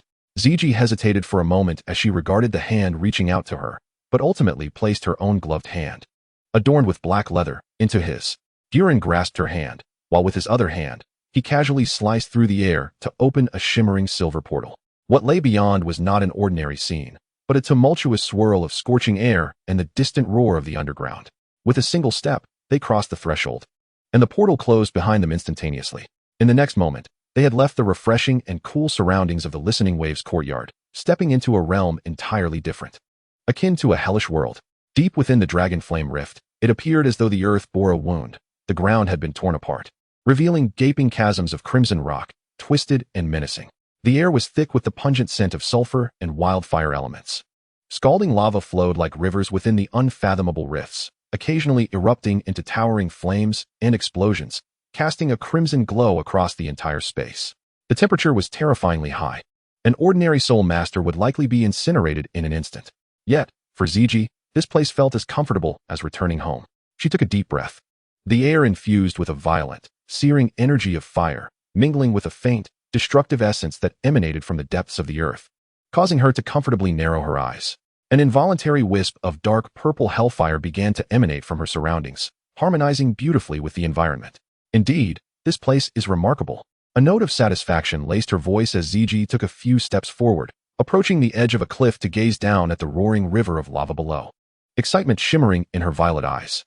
Gu Yuena followed closely behind, observing her graceful form and the destructive aura that melded seamlessly with the surroundings, smiling as he remarked, "It seems we have made the right choice in selecting this location." Ziji did not turn back, yet her tone softened considerably, even hinting at a subtle delight. "You do possess some discernment." Gu Yuena approached her side, peering at the surging lava beneath. "If you like it here, we can visit often. The energy in this place is beneficial for your cultivation." Ziji offered no verbal reply, but the slight upturn of her lips betrayed her mood. Suddenly, she noticed a speck of ash on Gu Yuena's temple. Almost instinctively, she reached out to brush it away with her fingertip. However, her fingers, covered in fine dragon scales and emanating a searing heat, caused Gu Yuena to pause momentarily. Ziji instantly realized the inappropriateness of her action, freezing mid-motion, a rare flush of awkwardness crossing her face. Gu Yuena, however, smiled and took her warm, scaled wrist in his hand, gently rubbing his cheek against her slightly rough, yet powerful fingertips. "It's quite all right," he said with a hint of mirth. This intimate gesture caused Ziji to stiffen abruptly, her violet eyes widening, her heart skipping a beat. The warmth and sensation from his wrist, coupled with the brief, coarse friction of his cheek, coursed through her body like an electric current. She swiftly withdrew her hand, turning away from Gu Yuena, forcing herself to regain composure as she declared, "Since we've seen enough, perhaps we should head back. Let's explore deeper." My dragon god martial soul seems to sense a familiar aura within. Though they continued to hold hands, the atmosphere subtly shifted, laden with an unspoken understanding and a hint of intimacy. Yet, the slight flush of her ears and her somewhat hurried breath revealed her inner turmoil. Chapter 99. The Slumber of the Emperor, the Bold Ziji. They ventured deeper along the edge of the fissure, the surrounding energy growing increasingly wild and pure. As they passed an area shrouded by massive crystal clusters, Gu Yuena suddenly shifted his expression and grasped Ziji's hand. Ziji queried, puzzled. Gu Yuena gestured for silence, directing his gaze toward a shadow deep within the crystal clusters. Following his line of sight, Ziji's violet eyes widened abruptly. In that relatively stable, energy-rich shadow, a colossal dragon, its entire body cloaked in obsidian scales, lay coiled, its eyes tightly shut, emanating a formidable yet slightly feeble aura of dragonic might. As if it were in a deep slumber, healing its wounds. That familiar, regal presence could only belong to the mighty Emperor Tian. It was evident that he had been recuperating here for some time, harnessing the pure dragon flame energy of this place to mend old injuries or perhaps seek a breakthrough. Entirely oblivious to their arrival, Ziji's body tensed instantaneously, instinctively attempting to wrench free from Gu Yuena's grasp and retreat. The thought of Emperor Tian discovering her alone with Gu Yuena in such a location, particularly given her altered state of mind, filled her with an inexplicable sense of guilt and panic. However, Gu Yuena held her hand firmly, showing no intention of retreating. Instead, a mischievous grin played upon his lips as he silently traced several arcane symbols in the air. A remarkably faint yet perfectly blended ripple of spatial energy enveloped them, effectively cloaking their presence and sound from the outside world. He guided the rigid Ziji, not away from the danger, but rather, as if strolling leisurely, drew closer to Emperor Tian's resting place, finally stopping behind a crystal pillar that allowed them to observe him clearly while remaining within his blind spot. Ziji, both shocked and anxious, silently questioned Gu Yuena's intentions with her gaze. To act so brazenly beneath Emperor Tian's very nose was sheer madness. Yet, Gu Yuena merely winked at her, his eyes brimming with provocation and amusement. Leaning closer, he whispered in a voice only they could hear, reminiscent of a devil's murmur. "What is this? Even the Hell Dragon King has moments of fear? Tell me, how do you think he would react if he knew his partner was holding hands with another man, on sacred ground meant for his healing?" Ziji's heart raced like a drum, her blood seemingly flowing in reverse. The thrill of entangling with another man so near to Emperor Tian, who remained utterly unaware, ignited a sense of forbidden excitement within her, akin to the most potent poison, causing her to tremble, yet also instilling a strange, morbid thrill. She yearned to refuse, to escape, But her body was ensnared by Gu Ran, drawn in by the abyss of his gaze and the wicked smile gracing his lips, rendering her immobile. Observing the intense turmoil of shame, fear, and the burgeoning glimmer of something unusual in her eyes, Gu Ran sensed the moment was ripe. Without further hesitation, he abruptly lowered his head, capturing Ziji's lips, which quivered slightly with tension. Ziji's eyes widened in shock, her mind momentarily blank. Emperor Tian was but a stone's throw away. Though Gu Ran had created a barrier, the visual impact was overwhelmingly real. She could even discern the subtle quiver of Emperor Tian's dragon whiskers as he slept. Any thought of resistance flickered briefly before crumbling under the weight of Gu Ran's domineering, aggressive kiss. Around them was a scene reminiscent of a cataclysm, with the nominal partner's slumbering form nearby, and yet here she was, ensconced in another man's embrace. Compelled to endure such intimacy, such sacrilege, a profound sense of shame, the enticing thrill of betrayal, the fear and submission to Gu Ran's formidable control, along with the deep-seated stirrings within her that she herself was reluctant to acknowledge, surged forth like molten lava, obliterating all her psychological defenses in an instant. Her body succumbed entirely, ceasing its resistance and even beginning to respond, albeit awkwardly and passively. Her delicate fingers unconsciously grasped the fabric of Gu Ran's chest, trembling slightly. This kiss, imbued with the searing essence of sulfur, bore the unique dominance of the dragon kin, and was laced with a fatal allure that felt both forbidden and exhilarating. Time seemed to dissolve until Gu Ran gradually released her. Ziji gasped for breath, her violet eyes shimmering with a bewildering mix of confusion and an unprecedented emotional upheaval. She gazed at Gu Ran, who was so close, then furtively glanced at the oblivious Emperor Tian, and a torrent of complex emotions surged within her. Was there shame? Indeed. Was there fear? Certainly. Yet, overshadowing these feelings was an extraordinary sense of liberation and clarity. Emperor Tian could not evoke this heart-racing, carefree sensation within her. He embodied responsibility, guardianship, and the traditions of the dragon clan, whereas Gu Ran symbolized the audacious breaking of all rules, the wildness of power and freedom, along with an aggressiveness that could ignite her being from within. Deep within the chasm of dragon flames, at the edge of Emperor Tian's slumber. Through this kiss laden with forbidden meaning, Ziji came to a stark realization. Her rebellious heart had, unbeknownst to her, been irrevocably captured by this reckless youth before her, who bore the bloodline of a dragon god, and she found herself ensnared, unable to break free. Slowly, almost imperceptibly, she reciprocated by gently grasping Gu Ran's hand. Feeling her subtle response and the complete transformation in her gaze, a deeper smile graced Gu Ran's lips. For he knew that this proud hellish dragon king had finally found her way home. He did not press further, but simply held her hand, retreating silently from that area, leaving the slumbering Emperor Tian in the stillness once more. Ding! Congratulations, host, on completing the task, falling in love with Ziji, and receiving the 9-colored Dragon Soul Ring reward. Please welcome the Dark Dragon King and obtain material rewards. Resurrection Elixir, Progress 10. Acquired Divine Artifact Reward, Dragon God Blood. Suitable for consumption by soul masters or soul beasts, which greatly enhances the quality of their martial souls. With the type of Dragon God Blood depending on the host's soul ring variety, currently offering 4 types of Dragon God Blood. Acquired Soul Bone Reward, Purple Radiant Annihilation Dragon External Soul Bone, 9-colored quality, resembling a pair of purple golden wings, endowing flight capabilities. The first soul skill of the external soul bone is Dragon Emperor's Protection, where the wings envelop inward, granting immunity to any attack once per year. The second soul skill is Please Welcome, Purple Radiant Annihilation Dragon, which can be activated upon collecting the complete set of soul bones.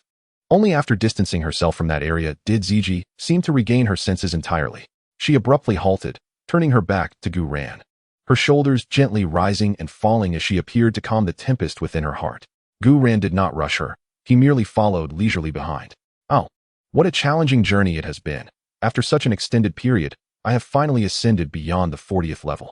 It appears that Ziji relishes the opportunity to present herself before Tian. After a considerable pause, Ziji slowly turned around. The flush on her cheeks yet to fully fade, yet the brilliance in her violet eyes had transformed.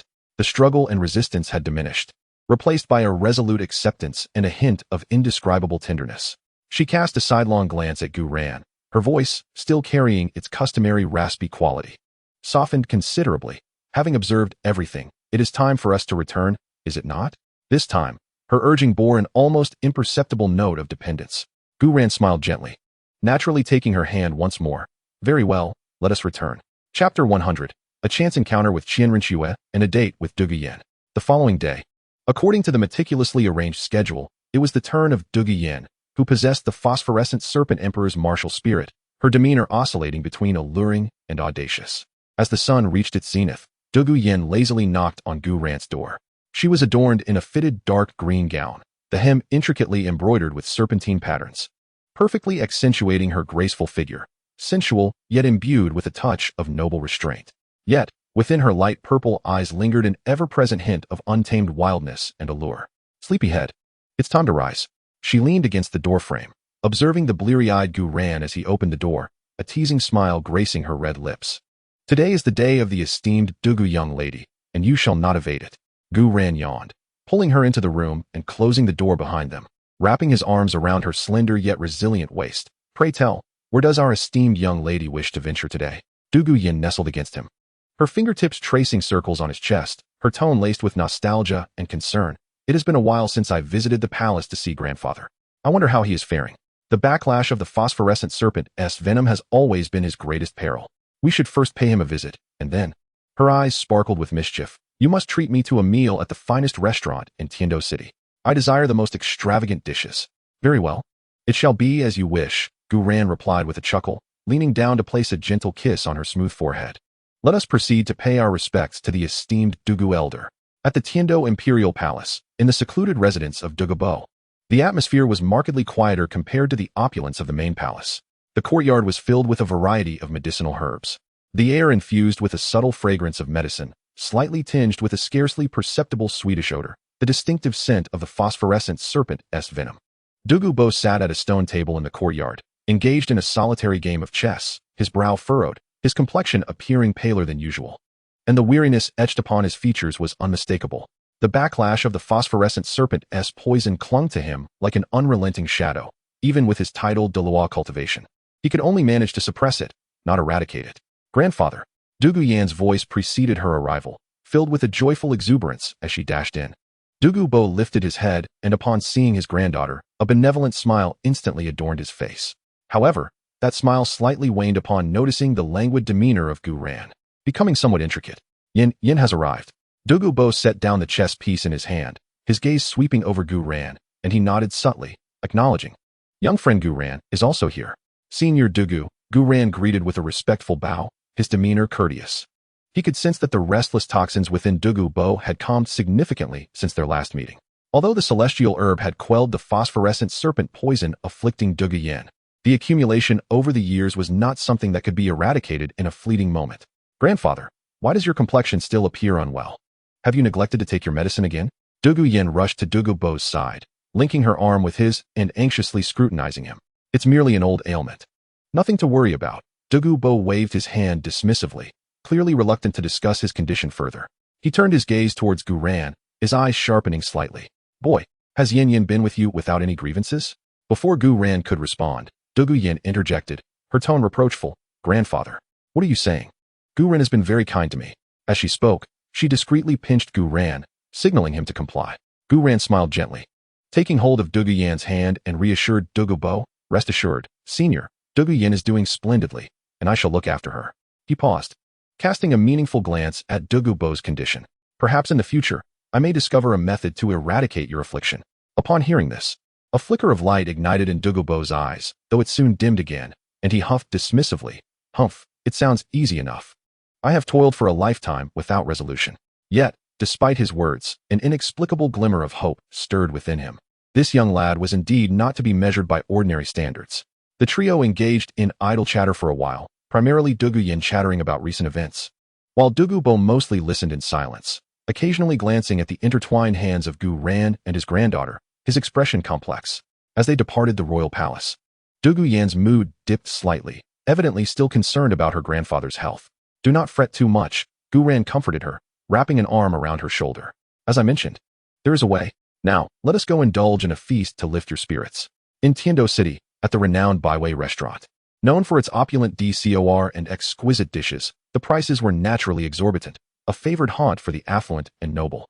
Gu Ran and Dugu Yin requested a private room overlooking the street, the ambience serene and the view expansive. True to form, Dugu Yin did not hold back, selecting an array of extravagant and rare delicacies, filling the table with items such as dragon liver and phoenix marrow, icy sea jade soup, and millennium ginseng king broth. Humph. Today I shall make you spend all your wealth, Gu Yuena declared, defiantly lifting a translucent slice of soul beast meat and biting into it fiercely, as if venting her concern for her grandfather's injuries. Gu Yuena chuckled softly, leisurely ladling her soup. Eat to your heart's content. Even if you were to buy this restaurant, I would still be able to support you. As the two individuals dined and conversed, the atmosphere gradually warmed, and a smile returned to the face of Gu Yuena. At that moment, a gentle knock sounded at the door of the private room. Gu Yuena raised an eyebrow slightly and invited the visitor to enter. The door swung open, revealing not a waiter, but a young man clad in a moon-white robe, exuding an air of elegance and grace, with striking features and a gentle smile. It was none other than the crown prince, Xueqinghe. Having caught a glimpse of Gu Yuena's figure downstairs, he had taken the liberty of intruding, hoping for no offense to be taken. His voice was as smooth as jade, and his gaze swept over Gu Yuena and Gu Yuena, lingering for a moment on their close proximity, a flicker of understanding passing through his eyes. Upon seeing the crown prince, Gu Yuena promptly set down her chopsticks and sat up straighter, a hint of awkwardness evident in her demeanor. Though spirited by nature, she still adhered to the requisite decorum befitting the imperial heir. Gu Yuena, however, maintained his languid demeanor, merely nodding slightly. Ah, your highness, what a delightful surprise. Have you dined yet? If it pleases you, do join us. Xueqinghe smiled gently, declining. No need, I have already dined elsewhere.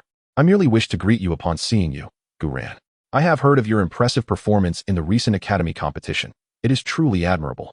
His words, though still tinged with an intent to court favor, bore a newfound caution and significance following Gu Yuena's previous revelation of his identity. Your highness flatters me. It was merely luck, Gu Yuena replied dismissively, though his mind pondered the implications of Qianrenxue, disguised as Xueqinghe, approaching him under the guise of mere pleasantries. Xueqinghe's gaze shifted to Gu Yuena, his tone softening. Miss Dugu is also present. It seems I have interrupted your enjoyment. How is the health of the esteemed Chief Dugu? I have some fine medicinal herbs that I can have sent to him. Thank you for your concern, your highness. My grandfather is well, Gu Yuena replied promptly. After exchanging a few more pleasantries, Xueqinghe, sensing the moment, prepared to take his leave. Then I shall not intrude further on your leisure. Gu Yuena, should you find yourself with some free time in the future, do visit the Eastern Palace. Certainly. Gu Yuena nodded in agreement. As Xueqinghe turned to depart, his meaningful gaze swept over Gu Yuena once more, his lips curling into a perfect, gentle smile that befit a prince. However, once he stepped out of the private room and closed the door behind him, his expression shifted, becoming inscrutable and profound. He descended the staircase slowly, his mind involuntarily replaying the scene he had just witnessed, the natural intimacy between Gu Yuena and Gu Yuena, and the alluring gaze of Gu Yuena, imbued with reliance and charm. A thought struck Qianrenxue like lightning, a marriage alliance. Since time immemorial, the strongest bonds among the powerful have been forged through blood and marriage. Gu Yuena was a figure of unfathomable strength, difficult to decipher. Impervious to the usual temptations of advantage, it seemed that ordinary incentives held no sway over him. Yet, he possessed an evident weakness, an extraordinary desire to collect and possess the beautiful and unique women surrounding him. Since it is impossible to subdue him through force and power, why not consider an alternative approach to bind him more closely with the spirit hall, or rather, with her, Qianrenxue? The most effective bond would be none other than a princess of noble birth. In Qianrenxue's mind, the image of her half-sister, Princess Xueku of the Tiando Empire, surfaced. The girl was gentle in nature, exquisite in appearance, akin to a meticulously nurtured flower in a greenhouse, innocent and untainted by the world's complexities. Rather than marrying Xueku off to an unknown kingdom for political gain, potentially a perilous realm, why not bestow her upon Gu Yuena? Xueku's esteemed status would be fitting for Gu Yuena, and her docile temperament would make her easier to manage. This arrangement would render Gu Yuena the legitimate prince consort of the Tiando Empire, thoroughly intertwining his interests with those of the imperial family. As the crown prince and her brother, Qianrenxue would also enjoy a closer and more unique relationship with him. This is far more tangible than hollow promises or threats. As for whether Gu Yuena would refuse, Qianrenxue thought of the various enchanting women surrounding him, a cold smirk gracing her lips. What man would reject a princess like Xueku, who is noble, beautiful, and innocently sweet, when she presents herself willingly? This would undoubtedly add the most resplendent stroke to his otherwise monotonous collection. Moreover, placing Xueku by Gu Yuena's side would, to some extent, plant a deeper connection between her and Gu Yuena. Should any matters arise in the future, perhaps some influence could be exerted through Xueku. This plan is simply advantageous on multiple fronts. Qian Rinchue's steps became light and resolute, her eyes glinting with shrewd calculation. She had already begun to devise how to naturally and gracefully present the precious piece, Shueku, before Gu ran. Shueku, my dear sister. I have found you the finest abode, she murmured softly, her voice laced with a hint of chilling mirth as she vanished into the bustling hall of the 100 Flavors restaurant. Within the private room, Gu Yuena gazed quizzically towards the door. The crown prince seems a bit peculiar today. Gu Ran withdrew his gaze, a knowing smile gracing his lips as he offered Gu Yuena a pair of chopsticks filled with food. Nothing much. Perhaps he is just pondering something again. Come, continue eating. Wasn't it said you would eat me out of house and home? Yet, in his heart, he understood. It appeared that this saintess of the spirit hall, the crown prince of the Tiando Empire, intended to present him with a grand gift. Chapter 101. The Dream Ice Silkworm and the Appointment with Gu Yu. On the schedule, the name finally turned to the most special entry, Tuesday, Gu Yu. On this day, the listening tide courtyard was particularly tranquil in the morning. Gu Yu, clad in a silver gown, appeared silently before Gu Ran's door, her icy silver eyes seemingly harboring an imperceptible wave of emotion. Unlike Xiao Wu, who would leap with joy, or Ziji, who initially resisted, she simply regarded Gu Ran calmly as he stepped outside. Today, it is I, her voice ethereal, devoid of any discernible emotion, yet imbued with an undeniable significance. Gu Ran gazed at her, a faint smile gracing his lips. Of course, Gu Yu, where would you like to go today? In his heart, he held a unique reverence for Gu Yuena, for she was not only the Silver Dragon King, but also the one who had brought him into this world and remained steadfastly by his side. A being of unparalleled significance. Gu Yu tilted her head slightly, her gaze seemingly piercing through the infinite expanse toward the northernmost reaches of the continent, the extreme north. The essence there resonates faintly with a part of my origin. I wish to see it. The extreme north, one of the forbidden zones of Douluo Continent, was perpetually frigid, encased in ice for miles, home to countless powerful ice attribute soul beasts. Its harsh environment surpassed even that of the mixed region of the Stardow Forest. Very well. Gu Ran nodded without hesitation. For him, most of the so-called forbidden zones in this world were accessible, in a shimmer of silvery light. The power of space enveloped the two of them. The next moment, a biting cold wind, sharp as a blade, swept towards them, unveiling an endless expanse of pure white. Towering glaciers lay sprawled like ancient beasts, the howling wind lifting mounds of snow, while the air was infused with an extreme chill capable of freezing soul power. This was a realm of life-s prohibition, where only the most resilient ice attribute soul beasts could survive. Suspended in the air, Gu Yu's silver hair danced in the frigid breeze as she inhaled deeply. The icy air seemed to bring her a peculiar comfort, and silver motes of light flickered around her, resonating subtly with the vast ice field. The ice elements here are remarkably pure, she remarked softly, a hint of satisfaction gleaming in her silver eyes. Gu Ran conjured an invisible shield of soul power, isolating them from the piercing cold. I'm glad you appreciate it. Shall we venture deeper? Gu Yu nodded, her form gliding gracefully like an ethereal spirit across the ice, moving toward the depths. Gu Ran followed closely behind. As they delved further, they encountered several formidable 10,000-year ice-type soul beasts along the way. However, upon sensing the faint yet overwhelming draconic pressure emanating from Gu Yu, coupled with Gu Ran's unfathomable aura, the creatures recoiled in fear, daring not to approach. Time passed unmeasured as they soared through the icy expanse until a colossal glacier, seemingly connecting heaven and earth, loomed before them. Its surface was encrusted with ancient ice that had never melted, as hard as tempered steel. At that moment, Gu Yu abruptly halted, her silver eyes sharpening as she focused on an exceedingly concealed crack at the base of the glacier. It was covered by thick layers of snow and ice shards. Without acute sensitivity to energy, one would scarcely notice it. Here, Gu Yu extended her delicate hand, pointing toward the fissure. The essence within feels peculiar. It seems to possess more than just ice elements. Following her gaze, Gu Ran extended his mental energy cautiously. Indeed, deep within the crack, he sensed an extraordinarily vast, yet remarkably restrained source of energy. It was pure and ancient, imbued with a languid and boundless spiritual essence, both merging with and distinctly different from the surrounding extreme ice. Let us take a look, Gu Ran said, intrigued, as he took Gu Yu's hand. Gu Yu paused slightly but did not resist, allowing him to lead her. With a casual wave of his other hand, Gu Ran parted the thick ice layer before him, as if wielding an unseen force, revealing a passage narrow enough for a single individual to traverse. The inner walls of the passage gleamed as smooth as a mirror, reflecting an ethereal blue radiance. As the two ventured deeper into the corridor, the overwhelming sensation of energy grew increasingly palpable, even instilling a profound sense of soul-crushing pressure. The passage twisted downward, seemingly endless. At last, they emerged into a vast expanse, where a colossal ice cavern appeared before them. Surrounding the cavern were countless crystalline shards of ancient ice, exuding an alluring sheen of energy. Yet, none of this could compare to the awe-inspiring presence at the cavern's center. There lay an ice silkworm of unimaginable size. Its body shimmered with a lustrous white jade hue, its skin soft and elastic, adorned with 10 massive golden patterns, each brimming with unfathomable energy. It appeared to be in a state of deep slumber, its enormous form nearly filling the cavern, and with each gentle rise and fall, it emanated a pure essence of elemental energy that subtly distorted the surrounding space. Is this the dream ice silkworm? A flicker of astonishment crossed Gu Yuena's eyes. Although he possessed formidable strength, the existence of a million-year-soul beast remained a legend.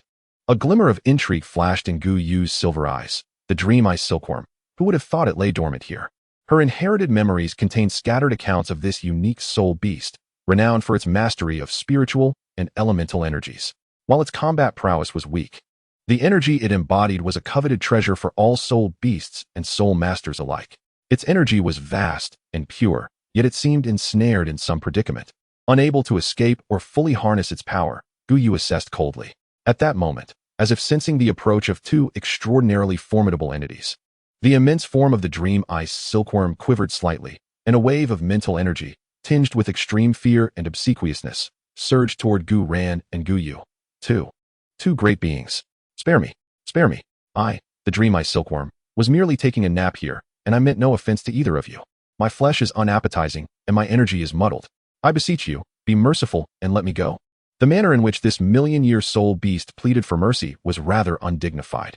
Clearly, it sensed the terrifying power capable of utterly obliterating it emanating from Gu Yuena and Gu Yu, especially the unfathomable pressure of Gu Yuena's bloodline, which extinguished any flicker of resistance within it. Gu Yuena found the sight of this cowardly million-year soul beast quite amusing. He stroked his chin, a glimmer of brilliance flashing in his eyes. To kill it for its soul ring and bones, that would be a waste. This unparalleled source of million-year energy might be utilized in a more advantageous manner.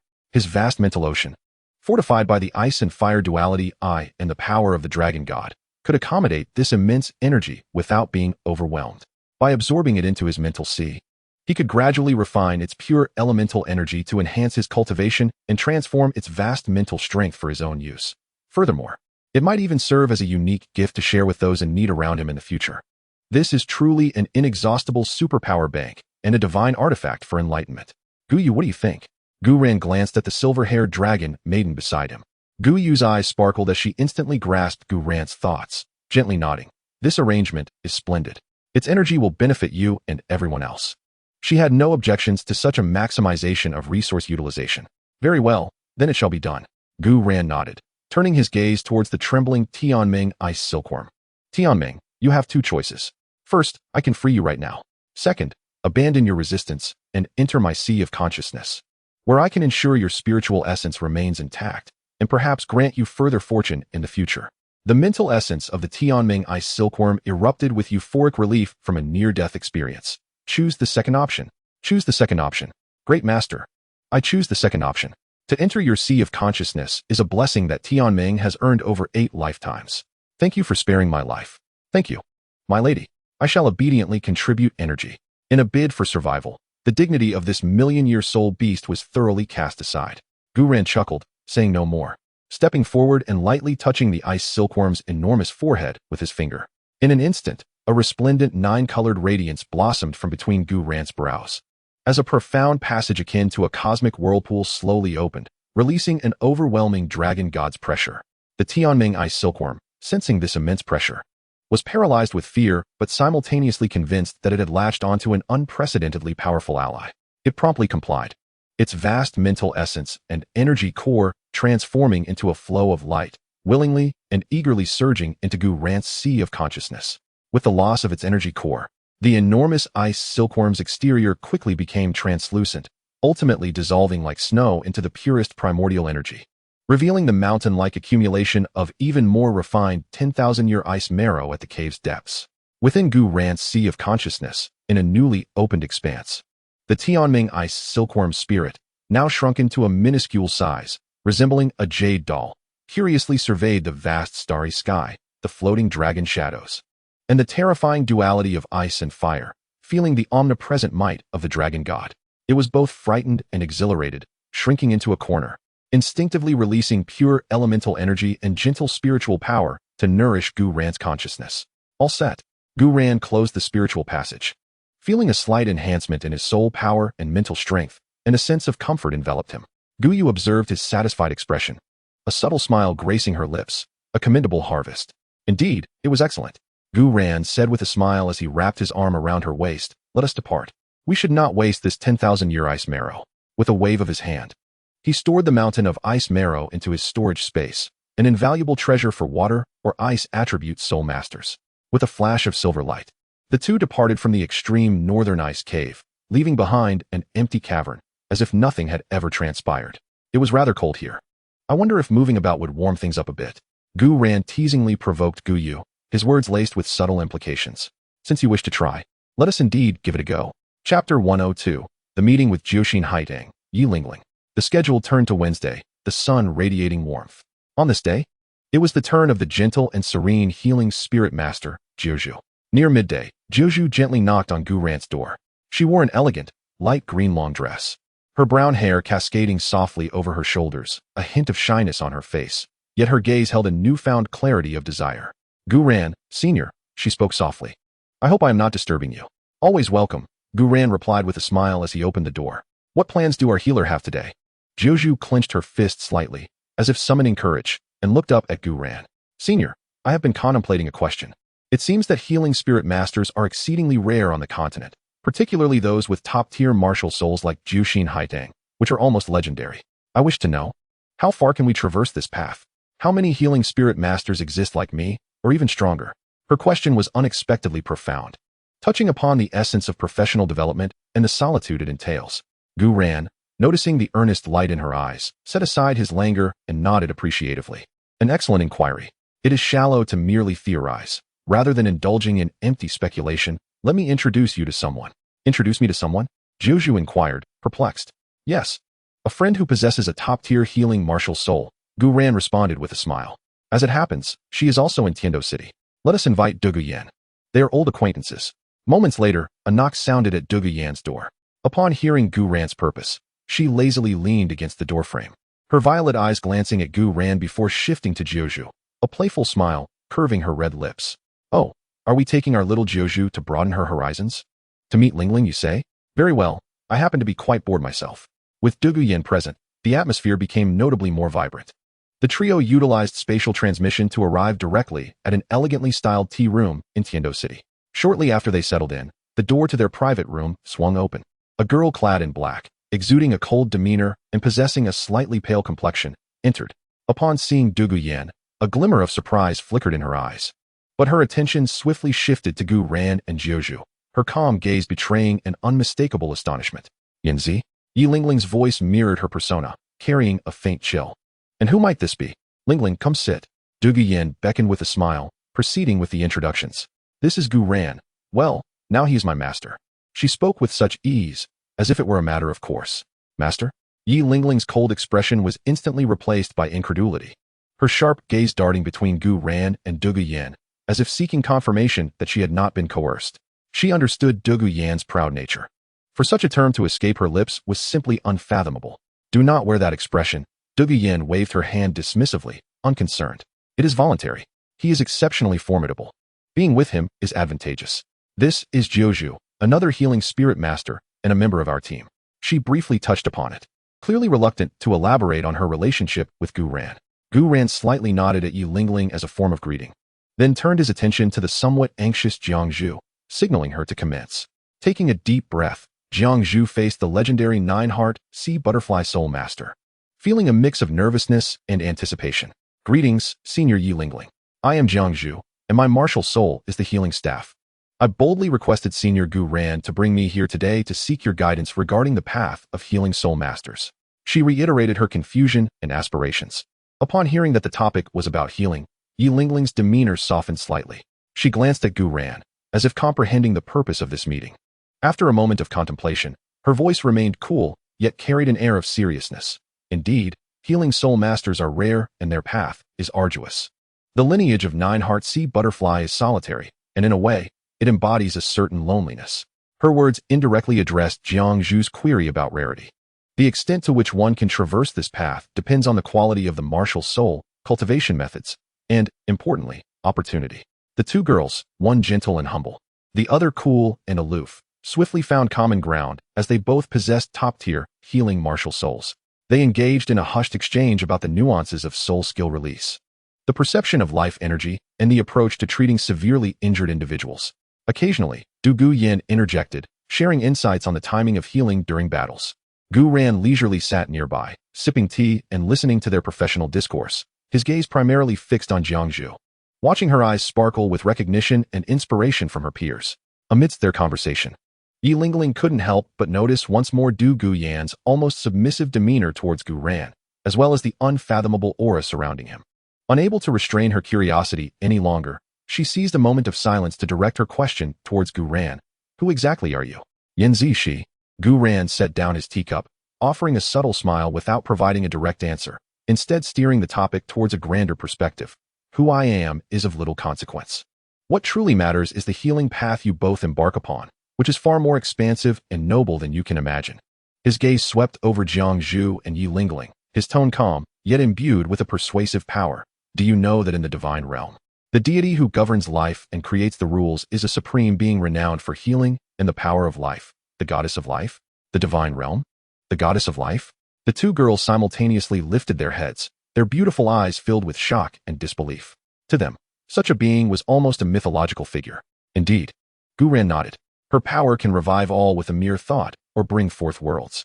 The so-called healing soul master, when cultivated to its zenith, touches upon the very essence of life's rules.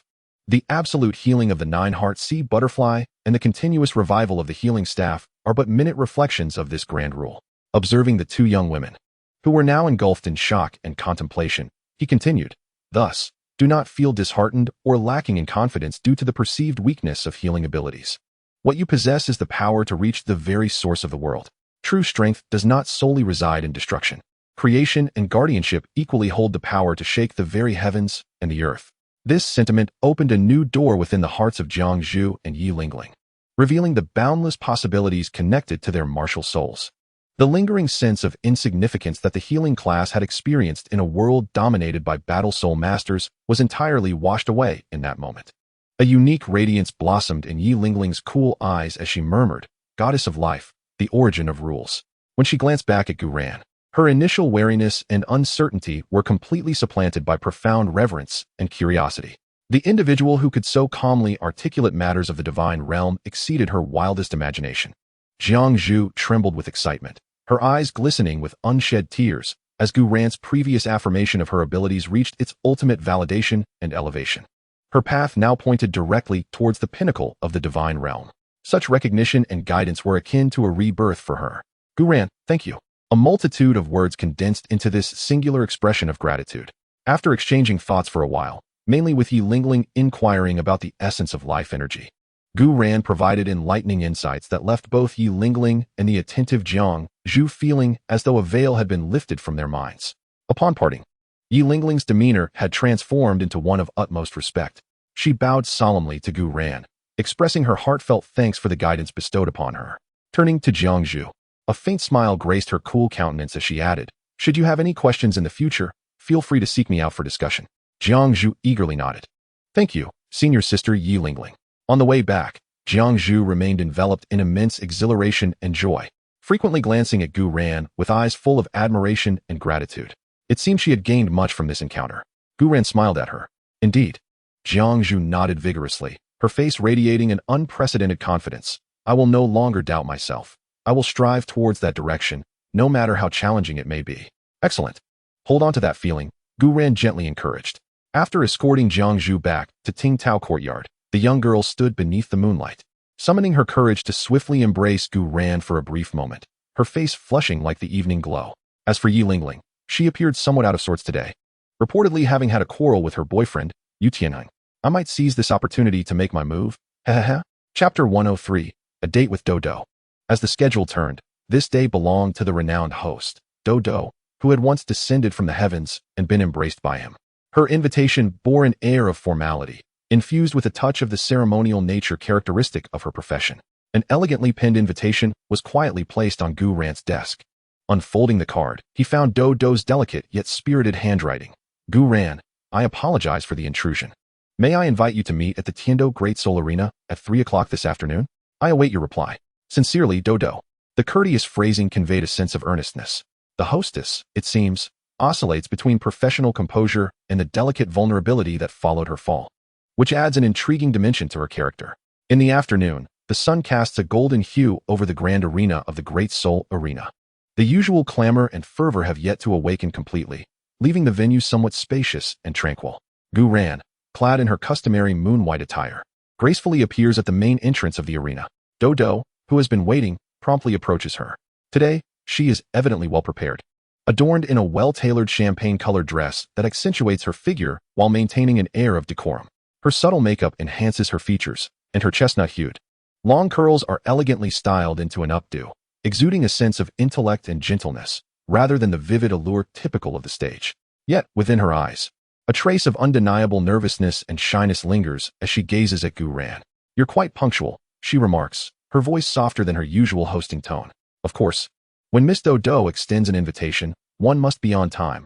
Gu Ran replies with a gentle smile, scanning her form. You look beautiful today. Instantly, a blush colors Douluo's cheeks, and she lowers her gaze in a flustered manner. Thank you. Shall we head inside? Certainly. Douluo leads Gu Ran, not toward the audience seats or the VIP box, but rather through the familiar internal passage, ascending the main platform that she knows so well, now devoid of any presence. The obsidian stage is cold and unyielding, reflecting the brilliance of the soul-guiding lights overhead. Standing at the center of the stage, one can almost feel the residual energy from past clashes of soul skills. Douluo takes a deep breath, surveying the vast venue with a complex expression. This is where her career began to flourish. Why do you wish to return here? Gu Ran's voice breaks the silence. Douluo turns to face him, striving to maintain a professional smile, though a hint of melancholy is evident. I don't know. I just suddenly wanted to come back and see it. After all these years of working here, even though the last time nearly cost me my life. Her gaze involuntarily drifts toward the approximate location of her fall. That is all in the past, Gu Ran replies softly. Yes, it is, Douluo echoes quietly, her eyes returning to Gu Ran's. It's precisely because it is in the past that I yearn to revisit this place. If it weren't for you. Just then, a sharp and irate voice interrupts this tranquility. Douluo, it really is you. A middle-aged man, dressed in opulent attire and adorned with several gemstone rings, strides in haste from the passage, flanked by a group of guards. His expression bears both surprise and displeasure. He is none other than Manager Fei, one of the proprietors of the Great Soul Arena. Manager Fei approaches the edge of the stage, looking up at the two figures above. His gaze particularly fixated on Douluo, his tone laced with reproach. Douluo, where have you been these days? Absent without notice, and you haven't even provided an explanation. Do you realize how much trouble your sudden disappearance has caused us? We have been unable to find a suitable host for numerous important matches. Upon encountering Supervisor Fei, Douluo's complexion paled slightly, and she instinctively took a step back. Yet, upon noticing the composed expression of Gu Ran beside her, she summoned her courage and declared, Supervisor Fei, I have resigned. In the midst of an urgent situation, the subsequent procedures. Resign? Who authorized that? Supervisor Fei interrupted her impatiently. His tone assertive. Your contract has not yet expired. Do you have any idea how much resources the Battle Soul Arena has invested in your training? You cannot simply walk away. Come back with me and clarify this matter. The upcoming matches await you. Several guards behind him advanced a few steps, clearly preparing to assert their authority. It was evident that they regarded the seemingly youthful Gu Ran as inconsequential. Douluo's face flushed with anger, and her body trembled slightly, fueled by both rage and a tinge of fear. She was acutely aware of the formidable forces backing the Battle Soul Arena. Just as one of the guards was about to touch the ropes at the edge of the stage, Gu Ran finally took action. Without even glancing back at them, he casually raised his hand and snapped his fingers. A soft crack echoed, as if an invisible decree had descended. The guards, along with the blustering Supervisor Fei, were instantaneously immobilized, frozen in place, their eyes unable to shift, their faces retaining the expressions they wore just a moment prior, appearing utterly ridiculous. The entire space felt as if it had been paused, with only the gentle breeze caressing the stage accompanying the silence. Douluo stared in disbelief, her eyes wide as she regarded the crowd, now resembling statues, before turning to Gu Ran, who remained as still as a statue himself. Her mouth slightly agape. She was filled with incredulity. Gu Ran then slowly turned to face the motionless Supervisor Fei, his gaze calm and indifferent, as if he were merely commenting on the weather. She said she has resigned. That means she has resigned. Do you not comprehend? His voice was not loud, yet it struck deep within Supervisor Fei's soul like a hammer. Although his body was paralyzed, fear flooded Supervisor Fei's eyes, and cold sweat soaked his back. At that moment, he truly grasped the terrifying nature of the young man beside Douluo, far beyond his imagination. Such a silent, yet absolute control was nothing short of otherworldly.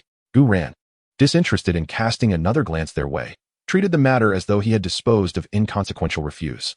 He redirected his attention to the still-shaken Douluo, a lazy smile returning to his lips as if nothing had transpired. Where were we? Ah, yes, it's all behind us. He paused, observing Douluo's still pale visage, and suddenly remarked, "It seems this place does not bring you joy. Let us change locations." Without waiting for Douluo's response, he naturally extended his hand, wrapping it around her slender waist. "Hold on tight." In the next moment, a gentle yet irresistible force surged forth. Ah! Douluo instinctively shut her eyes and gasped. The anticipated sensation of weightlessness did not arrive. Instead, she experienced an incredibly smooth ascent, as if she were strolling upon clouds. She cautiously opened her eyes, only to be astonished to find herself and Gu Ran already departed from the arena, gently floating upward towards the lofty dome of the Soul Arena. The platform beneath her and the group of immobilized individuals grew increasingly distant, the magnificent dome becoming ever clearer before her. The sensation of soaring freely was even more marvelous than when she relied on the soul guide devices. This was an exhilarating surprise, a mere trick. Gu Ran's voice laced with mirth. The view here is far superior to what you observe while hosting, is it not? Soaring through a familiar environment. Yet gazing down upon it with an absolute sense of control, Douluo gradually relaxed, an unprecedented sense of euphoria swelling within her. The constraints and fears that once bound her seemed trivial and laughable against the backdrop of the frozen figures below and this liberating flight. At last, Gu Ran brought her to a gentle landing atop a beam at the highest point.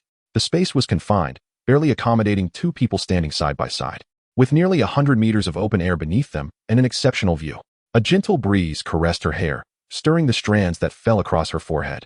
The relief of surviving a harrowing ordeal intertwined with the thrill of being fiercely protected, immense courage and long-simmering emotions finally shattered all barriers. She abruptly turned to face Gu Ran, her voice trembling with excitement, yet remarkably clear.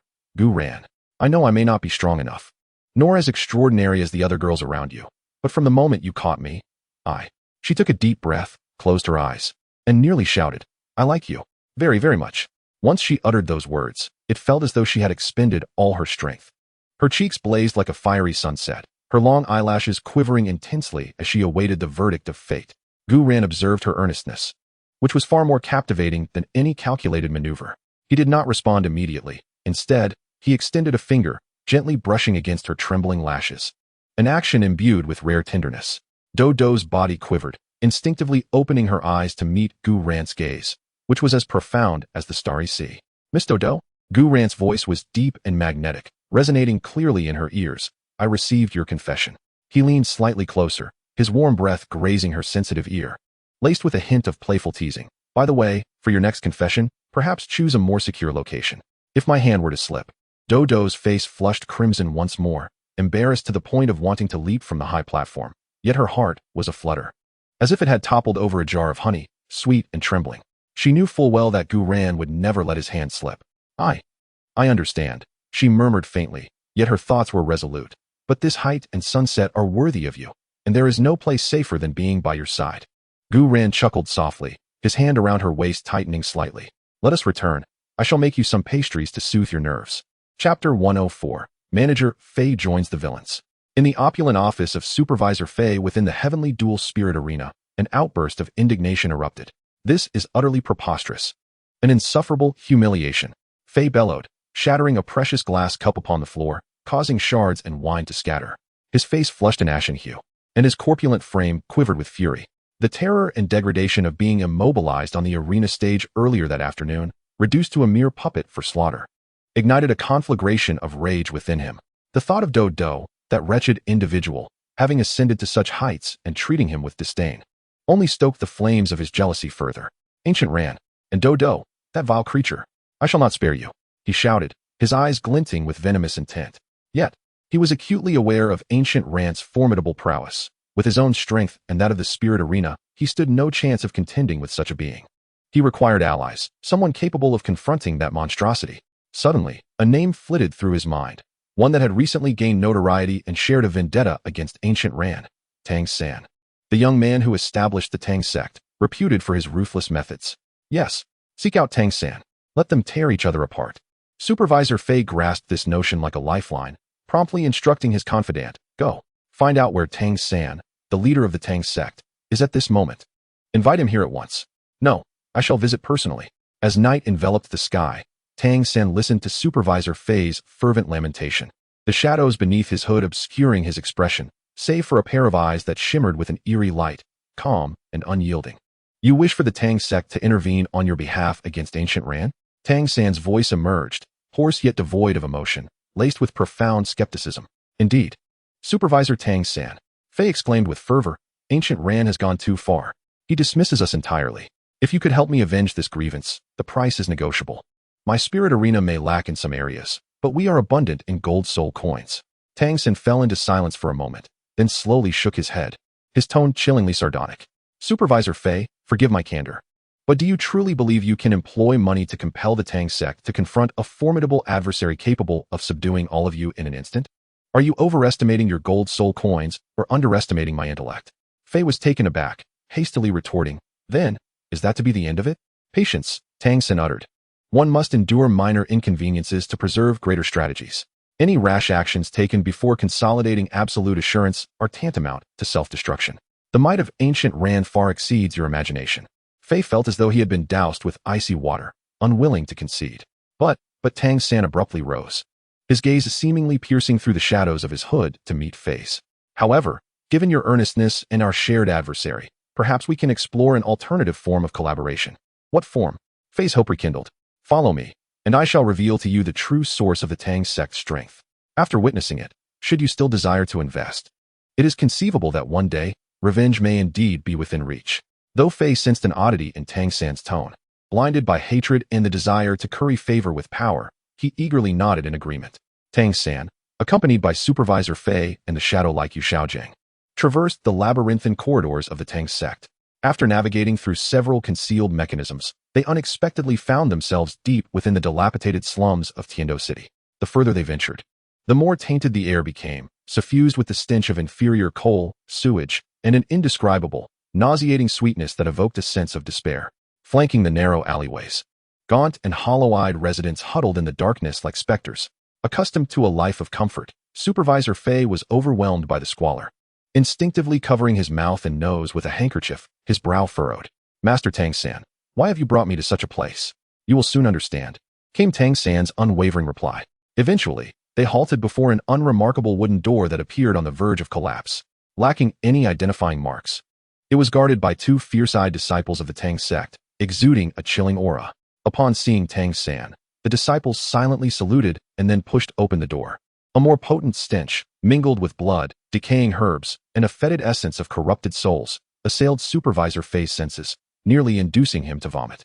Inside lay a vast, dimly lit underground chamber, transformed to suit sinister purposes, illuminated by a few flickering soul-guiding lamps casting an eerie green glow upon the walls. Supervisor Fei beheld a scene that would haunt him for eternity. At the center of the chamber was a massive, malevolent blood-colored array, surrounded by an assortment of twisted metallic instruments and glass containers, each harboring indescribable organs or tissues. Several frenzied disciples, garbed in tattered attire, busily attended to their grim tasks. Even more horrifying was the sight of a cage in the corner, housing a dozen or so ragged, vacant-eyed paupers, their bodies marred by grotesque wounds and decay, exuding a palpable aura of death. To his horror, Supervisor Fei witnessed the lifeless body of an individual, skin withered as if all vitality had been drained, being dragged expressionlessly by two disciples towards a nearby incinerator. What is this? Supervisor Fei felt his spirit shatter, his legs weakening under the weight of dread. Nearly collapsing to the ground, he finally grasped the horrific nature of the experiments underway. Taboo. Inhumane soul master trials that exploited human lives and souls as raw materials. Demons. You are all demons. Supervisor Fei shrieked, turning to flee. Yet, a cold, poisoned soul-piercing gun silently pressed against his back. Yang Wudi's gaunt, stern visage had somehow appeared behind him. Supervisor Fei, come, witness the truth before you depart. Tang San's tone took on a playful edge. Did you not wish to invest in the Tang sect? This is the cornerstone of our future dominance over the continent. The Master-S theory of hatred transformation requires vast amounts of material and data for validation and refinement. Yu Xiaojing stepped forward at an opportune moment, adjusting his glasses, a pathological fervor glimmering in his eyes as he produced a thick notebook. Supervisor Fei, behold, this is the latest data. Although the despair and suffering conversion rate of ordinary people is lower than that of soul masters, the sheer volume is immense, easily obtainable, and cost-effective. This is revolutionary. Silence. You lunatics. You are all a pack of madmen. Director Fei was utterly shattered, tears streaming down his face. Let me go? I don't want anything. Let you go? Tang San slowly approached him, a cruel smile curling at the corner of his mouth beneath the hood. Director Fei, having witnessed the greatest secret of the Tang sect, do you truly believe you can leave so easily? He reached out, gently patting Fei's cold, clammy cheek. Now, you have two choices. First, become the next high-quality specimen for the Master's experiment. Your soul power should provide considerable energy. Director Fei shook his head frantically in fear. Second, Tang San's voice dripped with diabolical allure. Surrender all your wealth, everything. Purchase your life and become a partner of the Tang sect. Utilize your soul arena to provide essential cover and resources for our upcoming, more advanced experiments. In the future, as the Tang sect dominates the continent, you shall be a noble of the dragon, reveling in endless glory and wealth. Consider the humiliation bestowed upon you by Gu Yuena. Think of power and strength. Only by aligning with us can you seek vengeance and attain all that you desire. With threats and temptations intertwined, Director Fei's spirit was utterly crushed. Under the dual onslaught of fear and the splendid future painted by Tang San, he ultimately collapsed to the ground, trembling as he retrieved a crystal card and all his valuables from the soul guide. Here, take it all. Spare me. I will join. His voice broke. Filled with despair, Tang San accepted the crystal card, a flicker of satisfaction crossing his eyes as he scanned its contents with his spiritual force. Indeed, this fat pig's wealth was substantial enough to sustain the Tang sect's research and expansion for quite some time. Excellent, Director Fei. Congratulations on making a wise choice. Tang San's smile appeared particularly sinister in the shadows. However, the next moment, his tone shifted to icy coldness. Nevertheless, to ensure our partner's loyalty, a small guarantee is required. Before he could finish, Yang Wudi, standing nearby, suddenly struck. A needle infused with a ghostly glow pierced Director Fei's neck in an instant. With a muffled groan, Director Fei felt a chilling essence swiftly infiltrate his blood, racing towards his brain and heart, inducing a violent cramp and a sensation of suffocation. Though it soon subsided, it left behind a terrifying feeling as if his life was clutched in another's hands. A mere trifle, Tang San remarked nonchalantly. Every so often, you will need to take an antidote. Otherwise, well now, you are truly one of us. Director Fei's face turned ashen, collapsing completely to the ground. He realized he would never escape this nightmare throughout his life. Tang San paid him no further heed, turning to Yu Xiaojing and Yang Wudi. Clean up the scene. With the funds secured, we can accelerate the experiments. Also, ensure that the waste is disposed of properly. Yes, Sect Master. Dai Mubai rushed over, patting Tang San on the shoulder. Xiao San, rest assured, I have successfully laundered these assets through my connections with the Star Luo royal family. If anyone questions us later, we'll shift the blame to the Spirit Hall. Chapter 105. A visit to the Pope and a rendezvous with Lu Erlong. The pages of the schedule turned silently, and on this day, it was Lu Erlong's turn. This woman, whose outward demeanor appeared fiery, concealed within her heart a poignant past. Unlike the previous lively or aloof maidens, Lu Erlong's arrival exuded a unique charm characteristic of a mature woman, laced with a subtle hint of apprehension. Today, she adorned herself not in her usual practical attire, but in a dark red gown that gracefully accentuated her voluptuous form. Her fiery red hair cascaded like a burning waterfall, loosely draping over her shoulders, while the inescapable blend of wildness and sorrow in her brow created an alluring magnetism. Upon seeing Gu Yuena, her gaze momentarily grew complex, as if she endeavored to don a casual expression, yet it appeared somewhat stiff. Is it my turn? She inquired. Gu Yuena offered a gentle smile and naturally took her hand. Of course, where does Teacher Erlong wish to take me today? He could feel a slight dampness and an imperceptible tremor in her palm. Lu Erlong inhaled deeply, as if steeling herself for a decisive moment, and firmly grasped Gu Yuena's hand with a force that bordered on painful. Follow me. I will take you to a place and share some old tales. Instead of choosing any location within the city of Tiando, she led Gu Yuena to a secluded valley outside its borders. Within this valley lay a tranquil lake, bordered by dense maple trees. Though it was summer, a few early crimson leaves adorned the branches. The two settled on a smooth stone by the lakeside, where the water mirrored the sky's light and clouds, reflecting Lu Erlong's inner turmoil at this moment. After a prolonged silence, Lu Erlong slowly spoke. Her voice tinged with a hoarse quality and distant reminiscence. Many years ago, I too was here, and I met him, Yu Xiaojiang. Her gaze drifted to the lake, as if piercing through time. Back then, he was a disheartened bookworm, filled with theories yet shunned by his family and ridiculed by the world. Yet, the determination in his eyes and his seemingly profound aura captivated me. I believed I had found someone who understood me, someone who could tolerate my fiery temperament. We discussed martial spirits and our futures by this lakeside. He shared with me his 10 core competencies. Although they seemed flawed at the time, I believed in him. I even thought he was the most intelligent and underappreciated person in the world. A bitter smile curved Lu Erlong's lips. Later, we fell in love. I envisioned a future together, even contemplating abandoning everything to be with him. But then, the pressures from my family, his own timidity, and certain unknown reasons led him to leave, disappearing without a trace. Subsequently, I heard he had gone to the spirit hall, seemingly entangled with the then holy maiden. Lu Erlong's voice deepened, laden with unspoken pain and a hint of betrayal. I despised him, resented him, yet I could not forget him. This relationship has been like a thorn embedded in my heart for all these years. She lifted her gaze to meet Gu Ran's, eyes filled with confusion and a yearning for answers. Gu Ran, do you think he ever truly cared for me? From the very beginning. Have I merely been a subject for him to validate his absurd theories? Or perhaps just a source of solace during his moments of despair? Gu Ran listened in silence, refraining from interruption. He could comprehend Lu Erlong's current emotional turmoil, a blend of long-held obsessions and resentments, yearning for resolution.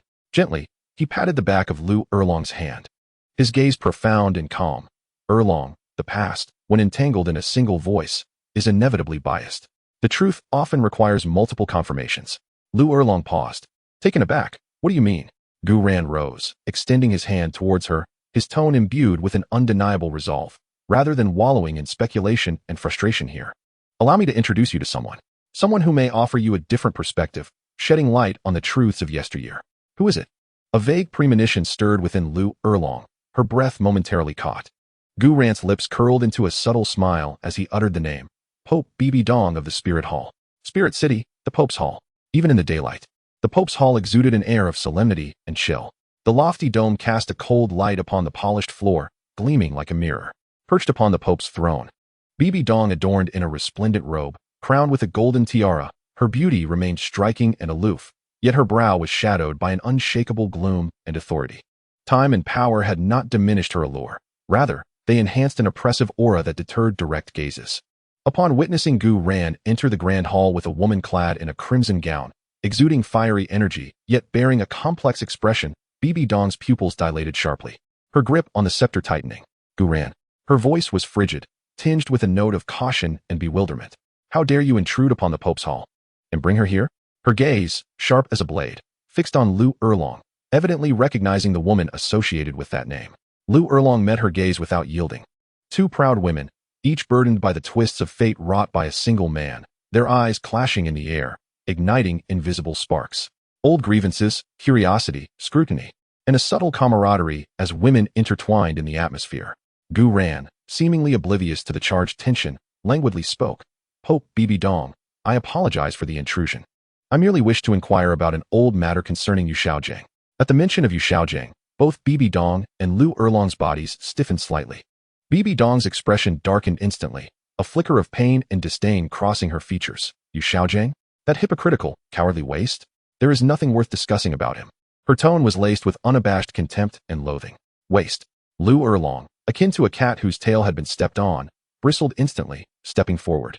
Her fiery soul power surging almost uncontrollably. Bibi Dong, on what grounds do you say such things about him?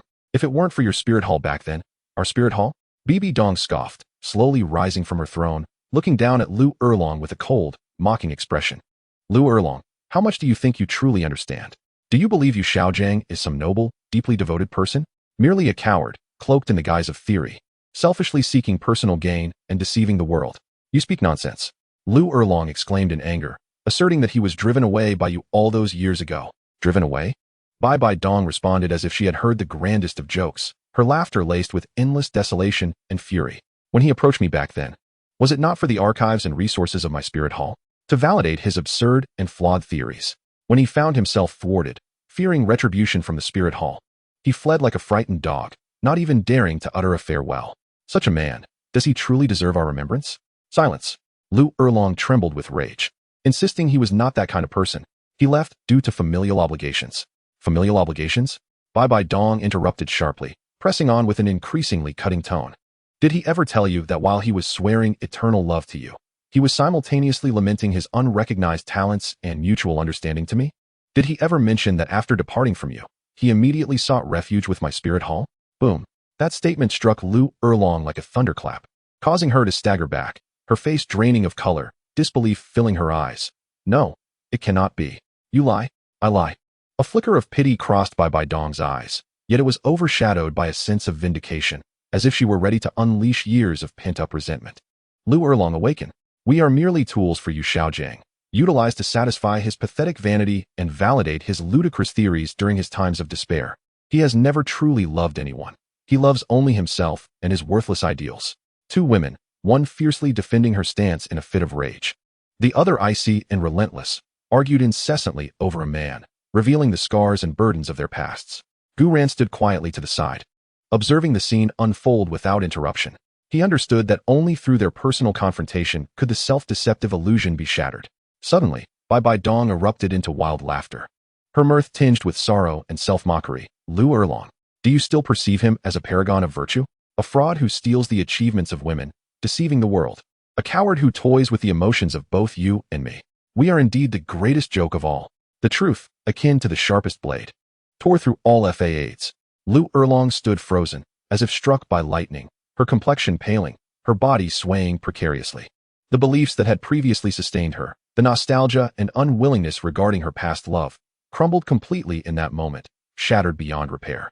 How wretched the truth turned out to be. The talent she revered was theft. The love she cherished was deception. The helplessness she felt was merely cowardice and selfishness. Years of obsession had transformed into a colossal farce. Silent tears streamed from the corners of her eyes, not for that relationship, but for the profound sorrow and release she felt for her misplaced youth and sincerity. Indeed, it was time to awaken.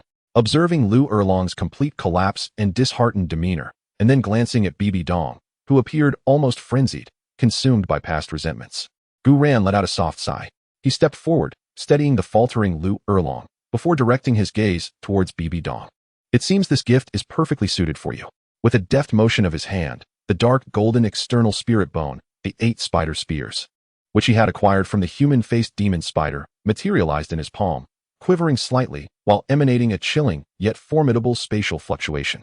This item, known as the 8 spider spears, is an external spirit bone capable of evolution, possessing both offensive capabilities and deadly toxins, along with remarkable adhesive properties. Its potential boundless. Gu Yuena gently propelled the 8 spider spears forward, and as if imbued with life, the spirit bone floated towards Bibi Dong. For it holds little value for me, but may offer you some measure of assistance. Consider it a gesture of gratitude for the enlightenment you provided today. Bibi Dong abruptly ceased her laughter, gazing in astonishment at the dark golden spirit bone now hovering before her. With her keen perception, she instantly recognized the rarity and strength of this spirit bone, its worth eclipsing that of ordinary 10,000-year spirit bones. This sudden and unimaginably weighty gift left her momentarily at a loss. She turned her gaze towards Gu Yuena, her expression a tapestry of complexity. This man had just torn open her most grievous wounds, yet now he presented her with an irresistible boon. What is his true intent? You, Bibi Dong's voice remained hoarse. No need for excessive contemplation, Gu Yuena replied, seemingly reading her thoughts, his tone unembellished, merely asserting that it suits you. The manner of its application is entirely at your discretion. Bibi Dong fixated on the 8 spider spears' spirit bone, her eyes a tumult of struggle, desire, and caution intermingling. Ultimately, her yearning for power eclipsed all else. Taking a deep breath, she reached out and accepted the 8 spider spears. The moment the spirit bone made contact, an overwhelming sense of compatibility surged through her, as if it had always belonged to her. Thank you, Bibi Dong managed to articulate, stowing the 8 spider spears away. When she regarded Gu Yuena again, her gaze had transformed completely, the animosity somewhat diminished, replaced by profound wariness and an ineffable curiosity. Gu Yuena nodded, choosing not to elaborate further. He wrapped his arm around the still-dazed Lu Erlong, who was reeling from the immense impact. The truth is often harsh, yet it is preferable to beautiful lies. Take care of yourself, Pope Bibi Dong. In a flash of silver light, spatial fluctuations rippled, and the figures of the two vanished from the cold confines of the Pope's chamber, leaving Bibi Dong standing alone in the vast hall. Clutching the spirit bone imbued with formidable power, her gaze fixed upon the spot where Gu Ran had disappeared, her expression inscrutable.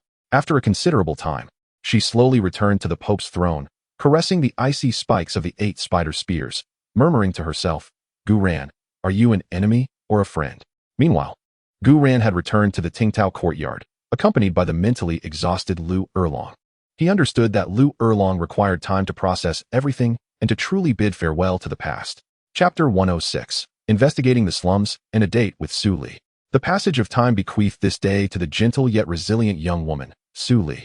The invitation from Su Li appeared simple and unpretentious, tinged with a hint of cautious apprehension. She donned a faded yet clean and tidy plain dress, lightly applying some makeup in an attempt to mask the fatigue that had accumulated over recent days. However, the worry nestled deep within her eyes, and her gratitude and dependence on Gu Ran were impossible to conceal. "Lord Gu Ran," her voice was soft, laced with a barely perceptible tremor.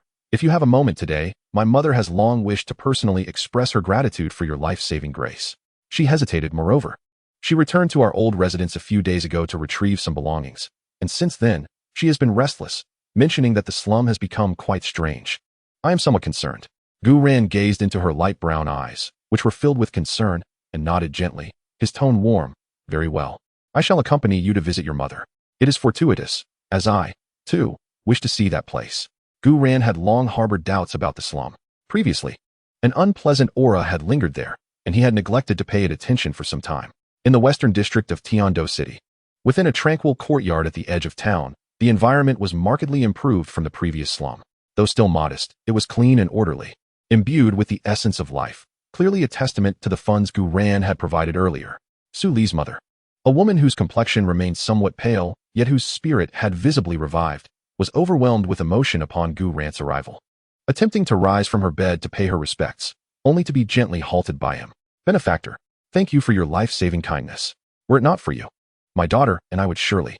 The woman's voice faltered as tears brimmed in her eyes, her tone choked with emotion. Gu Ran offered soothing reassurances. Once her emotions had somewhat settled, her brow furrowed in concern, revealing a mixture of dread and confusion. "Benefactor, you are a person of great stature and knowledge. There is something I am uncertain whether to disclose, as it troubles my heart. Please, do speak, Aunt. A few days ago, I thought to return and excavate some old, sentimental trinkets buried beneath the wall of our old house, so I secretly ventured back to the slum." Her voice dropped, tinged with fear. "But the place has changed to the point that I scarcely recognized it. Although it was dilapidated before, there were at least some familiar faces among the neighbors. Now, many houses stand empty, their windows boarded up. The streets are almost devoid of life. Even when I did see someone, they hurried past with their heads bowed, their expressions utterly vacant." She shivered. "Furthermore, there lingers an indescribable, unsettling odor in the air, a nauseating blend of stench and a sickly sweet scent that even the cheapest incense cannot mask. It makes one's heart race and head spin. I faintly heard some haunting cries and wails emanating from sealed courtyards, but they soon ceased, and I thought I must have imagined it." Fearful, she had not dared to linger, hastily retrieving her belongings and returning. "Benefactor, do you think something unclean has taken root there? Or are there nefarious individuals at play?" Her eyes were filled with helplessness and terror. Su Li clasped her mother's hand tightly, her complexion slightly pale as she cast a worried glance toward Gu Ran. Upon hearing her account, Gu Ran's expression grew solemn. The woman's description confirmed his suspicions. The environment, the scents, and the sounds were far from ordinary. "Aunt, the information you provided is of great significance. Do not worry, I shall go and investigate immediately." Gu Ran rose, his tone steady, imbued with a reassuring strength. "Lord Gu Ran, I shall accompany you." Su Li exclaimed hastily, her gaze resolute. Gu Ran glanced at her and nodded. "Very well, stay close to me." As they re-entered the slums, even Gu Ran furrowed his brow slightly. It was just as the woman had described. Here, an invisible shroud of gloom seemed to envelop the area, rendering it eerily silent. The dilapidated shanties mostly had their doors and windows tightly shut, while the streets were awash with sewage. The air was permeated with a nauseating concoction of blood, decay, and a peculiar, sinister medicinal aroma. A barely perceptible, negative energy, filled with pain and despair, floated in the atmosphere, which could easily sap the spirits of ordinary individuals, perhaps even leading them to illness. Gu Ran's mental prowess spread out like a mercurial tide, meticulously sensing the anomalies within this region. Soon, his gaze fixed upon several locations where the energy fluctuations were particularly cold and sinister, courtyards that appeared abandoned, with wooden boards nailed shut. Wait for me here, do not approach. Gu Ran instructed Su Li, his figure flickering before he vanished outside one of the most malevolent courtyards. With a flick of his fingers, the space tore open like thin parchment. The scene within came into his perception. The ground was inscribed with twisted, blood-red runes. And in the center lay a pile of horrific, desiccated corpses that had not been fully disposed of. The air was thick with powerful remnants of anguished souls, and the foul traces of life essence forcibly extracted. Indeed, this was the work of a malevolent soul master. And judging by the scale and method, it was no trivial endeavor. Could it truly be Tang San and his companions? How dare they conduct such inhumane experiments on living beings within the city of Tiando? A cold glint flashed in Gu Ran's eyes. He required more concrete evidence and a deeper understanding of this force's nature. Fourth soul skill, please. Dark Dragon King. Gu Ran extended his palm. Dark, profound energy beginning to coalesce within it. This power originated from the Dark Dragon King's ultimate darkness and devouring essence, seemingly akin to the malevolence below, yet more pure and advanced. He cautiously guided a thread of the Dark Dragon King's power, seeking to touch and unravel the core of the tainted energy array beneath, attempting to trace its source and composition. The moment the two dark forces made contact, Gu Ran immediately discerned the chaotic, malevolent nature of the energy array below. It was imbued with despair, suffering, and predatory traits, starkly contrasting the pure, majestic essence of the Dark Dragon King's darkness, yet resonating with a certain twisted harmony. Just as Gu Ran focused on deciphering this power, a voice erupted from behind him. Old heretic, dare you practice your malevolent arts under the sun? You harm the people. Surrender at once. The righteous and indignant shout, filled with fury and compassion, echoed from the alleyway. Gu Ran abruptly withdrew his power and turned to look. Sen appeared unexpectedly, his face wrapped in bandages, revealing only a pair of eyes filled with shock, fury, and profound sorrow. Behind him, two groups of individuals followed closely.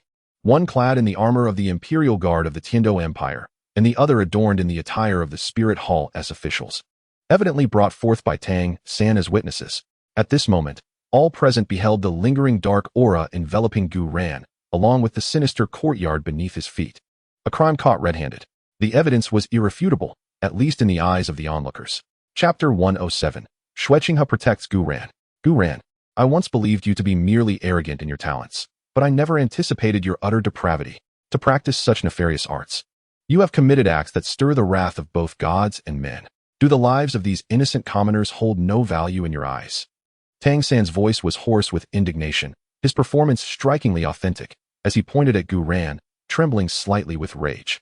The Imperial Guards and Spirit Hall officials, witnessing the horrific scene and Gu Ran's malevolent aura, were instantly filled with shock and hostility upon hearing Tang San's accusations, drawing forth their martial spirits and weapons. Gu Ran, surrender immediately and come with us for an investigation. The captain of the guards commanded sternly. The head official of the Spirit Hall added gravely. This matter is of utmost importance. We request your cooperation. From a distance, Su Li watched in horror, her face pale, yearning to rush forward to explain. But Gu Ran stopped her with a mere glance. Observing the meticulously orchestrated frame-up, Gu Ran glanced at the indignant Tang San and suddenly began to laugh. Tang San, your skill in accusing the guilty is truly remarkable. A flicker of pride and malice crossed Tang San's eyes, yet his expression grew increasingly sorrowful and indignant. Even at death's door, you still attempt to feign innocence. Everyone has witnessed this malevolent aura. Can it be mistaken? Had I not fortuitously traced the clues to this location, would you not continue to roam free, wreaking havoc upon the innocent? The Imperial and Spirit Hall personnel, upon hearing his words, became even more convinced and began to close in slowly. Gu Ran shook his head, disinterested in engaging in verbal sparring with such a petty individual. Should he resist, it would only solidify the charges against him, playing directly into Tang San's hands. If he attempted to explain himself, the evidence and witnesses were firmly against him, making clarity elusive. Scanning the crowd, he finally spoke calmly. Very well, I shall accompany you. However, it will not be for judgment, but rather to meet a certain individual. I trust he will find this matter most intriguing. In the Prince's Eastern Palace, Shueqinghe observed Gu Ran, who was being escorted yet remained composed. While listening to the impassioned reports from the captain of the guards and the officials of the Spirit Hall, alongside Tang San's eloquent and logically sound accusations, his brows furrowed slightly. He gestured for everyone else to withdraw, leaving only Gu Ran and Tang San in the chamber, with only the three of them remaining. Shueqinghe's gaze first turned coldly towards Tang San. Tang San, you claim to have witnessed Gu Ran practicing dark arts and harming the commoners? Absolutely, Your Highness. Tang San bowed deeply, his tone heavy yet resolute. My subordinates have been tracking that malevolent force for quite some time, and today we have finally uncovered its source. To our astonishment, the true culprit is none other than Gu Yuena. Your Highness, I implore you to discern the truth and seek justice for the innocent lives lost. Xue Qinghe remained noncommittal, redirecting his gaze towards Gu Yuena with an enigmatic expression. Gu Yuena, do you have anything to say for yourself? Gu Yuena shrugged languidly, his tone dismissive. I claim that I have been wrongfully framed. Does Your Highness believe me? The evidence is irrefutable. Do you still wish to deny it? Tang San interjected sharply. Xue Qinghe raised a hand, silencing Tang San. He regarded Gu Yuena thoughtfully and suddenly posed a seemingly unrelated question. Gu Yuena, are you aware that this impoverished area was designated for development under the Eastern Palace's jurisdiction by my father over 2 weeks ago? The relevant land deeds have already been transferred to us. A flicker of surprise crossed Gu Yuena's eyes, quickly replaced by understanding. He grasped the underlying implication of Qian Rinshua's words. Tang San's expression shifted slightly. He appeared taken aback by this revelation. Xue Qinghe gradually rose, approaching Gu Yuena with a calm yet authoritative demeanor. In my domain, such a heinous incident has occurred, and I acknowledge my oversight. However, he pivoted his gaze sharply towards Tang San. You claim to have been pursuing this for quite some time. Why did you not inform the Eastern Palace or relevant authorities sooner, instead of waiting until the evidence was presented before you? Furthermore, if Gu Yuena were truly engaged in malevolent practices, why would he choose such a conspicuous location, one set for imminent redevelopment? Would that not be tantamount to revealing his own vulnerabilities? Lastly, Xue Qinghe's voice turned frigid. The Imperial Guards you summoned do not appear to be from the patrol assigned to the Western District today, but rather from the Royal Laboratories personnel. Moreover, the enforcers from the Spirit Hall are not those responsible for maintaining order in this area. They belong to an investigative team directly under the Elder Hall. The procedures and time required to mobilize such individuals. How is it that you managed to bring them to the scene at the precise moment of the incident, Tang San? Each of Xue Qinghe's inquiries struck Tang San like a heavy hammer, causing his complexion to pale and cold sweat to bead on his forehead. He realized that the carefully laid trap he had devised was riddled with flaws before the astute reasoning of the Crown Prince. Your Highness, I. Tang San stammered, attempting to justify himself. Enough, Xue Qinghe interrupted coldly. This matter is fraught with uncertainties, and I shall make a decision. Gu Yuena, since this incident transpired within the jurisdiction of the Eastern Palace, it is incumbent upon us to investigate first, until the truth is revealed. You are to remain within the Eastern Palace to cooperate with the inquiry and must not leave at will.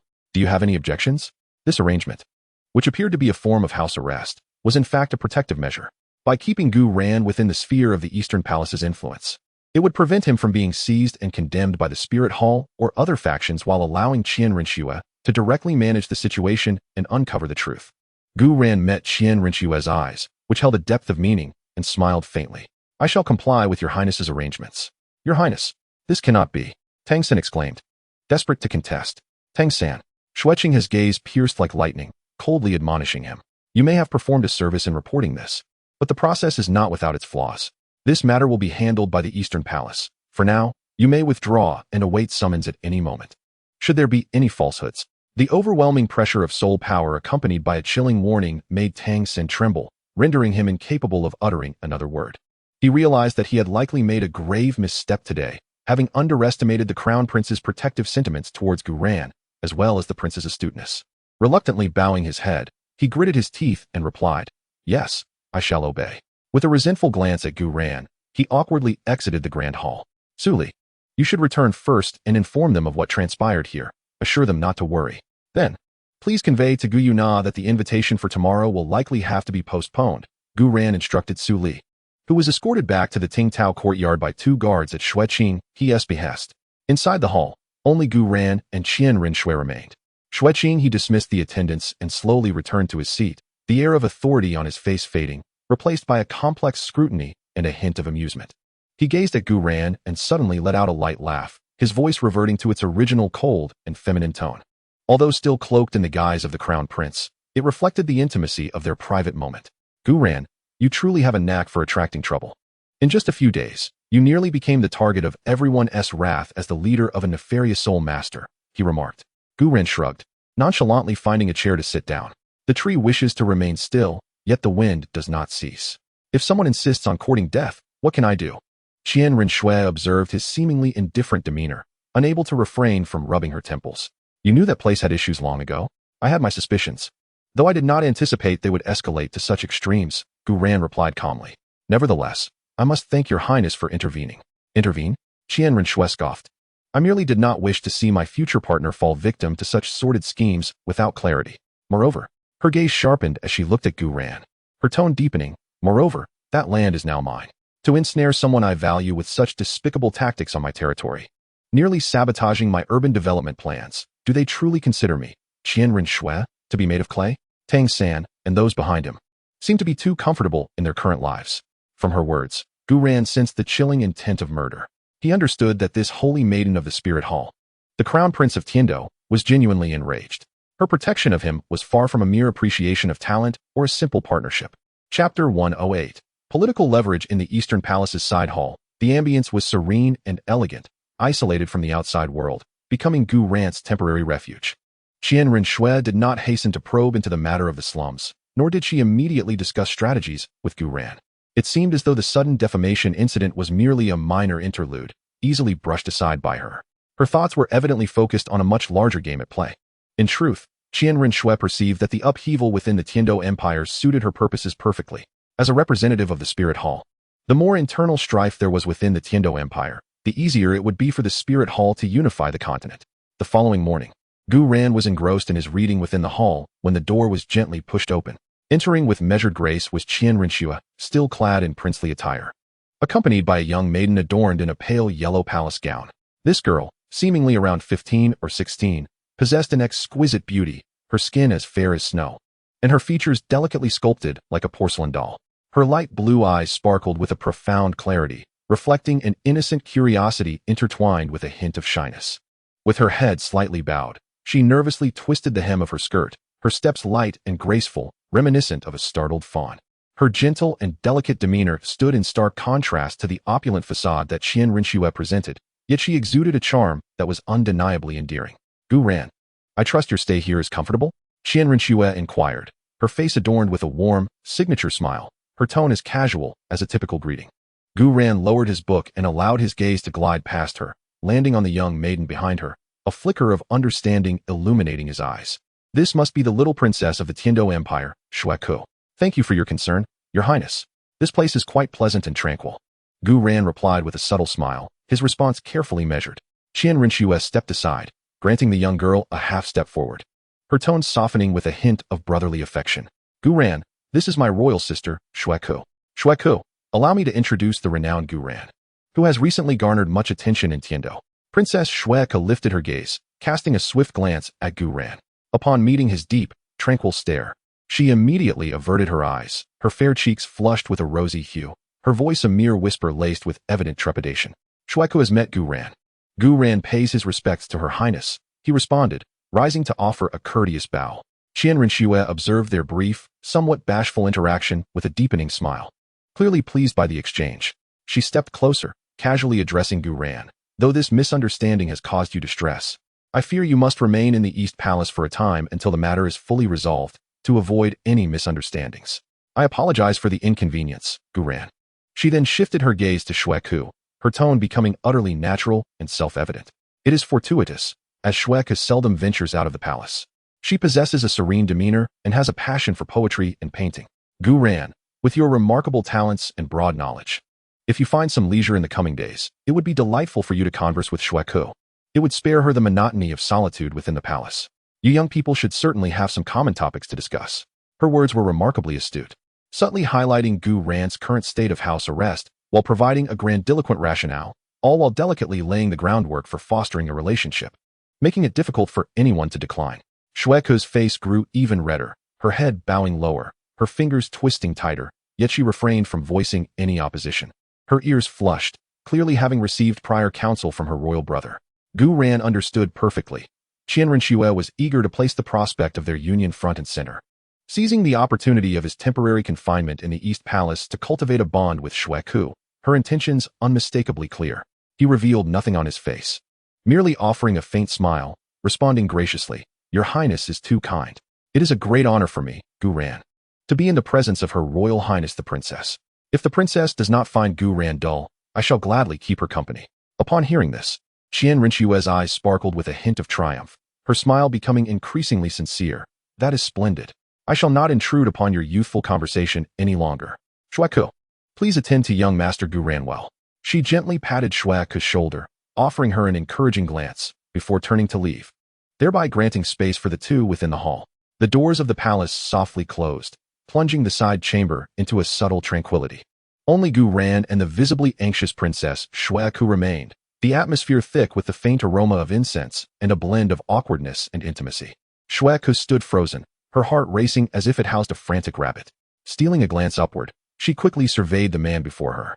He was even more handsome than she had imagined, and unlike the guards or noble youths within the palace, who often exhibited either reverence or obsequiousness, his gaze was calm, even somewhat languid, yet it seemed to pierce through to her very soul, rendering her inexplicably more nervous. Your Highness need not feel constrained. Please, have a seat. Gu Ran broke the silence first, his tone gentle as he gestured towards a nearby chair. Thank you. Shueku, as if granted a pardon, cautiously approached the chair. Barely perching on its edge, her posture so tense it resembled that of a person awaiting punishment. Gu Ran found her demeanor amusing, yet somewhat poignant. To win him over, Qian Renxue had indeed invested considerable effort. This Princess Shueku was akin to a canary, overly sheltered and naive, as pure as a blank canvas.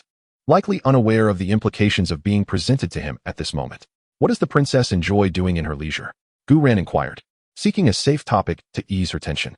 I enjoy reading travelogues and essays, and occasionally I practice calligraphy and paint flowers and birds, Shueku replied softly, her voice still trembling. Oh, travelogues? I too have a penchant for reading geographical accounts. May I inquire which authors the princess admires? Gu Ran continued with her line of conversation. Mentioning her interests seemed to alleviate her nervousness slightly. She lifted her gaze, her light blue eyes shimmering with newfound vitality. I enjoy records of the western regions and chronicles of the South Sea. I find the world outside so wondrous. Gradually, she opened up, her voice still soft, but her sentences flowing more freely as she recounted the extraordinary tales she had encountered in her readings, her eyes reflecting her yearning. Gu Ran listened attentively, occasionally interjecting with a question or expressing agreement, guiding the dialogue.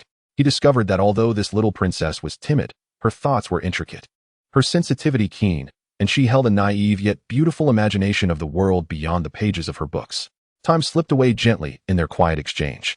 In the following days, Princess Shueku visited the side chamber almost daily, though it remained unclear whether this was her own desire or a result of Qian Renxue's insistence. Gu Ran did not decline her presence, consistently maintaining a perfect balance of warmth and distance. He resembled a patient listener, as well as a knowledgeable elder brother, occasionally sharing with her the genuine customs and traditions of the mainland, or conjuring enchanting lights and shadows with his sole energy to amuse her. The smiles on Shueku's face gradually increased. She no longer felt so tense or fearful in the presence of Gu Ran, and at times even dared to timidly express her own opinions. Her gaze towards Gu Ran transformed from initial trepidation and reverence into dependence, admiration, and a hint of vague affection. Within the depths of the palace, had there ever been such a handsome, powerful, yet gentle and patient young man who was willing to listen to her? Unbeknownst to her, she was blissfully enjoying this rare companionship and attention, her pure heart silently succumbing to the charms surrounding her. All of this, of course, did not escape the observant eyes of Qian Renxue. She appeared quite satisfied with the developments. On that day, as soon as Shueku departed, Qian Renxue happened to arrive once more. It seemed that Gu Ran and the royal sister had quite a harmonious rapport. With a light tone and a hint of teasing, she noted that Shueku had been smiling more since her return to the palace and often inquired about him. Gu Ran smiled noncommittally. Her Highness the Princess is innocent and carefree. Conversing with her indeed brings one a sense of relaxation. Qian Renxue stepped before him, her gaze profound, her tone suddenly adopting a more formal cadence, imbued with an undeniable weight. Gu Ran, I know you are no ordinary individual. The constraints of the Tiando Empire and even the Spirit Hall may not bind you. However, Shueku is different. She is my only sister, pure and unblemished. I wish for her to receive the finest protection and sanctuary. She paused, gazing directly into Gu Ran's eyes, and finally revealed her intentions. I wish to betroth Shueku to you. This is not a coercion, but rather a belief that you are the only one worthy of her, capable of truly safeguarding her. With this bond, we shall become a true family, sharing the tribulations of today and the glories of tomorrow. How do you feel about this? The hall fell silent, the only sound being the gentle waft of incense, as Qian Renxue awaited Gu Ran's response, a reply that symbolized the future direction of the Spirit Hall. Chapter 109. the heartfelt intentions of the little princess. Gu Ran's deep-set eyes remained fixed on Qian Renxue as a moment of stillness spread through the hall, the fragrant smoke swirling silently. Qian Renxue maintained her regal smile, anticipating his reply, which was a significant step toward her grand ambitions. At last, the corners of Gu Ran's mouth slowly lifted into an enigmatic smile, suggesting a semblance of agreement. His voice remained steady, devoid of excessive emotion. Yet he clearly articulated his answer. I am deeply honored by the affections of His Highness the Crown Prince and Her Highness the Princess. To forge a bond with Princess Shueku, who is pure and kind, is truly a privilege for me. I accept this proposal. In an instant, uncontainable joy and a spark of triumph ignited in Qian Renxue's eyes, as if a heavy stone had been lifted, solidifying the foundation of her grand plans. She exclaimed brightly, "Wonderful! How splendid! Gu Ran, you are indeed forthright. Henceforth, we shall be family. This joyous occasion calls for a grand celebration.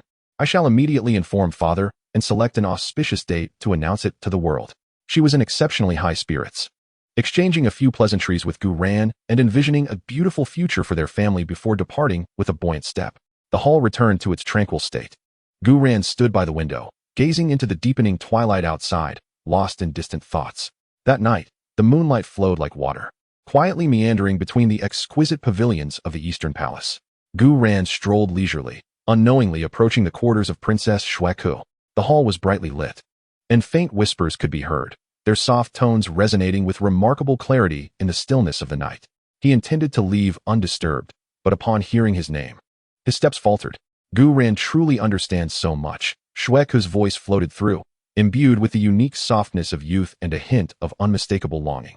Another voice, warm and mature, chimed in with laughter and encouragement. It seems our little princess is genuinely taken with that Gu Ran. Gu Ran recognized this voice as belonging to Yu Xian, also known as Tang San's aunt, Tang Yuehua. Outside, Gu Ran's figure quietly melded into the shadows of the corridor. Standing silently, he listened as Shueku's voice lowered, tinged with shyness yet brimming with resolve. Aunt, he is different from those in the palace. He won't flatter me just because I am a princess, nor will he deem my thoughts juvenile. Speaking with him brings me joy, as if I have glimpsed a vast expanse of sky. Tang Yuehua's tone softened further. Kuer, encountering someone who brings you happiness and broadens your horizons is a rare fate. In this secluded palace, genuine feelings are the most precious. If your heart is stirred, why not be a little braver? Your royal status should not be a shackle in your pursuit of happiness. To love and to hate boldly is to live a life unregretted. Shueku seemed to pause for a moment, her breath quickening as if making a significant decision. Outside, a complex glimmer flickered in Gu Ran's eyes. Tang Yuehua's words had taken him by surprise. Just then, the hall fell silent for a brief moment, before Shueku's voice emerged more resolutely, yet still quivering. Aunt, I think I have truly fallen for Gu Ran. If you like him, when he returns, why not tell him directly? Tang Yuehua encouraged. The creaking sound of the door being gently pushed open interrupted the conversation within. It appears I have arrived at just the right moment. Gu Ran entered the hall with a relaxed demeanor, as if merely passing by. Upon seeing Gu Ran, Tang Yuehua was momentarily taken aback, then adorned her face with an understanding smile. She rose, giving Gu Ran a slight nod. Young man, you may continue your conversation. I have some matters to attend to. As she passed by him, she exchanged a meaningful glance before gracefully departing, gently closing the hall door behind her. Suddenly, only Gu Ran and the flustered Shueku remained within. Shueku lowered her head, too timid to gaze at Gu Ran, her fingers tightly clutching the hem of her garment, as the courage she had mustered dissipated the moment the principal figure appeared. Gu Ran approached her, halting before her, his voice softer than usual. It seems I heard that Her Highness the Princess has something to say to me? Shueku's body trembled slightly. Her ears flushed crimson as if they might bleed. She could feel Gu Ran's gaze upon her, imbued with a warmth that sent her heart racing. In the stifling silence and overwhelming shyness, the encouraging words of Tang Yuehua echoed in her mind. Gathering her breath with all her strength, she finally lifted her gaze, her light blue eyes shimmering with unshed tears, reflecting Gu Ran's form. Her voice faint yet clear. Young Master Gu Ran, I like you. Upon uttering those words, it felt as if all her strength had been drained away.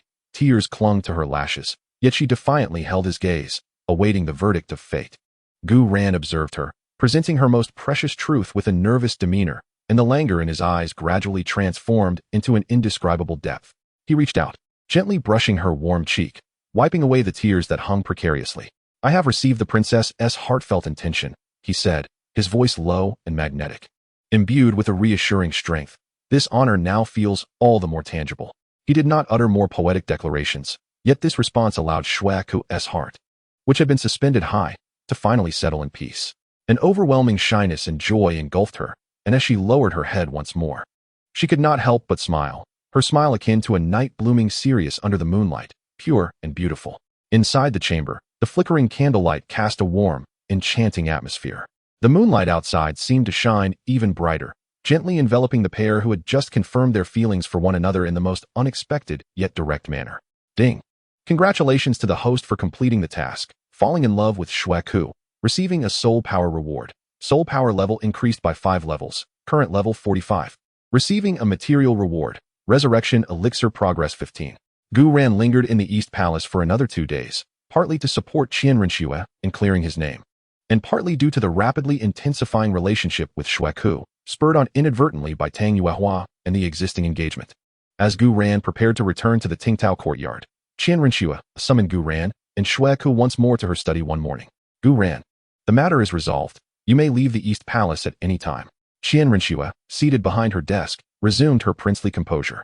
Her gaze shifted to Shui Ku, standing by her side, a hint of subtle intention flickering in her eyes. Since you already have an engagement, why not allow her to accompany you back, so she may broaden her horizons and deepen her understanding?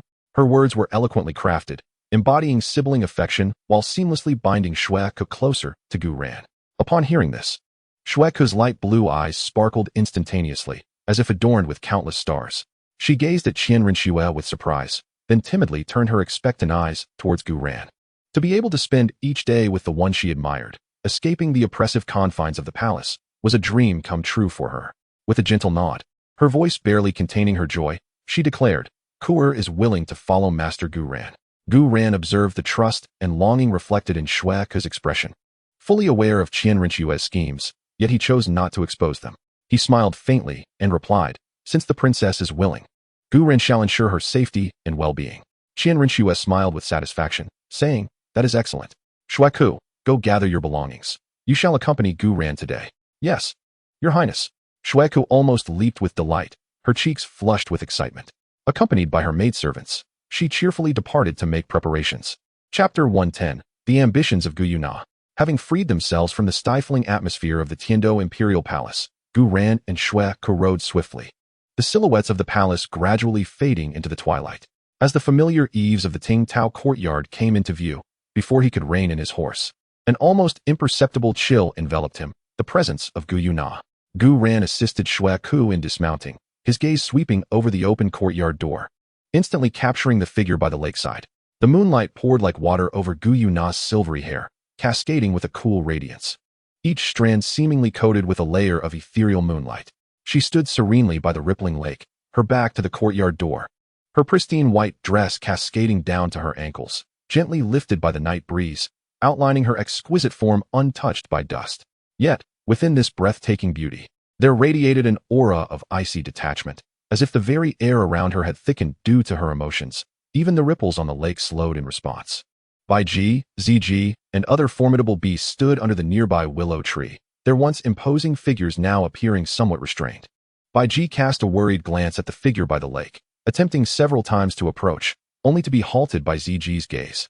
Ziji furrowed her brow, her eyes darting between Gu Ran and Gu Yuena, infused with a hint of helplessness. She knew all too well the temperament of this silver dragon king. Once truly angered, he was not easily appeased. Gu Ran paused momentarily, suppressing the peculiar feeling that stirred within him. With a habitual gentle smile gracing his face, he stepped forward and said, Gu Yuena, I have returned. The instant his words fell, the figure by the lake slowly turned around. Her deep, starry purple eyes held no warmth, resembling a lake's surface frozen for millennia, fixed intently upon Gu Ran.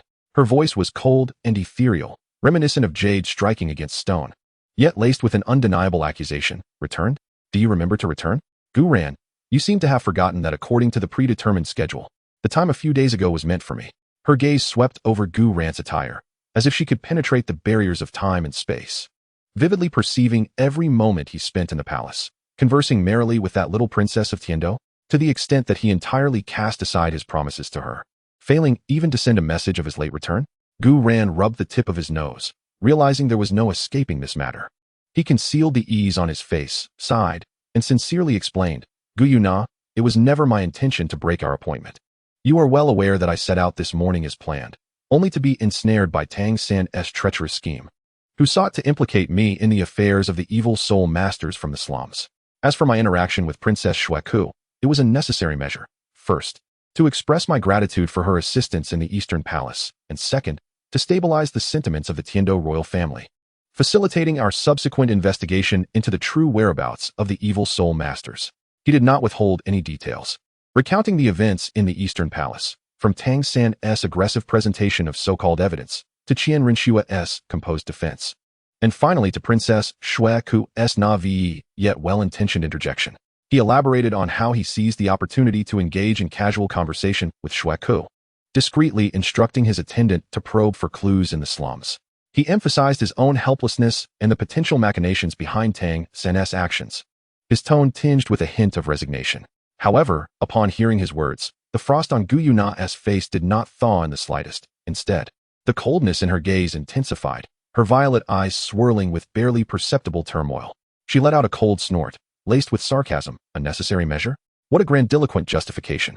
Gu Ran, do you truly believe that I, Gu Yuena, can be so easily deceived?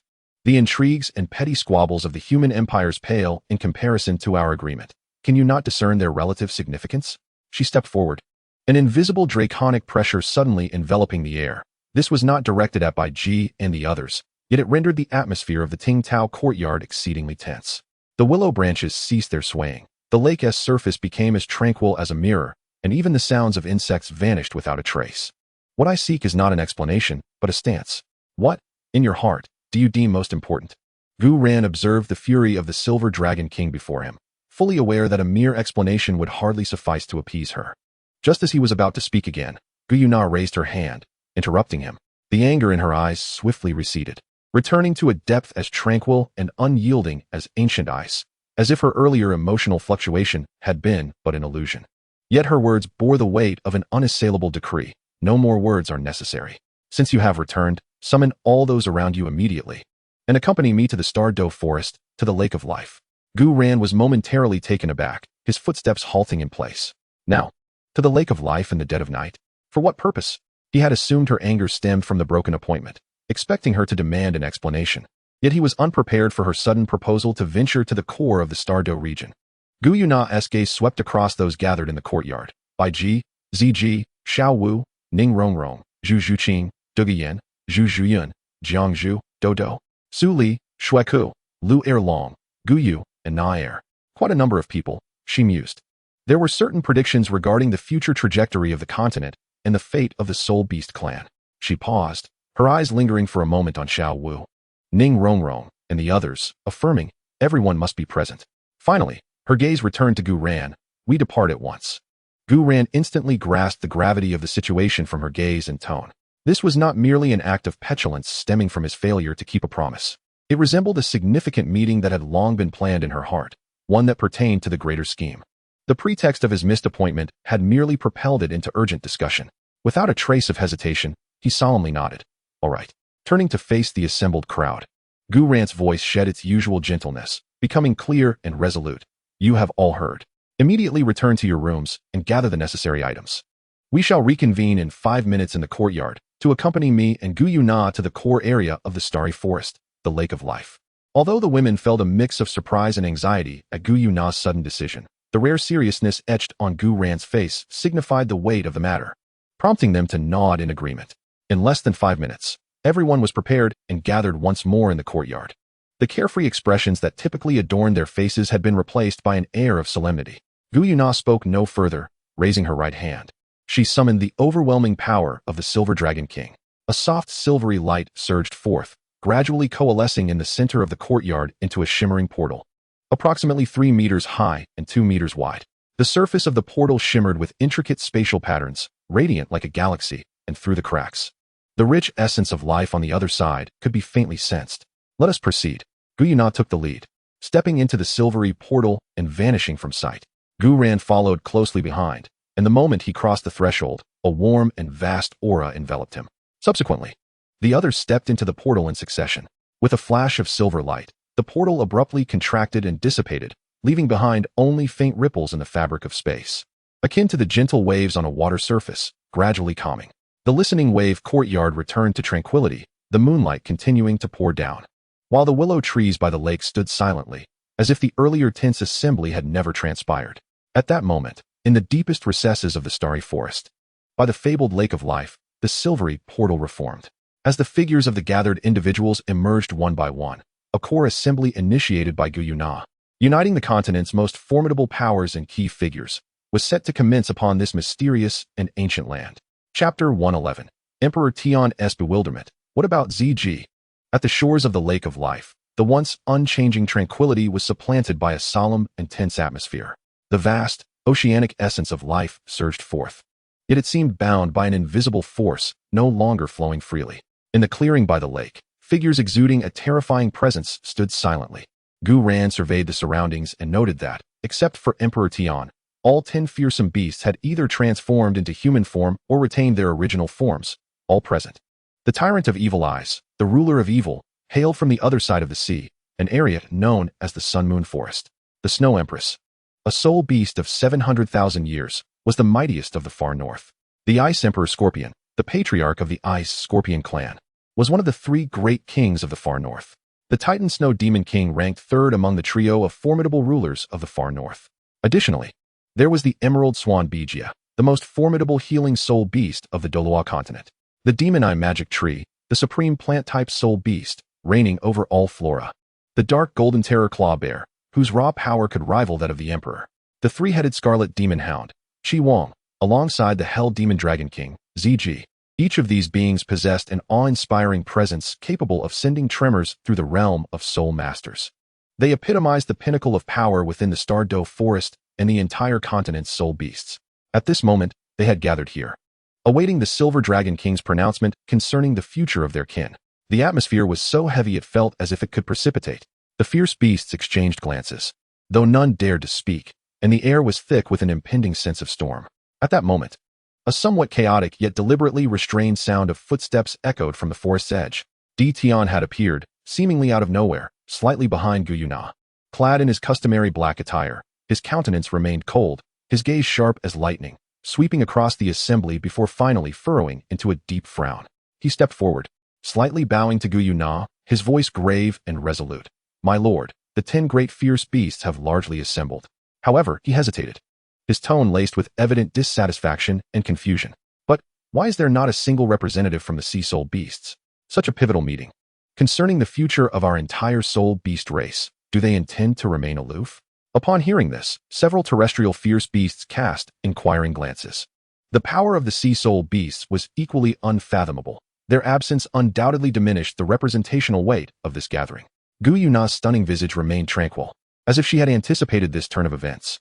Her ethereal voice resonated across the lakeside. "There is no need to wait. I have already dispatched an invitation to the deep-sea demon whale king, Xiaobai." She paused slightly, a hint of faint mockery flitting through her violet eyes. "However, they have declined." The sea soul beasts responded that the disputes between humans and terrestrial soul beasts are of no concern to the deep sea.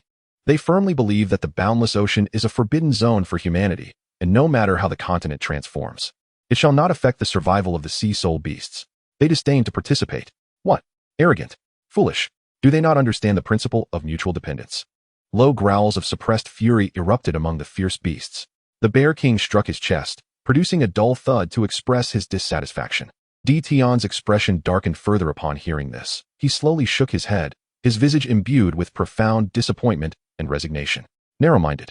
They fail to realize that in a snow avalanche, no snowflake is innocent. Enough, they shall not comprehend the principle of mutual dependence, since they have severed their ties. The bitter consequences shall be theirs to bear. His gaze swept across the assembly once more, finally landing on ZG, positioned slightly behind Gu Ran. From the moment Tian had appeared, ZG instinctively sought to retreat behind Gu Ran, her once fierce and tempestuous aura now considerably subdued, her eyes evasive and betraying her discomfort. Her relationship with Emperor Tian, while not one of fervent romance, has been one of companionship over many years, as comrades dedicated to the protection of the Dragon Clan. Now, her heart and mind are entwined with Gu Ran, rendering her feelings of guilt and awkwardness palpable in the presence of Emperor Tian. His keen perception immediately detects ZG's unease and the almost submissive distance between her and Gu Ran. His gaze sharpens, fixating on ZG before slowly shifting to Gu Ran, a simmering anger coalescing around him, the very air thickening with tension. ZG. Emperor Tian's voice is low and foreboding, laced with an undeniable inquiry. Why do you stand so far from me? And why do you position yourself beside that human? The attention of all ferocious beasts converges instantly, the atmosphere thickening with palpable tension. The members of Tang Men also sense the sudden hostility directed at Gu Ran. Holding their breath in anticipation, ZG stiffens, her lips moving as if to speak, yet words elude her. At that moment, Gu Yuena's icy voice pierces the stifling silence, addressing Emperor Tian directly with a calmness that belies the gravity of her words. Emperor Tian, there is no need to question ZG. It was I who arranged for her to be with Gu Ran. She pauses, continuing under the scrutiny of Emperor Tian's narrowing gaze. Gu Ran's bloodline requires the destructive power of the Hell Dragon King to be awakened. Moreover, ZG has willingly chosen to follow him. She belongs to Gu Ran now. What? Boom. The pent-up fury within Emperor Tian erupts like a volcano.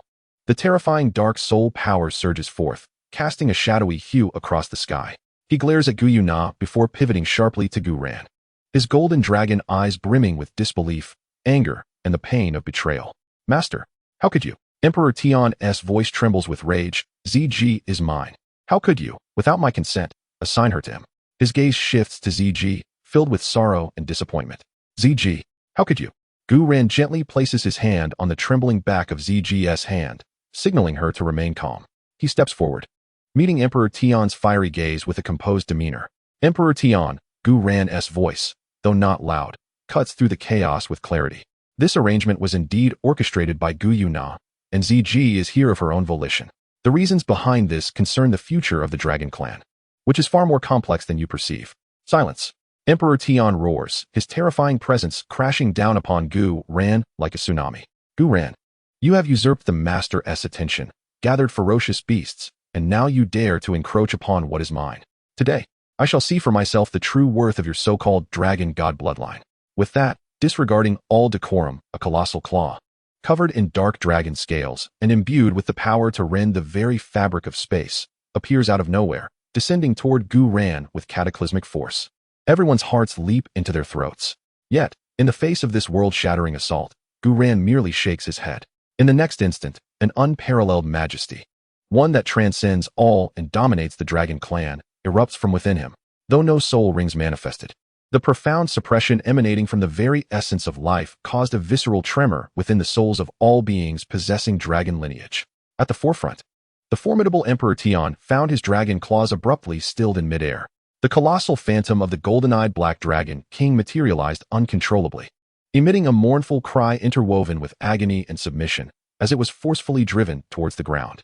Kneeling on one knee in a desperate attempt to withstand the terrifying pressure rooted deep within his bloodline, his eyes brimmed with shock and disbelief. This oppressive force was purer and more fearsome than ever before, as if confronting the progenitor of the Dragon Clan.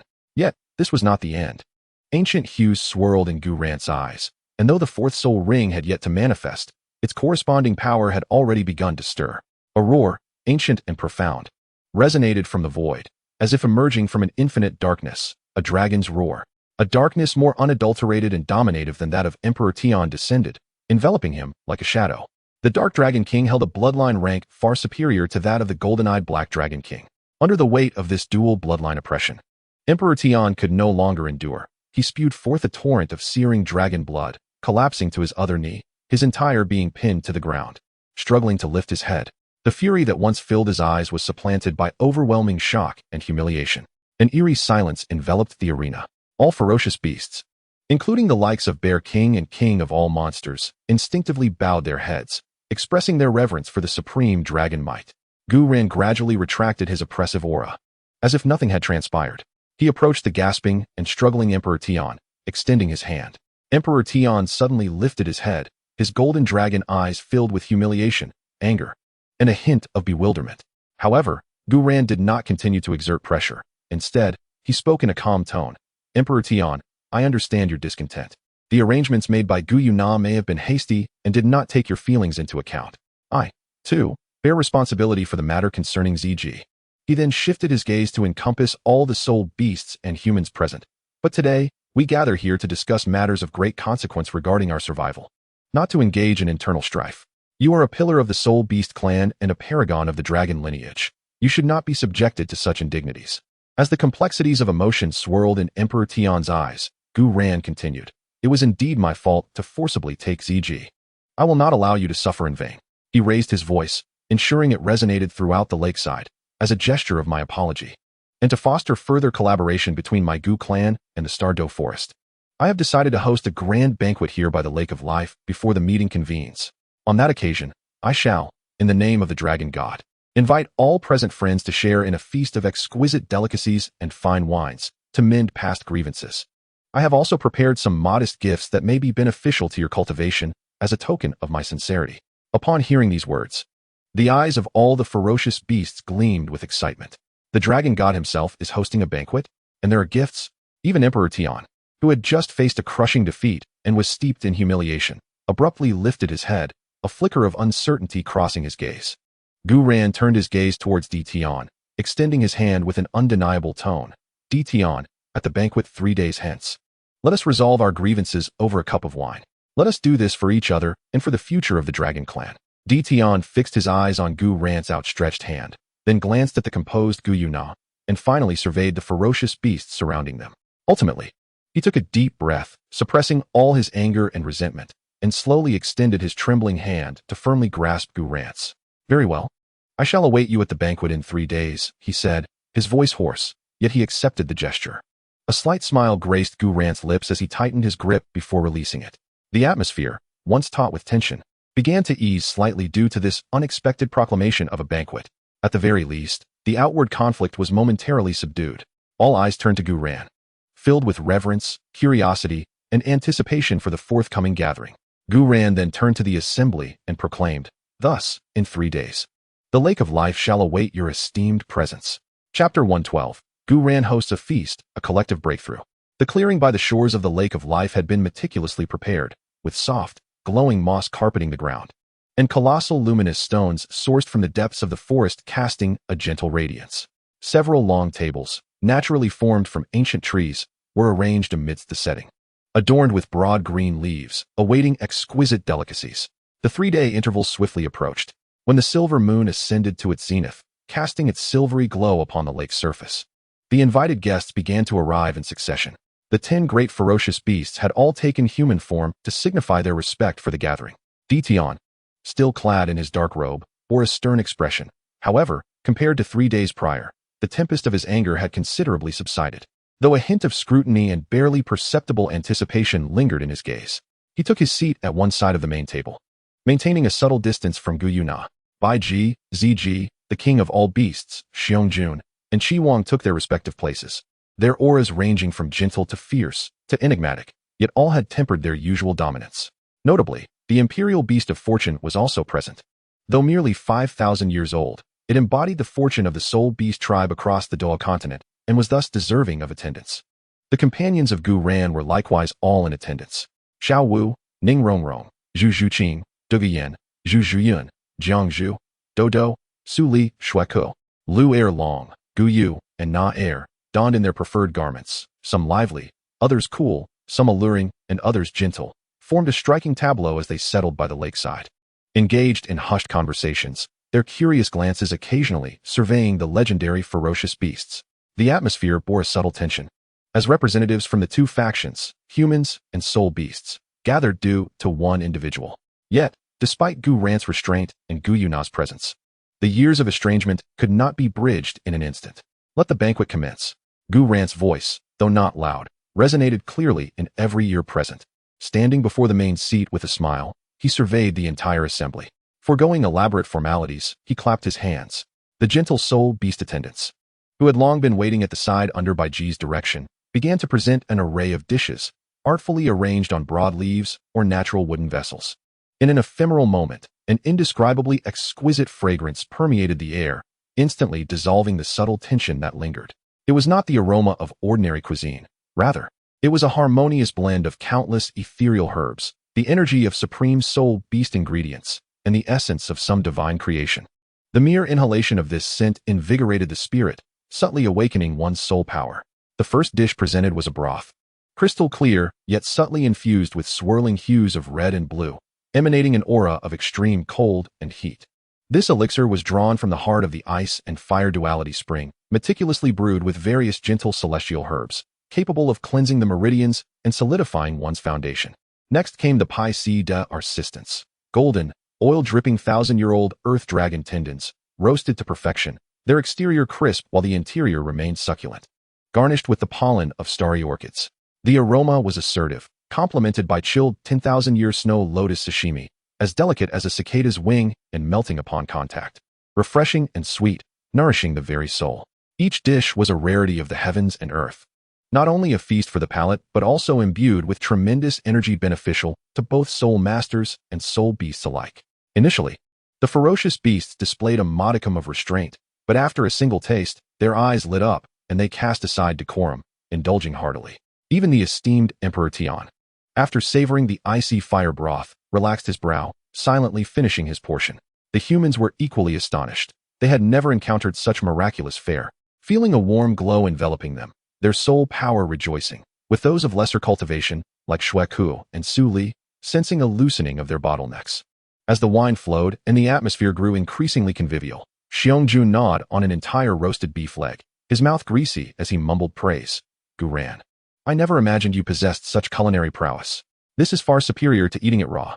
The king of all beasts savored the snow lotus elegantly, his otherworldly vines swaying in delight. Such a spiritual delicacy, enjoyed in this manner, is truly marvelous. Bai Ji smiled tenderly, attentively serving dishes to Xiao Wu and Ning Rongrong. Ziji, seated slightly behind Gu Ran, remained largely silent, yet her gaze towards him had transformed. Occasionally, she would push a dish she deemed delectable towards him. Noticing that everyone had enjoyed their fill, Gu Ran smiled gently, aware that the main event was about to commence. He rose, capturing the attention of all. I am grateful for your esteemed presence. This humble fare is merely an appetizer. His voice was calm, yet resonated with an undeniable strength. Today's banquet serves two purposes: to extend my apologies to Brother Emperor Tian for the previous incident, and to sincerely wish to forge amicable relations with all present, whether human or beast. In the face of the continent's tumultuous tides, it is only by joining hands that we may endure together. He paused, scanning the gathering. Thus, I have prepared a few modest gifts, which may prove beneficial to your cultivation. As the words fell, he waved his hand. Instantly, a radiant brilliance illuminated the lakeside. Numerous celestial herbs of diverse forms, exuding astonishing energy fluctuations, materialized from thin air, hovering in the space above. Fragrant and exquisite celestial products, wondrous heavenly mushrooms, octagonal ice grass, and blazing fire apricot blossoms, each a top-tier treasure birth from the ice and fire duality, were present, each capable of inciting fervent competition within the soul master realm. These celestial herbs, to me, remain obscured in the medicinal garden. Gu Ran proclaimed aloud. Today, I shall bestow them upon those destined to receive. Elder Baiji, I kindly ask you to allocate them according to the attributes of each individual, ensuring that every item is put to its utmost use. Upon hearing this, Baiji gracefully rose, her emerald gaze sweeping over the celestial herbs, and she nodded slightly. I shall obey the master's command. She began to distribute the herbs with precision, delivering each one into the hands of those most suited. The recipients of these herbs were filled with overwhelming excitement, particularly those fierce beasts who had been stagnating at a bottleneck for years, now sensing the prospect of a breakthrough. Once the distribution of the herbs was complete, the crowd was still enveloped in profound joy when Gu Ran waved his hand once more, this time for orbs of varying hues, each radiating a pure and terrifying draconic aura, materialized in the air. One orb burned fiercely like molten lava, a striking crimson. Another was as deep as the night, a void that consumed light. A third was sacred and noble, shimmering with platinum radiance. And the last was the nine-colored blood of the dragon god, his primal power. Though diminutive, exuded an aura that commanded all dragons.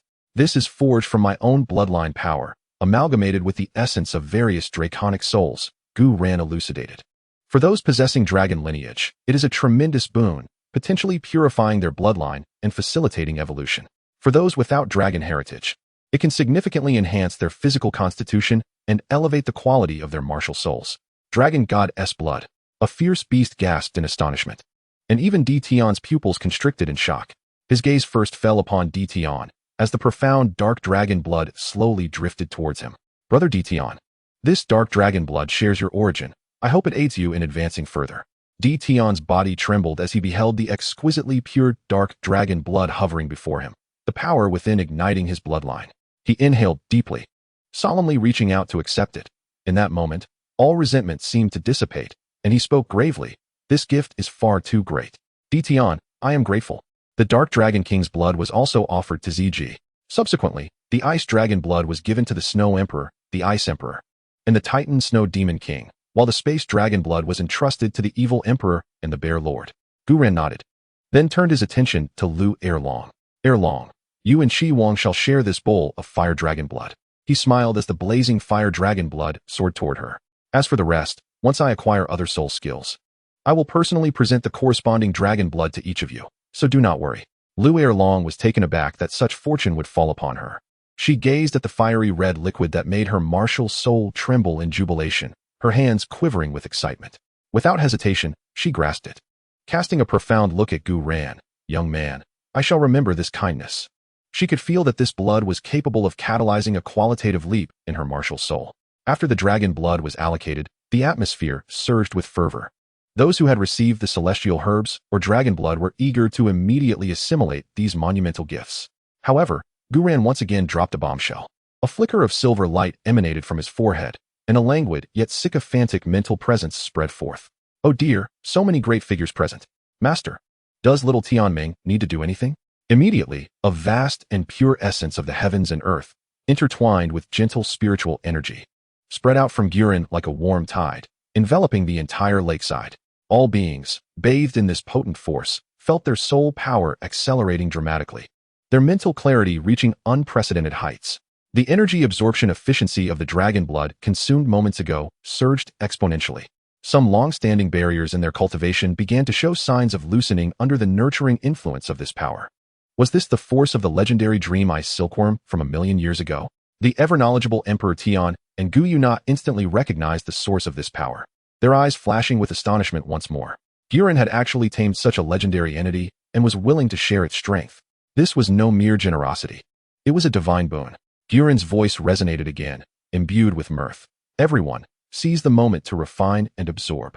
The power of the dream can assist you in achieving twice the result with half the effort. Without further ado, all those benefiting from this gift, be they ferocious beasts or humans, promptly closed their eyes, channeling their soul power to absorb this unprecedented opportunity. The lakeside was instantly shrouded in a multitude of vibrant hues of soul energy, with powerful energy fluctuations rising and falling in waves. After consuming the fiery dragon blood, Lu Erlong erupted in a blazing red radiance, a resounding dragon roar emanating from within her. The ethereal image of a fire dragon began to transform behind her, its form becoming longer and more agile, the scales sharper and more defined, with a subtle protrusion on her head as if dragon horns were about to emerge. Her aura surged, and her martial soul evolved towards a purer and more potent state. Others also experienced various gains, their soul powers heightened, physiques transformed, and mental energy skyrocketing. Chapter 113, The Conference of Ferocious Beasts, Joining the Ancient Sect. At this juncture, the banquet had transcended mere feasting, evolving into a collective transcendence for all participants. Gu Yuena surveyed the scene before him, a subtle smile gracing his lips as he raised a glass of wine, savoring it slowly. Gu Yuena had somehow approached him, her cool purple eyes reflecting the dazzling array of colors at the lakeside. She spoke softly, "This modest gift of yours could likely purchase half of the Soul Beast Forest." Gu Yuena chuckled, "It is worth it. After all, the road ahead requires us to walk together."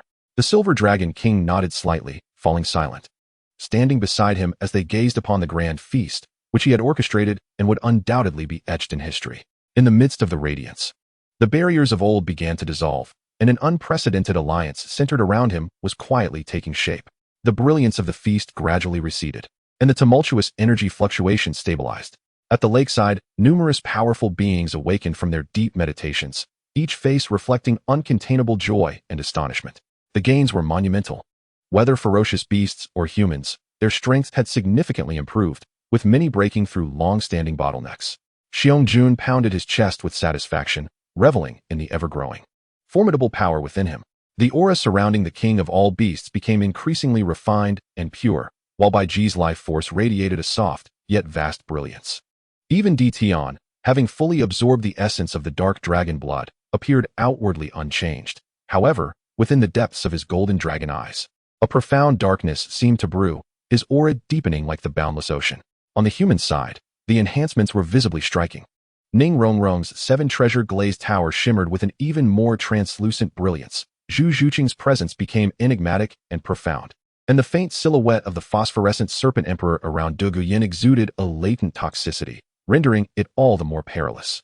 The less experienced, like Xue Ku and Su Li, experienced exponential leaps in their cultivation, undergoing remarkable transformations. Among them, the most captivating was undoubtedly Lu Erlong. At this moment, the crimson radiance enveloping her had yet to fully recede, and a more majestic and formidable fire dragon phantom coiled behind her. The dragon's scales and claws were distinctly defined, its regal horns prominent, and the scorching breath it exhaled carried a hint of genuine draconic majesty. Lu Erlong's fire dragon martial soul, nurtured by the essence of the dragon blood from Gu Ran, had undergone a fundamental evolution, its might now incomparable. She felt the powerful energies surging within her, her face aglow with excitement and disbelief. "How do you feel, Erlong?" Gu Ran inquired with a smile. Lu Erlong took a deep breath to quell her exhilaration, giving Gu Ran a hearty pat on the shoulder as she laughed robustly. "You rascal, this gift is too much. If you ever need anything, just say the word. I shall unleash this fire for you in the future." Gu Ran smiled in return. At that moment, Gu Yuena's cool voice rang out, drawing everyone's attention back. "The opportunity has been granted, and the feast has concluded. It is time to discuss the matter at hand." Her gaze swept across the assembly, and the previously vibrant atmosphere, fueled by their newfound strengths, turned solemn once more. The fierce beasts subdued their expressions of joy, and the humans focused intently. They all understood that the Silver Dragon King had convened this gathering not merely for revelry and gifts. Gu Yuena slowly approached the center of the lakeshore, her silver hair flowing under the moonlight, her voice ethereal yet commanding, resonating clearly in the ears of all present. "We have gathered here today for one reason: the future of the Soul Beast clan. And indeed, all living beings on this continent stands at a crossroads. Human soul masters, hunting for soul rings, is a part of the natural order. Survival of the fittest is not inherently condemnable. However, over the past 10 millennia, the human population has surged, with powerful individuals emerging in droves, leading to increasingly brutal hunts that have far surpassed the limits of balance. Countless soul beast clans teeter on the brink of extinction, with the forest territories shrinking year by year. If this continues, within a mere 10,000 years, the soul beast race may face annihilation." Her words struck like a hammer, casting a shadow over the joy that had just blossomed within the soul beasts. Xiong and the other fierce beasts exhibited anger and helplessness in their eyes. Gu Yuena's tone grew colder as she continued. "Even worse, those like Tang San who practice dark arts, devouring the essence of soul beasts and exploiting their life sources, leave desolation in their wake, depriving these creatures of their chance to reincarnate. This is not the cycle of nature, but rather a path of utter destruction and demonic malevolence. If left unchecked, not only will the spirit beasts face extinction, but the entire ecological balance of the continent will also collapse, leaving humanity unable to safeguard itself." Her gaze swept over the human faction. "I do not seek to incite a war between humans and beasts, for that would only hasten our demise. Yet, passivity is far from a prudent strategy." Finally, her eyes settled on Gu Ran. Today's gathering signifies that Gu Ran has expressed his intentions and capabilities. He bears the bloodline of the dragon god, is the sovereign of spirit beasts, and can communicate with humankind. The ancient gate he has established embraces all, seeking a path of coexistence between humans and spirit beasts. "The purpose of summoning you here today is to formalize this matter." Gu Yuena's voice resonated with an undeniable resolve. "Henceforth, within the core region of the Star Do Forest, we shall forge an alliance with Gu Ran and the Ancient Gate. Together, we shall combat malevolence and seek vitality. All members of the Ancient Gate, upon approval, may enter designated areas of the forest for training. The acquisition of spirit rings must adhere to the rules jointly established by Gu Ran and by Ji. No indiscriminate killing. No hunting of higher-tier spirit beasts with intelligence. Any slain beasts must be returned to the forest with specific medicines or energies. Furthermore, the Ancient Gate and the ferocious beasts of the Star Do must mutually assist each other in repelling external threats, particularly the evil soul masters such as Tang San and Dai Mubai, along with their affiliates. This pact shall be sworn in the name of the dragon god, with heaven and earth as witnesses." Upon her conclusion, the venue fell into silence. This decision undoubtedly marked a monumental transformation in the survival practices of spirit beasts that had endured for countless years. Di Tian was the first to step forward. Kneeling on one knee, and solemnly declared, "Di Tian, in accordance with your command, is willing to ally with the ancient gate. Though he harbored reservations towards Gu Ran, he held no reservations regarding Gu Yuena's decision and the future of the spirit beasts. Bai Ji, Ziji, the king of 10,000 beasts, and Bear King, among others, stepped forward to express their compliance. They had witnessed Gu Ran's methods and vision and understood that the current situation demanded progress. Gu Ran took a deep breath, approached Gu Yuena, and addressed the assembly with gravity. Gu Ran, swearing by the dragon god bloodline, shall not betray this pact. Wherever the ancient gate stands shall be the experimental ground for peaceful coexistence between spirit beasts and humankind. Anyone who violates this pact, be they human or beast, shall be my enemy. His voice was resolute and powerful, imbued with a conviction that inspired trust. Although the human girls still felt a flicker of instinctual fear towards the spirit beasts, they had already formed a bond with Gu Ran and nodded in support. Gu Yuena observed the unfolding scene and inclined her head slightly. She understood that forming an alliance was merely the first step. The future would undoubtedly be fraught with challenges, yet at the very least, the seeds of hope had been sown. Chapter 114. The Three-Eyed Golden Lion King Qiu Heir. The council at the Lake of Life concluded. The covenant was initially established, and the energy ripples from that grand banquet began to subside. Along the vast lakeshore, numerous figures gradually dispersed, returning to their nearby abodes to continue absorbing the blessings of the day. Gu Ran intentionally wished for them to refrain from departing prematurely, as he would require their assistance in a few days. His gaze traversed the assembly, landing upon the three-eyed golden lion, which remained quietly by Bai Ji's side. Adorned with resplendent golden patterns, its form exceptionally majestic. The auspicious beast, having absorbed the energy contained within the celestial herbs, had now surpassed the threshold of 10,000 years in strength. For that which possesses an aura of supreme auspiciousness and is endowed with unparalleled uniqueness, millennia of cultivation are sufficient to support its transformation into a human form. Gu Yuena's cold gaze shifted slightly, momentarily intersecting with Gu Ran's eyes. A trace of barely perceptible understanding and tacit approval passing over her exquisite visage. She remained silent, merely nodding ever so slightly, as if everything were preordained. Gu Ran, comprehending her unspoken intent, gradually approached the three-eyed golden lion. Upon witnessing this, Bai Ji gently patted the auspicious beast's neck, softly encouraging, "Go ahead." She then gracefully stepped aside, creating space for their communion. The three-eyed golden lion, the embodiment of auspiciousness from the starry forest, raised its head, its vast eyes, pure as amber, gazing at Gu Ran. Reflecting his form with curiosity, warmth, and a hint of instinctual reverence stemming from the depths of its lineage. It obediently lowered its head, gently nudging Gu Ran's outstretched palm with its broad, warm brow adorned with golden fur, exhibiting a demeanor of affection and reliance. Gu Ran offered a faint smile, feeling the warm, soft touch of its presence, along with the overwhelming and auspicious vitality that radiated from it. He instinctively leaned down, pressing his forehead gently against the closed third eye situated above its two eyes. Without uttering a word, a gentle yet boundless stream of spiritual energy surged from Gu Ran's brow, akin to a serene brook or an expansive sea of stars, intertwining with the pure and unique spiritual essence of the auspicious beast. A soft hum, perceptible only to the soul, resonated in the air. In that moment, time appeared to stand still.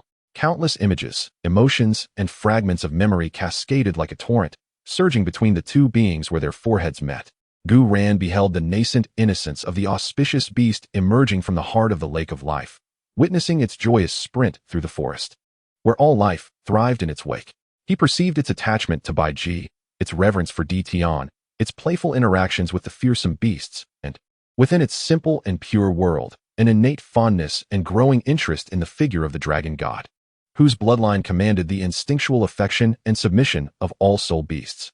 In contrast, within the auspicious beast's perception, it witnessed far more profound and magnificent visions. The fated bond forged between him and Gu Yuena, his battles, struggles, schemes, and growth along his journey. His guardianship and affection for every woman by his side, his determination in founding the ancient sect to combat the malevolent soul masters, and, most significantly, the spiraling shadow of the dragon god within his deep consciousness, along with the grand vision and heavy responsibility capable of shaping the future of the soul beast clan. This sharing of memories transcended ordinary spiritual communication. It represented an unreserved touch and fusion at the level of the soul. The auspicious beast's millennia-old pure heart was instantaneously filled and shaken by Gu Ran's complex, vast, and powerful spirit. It felt his strength, his wisdom, his sense of duty, as well as his occasional languor, his playful banter, and the deep yearning for home, along with the cherished regard for those around him. This profound and all-encompassing resonance of the soul exerts a transformative and irresistible impact on the pure-hearted, instinct-driven spirit beast. Time becomes an abstract concept, perhaps a fleeting moment or an eternity. Gu Yuena slowly raises his head, concluding this shared memory. He gazes at the three-eyed golden lion, whose amber eyes now reflect a complex array of emotions: shock, confusion, attachment, and an ardent admiration that seems almost combustible. It comprehends too much and feels too deeply. This touch from the depths of its soul has irrevocably altered its perception of Gu Yuena, who can no longer be merely regarded as a revered and close companion. A deeper, more intimate sentiment has begun to flourish wildly within its millennia-pure heart, growing instantaneously into a towering tree. With a gentle and unprecedented murmur, the three-eyed golden lion emits a soft sound, trembling with a newfound shyness and excitement as it instinctively yearns to nuzzle Gu Yuena's hand. At that moment, Gu Yuena's ethereal voice resonates once more, imbued with an undeniable authority that disrupts the delicate atmosphere. The time has come, spirit beast, to transform. Her gaze rests upon the creature, her violet eyes shimmering with profound depth, having gained understanding of human affairs and emotions. It is time for you to embrace the form that best suits your journey and to choose your future. Receiving the direct command from the Silver Dragon King, the spirit beast quivers slightly. It casts one last penetrating glance at Gu Yuena, a gaze fraught with unexplainable complexity, filled with emotions that have just begun to surge. Then, it steps back a few paces, and suddenly, a resplendent golden light erupts from its body. The brilliance is so intense that it appears to turn the waters of the lake of life into flowing gold. An atmosphere of grandeur ascends, invigorating the surrounding life energy, which swells joyously like a tide. Amidst the dazzling radiance, the majestic outline of the three-eyed golden lion begins to shrink and transform. Its golden fur morphs into flowing particles of light, reshaping its form. As the brilliance diminishes, it ultimately retracts entirely into its being. In its place stands a graceful maiden. She towers at approximately 1.70 meters, her figure slender and harmonious, proportioned as if crafted by divine hands. Her skin, fairer than snow, exudes a healthy rosy glow. Most striking is her long hair, cascading down to her waist, not of ordinary golden hue, but resembling pure strands of molten gold, radiant and shimmering, gently swaying in the breeze of the lake of life.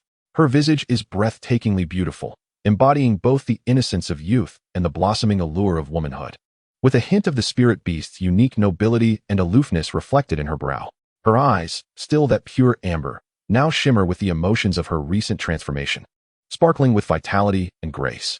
A slender golden vertical line adorned her forehead, adding an air of mystery and uniqueness to her presence.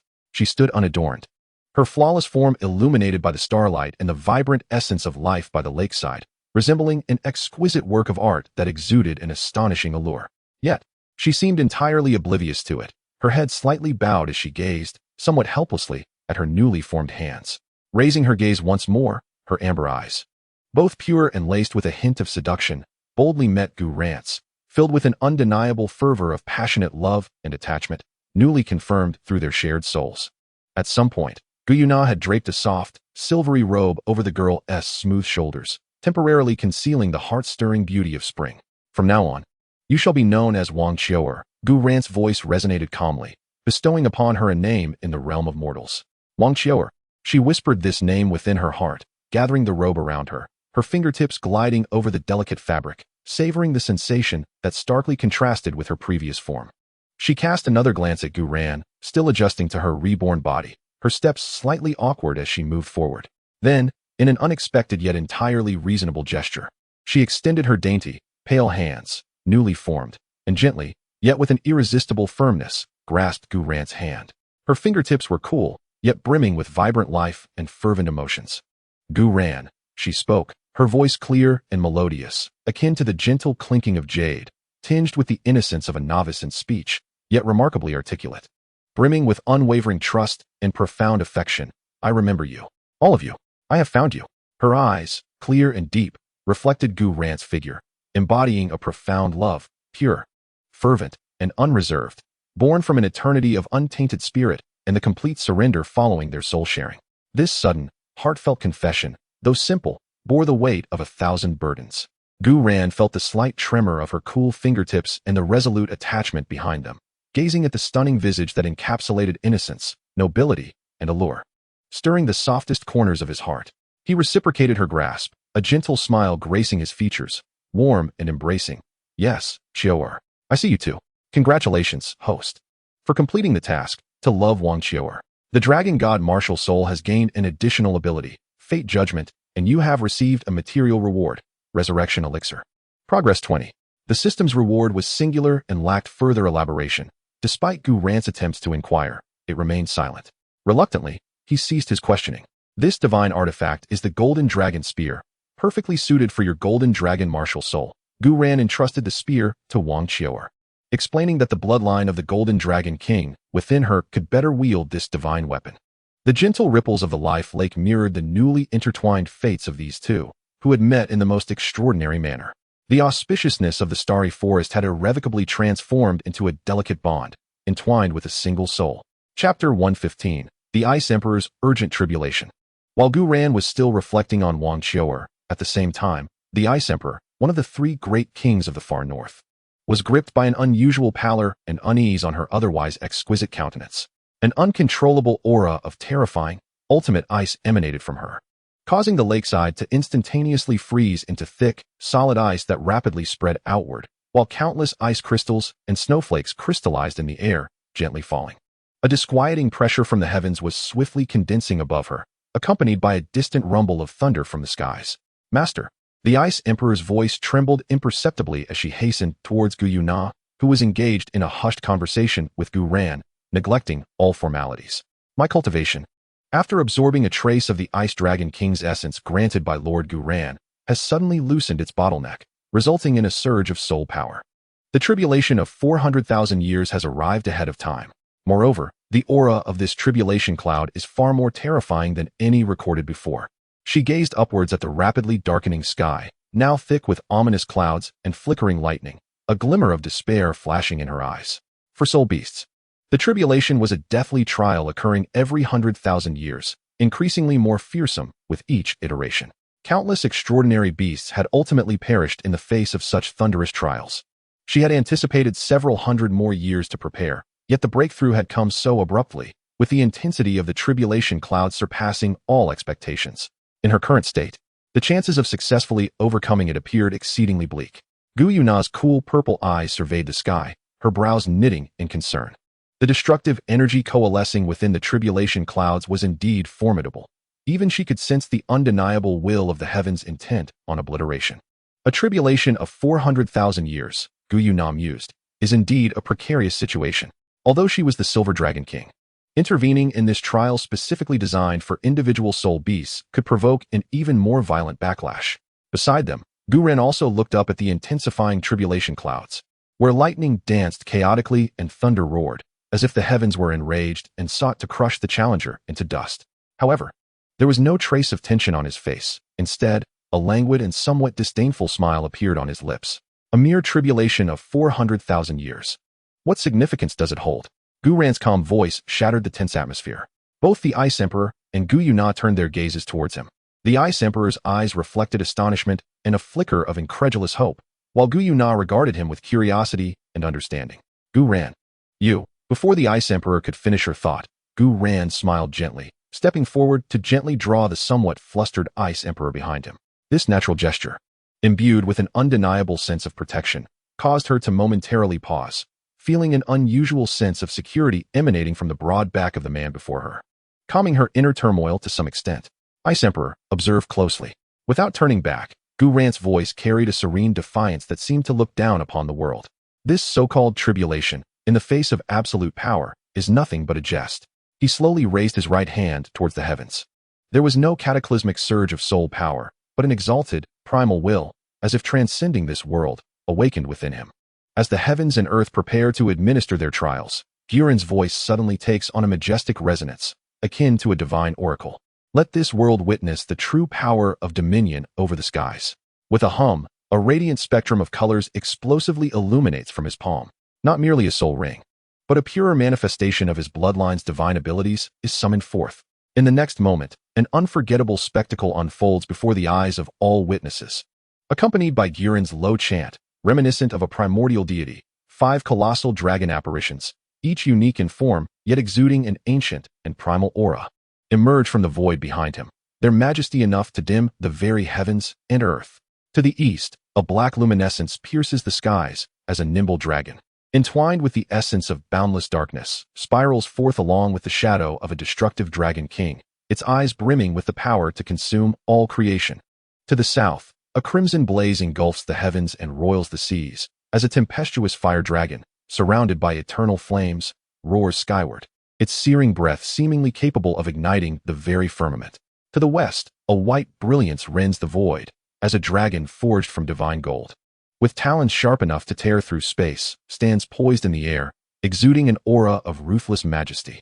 To the north, a dark icy tide encases all in its grasp, as an ice dragon king, wielding the chilling dominion of absolute zero, gazes indifferently down, emanating an extreme cold that even the ice emperor's essence quakes and submits to. At the center, a chaotic brilliance embraces all, as the largest of the dragon deities, seemingly forged from the cosmos itself, resides at the core, exerting its dominion over the realms. These 5 dragon apparitions, though not corporeal, evoke a profound sense of awe that surpasses that of physical beings. They are the manifestation of Gu Yuena's dragon bloodline and the powers of the Dragon King's soul rings, coalescing into a display of divine law.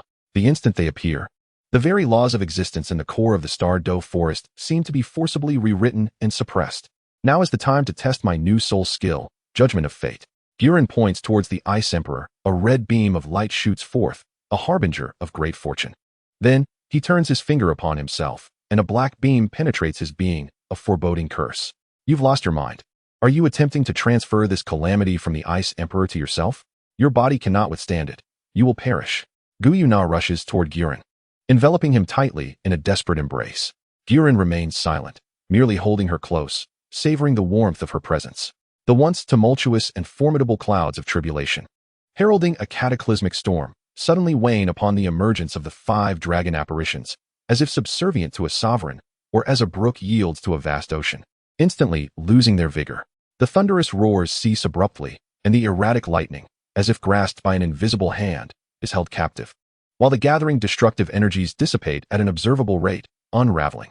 The storm clouds themselves, akin to snow melting under the sun, swiftly dissolve and fade in mere moments. The originally inky black, despair-inducing thunderclouds vanish without a trace. The sky has reverted to a crystalline blue, with sunlight cascading gently as if the cataclysmic scene just witnessed had been naught but a fleeting illusion. Silence. A deathly hush envelopes the entire lake of life. All beings, be they fearsome beasts or humans, stand transfixed, their minds rendered blank. With bare hands, no, even without lifting a finger, merely by invoking the ethereal shadow of his bloodline, did he dispel the terrifying tribulation that had loomed for 400 millennia? What extraordinary prowess is this? What monumental strength? This transcends their comprehension of power. This is a true miracle. Gu Yuena remained rooted to the spot, his azure eyes wide with astonishment, his crimson lips slightly parted, utterly devoid of thought. The scene she had anticipated, one of desperate resistance and near certain demise, had not materialized. The cataclysmic tribulation that could have obliterated her essence had simply vanished, erased by this man before her, in a manner so absurd, yet overwhelmingly domineering. The overwhelming shock of surviving such a calamity, coupled with the awe inspired by an incomprehensible might, surged through her psyche like a tsunami. Gu Yuena slowly released Gu Yuena from his embrace, the 5 dragon deities that had loomed behind him fading away as if they had never existed. Gu Yuena, still reeling from the shock, hastily inquired, "What just happened? How did the tribulation disappear?" Gu Yuena affectionately ruffled her hair. "Foolish child. The tribulation was originally a punishment imposed on soul beasts after the dragon god was vanquished by the divine realm. I merely summoned the dragon god's true form. Even in the divine realm, who would dare act with impunity? Who would dare disrespect the dragon god?" He turned to gaze at the still petrified Ice Empress, a languid smile returning to his face, as if he had merely accomplished a trivial task. "All right, the problem is resolved. Next time you plan to break through, do remember to inform me in advance. Such trivial matters are hardly worth mentioning." "Trivial matters?" The Ice Empress murmured, her voice parched. She looked at Gu Yuena's relaxed demeanor, then recalled the awe-inspiring sight of the 5 dragon deities soaring through the air, rendering the world itself dim. An indescribable emotion washed over her. Was it gratitude? Reverence? Amazement? Perhaps all of these, but more profoundly, it was a stirring from the depths of her soul, a burgeoning admiration. In the realm of soul beasts, strength reigns supreme. Yet the power Gu Yuena exhibited at this moment was beyond imagination. It was an absolute strength capable of effortlessly altering the very laws of existence. In comparison, the bitter cold of the extreme north, the years of arduous struggle, and the dread of tribulation seemed utterly trivial and laughable. Only this man before her appeared immeasurably towering at this moment, indelibly etched into the deepest recesses of her soul. All her poise, all her haughty pride, crumbled before such undeniable power and the gift of salvation. The Ice Empress suddenly stepped forward, and to the astonishment of all, she leapt directly into Gu Yuen's embrace. Her delicate arms tightly encircling his waist, her icy cheek pressed against his robust chest, feeling the powerful rhythm of his heartbeat. Her body trembled slightly, her voice choked with the emotion of survival, infused with an unprecedented softness and resolve. Guren, thank you. Thank you for saving me. I do not know how to repay you. From this moment on, my life as the Ice Emperor belongs to you. In the far north, I vow to serve you as my master and follow you for eternity. Congratulations. The host has completed the task, to love the Ice Emperor. You have received a soul power level reward, an increase of 5 levels, current soul power level 50. You have also obtained a soul bone reward, the Purple Radiance Annihilation Dragon's torso bone, of 9 color quality. First soul skill, Purple Radiance Oblivion. An area skill that grants damage enhancement to oneself within the area, while others, including allies, will experience suppression effects. Second soul skill, Please. Purple Radiance Annihilation Dragon. Can be unlocked upon collecting the complete set of soul bones. You have received resource rewards. Resurrection Divine Pill Progress, 25. At this moment, the Ice Emperor Scorpion, who had ruled the far north for countless years, resembled a little girl who had finally found her home, tightly embracing Guren, expressing her vows and heartfelt sentiments. Guren was momentarily taken aback, but soon felt the cool yet soft body in his arms, along with an undeniable sense of dependence and admiration. He smiled gently, naturally wrapping his arms around her slender yet powerful waist, softly patting her back. It's all right now. From now on, we are all family. His voice was soothing, imbued with a reassuring strength. By the lakeside, the Snow Emperor observed the two in an embrace, a barely perceptible smile gracing her cold lips, seemingly pleased with the scene. The other fierce beasts, recovering from their shock, gazed at Guren with an intensified reverence, even tinged with a hint of fervor. Gu Yuena quietly watched this moment, her purple eyes deep and inscrutable, ultimately releasing an almost inaudible sigh, yet her lips bore a faint smile. It seemed that Guren would soon have another powerful follower and confidant. This, perhaps, was the most vital force to coalesce in anticipation of the approaching storm. Chapter 116, Tang Hao's Breakdown. That is your mother. In the Tang sect of Heaven-Do City, the night was thick, and the crackling campfire illuminated Tang San's slightly fatigued yet excited face. He had just concluded his training, feeling the increase in his soul power and the newly acquired soul ring. Heavy footsteps approached, laden with the weariness of travel and an uncontainable irritability. Tang San looked up to see the towering figure of Tang Hao emerging from the dark woods, his expression grim and brooding, his single eye bloodshot, emanating an aura that discouraged any approach. Father, you have returned. Tang San quickly rose to his feet. Humph. Tang Hao interrupted, not allowing him to finish. With a rough and cold snort, he swung his hand violently, sending a gust of wind that nearly extinguished the campfire. A bunch of short-sighted, stubborn old fools. They speak of seclusion and avoiding trouble. Even when I return personally, they refuse to open the door. They have utterly disgraced the name of the Haotian sect. His anger escalated, and he slammed his fist against a nearby ancient tree, causing it to tremble violently and leaves to scatter. Clearly, the visit to the Haotian sect met with a cold reception, intensifying the simmering anger within him. Tang San felt a weight in his heart. Although he had anticipated this outcome, hearing his father's confirmation still left him disheartened. He took a deep breath to suppress his emotions, attempting to shift the conversation in hopes of showcasing his progress, perhaps to lift his father's spirits. Father, please calm down. Look at this. Tang San stepped forward, forcing a smile onto his face as his soul rings illuminated one after another. 1 white, 2 purple, and 2 black. The 5th soul ring, a remarkable black hue imbued with an extraordinary vitality and resilience, ascended prominently. During your absence, I have not been idle. I have successfully absorbed my 5th soul ring. I feel my strength has significantly improved, and my control over the blue-silver thorns has also. Tang San's words abruptly halted as he noticed his father's gaze fixated intensely on the newly acquired 5th soul ring. The fury and agitation that had marred his father's expression instantly crystallized into sheer astonishment, disbelief, and a hint of near panic. The color of that soul ring, the unique aura it emanated, though altered by the absorption process, could not be mistaken by Tang Hao. It was a presence imprinted deep within his soul, evoking both love and resentment, dependence and guilt. This soul ring. Tang Hao's voice became exceedingly hoarse, tinged with tremors. He abruptly raised his head, his lone eye like a venomous hook, piercing through Tang San. Where did you acquire this soul ring? Speak. Startled by his father's sudden, thunderous inquiry, Tang San instinctively replied. I found it in a secluded valley on the eastern side of the mixed region of the Stardo Forest. It was a rather peculiar blue-silver grass, remarkably resilient. I felt it resonated deeply with my martial spirit. Fool. A roar brimming with uncontainable wrath erupted from Tang Hao's throat. A terrifying sound wave mingled with the oppressive aura of a tidal Douluo, instantly scattering the campfire and causing the surrounding trees to tremble in fear. Tang San was taken aback by this sudden surge of power, stumbling backward, his blood surging, bewilderment etched across his face. Father? What is wrong? Is that blue-silver grass? The one with faint golden veins, broad leaves, and an exceptionally pure and powerful life force. Tang Hao stepped forward, his enormous shadow enveloping Tang San entirely. With gritted teeth, he asked each word with deliberation, his eye bloodshot, resembling a beast on the verge of losing control. Tang San, frightened by his father's demeanor, nodded in confusion. Yes, father, how do you know? Upon receiving confirmation, Tang Hao seemed struck by lightning, his massive frame swaying as the color drained from his face, leaving only a semblance of despair-fueled madness and fury. Ain, that is Ain. He let out a heart-wrenching howl, his voice laden with indescribable pain and a desire for destruction. You actually turned your mother into a soul ring. What? Tang San's eyes widened in shock, his mind blank as if he could not comprehend his father's words. Mother? That blue-silver grass is mother? How could this be? Mother is already. That is the embodiment left behind after your mother's sacrifice. It is her hope for rebirth. Suddenly, Tang Hao's voice faltered. The words that followed caught in his throat, yet the regret and fury that nearly consumed him were conveyed with striking clarity.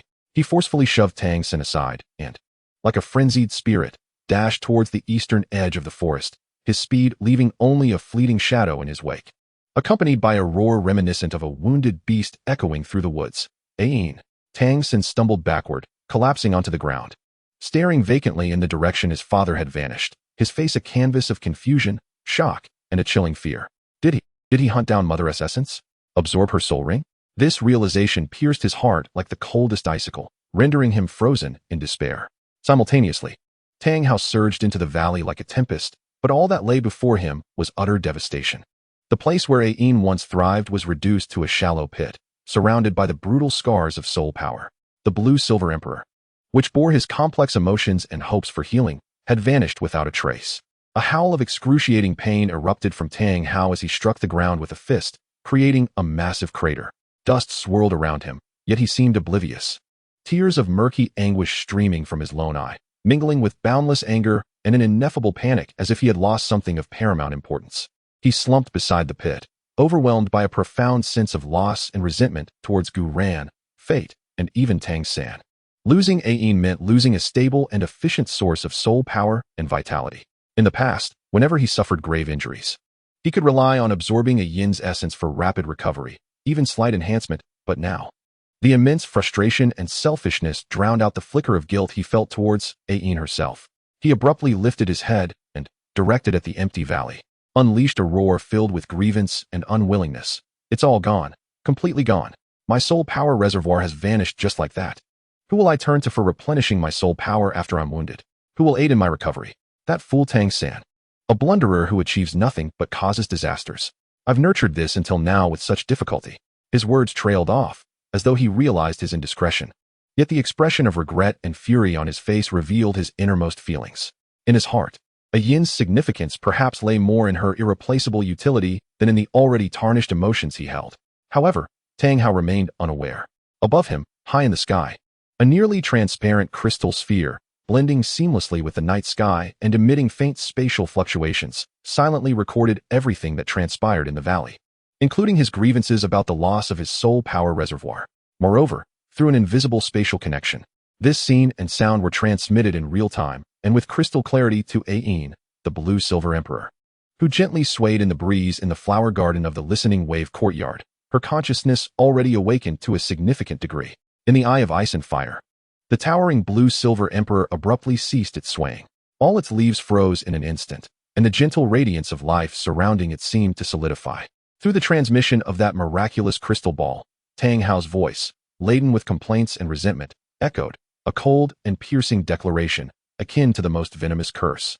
Indelibly etched into a yin's swiftly reviving consciousness, she beheld Tang Hao's twisted visage, marred by frustration and fury due to the loss of his source of sustenance, and heard words that trampled upon her countless years of waiting, devotion, and affection, reducing them to mere dust. In that fleeting moment, all warmth, all hope, and all the beautiful illusions woven from past memories shattered resoundingly. What replaced them was a chilling despair born from the depths of her soul, a profound sense of betrayal and objectification. Drops, 1, 2, glistening like dew, no longer fell due to emotion or sorrow, but rather from a deep-seated coldness and disillusionment, silently cascading from the golden leaves and swiftly seeping into the earth. The resplendent golden patterns upon the leaves seemed to dim, albeit slightly, in that instant. She stood quietly beneath the moonlight, devoid of any motion, as if transformed into a lifeless glass sculpture. Yet, the intangible sorrow and chill were more intense than ever before, quietly permeating the air and enveloping the entire lake of life. Chapter 117. Ayin discovers the true nature of Tang Hao. Ding. Congratulations, host, on completing the task, causing the antagonist Tang Hao to collapse, earning a reward, Plant Evolution Growth Potion. Upon use, it allows plant-type soul beasts to swiftly grow to the age of transformation. Even if the soul beast is hunted for soul rings, it can still be utilized. As the system's notification resonated within Gu Yuena's mind, he was seated beside the lake of life, comforting the Ice Emperor, who had narrowly escaped death during the tribulation. Almost simultaneously, a tightness gripped his heart, an overwhelming wave of sorrow and icy despair surged forth, drowning his keen perception. It was Ayin. The languor vanished from Gu Yuena's face, replaced by a solemn expression. He barely had time to elaborate to Gu Yuena, uttering only that something had transpired with Ayin, before promptly closing his eyes, his consciousness fully submerging into his spiritual sea. The Ice Emperor did not intervene, but turned her gaze towards the direction Gu Yuena had vanished, deep in thought. Within the spiritual sea, the once resplendent starry expanse was now shrouded in a somber hue. The area representing a yin's essence was enveloped in a dull pallor. Although the towering blue-silver emperor's phantom still stood tall, it seemed to have lost all its luster. Its leaves drooped, trembling incessantly, exuding an aura of heartbreaking sorrow and chilling stillness.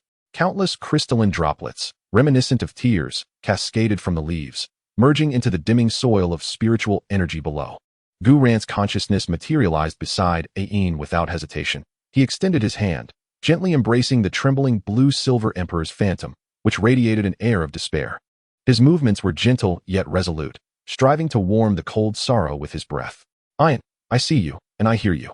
Gu Yuena's voice echoed in the vast sea of his consciousness, deep and imbued with a comforting power, lamenting for the scoundrel, unworthy of such grief. The quivering of the blue-silver emperor momentarily hesitated, as if sensing his presence. That overwhelming sadness found an outlet, surging with even greater intensity. An endless stream of grievance and disillusionment transmitted through their bond.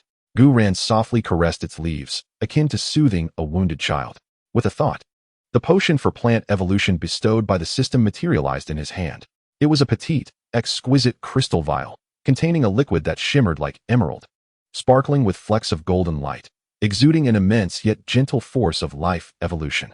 To forget the past is to embrace rebirth. Gu Yuena lowered his gaze and spoke softly to the blue-silver emperor in his arms. Ayin, this is not the end, but rather the true beginning that belongs to you. With that, he uncorked the crystal vial. Instantly, an indescribable life energy, causing the entire sea of consciousness to tremble with jubilant reverberations, began to permeate the air. The emerald golden liquid flowed as if it possessed a life of its own. Gu Yuena gently poured the potion over the ethereal roots of the blue-silver emperor. With a resounding hum, a dazzling burst of emerald gold light erupted, akin to a miniature sun igniting within Gu Yuena's sea of consciousness. The vast evolutionary energy enveloped Ayin's essence like the gentlest tide. The ethereal form of the blue-silver emperor underwent earth-shattering transformations at a visibly rapid pace. The previously dull leaves instantly became plump and vibrant, golden veins gleaming like pure gold, the overall form rising ever more elegantly and nobly, as if it had traversed millennia of growth. Its life essence undergoing a fundamental leap propelled by overwhelming power. The barrier of 100,000 years of cultivation crumbled before this force like mere paper, advancing toward even higher realms. The radiance intensified until it ultimately enveloped Gu Yuena as well. Within that pure light of life evolution, the ethereal form of the blue-silver emperor in Gu Ran's embrace gradually transformed, elongating and solidifying. As the brilliance slowly dissipated, Gu Ran maintained his embracing posture. Yet in his arms, there was no longer a cold plant apparition, but a soft, real body with cool skin. A woman curled within his embrace, devoid of clothing. Her skin pale to the point of transparency, as though sculpted from the finest mutton-fat jade. Cascading water-blue hair flowed like a waterfall, partially obscuring her graceful back and the gentle curves of her form, the tips glimmering with a faint golden halo. Her body trembled slightly, her face buried deep within Gu Ran's chest, emitting an uncontrollable, heartbreaking sob. She had finally taken form, in the depths of profound sorrow and despair. Amidst the utmost vitality and hope bestowed by Gu Ran, she shattered all shackles and was reborn. Gu Ran could distinctly sense the chill and tremor of the delicate figure in his embrace, alongside the searing warmth of her tears cascading onto his chest. He remained silent, merely tightening his arms around her, using the heat of his body to envelop her in warmth, one hand gently caressing her long hair, which shimmered like blue silk, offering silent solace and support. The sobs of Ain, initially stifled, gradually unfurled into an outpouring of endless grievances, anguish, bewilderment from betrayal, and the disorientation of newfound life. She clutched the fabric of Gu Ran's shirt as if he were the sole lifebuoy amid the icy despair. After weeping for what felt like an eternity, her voice rendered hoarse, her emotions slowly settled, leaving only the faintest of hiccups. With a timid lift of her head, an exquisite yet pale visage came into Gu Ran's view. Her features were delicately sculpted, exuding an innate gentleness and kindness. In this moment, her tear-streaked face, eyes and nose flushed from crying, held a gaze like the purest sapphire, brimming with lingering sorrow and a cautious gratitude directed towards Gu Ran. Their eyes met, and Ain seemed to realize, for the first time, that she lay bare in the arms of a stranger, a deep blush instantly blooming on her pale cheeks. Instinctively, she wished to curl away, yet Gu Ran's gentle yet firm embrace held her steady. "Do not fear, it is all in the past." His voice was soothing, imbued with a comforting magic. "From now on, you are simply Ain, living for yourself." Ain gazed at him in a daze, her sapphire eyes shimmering with fresh tears, but this time, they were not solely born of sorrow. She nodded softly, her voice a hoarse whisper tinged with uncertainty. "Thank you, Gu Ran, my lord." Gu Ran offered a slight smile, and with a mere thought, a robe woven from the purest light elements draped gently over Ain, shielding her from the world.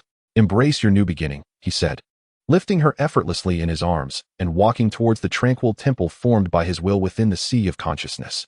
"Here, you are safe. No one can harm you again. When you are ready, I will introduce you to everyone." Ain nestled obediently against him, enveloped by an unprecedented sense of security. Listening to the robust rhythm of his heartbeat, fatigue washing over her like a tide, she gently closed her eyes, tears still clinging to her long lashes, and whispered softly, "Mm." In a state of complete relaxation and reassurance, she succumbed to slumber in Gu Ran's embrace, her slender fingers unconsciously gripping his garment, as if fearing that this solitary warmth might vanish. Gu Ran gazed down at her serene, sleeping face, the remnants of tears still visible, yet devoid of the previous stillness and despair, replaced by a tranquility born from survival. He gently laid her on the soft, luminous couch in the center of the temple, tucked her in, paused to admire her for a moment, and then quietly exited the sea of consciousness. In the outside world, Gu Ran slowly opened his eyes, meeting the probing gazes of Gu Yuena and the Ice Emperor. "Is it resolved?" Gu Yuena inquired calmly. "Indeed," Gu Ran nodded, a faint smile curving his lips. "And, it seems, fortune arises from misfortune." Tang Hao could never have anticipated that his selfish complaints would not only fail to salvage anything, but would also sever the last ties. Pushing his most cherished Ain directly into Gu Ran's embrace. Chapter 118. The Ice Emperor loses control. Gu Ran comes to the rescue. The night in the Stardow Forest was serene and gentle, with moonlight streaming through the window, casting a silvery glow across the floor. However, the atmosphere within Gu Ran's room starkly contrasted the chill outside, as warmth subtly ascended, imbued with a hint of enchanting tenderness. The diminutive figure of the Ice Emperor was entirely enveloped in Gu Ran's arms. The once proud and frigid gaze of her vivid green eyes had melted away, leaving behind a shimmering shyness and a barely perceptible anticipation. Her fair cheeks bore a captivating blush, reminiscent of the finest ice jade kissed by the dawn. Gu Ran lowered his head, gazing at the soft form nestled against him, which typically exuded a chilling aura but now felt warm and gentle. His fingertips grazed her icy blue hair, sensing the delicate tremors, when suddenly, buzz! A surge of extreme cold, laden with fury and suffering, erupted from the adjacent room like an uncontrollable tide, instantly shattering the intimate atmosphere within. Frost began to rapidly crystallize on the walls and floor. This was the presence of the Ice Emperor. The blush on the Ice Emperor's face vanished in an instant, replaced by alarm. She abruptly broke free from Gu Yuena's embrace. Her emerald eyes filled with dread. No, this chaotic coldness, something has gone awry. The painful fluctuations intertwined with the chilling aura sent her heart racing. Without a moment to spare for further explanation, she grasped Gu Yuena's hand, transforming into a streak of emerald light as they burst from the room. Gu Yuena furrowed his brow, immediately sensing the unstable energy storm raging in the Ice Emperor's room, and swiftly followed her. Ice Emperor, what has happened? The Ice Emperor anxiously pounded on the door, which was already encased in a thick layer of ice, frigid to the touch. No response came from within. Only intensified energy surges and a muffled groan of anguish. No longer hesitating, Gu Yuena placed his hand against the frozen door. The power of space stirred subtly as he discreetly altered the internal structure of the lock. With a click, the door was forcibly opened. As the door swung ajar, a super cold wave, potent enough to freeze a soul saint instantly, combined with a ferocious dragon's might, surged forth. The Ice Emperor instinctively shivered, while Gu Yuena promptly erected an invisible barrier to shield them both. The scene inside was chilling. The entire room had transformed into a frozen cavern, with all furnishings concealed beneath thick, jagged blue ice. In the center of the room, the Ice Emperor sat huddled on the floor, trembling violently. Her long, pristine white hair danced wildly without the slightest breeze, while her originally exquisite and cool visage had turned as pale as parchment. Her brows were tightly knitted, and her lips were bitten until they turned white, clearly enduring immense suffering. Around her, the terrifying power of extreme ice surged uncontrollably, exploding forth. Yet amidst that pure icy blue energy, there were erratic streaks of dark blue dragon-shaped energy clashing violently.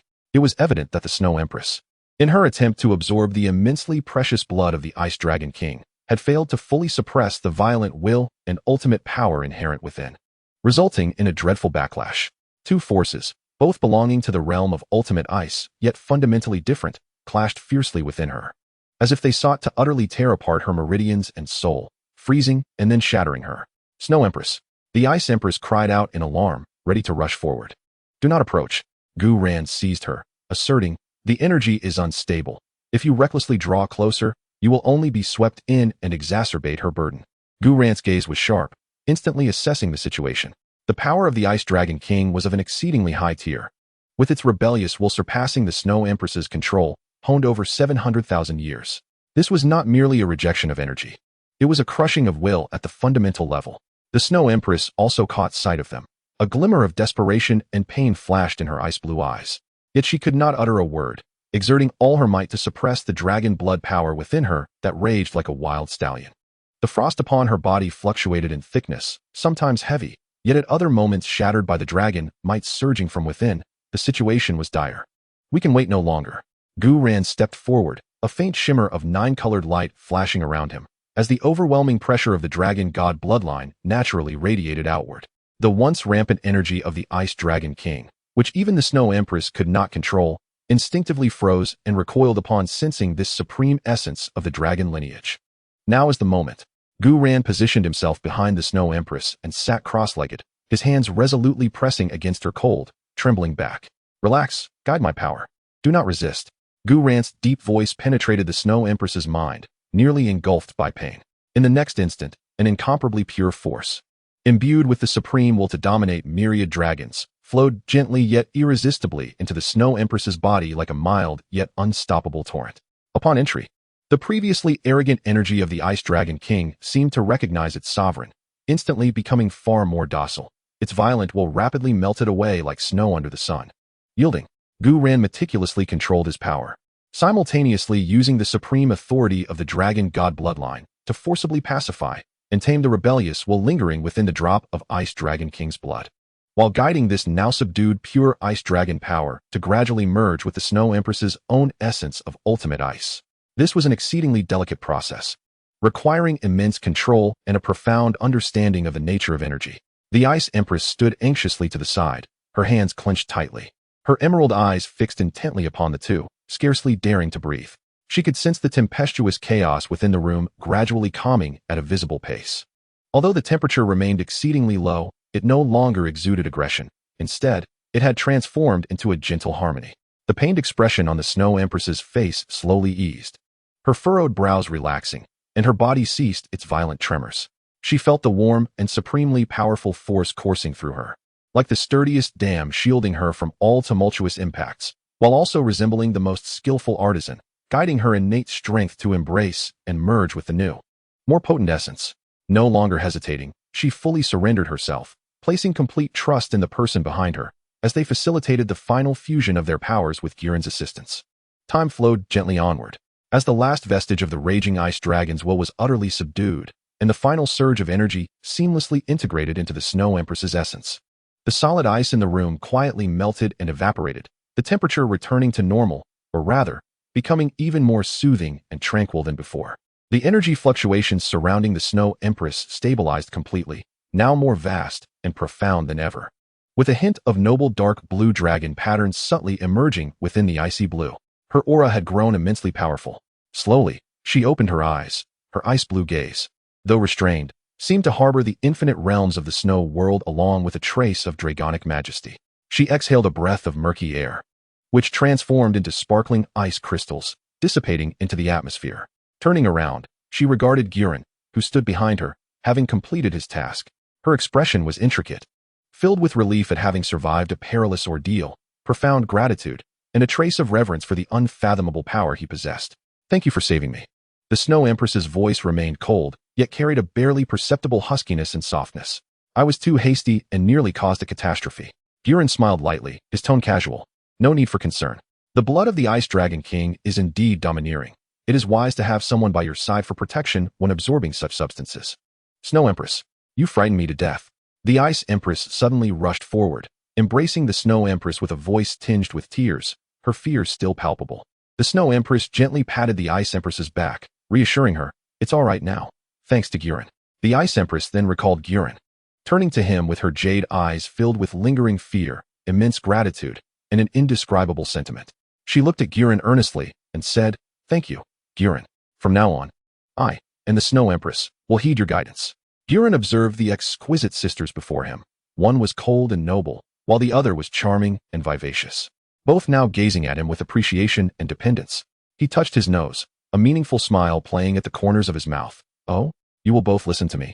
His gaze shifted between the two, and the atmosphere, which had just stabilized, seemed to subtly warm again, growing somewhat intimate. The Snow Empress appeared to sense something, her fair cheeks flushing slightly as she awkwardly averted her gaze. The Ice Empress, recalling something, also blushed, yet bravely did not look away, instead softly murmuring in agreement. Gu Ran let out a light laugh, stepping forward to embrace both individuals with an air of naturalness. "Since that is the case, let us delve into the specifics of the matter of gratitude." The moonlight outside seemed to soften, quietly observing the scene within the room, which was poised to become increasingly heated.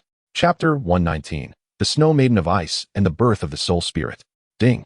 Congratulations to the host for completing the task, falling in love with the Snow Empress, receiving the Soul Spirit reward, Ice Snow Maiden, and obtaining the material reward, Resurrection Elixir Progress 30. Ding.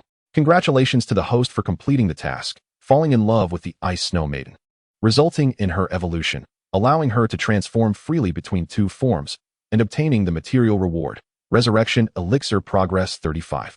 The Snow Maiden, newly born, could hardly contain her excitement as she surged forth from Gu Ran's spiritual sea, disregarding what Gu Ran and the Ice Empress were engaged in, and tightly embraced Gu Ran. "Daddy," a youthful voice interrupted the unfolding drama. However, the one who reacted most dramatically was the Ice Empress. Her azure eyes widened in disbelief as she gazed upon the diminutive figure radiating a pure essence akin to that of the Snow Empress, then abruptly turned to Gu Ran. Her voice trembling, "Gu Ran, how is it possible that you have a child already?" She referred to the Snow Empress. Gu Ran had only recently been with the Snow Empress. How could they possibly have a child imbued with such exquisite essence of ice and snow today? The Ice Empress's mind was utterly confounded, her thoughts caught in a peculiar loop as she glanced at her own abdomen. Gu Ran nearly choked on his own saliva, unable to suppress a chuckle at the Ice Empress's astonished expression. "What are you thinking?" He gently tousled her hair, smiling as he clarified. "This is not my child with the Snow Empress. This is a special soul spirit born from the fusion of a part of the Snow Empress's essence and my power. You could think of her as the Snow Empress's sister or daughter." This explanation piqued the Ice Empress's curiosity further. "Soul spirit? What is that? I will explain it to everyone together tomorrow. It cannot be succinctly conveyed in just a few words. Gu Ran reassured the Ice Empress. Now, let us continue. The following morning, sunlight bathed the Lake of Life as everyone gathered to enjoy breakfast, casually chatting about the previous day's banquet and their respective gains. The atmosphere light and joyful. Gu Ran wore a mysterious smile as he leisurely made his way to the center of the courtyard, drawing everyone's attention. What good news could there be so early in the day? Ning Rongrong inquired, her eyes wide with curiosity. Gu Ran merely smiled in silence, raising his hand gently. In an instant, the temperature around him subtly dropped, and the air crystallized into countless tiny, shimmering ice crystals and snowflakes, swirling joyfully, as if alive. Amidst the astonished gazes of the crowd, a small figure, approximately the size of a 5 or 6-year-old human child, formed entirely from pure ice crystals and white snow, slowly emerged from the heart of the swirling snowflakes. She possessed a head of fluffy, snow-white hair, a round and cherubic face, delicately sculpted, and a pair of large, azure eyes resembling the clearest sky, now curiously blinking as she surveyed her surroundings. Adorned in a dainty ice-blue princess dress, its hem and sleeves embellished with everlasting snowflakes, she exuded a refreshing chill and an aura of pure innocence. In an instant, the eyes of all the girls sparkled with delight, erupting into a harmonious chorus of exclamations. So adorable. Little Wu was the first to spring up, her rabbit ears quivering with excitement, eager to rush forward for a hug. My goodness. Is this a little sprite born of ice and snow? Ning Rongrong clasped her hands to her heart, her eyes filled with stars. Zhu Zhuqing's cool gaze also flickered with a hint of astonishment and softness. Du Guyen, Jiang Zhu, and others were overwhelmed by maternal instincts, gathering around. What is this? Biji gazed tenderly at the petite snow maiden, sensing the pure and potent essence of ice. Her curiosity piqued. Even Gu Yuena, with her icy demeanor, displayed a barely noticeable surprise and a faint interest. The little snow maiden seemed to comprehend Gu Yuena's words, tilting her small head, then scampering towards the nearest Nar, extending her chilly little hand to wrap around Nar's leg, affectionately rubbing her cheek against it, emitting a delightful sound akin to wind chimes. Nar, who had been pouting and feeling a tinge of jealousy at the sudden appearance of this irresistibly cute creature capturing everyone's attention, was instantly struck by the soft, icy touch and the innocent gaze that pierced her heart. So cold, yet so comforting. Nar instinctively squatted down, cautiously stroking the snow maiden's fluffy, icy hair, a smile of genuine affection blossoming on her face. Hello there, little one.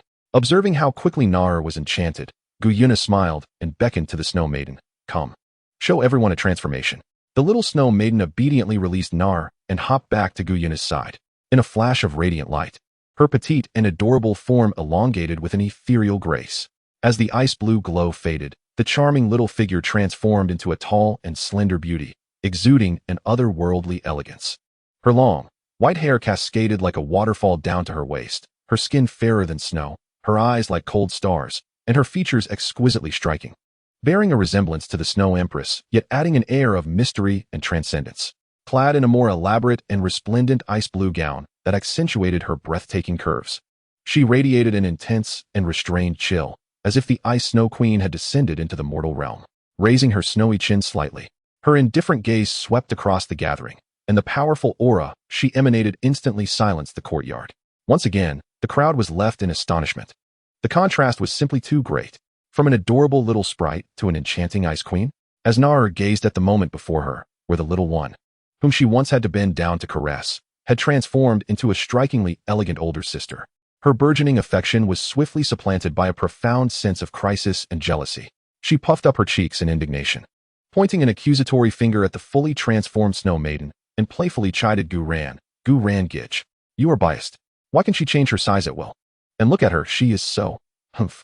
Nar wants to be able to transform into an older sister too. Observing her adorable stance filled with jealousy and her animated protests, the others couldn't help but chuckle. Gu Ran burst into hearty laughter, pulling the pouting Nar into his embrace, squeezing her cheeks affectionately. All right, I shall find a way for you too, so that our Nar can become a majestic older sister, okay? That sounds much better. Nar huffed, though she couldn't resist sneaking a glance at the petite snow maiden, who had reverted back to her smaller form, curiously playing with the snowflakes on her skirt while seated on the ground. In a hushed tone, she murmured, but being small does seem quite adorable too. The courtyard was filled with joyous laughter. The arrival of a new member, especially one with such a unique dual form, infused the Ting Tao courtyard with fresh vitality and delight. Gu Ran, witnessing this harmonious scene, felt a wave of contentment wash over him. Meanwhile, the ice spirit, capable of freely switching forms, surveyed this fascinating world with her bright blue eyes, curiously observing the intriguing elder sisters surrounding Gu Ran. The Snow Maiden took Nodder's hand and pointed towards Gu Ran and the Snow Empress, declaring, "This is Daddy, and this is Mommy." The revelation left the other girls in a state of bewilderment. What was happening? The Snow Maiden was Gu Ran's daughter? How could they possibly have a child in just a single day? It was evident that the time spent between the Snow Empress and Gu Ran had been the shortest.